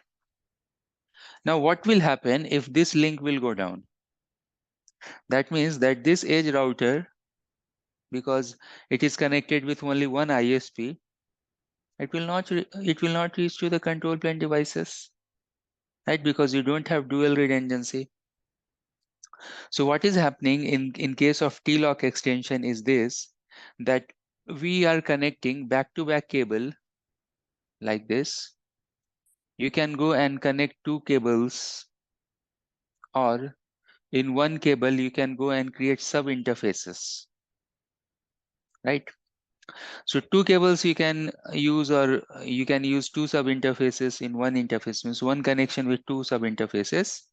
And then you can extend this transport over this link, and you can go and extend this transport over this link. So although we have only one connection, but these devices will think that they have two ISP connection. So physically there is one connection, but if we go and use the mechanism of TLOC extension, then you will see that it will act as a dual connection like this. Now you can see here in the blue, in the red and this green links that you can see. So although they are connected with only one ISP, you can see this is having only one ISP MPLS and it has internet, but using this TLOC extension, they will think that they have this connection also, and he will think that he has this connection also. Now how to configure it, what are the rules? We will see this thing in the lab. We have lab for TLOC extension. So I will show you in the lab. You have to do some measures while doing this. So since you can see that we have two back-to-back connections, somehow you have to create some sort of a static route pointing here, a static route pointing here. Now you can see clearly that although this is the TLOC extension, but in that case, all these three interfaces, right? Three interfaces are there. They should be part of VPN 0 because the control connection you are forming over VPN 0, right? All these three connections, they are not service-side VPN. They should be transport VPN. They are part of VPN 0. Okay, so that means that we have to go and do the configuration for this interface, we have to create a static right here, a static route here, a static route here. There is some configuration related to TLOC extension. This interface configuration should be matching this interface configuration. So below should be matching this configuration, and these remaining two, you have to go and use the TLOC extension keyword, and then you have to provide the static routing. No worries, we will go and see this configuration later on. All right, apart from that, if you want to create the redundancy, one of the classical example for the redundancy is nothing but the routing protocols. When you have routing protocols, by default routing protocols, they are doing the ECMP, equal cost multipathing, right? So providing or creating IGP within the service side VPN is also a type of providing the redundancy within the network. So three mechanisms we have for high availability and redundancy. For gateway redundancy, we can use VRRP. For transport redundancy, we can go and use TLOC extension. And for link or path redundancy, we can go and use the routing protocols, right? So here is the summary. You can see that what type of redundancy we want. We want site redundancy, so DC, DR, backup DR, etc. We want transport redundancy, that's why we have MPLS, internet, some other third-party 4G, LTE, etc. Then we can go and we may have network. So you can see the site redundancy here. Let me quickly highlight. Site redundancy you have, transport you have, then DC-DR redundancy you have, and then in the upcoming slides, we will go and check the control plane and data plane devices redundancy. So how we can go and provide the redundancy in terms of vSmart, in terms of vManage, in terms of vBond, that we will see in the upcoming slides. So far, if you have any question, you please feel free to ask.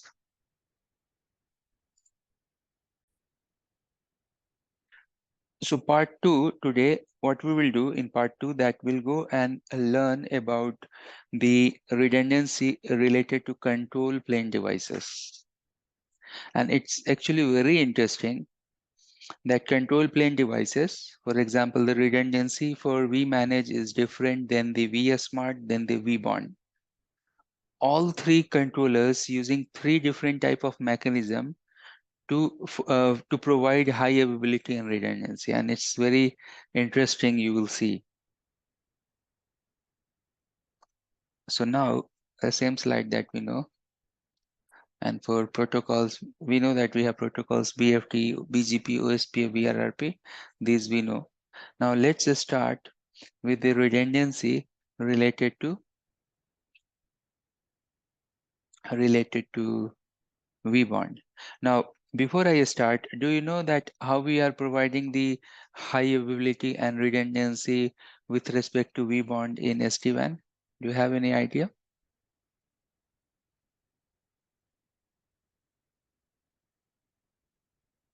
vBond.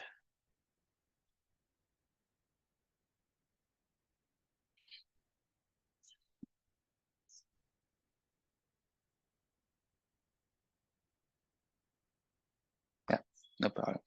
So far, we haven't checked the ZTP process, zero touch provisioning process. And obviously we have lab related to that and we have theory related to that. I should cover ZTP in next session, in next class.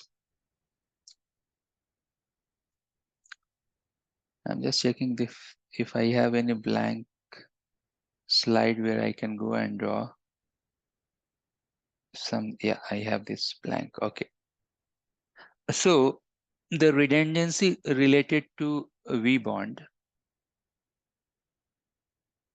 how we can go and provide the redundancy vBond device. vBond. Now, you know that how DNS is working, domain name system is working. So any URL, if you see www.google.com,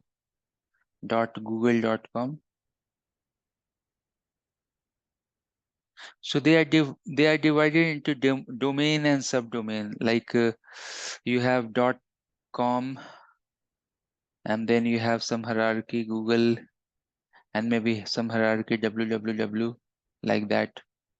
Or I can give you better example than this. So suppose if you are opening www.com, so what is this? This is something called URL or name, right? Now this name, so in my laptop, I have local DNS server.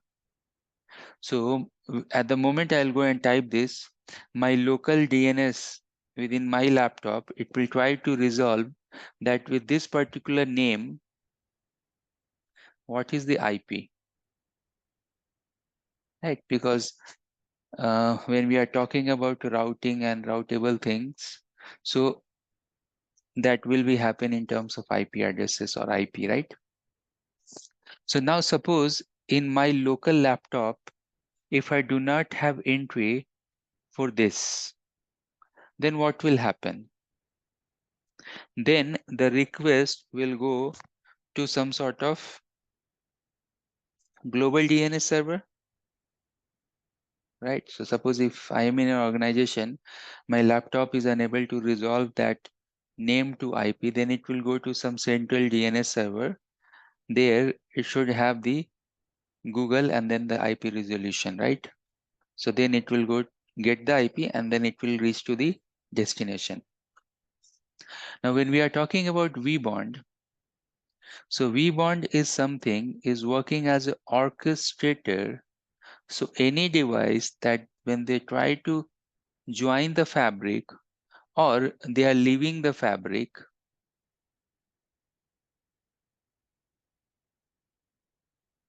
the vBond should be notified. Then in terms of DNA, like DNA has entry called name and IP and name resolution, DNS, not DNS, sorry, DNS. So in terms of DNS entry, in terms of authorization, in terms of providing the authentication for the devices to join or leave the fabric, vBond should also have something, right? So on the basis of what vBond is doing the authentication. So we know this, that vBond should know the serial number and the chassis ID of the edge devices. And if vBond knows the serial number and the chassis ID of the edge devices, then only those devices will do the authentication. And this list of the it is called whitelist model.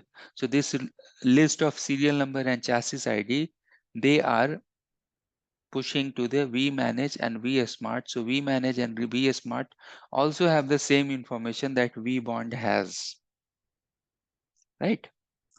Now think like this. Suppose I order one cEdge or vEdge device from Cisco. That device will come from Cisco store, but Cisco knows that this is going to this XYZ company. So what they will do some pre-config, they will put some certificate within that device, and then they will ship to the site. Now when the device will come to the site, obviously it has some basic configuration, some startup configuration. Then this device will try to connect to the vBond. Now the question here is this, that your vBond is in your organization. That particular vBond, that particular vBond has this serial number and chassis ID?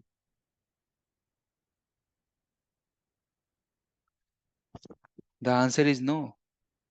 How could my local vBond that is in the organization could have this serial number and the chassis ID? It can't be, right? So that's the reason we have something called plug and play portal, PNP portal, where you have your smart account. There is one URL software.cisco.com where you can go and check the smart account, a smart account. And inside that smart account, you can go and create the vBond profile. Now I will show you that within the vManage, we have one tab, sync vManage. Inside vManage, we have sync tab, sync the information with the vBond or vice versa. So that means that your vManage can go and communicate with the plug and play devices. So at the moment you order Cisco some devices and all, you can go and put those information in your PNP portal, serial number, chassis ID, license information. Now that will be getting reflected to vManage, and then that vManage will go and reflect to the vBond. So that means if some device will come behind the scene, my vBond already knows that information of serial number and chassis ID. Now the second important question here is this, that the example we are studying here, is this anyhow related with the redundancy and high availability? The answer is yes. You will see that all the devices, when we are doing the basic configuration, remember day 2 or day 3?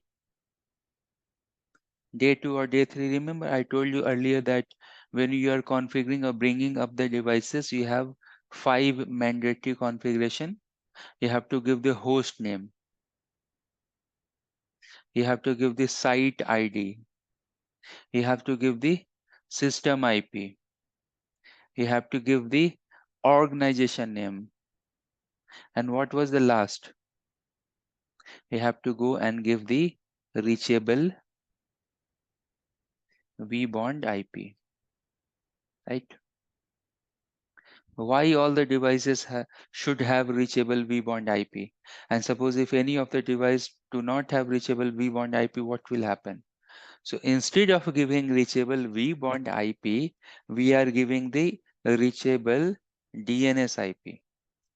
So what we are doing, that we are creating DNS, and in that DNS we are giving 3 vBond IP, 1111, 11112, 11113. That means if any of these entries are unreachable, how you are doing the query? You are doing the query with respect to DNS. You are not doing the query, so you are not giving the vBond IP. Instead, you are giving the vBond DNS. And this vBond DNS is glued with 2,3 vBond.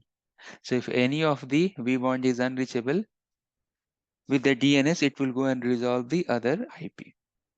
So to provide the high availability for vBond, what mechanism we are using? We are doing the mechanism called DNS. Is it okay? Can I see the configuration? Yes, I will show you the configuration.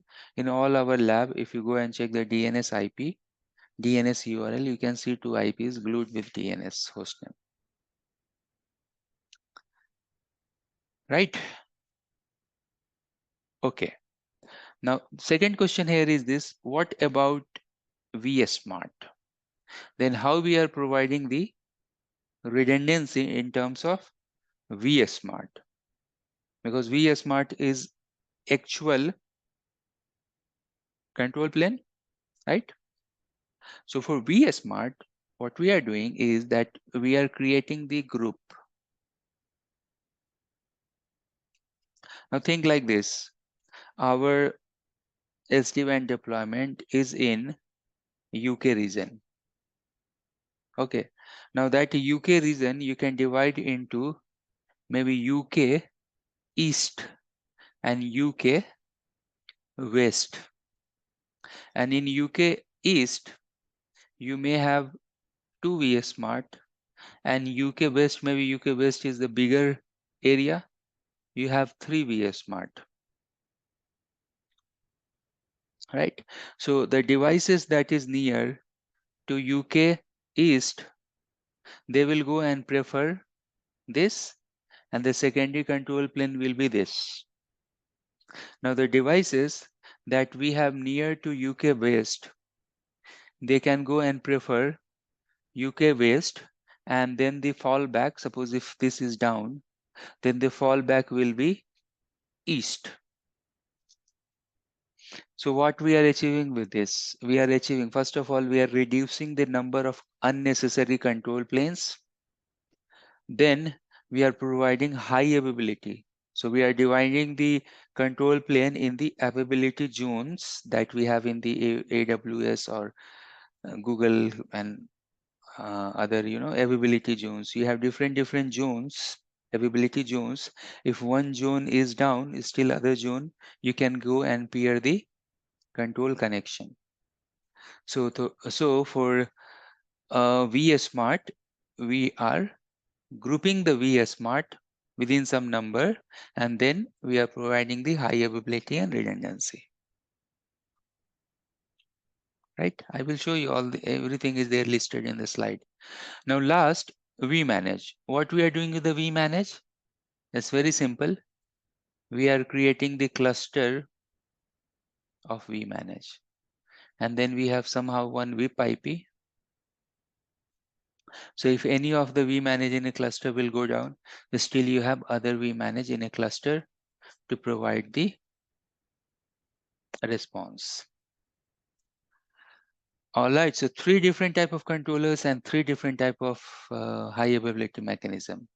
vBond will go and provide you the DNS information. It is highlighted here in the red in the slide. So vBond will go and provide you the DNS, and we have discussed about that in detail. Then I should go and show you the, okay. So in this slide, first we have the, after vBond, we have the vManage. vManage, we know that it's a big giant appliance where we have different type of database servers. We have application server, we have configuration server, NCS, network configuration system, a statical database message bus. Let me show you the pictorial representation of this. Here you can see that suppose if we have two vManage in a cluster,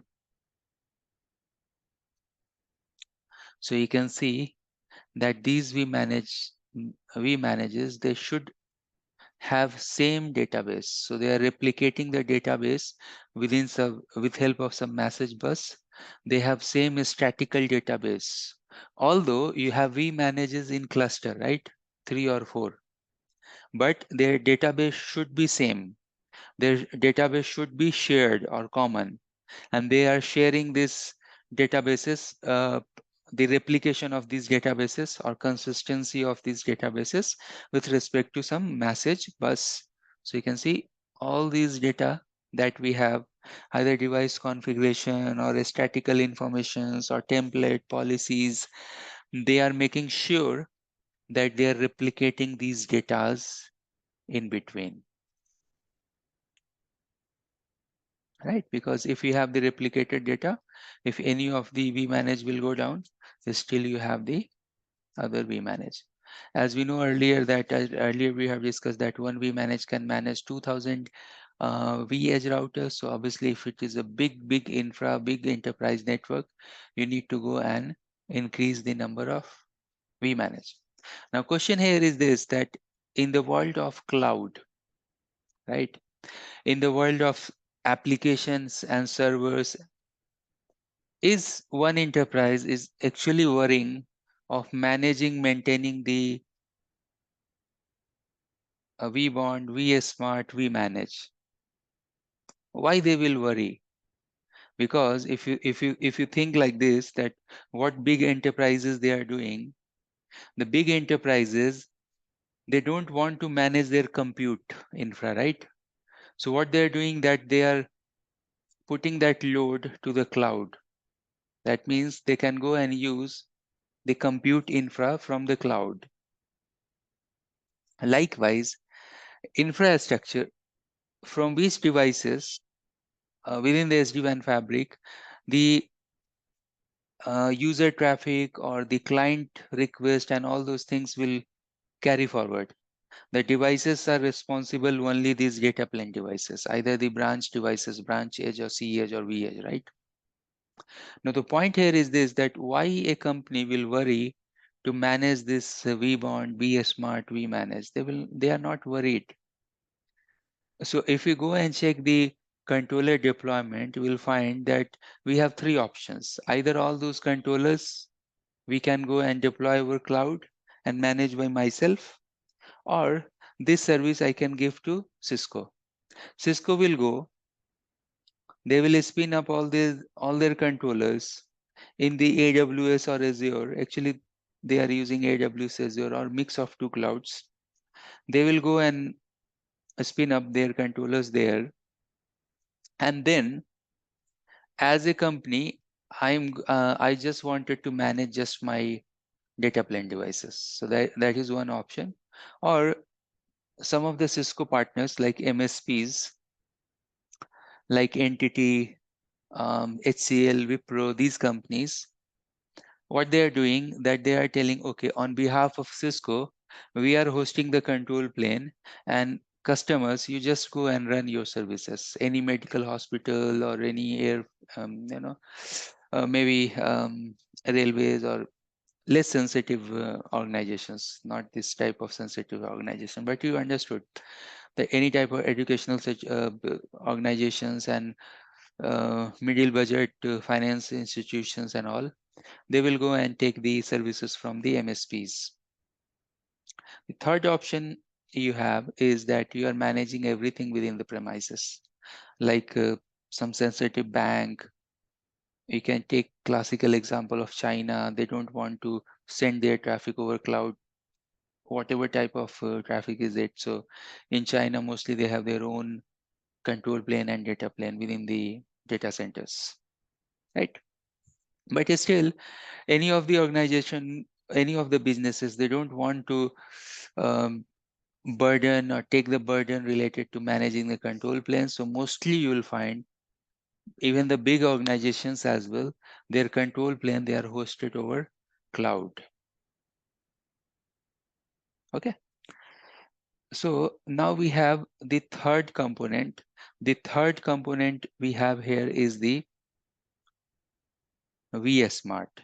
How we can go and achieve the high availability and redundancy in vSmart, because this is very sensitive, because vSmart, with vSmart is the actual control plane, and with the vSmart and the edge devices, we have the OMP connections going on. So from vSmart, we are getting the routing information, policy information, the IPsec keys, all sort of sensitive information the edge devices are getting, and then they are forwarding the data here and there. Now the biggest question here is this, and now we can you can think from yourself that suppose if I have a VS Smart here, so if I go and draw, suppose I have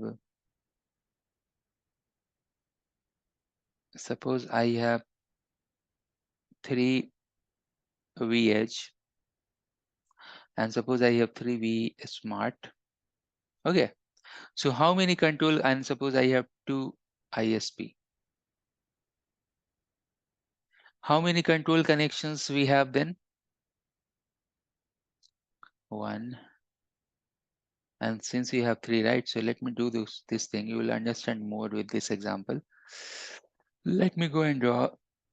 See, 1, 2, 3. And then suppose 3 ISP 1, 2, and 3. And suppose I have 2 vEdge, only 2 vEdge. Okay. So 1, 2, 3, right? 4, 5, 6, right? And then 7, 8, 9. You can see if just with the 3 ISP and 3 VS Smart, I have total how many control connection? 3 into 3, 9 control connection with 1 vEdge, right? Now, if I have 2000 vEdge, how many control connection we will form in this fashion? So 2000 into 9,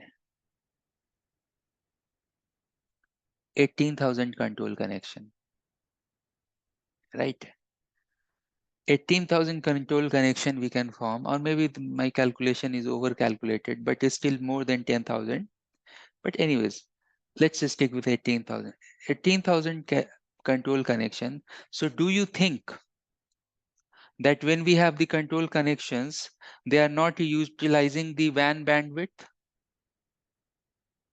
It's not true.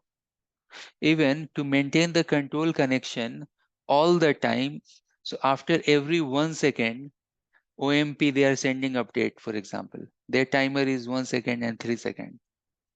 Whatever control plane protocols we have, either it's a OSPF, BGP, whatever, they have some hello and dead timers as well, right? How they will come to know that my peer is down? So that means there is some mechanism that after every few seconds, they are sending some bytes to the neighbor devices. And obviously we have this mechanism in the VS Smart that after every 1 second, they are sending the OMP update to edge devices. Do you think that in this update, there is nothing, they are not consuming the bandwidth? The answer is no. They are consuming bandwidth. So even if no business traffic is going on with respect to these many control connections, they are consuming the bandwidth. And is it like good design that you are managing these many control connections? The answer is no, this is not a good design. Even we can have better design than this, and still we have better high availability and redundancy with this. Okay, so that's why we are doing the optimization in terms of control connections for the control plane devices and the data plane devices, and that optimization method is nothing but called the affinity. So what does it mean by affinity? You can see here that if you have 3 VS Smart, 3 VS, total number of control connection will be more than 9 and etc.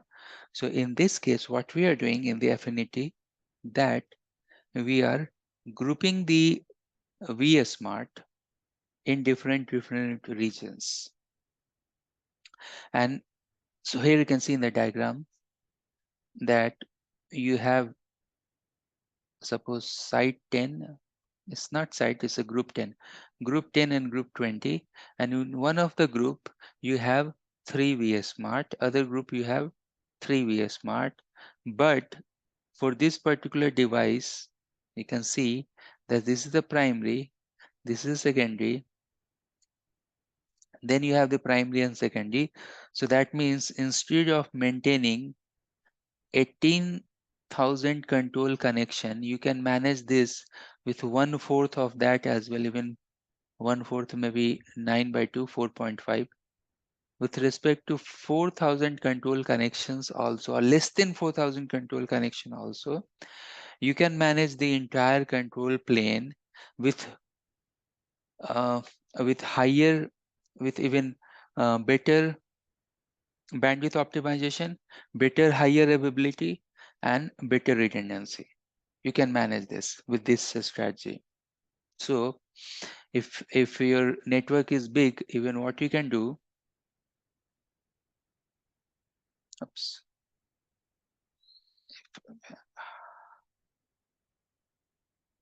So if your network is big, what you can do, you can go and create 3 group, 20 and 30. Think like this. So let me give you the problem, and then suppose I have 6 VS Smart in one group. 1, 2, 3, 4, 5, 6, and then the vEdge devices. Then with all the VS Smart, they will go and form the connection, right? And if you have 2 ISP, then number of VS Smart into 2. But instead of this, and suppose we have 2, so you have this type of control connection mesh. Now instead of this, what we can do, that we can go and create, suppose I'll go and create 2 group, 3 group, for example, and suppose we have 3 device. So I can go and use this,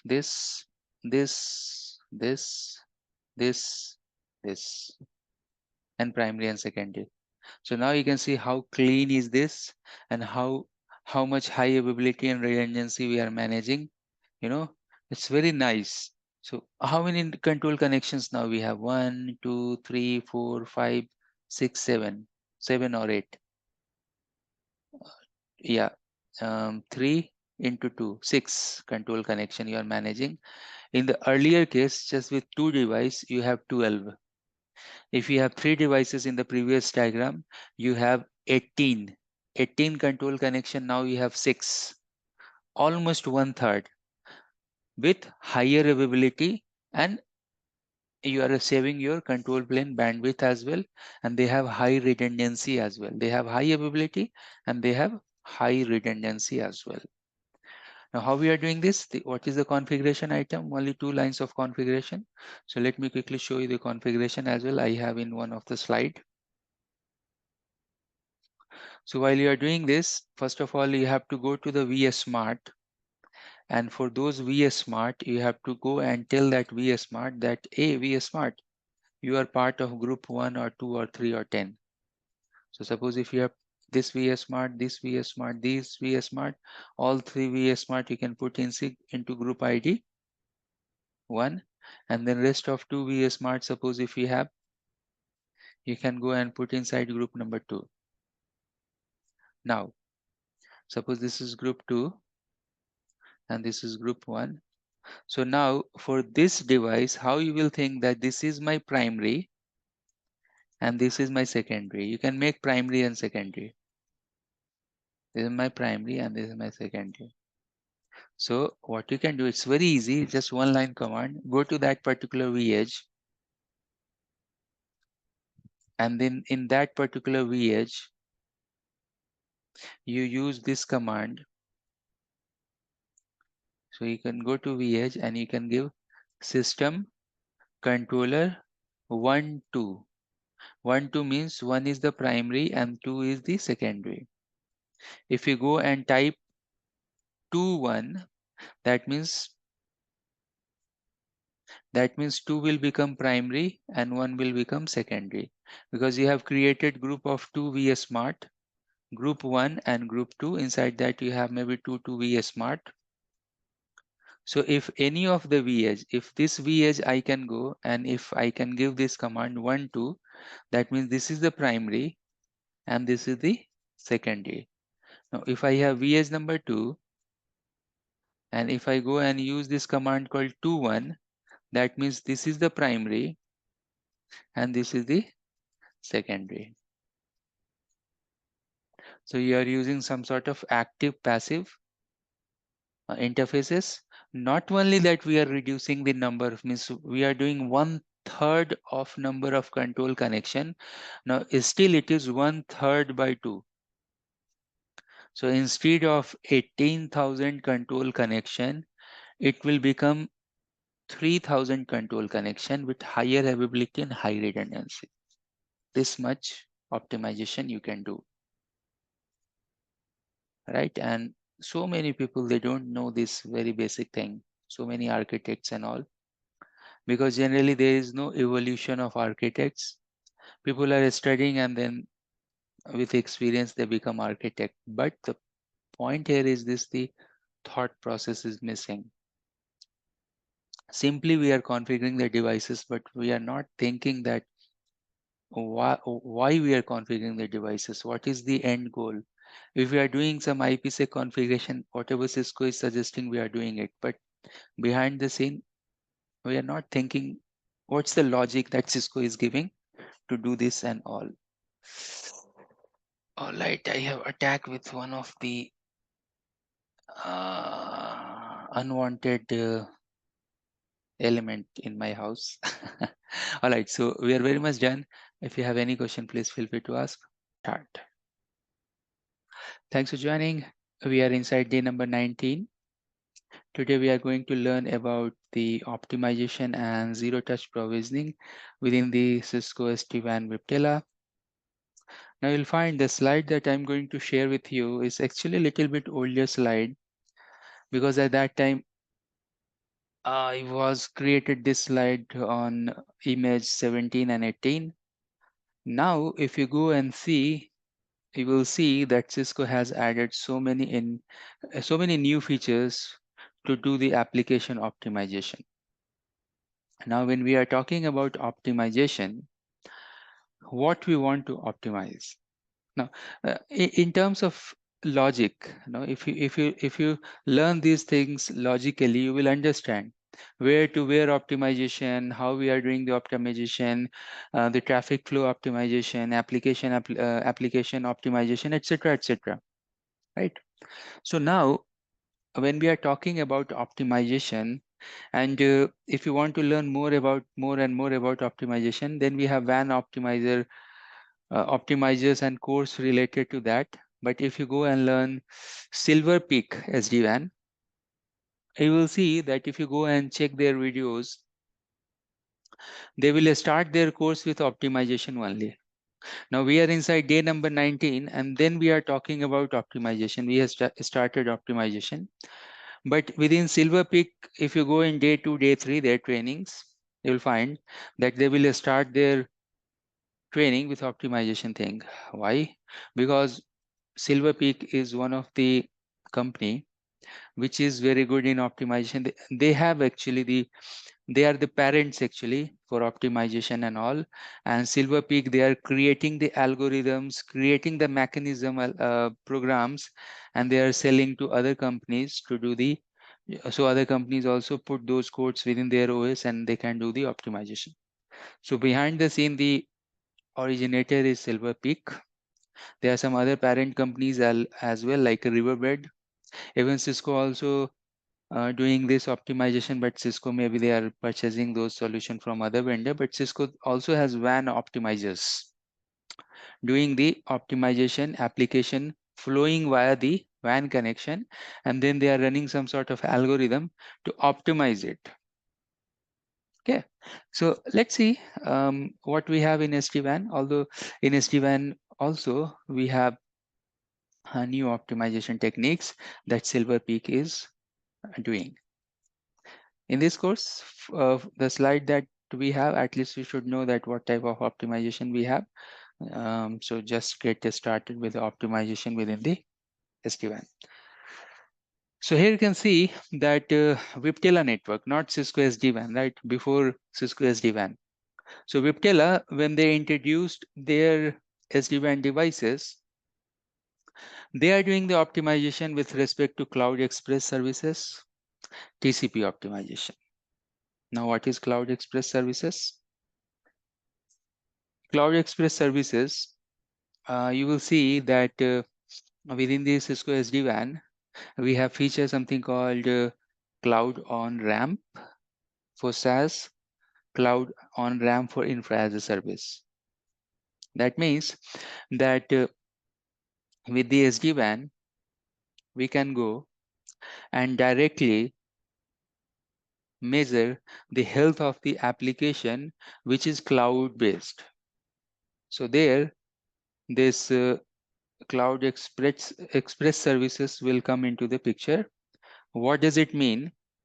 It means that suppose if you are using Salesforce, Office 365, some mail applications and all, right? Even Azure, even AWS services, SaaS-based services mainly, how you will track that these SaaS-based applications that customers are using at the branch or data centers, these applications are healthy enough. And we know that the service provider, for example, Office 365. So service provider, they have their nearby locations from where they are providing these SaaS applications. So for example, if someone is in East Europe, they may go and use Office 365 near to their region. Someone is there in the North Europe, they can go and use the nearby cloud for Office 365. All these cloud services that we have, we know that the cloud provider, they have something called availability zones. And whatever nearby gateway for those application or services they have, they are providing the services from the nearby gateways. So for example, if someone is in US, why they will go and use the services nearby Bangalore in Asia location, in India location, right? Why not they will use services that is near to US or near to that country? So that's the whole idea here. So whole idea here is this, that if you have the services, if one of the branch, they are using Office 365, so you understand like this. Suppose this is one of the branch one and they are using Office 365, right? And suppose this is one of the availability zone from where the service provider providing the services, and then there is other availability zone as well, AZ2. From there also they can go and use Office 365. The point here is this, that with help of this Cloud Express, they are checking the quality of experience, QoE. That is VQoE, Viptela quality of experience. That means that from the device itself, they are sending the HTTP is the ultimate application, is a application. HTTP is a service or application that is hosted in application layer. We know that, like APIs. APIs are also, they are hosted in the application layer. So point here is this, that if you see, if you go and study any cloud course or whatever we are talking at the moment, at the same time you will see that all these cloud provider or all these SaaS applications, they are actually tracked by HTTP, what you can see, HTTP ICMP type of method, you can say, or they are sending HTTP request and waiting for the HTTP response, right? So they are using this HTTP method to send the request and to get the request. Now, remember when we are studying our SD-WAN related to application aware routing. I told you that the application, who is monitoring that application that is going via the tunnel is healthy or not. There is one mechanism called BFD. So from one tunnel to other tunnel, you have BFD, right? And BFD, we have three type of BFD. Like BFD is checking one way, loss latency jitter, and then you have buckets for 600 seconds of BFD, and then you have multiplier of 6, like you are measuring 1 hour of one hour of BFD session, but 1 hour, but in 1 hour you have 6 different buckets, and in one bucket you have 600 BFD. So that means you can go and maintain or track the average or mean of 600 loss latency jitter, right? So likewise here also you want to track the application. Now these applications, these are the applications, right? SaaS based applications. How you will go and track those applications? Suppose the question here is this, that suppose here quality of experience is 5. It's a nearby, for example. This is my nearby location, but quality of experience is 5, but the far end quality of experience is 7. So the user that we have here in this branch, the user will use the nearby cloud or far end cloud. Obviously, where your quality of experience is better, you will use that resource, right? Who will give you that? What is the mechanism? Cloud Express. Cloud Express is tracking the applications which is having better quality of experience in the availability zone, contacting with the service providers, and they are redirecting the traffic towards the better health. You understood this Cloud Express?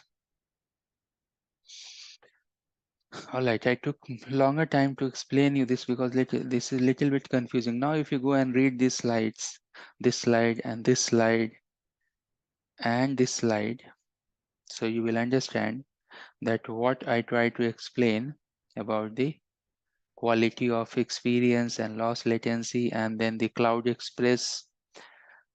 So the Cloud Express, the quality of experience is in between 0 to 10. 10 is best, 0 is worse. And the Cloud Express periodically recalculates the QoE path and ensure the optimal path. So whatever path they will measure having better QoE, there they will redirect the traffic. Right, there are some prerequisite to do that. You should have the DNS. These are just the basic thing. We always have these things whenever we are doing the SD-WAN in the production, like VPN DNS configuration, and the tracking path and all. We are always putting these basic measures. All right, so how we can go and do the configuration related to Cloud Express?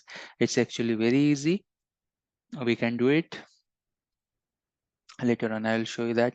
You can go to the administration. Yeah, you're asking something. Yes. So Cloud Express, does that only apply for Viptela edges? Meaning not the cEdges, correct? Everywhere it will be applied. We'll see that in the upcoming lab, Cloud Express. We have lab for that. Oh, thank you. Yeah. So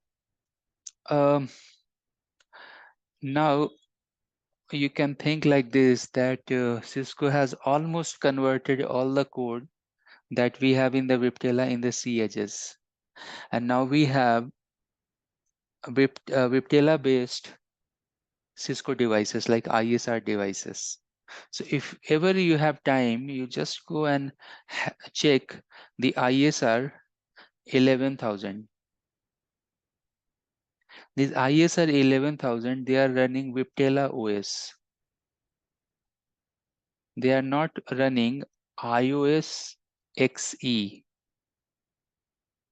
iOS XE, you know, one very interesting thing, when we are using iOS XE, for example, ASR routers, you want to use ASR router as a SD-WAN routers, ASR routers, they are running iOS XE.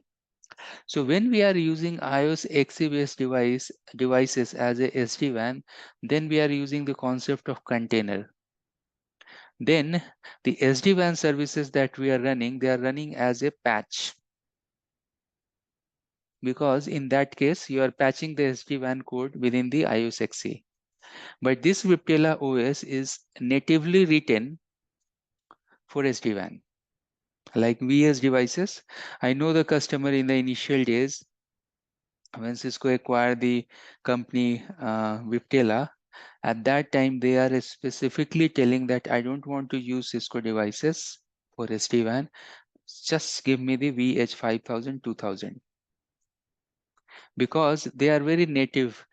Even now also, if you go and check the CLI configuration for vEdge and cEdge, you will see that vEdge devices are fast and easy to write the CLI configuration as well. On the other hand, the Cisco devices, cEdge devices, is still, we have to go and type so SD-WAN control connection is like slow to respond. Why? Because whenever we are executing any command, it is not going directly to the operating system, but it is going to operating system and then third-party container where we have the SD-WAN code, and then the request is coming, response is coming. In other hand, when you are sending your request, it is directly coming to OS and we are getting the response.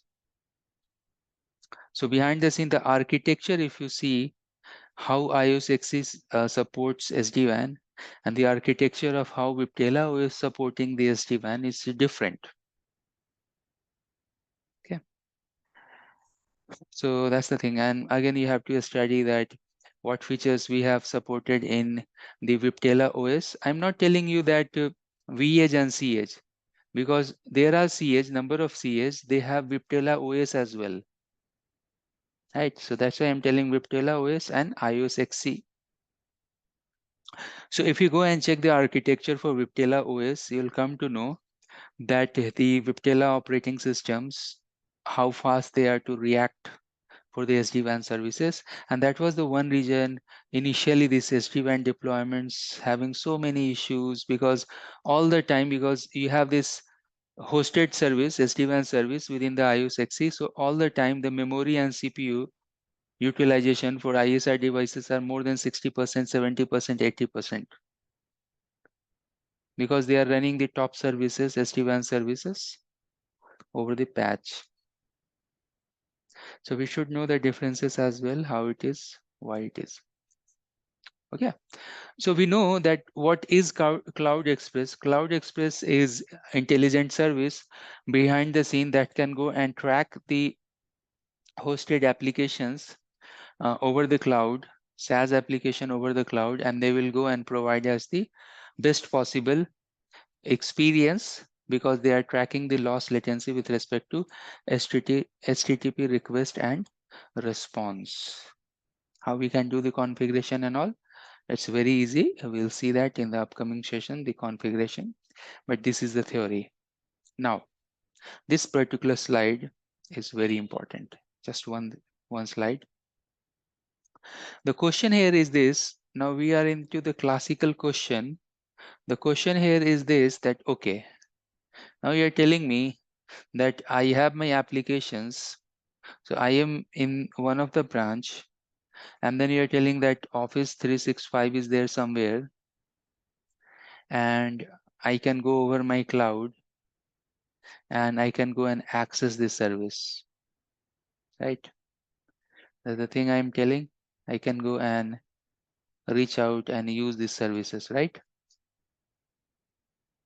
What about security? Is a branch allowed to go to the cloud directly and use any application and come back?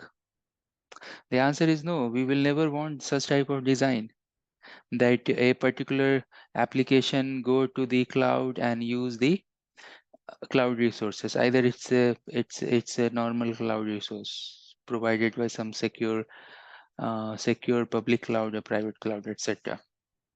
So in that case, what you will do, how you will provide protection for these branch users going and using the cloud resources?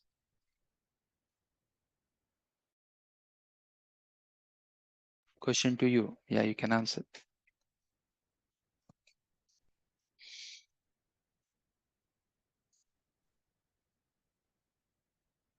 Yep. How you can provide this security?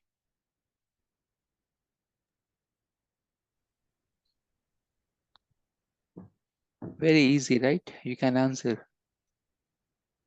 It's normal networking The VPN. through VPN, 100% right. Yeah. Any other answer? Means apart from this, any other thing that we can do? Do an insertion with a kind of firewall to do packet filtering. We And can it could put be the firewall in between the services and the users. Yes, 100% right. Any other? Means these two are right answer. Any other answer? As per the design,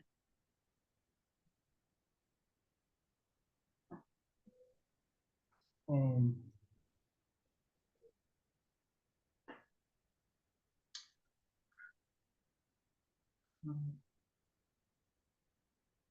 now think that I'm taking your interview.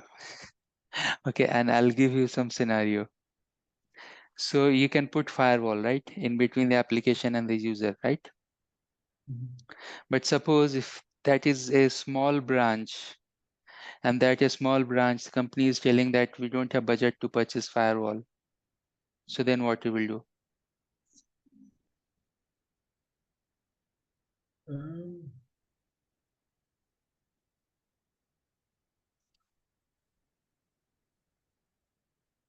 you should put it in the cloud or something. Yeah, so then what you will do? Why not redirect the traffic towards the gateway where you have the firewall? This is the classical design. If you check all the network, just 5 or 6 year old network, you will see that so we have the data center concept, data center and branches concept, right? So what is happening if you see any bank or any secure network, all the branch traffic with the MPLS connection, they are coming to data center, because in data center you have proxy, firewall, etc. And then it is going to some internet and then coming back, right? Like in the older designs. So one thing that you can do, that you can create the IPsec tunnel in between the source and the destination, like user and the services, right? Other thing you told me that you can have the firewall. Other option may be that you can redirect the traffic where you have the firewall, right? Correct? So yeah, we are right. We are going in right track, right? So the question here is this, that firewall, coming back to the firewall. Now suppose if I don't want to put firewall on-prem, do we have option that we can have the cloud-based firewall as well? yes. We have, right? And what are Correct. those examples? You mean like having allowing you to do an insertion like a VM firewall? Yeah. Um, So for example, Cisco Umbrella. oh yeah. So what do they call it? SASE, Secure Yes. Access Service Edge. Yeah. SASE is a term where you have mix of these features. Secure access service edge, etc. It's a term like it's not only the Umbrella integration, but it has Cisco Duo integration. It has some other features as well. So that's a SASE. And again, it's not Cisco term. Cisco is borrowing these terms. So some SD-WAN companies, they are starting using this SASE. So we are providing SASE based SD-WAN services, is highly secure, blah blah blah, all these things. Then Cisco, what they are doing, they are taking Umbrella, they are taking a Duo, like multi-factor authentication, they are taking Cisco SD-WAN firewall, clubbing everything, mixing, cooking, and try to create one recipe. And then they are telling, okay, the marketing term is SASE. Okay, this is SASE, highly secure and all those things. So no problem. As a Cisco engineer, I can also use the same term like Cisco is doing, because that's the way that you have money and the market, right? But as a technical guys, that you and me, we should know that SASE is also the same thing that we are doing. Okay, so coming back to the point in the design section that we are discussing. So the point here is this, that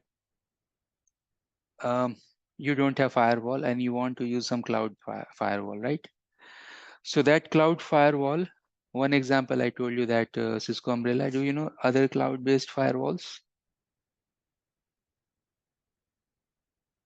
Even in the WAN also we are using those. Maybe you heard about Zscaler. I haven't heard of. Okay, you haven't Yeah. heard. I've heard ZS, I've heard of it, but I need a refresher there. Go ahead. Thanks. yeah, Zscaler is one of the cloud-based firewall. They are not just a firewall actually; they are proxy as well, and they have nice engine related to do contextual. When someone is using some site, who will manage that list? Generally on-prem proxies, blue coat proxies and all, so they can come to know that in which particular site we visited, what is the cookie information, what is the contents we have downloaded, or what are the things we have done in that particular site and all. We should have all this visibility in terms of security, how long I was there in that particular site, from that particular site any request came to my internal system, any malicious code came to my system and all these things are happening. So who has that eye? If you have some sort of contextual firewall means that if a firewall is there and that firewall will go and have some sort of information related to traffic that is going through and coming, right? Then only that system can give you that information, right? So the Zscaler or the Cisco Umbrella, they're not just a flat firewall using source and destination rules and filtering the traffic. They are very much knowing the application and metadata within the application, and that's why they are contextual firewall. One of the best firewall we have is the Palo Alto. Palo Alto should also have some type of gateways. I don't know exactly, but I know that they have, because Palo Alto also offering SD-WAN.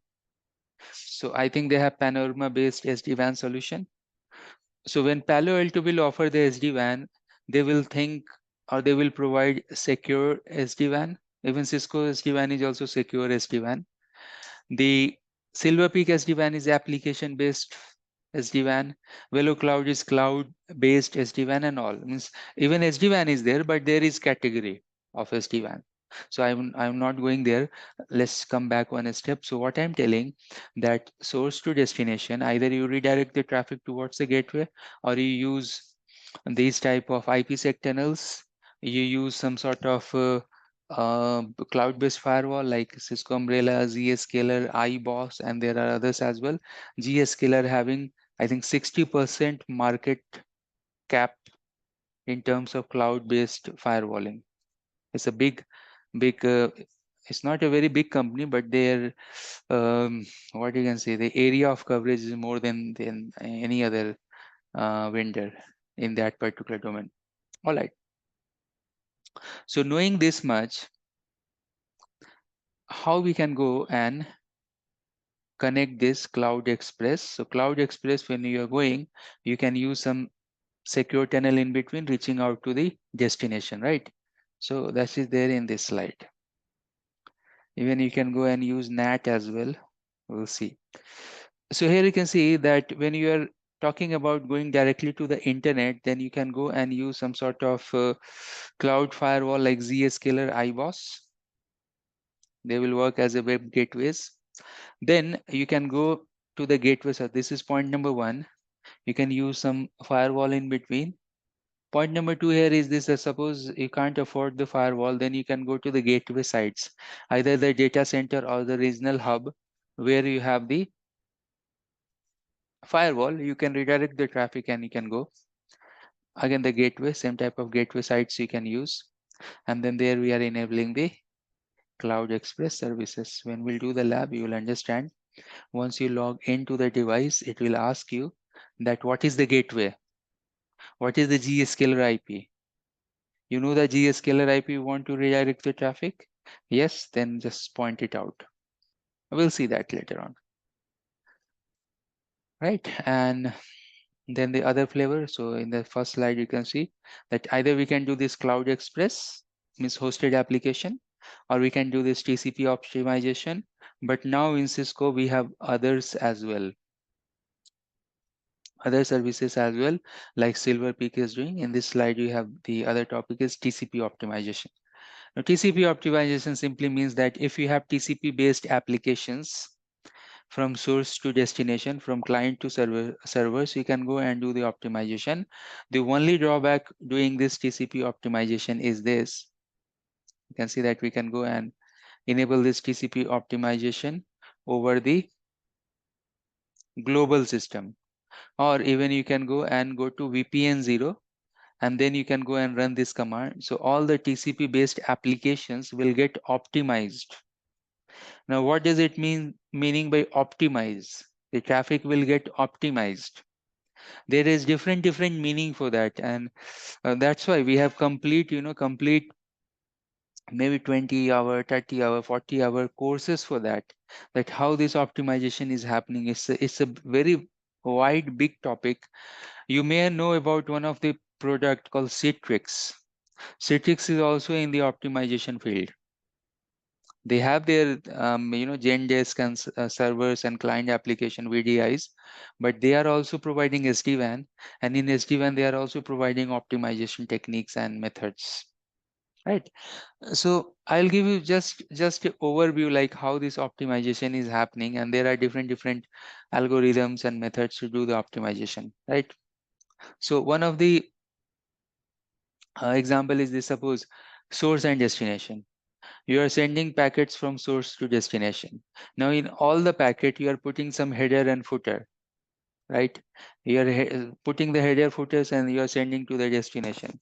Now, if system knows that the destination is the same, why put this header information, this 60 byte or 80 byte all the time in that packet? Why not? If my destination is same, why not just send the packet, and in the destination at the receiving end, we can send the packet, and there it will get assembled and then delivered to the destination, right? Like, in other words, you can think like you can think about cloud-based services. They are telling this as a CDN, like context delivery network, something like that. In AWS and Google, we have some optimization techniques. So what they are doing, they have the gateways nearby the source. There we can go and store some information. They have some buffer. So again, the same example that I told you. So why add source and destination in all the packets? Why not do some buffering before delivering? So if you do some buffer for that particular packet, and then you can deliver, so the client will not wait that much. Again, there are different technology. I'll not go into that, but yeah, I can give you some resources I have created for Silver Peak, and you should read that. I will share that resource with you related to Silver Peak. Or you do one thing. I have my Silver Peak course in YouTube, like it's free for everyone. It's just 3-hour video. I'll give you the link. Okay, you just watch that 3 hour if you have time, in your own time. And then there I have explained about the optimization with some slides and some examples. So this is not the optimization is happening. Again, I told you that in Cisco also we have the optimizations, and what type of optimization we have. So if I can explain you, see, think like this. Suppose you have one site and other site, and you have 3 transport: internet, MPLS, and some LTE. We know that and you are sending some source and destination. So we know this thing that we can go and send that packet over any tunnel. It's not, this transport is independent. That's why we have SD-WAN, right? We're telling SD-WAN is independent of transport, right? Now, is still, if it is a wires traffic, right, we want to go via the MPLS link, and is still if it goes somewhere and some packet will get lost, then how the system will recover those packets, you know? So what we are doing, some mechanism is there that we are not sending one stream of packets. At this point, we are creating two copy 1 and copy 2. Copy 1 we are sending, and copy 2 is also there as a backup. If some packet are lost, for example 213 packets are lost, then the copy 1, you know how the RAID 012 is working, mirroring of the backup disk and all. So here also the same concept the Cisco and Silver Peaks are using nowadays. So mirroring one is there. If 13 is lost, and because this is TCP type of connection, for example, not voice is a TCP connection or the transaction based on TCP, then they will not again ask the source to resend the entire packet, right? Because how the TCP is working, you are sending the packet. If packet is lost, again you are telling the source that, hey, I haven't get it, can you send it from its beginning? So if you have two copies, although you are using much bandwidth, but you can reconstruct the packet in between. So reconstruction of the packets are there in the optimizations as well. In this way, we are not telling the source to resend the packet, although we are reconstructing it and then sending to the destination. Likewise, there are so many different, again, so many different mechanisms are there for this. Okay, so it's nowadays it's not only that we are sending the packet and receiving the packet, we are creating some VPN tunnel, we are creating some virtual network and all. There is more into it. And as a solution architect or design architect, you will not see that people are using all such features. Very sad to say that even people are deploying the SD-WAN, but they are not even using application-aware routing within their infra, because they don't know NVAR, they don't know Cosmos, how this react. Simply, the people are thinking that if I use this feature, my SD-WAN will not work. And people are not concerned about symmetric and asymmetric routing as well. We know that for application, we can stick the path, but people are not using for sensitive application like SAPs and other. They can use this load balancing method. I told you this. We know that by default, SD-WAN is doing the load balancing between the path. Suppose if you have three circuits from source to destination, if it is a very application sensitive, like sensitive application, then if you do the load balancing, then performance will be very bad, user experience will be very bad. So these type of research no one is doing. It's very strange that simply they are configuring this and thinking that 10-year back network, it will do everything. Like Cisco, configure it, it will work. But things has been changed. And people also should change their strategy while deploying this SD-WAN or any feature that they are using nowadays. Because nowadays the devices can understand the application. And according to application that is going via the device, we should create the rules, right? Anyways, let's continue. So we can go and do the TCP optimization and it will work. The only con of this particular thing is this, that at the moment you will start TCP optimization, the CPU utilization will be increased by 4x. So it is recommended that do not enable TCP optimization to the low end devices. Like if your device having only 2 gig of RAM, etc. If you want to enable this feature, enable in high-end devices such as vEdge 5000 or vEdge 2000 or ISR 1100, where you have good amount of resources.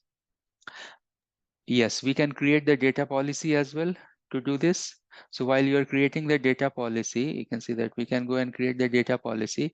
We can specify the VPN. We can specify the ports as well, which particular port we want to do the TCP optimization, and then we can apply it. So the other important aspect here is this, that do not apply TCP optimization blindly.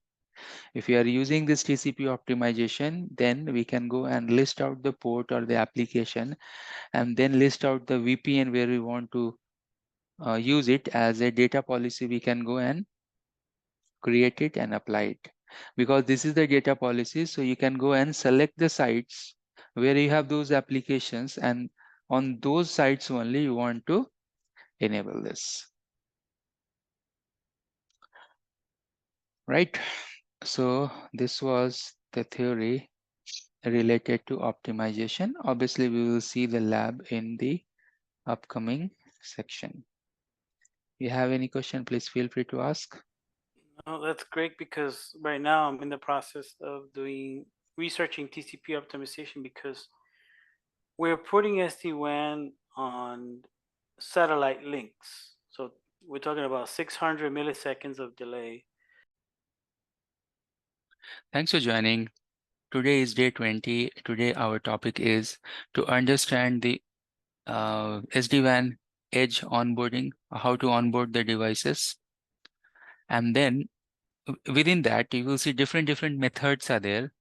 So once we go and complete this topic, we'll understand that either it's a cEdge or vEdge device. What are the onboarding process? Like it's automated, it's semi-automated, it's manual, like that. So all those terms and all the terms and different acronyms you will see here in this recording. Although this is quite important session we have, because this is very much related to operations. Operations means that do the day zero deployment. Once you have the day zero deployment, then only you can go and push the template, another day end templates and all.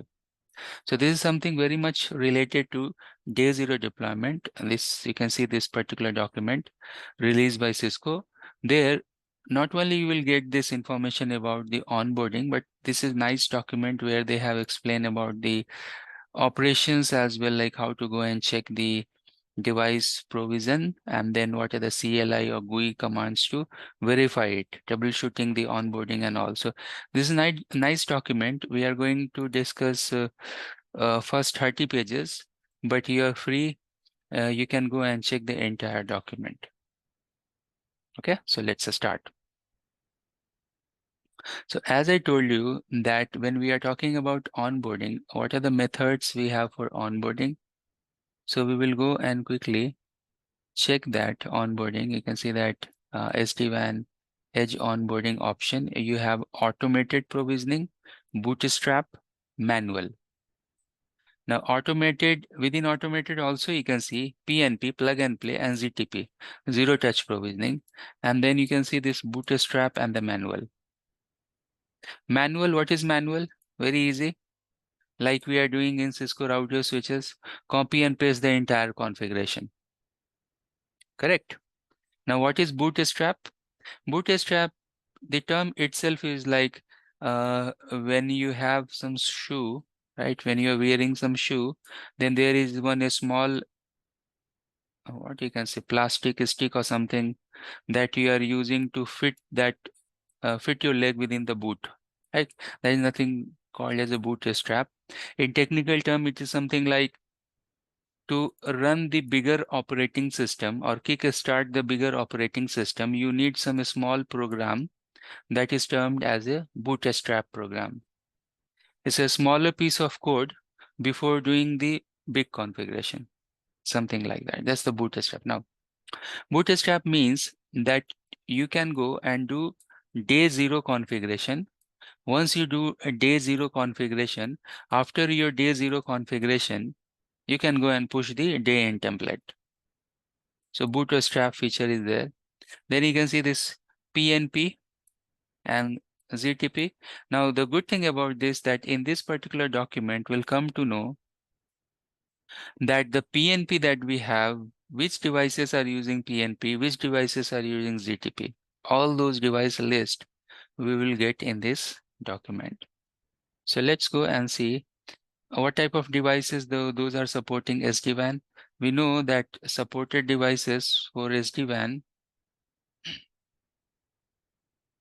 is ISR devices, ASR devices, VS devices, all a long list of devices we have.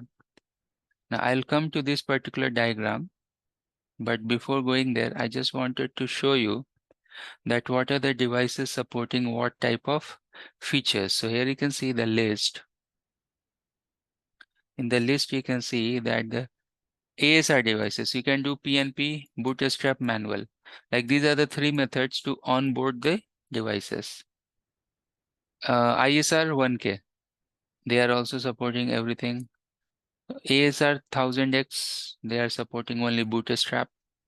And then if you go and check the vEdge, they are doing supporting ZTP and manual. So you can see the PNP is not there. That means there is difference between PNP and ZTP, right? What difference is there, that we'll see. And you can see the VS devices, they are not supporting this bootstrap. It's not there, right? So that is one thing to one important thing to know. Now let's go back and check the onboarding process. You can see that onboarding process has these 4 steps.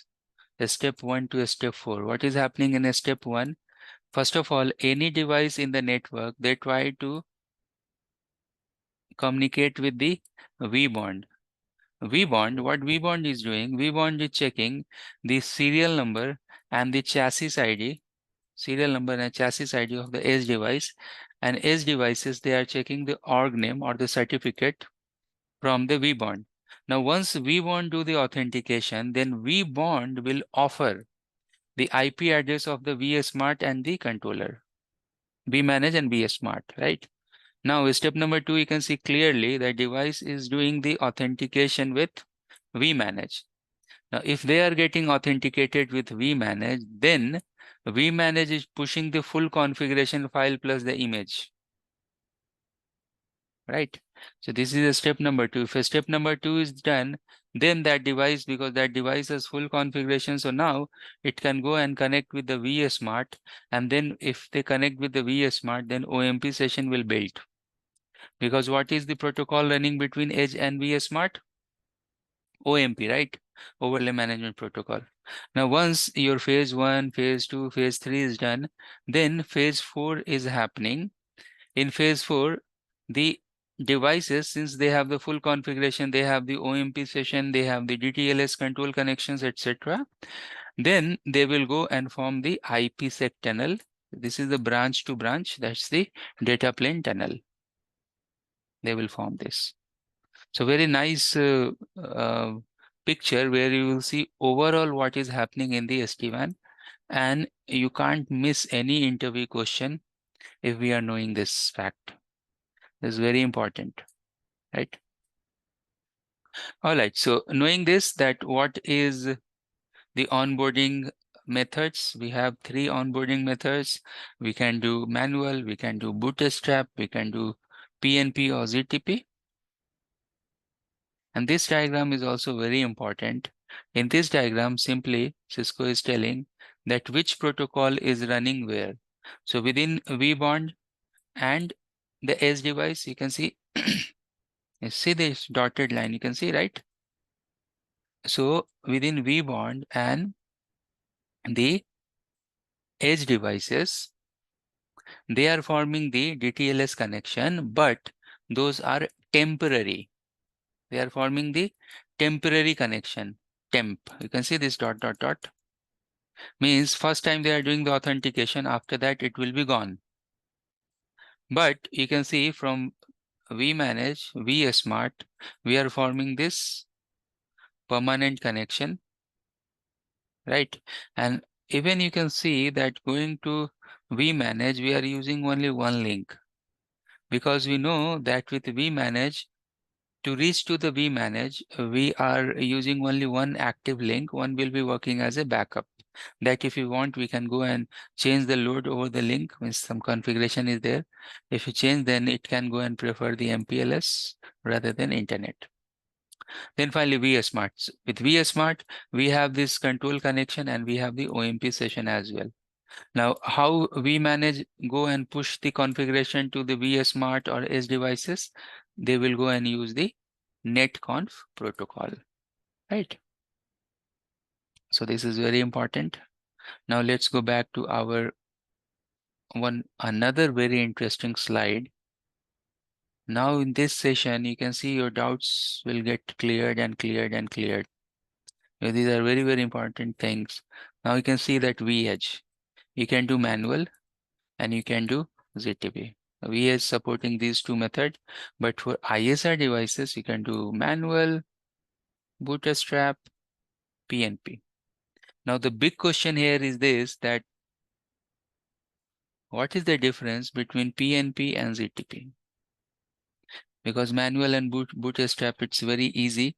You can go and generate the bootstrap configuration, and then what will be the use of that bootstrap configuration? So I can go and generate the bootstrap configuration, and then I can go and give that bootstrap configuration to the branch where they want to do the device provisioning. What they can do, they may put that bootstrap configuration in the USB, in the pen drive, and in that pen drive they can go and copy. So we have copy command, copy something USB bootstrap to the flash.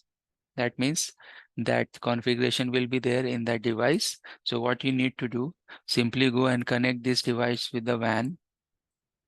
At the moment they will connect with the WAN, they will form the control connection with the vManage. First of all, obviously vBond, then vManage.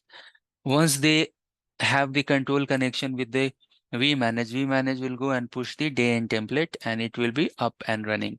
Now, before going any further, can we go and generate the bootstrap? Answer is yes. Let's quickly see and then I'll come back here. So we have our vManage. Let's go ahead.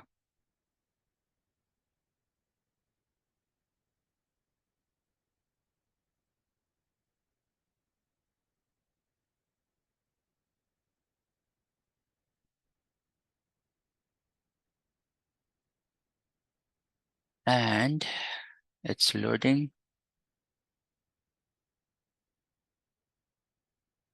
And once you're here, if you go to the menu and you can see the configuration and devices.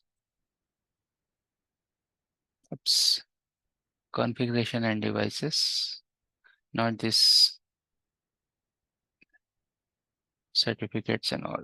You can go configuration and devices. And then in the WAN edge list, you can go to any of the device. I can see this. This is actually for vEdge, one of the vEdge. So let's see branch 1 cEdge, for example. If you go to these dots, 3 dots, you can see somewhere that we have generate the bootstrap, running local configuration, decommission, change the log. Is not there, no problem. Let me see. Running configuration, copy, generate bootstrap config. See, so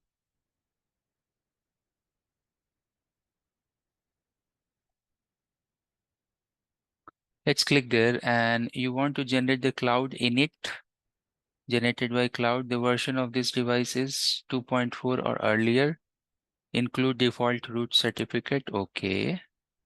Let's generate the basic configuration with certificate. Now you can see that this is your configuration. You can download from here. This is the bootstrap configuration that we can go and push this configuration. You can copy, put inside the pen drive and then upload to the device this bootstrap configuration, and then it will work. Okay, so this is the bootstrap configuration, minimum configuration required to bring up the device. Now in the new form of SD-WAN, you can clearly see here that sync a smart account. I'll come back in the slide there. You will understand what does it mean, sync the smart account. But you can see one more feature here, add the, what is this, PAYG WAN device. It should be Pyang or something. Some programming maybe, PAYG. Anyways, and then they export the bootstrap configuration. So all the options are there. If you want to manually upload the WAN edge list, you can go and upload that list here from some Excel sheet as well. If you want to sync that with a smart account for PNP process, you can go and sync. You have to go and click this. But before doing the syncing, you should go to the menu and you should go to the administration setting. Now, once you are in the setting, you will see that we have option to add the PNP account details here. Smart account credentials here. Here, this line. So you can go and add the actual information related to the PNP that you have, and then it will sync with the PNP. Okay, one touch provisioning is also there, that is disabled. We have option, you can go and click to the edit and enable claim vManage. It's like very much like PNP thing. So you can go and enable. All right, so you have seen few of the features in the SD-WAN, that what is sync a smart account feature and generate the bootstrap. Like that, we can go and use bootstrap for iOS XE. Then next thing is PNP and ZTP. Now there is difference in between plug and play and ZTP, because ZTP was the initial term. When we have the Viptela devices, for that we have the ZTP, although the process behind the scene is almost same, but the terminologies are different. Now, there may be one question you can ask, that can we have GTP server within the premises or within the enterprises, or is it required that these servers, this plug and play portals and ZTP portals, should be always based on cloud? Answer is yes. You may have ZTP server within the premises, within the data center. So you can make any vBond device as a ZTP server, and then ZTP server will authenticate any new device that wants to join the fabric. Okay, so all these things, if you'll study, I will show you only the these diagrams that will be easier to follow. So let's understand this PNP, how PNP is working. Now, for PNP to work, you have to go to software.cisco.com, and there you have to go and create a smart account. Inside that smart account, you have to go and create. So you have to create the essay, and in that essay, you have to go and create the vBond profile. In that vBond profile, and you have to go and add the devices. Means you have the list of devices. I can show you that how it look like. So once you go and log into the smart account using software.cisco.com, and let me show you that how this portal look like. So I'm scrolling little faster, that's why you're not seeing anything. Once I reach to that portal page, I can show you that. Yeah, so that portal look like this. Software.cisco.com, plug and play. You have your serial number, your device. You can see, you can go and define the vBond, and then the status for claiming. If it is green, that means good. If it is some other color, that is not good. So that means that we have PNP portal where we have the global vBond IP.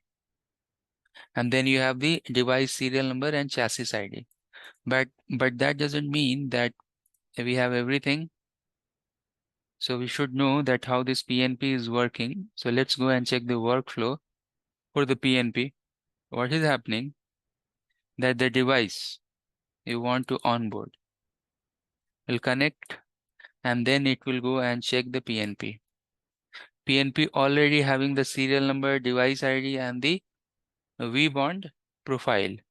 Now within this vBond profile, with this connection, it comes to know that I have to go and check the local vBond within the premises. So from here, it is redirecting this device to the on-prem vBond.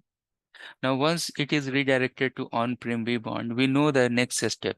It will go and communicate with the vManage. vManage will push the configuration, and then it will go and communicate with the vSmart, and then you will go and form the OMP session. So these are the stages or pre-steps that is happening before connecting. So this we know how it is happening. Before that, you have two more steps, that you are contacting to the PNP and PNP redirecting towards the enterprise actual vBond IP. Right? Now this is the PNP process. Then what about ZTP? How ZTP process is happening? Now to ZTP process to work, instead of PNP, you can see here, now we have portal called ztp.piptela.com. Now it may be over cloud, it may be on-prem. So you can see same thing is happening, and then it is redirected here, and then authentication, authorization, all those things are happening. So very much similar step here. You don't have PNP portal and all. You have to go to ztp.viptela, or you may have a vBond as a ZTP server, and then this process will work. Right? So can I show you these steps in our lab? Answer is yes. We can see this in our lab. This lab that we have here. If you go here to the device list, let me go there to the device list, and infra, let's see if we have ZTP server here. I can see vManage, vBond1, vBond2, Internet P, MPLSP, Internet Edge, branches 10, 20. I'm not seeing any ZTP server, but in this lab, although we know one thing for sure, if you go and check the document, it is clear one thing, that vEdge devices, so if I come here, vEdge cloud devices, they are not doing the ZTP, right? We need some hardware device to do the ZTP. That's one thing clear. But in this lab, just for simulation purpose, we can go and check the ZTP process. But ZTP process is there for the hardware devices. So what I'm telling, that if you go here, and if you go and go to the configuration, and if you go to the devices, right? Once you are here, and you can see that there is one device who's the below one, whose serial number is already added here. So what we need to do, that we can go to the configuration and template and push this template to the branch to vEdge1, just for this lab purpose. So we can go to the device template, and you will see there is one template, branch to template. You can go click these three dots, you can attach the device, and it will come. It is a little bit slow. So the serial number or chassis ID that you have seen there in the previous dashboard, that is configuration and devices, just select that, click attach, and we need to upload the variables. So we'll go here to this up arrow, choose the file, and somewhere we'll know that in the desktop is folder is there, and in CSV we have some variables that we can upload, and then we can do next. So what is happening that now we are simulating the ZTP process, and can we go and check the logs related to ZTP process to check the steps, what is happening behind the scene? You need to bring up this interface as well, because for this particular lab, this interface is down. So now this is in bring up process. Can I go to the branch number 2 and here branch type 2 vEdge and oops, cancel.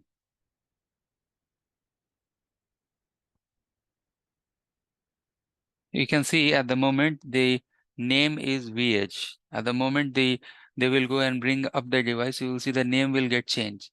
So can we go to the shell, the V shell, and can we go and check the logs, right?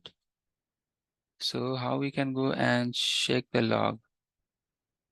Let's see. Oops. Oh my God, this many options. So we can see that in the etc folder, we may have some place where we can go and check the logs. And what are the things we have? Certificates are there, cron tab, IP route,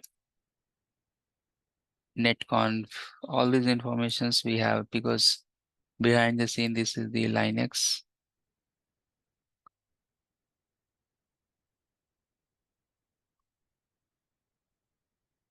I don't know if we can have within etc. I'm not seeing that. So what type of folders we have? Let's see. And we are inside the admin. And if you go back, okay, we are inside the home and root.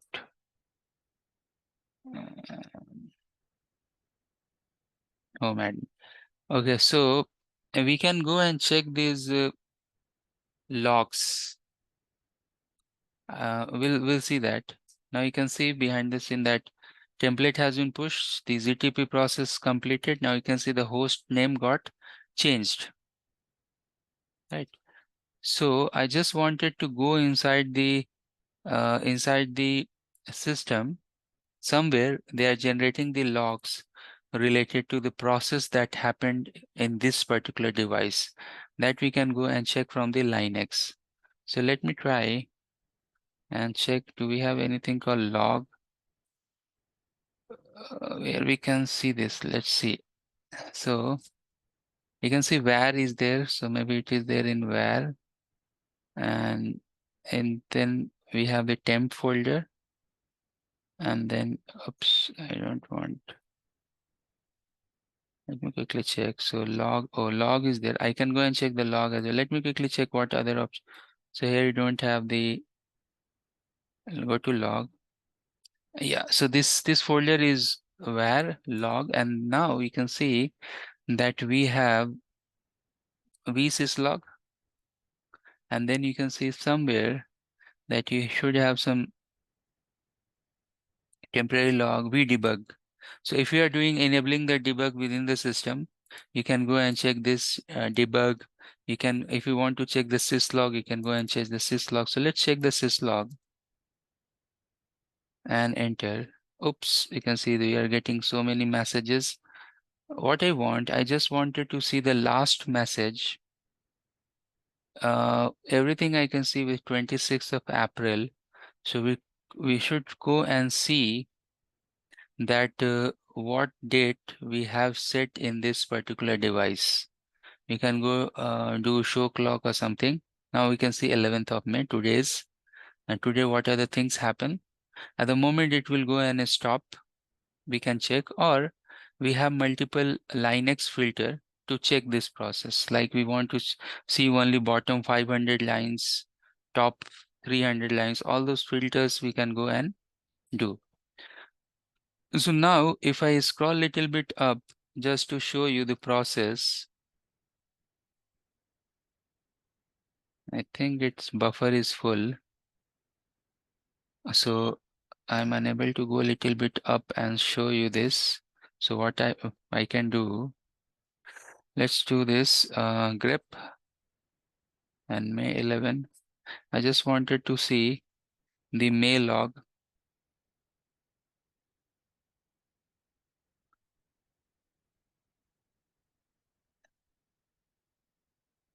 Okay. And now I can go up. I can show you some meaningful things from this log. So, okay, so fast this is. Let's do one thing. Let's save this somewhere. So I can go and save option. Where I can go and save this file. So I can show you some of the output. Okay, I'll do one thing. Let's quickly go to the labs here, and here I can do all these things because we have the putty. And what is the IP for that device we have? Let me open in the putty, save the session and quickly show you the log, what is happening behind the scene in the ZTP. So we are inside vEdge 2, branch 2 vEdge, whose IP is 198.183.106. Let's open the putty. 198.18106.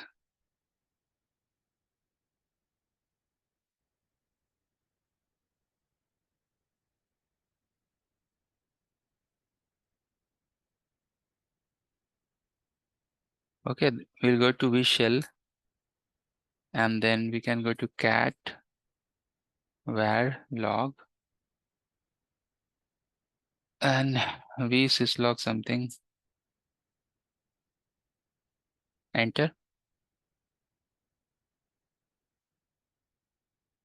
Now you'll see the logs are coming and they're ended. If I can scroll up, I'll show you some meaningful things here. It's not allowing us, so what we'll do, we'll go and quickly save it. Oops. Save this. So how we can go and save this? Change setting, logging, something. Save all the session output.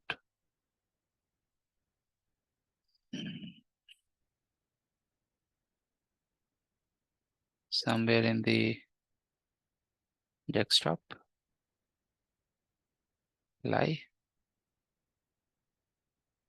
Up arrow, enter. It's very slow. I have done that. You scroll down. Open this. Okay. Font is very small and I want to increase this. So you will see here in this output that somewhere it will try to contact with the vbond.cisco.com. So what is the flow?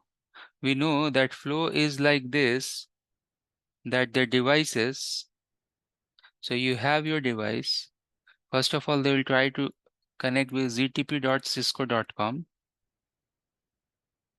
And from there, it will redirect it towards the vBond, then the vManage, and then the vSmart, right? vSmart. So it is trying to connect with the vbond.cisco.com. So vbond.cisco.com will redirect. So actually this will go here. It will get redirected to this, and then it will offer the IP address for the vManage and the vSmart. So it will go to the vManage first. vManage will push the template. Already we have pushed the template, and then vSmart will go and form the IPsec tunnel. All those information you can see here.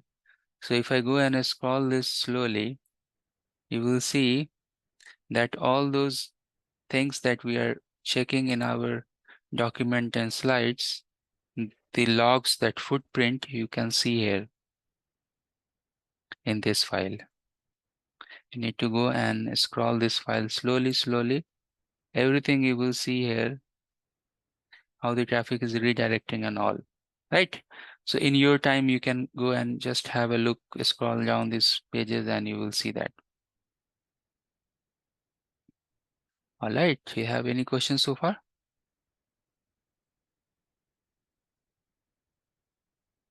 Okay, so no problem. You just go through this document. I have completed only 10 pages, but I have covered the day zero type of thing, like what is ZTP, what is PNP, how it is happening, which device is happening.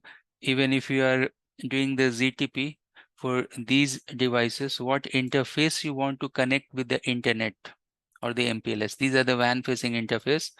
For ZTP, we should connect these interfaces. These are the front facing interfaces.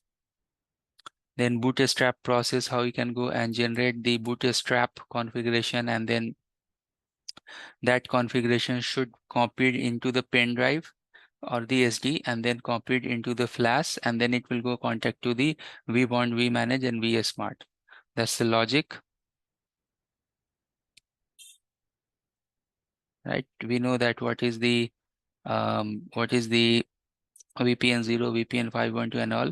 Now, in case if you want to do the manual deployment, remember manual deployment we have discussed in our day 0 or day 1 class, day 1 or day 2 class, that for manual you have 5 very important things to configure. You need host name, system IP, site ID. So here you can see the list. You need host name, system IP, site ID, org name, vBond IP. And then you should have the VPN 0 and transport VPN. In day 1, we have discussed that to bring up the controllers, you need at least 2 VPN, VPN 0 and the management VPN. And plus you need some basic configuration. So you need minimum 2 interfaces. That's why we have the management VPN, transport VPN, and then you have the global configuration, right? So we have discussed. This is very important, staging. And someone can ask you question related to staging. Staging has, you can see, 3 stages: invalid, staging, and valid. Now think like this, that you want to onboard a device today, but you don't want that that device will take part in any routing, any OMP, anything. You just want to onboard. You want to make sure that all the configuration is there, the tunnels are there, everything is proper. You just want to onboard that device. But maybe you want to activate that device after 10 days or 5 days or 11 days. So what you can do in that case, you can make that certificate as a staging. So if it is in a staging phase, the WAN edge devices establish a secure connection only. It is important to note that no data plane connection are established in this. Invalid means nothing is there, right? Valid means control plane and data plane up. So how you can do this? Let me quickly show you this. So if you go to the dashboard, let us go to the vManage dashboard. And in the configuration, you will see something called certificates. So if I go to the menu, let me go and click to this menu tab. And you can see that configuration and somewhere certificates. So I can go and click certificates, and then WAN edge list devices are coming. Now the newly bring up device, that is vEdge You will see vEdge, branch vEdge 1, branch to vEdge 1, this one here, that today is got deployed. So we can click here, 3 dots, and you can see that we have view the CSR details of certificate. Why I'm not seeing the features related to staging and all. And let's see. And validate, yeah. Where is validate column? Oh, you have to scroll like this. See? You have to, in bottom, you have to scroll like this and you can reach to this page where I can go and click staging. Or invalid or valid, right? Now, if you put that inside the staging, so what it is telling that now it will not form the data plane connection, means IPsec tunnel will go. So now if you go here and you show control connections, it should be there, but if you go and do show IPsec inbound or outbound connections, so it is showing, but it should not be operational. Although it is showing that tunnel is there, but as per the logic, it should be not working.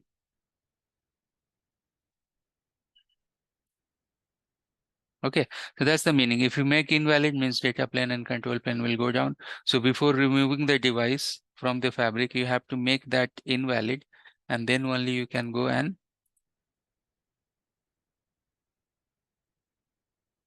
delete that. It's showing, still it is showing, but it should go. Means it will not work.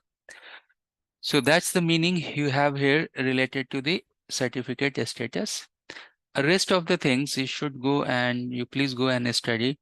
Now in between the control plane and data plane, if you have firewall, so you should go and allow these ports because these ports are related to the control ports. If those are blocked, then they will not form the IPsec tunnel. Now you can see here in the dashboard that we have option to upload the device list manually or sync with the smart account, that is nothing but your PNP inside the software.cisco.com. So these will get synced. They are valid and all. So those things are there. Now the moment you'll start working on the SD-WAN projects, you will see all these things. Now, if you want to create your own on-prem ZTP server, you can do it. It's very easy. It's just the vBond configuration, and then you have to go and give one line that manually entry for these serial numbers. There is one CLI command that you can go and put the serial number, the chassis ID, the organization name, the vBond, everything, and it will work. These are the steps that you are making ZTP server, enabling the ZTP server vManage for the image and for the template. And that's it. This is the plug and play portal. We have discussed about that. You can go and onboard the devices and play around with that. All right, so that was the session related to ZTP process, and I cover at least 6-7 questions related to interview as well. Let's just stop here. Thanks for joining.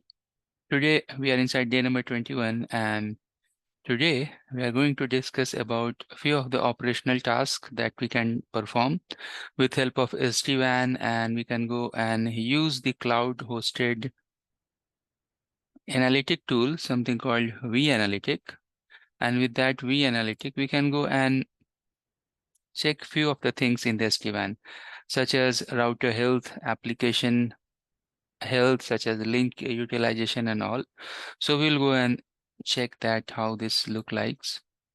Then what about the integration with the Zscaler? Zscaler is something that we know from our previous sessions that whenever we want to use SaaS-based application, we need some sort of firewall, cloud-based firewall that can go and filter, that can go and work as a proxy or URL filter or allow some sort of firewalling before the actual traffic will go and hit the SaaS based, the actual client traffic or actual client will go and access the SaaS based resources, that is hosted in the cloud. And then what about multi-tenancy? Because this is the ask for different type of service provider, that they want multi-tenancy feature within the WAN, and in this case we have SD-WAN. So how the SD-WAN Viptela, they are supporting the multi-tenancy feature? Yes, they are supporting, and there are so many revisions that Cisco has done. So if you see, the earlier version of multi-tenancy was quite different. Now we have we are moving towards the exact flavor of multi-tenancy that Cisco can provide. So let's just start with the basic thing, that is the vAnalytic. As name suggests, that this is the analytics tool that will be there to generate the reports and present the reports. Now there is one question, that is this tool is robust enough that it can go and generate the app-wise utilization report, service-based utilization, IP-based, and different formats? The answer is no. If you want to generate such type of report, then you have to go and use live NX or live action integration with the SD-WAN. Then with help of live action, that again Cisco has acquired this company. Earlier it was independent company. I think Cisco has acquired now. Yep. So now this is Cisco company, but Cisco has integration with live action softwares that you can go and generate all such type of traffic. I have one book with related to live action, and from that book I took the snapshot just to showcase that what type of features we can go and generate or export from the live action. Utilization, CPU utilization, 24-hour bandwidth, application-based utilization, and we have all sort of methods that we can import or export the data. Long-term report, email notification, custom dashboard, and this is with the very old live action. Now we have live action maybe 7 or 8 or maybe 9. This was taken from live action 5. So live action 5 was doing these many reporting, so you can understand that newer version, they can do more. So what by default, what vAnalytic we have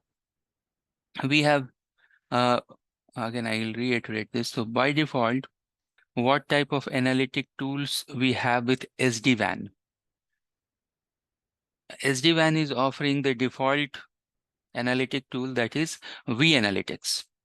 vAnalytics, what it can do, it can provide you application related report, means who is the top talker, the anomaly in the application, any problem with the application, etc., etc. So it has the application visibility. It can generate the reports related to applications.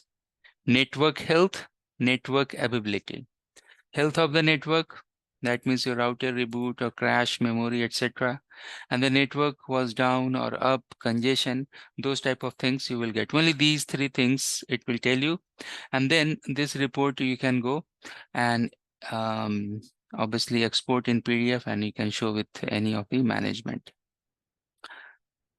Now, if we are enabling the vAnalytic, do we have any prerequisite? One prerequisite is there, that you should have DNS configured. If you have DNS configured, and then you have to go and send email to Cisco nowadays, earlier it was Viptela, then you can go and use this dashboard. How this dashboard look like? So you can see the dashboard is like this, where you have this menu. If you go and click to this menu, then it will ask you that what you want. You want a network availability report, you want application based reports, or you want the network health report like WAN performance or tunnel performance.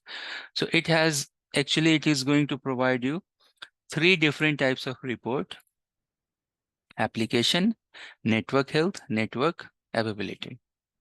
Now this is the main dashboard.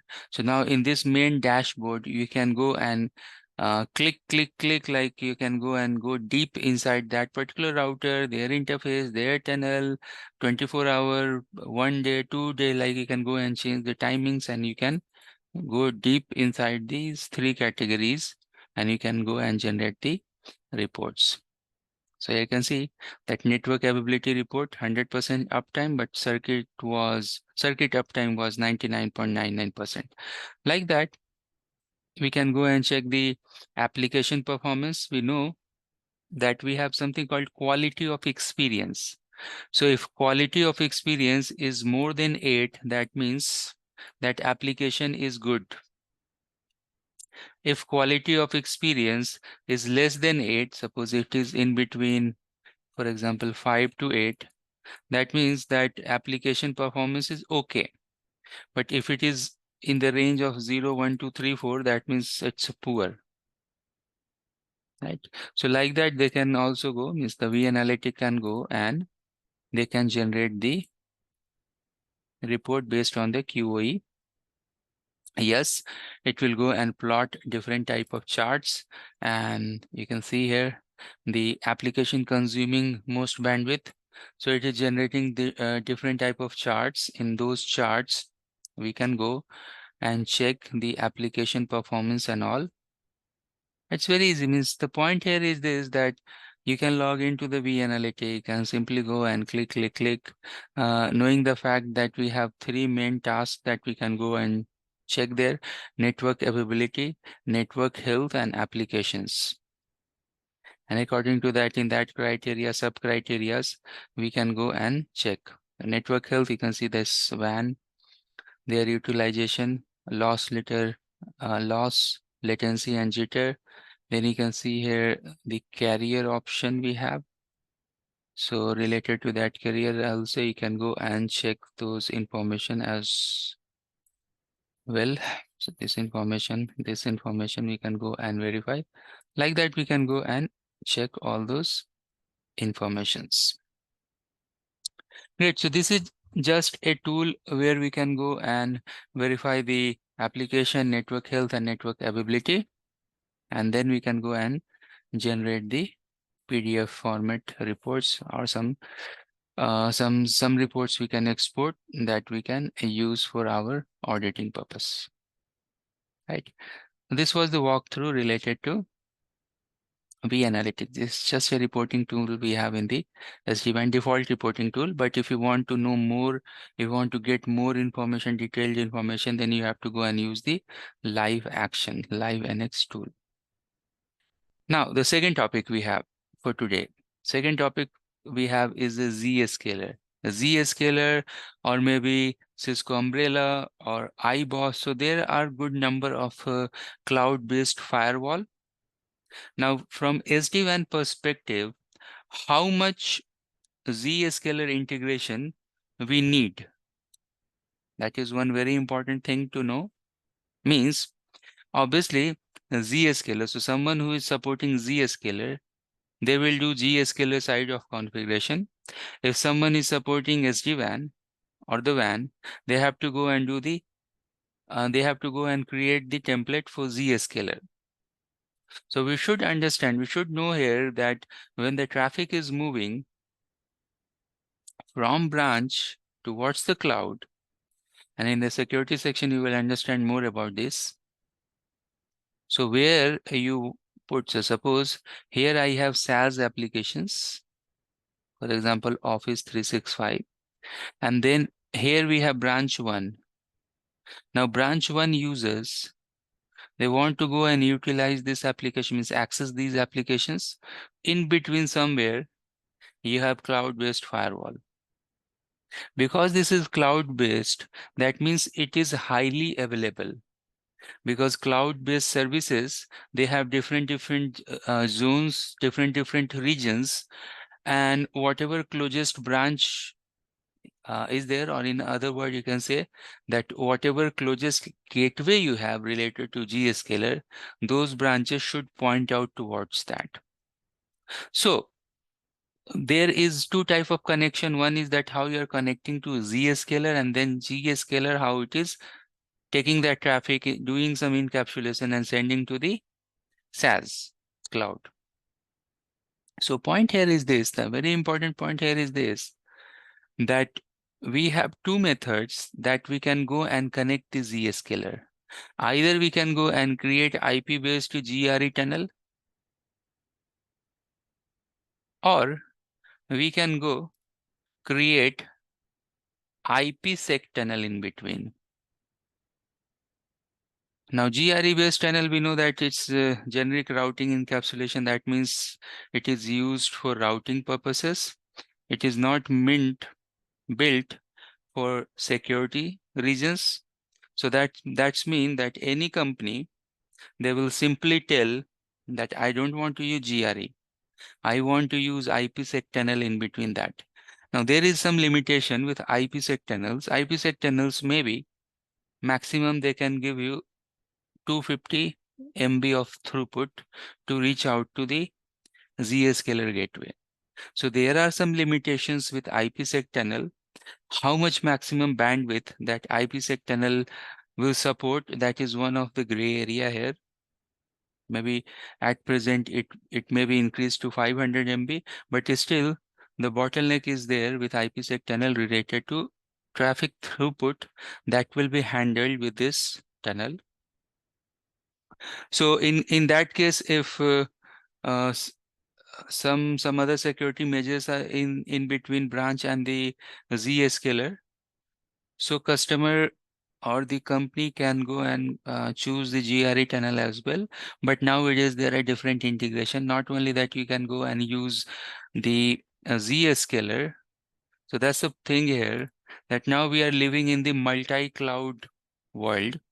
So now customers, what they are doing, that they have different branches. So some branches they are integrating with Zscaler. Some branches they are integrating with Cisco Umbrella. Some branches they can go and integrate with other third party. So it's like that. So everywhere nowadays you will not see Zscaler because Cisco is owning Cisco Umbrella. So they are somehow supporting their product Cisco Umbrella, and they're giving insight about Umbrella. They're telling that is the best cloud-based firewall. So customers should use Umbrella rather than any other cloud provider security appliances like Zscaler or others. Right. So what is the method? Suppose now we are focusing on Zscaler because most of the places you will find Zscaler as a integration. So how we can go and do the integration? Now we have two options. Here in the diagram, you'll see that you have normal P2P traffic from branch to branch, and then you have breakout. You want to go to the Zscaler, and from Zscaler, in the bottom you can see that Zscaler. From there you can go and use the cloud-based applications. So Zscaler, from Zscaler you can go and access these applications. So the point here is this, that what type of tunnel we can create. Here in this diagram you can see this is GRE based tunnel, and then you have some sort of tracking mechanism in the green is actually the application traffic, but still there are some tracking mechanism that we are tracking these tunnels as well. But first you will create the tunnel. Inside that tunnel you have the flow of the application. Now there may be other question that why not we have two tunnels? Suppose if one tunnel will go down, so in for the sake of failover or for the sake of high availability, here you can see in this diagram that it is preferred that we should have two tunnels to two different Zscaler data centers. So if anything will happen with one of the tunnel, still we have the high availability. And with respect to other tunnel, it will go and reach out to the destination. Next is the configuration part. Configuration part, don't worry. Later on, we have the lab where we'll go and see this configuration.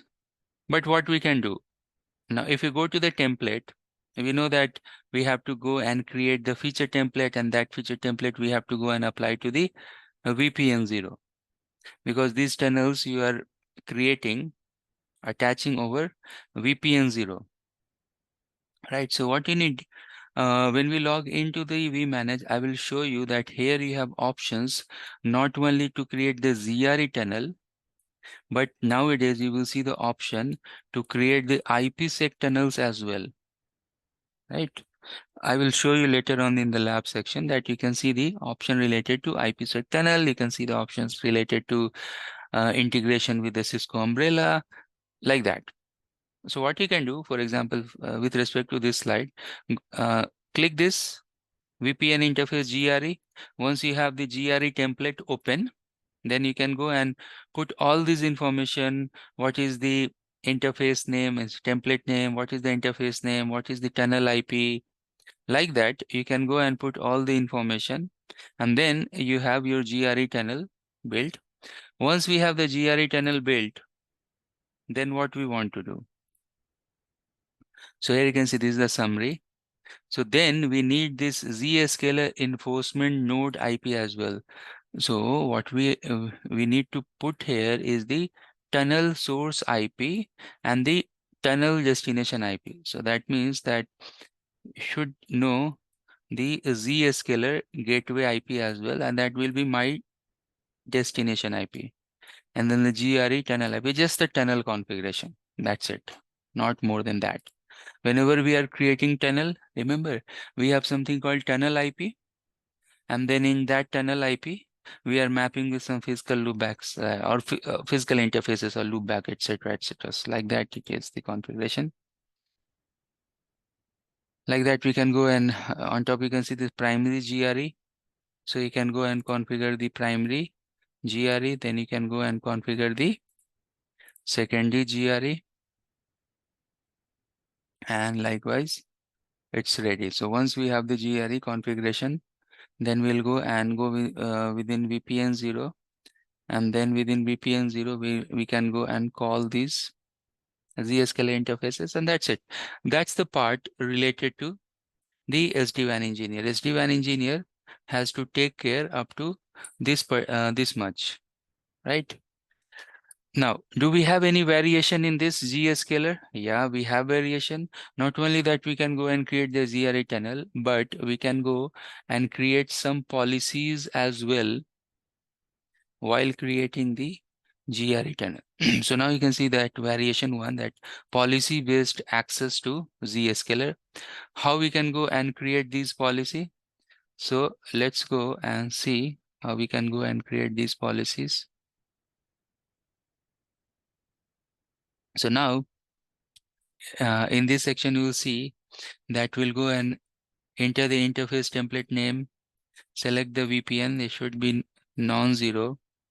Then select the firewall, enter the tunnel interface, select the interface. Means what we are doing, you will understand in the next slide that this is policy-based configuration. So in this case, what we are doing, that we are inside VPN 1.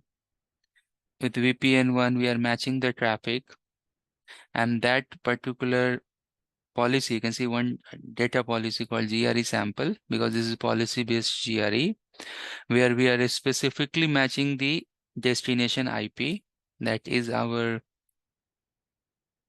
Zscaler IP, and then we are setting that towards the firewall, and then we are applying it for all the, you can see this is data policy from the services on the LAN interface. So what exactly it is telling, that I told you earlier that we have 2 types of GRE that we can go and create.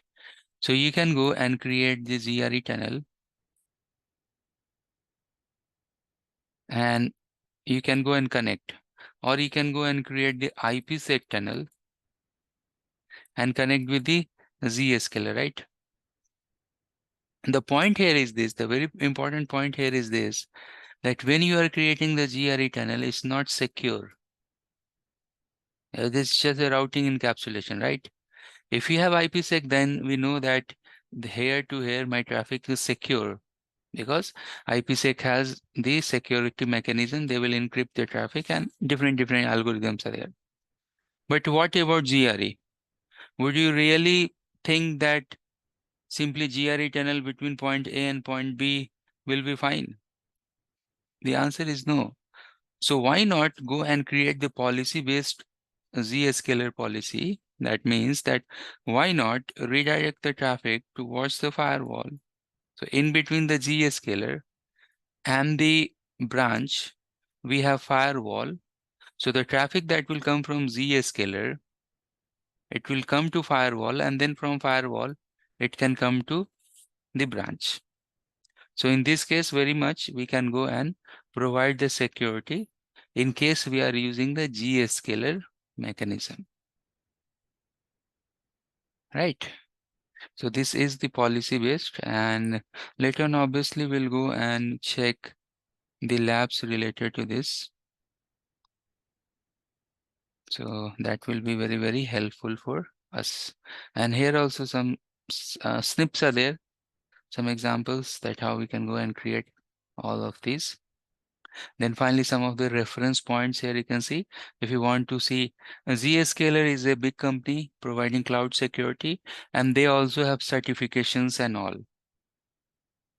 So if you want to check more about Zscaler product and document, you can go to the this particular URL, help Zscaler, the GRE tunnel configuration from Zscaler site.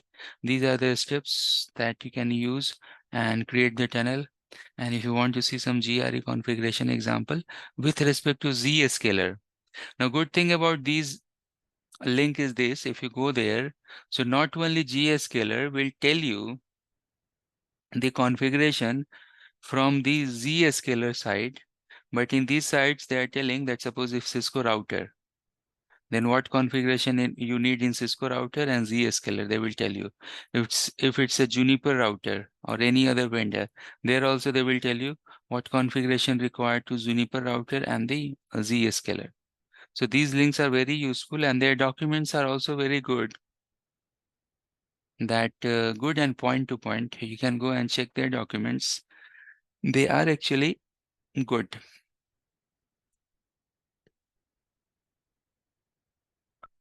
Okay. So that was the task related to Zscaler. If you have any question, please feel free to ask. All right, now let's discuss about the third topic that we want to discuss today is the multi-tenancy. A multi-tenancy is a big topic. It's a very big topic because all the service provider, they want this feature. Multi-tenancy means what is tenancy? Tenancy means some logical unit, some logical entity. And in terms of SP, tenancy means they will tell you tenancy means some client, some customer. In ACI world, tenancy is some logical container, some logic. It's a logical entity, tenancy. And then multi-tenancy means multiple customer in the service provider term, different customers. Now, this terminology we actually know from our MPLS world. If you go and study MPLS, you will find that suppose if we have MPLS backbone somewhere, suppose this is my MPLS backbone, and then we have something called PE router, provider edge routers. In between, you have some provider routers, and you have MPLS full-fledged, some ISP, MPLS is going on. And then what MPLS network is doing, that they have some customers. Suppose you have a red customer, and then suppose you have this orange customer, and suppose you have some green customer as well. Now we'll see here that customers means that these customers are they belonging to same organization, but their geographical locations are different. Suppose this is in New York, and suppose this is in Bangalore. But they want to do communication.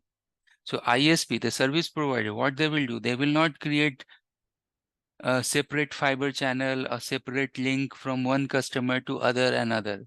So what they are doing, that they have some common framework, they have some common network setup in between, and then they are dividing these customers as a different tenant. That's why this is multi-tenancy. In our MPLS term, we are telling this as a VRF. So we have some VRF red, orange, and green, and then we have something called CE router to the PE router. So within the PE router, we are doing some sort of route import and export and all. So that means the red customer from the red network traffic should go to the red only.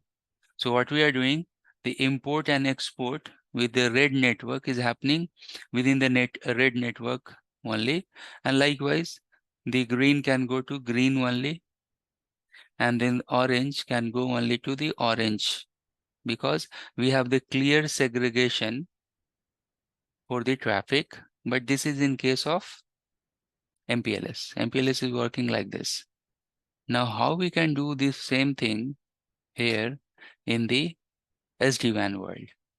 So in the SD-WAN, suppose I am a service provider. Do I need to have different vManage, vBond, vSmart for all the customer? Is there a way that I have my vManage,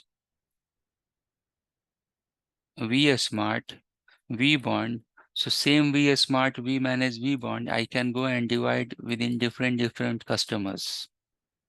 Can I do that? If I can do that, then I can, obviously, then in that case, I can go and save the resources, like VMware is doing resource saving. But will the customer, they will be agree with this type of scenario? Isn't the customer, they are looking for their own dedicated vManage, vSmart, vBond. They don't want that shared type of vManage, vSmart, vBond. So then, where is multi-tenancy will fit in? It will fit with the same organization. Suppose you have one organization called, here you can see in the example, called managed.sp.com. This is the organization name. Now within the same organization, if you want to separate the customer, so now you can see customer 1 with the same domain, customer 2 with the same domain, customer 3 with the same domain. In that, you can go and create multi-tenancy for all the controllers, because in that case, the business unit is the same. The same business unit, suppose abc.com, but sales.abc.com, hr.abcd.com, it.abc.com, etc., right? So that means that if within the organization you want to share the resources with your control plane, data plane, and the orchestration plane, control data, so management plane and the orchestration plane and the control plane, in that case you can go and utilize it. So the point here is this, that is it feasible to do that? What's the advantage of doing this? Now, the advantage is obviously there. The advantage here is this, that generally what is happening, suppose if you have big business, and suppose if you have separate business. So business A is completely different than business B and then C, but they are part of same organization. Suppose abc.com.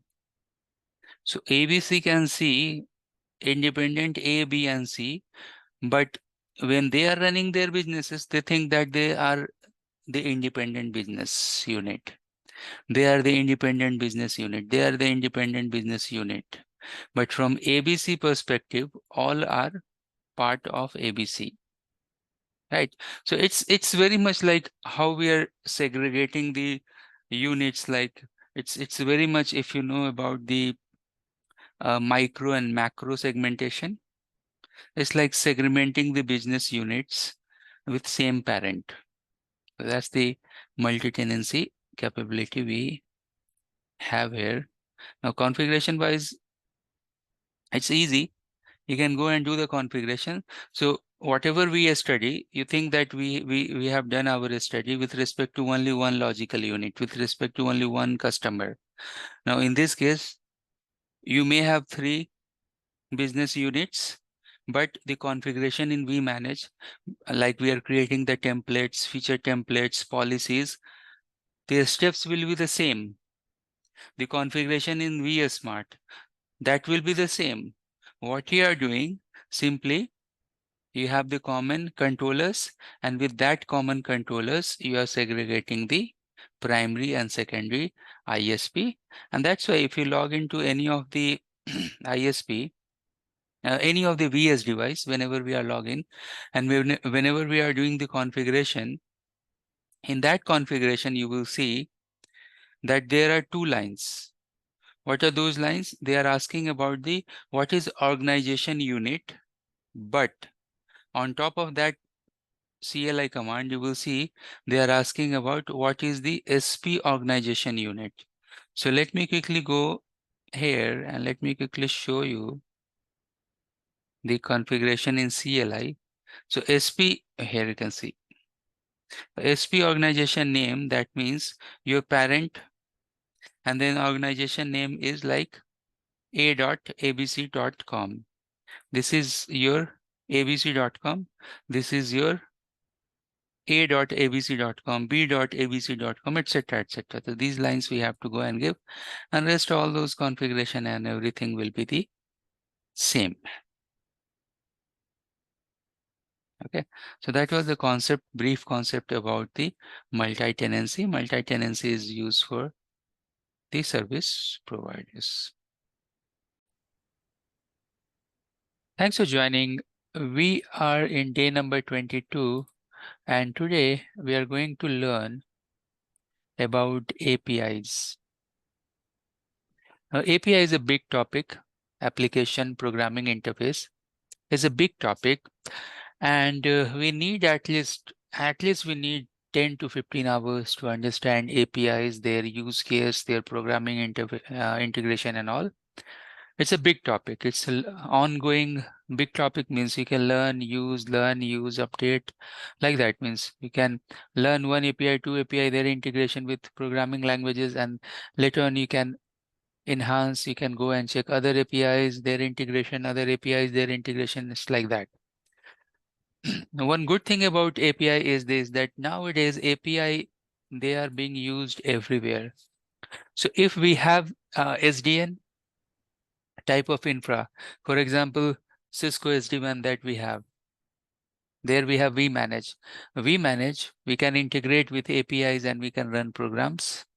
Likewise, Cisco DNA, that is also SDN product. There also it can be integrated and we can go and do all sort of stuffs. Then we have Cisco ACI. There also we can go and do the programming with respect to APIs.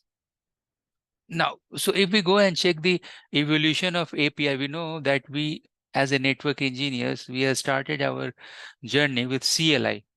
We are doing the router configurations, switches configuration, everything from the CLI. Then down the road somewhere we met GUI, because CLI, when we are doing with the configuration with respect to CLI, we have to memorize so many steps, so many CLI commands. Sometimes it's very big.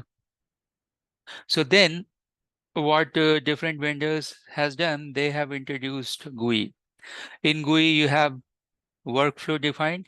That means you go there, click there, go there, click there, go there, click there, like that. Workflows are defined. So once someone will go and learn GUI, it will be easier to learn GUI than the CLI. That means CLI, in terms of learning, understanding the workflow, it is easier. The GUI, learning the workflow and the steps and the process, it is easier than the CLI. CLI, it's actually very difficult to do everything. So that's why we have GUI. Now you will see that GUI also have some limitation.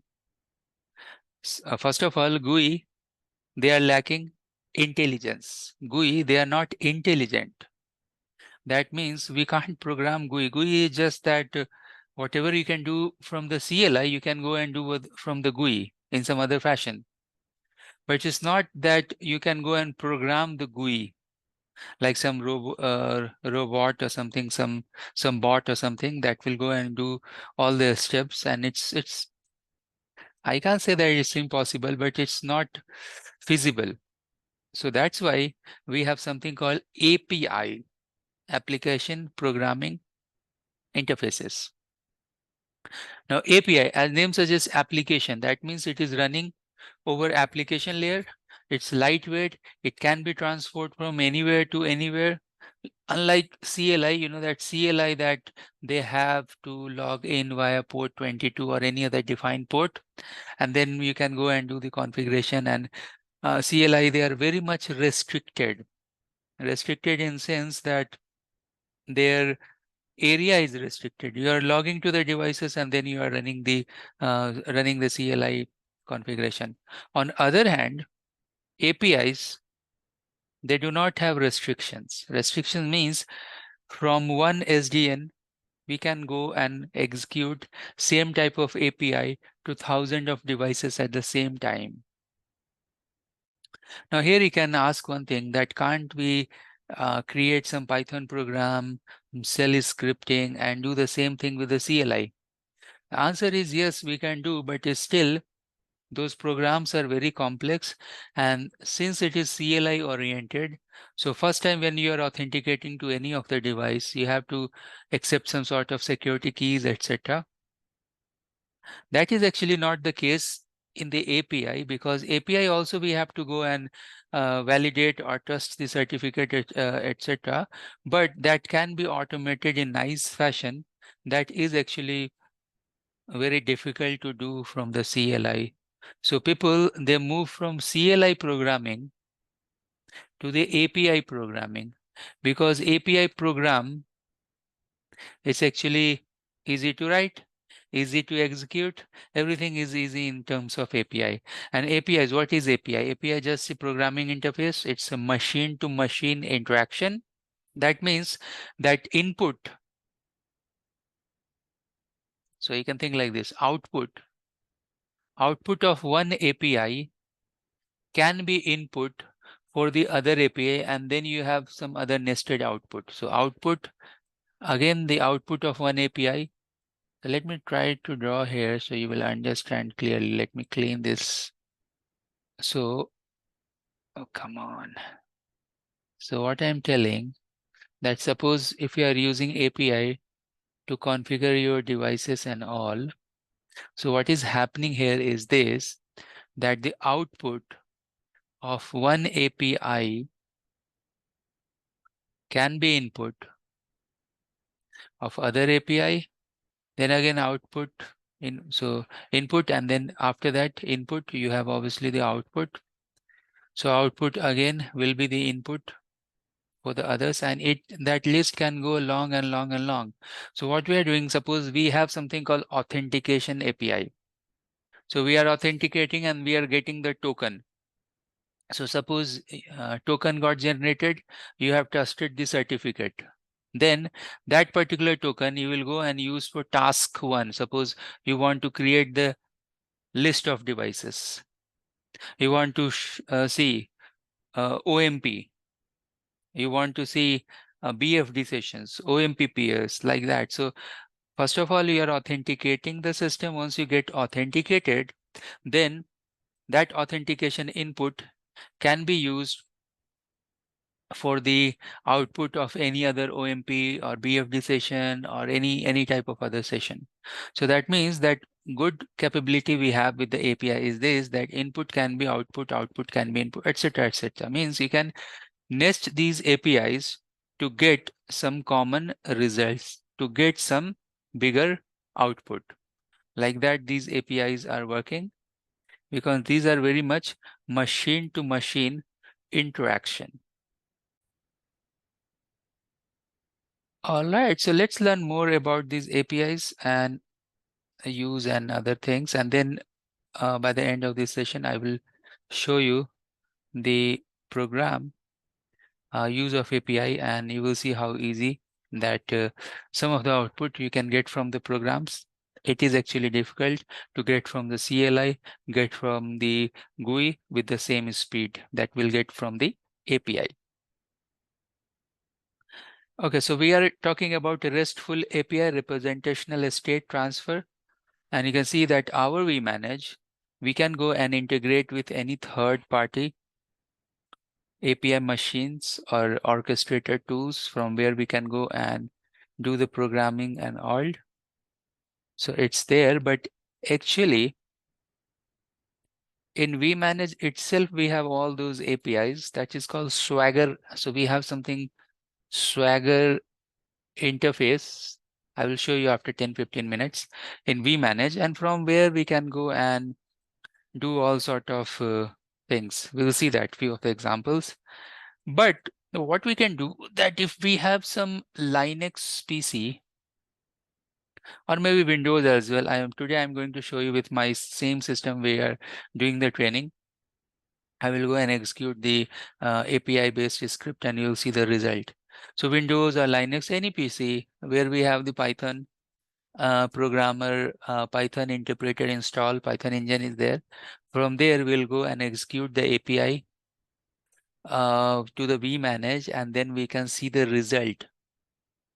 Actually, we can do each and everything from the API that we can do from the CLI or the vManage GUI. All the methods are there. What are the things we can do? Everything: certificate management, configuration, inventory, monitoring, real time, troubleshooting. Why we can do this? Because these APIs are very much similar like we are doing the web browsing. So how it is happening when you are doing the web browsing, when you are opening any particular website, at that time we are using something called get method. That means we want some data.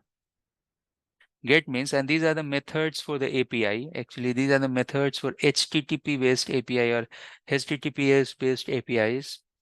Get, put, post, delete. Now get is something in Cisco like show command. Put, you can see clearly here, it is telling that update an object. In terms of programming language, update an object, post means create an object, delete means remove an object. Post is something that you are creating something. For example, if you want to create the templates, device templates, policies, then we have to go and use this post method. Now suppose over one interface IP address is 1.2. You want to change it to 1.3. Then you can go and use the update method. Delete means simply you want to delete something. Suppose over the interface, I want to delete the IP address. So then in that case, we can go and use the delete, simply remove that. Get means the show command. So these four methods. The question here is this: do we have only these four methods? Answer is no. These are the four basic methods that we have. We have other methods as well, like patch and others as well. These are the four most used methods within the REST API, HTTP or HTTPS based REST APIs. Great. Can we see this? Yes, I'm going to show you after 10-15 minutes about these get, put, post, delete, and all those methods. And there are some theory. You can go and have a look on this theory.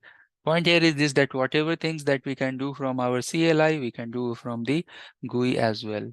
Now, what I will do, I will go and log in to the vManage API doc. So you can see the URL for vManage API doc. You have to give the IP, port, and this keyword API docs, and then you can see the Swagger interface. So let me see if I can go and I can show you that. Let's log into the vManage dashboard, and then we will go to the Swagger interface.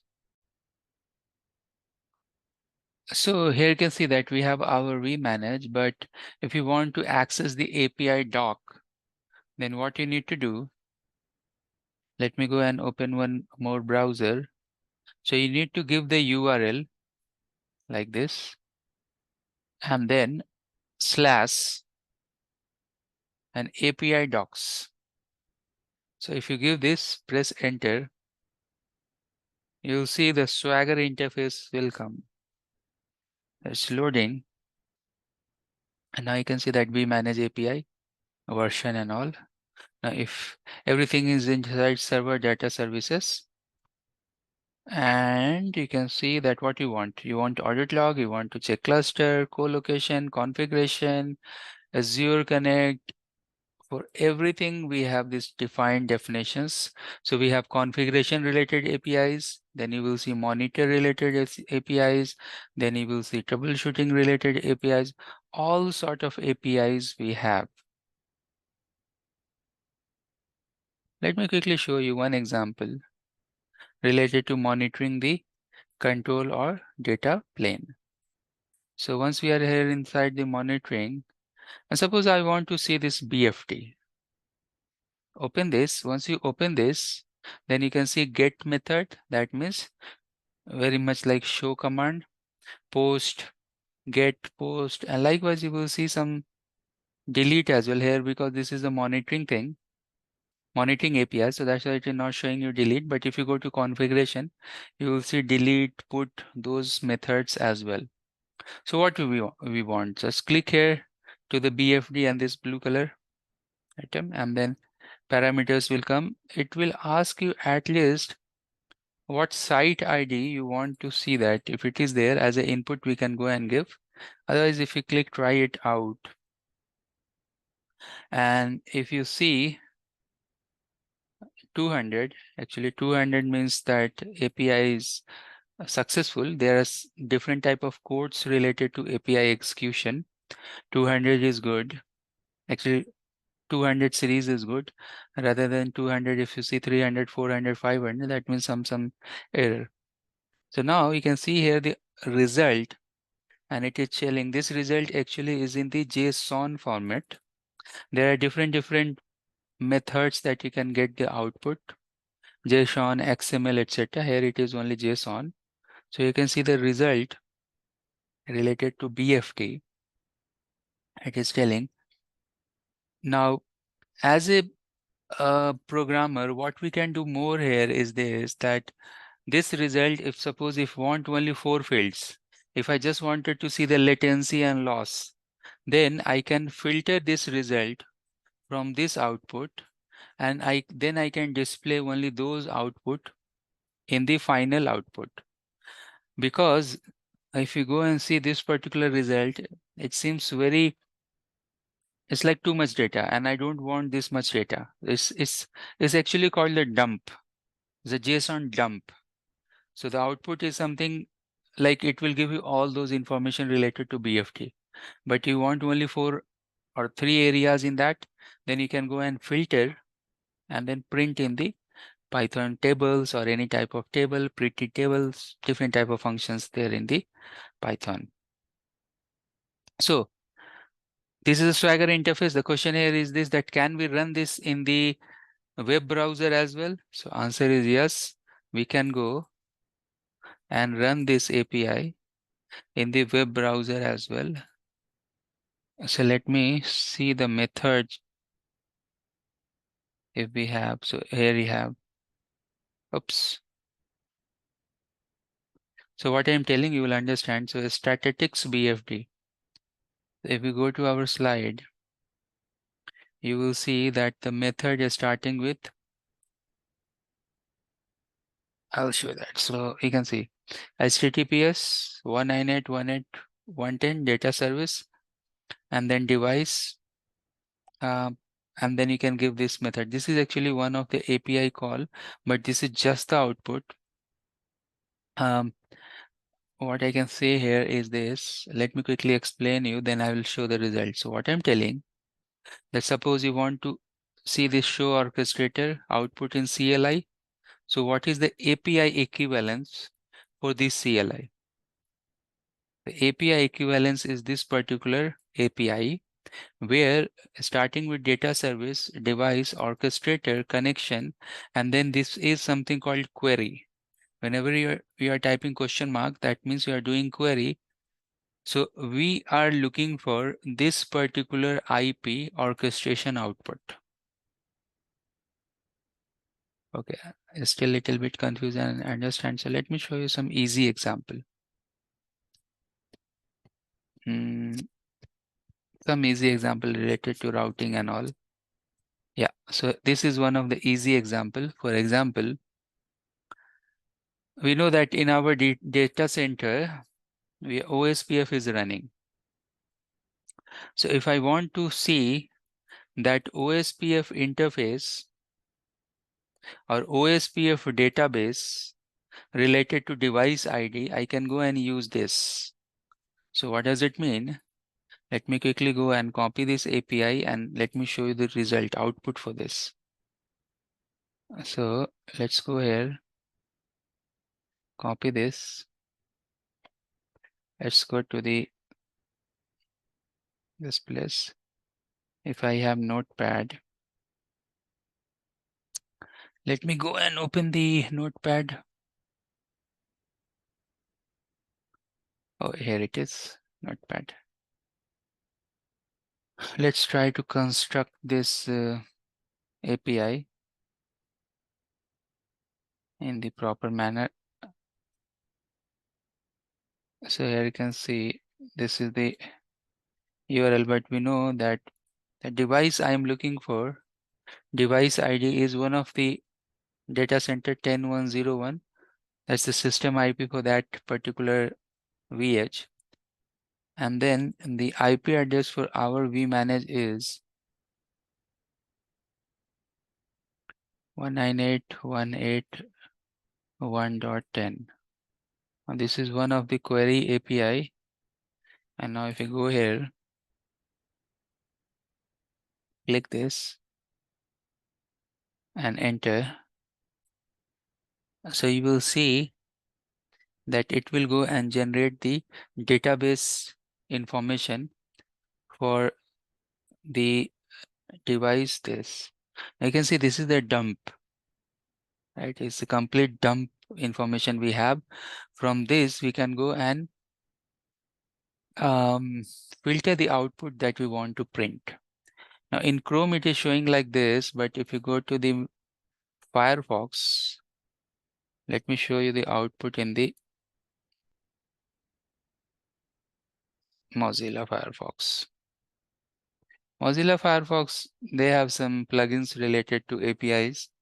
So there you will see nice formatted output in terms of JSON, and related to this particular output, it will show you some of the headers and some of the key fields as well, that from the browser itself, we can go and filter it. But again, first of all, we have to go and log into the vManage. So I need to go and open the vManage here.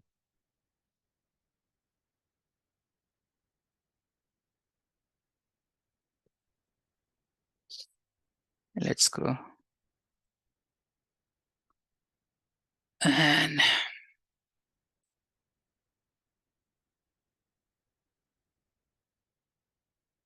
log in.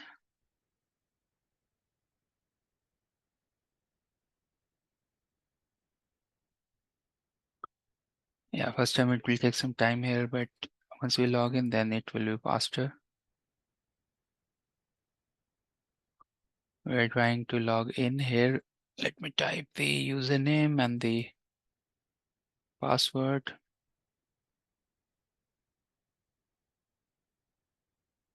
Yeah. Admin and password.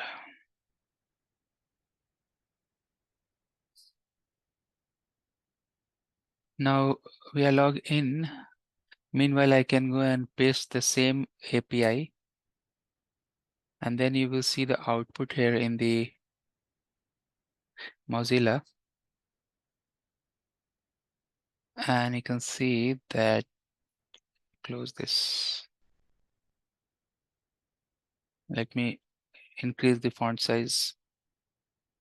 So now it is telling us the header information, the key, and then you can see this information related to columns. So if I then fields, Now data, this actually data field we want. So we want the OSPF information for this particular site, this particular vEdge 10101, this is DC1 vEdge 1. So it is telling that area 0, link type, data, device name, DC1 vEdge 1, and then you can see the information in 0. One of the neighbor is the DC1 vEdge 2, then DC1, like that you have this database information, right? Now it's little bit better than this particular output we have seen in the Chrome in the junk format. But still the idea here is this, that whatever key areas you have in the API, with the programming knowledge, you can go and filter those key areas and you can print only those things, right? So there are in this PPT, you can see there are so many different APIs that you can go and verify, test it. What I want to show you here is this, the API integration with the Python language. So I will go and share with you the script as well. You can see that I have one script. Most of the part in this particular code that you will see is actually the repetition. So suppose if you know that how you can go and get the BFT information, same way you can go and get the OSPF information, you can go and get the certificate information, you can go and get the data information, IPsec information. It's like that. That means that if you know that that particular API, what's the use of that particular API, then you can take that API, put inside the code, and you can get whatever result you want. So first portion of this particular script you can see is like calling the package, just start the program. Then you can see that we are importing time function, the request function, sys, JSON, click. These are just the programming packages we have. Then we are negating the certificate error here. And then we have to go and put the environment information, means from where you want to run your script, you have to go and use some export and import, etc. I'm going to show you that. So what I have done, just for help purpose, if you are running this program first time and suppose your vManage IP is different, username is different, password is different, so it will tell you some sort of hint that, oh, first export and give these information and then you can run the API. Now you can see that from here the API class is starting. So we are defining, so whatever environment variable we will set, such as SD-WAN IP, username, password, it will be called here. So once the script will know that what is the username and the password, you can see this is just when you are logging to the vManage, these things are happening in the back, and this is the login data. You can see login data. Now if you want to print the login data, I can go here and do print the login data. So I can go and print, so you will see what is the information related to this login data. Then the URL, we are constructing the URL. Why this URL is important? Because later on you will see that the URL you have, that URL, so API, your API is URL plus some more information. So what I'm telling here is this, that you can see that to run the API, you need the URL and then you need data service and then the API information. So if you go and check any of the API, for example, device list, with this particular function program, we want to see the list of devices. So what API we are using, you can see this is the API we are using here, that the vManage IP data service and / device. This is the API we are using, but we are using with the URL. So in this program, where is this API? We have the API integrated here, because till this line, all the construction, everything is defined on top. And that's the beauty about this programming language, that you can define something and you can use dot, and then something and then dot, then something. Means Within the function, you are calling other function. Within that function, you are calling other function, like that. Right.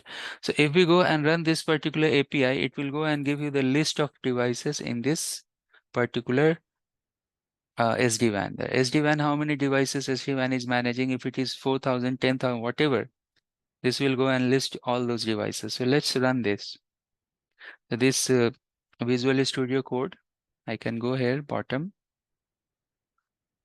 and let me make some space so you can see. Earlier I was checking some, oops. Earlier I was checking something so that you can see in the, okay.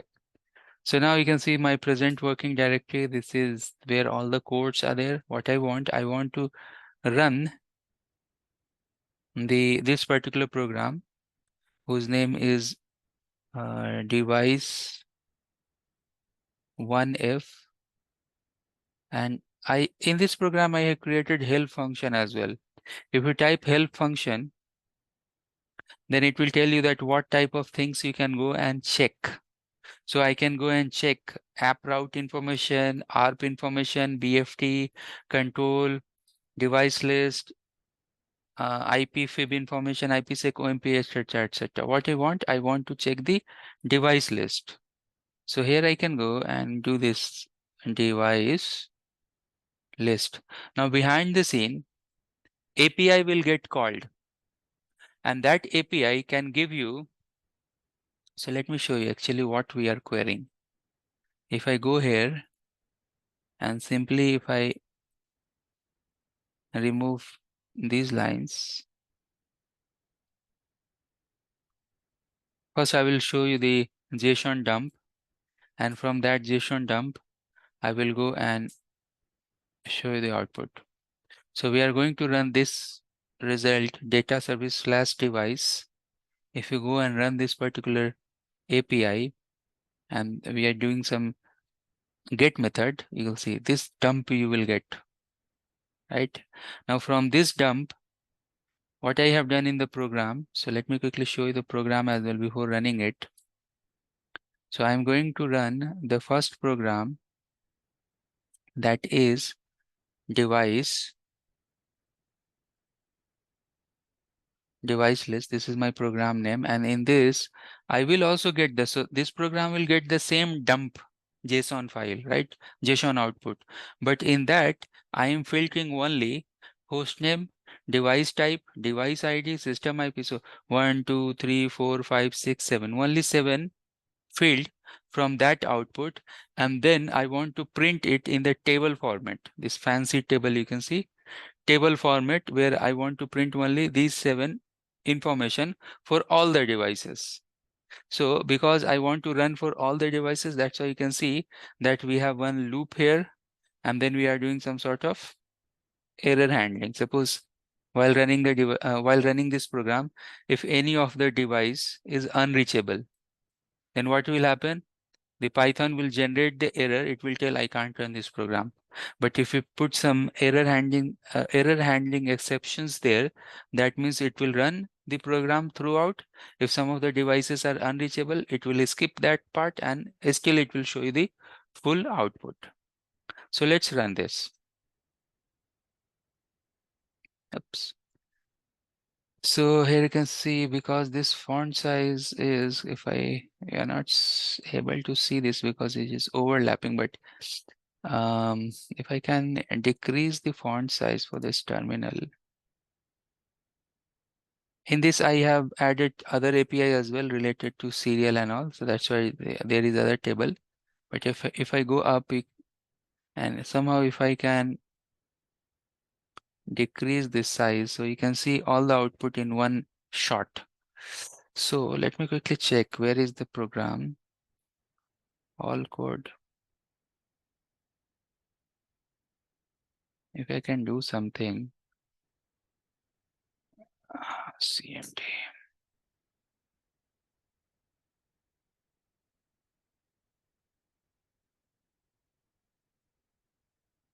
Python.exe. Device 1F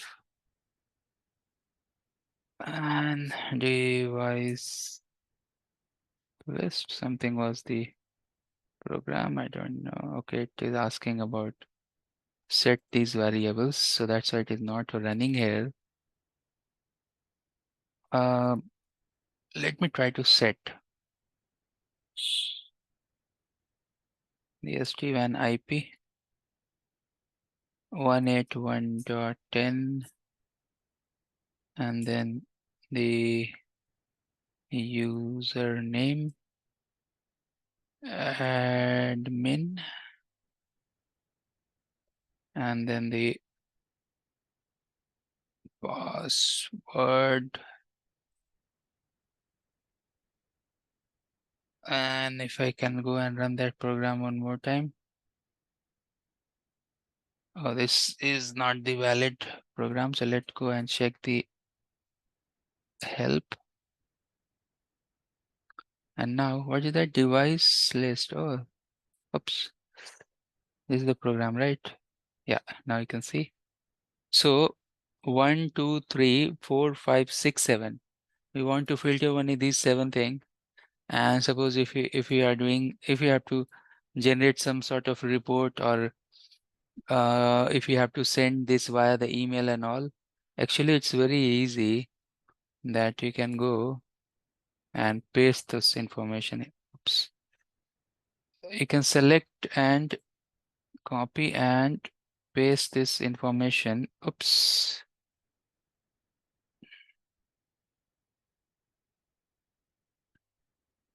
And you can send via email and all, right?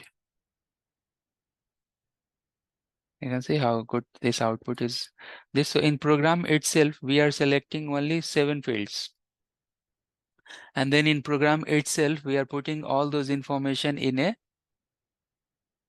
table, fancy table.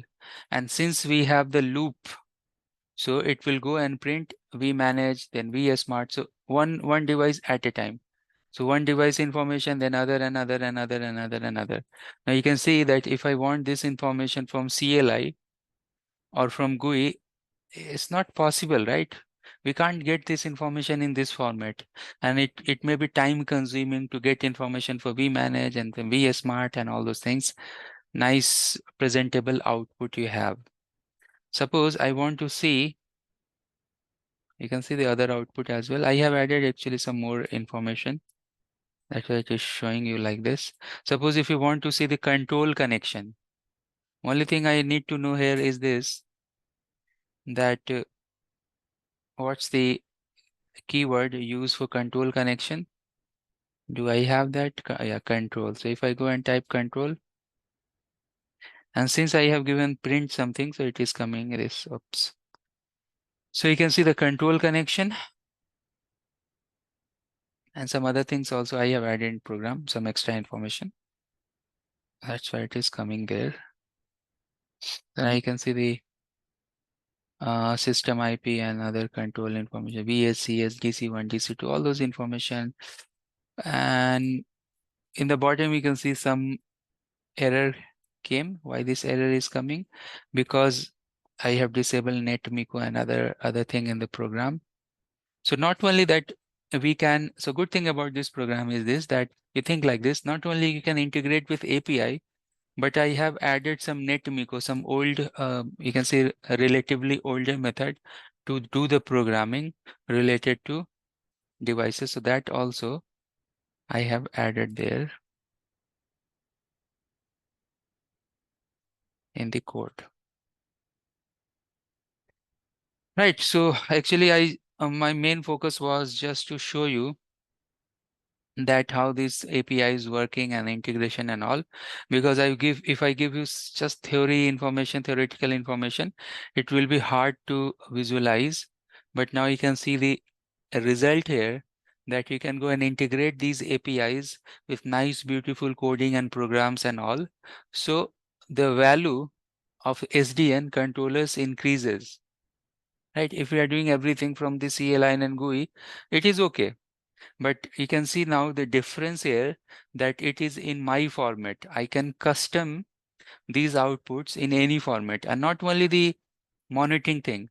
We can do configure anything. We can onboard the devices. We can push the policies, push the feature templates, create the feature templates. We can do each and everything that we can do via the CLI and the GUI. You have any question?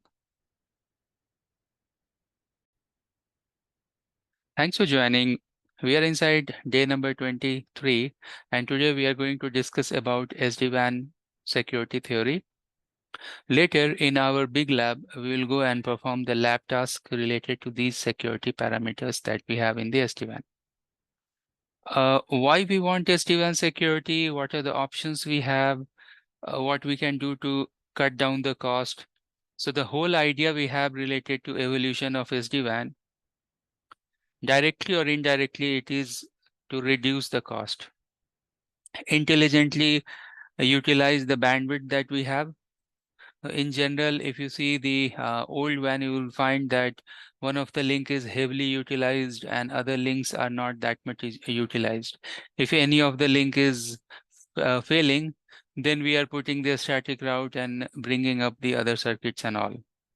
That is not the case here with our SD-WAN strategy. But when we are using the internet circuits as our transport, so then we are exposing the risk. Now we'll go and see that what type of risk we have and how with the Cisco SD-WAN security features we can mitigate those risks. So let's go and check the security features that we have in the SD-WAN. First of all, we'll go and see that what type of threats we have. Obviously, the agenda is to learn all the security features. I will come to that part. But one thing we know at this point that none of the network is 100% secure. There may be different type of vulnerabilities, bug, configuration issue, some security holes, some loose point from where any type of attack can happen. And if you read the journals and other, will find that 80% of threat is due to internal security, like internal threat. Some employee, they are doing something or they don't know that what they are doing, and then they are inviting the attacks or the scripts within the infra. So 80% of time it is at times it is mentioned that it is due to some internal misuse or internal threat or internal bug. 20% of times it is very high level security breach, and for those type of high level security breaches, the hackers, they are doing that exercises, those exercises, they are taking months in that, it took like months or maybe sometimes years to find the loose point within the network. It's not that all the time the network and network devices are the loose point. You'll find that humans are also the loose points. So these hackers, the high level hackers, they are doing some sort of social engineering as well, right? Maybe they will become your friend and they can put you somewhere and all those things, and they will steal the password, they will guess the password, and all those things is part of hacking. If you go and check those courses, you'll find that it's not all the time logging to the computer and creating some viruses and a script and sending. Not all the time. There are so many other way as well that hackers are using to hack the system.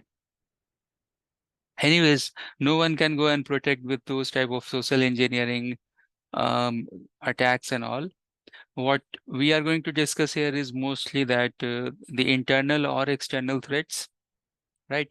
Now, if I ask you one thing, as per your knowledge, so as I told you that there are two type of threat, internal and external. Now, if I ask you that to protect from, in general, to protect from internal threat, what we are doing, and to protect from external threats, what we are doing, what's the strategy? So suppose this is one of the perimeter where you have the security, and you may have breaches from outside, or you may have breaches inside. So to protect from the outside attacks, generally what we are doing, and to protect from the inside attacks what we are doing. You know that?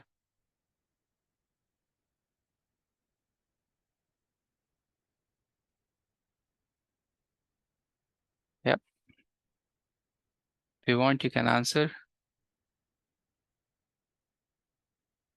Repeat it again, in your mind. Yeah, so to protect from outside attacks, what we are doing, and to protect from inside attacks, what we are doing present in the network. What type of a strategy, devices, rules we are applying?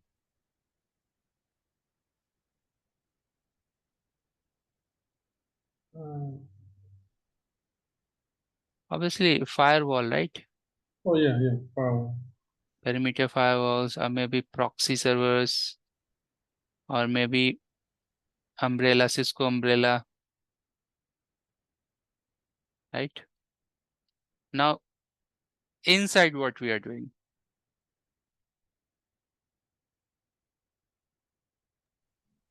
I think inside you would only have like need to know access or something like that. Like only certain people have need to know. IPS, IDS modules, and then we have Cisco Stealth Watch. We are tracking the behavior of network, anomaly in the network and all when the traffic is inside, right? So different strategies are there to protect from outside and inside, and we will see. But this is very normal understanding that obviously you need some gateway devices to protect from outside, and you need some sort of sensor devices to protect within the premises.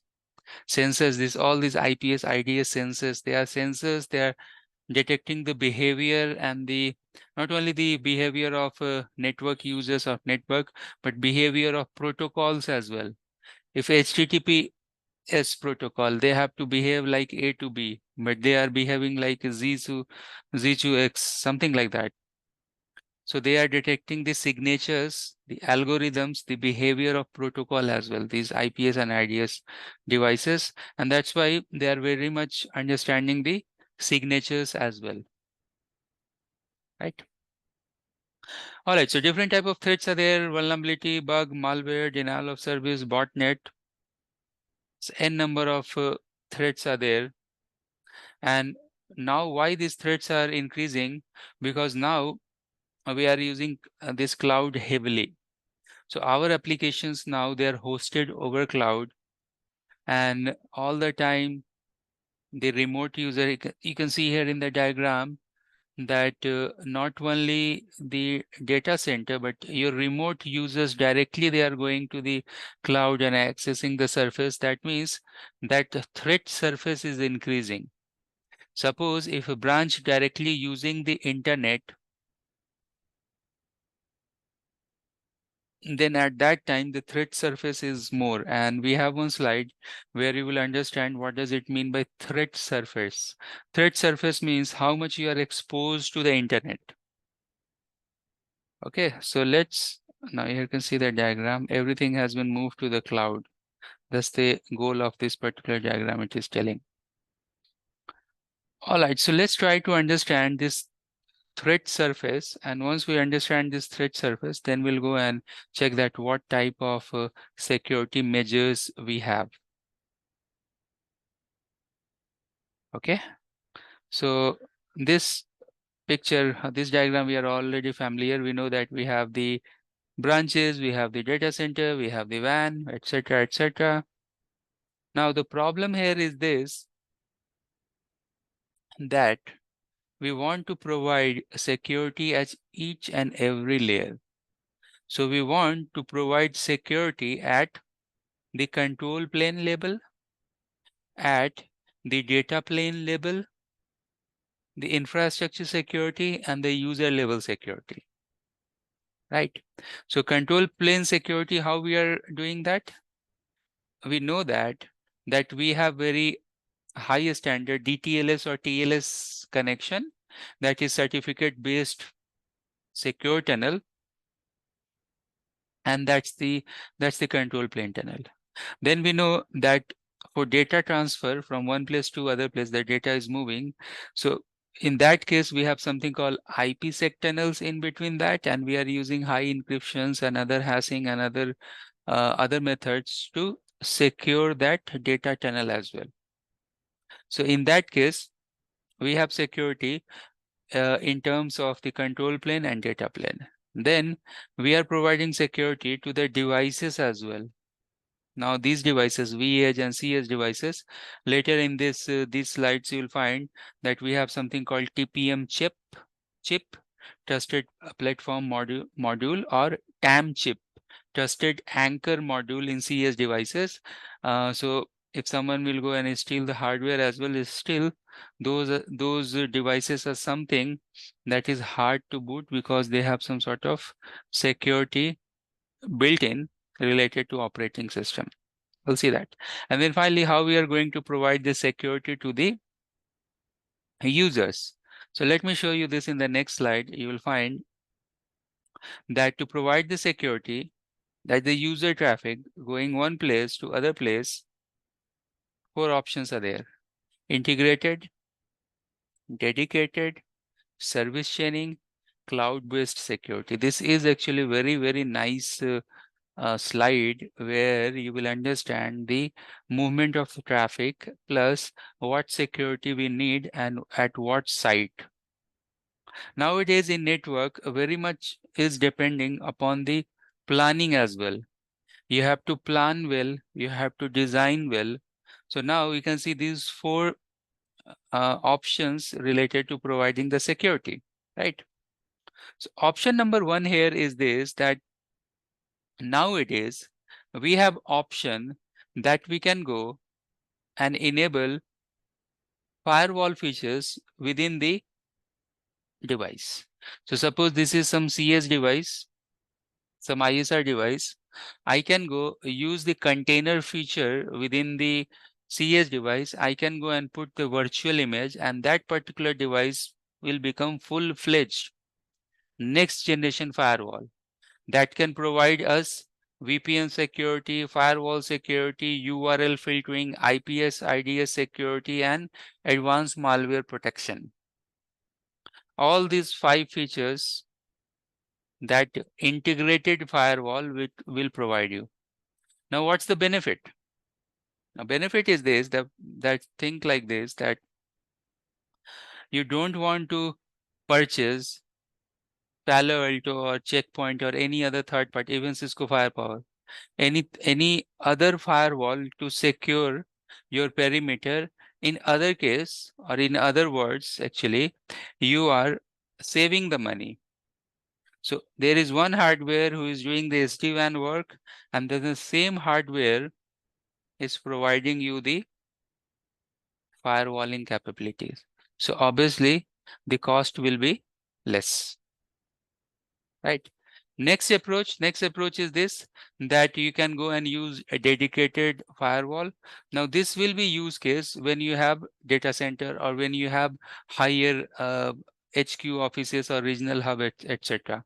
In that case, you can go and use the dedicated firewall, pair of Palo Altos and all to protect.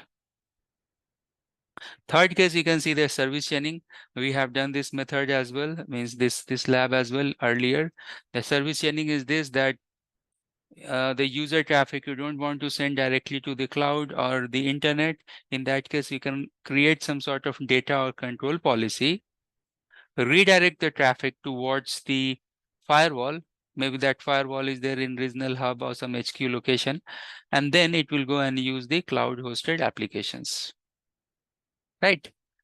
Then we have the 4th model. This also we have discussed earlier, that you can go and use cloud hosted firewall, either Cisco Umbrella or Zscaler or any other cloud hosted firewall to provide the security, right? So these are the features we have related to providing the security. Now let's quickly go and understand the threat surface that we have for these clouds. So let me go to the next slide. Means what is the threat surface in SD-WAN?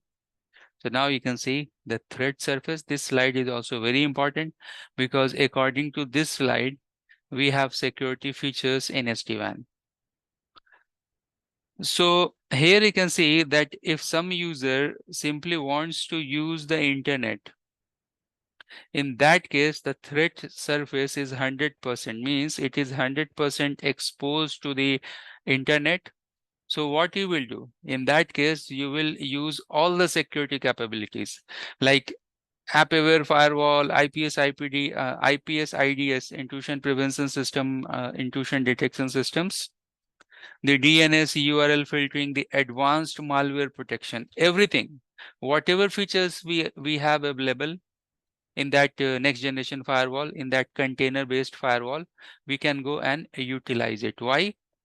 Because this case we have 100% threat surface. Now, if we have direct cloud access, see, this was DIA, direct internet access. Now we have direct cloud access. So in this case, we have approx 75% threat surface. That's why you can see this pie chart here. So in that case, we can go and use the app-aware routing, firewall, IPS, IDS. We are not using the DNS filtering in this, DNS or URL filtering in this case, because that Zscaler or Cisco Umbrella will provide you that. We are using the direct cloud access.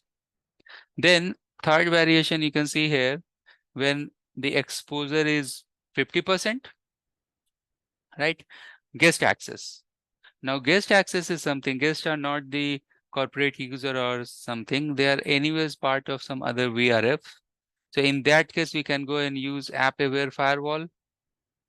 We may create different type of VRF for guest users, and then because guests, they are using some sort of URLs or some sort of websites, so we can go and use this URL filtering, right? Finally, you can see that we are in the case where we are in the compliance traffic. That means this is for corporate user. Corporate user also 25% we have this threat surface. They are using IPsec tunnel. So two different branches, obviously they have IPsec tunnel in between where their traffic is moving. So that's why we have IPsec tunnel. We can go and use firewall. We can go and use VRF in between them. We can go and use IPS IDS. Why? Because IPS IDS we are using for internal traffic. These are the sensors used within the infra. Right. So this particular slide actually very important related to our theoretical discussion related to our Cisco SD-WAN security. You can see that what is the use case and how much security you want to provide in those type of use cases or in those type of users or traffic. So is it not like, again, it's not a good practice that you will use all the security measure in case one, because this is unnecessary. So someone is telling that do not put $100 lock in $10 door, right? You can't put unnecessary security as well, because that will cost money, right? If you are using all the features unnecessary, then it will go and so that particular firewall, you will see that their CPU process, all these will get much more utilized. So as a security professional, we have to assess that how much threat surface is there. According to that, we can go and propose the security. What are the configuration we can do inside SD-WAN? Once I log into the vManage, I will show you that we can go and enable firewalling feature, IPS IDS feature, URL filtering, advanced malware protection features, and some cloud security like embedded, or means we can go and integrate with Cisco Umbrella. So these features, these all features are available. Only thing we have is we have to consider is this, that we have to go and enable the container. Over the container, we have to go and put the virtual image for firewall, or virtual secure image for firewall, and then only it will work. Okay, obviously later on we will see this thing. But yeah, once I go and log into the vManage security dashboard, you can see the firewall, intuition, all those features are there, and they will ask you actually. Once you log in, then they will ask you, oh, you have compliance related security, you have guest related security, you have DIA related security, you have direct cloud access security, etc. According to that, you can go and apply the security feature. Now again, same thing. They are the ISR devices, ESR devices. They are providing all sort of security features that again we'll see in the lab. Now these slides we have already discussed earlier, that we have data plane security, we have control plane security. Means SD-WAN itself will offer you good amount of security. We know this thing that SD-WAN, all the controllers, they have different level of security. This thing we know. All the controllers, we have security plus, we have something called vBond that is working as an orchestrator. So everything should first contact to the vBond, get authenticated, and then only they will be part of the fabric. Right. So these things we have already studied in our previous SD-WAN sessions. So I will move on quickly. The next very important topic is device security. As I told you earlier that there are two types of devices. Nowadays, mostly we are using CSR devices, but vEdge and cEdge. You have vEdge and you have cEdge. vEdge is using TPM chip. So all the certificates will be preloaded inside this platform chip, and then you have the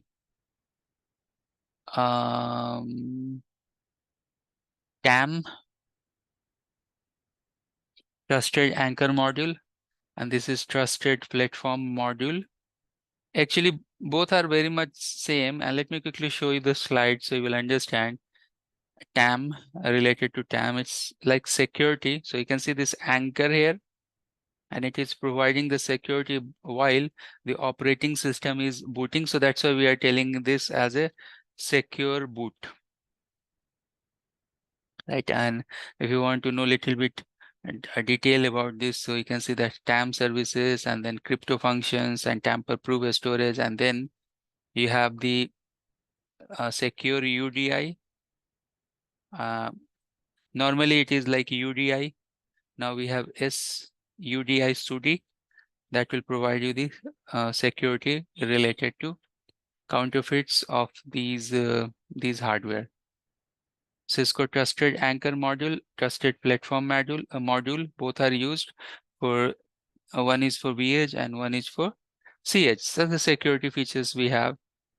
Then we have unique device identification. Nowadays it is SUDI, Secure UDI. All these certificates will be loaded here. So what Cisco is doing before sending these hardware to the customer premises, they are putting certificate in that, and then that hardware will reach to the customer. What they have to do simply that at the moment these devices will get plugged in to the fabric, the vBond will go and do the authentication, and in the ZTP process or plug and play process, they will go and contact obviously the vBond, the mother vBond, like the parent vBond. From there it will get redirected to the enterprise vBond, and then they will go and trust these certificates. They will authenticate these certificates, and then only that device will become join the fabric. Right. So these steps are there that that is happening actually behind the scene, and in this way Cisco is providing security to their devices, to their hardware.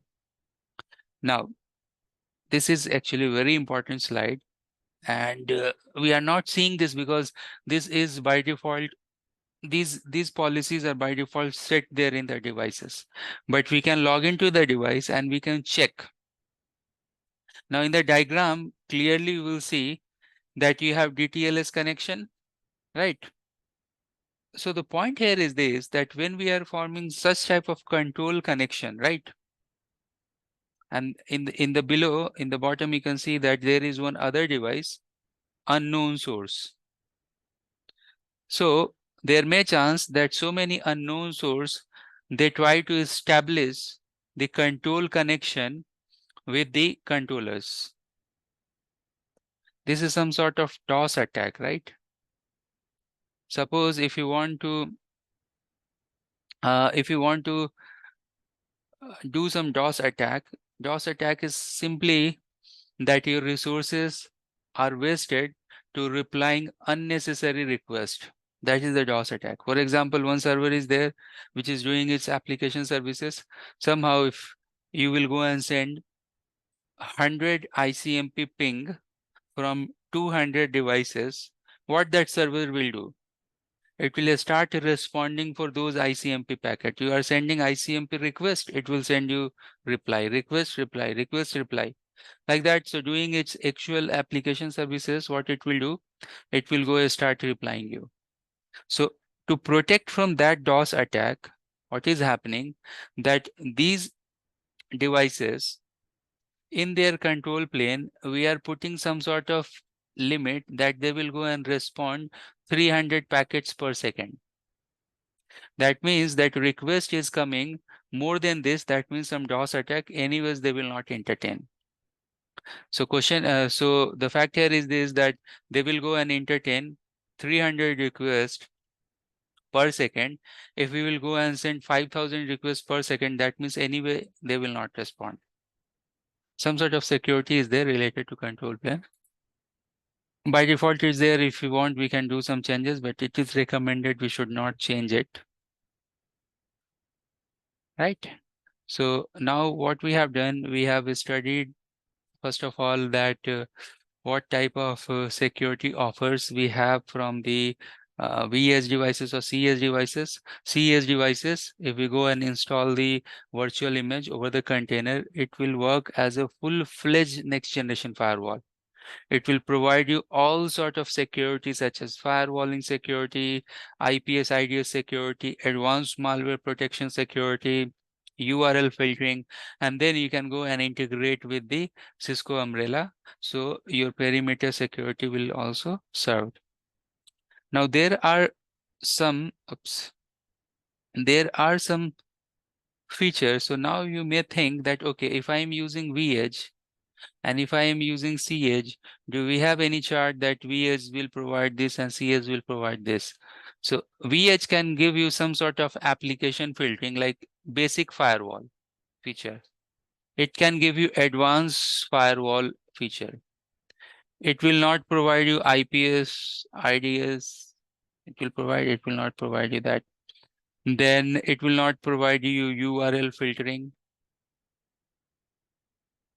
Then it will not provide you it will provide you Cisco Umbrella integration. Umbrella you can integrate here and integrate here. So you can see that vEdge and cEdge based security, and that's why customer can choose. Let's suppose in a branch, if you have to redirect the traffic towards the hub location, means in a branch you don't need firewall services, so that site you can go and use vEdge. But suppose in a branch, if you want to use these features, so then you can use cEdge and you can install the firewall over these cEdge, and it will provide you all the security. Right, so it depends again what type of hardware we want to choose in the premises. Right, so let's quickly go and discuss about a little bit more about all these features and offering from Cisco. So I will do one thing. I will quickly go and reach out to the section where we have the firewall and IPS IDS and all next generation advanced security features. All these things we know. We know the data integrity. We know all these things. We know the segmentation. We have done this segmentation as well. And over this segmentation, we have done route leaking as well. So we know all these slides. These slides are just for your information. You can go and have a look on these slides. Now I'm going to start the actual security services that we are using within the SD-WAN. So now you can see that SD-WAN can go and offer you firewall, IPS, IDS, URL filtering, malware protection, and Cisco Umbrella integration. And this is the dashboard. If I log into the vManage, you will see this type of dashboard. So vManage will ask you that I have inbuilt workflow, which type of user you have, for which type of user you want what type of policies, like that. So we know from our previous initial slide that compliance, that means the threat surface is 25%. Let me write here, compliance means your enterprise user. Here threat surface is 25%. Guest access, here threat surface is 50%. Direct cloud access, threat surface is 75%. Direct internet access, threat surface is 100%. And then obviously custom means you want to use this plus this, you want to use this all. So that's the custom policy. You can mix and match. So Cisco is offering you both the things. If you are not sure which type of user, what type of policy you want to use, you can go and use their defined workflow. You can see compliance. Only you can go and enable the firewall and IPS. Guest, firewall and URL filtering. Direct cloud access, most of the thing. Firewall, IPS, malware, and DNS. Direct internet access, you can see application firewall, actually everything. These many security we have, because threat surface is 100%. So we want to enable all the features, whatever we have in the SD-WAN, right? So enabling the feature is easy, and later on, obviously, we are going to see all these things in our lab as well. So for example, how the IPS and IDS workflow or the packet flow is there. Now this packet flow is not necessary that we should understand each and everything in this, because very much for the TAC. But anyways, we can see here, so the traffic is moving from LAN, oops, I will explain you that. So traffic is moving from LAN to WAN. Then what is the workflow? Let's see. So here you can see LAN to WAN means from service side to service side VPN to transport VPN. So in that case, we can see that we have firewall rule, IPS, filtering, AMP, then the N bar, NAT, and then DNS security. But when the traffic is moving from WAN to LAN, so in that case, firewall, IPS, URL, AMP, little bit difference is there. Otherwise, you can see most of the features for the traffic flow from service side to transport VPN to service side, they are the same. Interesting thing here is this, that when I will go and show you the container feature, then you'll find the interesting thing. So let's quickly go and reach out to the container. So all the time I'm telling you one thing, that what we can do, that we can go to the cEdge, right? So I have my cEdge. Oops.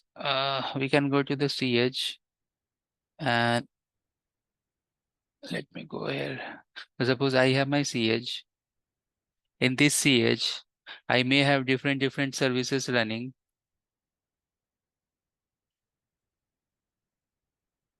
What we can do in this cEdge is this, that we can go to the container. Suppose this is one of the container, and in that you can go and install virtual image for firewall or for security appliance, right? And then it will work as one module. So you have other modules, maybe for routing, other modules for other things, maybe other services like DNS service or whatever. So many services are there. Everything is packed inside the operating system, and operating system has a right to give instruction to all these services. So what I'm telling, let me quickly show you within this slide. I have slide related to this, so you will understand. Let me quickly go and show you this, what I'm telling. So now you will see that this is the movement of the packet, not this one. If I have one slide, Yeah, I was actually looking for this slide. Now you can see. So now you will see here that how the architecture for the firewall built in. So you can see that you have data plane, and same type of architecture we have for firepower or any type of advanced firewalls. Same thing is happening. Now here you can see that we have the daemon. Small d stands for daemon. Daemon for operating system, IOST. And then you can see everything is hosted over Linux operating system. So we can go and make containers. It's like container services, some sort of hypervisor you can think. Then you have something called LXC container. Over that you have IPS module. This is a snort engine used for IPS IDS services, right? And here somewhere you will find that you have firewall module as well. It's very interesting. Actually, firewall modules generally they are part of data plane. So what is happening that suppose if you are providing the policy, applying the policy, normal firewalling policy, normal ACL policy, so traffic will go normally in this. This is the traffic path, the data plane. But suppose if you go and use advanced malware protection, URL filtering, snort engines and all, then the traffic will go up vertical. Some rules will be applied here to that traffic. After the application of rules, it will come to the data path and then it will go outside. So doing this, obviously there is process and CPU utilization, and that's why we know one thing, that since we are using some container applications to install these services, they are not native like. So someone can ask you, okay, tell me the difference between normal Palo Alto and this type of firewall. Normal Palo Alto, their hardware is built for all these applications, all these filterings and all. This type of arrangement that we have normal operating system, but parallelly we are installing some virtual image, and then we are putting all the codes related to firewall and IPS and IDS and all. Obviously, it is not integrated service, so that's why there may be lag related to this security application. There may be high CPU and memory utilization. That's the one thing. What is the advantage then? The advantage is this, that cost cutting.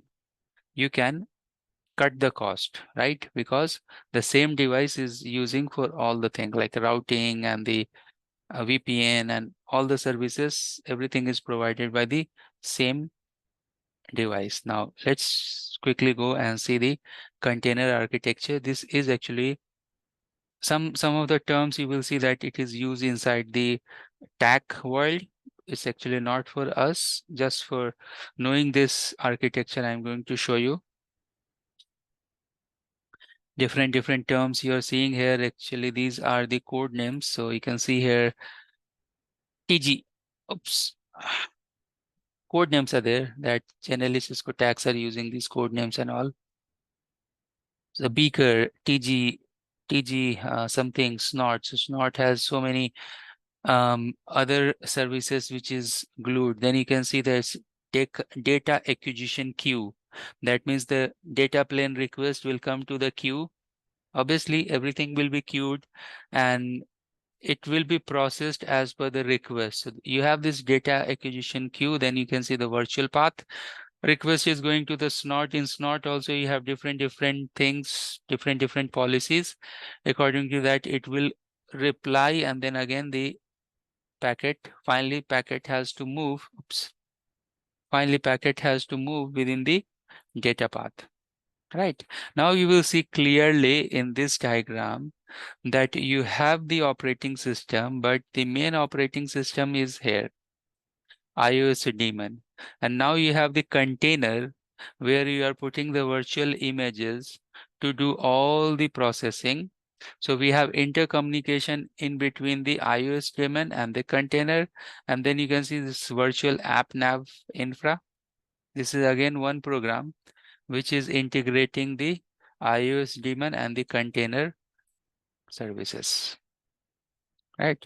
These are the arrangements by which the secure services we are providing in the Cisco devices. Now you can see here that do we have any hardware requirement to run these services? Which type of devices supporting what type of services? Yeah, that is right. And you can see here in the list that if you want all sort of features, which platform is supporting what type of feature, and this platform, how much boot flash and RAM required, how much core of CPU required. Then you will see if we have on-box lookup, it can be provided with 4331, 4351, these hardware or these routers. There they have, this is the minimum requirement. Minimum 16 GB of boot flash, 16 GB of memory. You can see this is minimum to run all the services like IPS, URL filtering, AMP, threat detection, is etc. Right. So be very careful when you are using the firewall services in the enterprise, how much firewalling we need according to that requirement. We have to go and select the hardware. Right. Again, these are some of the slides for reference. And this is the walkthrough related to security. Obviously, we'll go and learn more about this security, means configuration related things in the upcoming session. So from next class onwards, we have to go and follow the lab guide. 700-page lab guide we have that we are going to follow. All right, if you have any question, please feel free to ask. Go ahead. Go ahead. Thanks for joining. We are in day number 24 and we have to start the lab from today. Now let me quickly show you the lab diagram that we have that we want to perform the task for. And you can see here the lab diagram where we have one data center and 4 branches. So the first task that we have in our lab is this, that we have to go continue and create the template related to VPN 0. We'll go and create the templates related to VPN 0, and within VPN 0, we will go and create the interface related template. So we have to, so our first task is this, to go and update the device template for all the sites, not only the data centers, but for the branches as well. Now for this, you can go to the lab setting that we have. And if you follow the workbook or the lab guide, so you will find that once you go and open the Chrome or the Firefox, you can see POC tool is there. We have to go and log into this. So let me go and log in here and give the username and password like this. It is there in the document. Once you log in there, then you have to go and do the deployment. It's loading, we'll wait. And now you can see that this page, POC page is coming. Here you can see the diagram. You can see the DC site and all sites diagram. This is the POC lab that Cisco has. Now what we can do here, on top you can see this deploy button. Just click deploy.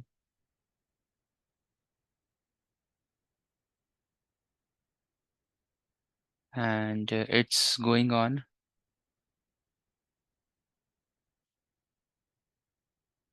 Meanwhile, this deployment is in progress.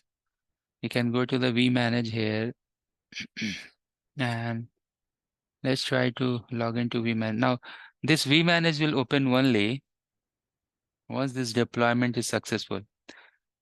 So I'm going to provide you new lab setup You click to the deployment button and you have to wait for some time. Better you click and just wait for 10-15 minutes, because then it will be fully deployed, everything will up and working, and then you can go and start work. Anyways, the lab, when I'll share the lab with you, it will be with you for 5 days. Once you start the lab, you try to complete most of the task within 5 days. Okay, so now you can see that it's going on. It's going on, the POC is going on. And if I have access to this vManage, then we can go and start our activity as well. Meanwhile, this POC will be working. This will go and bring up all the devices everywhere. So let's wait for at least 2-3 minutes. Let this POC run and do the deployment for all the devices, everything. Then we'll log into the vManage and we'll start our lab. It's unreachable. But, the deployment is done. You will see that it will come up.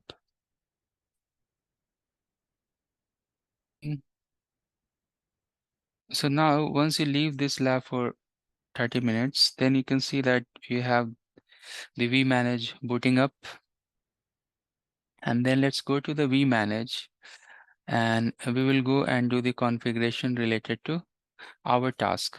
So what is our task? Our task is that we have to go and create the templates related to different sites. So we have to go and create the template related to data center, branches, etc., etc. So for data center, what we want to create, if you go and check the document, you'll find that we have to go and create that for DC, VPN 0, 512, and in those VPN, we have some interfaces as well. So we'll go and use those interfaces as well. Let me go to the remote desktop and do this. Start this. I can see it is starting.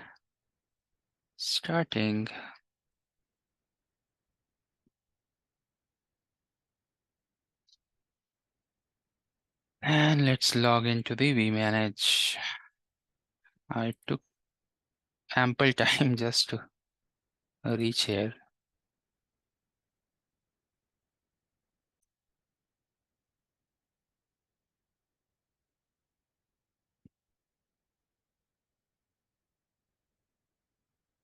So what is the task we want to do? Obviously, we want to go and create the templates, right? So we'll go and create the VPN 0.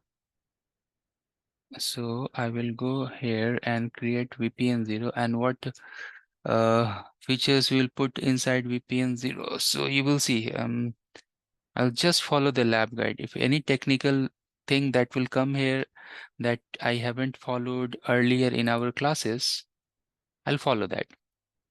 You're going to the configuration, you're going to the template. And I can see that we have 2 device template here. So what I can do here, I need VPN 0 and I just wanted to use the same name that we have in the lab. So you can go here to the feature. We know these things, right?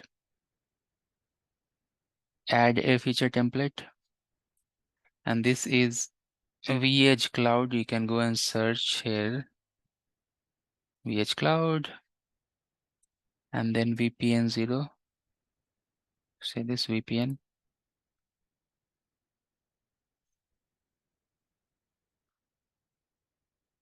So in the lab guide, they are telling to put the name like this.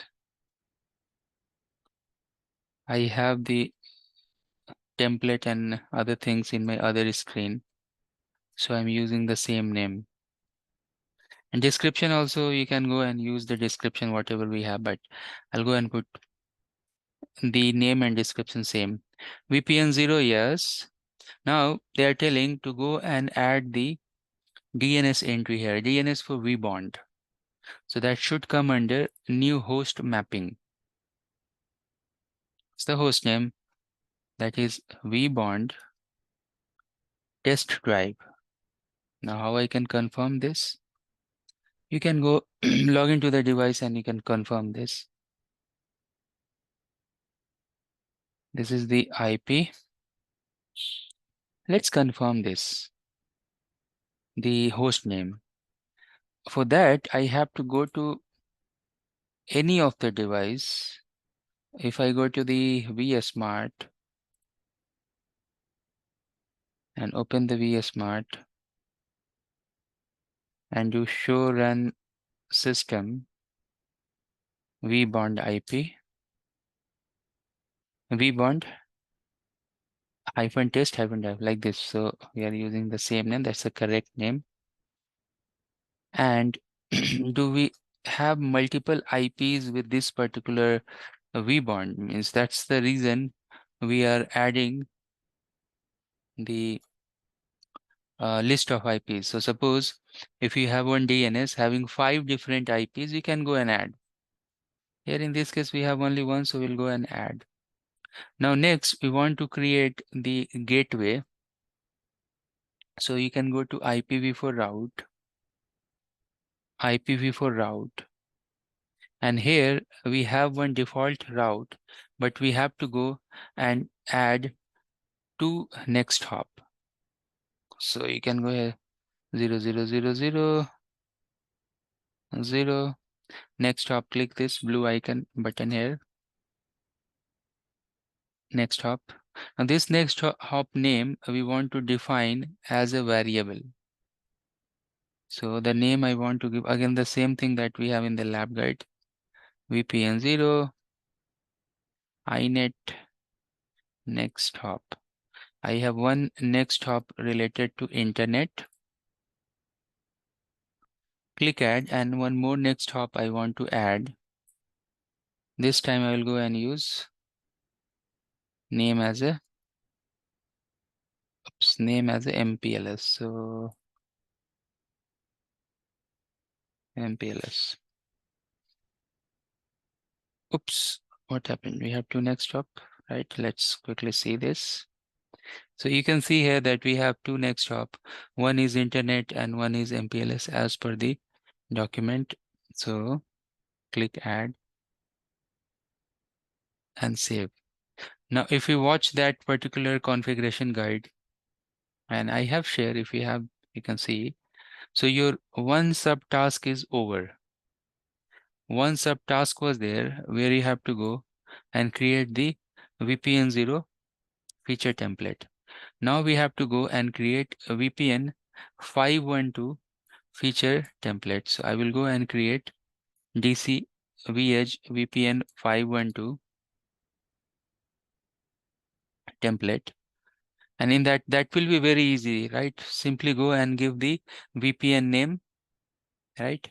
And once you have the VPN name, then you can go and add the VPN 512. If you have a static route, just go and add the static route. That's it. Your VPN 512 will be done. So let's do this. If I click here, up arrow, because what we have, so this we have created today. We can go here and we can create copy.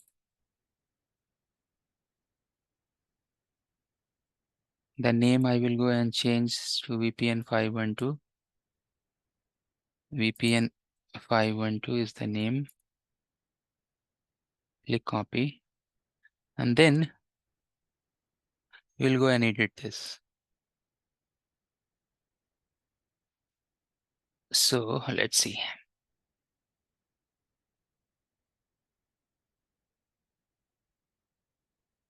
It's loading. Let this get loaded. Now, once you come here,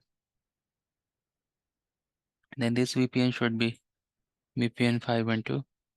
Now, this VPN, is it needing the host bonding or not? It's not, because this is related to VPN 0. Then you can go to IPv4 route. And once you are inside IPv4 route, you can see I haven't saved that 2 next hop seems. I'm not able to see next hop here. Oh, then I have to go back and I need to create. No problem. You have to click add here, otherwise it will not save. So here, let's go and create first, and then I'll edit that next hop for VPN 0.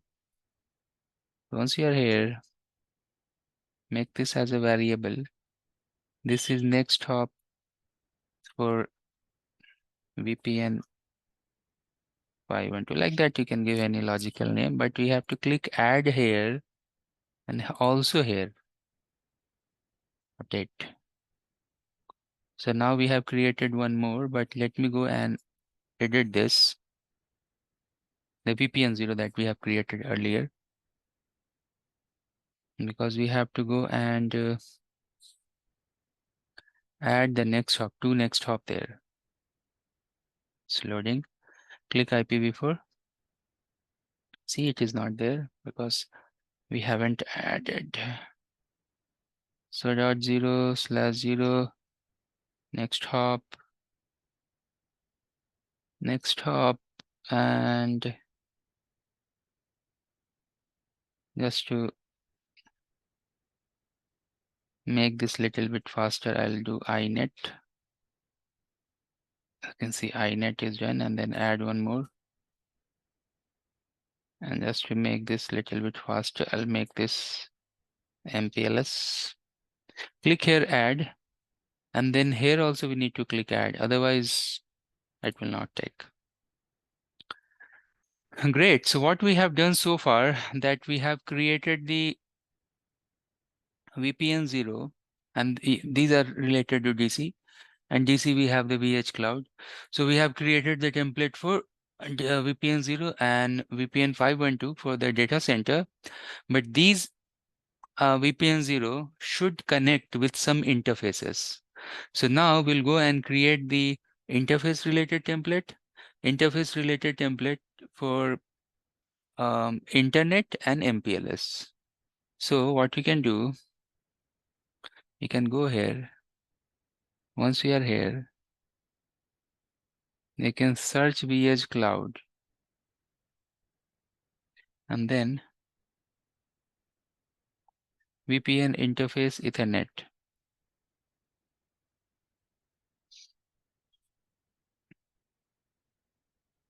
Once you are here, then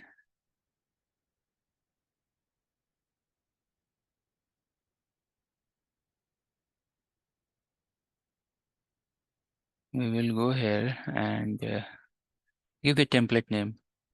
So let me see, that is DC as per the lab guide I'm giving. inet is the name of the template. And then you can give any nice description here, no problem at all. Now, the interface name.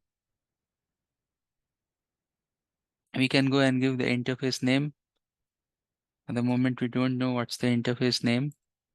So this is VPN 0 interface. This is related to inet.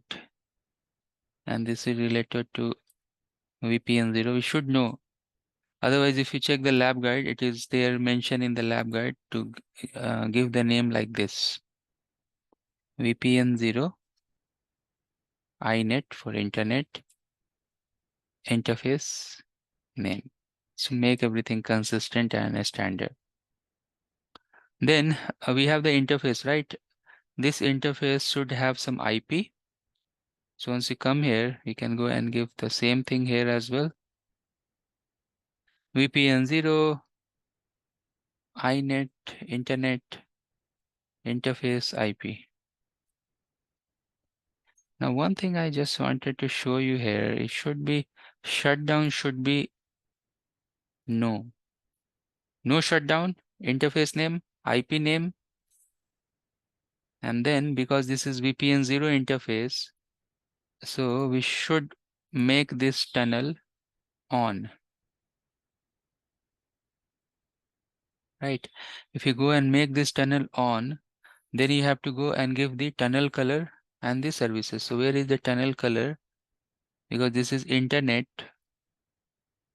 So I can go and give the tunnel color as a whatever private or public, whatever internet is there, or if you want, as per the document, you can make this also variable.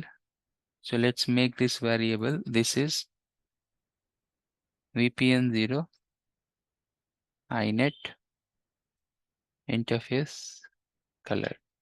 That's the name. Now allow services, you will see somewhere that we have services to allow. So I can go here and make this on. All the services are allowed. And that's it. Click save. So now what we have done, that we have created the template related to VPN 0 internet. Now I have to go and create the template for VPN 0 MPLS, right? So no need to do any hard work here. Simply you have to go here and do the copy. So go and do the copy. Instead of inet, make this MPLS and like this, copy. And then the MPLS will go, click edit. Now what you want to change? The name. Instead of inet, whatever I put inet. So once you're here, make this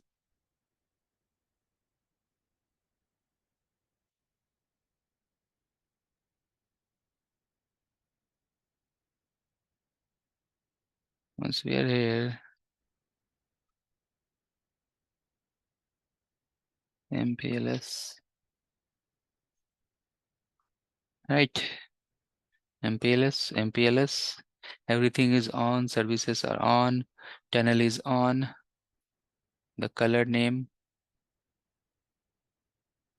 also will make. You can see it's not difficult, right? We are just creating this. If you practice, just follow the lab guide. I'm just doing the same thing. Just following the lab guide. So we have interface as a variable. We should have IP. So interface as a variable, IP address as a variable. Then we have color as a variable. Rest all the services are on, up and running. So we are very much done with the VPN 0 interfaces. Now we'll go and create the VPN 512 interface. That is the management template interface. So for that, what we can do, again, we can go and copy the existing template, right? Anything like MPLS or internet, whatever we have created, we can go copy that template and then we'll go and rename it and we are done. So let me show you this. I can go to MPLS, I can go to internet, no problem. Just go there, copy this. This will be the management interface. So management interface, we'll go here and click edit. What are the variables name we have? We should do shutdown no. Then the interface name, I should click here and make this as a VPN 512, like this, say VPN 512 MGMT interface. Then the name is, the name is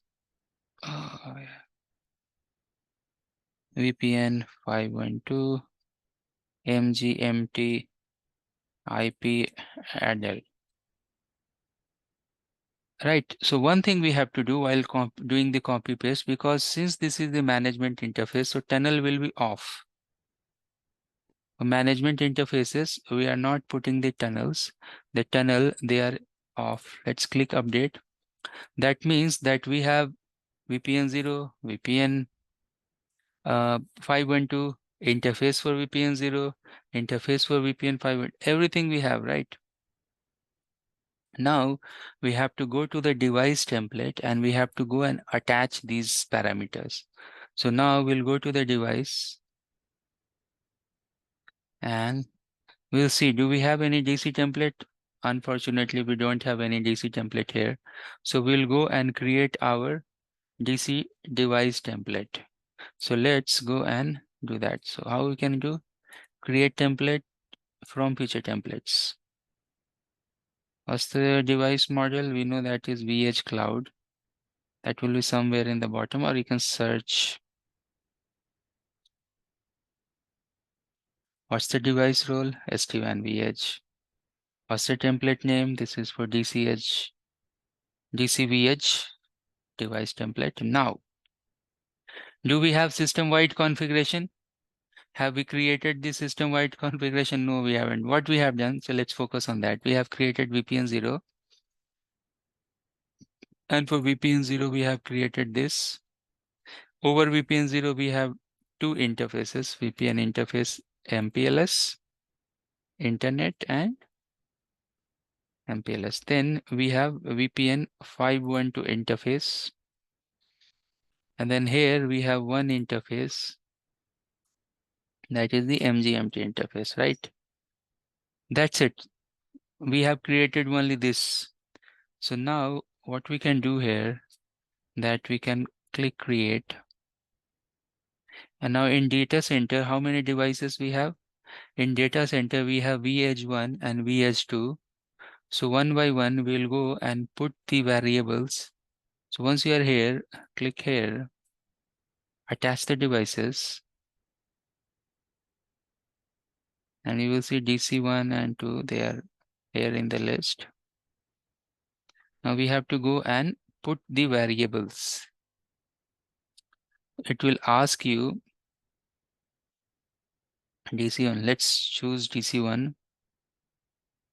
And you can check the diagram. As per the diagram, what is IP there, I'm going to put. You can check the lab guide as well. That is in front of me. So now we will go here and put all those values and we'll see. So 192.168.0.1. Just the lab guide, I'm putting this information. Anyways, we should have all these information with us while doing the deployment. 192.168.0.10.24 is the next hop. For VPN 0, internet next hop, right? So that is 100.1, 192.0.2.1. This is the MPLS next hop. Then gig E0/1. This is the VPN interface. Then color is MPLS. Very good. Oops, something is wrong here. So this interface IP. Let's see. So VPN 0 interface, MPLS interface name is gigi02. If you go and scroll, it will tell you that what exactly this variable means. So it is telling the interface gigi0 is VPN 0 interface name. Yeah, this is VPN 0 interface name. Then IP address for that is 192.0.2.2/30. Then color. So from drop down, go put MPLS. Then the interface name gig E0/0. Then the IPv4 address 100. Oops. 100.100.110/24. Then the color for this, that's color is public internet. I'll go here and do search where is public internet. Then the host name, this is DC vEdge 1 system IP 10.255.255.11 and site ID 1000. Click update. Once we update this, then we'll go and put the variables for DC1 vEdge 2 same way. We have this spreadsheet. You have to go and put that. So 192.168.0.1. This is the management IP next hop. ETH0 management interface 680.11. This is the IP address for the MPLS, and then 100.1. This is the IP address. This is management IP address. This is the next hop for internet, and then the next hop for MPLS. What is that? That is 192.0.2.5. Then the interface for MPLS gig is 0/1. Just the spreadsheet I am following again. 192.0.2.6/30. And then give the interface. So here we have MPLS, and then the VPN 0 internet gig is 0/0, 100, 100, 111.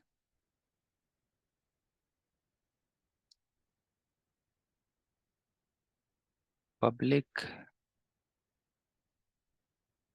and DC vEdge 2 10 255.255.12 and 1000, right? Great. So do this hard work and then click next. If you want to see the configuration changes and side by side and the conf diff and all these things we know, you can go and check that conf diff and all if you want. So you can see that side by side difference. Now what I will do here, that will go and push this configuration. So let's go and configure the devices. It's 2 vEdge DC edge devices. We are going to update the configuration. Actually, we are putting all the configuration from scratch. That's the statement. So earlier, how many devices we have in the vManage? Let's see. And now you will see that number of devices, how many devices. So if I go here to the dashboard, meanwhile the configuration push is going on, check the main dashboard screen. 7, now it is showing 7. Earlier I think it was 6. Once the push is configuration, you will see still it is in progress. You will see 8 devices.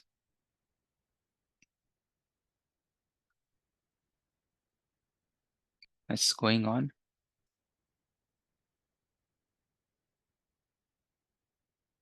Let this go.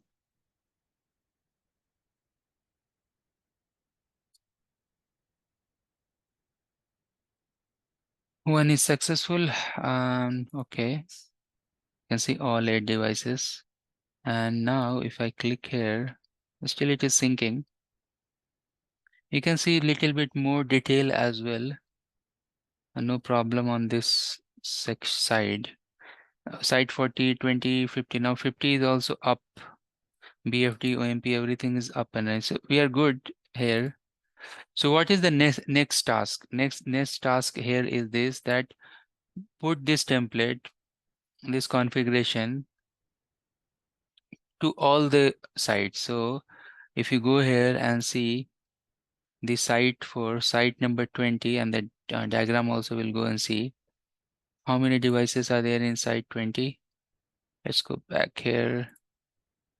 Oops, not here. Here. And you can see 2 devices, but in the dashboard, how many total devices? 1, 2, 3, 4, 5, 6, 7, 8. Okay, 8 devices are there, but some link will be partially down and all. So what we have to do, we have to go and create the template. Suppose MPLS is there, internet is not there. Go and create the template for internet, assign it, update that template. So now if you go back here to the main dashboard, and if you go back here to the configuration and template,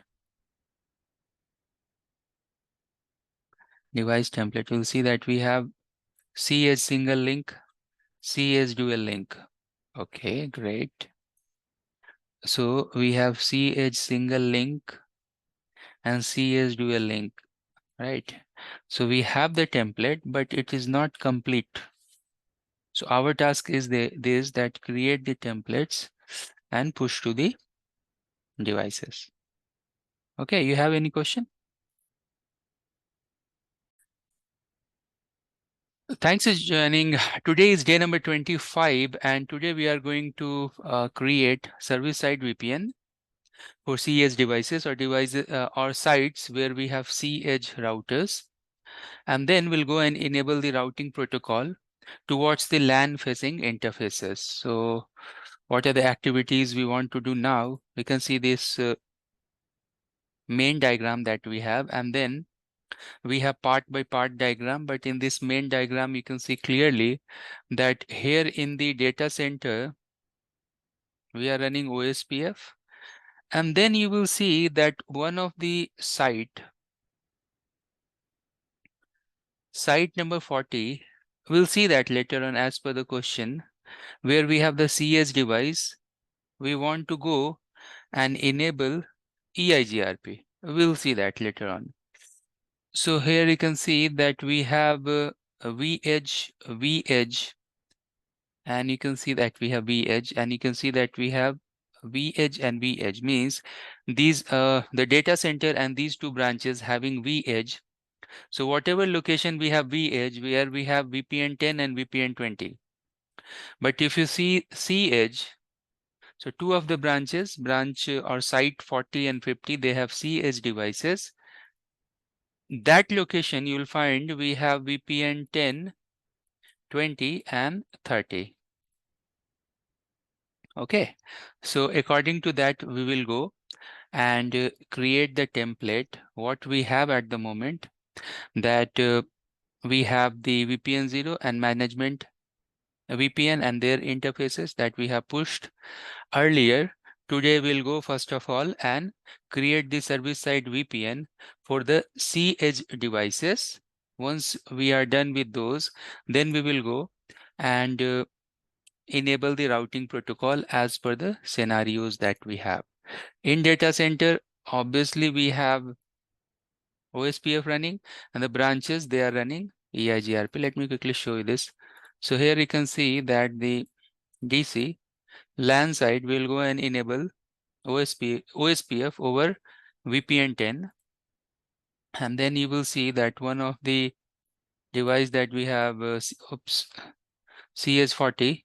So here we will go and enable the EIGRP. We will see that. You can see the EIGRP for VPN 10. Okay, we'll check that later on. Let's do it step by step. So the first thing I want to do here is this, that I want to create the feature template for cEdge devices. cEdge devices means site number 40, site number 50. And then we'll create the service side VPNs there.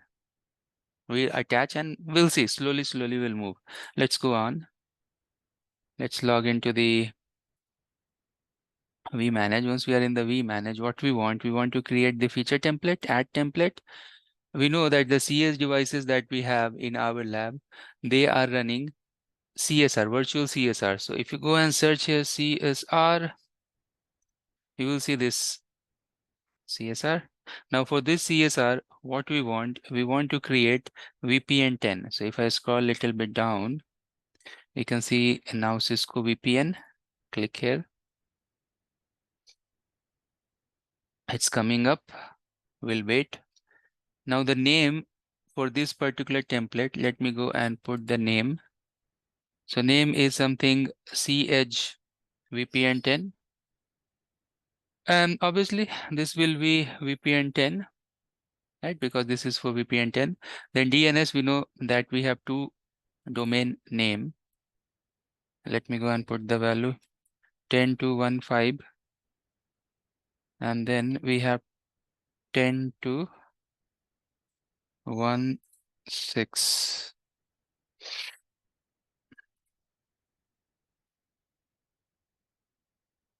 10.2.1.6, like that. Now, in this, what we are doing, we are going to OMP advertisement. And OMP advertisement, we are advertising the OMP for connected and a static route. So go and choose the protocol which is connected, add this, and next time again we want to add one more. So go and add and choose the static. So now you can clearly see that we are advertising two protocols here, connected and static. And now in this way, we are done with the VPN 10 template. Now, once we have VPN 10 template, what we want? We want to create the interfaces within that. So let me go and create the interface for this. So first of all, let's save this. And we have created all these templates like this only. Now again, go and click add template. CSR. And if you scroll down, you will see somewhere Cisco VPN interface. And let's go here and give the name. Oops. The name will be something like cEdge VPN 10 interface. And then what we want, what values we want. So for this interface, the shutdown should be obviously no. Then you want to give the name for the interface. So let me go and give the name. The name is VPN 10 interface. Then the IP address. So we'll go and give the IP. This is IP for VPN 10 interface IP. Do we have any other thing in the service side VPN? The answer is no. We don't have tunnel. We don't have any other information. So we can go and click save. Right. So if you want to see your last updated template on this place where you have this last updated, click twice, 1 and 2. Now you can see that we have created VPN 10 interface and VPN 10 and VPN 10 interface, these two templates. Now what we can do, we can go and simply mirror these templates, and then we can go and create VPN 20 and VPN 30, VPN 20 and VPN 40, right? Oh, 30, 10, 20, 30. So 20 and 30, I'm going to copy as it is. You will see copy paste. So what we will do here, we'll go here and click copy because we need 3. Simply make this 20 and copy. Then we'll go and edit. So where is 20? Here it is. Let's go here, click edit. What you want? Everything will be same except the VPN value.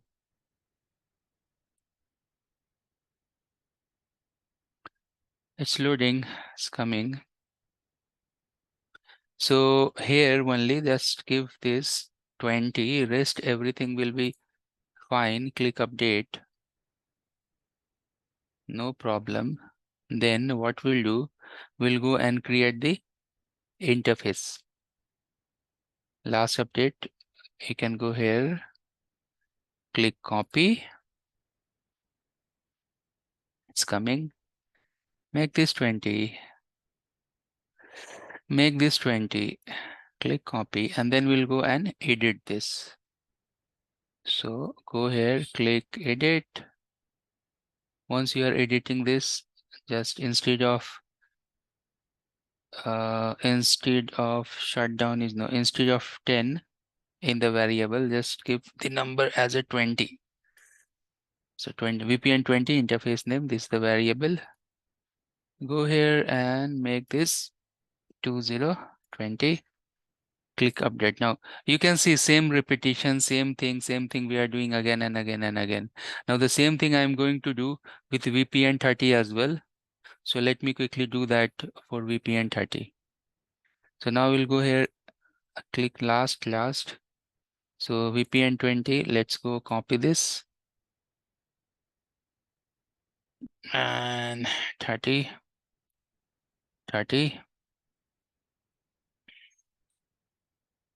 And we'll go here, click edit.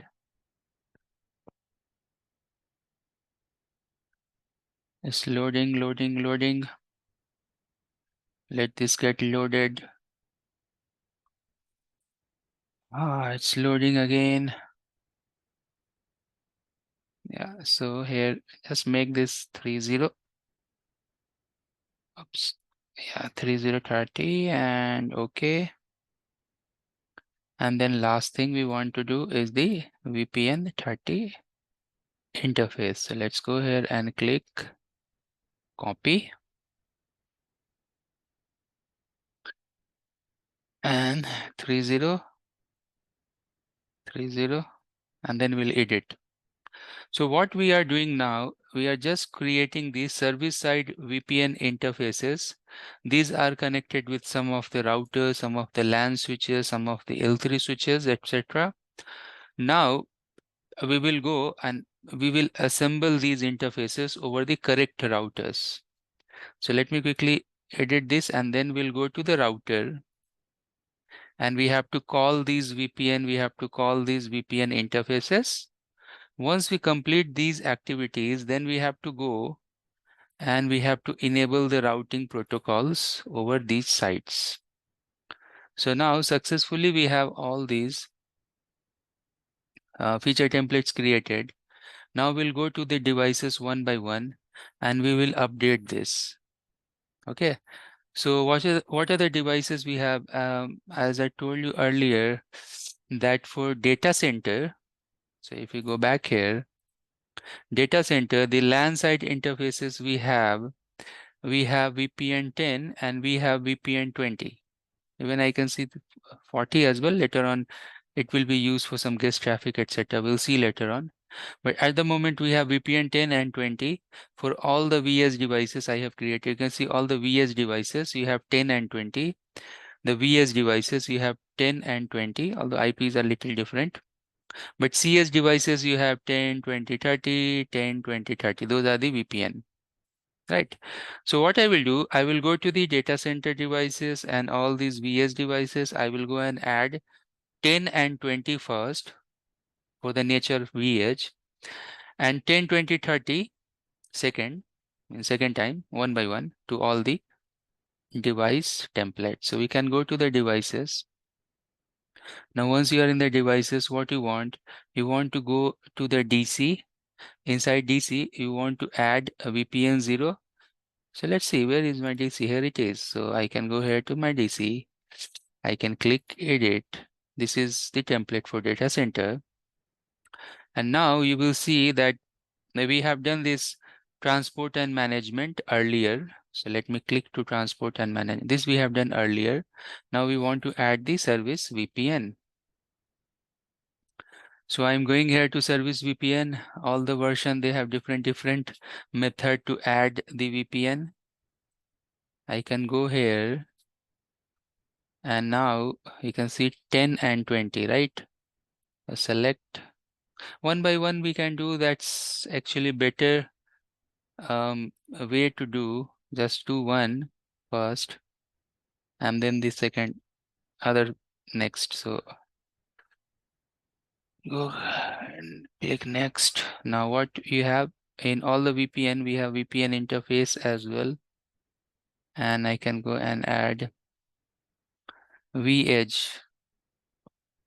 You see, 10 I have created earlier. Add, I'll go and add one more. So this time 20. Scroll down. Next. VPN interface. Down. VPN 20. VPN. Oops, not this one. VPN 20. vEdge VPN 20 interface. That's the name.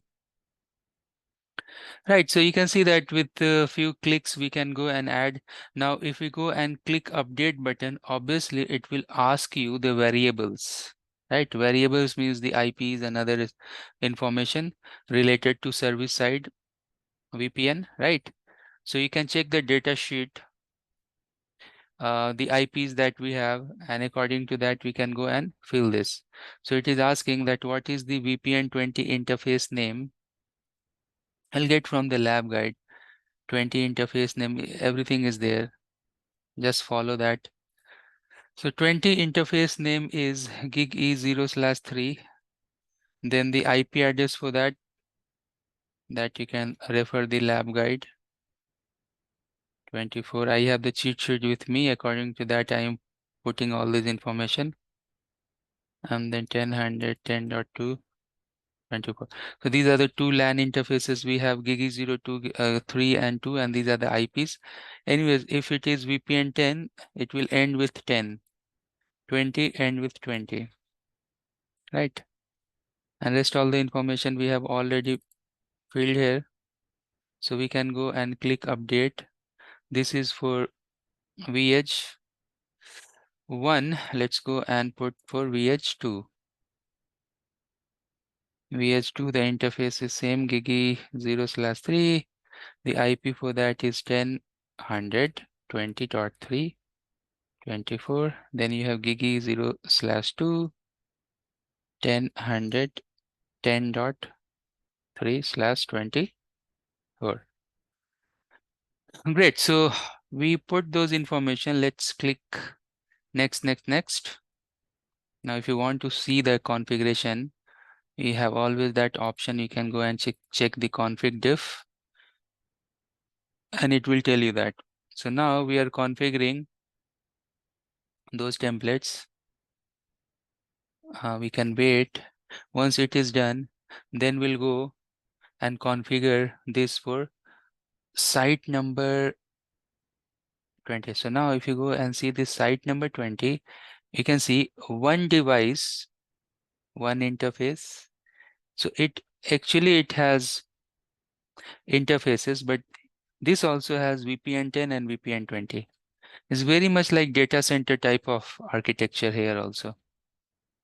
So below, because this is vEdge device, so here also we'll go and add two interfaces same way. We have vEdge 20 and 21. So let's go back. Oops, one failure. IP is wrong or something. Unique value. Value is not unique. It's telling that the interface name is not taking that. So I will go and log into the device and I'll check why it is not taking. That's why if you, before pushing, if you can go and check that parameter. VPN ID 0. Somehow it is telling that VPN 0 is there with this interface. That means, but why it took for this? Same template we have used for both the vEdge. One vEdge it took, other vEdge not. That's quite a strange. So let's go back and do the troubleshoot quickly. So I can go back here, configuration and the template. Let's go to the DC out of sync and edit. Why it has issue? We'll go and verify. VPN 10. It is telling that it has issue with VPN. I can see vEdge VPN 10, right? Let's do one thing. vEdge VPN 10. Okay, edit. Let's try to update this. How you can update? You can put any other thing here. Let's see.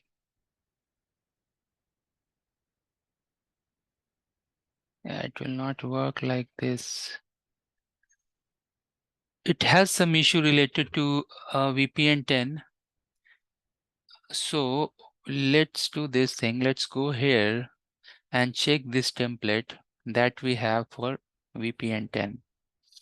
So if I go and check my VPN 10,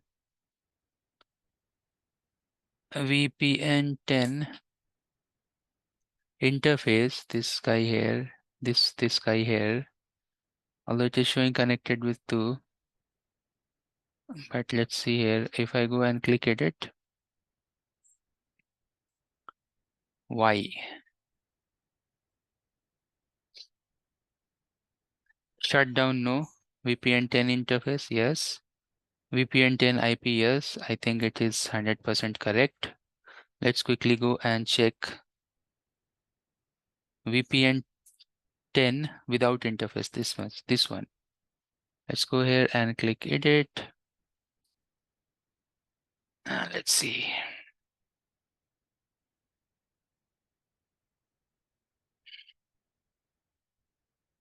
It's coming 10. So this value is also correct. Advertise OMP. Yeah, this is also correct. Everything is correct. Still it shows some error. No worries, we will check later on. Or you can do one thing. You go to that particular router. Let me go and check.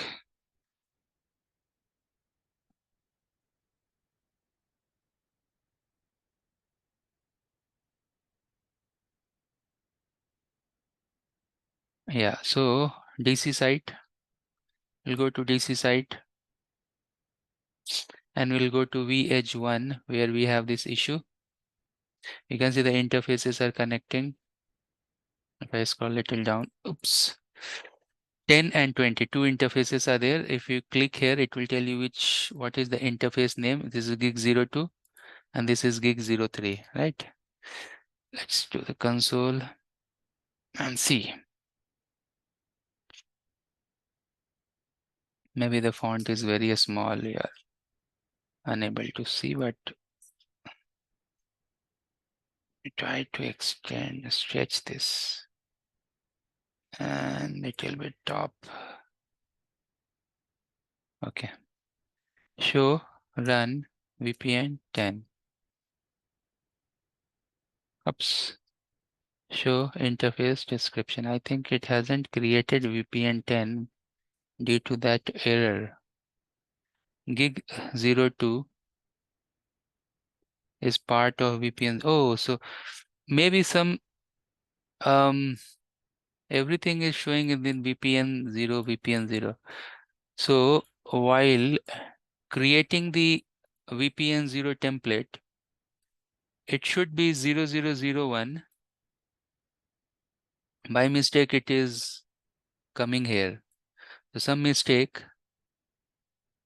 or maybe some wrong configuration earlier. So within VPN 0, we should have 00 and 01. 00 and 01. And where is this interface going? Let's see. So we'll see that 00 is 100. That is the internet link. So if you see here, where is the internet link? It should be 00. So that is correct. 01 configuration is wrong here. Means this IP that you are seeing here, it should be over here. Something wrong in this particular template. That is the MPLS template, right? So let's quickly check that. MPLS template for data center. MPLS. Is this the interface? Yes, this is the interface. Let's go ahead and click DC vEdge MPLS. That is part of VPN 0, right? So let's quickly see. Everything is variable here. We are not mentioning which interface. So while putting the interface, I may have put the wrong interface for MPLS. And that's why it is throwing error. So let me quickly go and try to correct this. How we can correct?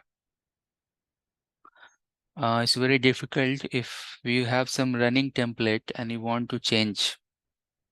It's really very difficult to correct that. So I need to create same type of template copy, and then I need to attach what I'm telling. Let me show you this. So DCMPLS, this is the interface. I need to create a copy here.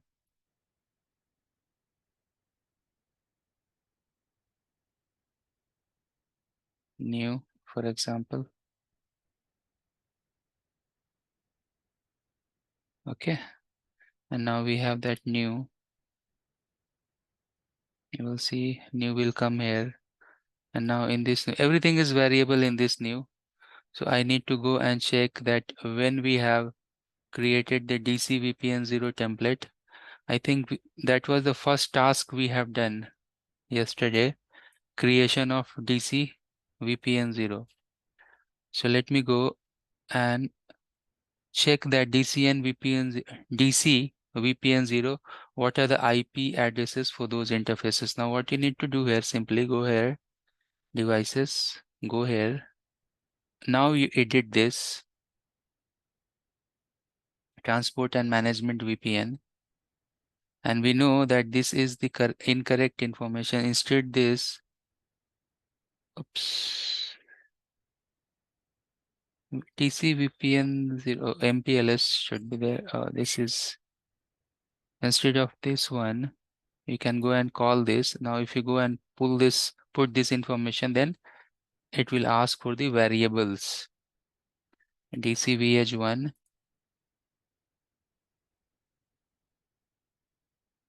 Now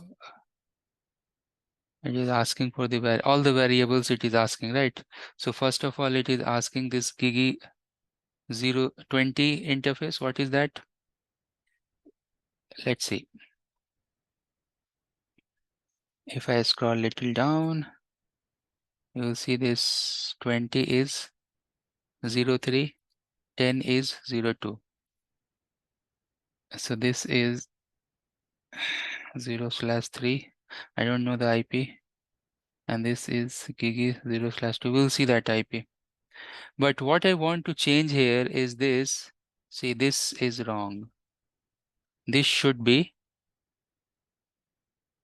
MPLS interface should be 0, 1. That's why it was throwing error, right? Now I need to know the IP addresses for this also. And this is correct. MPLS IP is correct. So we'll go quickly to the place where we have put the IP address for VPN 10 and VPN 20. But we know that this IP should be 10.100.20 dot. It should be like this 10.100.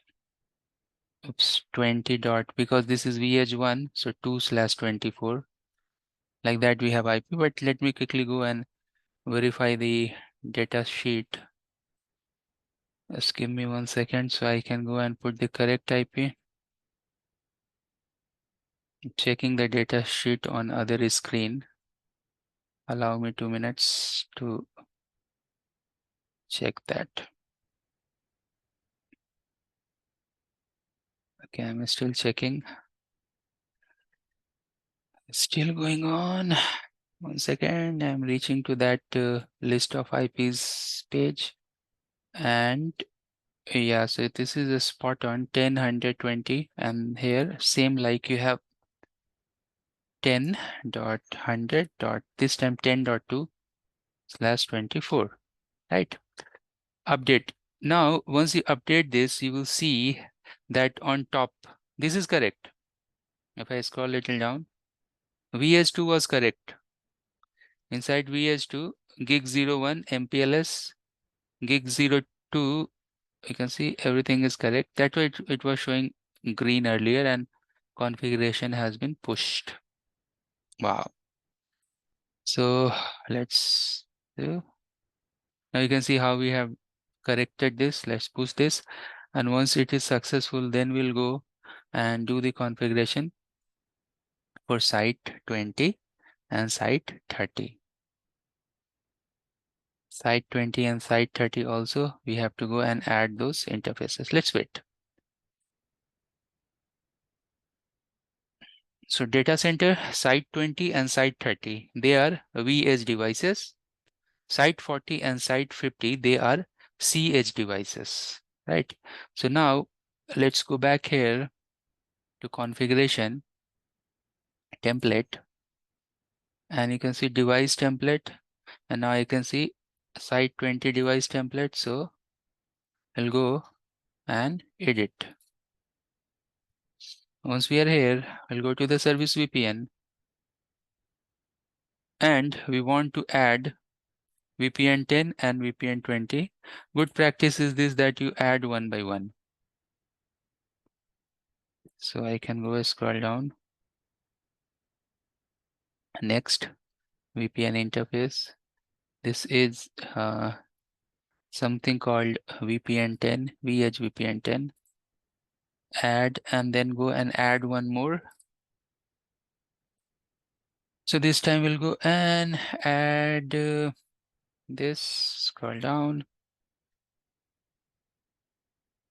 VPN interface, and this should be 20, right? Add. Now, once we have this, then it will ask for the variables. So again, I will go and check the data sheet, and I will put that. So first of all, vEdge 20. Let's go there and put that. So the interface is gig 0/3 10 20 20 .2/24. Then gig E 0/2 10 20 10.2/24. Update.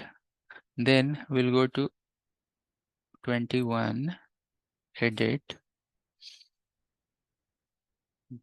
It's coming. Same gig is 0/3 10 20 23 24. Gig E 0/2 10 20 10.3/24. Now let's click OK, update. And if I can go and see 0300 public internet, because here we have only one interface going to the WAN side. If you go and see the diagram, so you can see the diagram, only one interface. In this case, you have two interfaces, right? Because this is a DC. All right, so it's going on. Now, once we complete this, suppose if we get the success message, then we are very good. Then obviously I'll go to the site number 30 and do the same operation, right? So this is successful, this is good. Now we'll go to configuration, template, and this time we'll see there is one for 30. So here again, you can see again repetition of steps, but this is good for practice purpose. Same thing will repeat again and again and again. So I can go here, add 10, click next, VPN interface, and somewhere VPN 10. And then we'll go and add the 20. Let's go ahead, scroll down, next, VPN interface, and 20. So now we have 10 and 20, right? Oh, this site having only one device. See, only one device. That's great. So we have to put this variable only one time. So let's go here. Gig E 0/3 10 30 20.2 24, and gig E 0/2 10 30 10.2/24, right? Let's see.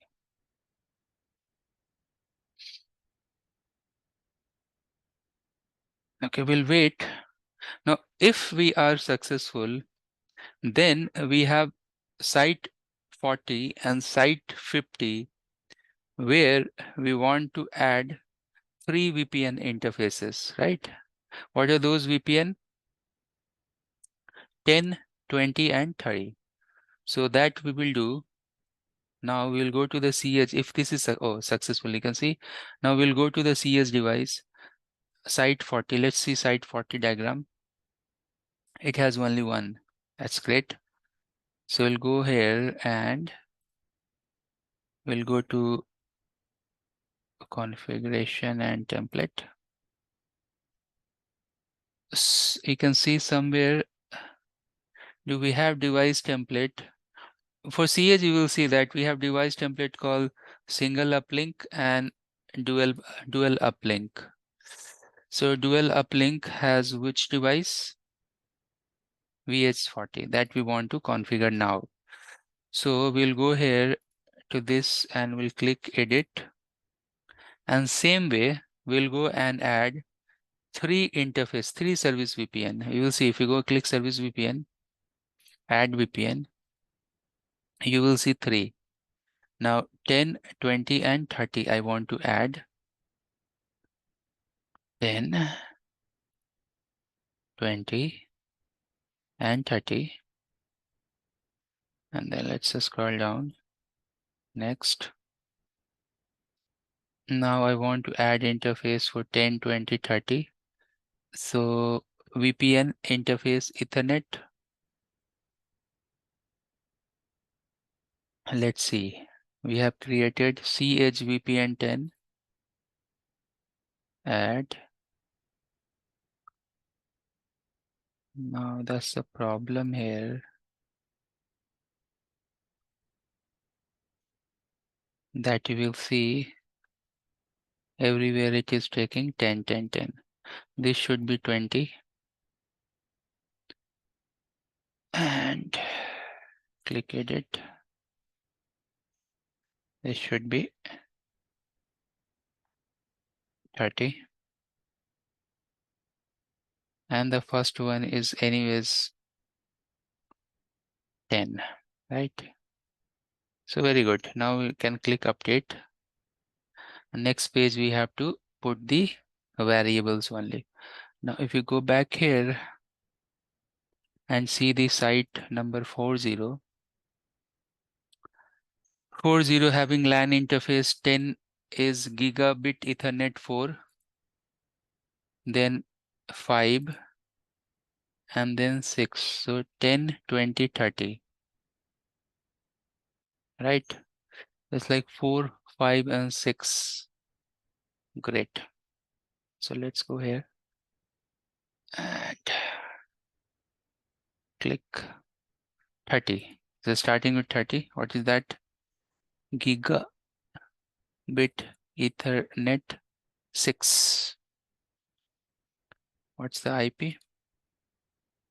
IP is, because this is site 40, 1040 30.2/24. Then, oops, 5, 1040 20.2/24. Then 4, 1040 10.2/24.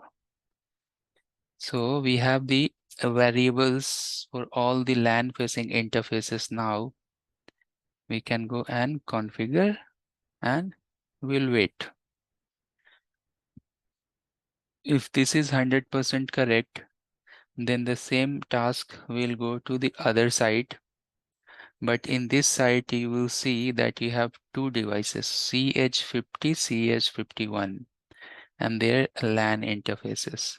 So here also you will find 3 interfaces, 5, 4, and 3. So this is success. Good job. Let's go back here and let's go to the template. This time we have something called cEdge single link. Yep. So we'll go ahead and click edit and service VPN. Add the VPN. Same way I'll go and add all 3, but we have to go and change the interfaces. So I can go here, VPN interface.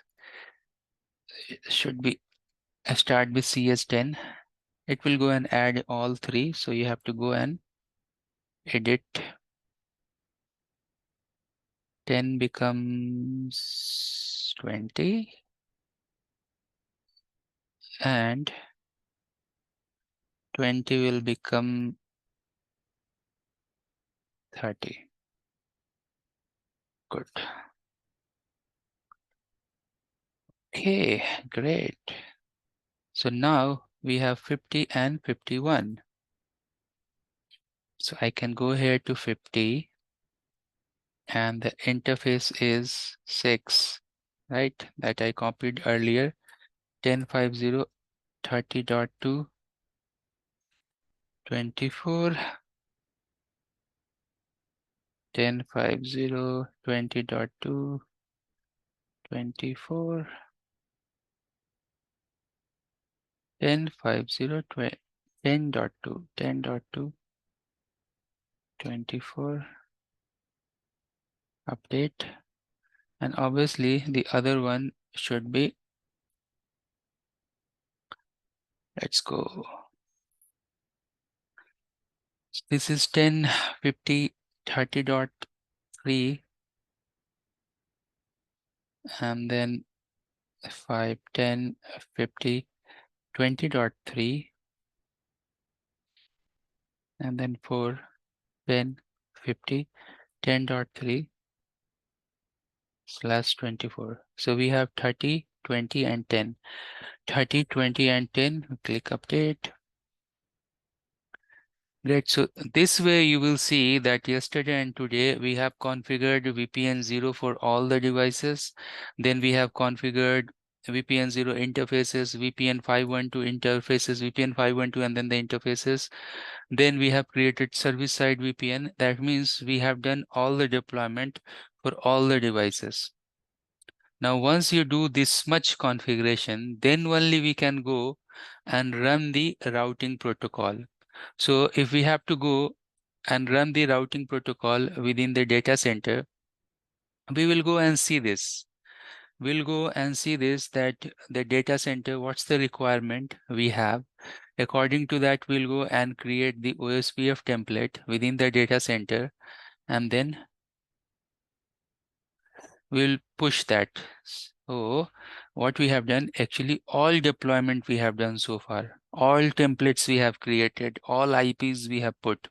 Now we have the basic framework up and running in the LAN and WAN side. Now we can play around with the protocols, policies, security features and all and all. So here what we have to do, we have to go to this VPN 10 and we have to run the OSPF. Let me show the diagram here. So like this within VPN 10. So let's do this. Let's try to make this. Now what you need to do, you can go to the configuration and you can go to the template. See where you have your DC template. Here it is. If I go and click edit. Now the question here is this, that where you want to add this OSPF template in this VPN 10, right? So you can go here, click edit. And now you will see that we have this OSPF option, but we don't have template. So now from here itself, we can go and create the template. We'll go and give some name. And then you can see some of the things that we want to add. And we want to do redistribution with OMP as well. So let's do this. Let me show you one by one. Say OSPF, DC, OSPF. Now, if I scroll a little bit down, you see by default something is there, area ID. We will leave it, but if you want, you can go and give the external, internal routes and their ADs values are there. That we can leave it. Then next, I want to redistribute. So within OSPF, I want to call OMP, which is not a good practice. You should go and add some route policy as well. The other moment, we'll go and add this.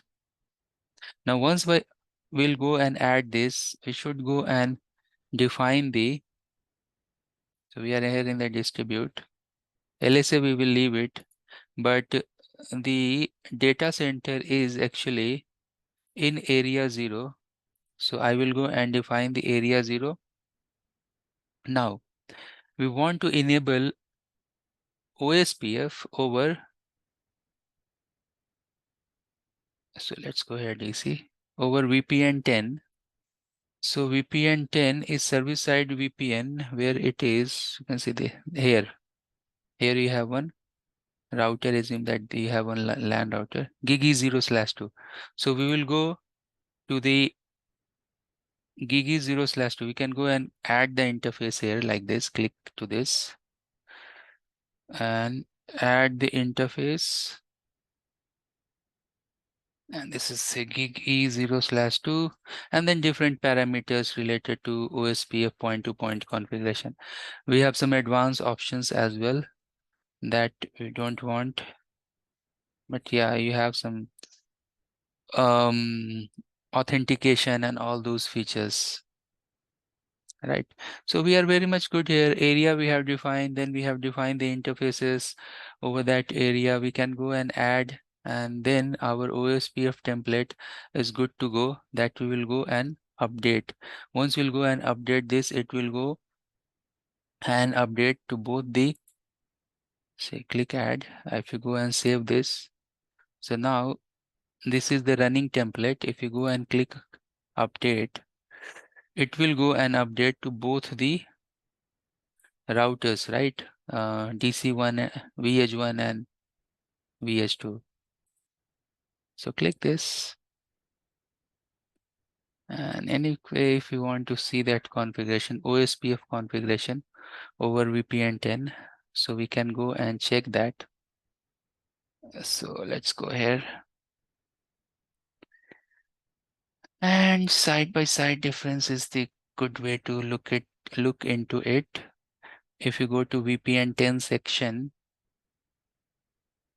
let me scroll down and go to VPN 10. Oops. So here you have router OSPF, redistribute OMP, area 0. This is the interface. Very good. This is what we are looking for as a configuration. Click OK, click OK, OK, and give this some 1 minute time. So it will go and show you the configuration successful. Then we can go here. I can go console to DC1 and we can do this thing, show OSPF neighbor. So now I can see that it is showing 2 neighbors. They are full. They are running with the LAN side devices. So this is the verification that we have. If you want to check show OSPF routes, you should see OSPF routes. And if you want to see in the tabular format, so you can see these OSPF routes, right? Inter area, some of the default route is external.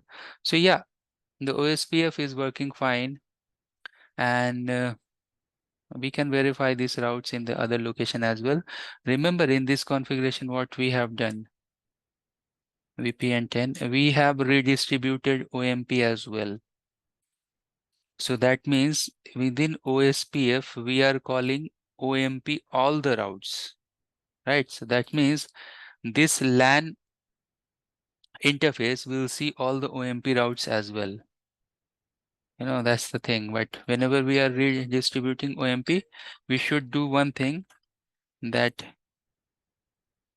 we should do the filters here when we are doing that. Okay. So now we want to configure EIGRP within the site 40. So what we can do, we can go here. We can go to the configuration and template. And you will see somewhere we have this dual link. I think dual link is site 40. Yeah, this is site 40. So go here and click edit. And this is again within the VPN 10. So we'll go to service VPN and we'll go here, click edit, and we will go and add the somewhere you'll see EIGRP below. And now we want to create the template for EIGRP. So let's create it. Click there, give the name. This is a site 40 EIGRP. And then what are the features we want within the EIGRP? We want to give the autonomous system ID. This is variable, that's good. While pushing the template, it will ask us. Then you want to, if I scroll down a little bit, redistribute. Yeah, I want to redistribute here same way that we are redistributing OMP within OSPF. Here also I want to do that. So this is also very good. Then do you have any network that you want to advertise, something like that? So new network, yeah, I want to do that. So you have that. Oops, if I scroll a little down, you can see new network prefix. We can go and give just as whatever we have in the lab guide, like that I am doing the configuration. Everything is, all these steps are there. So I'm adding this network. Now you have any interface where you have this site 40. Let's go here and see. So if you go and click site 40, 10, what interface is this? Gigabit Ethernet 4. So yeah, interface is there, Gigabit Ethernet 4. It should be Gigabit Ethernet 4, like that. Then shutdown is no, that's right. So we have the network, we have the interface, we have now everything. We can click add this. I can see the network also, you can see the autonomous system, you can see it is a variable, it will ask us. So when it will pop up, we'll go and put the value. So let's go and save. Now click save. Click update. So it should ask us the value for EIGRP autonomous system. And you can see system EIGRP AS system. Now we can put any number, but let me quickly check, because this is site 40. So in the guide, it is 40, but you can give any number, you know that, right? Click update. Now we have done this configuration. I just wanted to show you that when you push this configuration, how much line of configuration it will show you. And you will be surprised that how many lines we have configured with this GUI. So let's see that. Config diff, side by side. And if I scroll down for VPN or VRF, in cEdge generally it's VRF. So if I scroll down a little bit more, when the VRF will come, wow. And oops, you can see how many lines are there. These many lines. So what we are doing, we are creating name-based EIGRP router, EIGRP name. This autonomous system is 40, and this is instance-based EIGRP. AF interface, address family interface is this. Hello interval, dead interval, network, topology, VS, redistribute, everything we have. Right, configure this. And if everything is good, we can go log into the cEdge 40. Here he has cEdge 40. Click to the console. Open this. And we can go and check the EIGRP neighbors. The font is very small. Let me try to log in here. I can see something is happening related to EIGRP. Okay, so we are here and I can go and do show IP EIGRP VRF 10 for autonomous system 40 neighbors. You will see that there is one neighbor. Just now it came up because uptime is 22 seconds. And now likewise we can go and check the IP routes as well. So I can go here and check show IP route for VRF 10. And you can see D for EIGRP. We have one network for EIGRP. Okay, so okay. MNOMP EIGRP, you can see somewhere D, right? So that's it. We have done this particular section is completed, showing all the routes as per the guide. If you go and check the guide, you will find that we have all the routes that we are learning here. And if you want, you can go and do some ping test from here and there. You can see this particular route is receiving or not from different locations. Okay, now in the lab guide, they are telling to do some little bit redistribution. So we can go and do the redistribution as well. Redistribution means that within EIGRP, we are redistributing OMP. Likewise, we can go to OMP and advertise EIGRP. Okay, so if you want, we can do that. And it is there in the lab guide. So it is telling to advertise the EIGRP. Let me quickly show you and then we'll stop. So here we are, we can go to this place and there is some feature template. Let me show you that cEdge. We are here. Oh my God, there are so many. cEdge VPN 10. Where is cEdge VPN 10? cEdge VPN 10. I want this. So if you go here, click edit. And here you will see something called advertised OMP. So if you go to advertise OMP, you can see that we have added advertise the static and connected routes. It's a little bit slow. A new advertisement and new advertise OMP.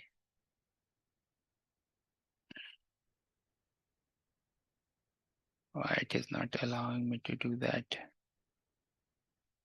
Advertise OMP. Yeah. See, I think so many times it came. Little bit slow.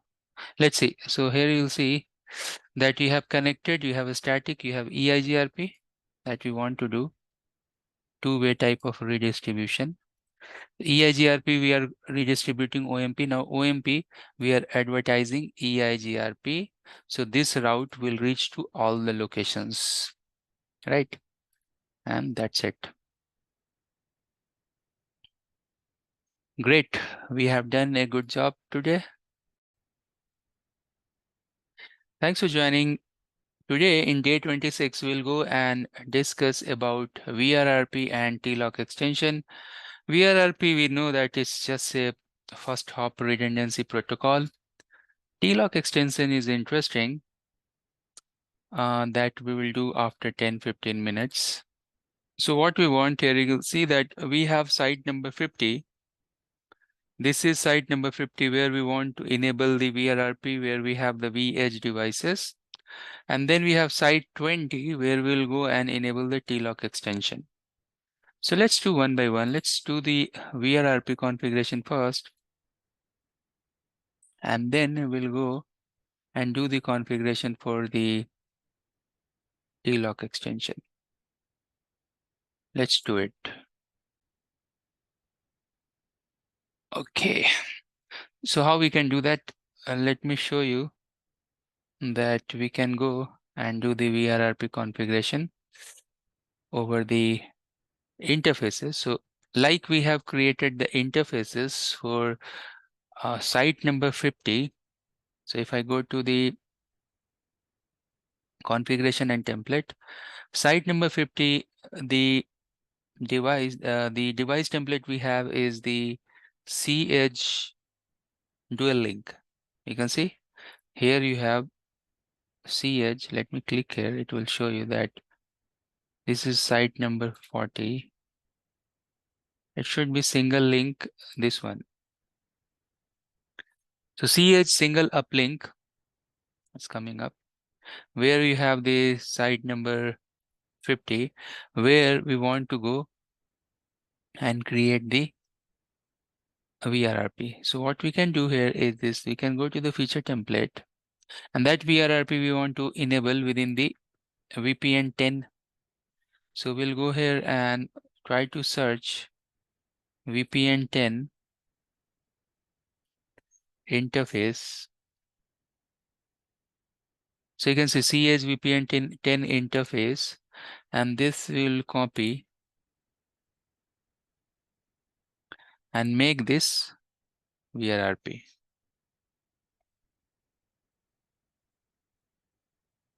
Once we are done, then we have to go and edit this. So I'll go here and edit this template. We'll go and give the VRRP group and all those information that we have related to VRRP. So you'll see it is coming on top here, 1, 2, 3, 4th.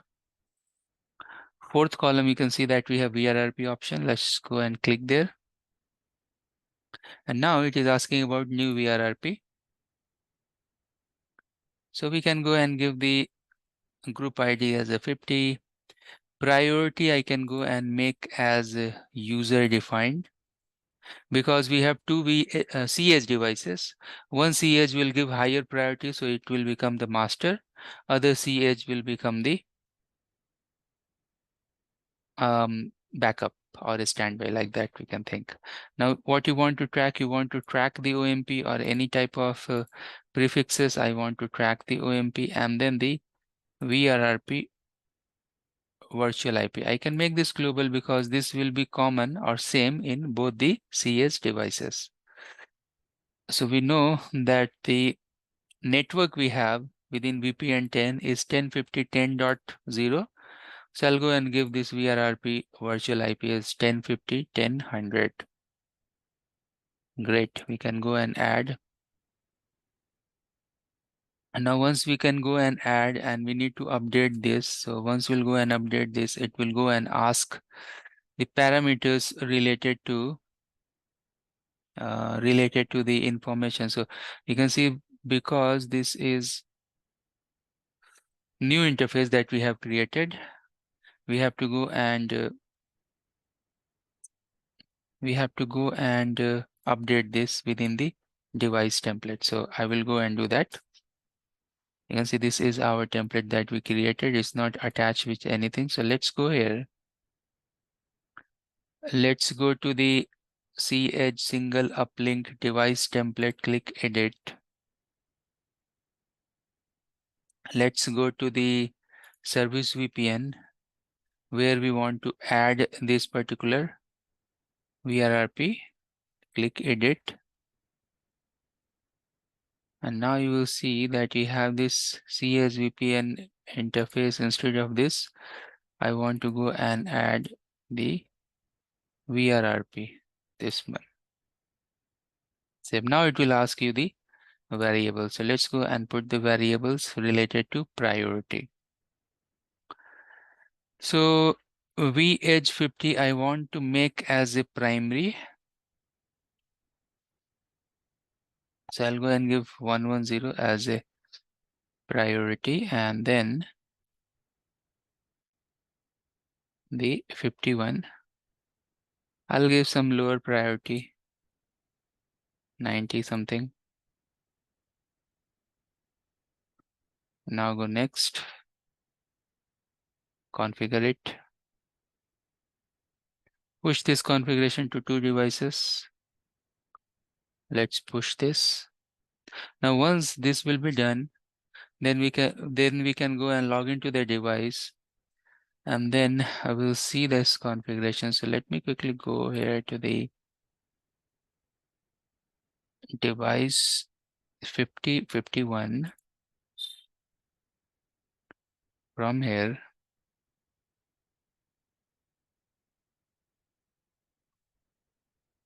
And it's coming up. Site 50. If we can go to VH50, I can see that is okay. Let me stretch this and let's move this little bit up. Okay, as font is very small. Can I go to where is my secure CRT? SD-WAN. Okay, let me try to log in from here. SSH. What is the host name? 198.133.200.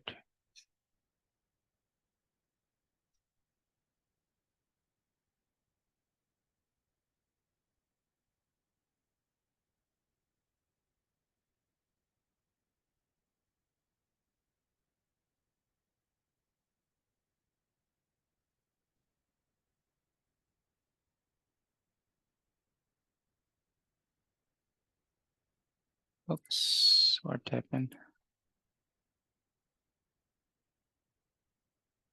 Should take this.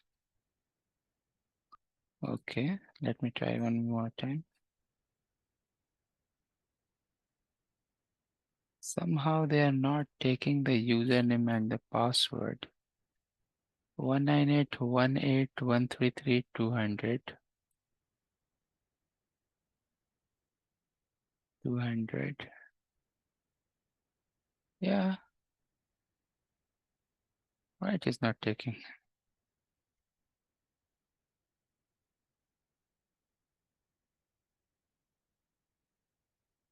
Please verify the user and password is correct.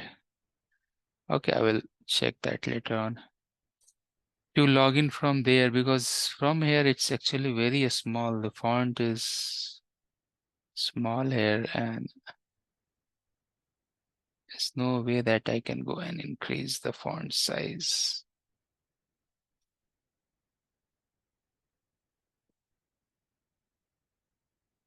Like that we can increase. Okay. And let me hide this.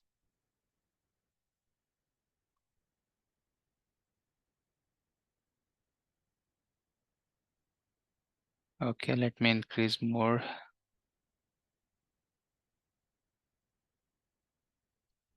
Okay, this is okay. Let's check the configuration related to VRRP that we have done. Show VRRP brief or something. So here you can see that group 50, this is the master, and OMP track is up. Likewise, if we can go and console to 51,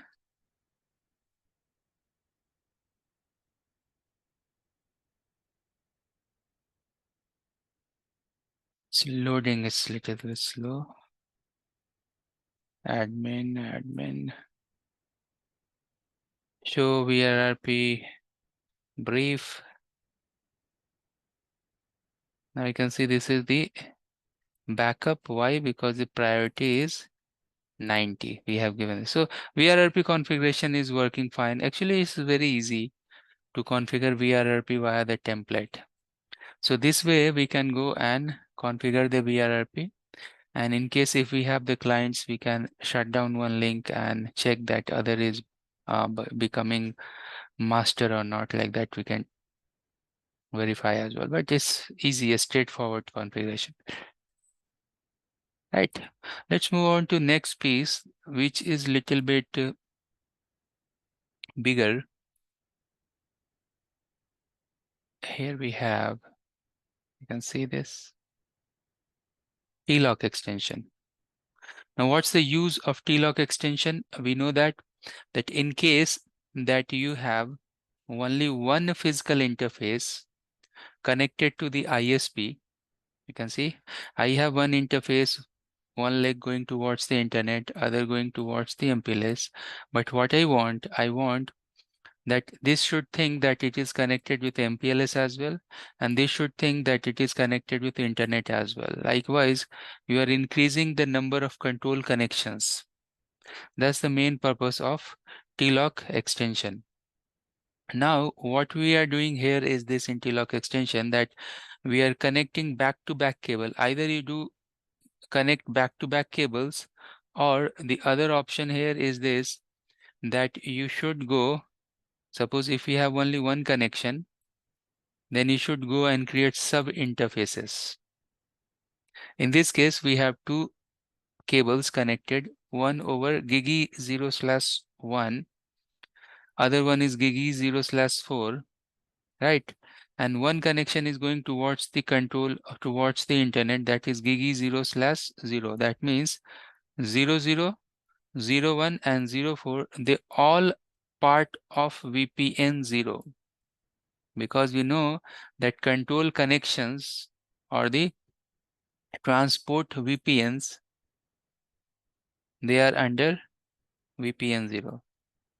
So even if you are extending this connection, even they are back-to-back connection, but still they are part of VPN 0. That is the part of control connection. Now that is one thing. Second thing, that over one interface, you have simple configuration. You are going to gig 01 and you are giving the CLI command TLOC extension, that's it. But the other interface that you have in this router, you have to go and do the tunnel configuration.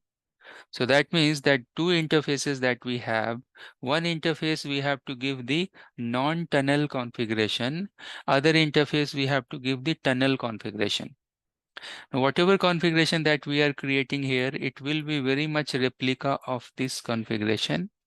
Likewise, here also you have non-tunnel configuration and tunnel configuration. So you can say this is non-tunnel configuration and this is tunnel configuration. This will be exactly same what you have in this interface. Similarity is there. Now, since these are the new subnets that we are creating here, you can see the new subnet, one is 25.20, one is 26.20.20. So we have to go and create the static route pointing towards their gateway. That is one other criteria. One side you can see clearly we have private network MPLS. So we have to go and create the eBGP relationship here. And since this is the internet traffic, so we have to go and enable NAT over this interface. Right? These many checks and balances we have while creating the TLOC extension. So what I will do, slowly we'll go and create one by one, all these configurations. So let's go back to our vManage. First of all, I will go and create the non-tunnel feature templates, and then we'll go and create the tunnel related feature template. Since we want to do this activity within the VPN 20, where you have two vEdge devices, so let's do this. First of all, let's create the non-tunnel, and then we'll go and create the tunnel specific. So let's go here and go to the configuration template.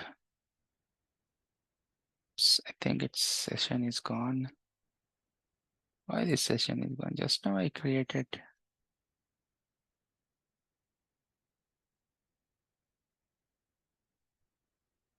It will come. It's loading. I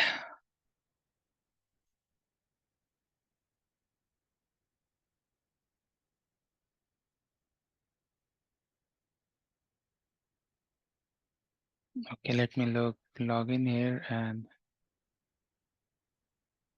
oops.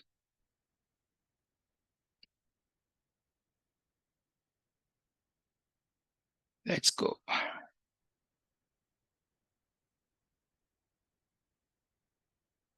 All right, let's go here and go to configurations and template. And we'll go to feature template. We know that we have to create the template for vEdge cloud, and that will be the VPN interface, and that will be site 20 TLOC extension, non-tunnel type of interface.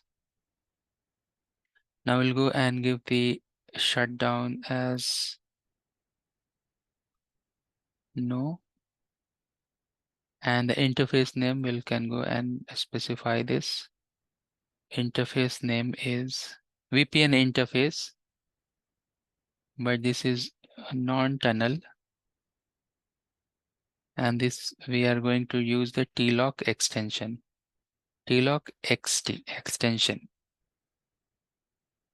And then we'll go here and give the variable name for IP address.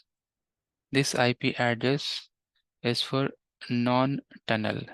Non-tunnel means in this interface we are not going to enable the tunnel. Tunnel will be off. Then you should go to the advanced. If you go to the advanced, you will see somewhere TLOC extension option is there. So now let's go back to the diagram. I'll see both the cases. You want to extend this GIGI00 as an internet control and GIGI00 on this particular VS as a MPLS control. So you will go and extend in this direction. This will go and this blue color will go and extend in MPLS direction. So in both cases, we have the TLOC extension interface is GIGI0/0 that we can go and globally assign it. And once this is done, then we can go and save this. Now we have created one interface that is TLOC extension. The name is no tunnel. Now this time we'll go and create. So let's copy tunnel interface. So what we will do, we'll make this no, just the naming, no TLOC tunnel. No TLOC, just the name. So this time we don't want to create the TLOC extension, but this time we want to create the tunnel interface, right? So no TLOC extension tunnel. Let's go and edit this. So the name is correct. Then the shutdown is no. That's right. And what is the interface name? We can go and give the interface name as is tunnel interface. This is not the TLOC extension, just to ourselves. This is not for the system itself. This is tunnel, but no TLOC extension.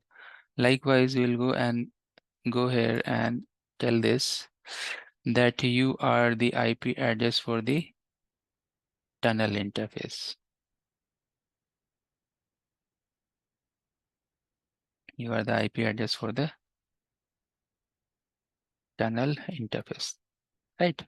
So we have shutdown no, interface is the tunnel interface name, and then the IP address is the tunnel IP address, like that. Now in this case, we have to go and if you go scroll down, you have to go and enable the tunnel. So let's go and enable the tunnel, make this tunnel on. Now at the moment, we'll go and make this tunnel on. So we have to go and specify some colors here, right? So let's see the color. This color I can go and make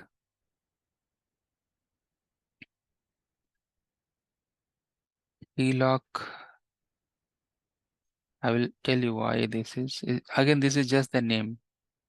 TLOC interface tunnel color, whatever value. And restrict, I will go and make this also devices specific, but this is, oops, this is also just the naming.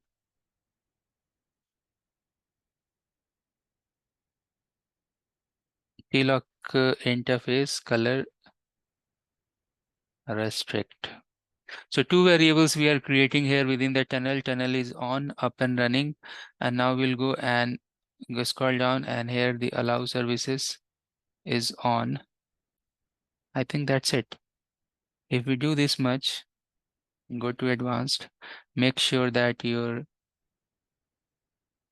TLOC extension is default,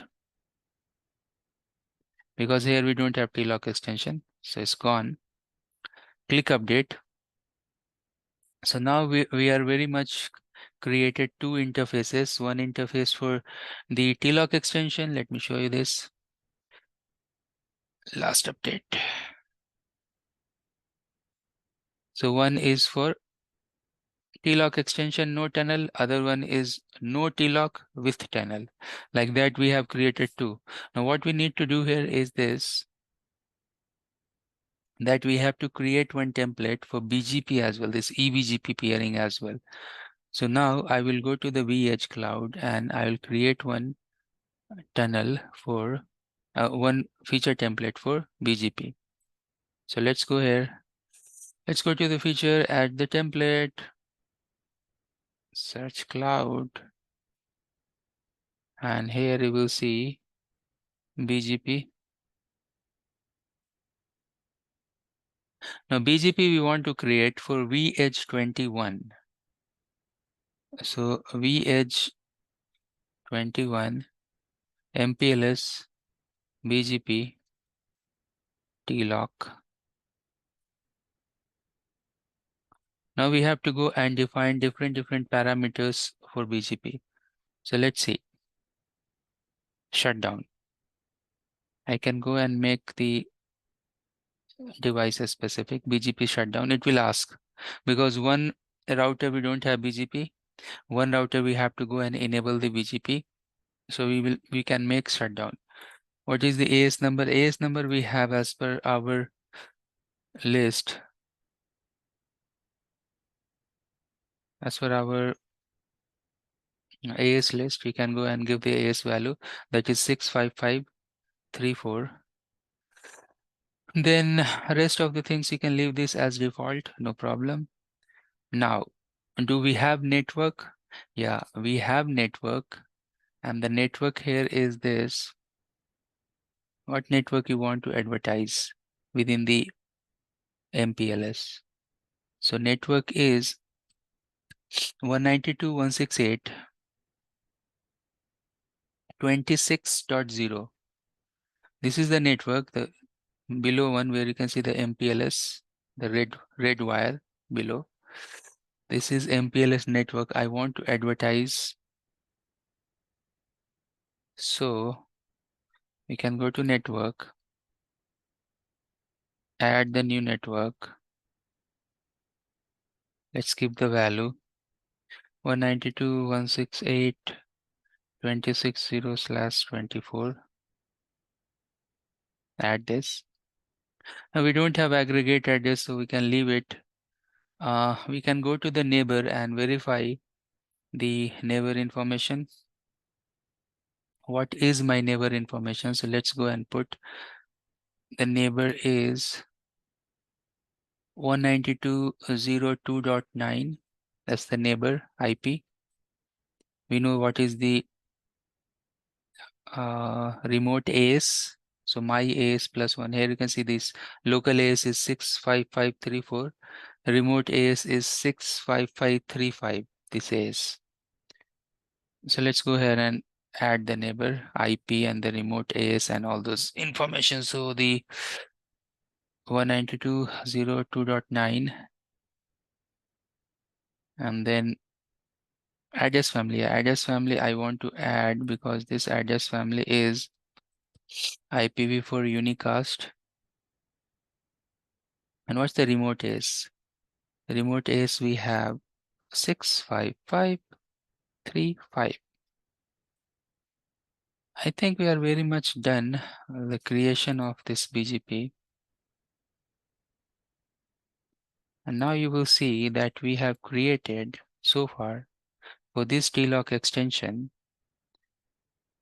1, 2. For TLOC extension, these two. And for BGP peering, this particular BGP feature template.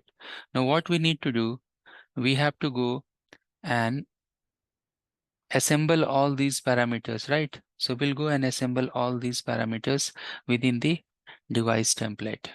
Now up to this point, do you have any question?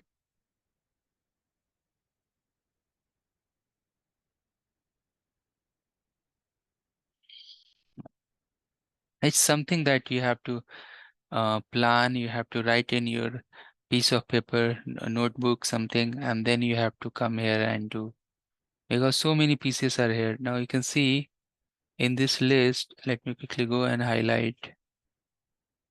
So what we have done, that we have created the template for this interface because we have generic template. So 2 templates will work for these 4 interface configuration. So where we have TLOC extension, this template will work. Suppose this is 1. Where we have the interface configuration, this will work. This will work with template 1. This will work with template 2. 2 we have created. Then what we have done, we have created the BGP template. Suppose this is 3. But still, we haven't defined these static routes anywhere. We should have these static routes defined somewhere. And where we are putting these static routes, static routes we are putting always inside VPN 0. Because all these interfaces belongs to VPN 0. So that means that we have to go and edit the VPN 0. Still the task is not completed. We have to go to the VPN 0 for these devices and we have to add the static route there. So now, what's the VPN 0 template we have? And this is site 20, right? So site 20 VPN 0, let's see. Here, site 20 VPN 0, we have to go and we have to edit. We have to go and add the next hops here as per the TLOC extension. It's loading.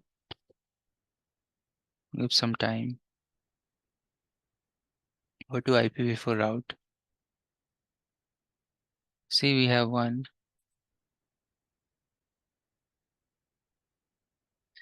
We can go and add one more next hop. Add the next hop.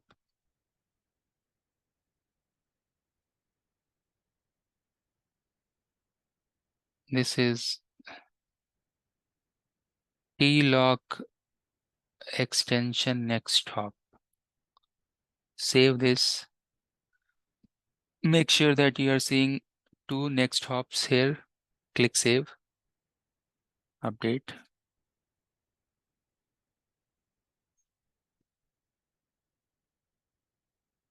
Now you should go and add the next hop values to vEdge 20 and vEdge 21. So let's go and add to vEdge 20 first. And what will be that value? vEdge 20. vEdge 20. That will be next hop will be 192.168.26.21. And for 21, this will be 25.20. So let's go here. Let's see the next hop here. For vEdge 20, this will be 192.168.26.21. And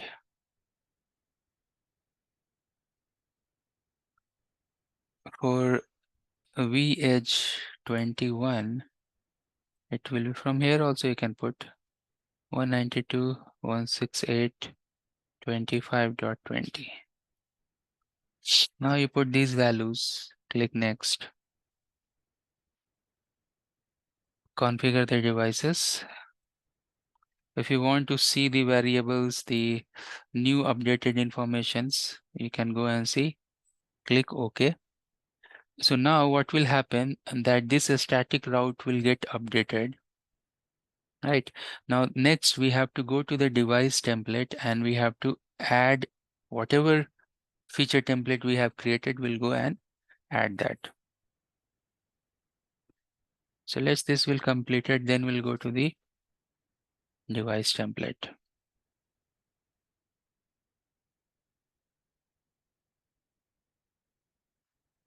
This is done. Now let's go here to the configuration and the template. Our device template name is vEdge20 device, this guy here. So let's go here and let's go click edit.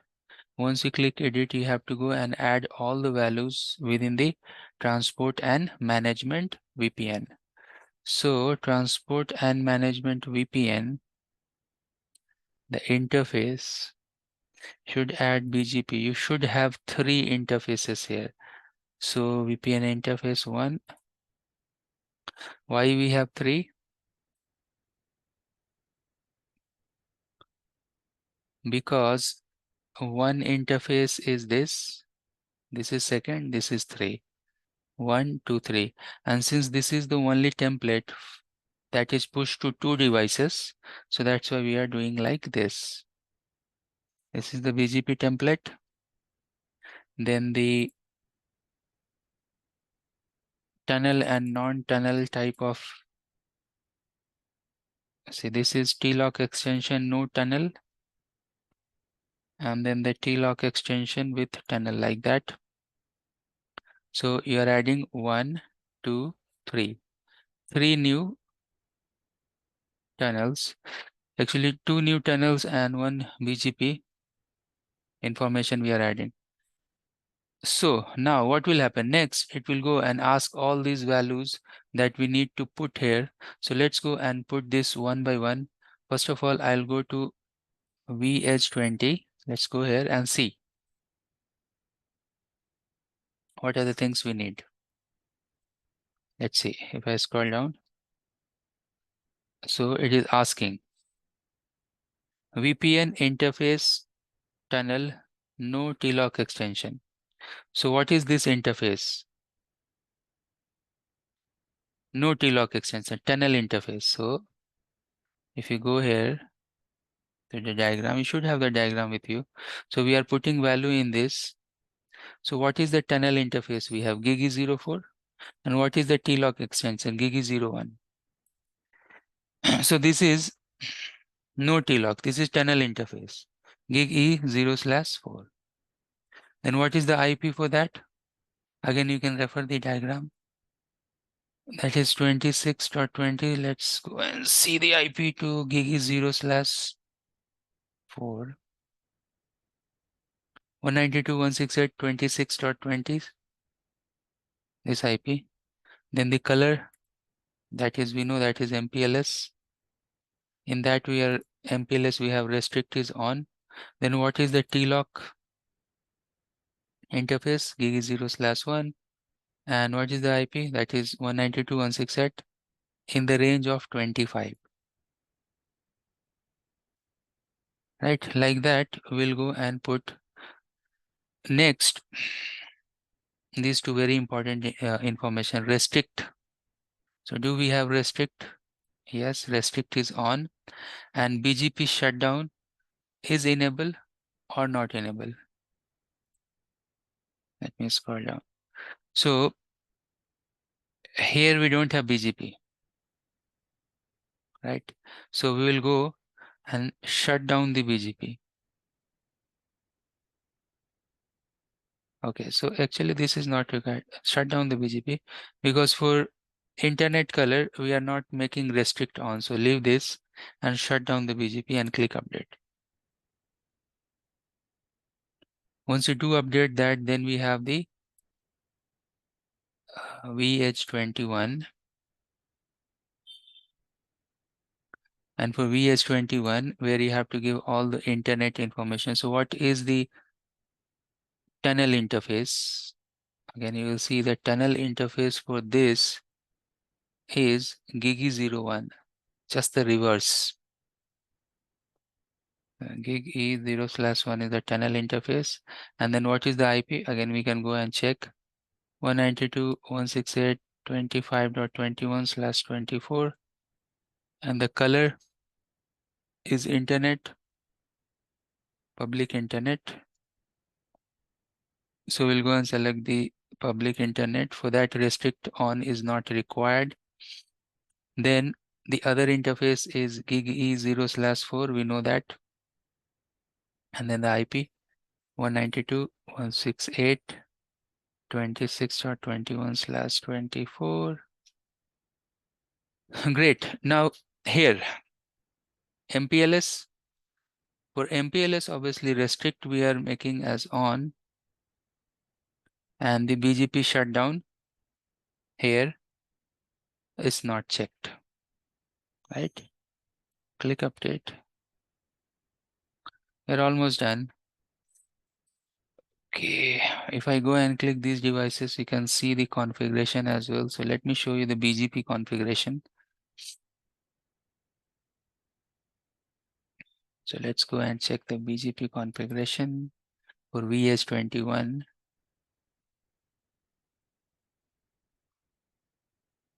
And here you can see the item in green.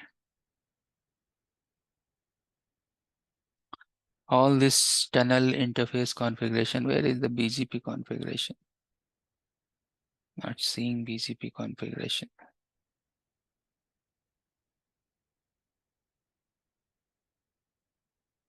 Colorism. Yeah, here you can see this VPN 0 and BGP configuration. That's okay. Let's go and click OK. Let's configure the devices. Click OK. It's going on. Now we have done everything so far, but still there is one small problem here. The problem here is this, that this interface we have to go and enable NAT. Now if we want to enable NAT in this interface, so I have to go and create one extra device template because it is not possible with the same device template. So that means we'll go and copy. Let's see, first of all, this should be green. Oh, this is green. So what I'm telling here is this, that for vEdge 20, over the GigE00 interface that is going towards the ISP, this link, we should have NAT there. Otherwise, the extension will not work. So when we have this template here, what we can do, we can create one copy. And here I'll go and mention NAT, copy this. And we have to go and edit the template. And we have to go and enable the NAT within the VPN 0. So let's go here to the NAT template.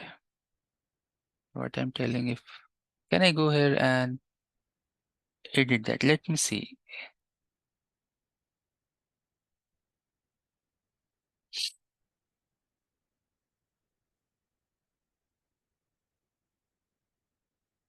Okay.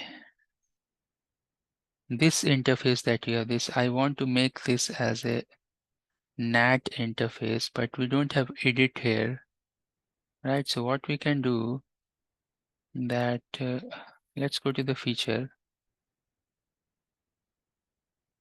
and let's go to site 20 VPN 0. Site 20 VPN 0 interface, and let's create one copy for this also.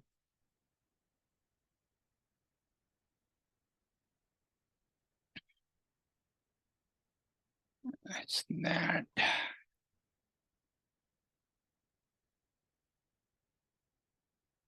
Edit this. Once you edit this, you will see that on top we have this NAT option. So we'll go and click here and just enable this. Oops, just enable this NAT. That's it. Leave these other features default. Once it is done, then we can go to the device template.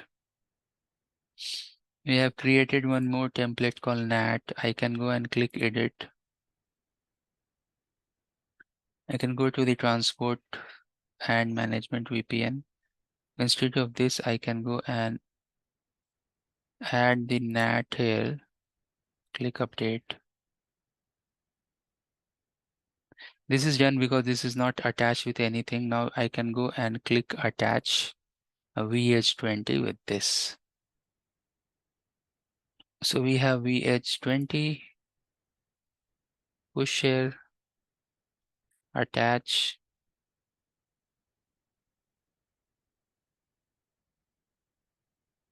It should go and complete.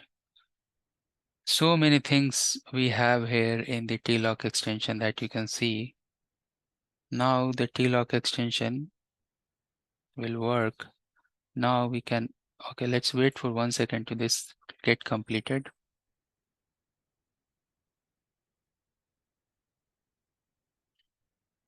Validation is successful.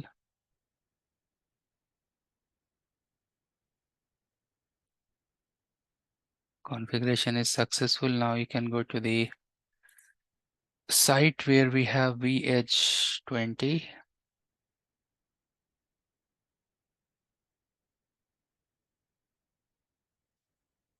Going there. Site 20. vEdge 20. Console it.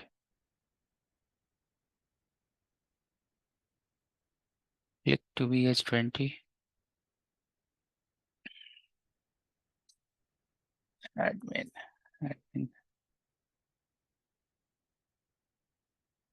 And increase the font size. Show control connections.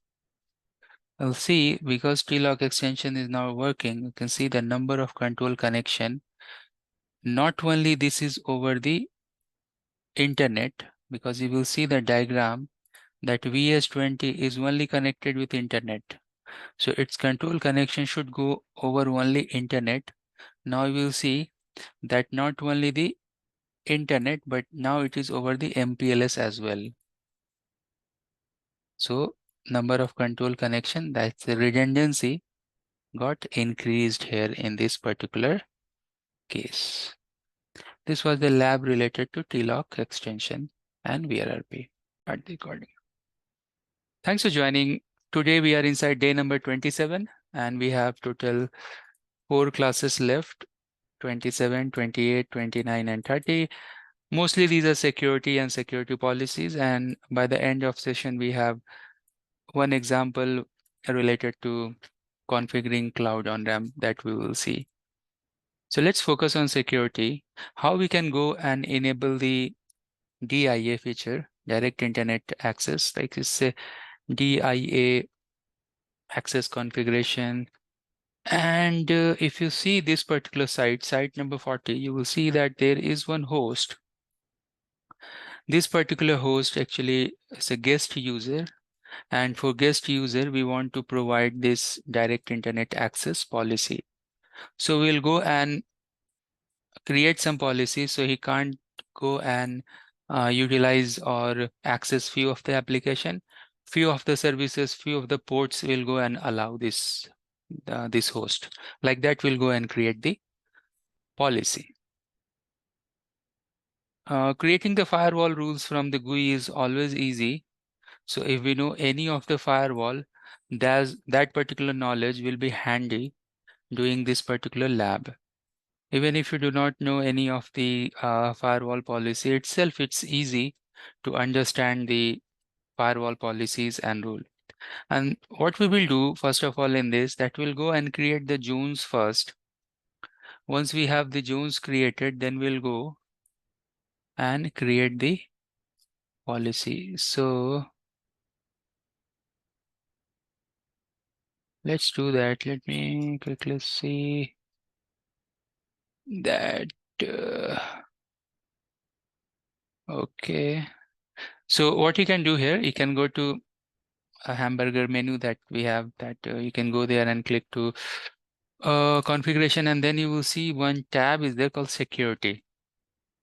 So let's go to the security. Once you go to the security, same way that we have policies that we can create. So you can go and create the security policies as well. On top, you can see this is custom option.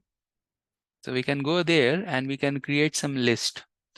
Now, why I am interested to create this list, you can see long list we have. I suppose I have some prefix where I want to allow or disallow. So I can go here and add a prefix. This is for which site, branch or site 40, right?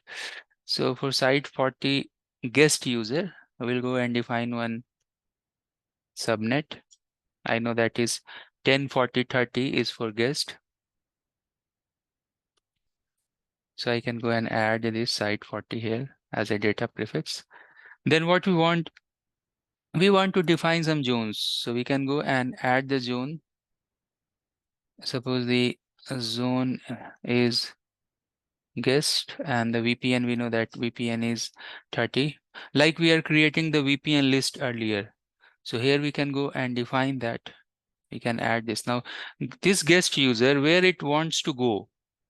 So in firewall, we have actually rule, we are defining inside to outside, outside to DMZ, DMZ to inside, like that, different zones are there. So suppose this particular user wants to go to outside, and that outside, that VPN is 0. Right. So like that, we can go and define the zones. You can see that how easily we can go and define the zones. Then I will go and define some policy, some application for this particular guest, that this guest can go and use these applications or do not use this application, like that. So once we have application defined, then we can go and allow or disallow, right? So let's click to this application button here. Oops. Yeah, it's loading. Now you can see that few of the application is there using some other rules. Let me scroll up because I want to add my application, and these application, what I want, that guest should go whenever the guest will try to go and use this application, some inspection will happen. So I will make this as a guest inspection, and let's see in this, do we have web related applications. So if I go and search, you can see web, in web, Amazon, and so many, web analytic, WebEx, webmail is there, WebEx, webmail.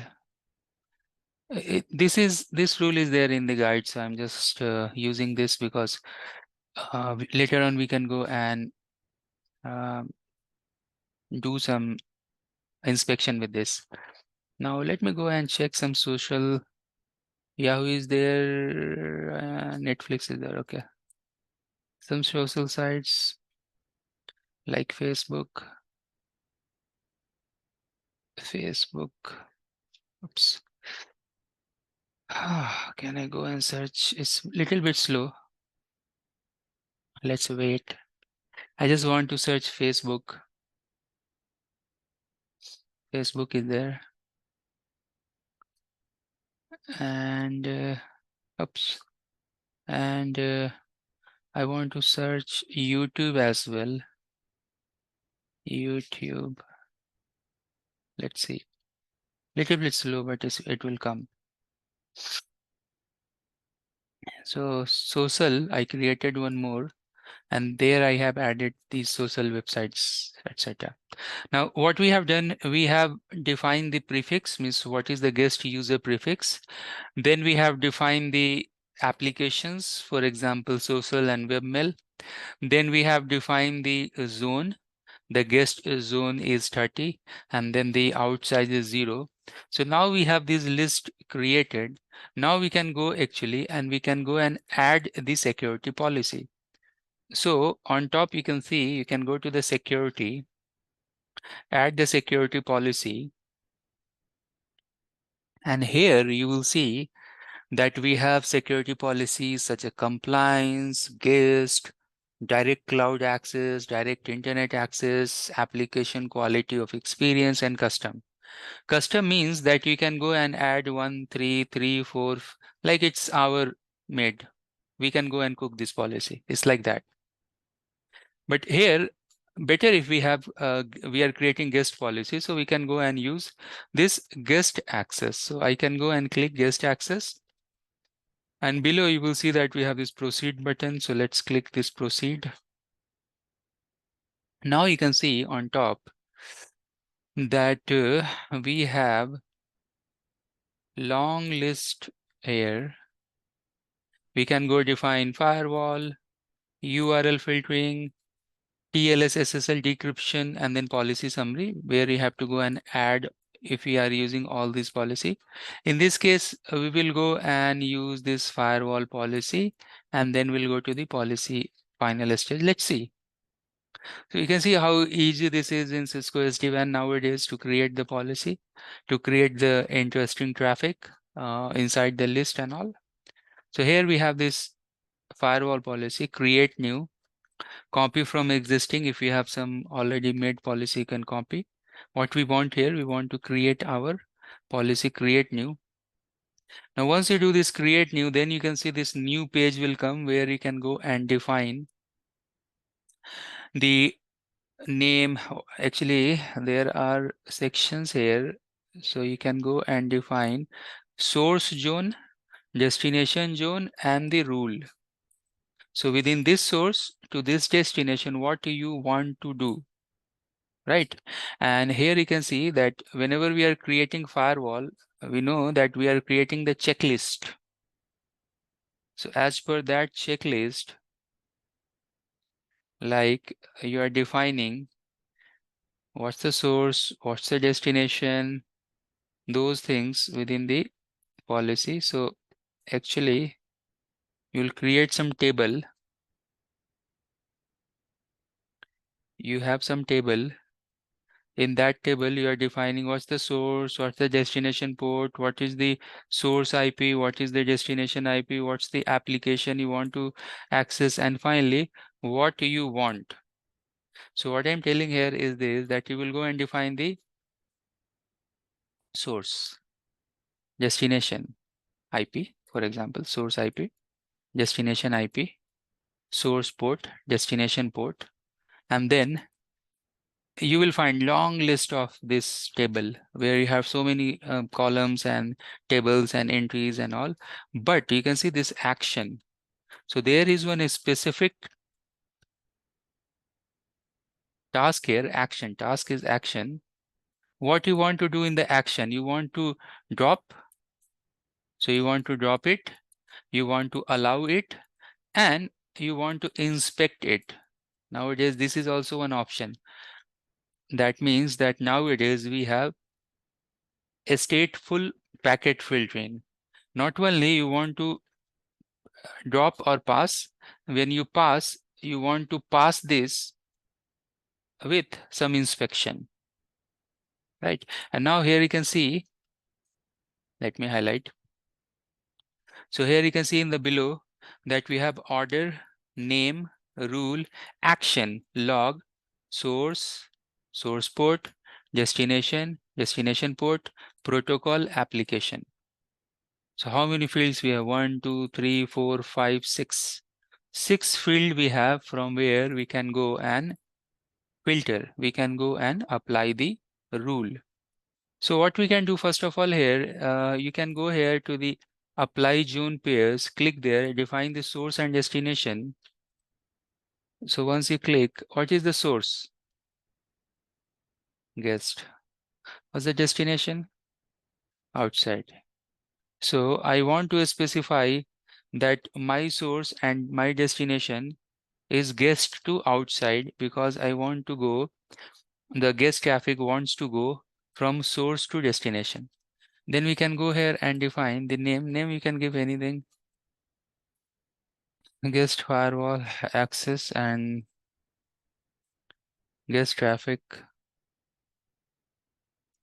towards the firewall. Like that, you can give any logical name. And then you will see here that we can go and add the rule. Now at the moment, I will go and add the rule. So let's click here, add rule with the rule set. So if I add rule, you can see order, rule, and action if you want to generate the log, but you have all these 6 column, source, source port, destination, like that. You can go and one by one add. So if I go and click here to the source, we have created one source pool, right? Site ID. We can go and add. You can see this. Save. Source I have created, but once I am creating this source, you will see that we have source, FQDN, geolocation, like it's robust. It's not only flat thing. This is giving so many different options to go and select the source. Now, with this particular source, what we want to allow some application, or we want to disallow some application. So if I go here to the application, we have created 2. I have created this guest inspection. Okay, I'll create one. Even I can go and add social as well, right? You can see social, all these things are there. But I don't want to create social. Let me cancel. I want to show you one by one. Social, click, remove it, social, cancel it. And just wanted to add the web guest inspection webmail. This is added, save. Now, what I want, that's the interesting thing. I told you that you have 3 options, right? I told you earlier in the video that we can pass it, drop it, inspect it. Inspect means stateful packet inspection. That means the firewall can go and build the connection table in detail, in depth. Pass means simply like stateless packet filtering, like ACLs. Standard ACL means packets, they are coming, going as per their source and destination, like that. So here I can go and use this rule called inspect, and I can save it. Okay, default action, that's the deny action. Let me put this drop. Now you can see the rule here, rule 1. I should go and give some good name to this rule as well. Some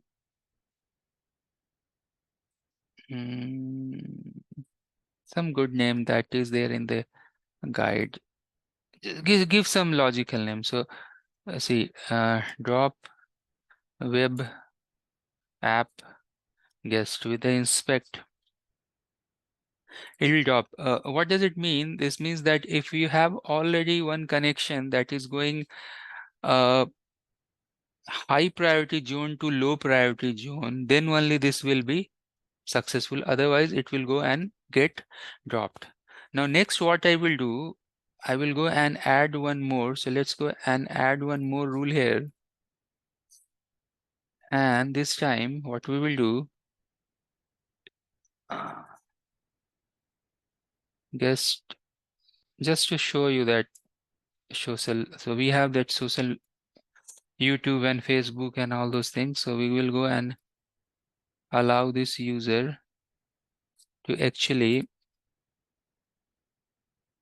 go through the social media platforms, YouTube and Facebook. Oops. So it is telling that action must be inspect when application families are selected. Oh, you can see it should be inspect. It is telling, it's not allowing us to do that. Now we have 2 rules, and I want to create one more rule, but this time I want to use some ports, right? So when we are using any website, any secure website, so what will be the port number? Port number will be HTTP port number 443, right? So in this case, let's go and add one more rule here. And this time, we will go and give the name TCP guest pass the web. That means I want to add the source as it is. This is the fixed source we have, and the destination port I can go and add 80. You can search like this, or you can go and use 80443 like that. Oops, it is in the range. So let me do one thing. I should have option that I can go and search. So let me try to HTTP S. Select the port list. Okay, we can go and create the port list actually. New port list.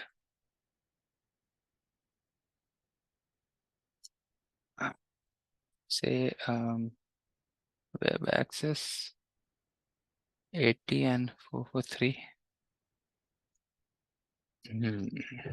And yeah,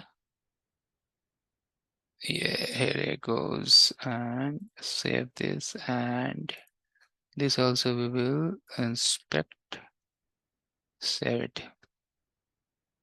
Right, so you can see that we have created the rules for that particular guest. Drop the webmail. This also it will drop, because if we don't have any running session, so it will not go and use this session. We'll see that how what are the logs we have in the firewall. And then finally we want to give the web access, so it will go and do that web access. You can see the action for all these rules, the action we are choosing as a inspect. And now you can see within the AV peer that we have a source is guest, destination is outside, and we have created 3 rules. By the end of everything, we have one default action called drop. This is the deny, permit deny, like, default deny by the end of the rule. So now we can go and save this. Now we can go next, like we are doing in the policy. On top, you can see that we are inside the URL filtering. At the moment, we don't have. Can go next. Now we have this SSL decryption. We can go next. So final page, we can go and give any logical name here. Guest access policy. And then give the description. TCP SYN flood, audit trail, etc., etc. We can enable high-speed logging for which VPN, what server, etc. If you have any third-party server where you are collecting the logs, so you can go and give the VPN for that server and the IP for that server. Like that we can give. Now, oops, all required field. Okay, let me go and preview. So now you will see that it is generating the CLI command, which is very much old days zone-based firewall. If you know zone-based firewall, how it is working, this is the same type of configuration that we have. So now you can see that we are defining the zone called guest outside. Then we are creating the zone pair. What is the source? What's the destination? Then we have this zone-based policy for sequence. What we are doing, sequence 1, that matching this particular subnet, doing the guest application, action is inspect, then social, action is inspect, then traffic, action is inspect. Like that is normal policy, right? Earlier we used to create such type of policy. Only thing here is this, that now this is full-fledged security policy. So once we create this policy, now point here is this, that this is not central policy that I can go and click here and activate, right? We have to go and apply this to box basis box. Box by box, we have to go and apply. Now this policy where you can apply, so we have to go to the place where we have the template, the device template. You have to go to the device template and then you have to apply it. So let's go, first of all, let's go to the templates. And now you will see that we have something called dual uplink. Why? Because we are applying to this place where I have cEdge 40. Yeah, we are applying to this cEdge 40. So let's go here and click edit. And then you can go to the additional template. You can see that somewhere policy and security policy in bottom. Go there, guest access policy just now we have created. Click apply. Next, configure the devices. It's configuring. We will wait for a few seconds.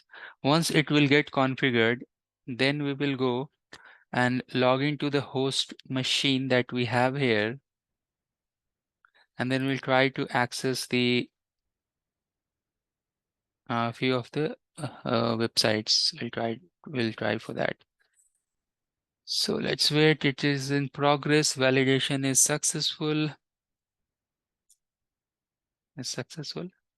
So now let me go here to the monitor and the tools and the SSH terminal. I just want to open cEdge 40 in one place. And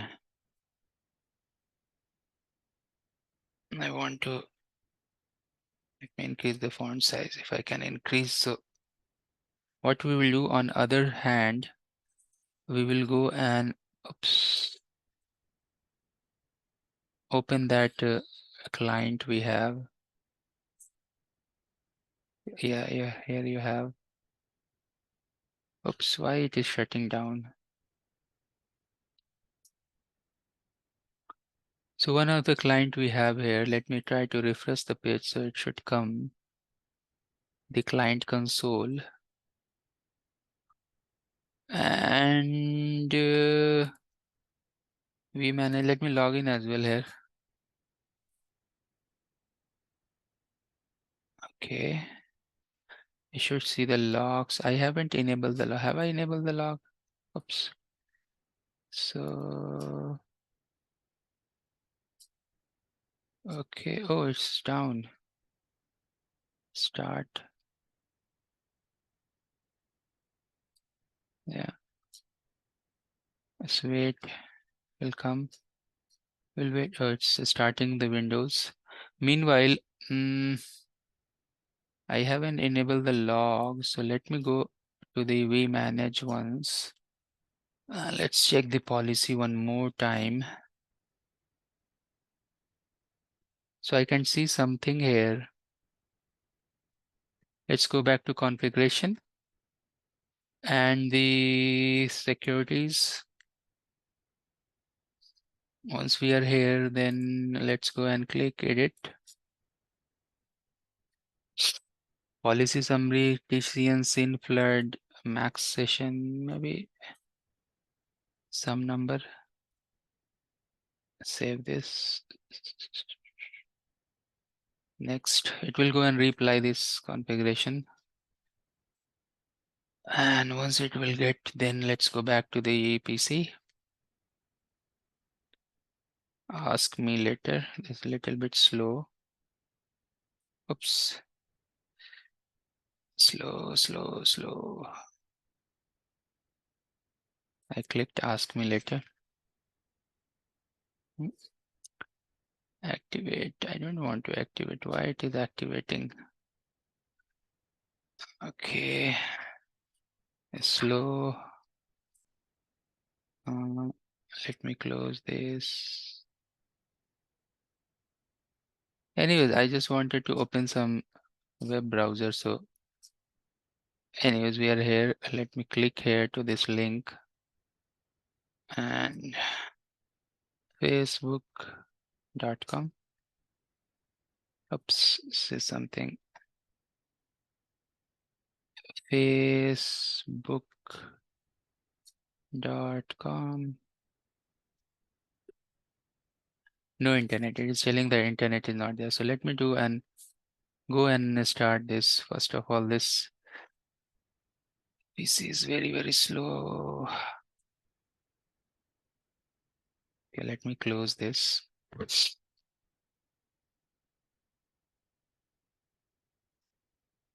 Let me close this.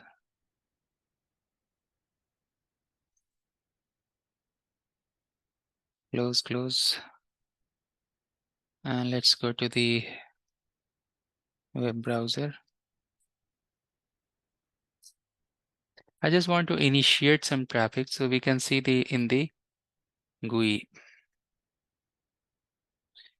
youtube.com will work. Let's see. Okay.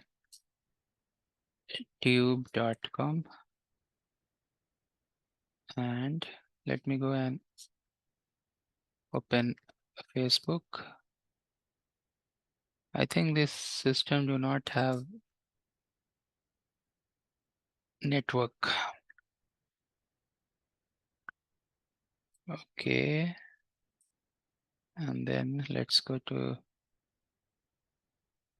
gmail.com. Okay. So if this system is in network, it should generate some traffic.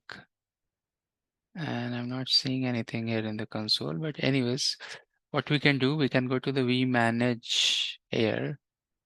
You can go to the main dashboard. You can see security dashboard.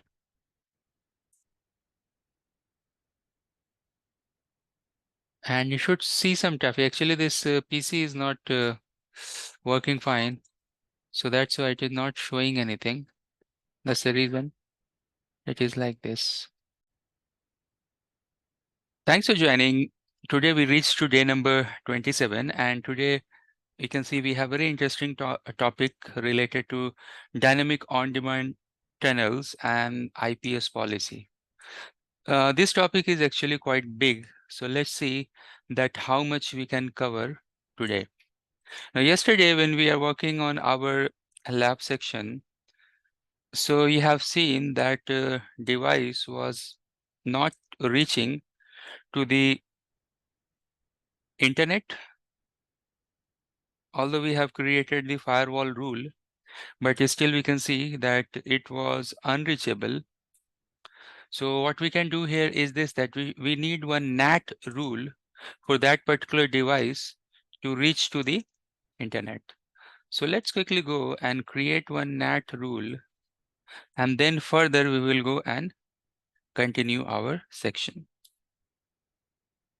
So let me go to the vManage. It should be, I think its session will be gone. Let me go and restart the session for vManage. We'll log in and we'll go and create one NAT rule for the site 30, where we have created the DIA.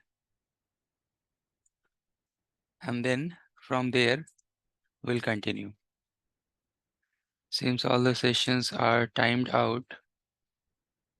And if I can go here and put the username and the password.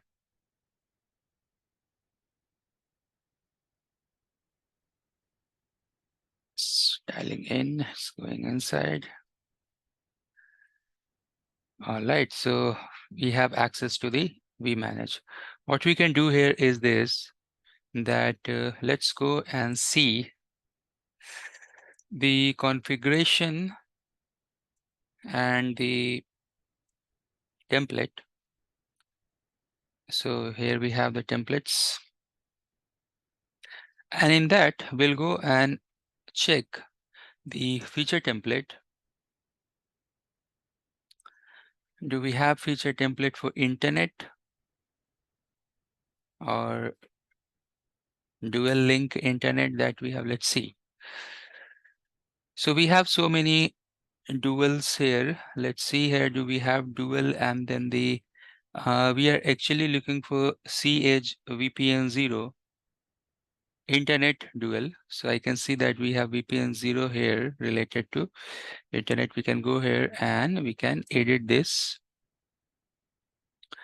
What we want to add the NAT here. So let's see the configuration.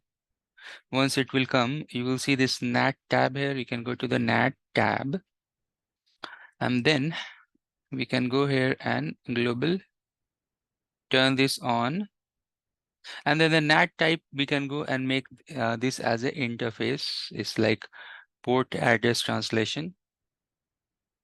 We can go and save this. Let's save. It will go and push that configuration to the device. So we'll go here and let's continue push this configuration to the device. This is something that we are enabling the NAT over the internet facing interface. Then what we need? Then we need to create one data policy for NAT. So once this will be successful, we'll go and create the data policy. And then we have to create the firewall policy that we have already done in our previous session. So let's go here and let's go to configuration and the policies. And what you need? Policies. Let's go to the policies. We know that in this central policy, if we go and add policy,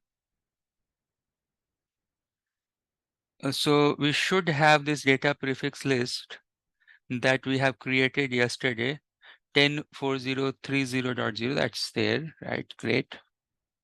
Then we can go to the place where we have the traffic rules, because within the traffic rules, this data traffic or traffic data, you can go and create the policy. So let's go and create the new policy that is nothing but related to guest traffic. So I'll go and give the name guest DIA. Guest DIA for firewall. Even this rule was there for firewall.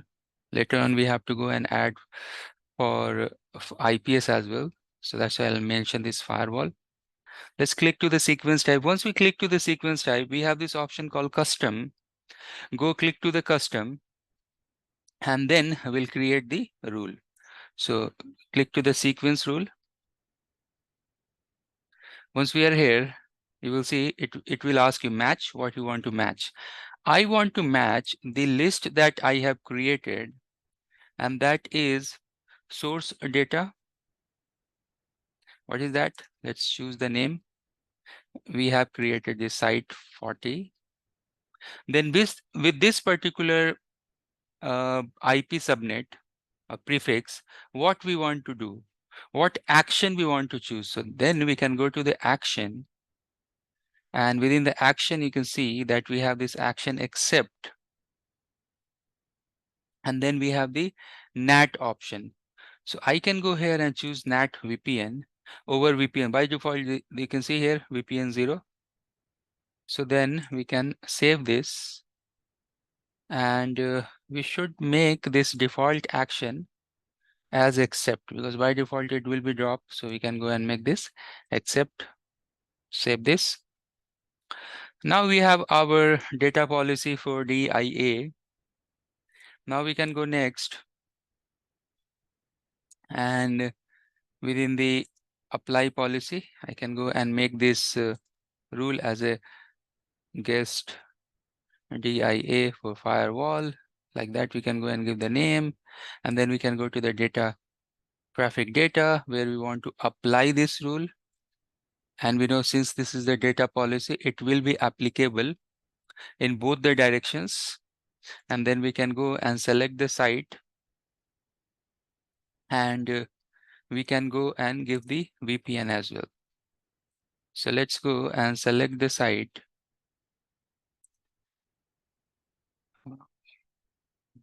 Okay, from services.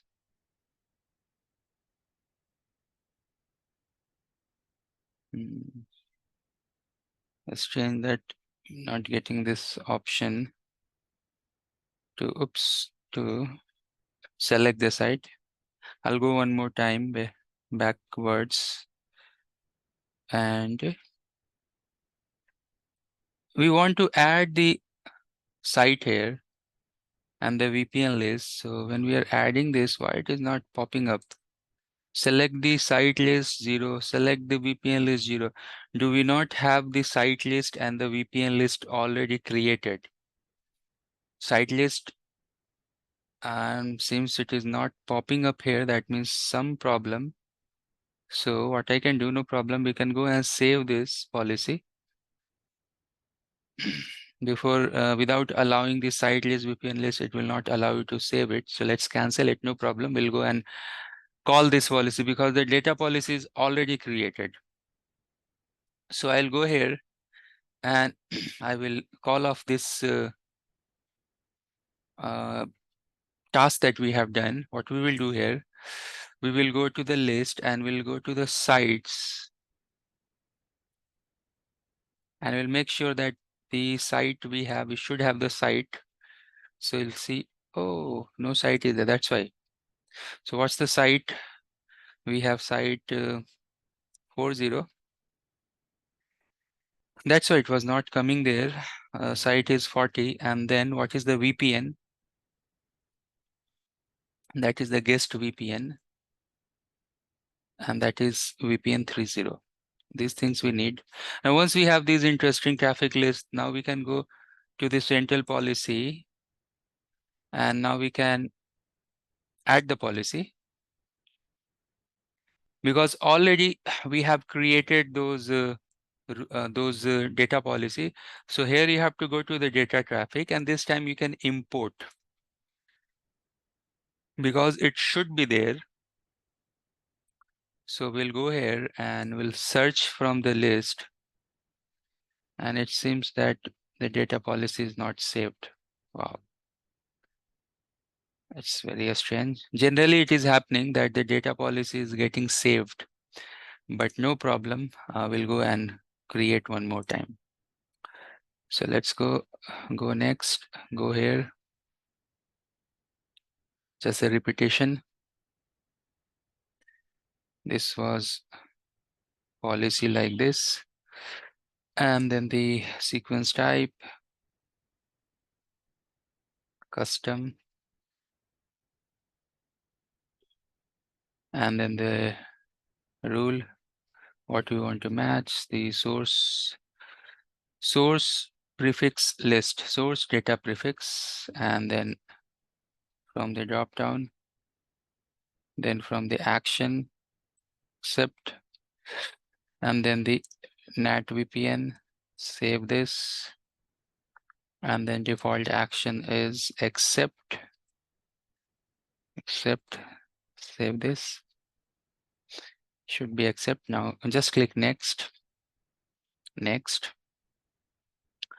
Now here we can go and give the same name, no problem, data traffic. Now you will see that we'll get the option related to the site and related to the VPN. Now we have our policy. We can go and save this policy. Once this policy is saved, then what we have to do, we have to go and activate it. So click activate. It will get pushed to the vSmart, and from that vSmart, we have two vSmarts. From that particular vSmart, it will get pushed to the devices. Now, once this policy will get pushed to the devices, then we can go to the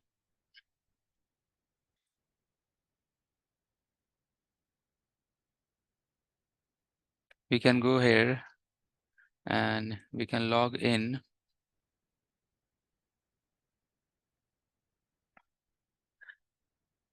And we'll go to the site 40. And within site 40, we will see that the PC is able to access the location or not. So site 40, where we have one Windows PC, and where it is, here you have site 40 Windows. Oh, is this the correct site I'm using? I think that site is 40 or site is 30, 10, 40, 30. I need to check. I think this is the correct site or wrong, I don't know. Okay, so we'll verify that which particular site we have. That site is site 40 seems, and I should be on correct site 40. Okay, so this is the correct site seems. And if we go to facebook.com, these PCs are generally very, very slow because very less resources we have. The CPU and RAM, they are very less. That's why we can wait and we can type here. Let me go and try to type facebook.com. Remember, related to Facebook and YouTube and those things, we have created the policy earlier. And now if I go to the security firewall, so we have created rule related to inspection rules we have created.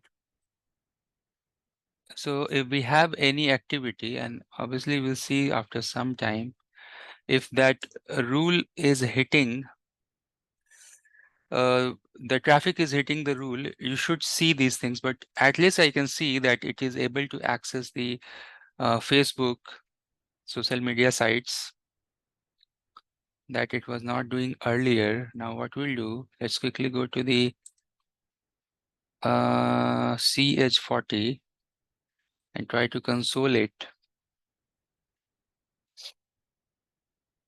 And let's see if we have access. Okay, so now you can see the logs, right? Thread, zone pair, outside, initiator. Although the screen is very slow, but you can see all those audit trails and thread, zone pair.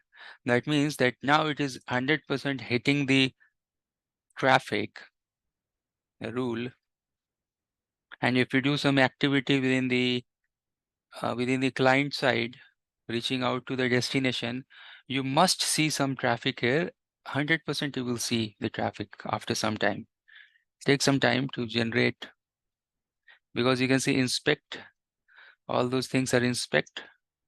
And what I will do, let's quickly go here and let's go and open YouTube as well.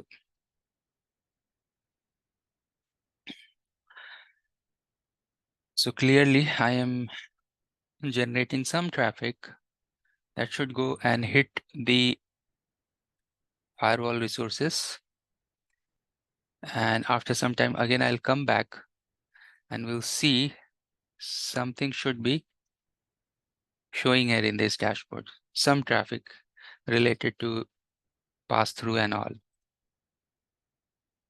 Okay, so that was the use case that we have done. So first of all, you have to go and create the NAT rule. Then you have to create one data policy, and then you have to create the zone-based firewall policy. Likewise, we can go and create the IPS rule as well. So because we are here, why not take this opportunity and continue for a few more minutes to create the IPS rule? Because the IPS rule will be also like this only. For this DIA client, what we want to do, for this particular DIA client, we want to create one IPS rule as well. So what we need to do here, we can go to the security tab.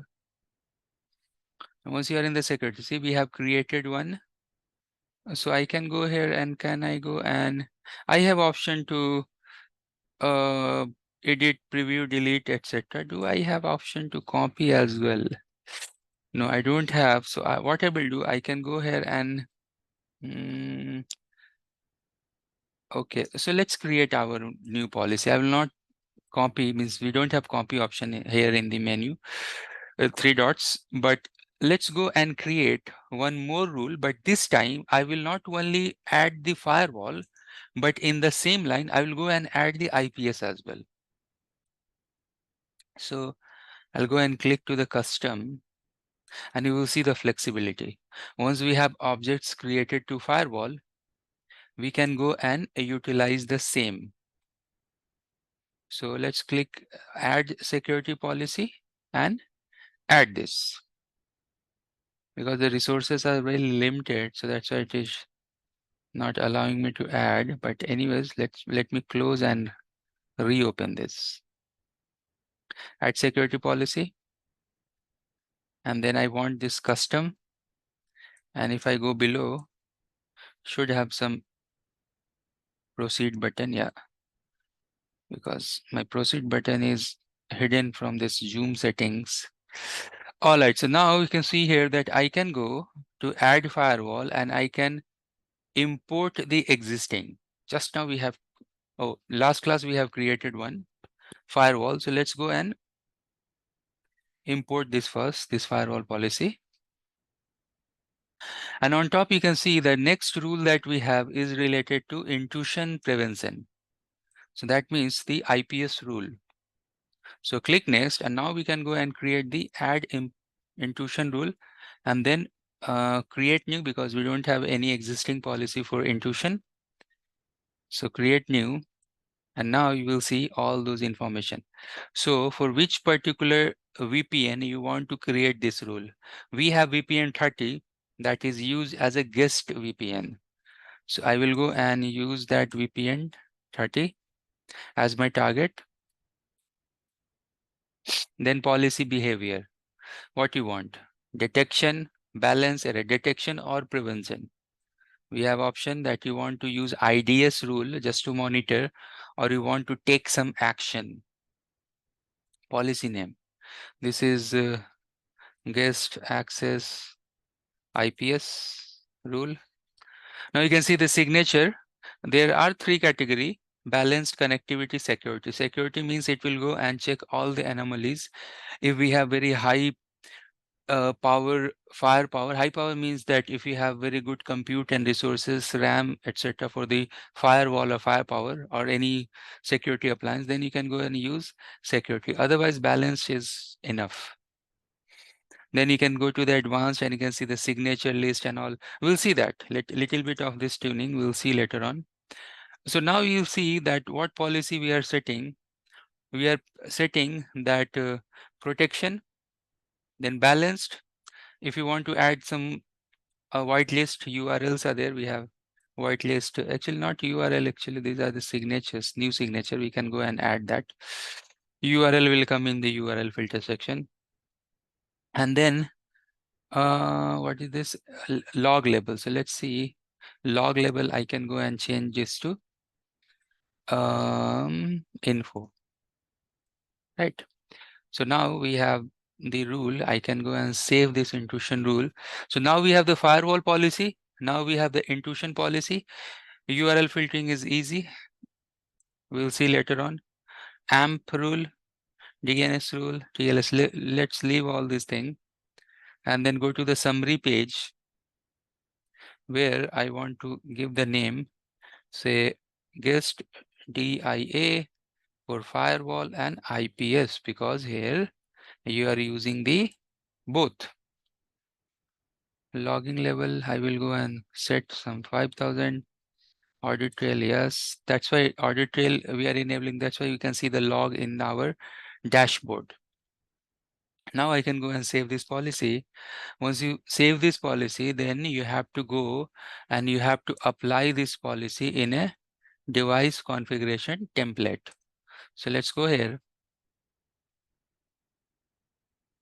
And from here also I can go to template and apply it. So let's just stick here, same place, and go here Go to configuration and template. Once you are here, then which particular site we are applying this? This is site 30. What is the device? Let's see. Oh, site 40. This is site 40, but a VPN is 30. That's a guest VPN. So we'll go here and click edit. So earlier in the additional template, you have seen that we have we have the security applied here. So if I scroll down to the security, because the security was guest access policy. Now we'll go and change it to guest DIA, firewall and IPS. So we are updating the firewall, we are updating the IPS as well. Not only that, it will go and update the IPS IDS rule, firewall rule, but it is going to add the IPS IDS signature configuration as well, because there is some default signatures that the device will go and push to the vManage will go and push to the devices like that. So it's going on. Process is going on. It's going on. Okay, now again the verification is almost the same. You have to go and generate some traffic, and once you go and generate some traffic related to YouTube, related to Facebook and all, so these things should be seen in the vManage. So vManage dashboard, but it will take some time to come here. And if I go and refresh the page, this is the security dashboard.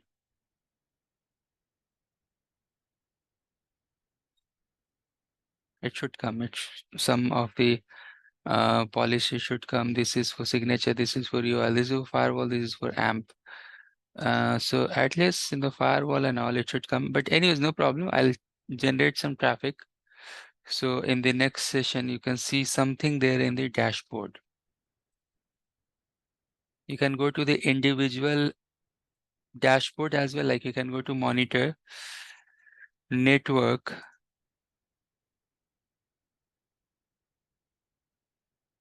like that you can go, or you can go to, okay, monitor network, and then what was that vEdge, cEdge 40. So you can go to the cEdge 40. And then here itself, you will see security dashboard as well. So DNS is there, advanced malware is the URL, IPS is the firewall is there. So all security monitorings are here. Change the filter to 1 hour, guest traffic. Nothing, it is not generating anything at all at the moment. This is the policy. No bytes transfer. I'll try to generate some traffic and we'll see later on this part, the monitoring. But here you can go and monitor something.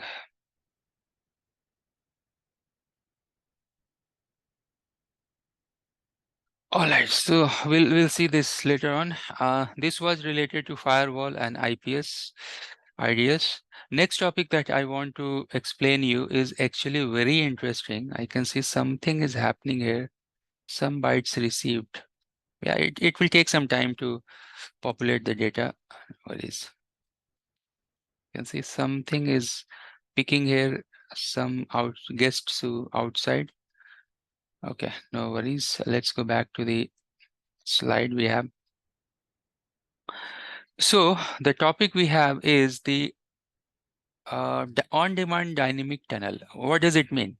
It means that we know that when we have the vEdge and cEdge devices, the SD-WAN devices, they are forming the active tunnel all the time. Either you are sending the data or not, still they are keep sending the data, keep sending the keep alive message for the IPsec tunnel as a control mechanism. Means the control packets are keep exchanging and exchanging.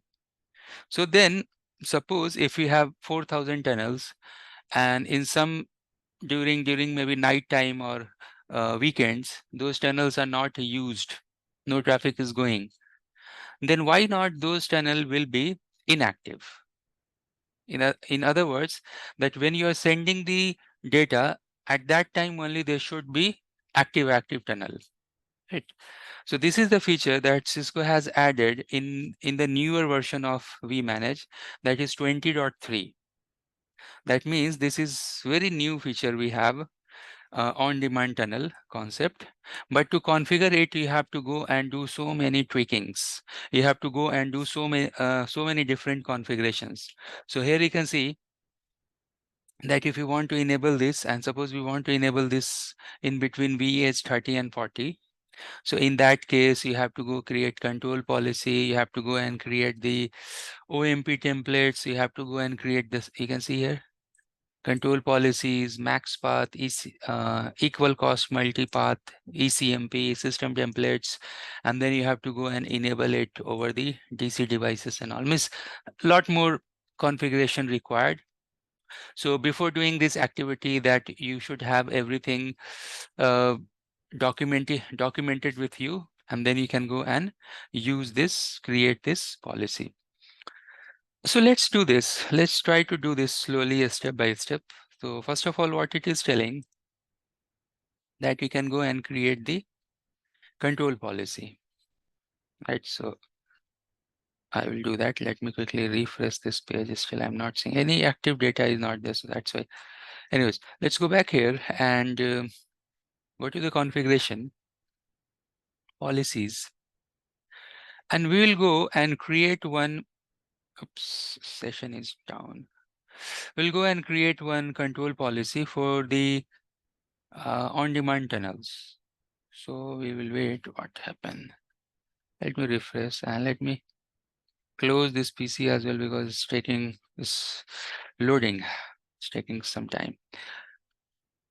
Let's wait. Once I have the vManage access, then we'll go and create it step by step. We have access. Let's click to the username and admin and the password. Great. So once we have the username and the password, then we'll go and create the control policy. This control policy will be very straightforward. Where we want to create it, within the site number 30 and site number 40, 30 and 40. So go to configurations and policies, central policy. And this central policy, you can go and add the policy.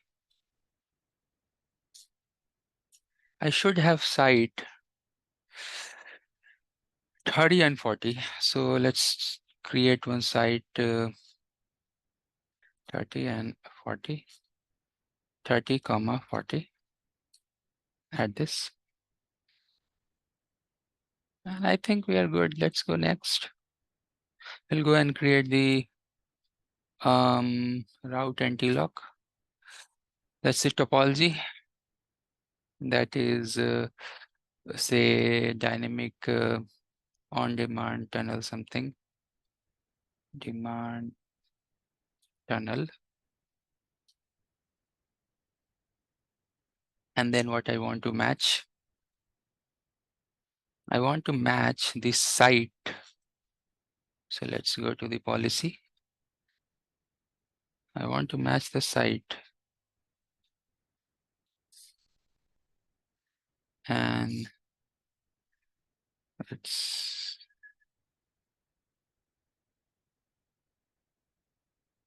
what site is this? Site number.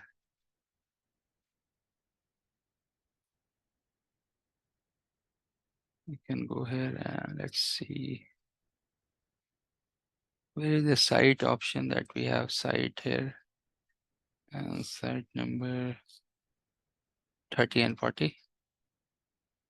Now, interesting thing here, you will see that action. Accept. And now you will see TLOC action and the TLOC. There's something new that we haven't seen earlier. TLOC action is the backup, and the TLOC list is, oops, I don't have TLOC list. I should have TLOC list here towards the data center. And I can go and create, there's no problem. We can go and create as well DC TLOCs like that. But I don't know the system IP for the data center devices. So oops, session is gone. So let me quickly see here the system IP for the DC devices. So I can create that DC TLOCs towards the data center. So let's go here. If I go to monitor, or maybe if I go to tools also, it will tell you SSH terminal. DC devices versus system IP, you can see that 10.255.255.11 and 12. Let me confirm. Yeah, 11 and 12. So I'll come back here. The name of the list. What is that? DC TLOCs, and then the IP 10.255.255.11. Color MPLS, IPsec. Likewise, we will go and add. This time we have the internet and IPsec. Then we'll go and add two more. 12 and okay, let's search this MPLS here.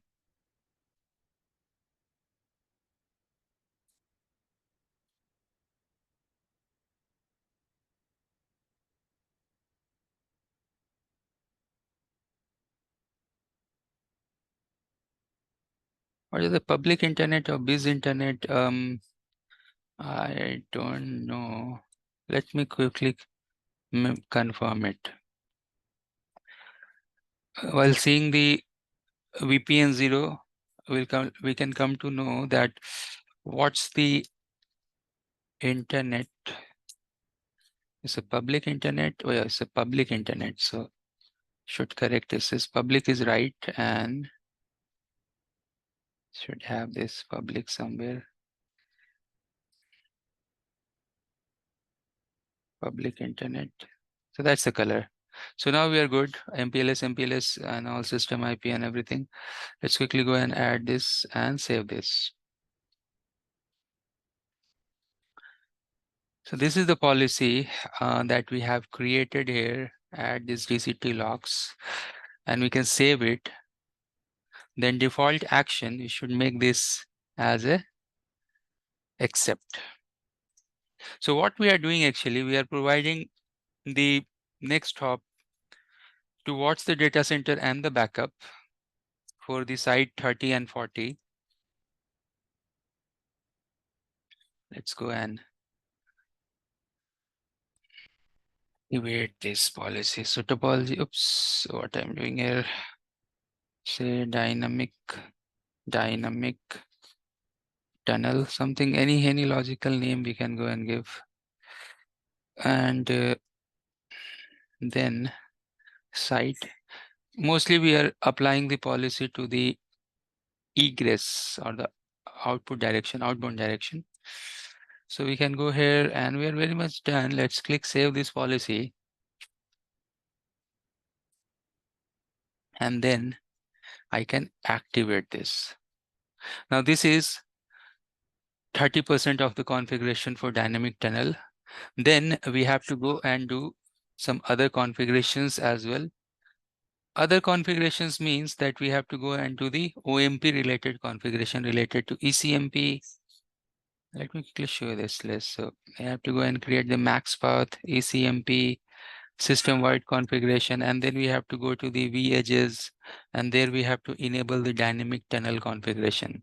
Although all these lines are only 1 or 2 lines, it's not much. So while it is going on, It's almost done. Let's go here and let me show you all those steps. So I can go here and we'll see the we'll go and check the vSmart OMP policy. So for vSmart also, we have the template, right? So now if I go to the vSmart device template and we'll go to click edit. For vSmart, do we have any OMP related configuration? So you can see we are using factory default. I can go here and create the name. We can go and give this is vSmart OMP, but this is related to dynamic tunnel.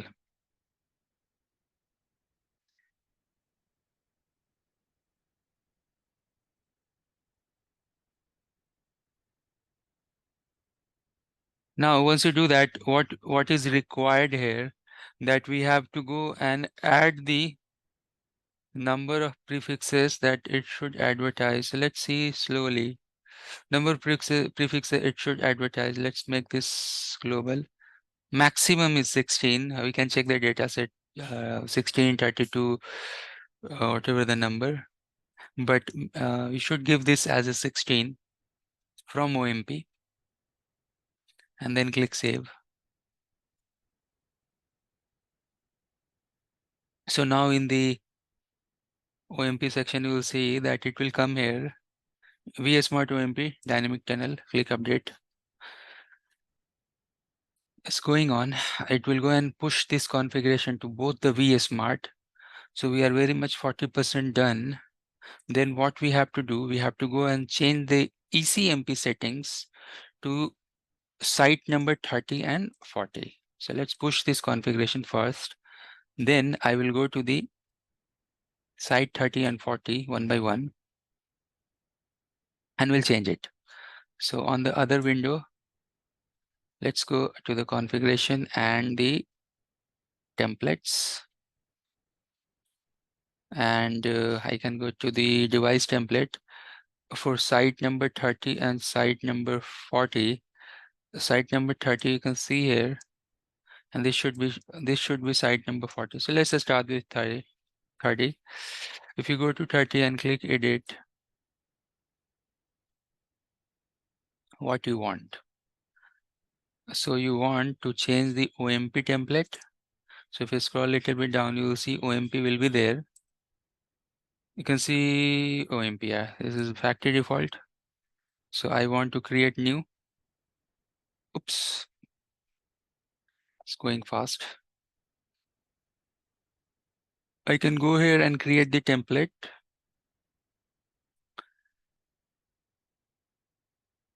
And what is this template? vEdge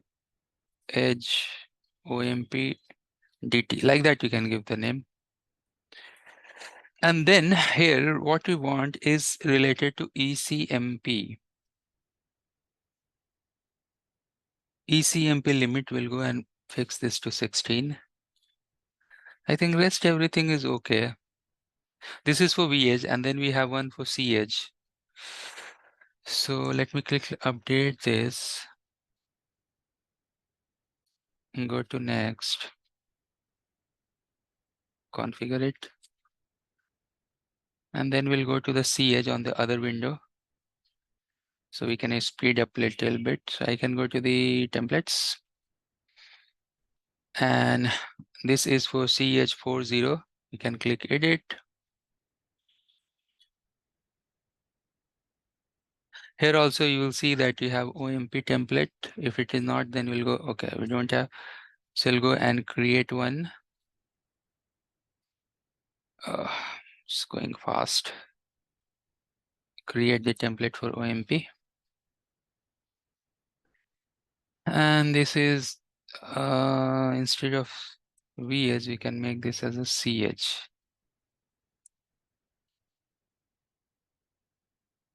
And then number of paths, ECMP, right? Not paths. So ECMP will go and make this as a 16.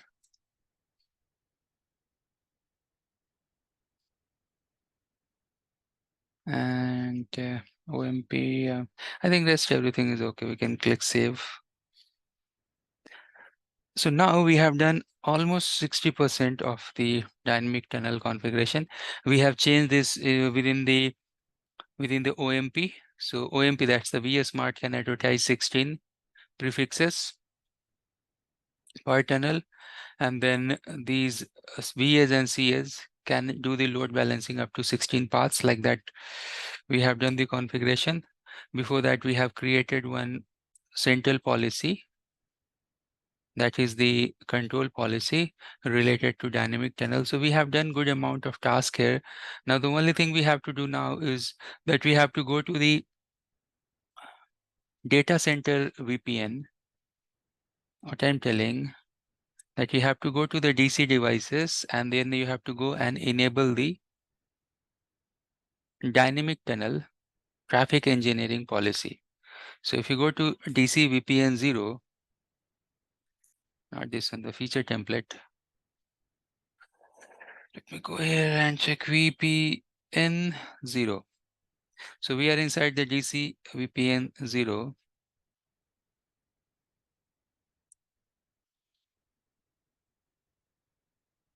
This guy here. Click edit. You will see that we have option here related to dynamic tunnel, related to services, traffic engineering. You can see this tab called service. So you can click to the service and click to the new service. And if I scroll a little down, you can see choose the service. We have this TE. This is new added service we have. And then you can click update.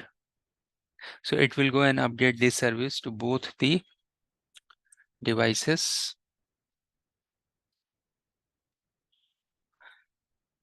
Let's quickly see that what configuration changes it will go and add. Well, it will go and add one more line, service TE. So let's see. If I scroll down, this service TE, configure this. Once you configure this, update this, that means we are 80% done. Only 20% configuration is required now, that we have to go to the vEdge and cEdge devices, and we have to go and do the system-wide configuration change. In the system-wide configuration, we have to go and add the dynamic tunnel option. So let's go here and add, and we are done. So we'll go to the templates. Let's go to the vEdge, this guy here, 30, and edit. System-wide. So far we are using default. Let's go and create the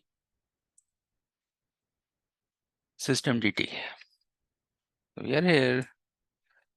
We'll go and make this as a vEdge sys DT, system wide configuration dynamic tunnel.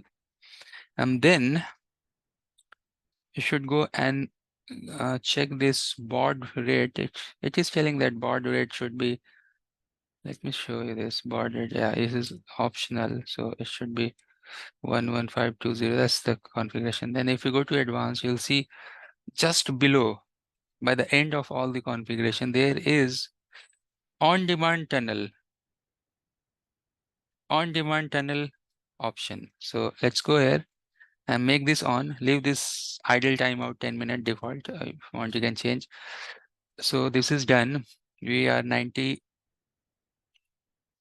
done. System DT updated. Now we have to do the same thing in the cEdge, and that's it. So let me go and push this configuration. Parallelly, I can go to the configuration and the template and the cEdge. C is this guy here. We can go and edit because we want to add the system-wide configuration. So Cisco system, it's not there. So we'll go and create one template for this. The name will be the cEdge. So C and see, and then what we want. So here, do we have baud red? Let's see. I think it is. Oh, it is there. So here also you can go and give the baud red, because that's the thing that we need to put. Otherwise, it will generate error. Now we can go to the bottom. On-demand tunnel is there. Make this turn on.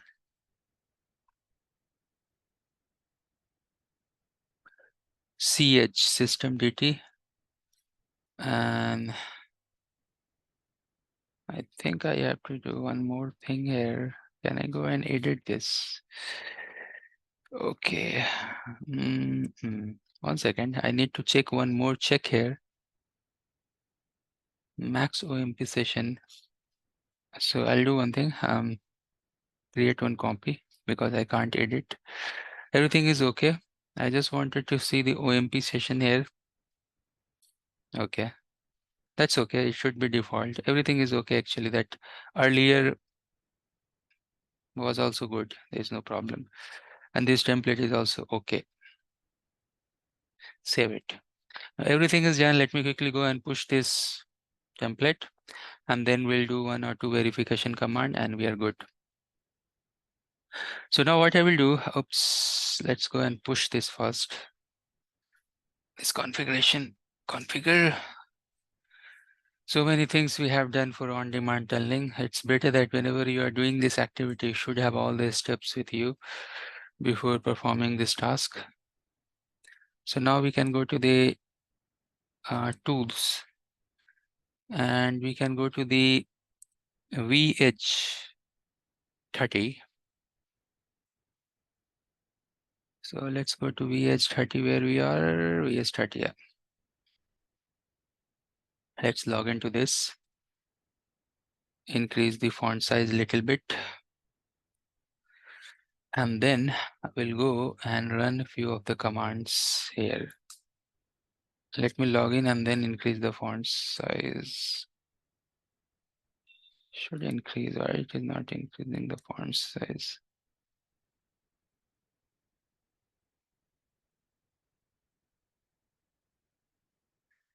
Okay. Trying to increase control plus. Anyways, not increase. Anyways, I'll highlight what exactly I want to show you. So first of all, clear the control connections, that old connections we have, if we have. And then if you go and check the OMP TLOCs, oops, TLOCs tab, show OMP TLOCs and the tabular form.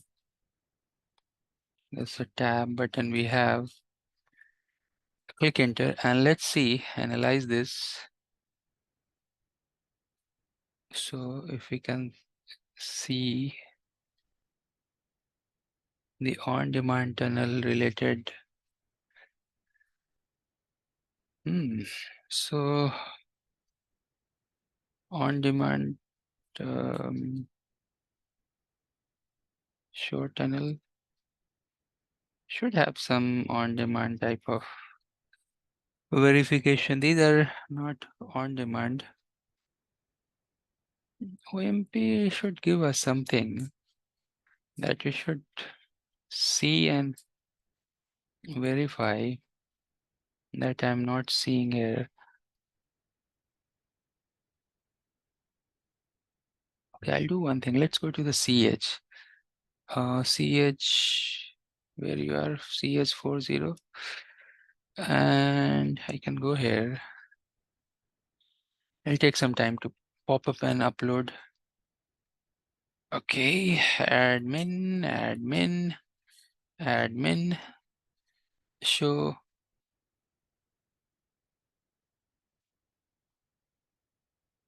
OMP, show SD-WAN, SD-WAN like this without hyphen, SD-WAN OMP. Okay, and we have TLOCs and enter. Let's see. I don't want like this. Tab we have, tab we don't have. Oh, if I can do some filter. Yes, I want to show you something. Install, install, install, install. All those install routes are coming. How we can verify? Okay, so 1 second, just give me 1 second. So what we have to do as per the document that you should go to the DCV Edge 1. It's loading. Let me quickly do admin. We have to clear the control connection from DCV Edge 1 and DCV Edge 2 because we don't have console, so session is going out. Control connections, connections, and then we can go to the here vEdge and try to check the output that we want to see earlier. And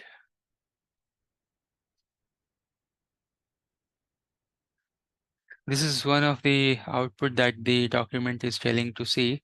Let's see one more. So one last command that we want to check, show system on demand. And let's see the options, remote system and the output. So you can see that this is active. And now you can see that the places where you don't have active traffic, it will show you inactive, right?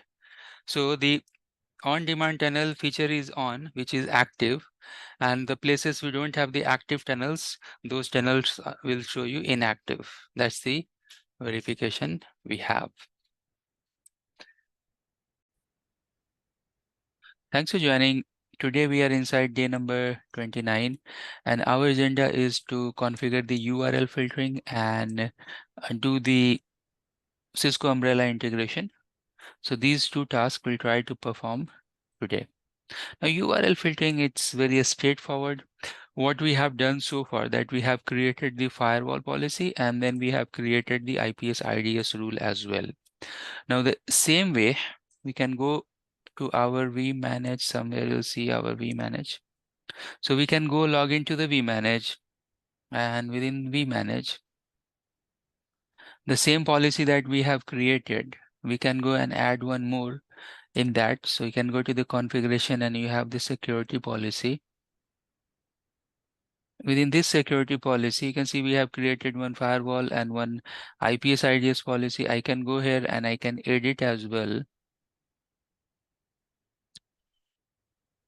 And then I can go and add one more URL here.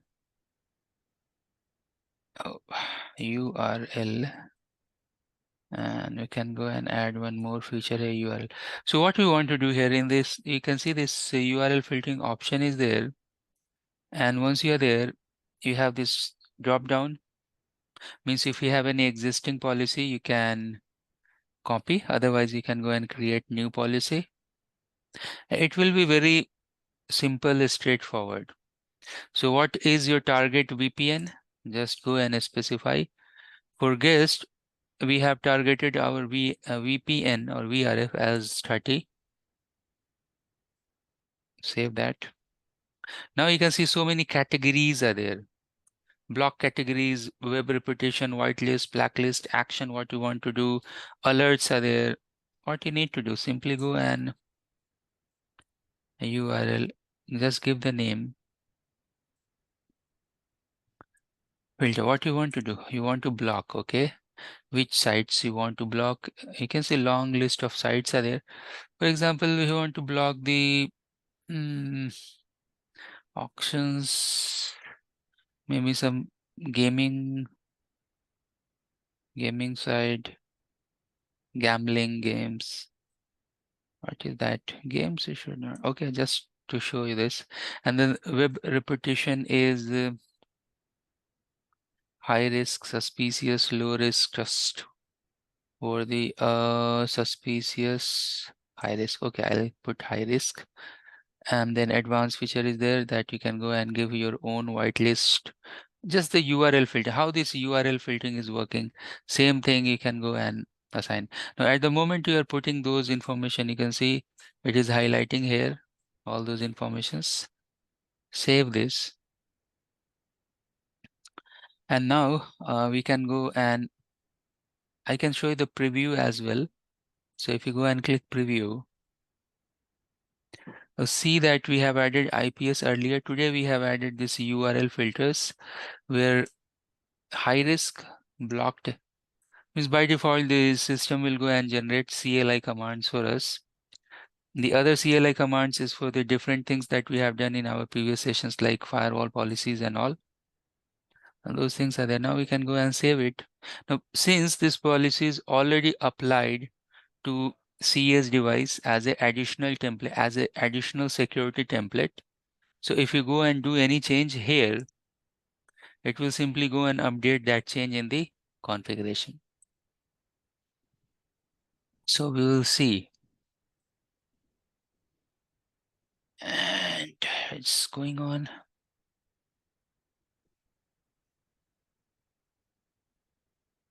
Once we have this green signal, then we'll go and try to open the gaming site. Whatever filters that we have put, we can go and do. Let's go to this PC and oops, already Google is on Rummy something. Rummy sites are there. Gambling.com. Gambling. Okay. Yeah, it's a real website. Yep. I can see this internet is itself seems down. Yesterday it was up. Today I can see no internet. So DNS problem or something. Something may be broken. Yesterday we have checked the internet, Facebook, Google, these things are working. Today it is. Means you can go and verify this. Actually very straightforward configuration and all. Let me quickly show you the document. So some internet issue today, I can see these are unreachable, but the URL filtering will work as it is that we have discussed. It's very easy. You can go and create and apply this URL filter and it should work. Now, what we can do here is that let's go move on to our next topic that is very interesting, that is umbrella integration. Now, this topic itself is huge because as a SD-WAN engineer, I can go and do the configuration policies from SD-WAN perspective. But the umbrella engineers is something like umbrella is something like advanced cloud-based firewall. That umbrella can work as a DNS security, that can work as a cloud-based firewall, that can work as a content firewall, that can work as a URL filters. Means there are so many features in DNA Cisco Umbrella itself, right?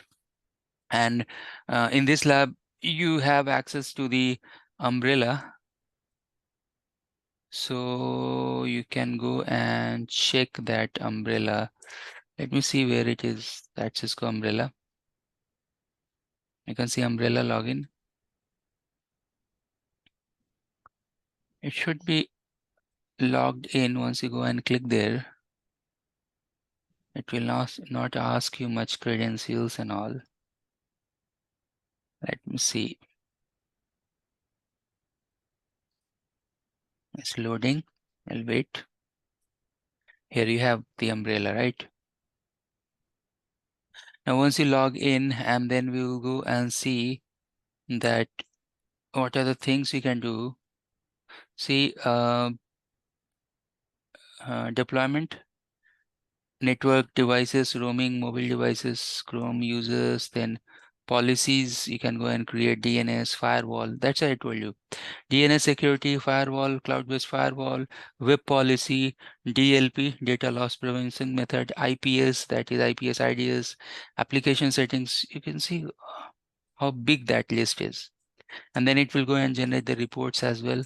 Then investigations are also some sort of backtracking or what you can see, the backdoor finding or foot finding or something like that. Very much like forensics type of report it can go and generate like that. Then documentations are there and all. So this umbrella you have, if you have knowledge, you can go and play around with umbrella tabs and all. It's umbrella itself is one area for security engineers that they can learn and use. Good thing about this is that suppose if you go and learn this umbrella or the tabs and other features, same like you have Zscaler as well. Remember I told you earlier that Zscaler is also a cloud-based security provider, and they have different security features, such as you can see that you have here. One of the nice feature that we are using in Zscaler or umbrella is actually the web security, because generally the users, they have to go and access some applications in form of web applications or web services. So that's why this is big, this web policies and web filterings. Okay, all right. So this is your umbrella, and let's go back here to the system. Let me go and close this, because the umbrella feature that we want to use here is actually with site number 30. Site number 30. What is that? Let's see. Go to site number 30. And you will see that you have one vEdge and two internet. Means this is something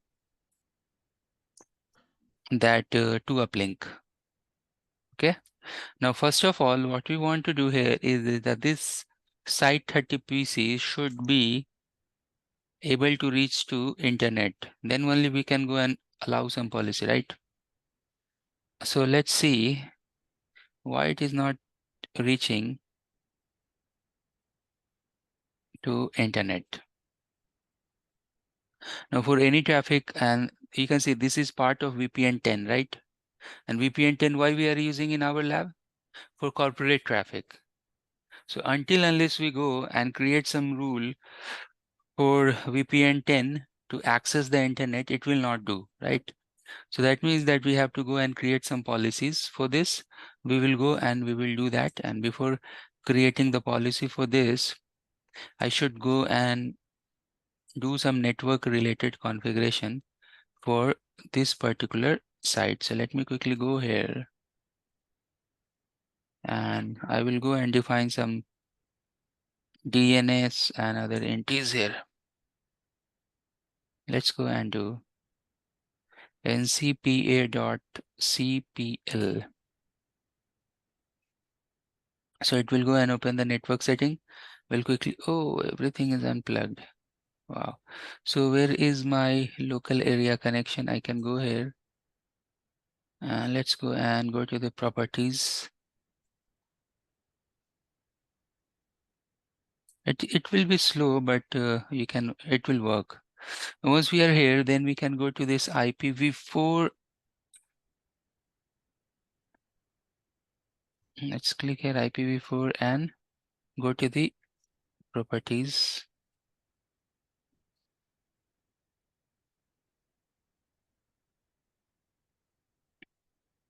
And now what I want to do here is this, that I want to assign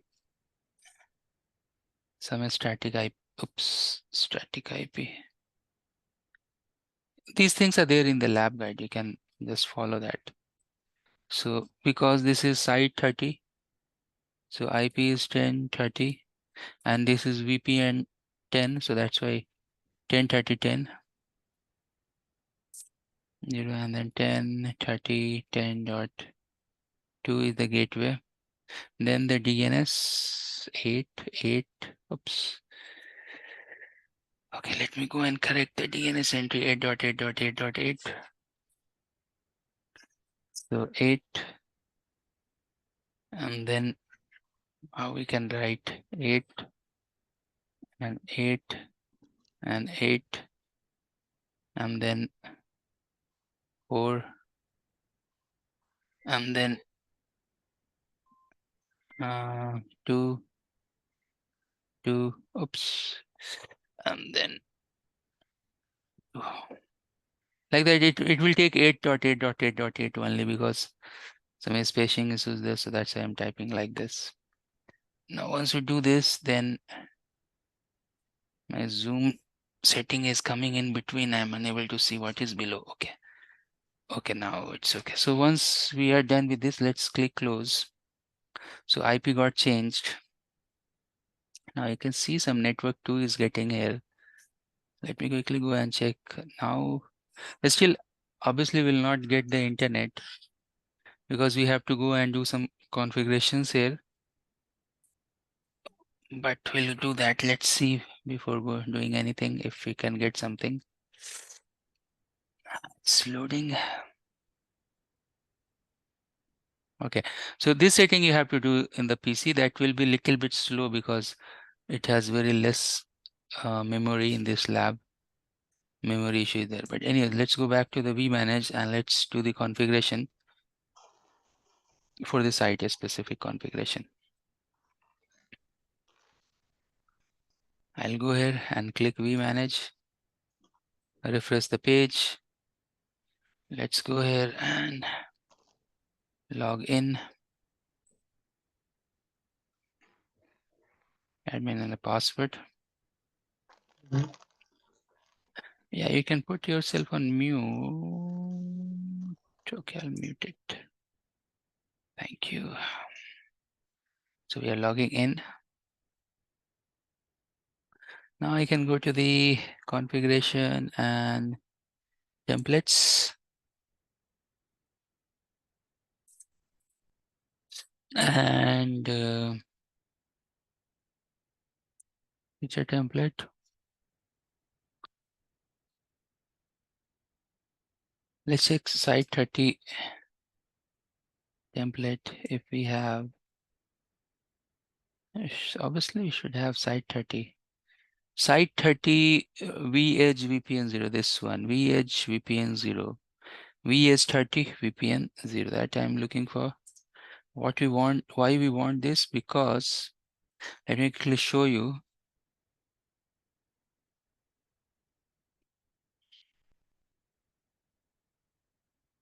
So once we have this, it's coming up, it's loading. You can see IPv4 route. We know that as per the diagram, we have two interfaces. One interface is going towards internet, one interface is going towards the MPLS.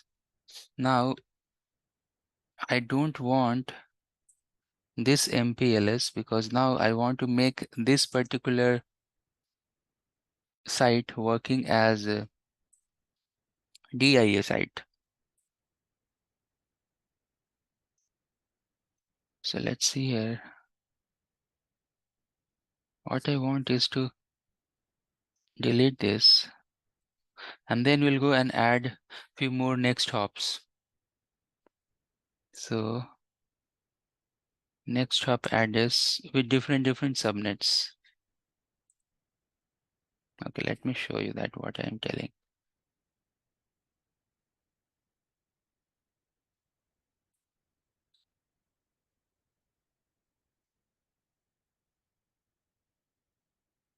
So you can see that we are going towards the default route with one of the next hop, that is internet. Then I can go here and add some more gateways, means the network where I want to route this. And as per the document, if you go and see the document, they have given 4 different networks. Towards that, we can go and map with the same next hop.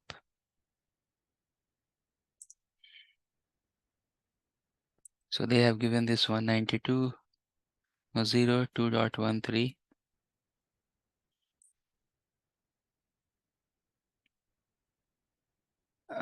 Come on. 192.0.2.0. It should be very slow, but it will work. And we have one next hop. That's great. Then I'll go and add one more. And do we have copy option? Let's see. No, we don't have. Otherwise, I could copy and paste it.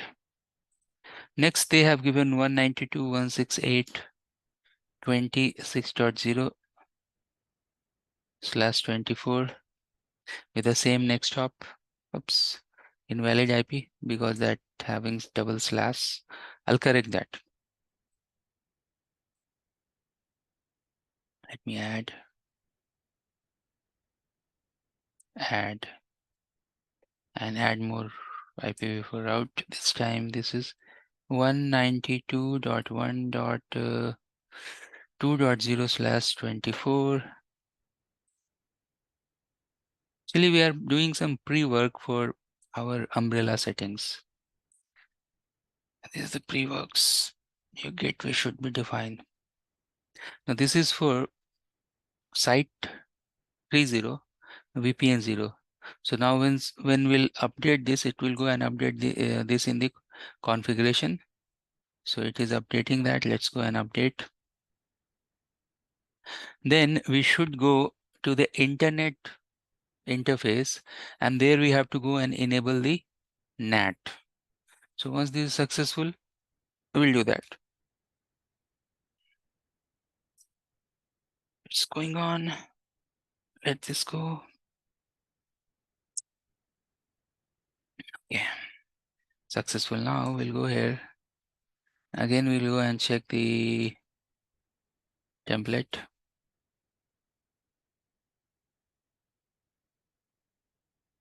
And the feature. And do we have internet related template? Let's see. So we have this vEdge, great. 30. Go and edit.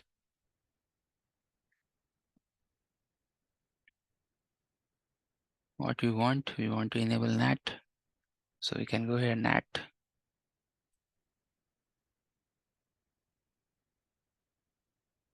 Enable it. Rest thing I don't want. All the default settings.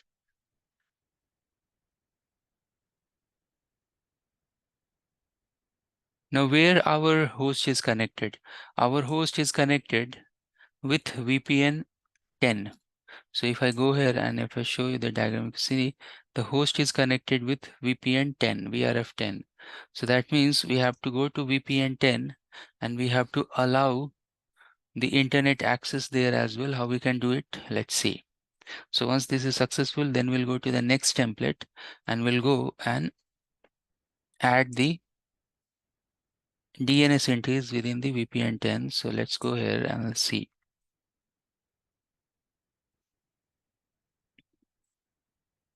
Go to VPN 10 and where we have vEdge VPN 10, here it is. I can see this internet as well, but I want this VPN 10 edit because over VPN template you can go and add the DNS entries. So let's see. And it's taking some more time to load. I want to rename this as well as a, okay, no problem. So once you are here in DNS, let's go there. You can see the DNS entries are this. Okay. Let me do one thing here. Let me do VPN 10. Oops. VPN 10 because that is for some other reasons. So we'll do one thing. Let's copy this.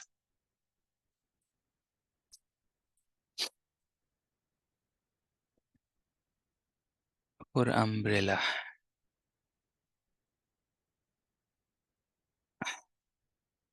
And then we'll edit this. So we'll know that there is one template for corporate traffic and we are creating one for the umbrella traffic or the DIA. So now we can go and click edit.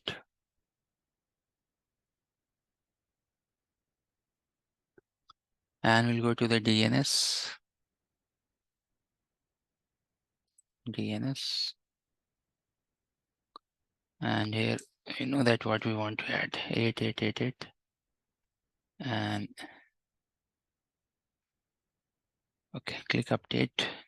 Now, because this is new template, so we have to go to the device and we have to go to somewhere you will see vEdge 30. So we have to go here, click edit. And inside the service side VPN 10, this is service VPN. So you can go there to service VPN. And once you are inside service VPN, you can go click edit.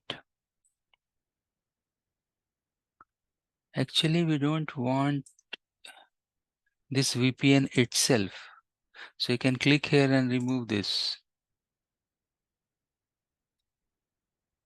Remove.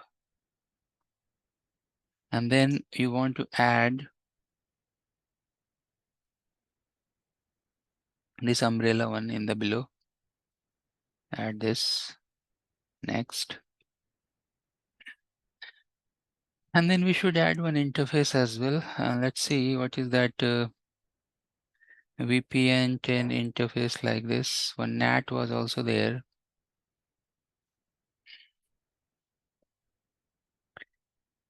I have added normal interface. Now it is asking so many things. Why it is asking this? I don't have these informations with me. Oh my God, VPN 0 interface name, IP, color. Oh my God. Public internet. Any other thing it is asking? So I don't have these informations.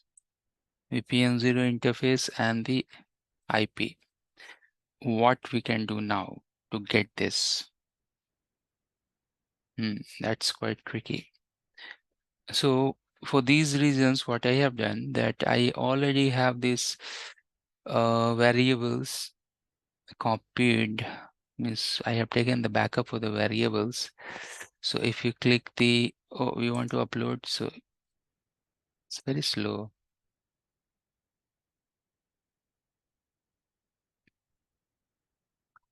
Upload somewhere, I think. Oh, I think yesterday I have removed that. Oh, it's not there because of disk storage. So problem is there. I don't have the variables. Now what we can do, since we haven't pushed this configuration, so let's go to the device from the console and log in here and go there and check the VPN 0 IP, right? So VPN 0, I can see this is the IP. So many interfaces are there, right? Everything is showing within the VPN 0. Let me go and stretch this. Show interface description we can do with the tab, tabular format. And now you will see for internet, we can go and use this IP 100.100.100.30. So we can use this. I can go and give, what is the interface name? Interface name is Gigi00. So you can go and put Gigi. And IP is 100.100.30/24. Color is, color is biz public internet. Like this we can put. Now you can see this is green. Next. I should go and push this template. So we are doing good. What we have done that we are just doing some pre-work, and this is, nothing new. This is all as per the configuration that we have.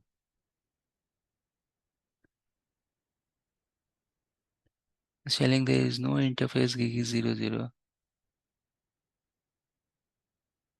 that we have, right?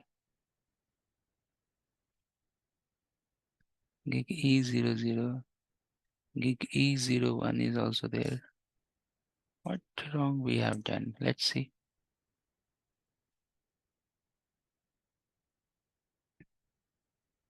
Creating an okay. Let's quickly check. Let me quickly check the guide. It is asking some interfaces and all. Only one thing we haven't done as per the configuration, that oops, if you go to that MPLS interface and make that max control connection 0, that's the only thing we haven't done. Let's quickly do this. Let's go to the template feature. Let me go and check MPLS for VS30. Here you have. Let's quickly go here and edit this. That's coming up. We will see max control connection output.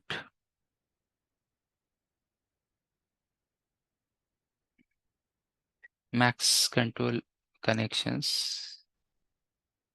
Make this 0. We don't want MPLS to try to form the control connections, because this we are enabling for internet only. So it's going on.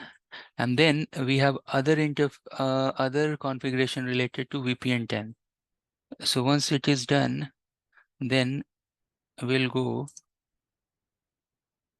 It should be done.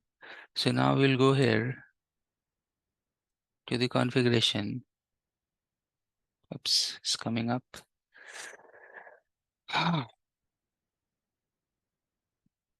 It's loading. It's taking too much time. Let me refresh the vManage.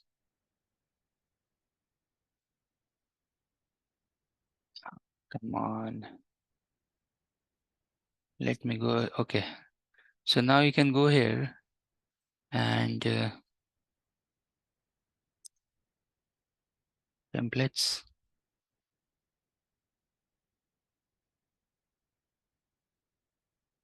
And the feature.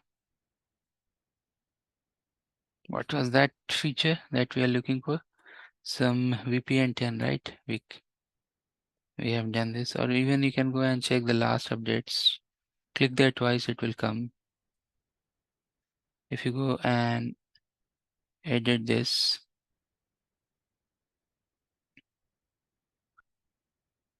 everything is okay in this. We just wanted to check the umbrella setting. So when DNS will come, you can see here this DNS should be 888 and 422, some public DNS. That's okay.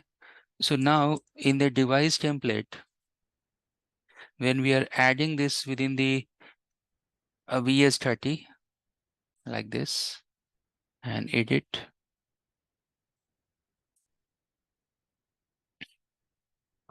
And then we can go to the service VPN 10. And we don't want this VPN 10. Okay, just remove this. Select and remove. Okay, it's removing, it's a bit slow. Add this VPN that we tried to do earlier. It's coming. VPN 10 umbrella. And below, next, add the interface. And this should be VPN 10 internet site. Oh, this interface, I think it's for internet. Okay, all right, click update. Now you can see it is not asking anything, it's green.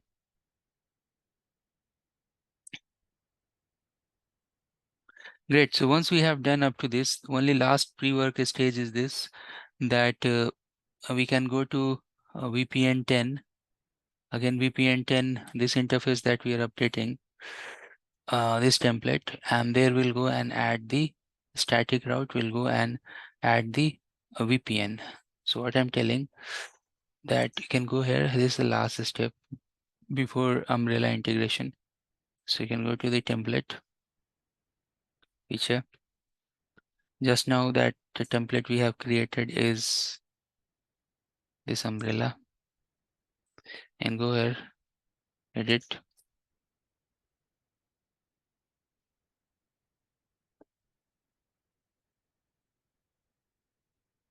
It's coming up. So IPv4 route, if you go, and if I click IPv4 route for this within the service VPN, and this I want to generate the default, but with VPN, enable VPN. Like that you have to do actually in this. When you want to enable the internet traffic from the service side VPN, you have to do this. Everything is okay, everything is good. If we get the green signal, that means we are very good. And then we can carry forward and integrate the umbrella. So let's see.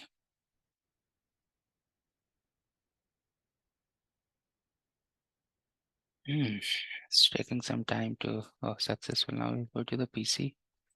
Now let's go here and try to see if I can go and type something from this PC. Oops. Come on. Oh, I got it. Let's remove this template from here. I get some space. And then let's see.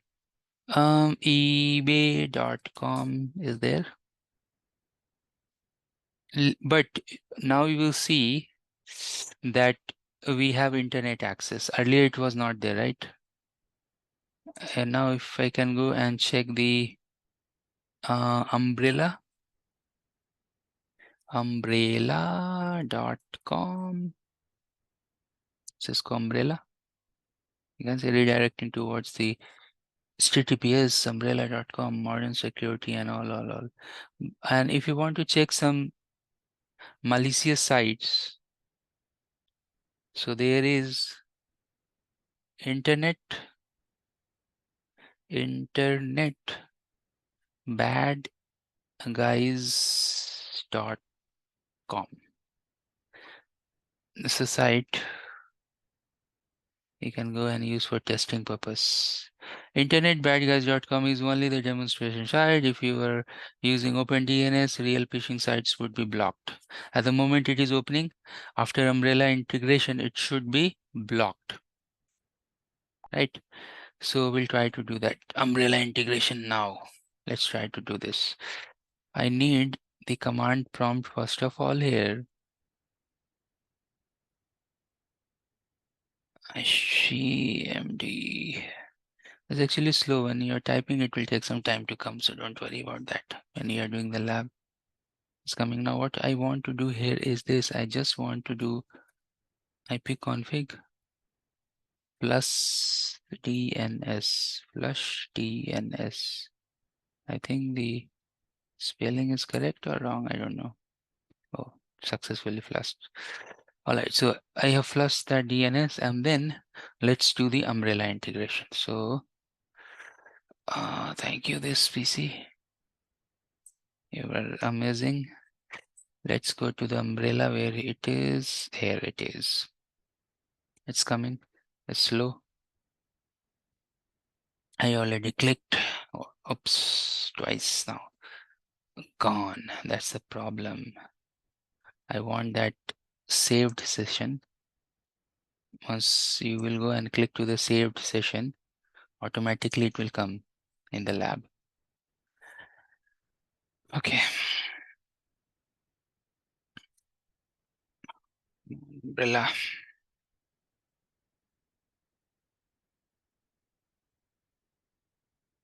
Okay. So we need to generate the API tokens to do the authentication with the vManage. Here you can see within the admin, you have these APIs keys. And it's generating, let's see. 10 keys, admin keys. what you need. Oh, 1, 2, 3, 4, 5, 6. Different people doing lab, they are generating the keys and all. And it's very old actually. Now no one is doing this lab. Static key, legacy key, I want that, static and legacy.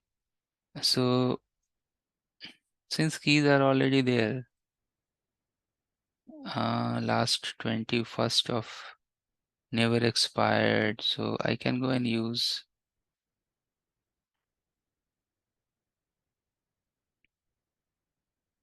okay, you can see this API key secret. Okay, refresh this key. Refresh. So this, you have this API key. Can I copy to the notepad? Where are you, notepad?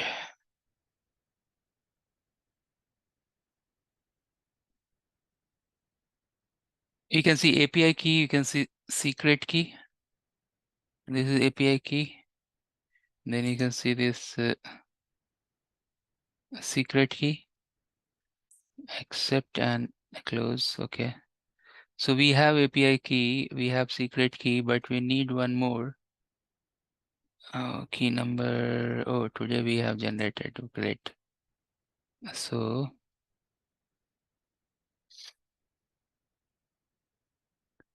90 is our key. Let's see.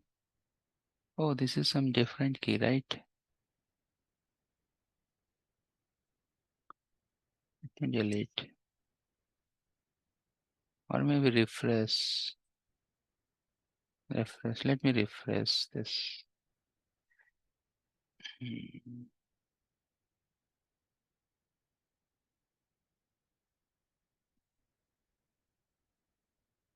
Okay. All right. So this new key I will copy. And this key. Apart from that, we need legacy key as well. So if you go to legacy key and umbrella network devices, legacy network devices, and you go to legacy network devices, created 19th of April. I can click refresh, right? Rotate that key.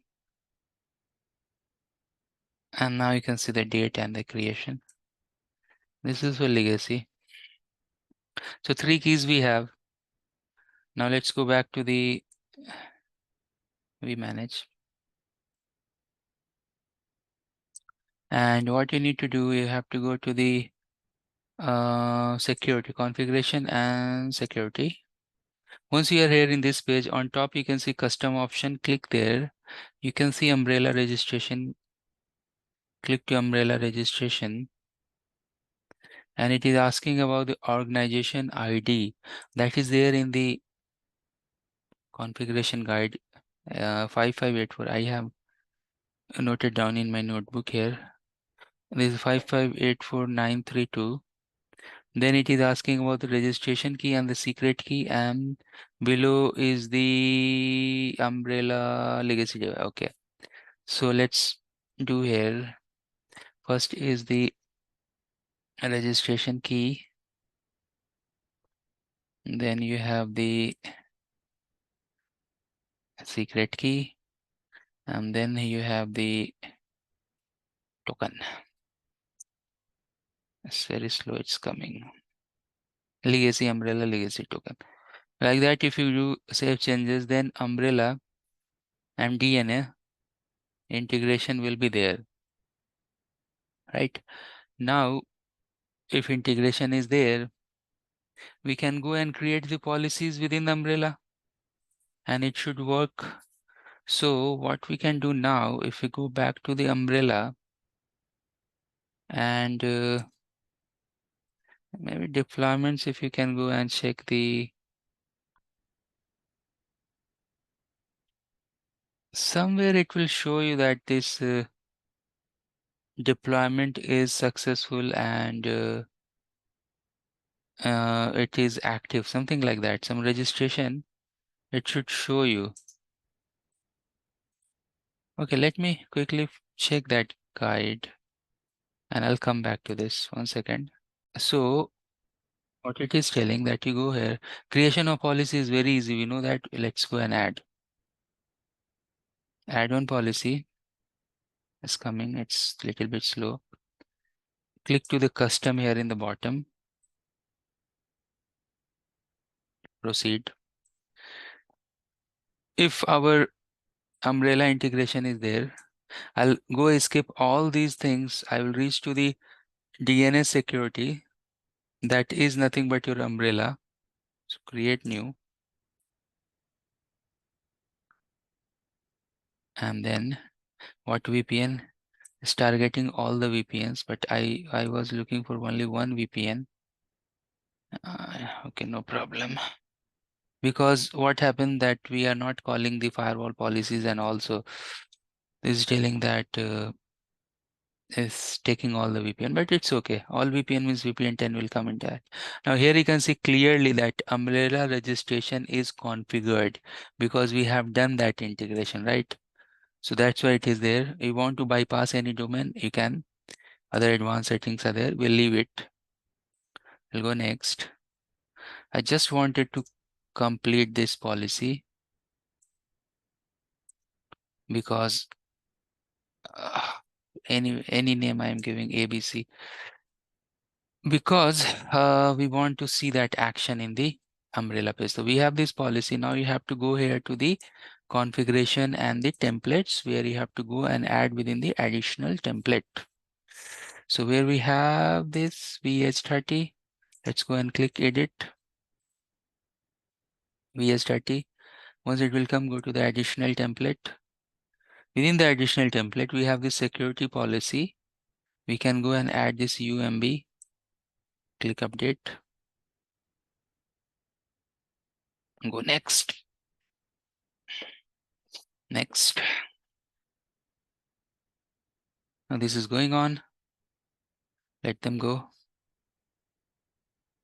We can wait for a few seconds. Waiting for a few seconds. Once it is green, then we'll go and check. Screen in the back. So now if I can go to the umbrella and if I go and refresh this page, somehow it is loading. So what we can do, okay, we'll go somewhere and we'll come back.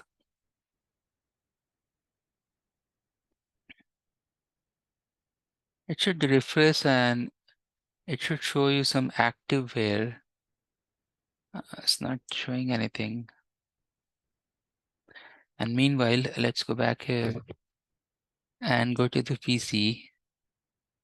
Now, if umbrella is 100% correct, everything, all the configuration, everything is correct. Now, if you go here and refresh this bad guys, it will block. Umbrella should go and block this site. So let me go and refresh this page.